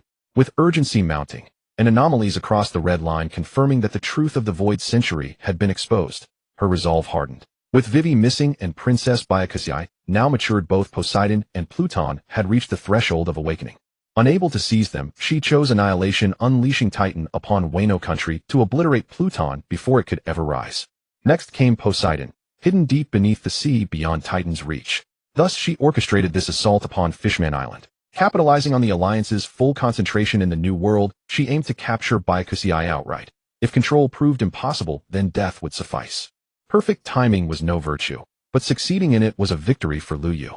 At least one of the 3 ancient weapons remained intact. His long endeavor had not ended in vain. Allied Supreme Commander, White Feather. Mercury Voclus Saint rose once more. The 5 elders' greatest strength lay in resilience. Even after suffering grievous wounds from Kizura's lightspeed punch, he swiftly reverted to his original form and restored full combat capability. I know you are watching everything unfold here, said Liu Yu, his eyes fixed on Mercury Voclus Saint, yet addressing the unseen sovereign behind him. I now know it all. I shall reveal the truth to the entire world, and personally lead an expedition to Marijoa to eradicate you and your sycophantic retinue. As Liu Yu spoke, Mercury Voclus Saint's expression twisted unnaturally, his eyes hollowed vacant. Clearly had already seized control of his mind.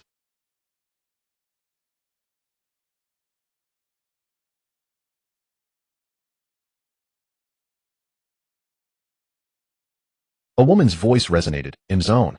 If I were truly powerless against you, why would I exercise such caution? Liu Yu smiled in reply. And what precisely makes you think you're being cautious? Im feigned bewilderment. There are 5 elders, but only one stands before me. And even that one did not arrive independently, he was teleported here via a child's array, clearly as insurance ensuring immediate retreat should I appear and threaten his survival. As Liu Yu spoke, his gaze shifted toward a robed figure standing at the rear of the world government's forces. Though outwardly indistinguishable from CP0 agents, he was in fact a celestial dragon in disguise, or more precisely an agent of the divine thicket posing as one.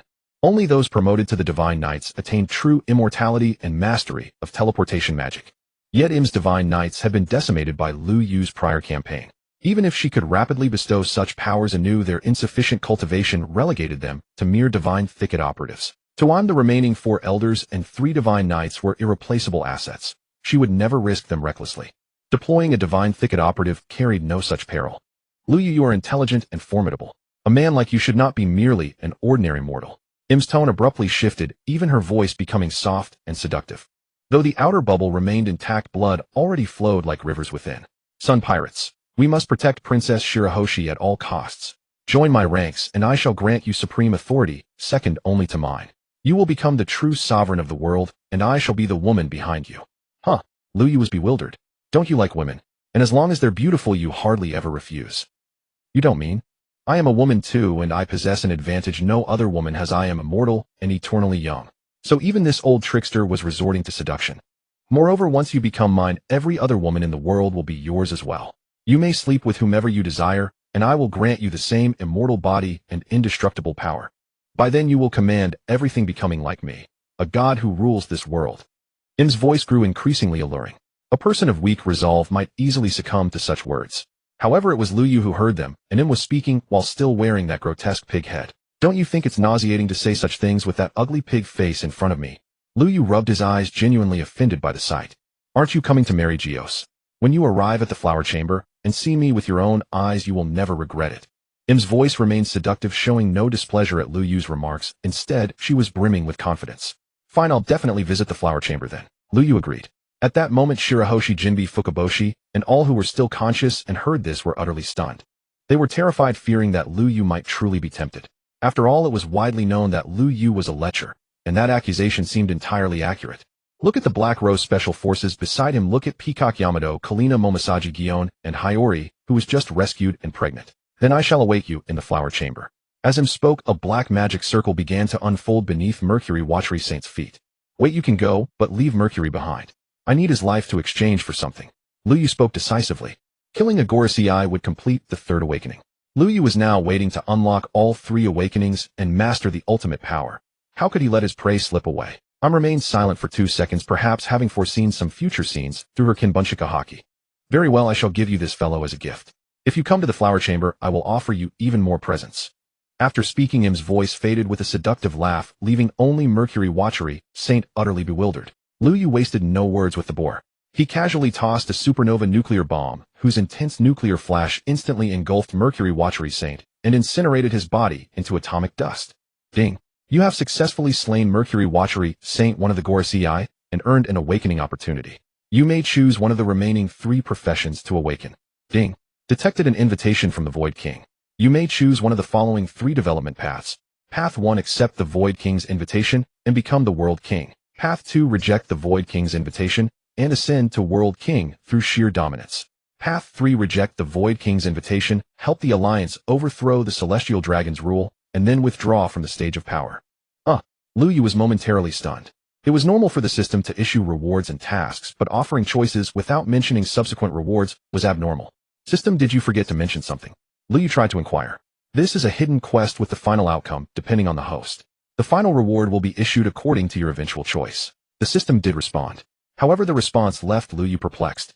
Giving 3 options without revealing the rewards was essentially saying nothing at all. Because this was precisely the problem Liu Yu needed to consider. He had already raised the banner of resistance against the Celestial Dragons, and now he faced exactly these 3 choices. Joining him. That was hardly worth considering for Liu. You could not trust someone who had broken an agreement 800 years ago. But Liu Yu had means to control her, such as signing a contract. Im's Devil Fruit ability was the mythical Zoan Satan form, and all mythical Zoan users could be directly controlled by Liu Yu. Im's appearance was irrelevant for now. Although Liu Yu was a lecher, he already had many women by his side, and after winning this battle, he could easily find more. Yet one thing about him tempted Liu Yu greatly: her immortality. Having survived for 800 years, she at least proved she had a way to live beyond that span. Lu Yu now possessed almost everything, so longevity was naturally his final desire. Of course, he could imitate take control of the world and find a Nomi user to perform the immortality surgery. But that user could not be bound by a contract, and there was no guarantee they wouldn't betray him during the procedure. Controlling him and having her use her abilities to dominate the Nomi user, that was foolproof. Lu Yu let out a long sigh. He suddenly realized that his heart had already made its choice. Control dominate the Nomi ability and achieve immortality. This was almost the inevitable path for Lu Yu. Brother Lu Yu, I can actually do it too. A timid voice suddenly sounded behind him. Lost in thought, Lu Yu turned around instinctively. Shirahoshi stood before him, her face flushed. As long as you're not bewitched by that woman, I can also be your woman if you don't mind me. Shirahoshi lowered her head, but spoke her heart.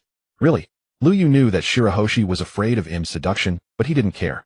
After all, she was a beauty in the world of One Piece who was said to rival the Empress, and a mermaid at that. How could Lu Yu miss such an opportunity? Lu Yu's rhetorical question instantly made Bai Xing blush, yet she still nodded earnestly.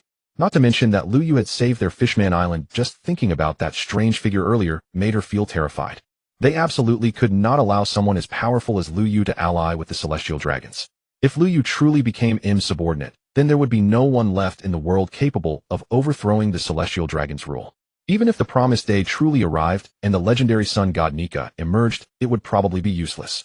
Most importantly, Bai Xing had always liked Lu Yu. Although it had only been a slight fondness at first, the moment Lu Yu appeared when she faced death, that impression was forever etched into Bai Xing's memory. This man, marrying him would not be a loss. You're not just saying that because you're afraid I'll join are you? Lu Yu was lustful, but not to that extent.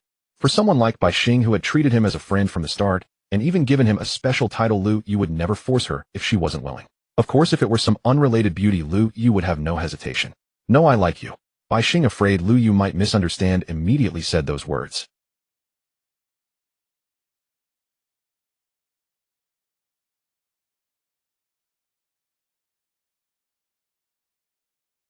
That Lu Yu was surrounded by beauties was known to nearly everyone in the world. Mr. Lu Yu. Jinbi approached, leaning on Aladdin for support. Jinbi, the strongest sea knight of Fishman Island, was also one of the most severely wounded in this battle. How are you? Is your injury serious? Lu Yu returned to his usual serious demeanor. With Fishman Island in chaos, it was not appropriate for him to be joking around. I won't die, Jinbi said. However, this battle has caused heavy casualties on Fishman Island, and King Neptune has fallen in battle. Jinbi spoke, and Bai Xing, who was beside him upon hearing this, put aside her shyness and became very sorrowful. To be honest, if it hadn't been for the immense shock of Lu Yu being courted by Bai Xing would never have said something like she could marry Lu Yu at such a time. Moreover, Bai Xing's personality had changed a lot. After Lu Yu rescued her from the hardshell tower with the help of Jinbi, her father, and her brothers, she had become much stronger. Especially today when she saw Neptune killed, and heard his final words urging her to be strong and protect the Fishman race together with her brothers, she understood her responsibilities and duties all the more. Protecting the safety of the Fishman race was far more important than mourning her father's death. Fishman Island is now severely weakened, but the world government is unlikely to let this go easily. So we must come up with a countermeasure as soon as possible. Jinbi said. Let Bai Xing come with me. That way the world government's target will no longer be Fishman Island. Lu Yu gave his suggestion. I think so too, and I should probably go along as well. Jinbi said, but there was hesitation in his eyes. Protecting the Sea King was important, but with Fishman Island in such a dire state, someone had to stay and manage the overall situation. The mermaid race was okay. Although King Neptune had died, the three princes were still alive. Even though Shark Star was severely wounded and might be disabled in the future, Huangxing and Fanchexing could still shoulder the burden. But the Fishman race was another matter. The fishmen were already hot-tempered, and this attack by the world government had caused such grievous casualties that they would likely become even harder to control. Jinbi, you must go with them. Only by entrusting my sister's safety to you can we be completely at ease. Huangxing stepped forward, holding Shark Star, whose legs were broken. That's right. We brothers will handle the fishmen. If those fishmen are truly unreasonable, we will suppress them by force, because those fellows are definitely rebellious and plotting mischief. Fanchexing said. In that moment, the three brothers seemed to have all grown up. They had gained the decisiveness of rulers and a strength that King Neptune had lacked. In times of crisis, only ruthlessness could suppress those with ulterior motives. This crisis on Fishman Island made them realize this with crystal clarity. I understand. Jinbi's expression was serious. He also understood that these were extraordinary times. Aladdin, you lead the Sun Pirates to assist the princes. If any try to take advantage of the situation to cause trouble, capture them directly, without hesitation. Jinbi looked at Aladdin beside him and said, Yes, Captain. Aladdin replied earnestly. Then I'll give you 2 hours to tend to wounds and clean up the current chaos. As soon as the time is up, we must set off to join the Allied forces. Lu Yu finished speaking, then found a quiet place to sit down. There were many matters to handle on Fishman Island, and Lu Yu also had his own affairs to attend to. As for the world government's low-ranking soldiers, the moment Shueisheng Wachali Sheng was killed by Lu Yu, they fled in panic. The Sea Kings waiting outside were not idle and quickly wiped them out. Nearly all of the world government soldiers who attacked Fishman Island were buried in the deep sea.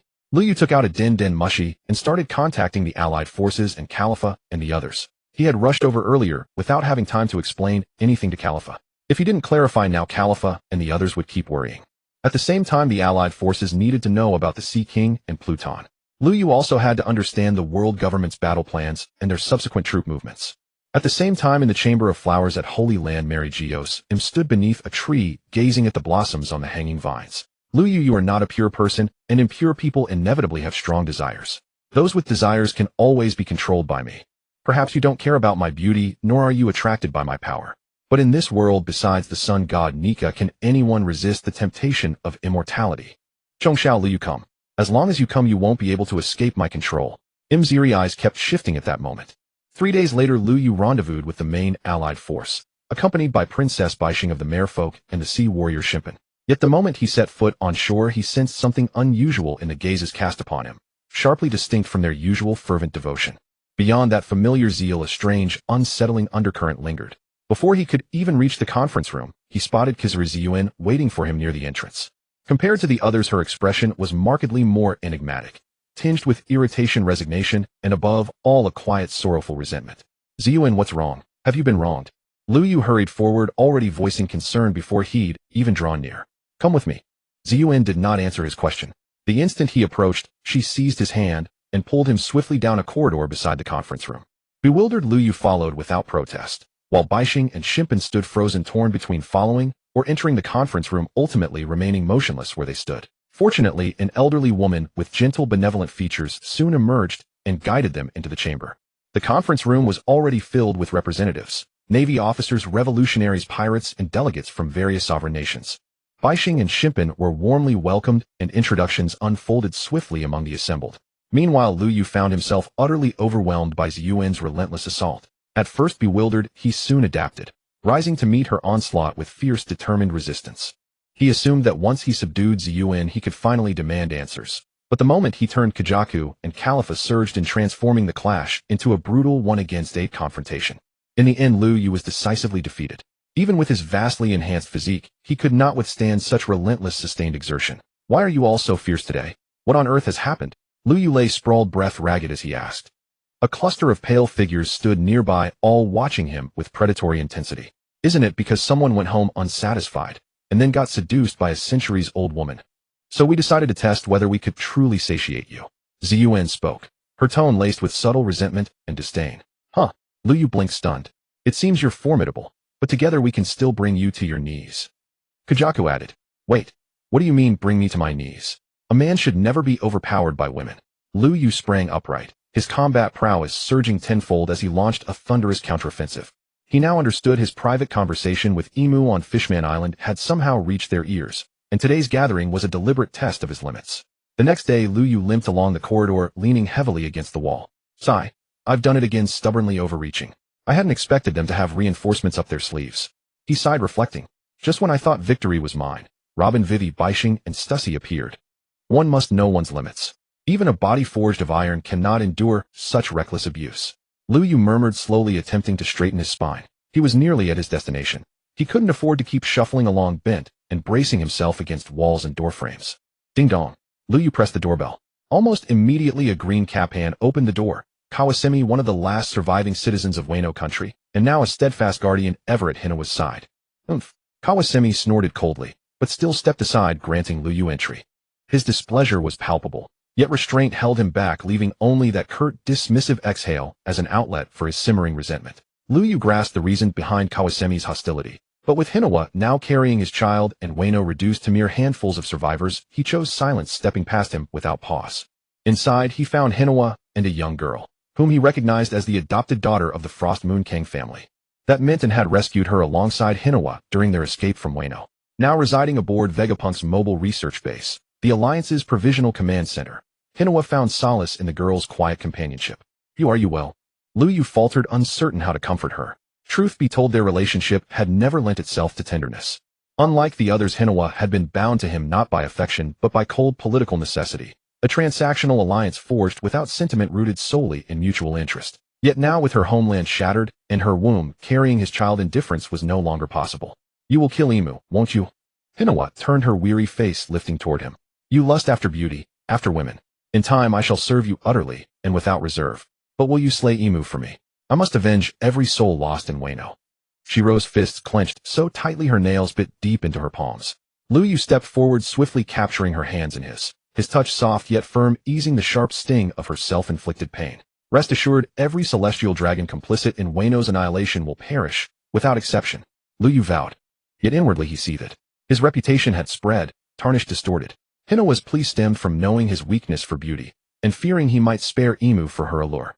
Ziyuan and the others resented his apparent obsession with Emu, disregarding their own feelings. Robin and the rest likely acted out of awareness of his nature, offering themselves deliberately. Their patrons, revolutionary scientists, allied kingdoms, merfolk clans, each sought to bind Lu Yu through desire, ensuring his satisfaction, lest Emu alone claim his loyalty. Robin represented the Revolutionary Army, Stussy Vegapunk, Vivi the former world government-aligned nations, Baishing the merfolk. Though Robin's affiliation with the revolutionaries and Vivi's absence of royal delegation may seem incongruous, Robin remained their guiding light, and crucially bore no aversion toward Lu Yu. Vivi, though fatherless here, served as a unifying symbol. Her kingdom, though diminished, anchored the newly rebellious states seeking influence within the alliance. Thus, through her lineage and legacy, she became the natural nexus, uniting disparate factions under a shared banner of renewal and resolve. Facing Hiyori, Lu Yu adopted an entirely different attitude from before. After all, she was carrying his child. It would be improper to remain indifferent. He comforted her earnestly and repeatedly assured her that the celestial dragons would not have an easy time, which finally calmed her emotions. That day Lu Yu stayed with Hiyori. His original intention was simply to keep her company and offer some solace, but in the end Hiyori took the initiative, leading to an exhausting yet passionate night. The next morning Lu Yu finally held a formal meeting with the high-ranking members of the allied forces. In truth, the meeting was of little significance.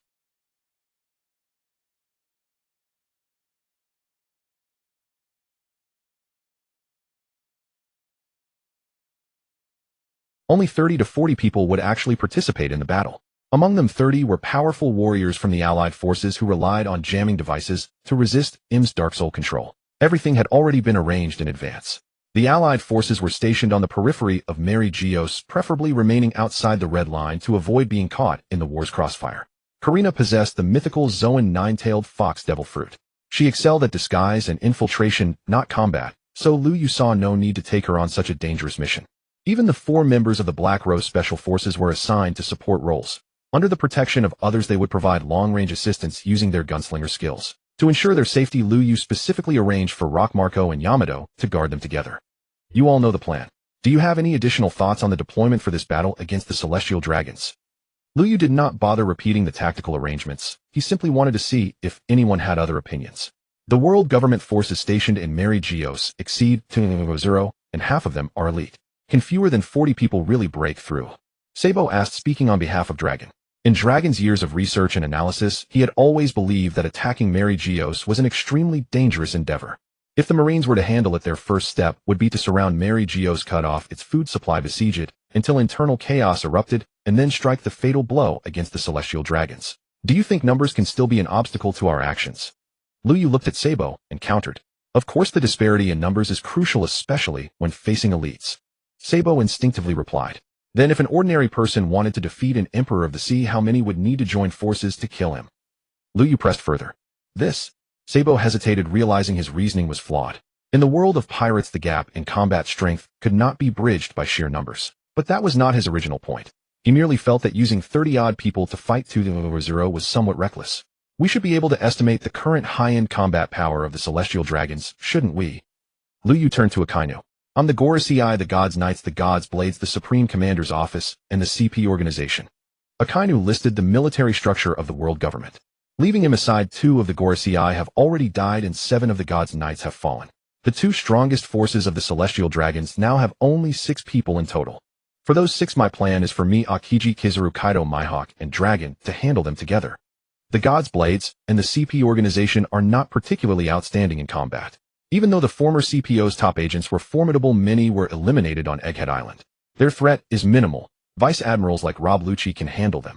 The Supreme Commander's office was originally responsible for commanding all forces under the world government, including the Marines, the Army, the CP organization, and Impel Down. But in reality, due to the global situation, the Marines themselves are the strongest force under the world government, while the CPO is directly under the Celestial Dragons. Thus, the Supreme Commander's office functions merely as an auditing department, passing down the Gorasiai's orders and reporting the status of subordinate units.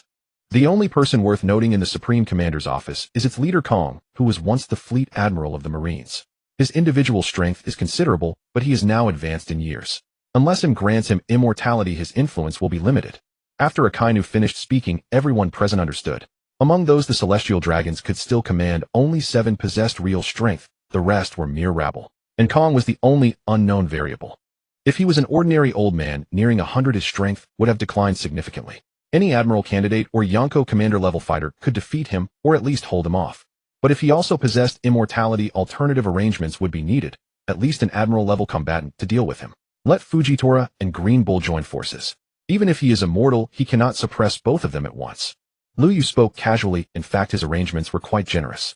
A team of 30 warriors, each at least as strong as a Yonko commander, taking on a crippled Celestial Dragon force. If the assignments still couldn't be made, that would be an utter failure. 2 quasi-admiral level fighters against an old man nearing 100. If they couldn't even manage that, then Kong's original strength would have rivaled a young Roger or Garp. Even if that were the case, Liu Yu still had Sabo, Kakuri, Marco, King Yamato, and a host of other Yonko commander-level fighters. They could gang up and suppress him. With absolute superiority and high-end combat power, dealing with the far weaker world government troops should be a breeze, shouldn't it? Liu Yu looked at Sabo again, who had already lowered his head, clearly having no further questions. The overwhelming numerical advantage in high-end combat power naturally far outweighed the pressure from 2 ordinary soldiers. 2 more days passed, and the Allied forces had fully assembled in the waters surrounding Mary Joa, the sacred land. From the Marine headquarters came Akiji Kizur Garp and Sengoku. From the Revolutionary Army Dragon, and the 5 division commanders led their troops. Support contingents dispatched by nations across the world also converged in the waters encircling Mary Joa. Per the original plan, this coalition of over 200,000 troops would remain stationed upon the open sea, serving solely as a reserve force to be deployed only if the battle turned decisively against them. Only 39 individuals would engage directly in this war, led personally by Liu Yu. His personal guard comprised 7 members: Khalifa Baby, 5 Owine, Suriyamato Marco, and finally Kaido. The Marine contingent consisted precisely of 10 Akiji, Akainu, Kizu, Fujitora, Reku, Mamanga, T. Porpoise, Lucci, Kaku, and Rock. The Revolutionary Army contingent likewise numbered 10 Dragon, Sabo, Bartholomew, Kuma, Ivankov, Lightning, Betty Lindbergh, Morley Crow, and Yiro. The Provisional Alliance included 11 Kakuri, King Joseph Vista, Inuarashi, Nekamamushi, Ashura Doji, Kawasemi, Dracule, Mihawk, Boa Hancock, Luffy, and Zoro. Originally, only 30 fighters were to be selected beyond Liu Yu's personal guard, but when 3 slots remained unfilled, 4 volunteers arrived instead. Moreover, Luffy and Zoro insisted, absolutely and unyieldingly, upon joining the vanguard. Liu Yu, intrigued by the potential of these 2 fated protagonists, granted their request. As for the missing interference emitter, Vegapunk simply fabricated an additional unit, an effort demanding no extraordinary strain, merely a few extra hours of labor. Thus, owing to the inclusion of Luffy, or perhaps Zoro, the total number of warriors spearheading the final assault stood at 39. 39 versus 200,000. Advantage lies with us. In Luffy, you truly need not take part in this. And Sabo watched Luffy step resolutely to the front line, concern flickering in his gaze. I promised Rayleigh and Hancock I'd secure 9 Snake Island's rights. And Luffy spoke with unwavering sincerity. Have you awakened your devil fruit ability? Sabo asked. He knew well that upon learning of Luffy's intent to join, Liu Yu had immediately revealed the truth, that the Gomu Gomu no Mi was in fact the mythical Nika fruit, and even showed Luffy the awe-inspiring form of its awakened state. According to intelligence, the Nika fruit represented the ultimate weapon against Imu. Should Luffy awaken it, his presence in this battle would be indispensable. Yet if he remained unawakened, his participation held little strategic value. And Luffy answered plainly. But I've made up my mind. I'll deliver a crushing reckoning upon these celestial dragons. And with those words, Luffy clenched his fists and rolled his shoulders, readying himself. Luffy, after over a year of training, has your progress kept pace? And Zoro adjusted his headband. For him, this battle demanded absolute seriousness from its very first moment. As Mihawk once observed, they were attempting a feat far beyond their current mastery. venturing into the world's most supreme conflict before their cultivation had matured. Without profound resolve, death awaited. "You're the one who'd better not hold me back," and Luffy retorted, refusing to yield an inch. Nearby, Dracula Mihawk and Boa Hancock stood in solemn silence, their eyes fixed upon the red line, and upon the majestic city perched atop its cliffs. Especially Hancock, her expression held layered complexity. Perhaps fear, perhaps something deeper still. That city, that land, it had once been her darkest purgatory. These unofficial participants certainly burned with fervor, Inrock murmured softly, observing Luffy and his companions. "Humph. Merely two reckless boys who know neither heaven nor earth." Inkaku scoffed, harboring no goodwill toward Luffy or Zoro. Lucci, standing beside him, likewise longed to confront Luffy, to test whether after more than a year of rigorous training the young pirate could still match his strength. Yet he restrained himself. After all, they now stood as allies, united against the celestial dragons. Most crucially, Lu Yu appeared unwilling to permit such a clash. The reason, however, remained undisclosed. Once all 39 warriors had assembled, a crimson flame cloud materialized and lifted them all simultaneously skyward. One of Kaido's devil fruit abilities, conjuring a fiery cloud to levitate targets. Lu Yu stood at the center of the formation, flanked by Akiji and Akainu, with the Black Rose special forces arrayed behind him. The 39 formed two disciplined ranks. The front row comprising 9 figures alone, the 9 most formidable warriors currently sailing the Grand Line. As their silhouettes appeared above Mary Joa, hovering over the red line directly above the celestial dragons. Every weapon in the city locked onto them without delay. Cannons, muskets, Gatling guns. Among the 200,000 troops, 100,000 were elite soldiers. Before them stood 7 stern-faced figures, poised and vigilant. These 7 constituted the strongest combatants remaining under the celestial dragon's command in Mary Joa. The 5 elders, Jupiter, Pedo, Venus, Nezuro, Mars, Mazu, the divine knights, Shamrock, Gunzi, and Jilingum, and the world government's supreme commander, Steelbone Kong. Yet Kong appeared markedly altered, his aura resonating with unsettling proximity to that of the 5 elders. As Akainu had surmised, Kong had indeed been granted immortality by Imu, and likely consumed an exceptionally potent devil fruit. With 8 centuries of accumulation, Imu undoubtedly possessed reserves of extraordinary devil fruits. With the celestial dragon's dominion trembling on the brink, she would inevitably deploy these hidden assets to reinforce her side. 9 versus 7. 9 versus 8. Lu Yu's true target was Imu herself. Yet in truth, Lu Yu intended a solo breakthrough against 3. Lu Yu had not yet reached level 100, and 2 of his third awakenings remained dormant. Thus, before confronting Imu, he planned to eliminate 2 of the 5 elders. Only then would he unlock the final 2 third awakening techniques.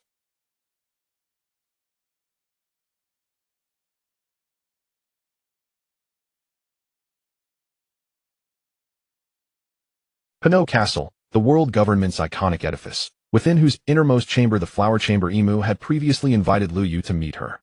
Im's voice echoed across the scene, and the expressions of everyone present shifted dramatically. Instinctively, all eyes turned toward Lu Yu, each eager to witness his reaction in that pivotal moment. A meeting? Very well. I shall first eliminate 2 more of the 5 elders. Lu Yu's gaze locked onto the remaining 3 elders, already calculating the precise method to slay them. He had now reached level 96. His prior slaughter of the Water Star Wachio Lee Saint and several world government agents on Fishman Island had triggered a third awakening, and granted him 2 additional levels. Should he now eliminate the remaining 3 elders, even without reaching level 100, he would still master every skill of his third awakening. Lu Yu knew full well that his third awakening bore no level restriction. Once learned, it could be wielded immediately. Moreover, judging by current circumstances, he sensed the system reserved an extraordinary reward for level 100. Otherwise, it made no sense for the system to permit him to deploy third awakening techniques long before attaining level 100. Yet the nature of that level 100 reward remained utterly inscrutable, like the 3 enigmatic choice paths shrouded entirely in mystery. That remark is rather excessive. Im's voice grew colder, clearly incensed by Lu Yu's reply. You refuse? Then I shall seek you out after I've finished killing them. With those words, Lu Yu stepped forward, one final time, his entire being surging with transformative energy. All buff skills from his 4 professions activated simultaneously, his aura swelled relentlessly. Behind him, every ally braced for battle, prepared to strike the instant Lu Yu moved. Opposite them, the 5 elders and their allies likewise stood vigilant, tense, resolute, ready to fight to the death. Do you truly believe I fear you? A voice rang out, and in the next breath a torrent of darkness surged into Junzi, the Knight of the Divine Order. Whether due to Im's own femininity, or some unique trait within Junzi's physiology, Im chose not the mightier 5 elders or Shamrock, but instead possessed Junzi, a female knight, whose combat prowess appeared unremarkable. Junzi's form underwent a grotesque metamorphosis. Obsidian wings unfurled from her back, A serpentine black tail coiled forth, a shadow-forged spear materialized in her grasp, and her eyes blazed crimson. Lu Yu observed her transformation, identical to her manga counterpart, yet remained utterly composed. You four will jointly confront I'm. The five elders and Steelbone Kong are mine. You intend to face four opponents alone. Akiji stared at Lu Yu in disbelief. Though I fight four at once, my burden remains lighter than yours fighting one. Yours is far less perilous. Lu Yu spoke with solemn conviction. Remember, your sole objective is to restrain him, not clash head-on. Your paramount priority is survival, Lu Yu affirmed. But enough. Proceed as he commands, Akainu interjected, cutting Akiji short. Though Akainu had known Lu Yu for less time than Akiji, his understanding of him was no less profound.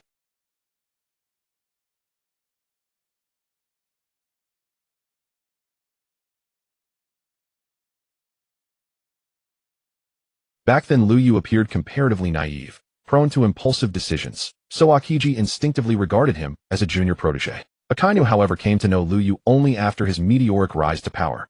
He had single-handedly defeated the four Emperor Kaido, raced across 1,000 leagues to intercept Shanks, and dared confront the Divine Order Knights, including Shamrock, without hesitation. Thereafter, Lu Yu orchestrated a meticulous, relentless campaign to dismantle the Celestial Dragons, emerging in Akainu's eyes as a sovereign strategist masterfully steering this very cataclysm. Thus, when Lu Yu declared he would face four adversaries alone, Akainu knew it reflected deep calculation, not arrogance. Accordingly, Akainu aligned seamlessly with Lu Yu's plan. Begin. Lu Yu offered no further explanation. The command itself conveyed his intent perfectly. His target, the five elders.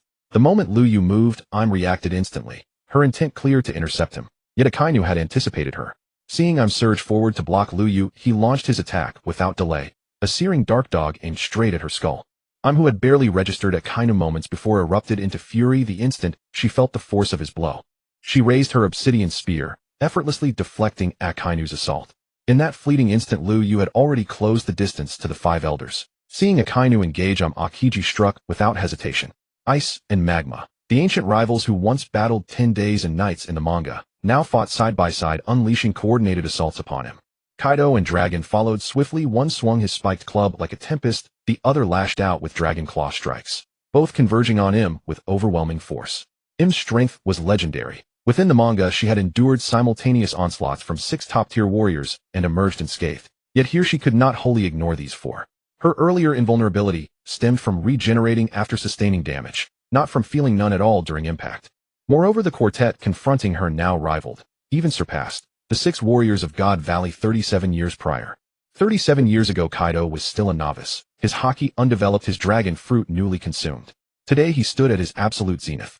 Akainu's magma fruit matched Whitebeard's quake fruit in raw devastation. Akiji, trained personally by Garp, possessed strength equal to Garp's prime.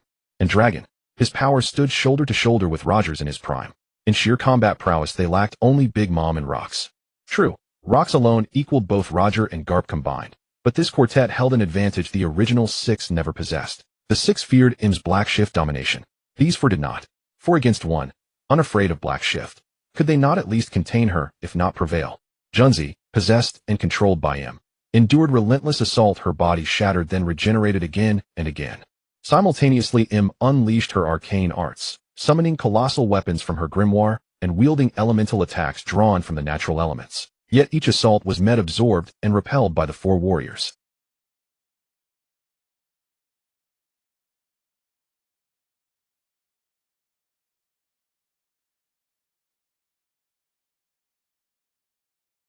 Mihawk struck first. His target was Shumrock, whose face bore an uncanny resemblance to Shanks, yet lacked the pirate's missing arm. Kizaru and Fujitora simultaneously locked onto Kirinogam Saint, the last surviving member of the Divine Knight Order. They had long harbored contempt for him ever since their clash with the Red Hair Pirates. When Kirinogam Saint ranted that the Marines were mere scum and the Celestial Dragons divine beings, that even the entire Marine force perishing would be worth less than a single strand of Celestial Dragon hair, Fujitora had nearly drawn his blade to cleave him down then and there. Back then, protocol had restrained him. Now, his cause was just, and if he failed to strike Kirinogam down now, Fujitora would forever remain spiritually unfulfilled. You wretches! I am a Celestial Dragon. I am your master. How dare 2 servants lay hands upon me? Kirinogam Saint spat curses, though his condition deteriorated rapidly. Fujitora's sword strikes grew fiercer with each blow. Kizaru showed no mercy whatsoever. Though Kirinogam Saint claimed membership in the Divine Knight Order, boasting immortality and mastery over one of the most formidable devil fruit abilities. In close-quarters combat, even a single fleet admiral would overwhelm him. Now besieged by 2 warriors of admiral-tier strength, he stood no chance of resistance. Wretched scum, cease this at once. The more Kiranogam Saint raged, the more savagely Fujitora's blade descended. Violet gravity surged along the blade's edge, his entire being radiated overwhelming haki. Eyes closed, lips sealed, but his expression alone conveyed a fury beyond words. Clang, clang, clang. Blow after blow shattered Kiranogam Saint's weapon, leaving deep notches in its steel. Kiran's sacred flame. Seeing his blade failing, Kiranogam Saint opened his mouth wide and expelled a torrent of searing flame. The bubble he wore atop his head burst instantly under the inferno's heat.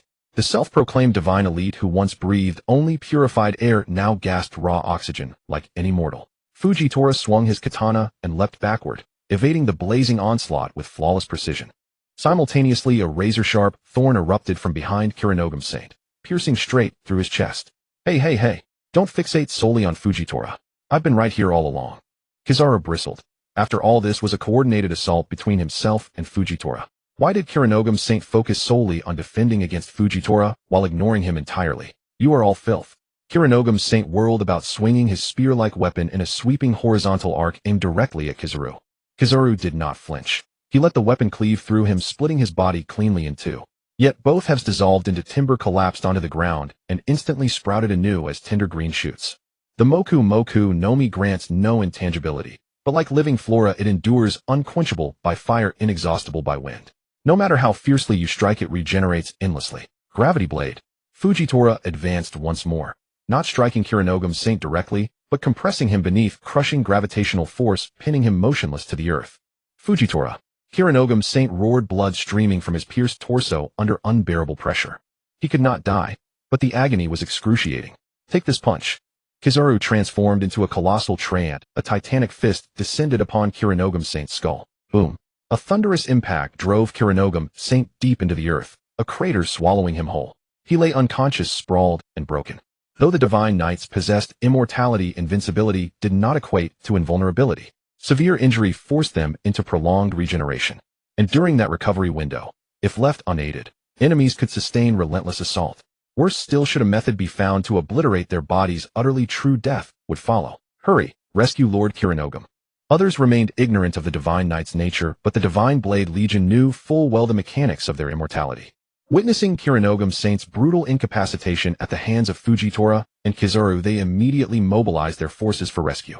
Bazooka. For searing laser beams swept across the battlefield. Black Rose Special Forces delivered their barrage on schedule.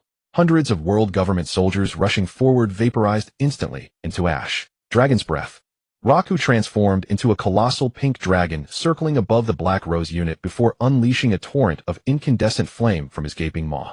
Every participant in this battle held the rank of Vice Admiral or higher, except for Kaku and Raku, both Rear Admirals. Their inclusion stemmed not from seniority, but from extraordinary tactical advantages. Kaku required no introduction, his devil fruit had awakened, a feat unmatched among most current Marine Vice Admirals. Raku's combat instincts were modest, yet his devil fruit power was overwhelming, making him indispensable in shielding the Black Rose Special Forces. To guarantee the Black Rose unit's absolute safety, Marco and Yamato remained stationed nearby throughout the engagement, prioritizing their protection over confronting elite adversaries even mid-battle. Big M.O.M. For Emerald missiles plummeted from the sky, not toward the front lines, but into distant city streets. Their 20,000 world government troops remained unable to join the fray. Dare you slaughter celestial dragons? This is capital treason. A cadre of elite CP operatives surged forth, masters of Rokushiki, many wielding dual-color haki or commanding devil fruit powers. Your opponents stand right here. Lucci and Kaku stepped forward side by side, flanked by Inuarashi, Nekama, Mushi Kawasemi, and Ashuradoji. 6 warriors faced over 100 elite agents, yet the aura of dominance belonged unequivocally to those 6.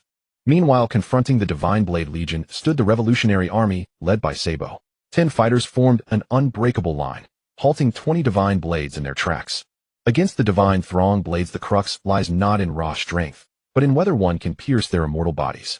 At this very moment, Sabo, Luffy, Zoro, and other elite warriors of the Revolutionary Army held overwhelming superiority over the Divine Throng Blades. Yet each time they fell the Divine Throng Blade, the foe would soon rise again unscathed. Even if cleaved cleanly in two, the result remained unchanged. Sabo, these bastards just won't die.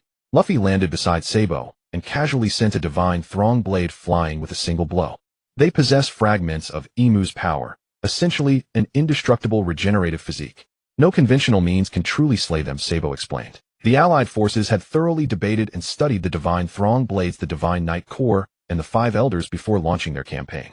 According to Vice Admiral Garp's analysis, the divine knight core were not truly immortal. Their resilience could be shattered by mastery of the advanced applications of Conqueror's Haki. Yet Conqueror's Haki itself was exceedingly rare.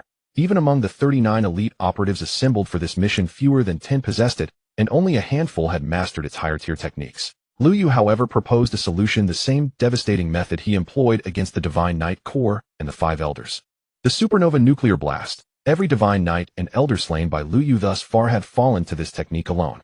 As Lu Yu described it, the attack delivered catastrophic force so rapidly that it annihilated every cell in the target's body, reducing flesh and bone to utter non-existence, thereby nullifying even immortality itself. Yet the supernova nuclear blast was uniquely Lu Yu's own, unlearnable by others. Still, its underlying principle was clear: total annihilation, no trace left behind.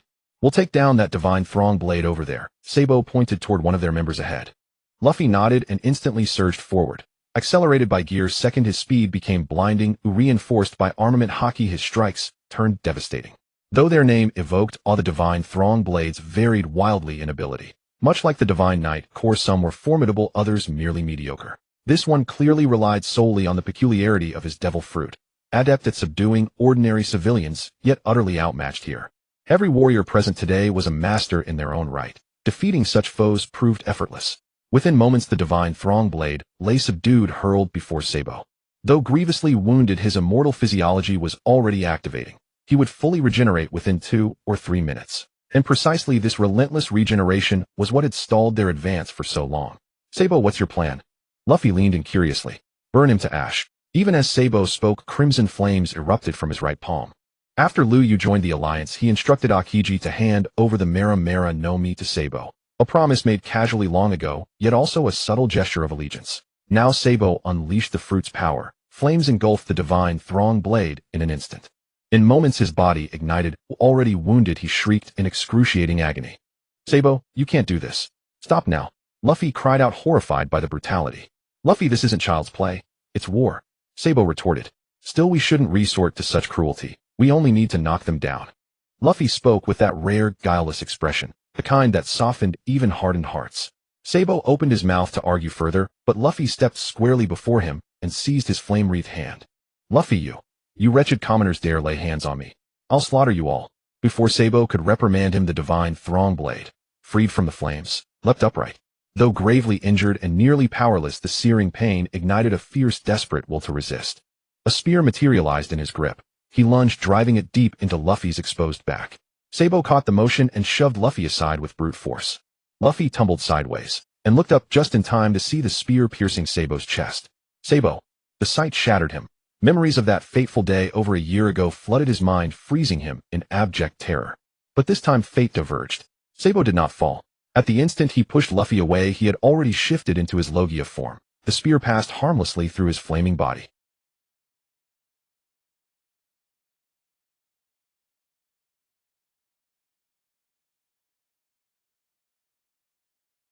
Luffy remained paralyzed by shock, while Sabo, a veteran of countless revolutionary battles, understood the merciless calculus of life and death. He poured every ounce of his devil fruit's might into the blaze, escalating its temperature until the enemy's body began to disintegrate.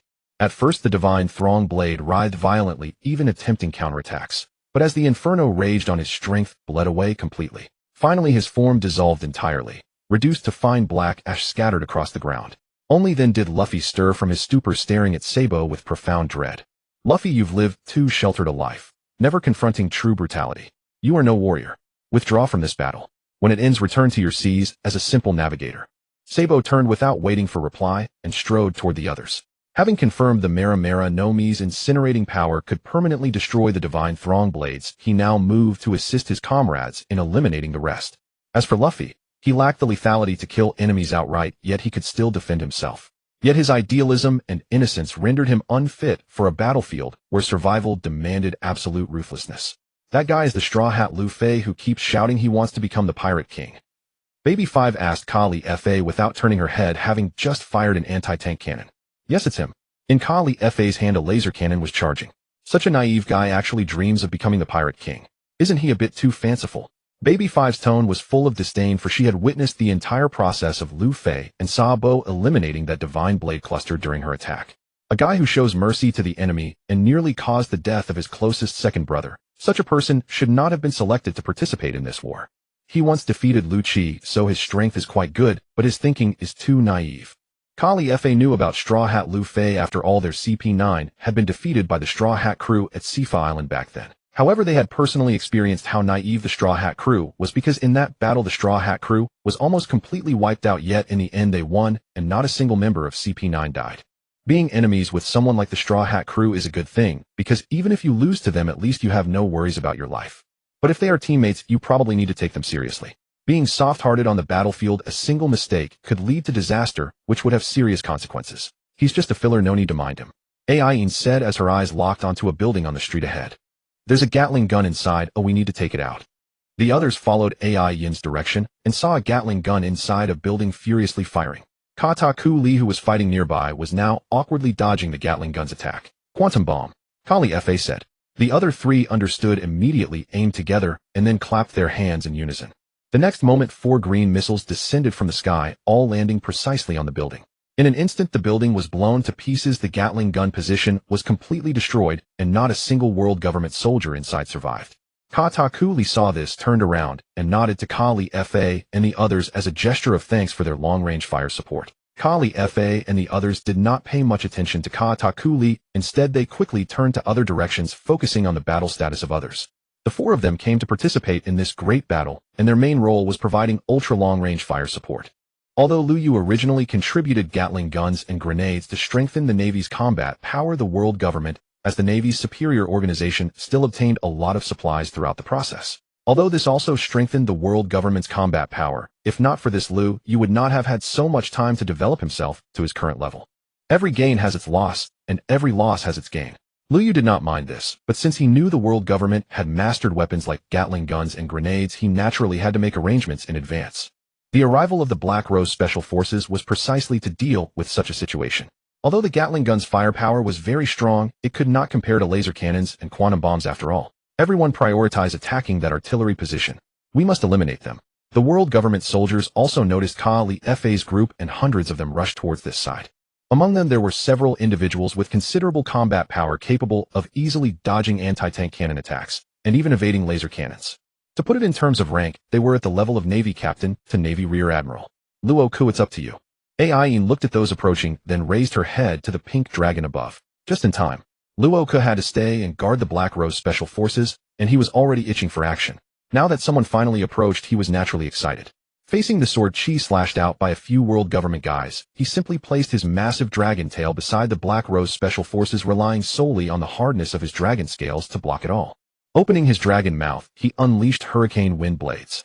Although he took down many of them, 2 still managed to get close. Just as Luo Ku was about to transform into human form to fight them, he suddenly rushed out from the side.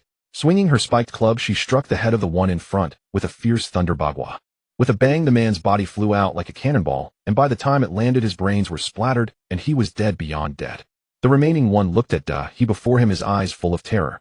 He never expected that such a beautiful woman could be so brutal in battle, and that her spiked club could strike so fiercely. He instinctively wanted to retreat, but behind him a cyan firebird flew in fiercely, its sharp claws grabbing his back, lifting him up, then spinning him violently, and throwing him into the crowd, where he landed fate unknown. You two reacted too quickly. Luo Ku looked at he and Ma Er Ku with a hint of helplessness in his tone. Our primary task is to protect the Black Rose Special Forces. Seeing someone approaching, we naturally have to return to defense immediately. He casually said as she slung the bloodstained spiked club over her shoulder. Alas, I know that's for the best, but I just get itchy and want to give those bastards a good lesson. Luo Ku raised his massive dragon head to look at the battlefield ahead, watching the powerful fighters battling fiercely against the siege of 200,000 troops. On the battlefield, acting on your own is most taboo. Don't be foolish. Ma Er Ku warned. I know I won't. Luo Ku agreed. He knew his mission, and he knew even more how important the 4 people he needed to protect were. Well, then we'll continue the battle. He finished speaking, turned, and ran towards an open space where a group of soldiers holding muskets were. They had originally aimed their guns at this side and were about to fire, but the moment they pulled the trigger, what came out were not bullets, but tiny flowers. Yun Kei's Devil Fruit ability was being activated. This youngest Black Rose warrior was also playing a huge role on the battlefield, just like Kali Fa and the others. Ma Erku did not linger, either continuing to engage in battle in his phoenix form. However, no matter how they fought, he and Ma Erku would never leave this small hill beyond a distance of 300 meters, because they must always be ready to return and rescue the Black Rose Special Forces. The Allied forces, numbering only 39, had the world government's 200,000 troops completely suppressed.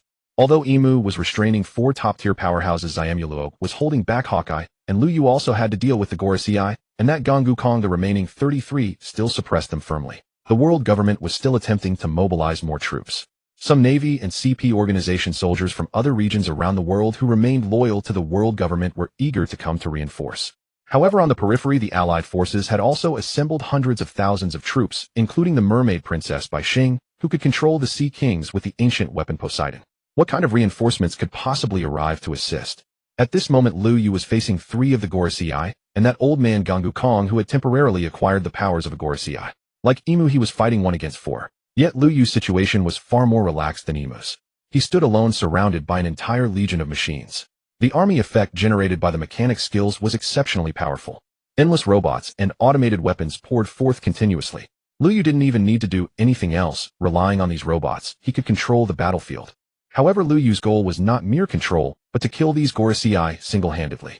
Therefore, the skills of the gunner and the munitions expert were also being unleashed continuously. The battle had barely begun, yet the 4 old men were already being overwhelmed by Lu Yu.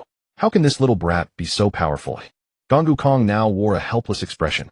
When he first met Lu Yu, it was when the latter had just become a Navy admiral and came to pay his respects to him, the commander-in-chief of the entire military. At that time, although Lu Yu's strength was not weak in his opinion, it was probably only on par with the other Navy admirals. But now less than a year had passed since Lu Yu became a Navy admiral. In such a short time, he had not only gained power far greater than an ordinary Navy admiral, but had also reached a level where he could easily take on 4 opponents. One must understand that the 4 here were no ordinary individuals. Each possessed strength at the admiral level, at least in terms of physical defense. They were absolute admiral class. And Gonggu Kong was even more so. Originally a Navy headquarters admiral, though he later became the fleet admiral, and then the commander-in-chief, due to age his foundational strength was unquestionable.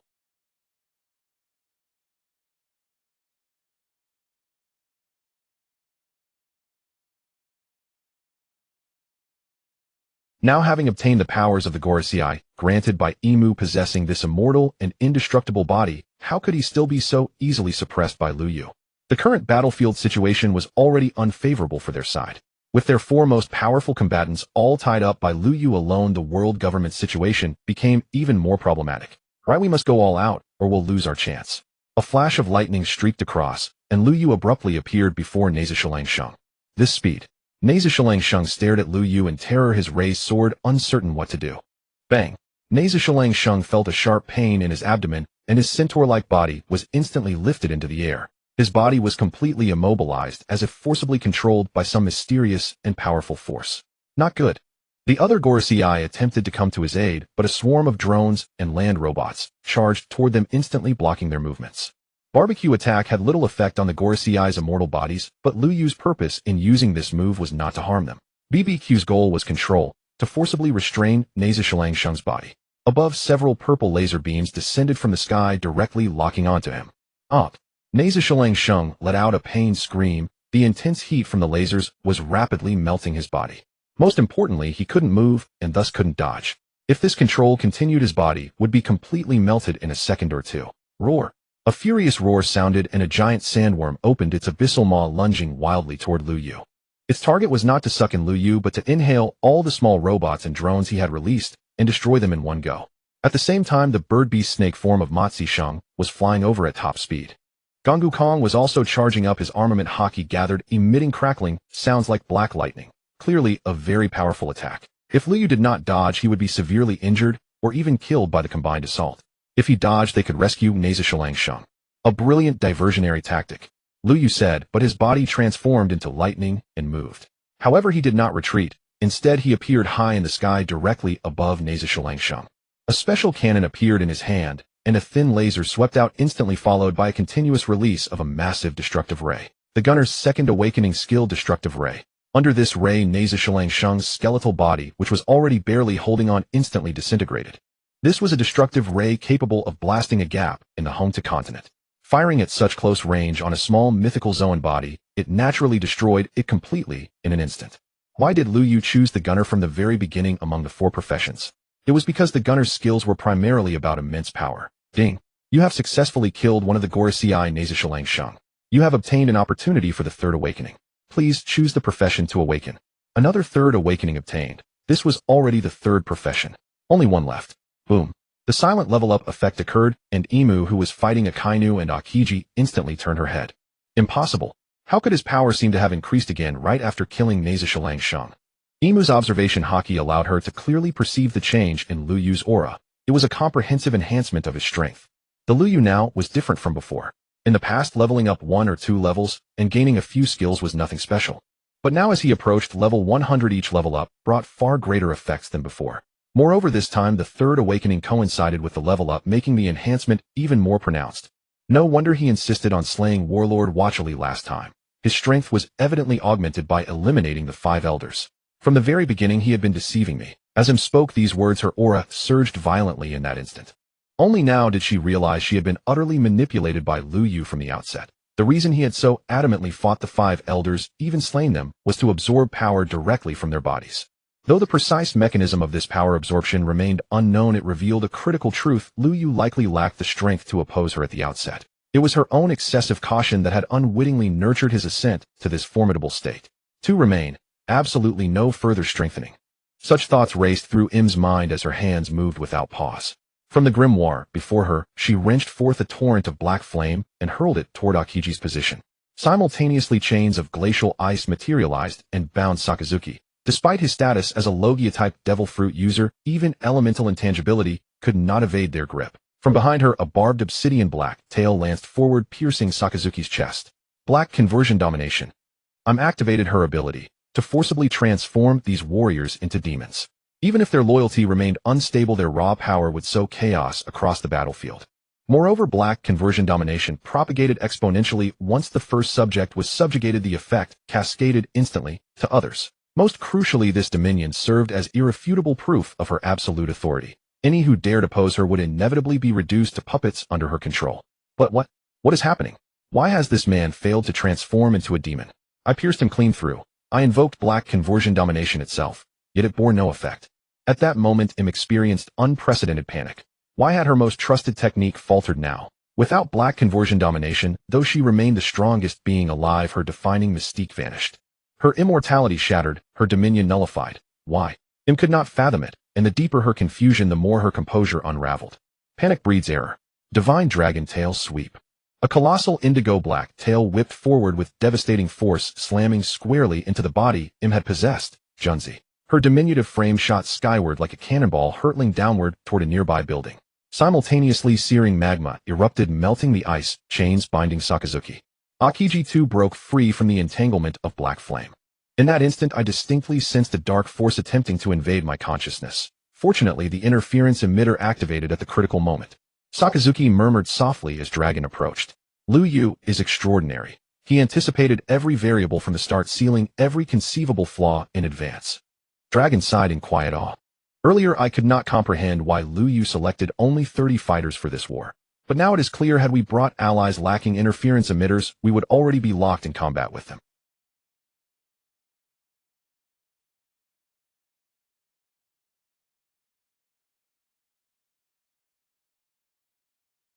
Akiji observed, and Dragon nodded in solemn agreement. Though during the God Valley incident, he had focused solely on survival and limited himself to rescuing children and civilians, he retained fragmented awareness of the island's broader situation. Later, as his strength deepened and his experience broadened, his understanding of that era grew ever more profound. His father and Roger had originally joined forces to confront Im, 6 elite warriors besieging her alone. Though they inflicted no true harm upon her, the battle collapsed when rocks fell under black conversion domination. Among the 6 who opposed, Im, the strongest, suddenly transformed into a demon and turned upon his comrades. Bewildered, 3 of his subordinates withdrew helplessly from the fray. Roger and Garp were forced to turn their efforts against rocks instead, leaving Im unscathed and free to depart the battlefield at will. This alone proved how devastating and terrifying Black conversion domination was on the battlefield. Its presence alone could rewrite the outcome of any war. From the ruined structure ahead, Im emerged once more, her form restored. Yet her aura now flickered, erratically violent, chaotic, then elusive, unstable as a storm-tossed flame. Such volatility manifested only when one's inner equilibrium shattered completely. At that moment was unmistakably unmoored. "What have you done, eh?" Im demanded, voice sharp with fury. She needed answers, needed to know how these lowborn had uncovered the means to resist her. Dragon breath. Kaido wasted no words. His maw gaped wide, unleashing a torrent of incinerating fire toward him. Yet Im merely raised a hand. An ice crystal shield coalesced before her, stopping the inferno, capable of leveling mountains dead in its tracks.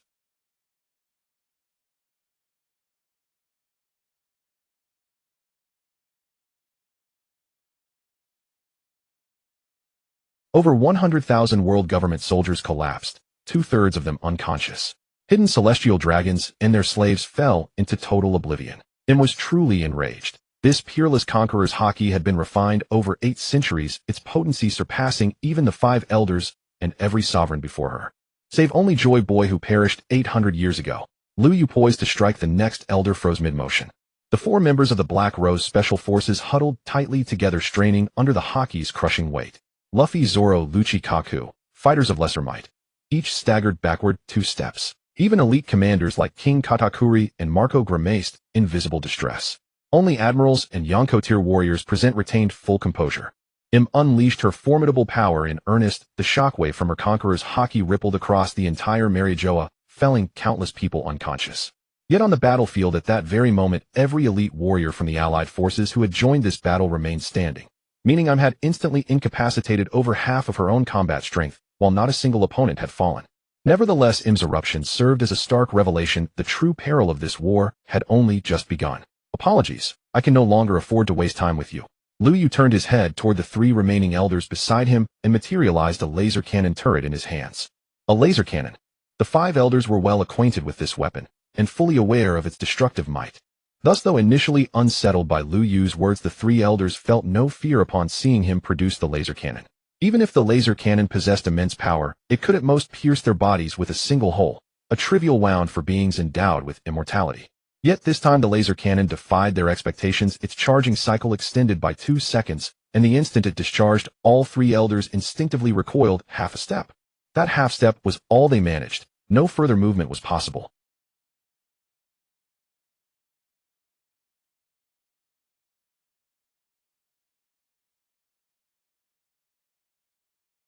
The Logia type Goro Goro no Mi, the Thunder fruit, is already among the most potent devil fruits within the Logia category. Now fused with Lu Yu, it manifested uniquely extraordinary effects. It amplified his Kinbunshiku haki to unprecedented heights, and accelerated his movement speed to the point of near-instantaneous teleportation. Most crucially, the Thunder fruit enabled Lu Yu to channel electrical energy into certain techniques, most notably the laser cannon. Infusing the laser cannon with the fruit's raw lightning energy not only hastened its charging process, but also dramatically enhanced its destructive power blast radius and effective range. Thus what appeared to be a simple laser blast now erupted with cataclysmic ferocity, akin to a ray of absolute annihilation. Neither the 5 elders nor Kazan, Steelbone Kazan, had anticipated such an attack, for Lu Yu's prior use of the laser cannon had never exhibited this level of intensity. Moreover, Lu Yu had deployed the laser cannon repeatedly during the earlier skirmish, each blast devastating enough to kill ordinary humans outright. Yet against titanic immortal beings like themselves, such attacks held negligible threat. Hence, when the laser cannon first appeared, they paid it no heed, and by the time it fired, evasion was already impossible. A laser travels at light speed unless one anticipates the shot and evades the instant Lu Yu pulled the trigger. Escape is utterly impossible once the beam is unleashed. No mortal can outpace light itself. You mentioned Kizaru. Yes, he claims mastery over light speed, but has he ever truly demonstrated its unadulterated form? Save perhaps for that single comic panel instance delivering lunch to Luffy. How much restraint Kizaru exercised on all other occasions remains unknown. Even now, Kizaru stood among the allied ranks locked in combat with Kairiki Saint, but their exchange resembled playful sparring rather than decisive dominance. One might say the world's most indolent man wields the swiftest ability, an ironic yet perfect paradox. As the laser's energy dissipated, Pietro Saint, still in his insectoid form, perished in the west. His entire body disintegrated in an instant, every cell reduced to ash under the combined fury of blinding light and surging electricity. Gabald's fist, Lu Yu pivoted, thrusting his right arm straight toward Kazan, whereupon a colossal iron arm erupted forth and slammed violently into Kazan, sending him hurtling away. Ultraspatial march. The moment the thought crystallized in Lu Yu's mind, space itself convulsed violently. From both flanks of reality, twin legions of ironclad automatons marched forth from extra-dimensional rifts, encircling Mazu, Saint the Final Elder, who stood in his chosen one form. Boom. Simultaneous detonations erupted, hundreds of automatons self-destructing in unison. The resulting explosion engulfed a radius of hundreds of meters, its shockwave expanding outward to hurl nearby figures skyward. Before the smoke had even begun to clear, Lu Yu casually produced a specialized device and hurled it toward the epicenter of the haze. Instantly, a massive spherical energy field materialized, enveloping the entire blast zone.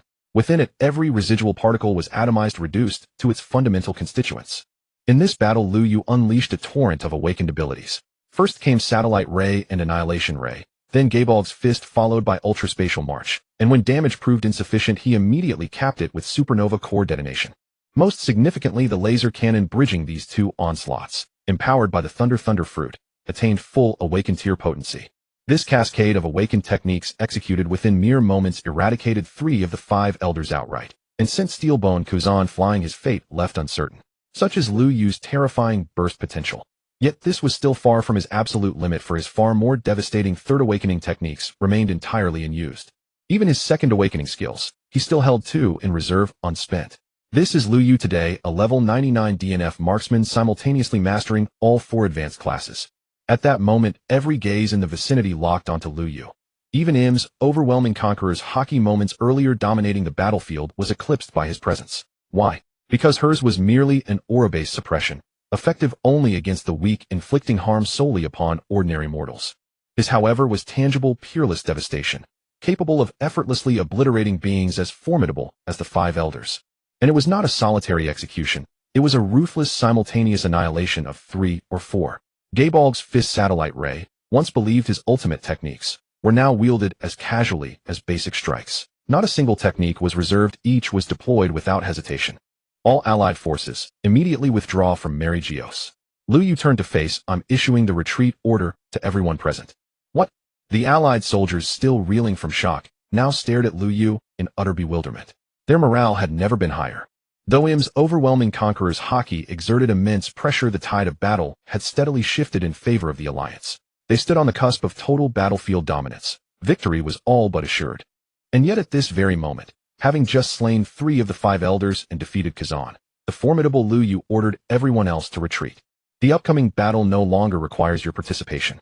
Your continued presence serves no purpose, Lu Yu declared. Even Im, who moments earlier had unleashed her full power, stood stunned, utterly baffled by Lu Yu's move. This final confrontation will be mine alone. Lu Yu spoke calmly. Just then his system had issued a new mission, a decisive climactic trial soul combat in Mary Geos. He would now sever all ties with his allies and face unaided the remaining combined might of the world government and the celestial dragons themselves. His adversaries included Shamslok Kiranogam and the elite members of the God's Thorn CP organization. Eliminating the 5 elders had completed the triple awakening quest for all 4 combat professions. Perhaps as a bonus for slaying an additional elder, the system granted him a discarded skill. Lu Yu chose Nil Sniper without hesitation. This version of Nil Sniper did not summon a sniper named Nil for long-range shots. Instead, it conferred an out-of-screen strike effect directly via system augmentation. Just like in the game, precise targeting originating from beyond the visible field. Yet the projectile's destructive force far exceeded ordinary rounds. Its impact did not merely wound the target. It radiated devastation across the entire area, engulfing all nearby enemies. Thus, though Lu Yu had lost the battlefield support of his Black Rose Special Forces, the elite unit granted by his ammo expert First Awakening, he now wielded Nil Sniper, an evolved 4th-tier counterpart to that same skill. This new mission, seemingly the ultimate quest attainable within the world of pirates, filled Lu Yu with keen anticipation. What reward would such a climax bestow? It echoed that earlier pivotal choice, the one that defined his future path, a rare anomaly transcending the system's standard reward parameters. Lu Yu found himself speculating, could this trigger a secondary transmigration? After all, countless novels depicted heroes conquering one realm before leaping into another. Yet he bore the DNF system and mastered the marksman's art. How would such abilities align with foreign worlds? In realms of overwhelming power, his marksman prowess would falter. In weaker realms, new rewards would remain elusive. Unless the system itself mutated, remaining here remained the most logical course. He had lived nearly 2 years in this world, spent a year laying intricate foundations, and now held dominion over it. What purpose would exile serve? Here he was surrounded by peerless beauties and steadfast comrades. Why seek turmoil elsewhere? Lu Yu, is this truly advisable? Asked Akiji. Indeed, added Akainu, we hold overwhelming advantage. We could end this war decisively right now. I gave her my word, that once the 5 elders fell I'd speak with her alone. My word is binding, and always kept. Lu Yu's expression was grave. Though Akainu and the others fretted deeply, they hesitated. How could they openly oppose him? Rest easy, I shall suffer no harm. Every promise I've made to you will be fulfilled. A familiar serene smile touched Lu Yu's lips, the same gentle expression he always wore when speaking with them. At once Akiji and those closest to him understood his resolve. Though concern lingered, victory hinged entirely upon Lu Yu, and every advantage they now possessed stemmed solely from him. To question him would be unthinkable. Everyone, follow me. Akainu led the way. Akiji nodded silently and turned to depart. All Marines, including Lu Yu's personal guard, marched away in unison. Revolutionaries turned toward Dragon, awaiting his command. Hancock and Mihawk, naturally following the main host, departed without pause. With Marines and personal guards comprising over half the alliance, no one remained behind. Dragon paused only a moment, then gestured for all to follow. Unity was paramount should Lu Yu falter. The alliance, bolstered by its vast numbers and the potent interference emitter, could still contend with him. But internal division would prove catastrophic. As the alliance withdrew, world government forces instinctively turned their gaze toward him. Remained silent, and her silence signaled tacit consent for their departure. Though she could not fathom Lu Yu's true design, one truth was certain: with all others gone, she could confront him with absolute, undivided focus. This outcome inherently favored him and the celestial dragons. Why would she impede it? Soon Mary Geos stood empty, save for Lu Yu and Im's entourage. Speak, what do you intend? Im regarded him coolly. Shall we converse here? Did you not vow to discuss matters leisurely within the flower chamber? Lu Yu met her gaze with quiet amusement, regarding the sovereign of the world who once sought to provoke him, yet now found herself utterly at his mercy. Then follow me. Im turned and strode toward the castle of Pangeon. Wait. One condition during our dialogue: no world government forces may launch attacks against the retreating alliance. Lu Yu stated firmly. Agreed. Replied curtly, and every world government official bowed in solemn assent. None dared defy her, or even attempt subterfuge. Im would never permit it. A resistance would be futile, and Lu Yu's observation hockey enveloped all of Mary Geos. Pangu City, the flower chamber. At this moment Lu Yu was sitting on a patch of grass surrounded by small blossoms blooming in the grass, while the lush leaves of a nearby tree swayed gently in the breeze. The flower chamber appeared to be a sealed environment, yet it was arranged to be even more natural than the original wilderness. As the residence of the World King who had lived for 800 years, it was truly well crafted. 800 years trapped within this tiny Pangu city, only able to see the sun through the glass of the flower chamber. Don't you find it utterly dull? Lu Yu inquired, while across from him a woman in a blue robe with a golden crown was arranging several tea sets. For eternal life and supreme power one must always pay a price. Im's tone was very calm. She had clearly long adapted to this state, and even found it sweet. In the end you are nothing but a wretch controlled by desire. Lu Yu didn't want to preach grand truths to him. If she could accept them, given her 800 years of life, she would have understood long ago.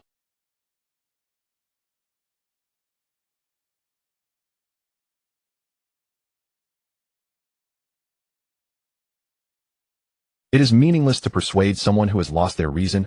Only a sufficiently large fist can make them truly understand. I came in today to give you only 2 choices. 1, accept my contract and become my sole partner. From then on, everything about you must be controlled by me. 2, I will personally kill you. Lu Yu stated these 2 options. Im abruptly stood up, unleashing an infinite amount of conqueror's haki which filled the entire Mary Geos, and ceaselessly pressed toward Lu Yu. But Lu Yu sat there quietly. The haki that had nearly solidified into substance failed to affect him in the slightest. Choosing the first option, you can at least stay alive, your eternal lifespan remains, and you only lose supreme authority. After all, you abandoned freedom 800 years ago. Choosing the second option means you lose everything. You will die here, and everything you painstakingly obtained 800 years ago will be lost here. Do you really think you can kill me? Im came before Lu Yu, her beautiful face full of murderous intent.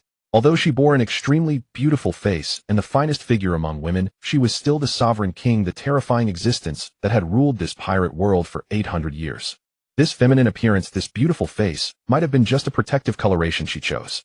Whether I can or not, I can demonstrate it to you personally. Lu Yu looked up, facing the ferocious Im, yet remained as relaxed and indifferent as ever. He dared to stand up and directly oppose the celestial dragons. He could sit here and negotiate face to face with Im. He would not fear this creature. Since you are so confident, why did you come to negotiate with me? Im's tone suddenly shifted, no longer angry but tinged with a hint of mockery.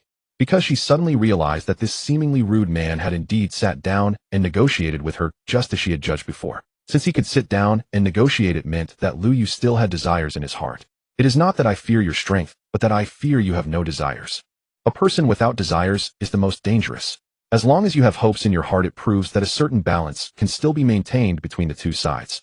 And as long as Lu Yu could not directly kill her, she could find a way to eliminate Lu Yu and his alliance.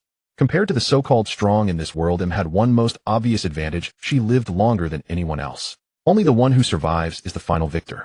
As long as she could live waiting for the day when Lu Yu grew old and died, then no one in this world could control her anymore, and she could still rise again. Because there are still some things in my heart that I wish to obtain. Lu Yu spoke frankly.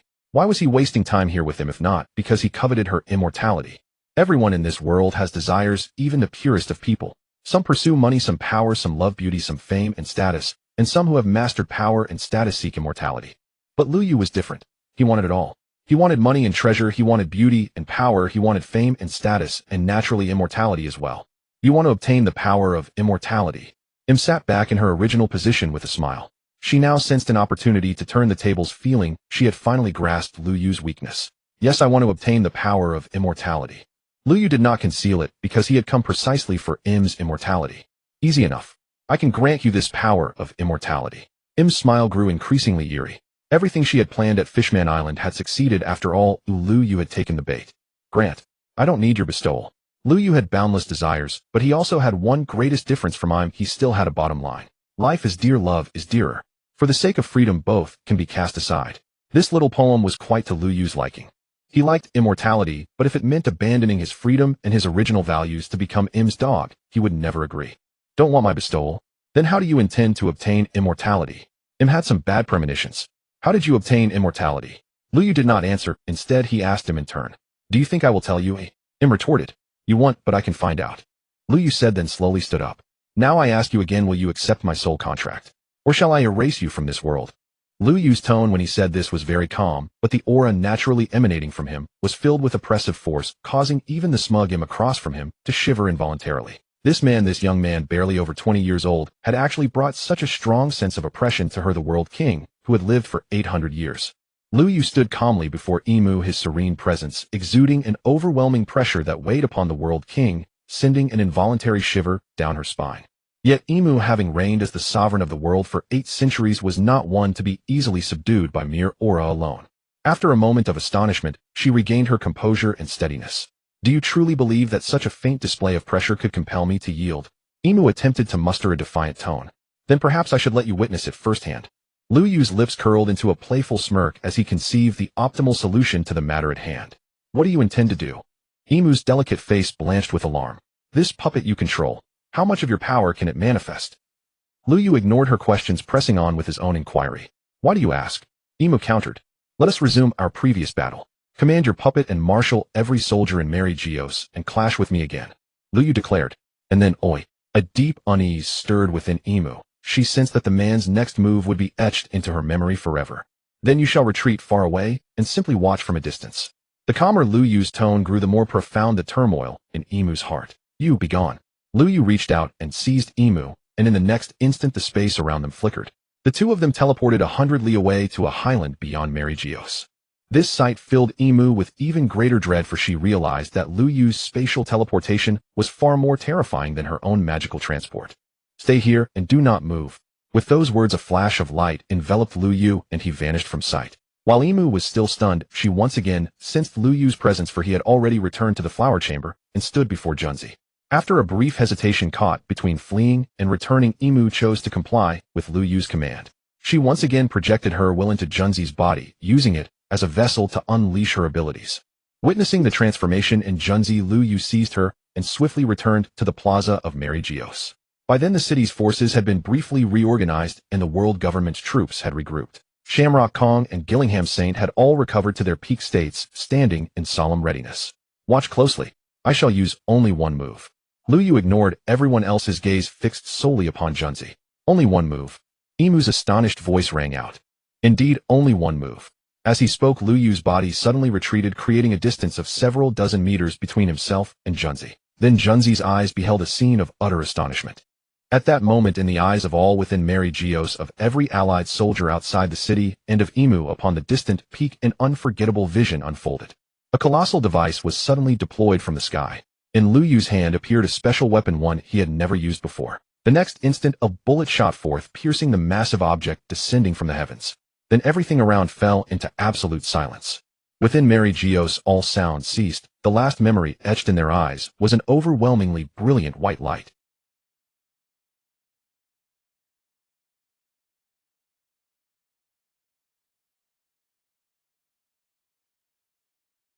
That indestructible red line which had divided the world crumbled in an instant, carving a massive passage between the new world and paradise. The waters of the Grand Line's two halves rapidly converged, and the entire sea began to churn violently. Vegapunk's laboratory base ascended swiftly, while other warships aided by Devil Fruit users like Fujitora Kaido and Locke also rose into the air. Otherwise, they would have been swallowed by the raging waves. On the red line, standing on the high ground 100 li from Mary Geos, Imu stared in utter disbelief. Her legs buckled involuntarily, and she slowly sank to her knees. The World King Imu still held a trump card, the ancient weapon Uranus she commanded, but she had not yet used it.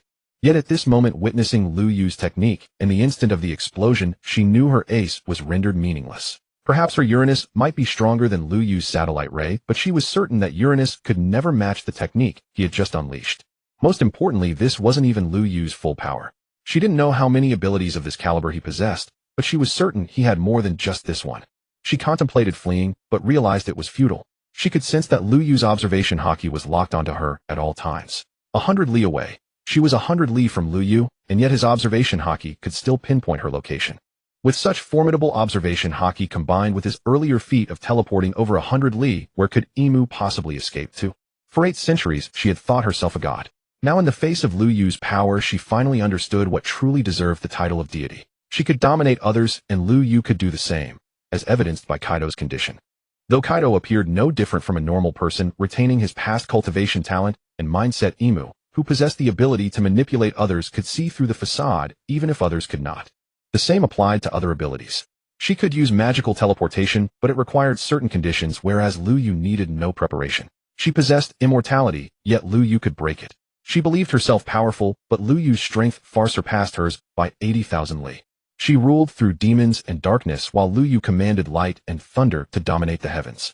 Only the invincible one deserves to be called a god. Imu had always had a natural enemy, but Lu Yu had none. Thus, compared to him, she was unworthy. Moments later, Lu Yu reappeared before him. Im lifted her gaze to meet Lu Yu's. After 800 years, she had finally encountered someone who inspired true fear in her, the first since Joy Boy. Yet this terror differed profoundly from the dread she once felt confronting Joy Boy. Though Joy Boy surpassed her in strength and possessed abilities that countered hers, Im had still bested him through extraordinary means, and emerged ultimately as the sole victor. But with Lu Yu from their very first confrontation, she had never held the upper hand. Throughout their entire struggle, she remained perpetually defeated, never once victorious. Do I still have any choice left? Im broke the silence at last. Even though her position beyond the world had already been lost, even though she now possessed nothing at all, yet she clung fiercely to her life. The immortality she had so painstakingly attained could not be surrendered so easily. To one such as her, so long as even a single thread of existence remained within her grasp, she would defend it at all costs. Its dignity and freedom held no meaning whatsoever. Then, will you become my pet? Lu Yu asked coldly. Im hesitated, but the moment she glimpsed Lu Yu's icy, unyielding expression, all thoughts of bargaining vanished. There was no other reason. The sheer, overwhelming dominance radiating from this man had rendered resistance utterly impossible. I consent, she declared. The instant those words left her lips, an indomitable will surged violently into Im's mind. This demon, who for centuries had manipulated others' souls through her powers, was now subjected to the same violation, her spirit forcibly invaded, yet utterly powerless to resist, racked by unbearable torment. Instinctively she tried to struggle, but the moment she uttered her consent, that resistance became meaningless. Inevitably she surrendered. Her autonomy entirely upon her soul was imprinted an eternal mark, absolute, unbreakable loyalty to Lu Yu. The system bestowed 2 rewards simultaneously, both deeply pleasing to Lu Yu. One granted him the ability to traverse dimensions at his own discretion, a privilege he could activate whenever he chose. The other conferred the eternal sovereign effect. He would live on, ageless and indestructible, so long as the world endured. He could remain here indefinitely, until someday living in the one-piece world no longer held meaning for him, and only then would he choose to depart. Crucially, his destination upon departure was entirely his to select. Even the real world remained an option. Yet who would willingly return to the real world? In other realms he reigned supreme. In the real world he would likely be but an ordinary mortal. Without the system he would be reduced to mere drudgery, a disposable pawn utterly devoid of purpose. Originally binding you as my pet was meant to grant me access to your immortality. Now the system has bestowed it freely, making you in truth somewhat redundant. Lu Yu gazed upon him as he spoke. Master, please spare me. Though I cannot bestow immortality upon you, I can grant it to others.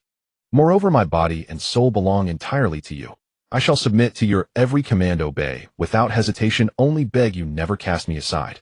A woman who moments before her binding had sought only survival now retained but a single primal desire to live.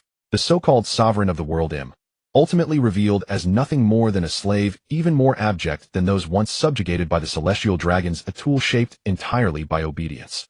Well said, Lu Yu nodded approvingly. Granting immortality to others meant his closest companions could share eternal life, a boon perfectly aligned with his deepest wishes.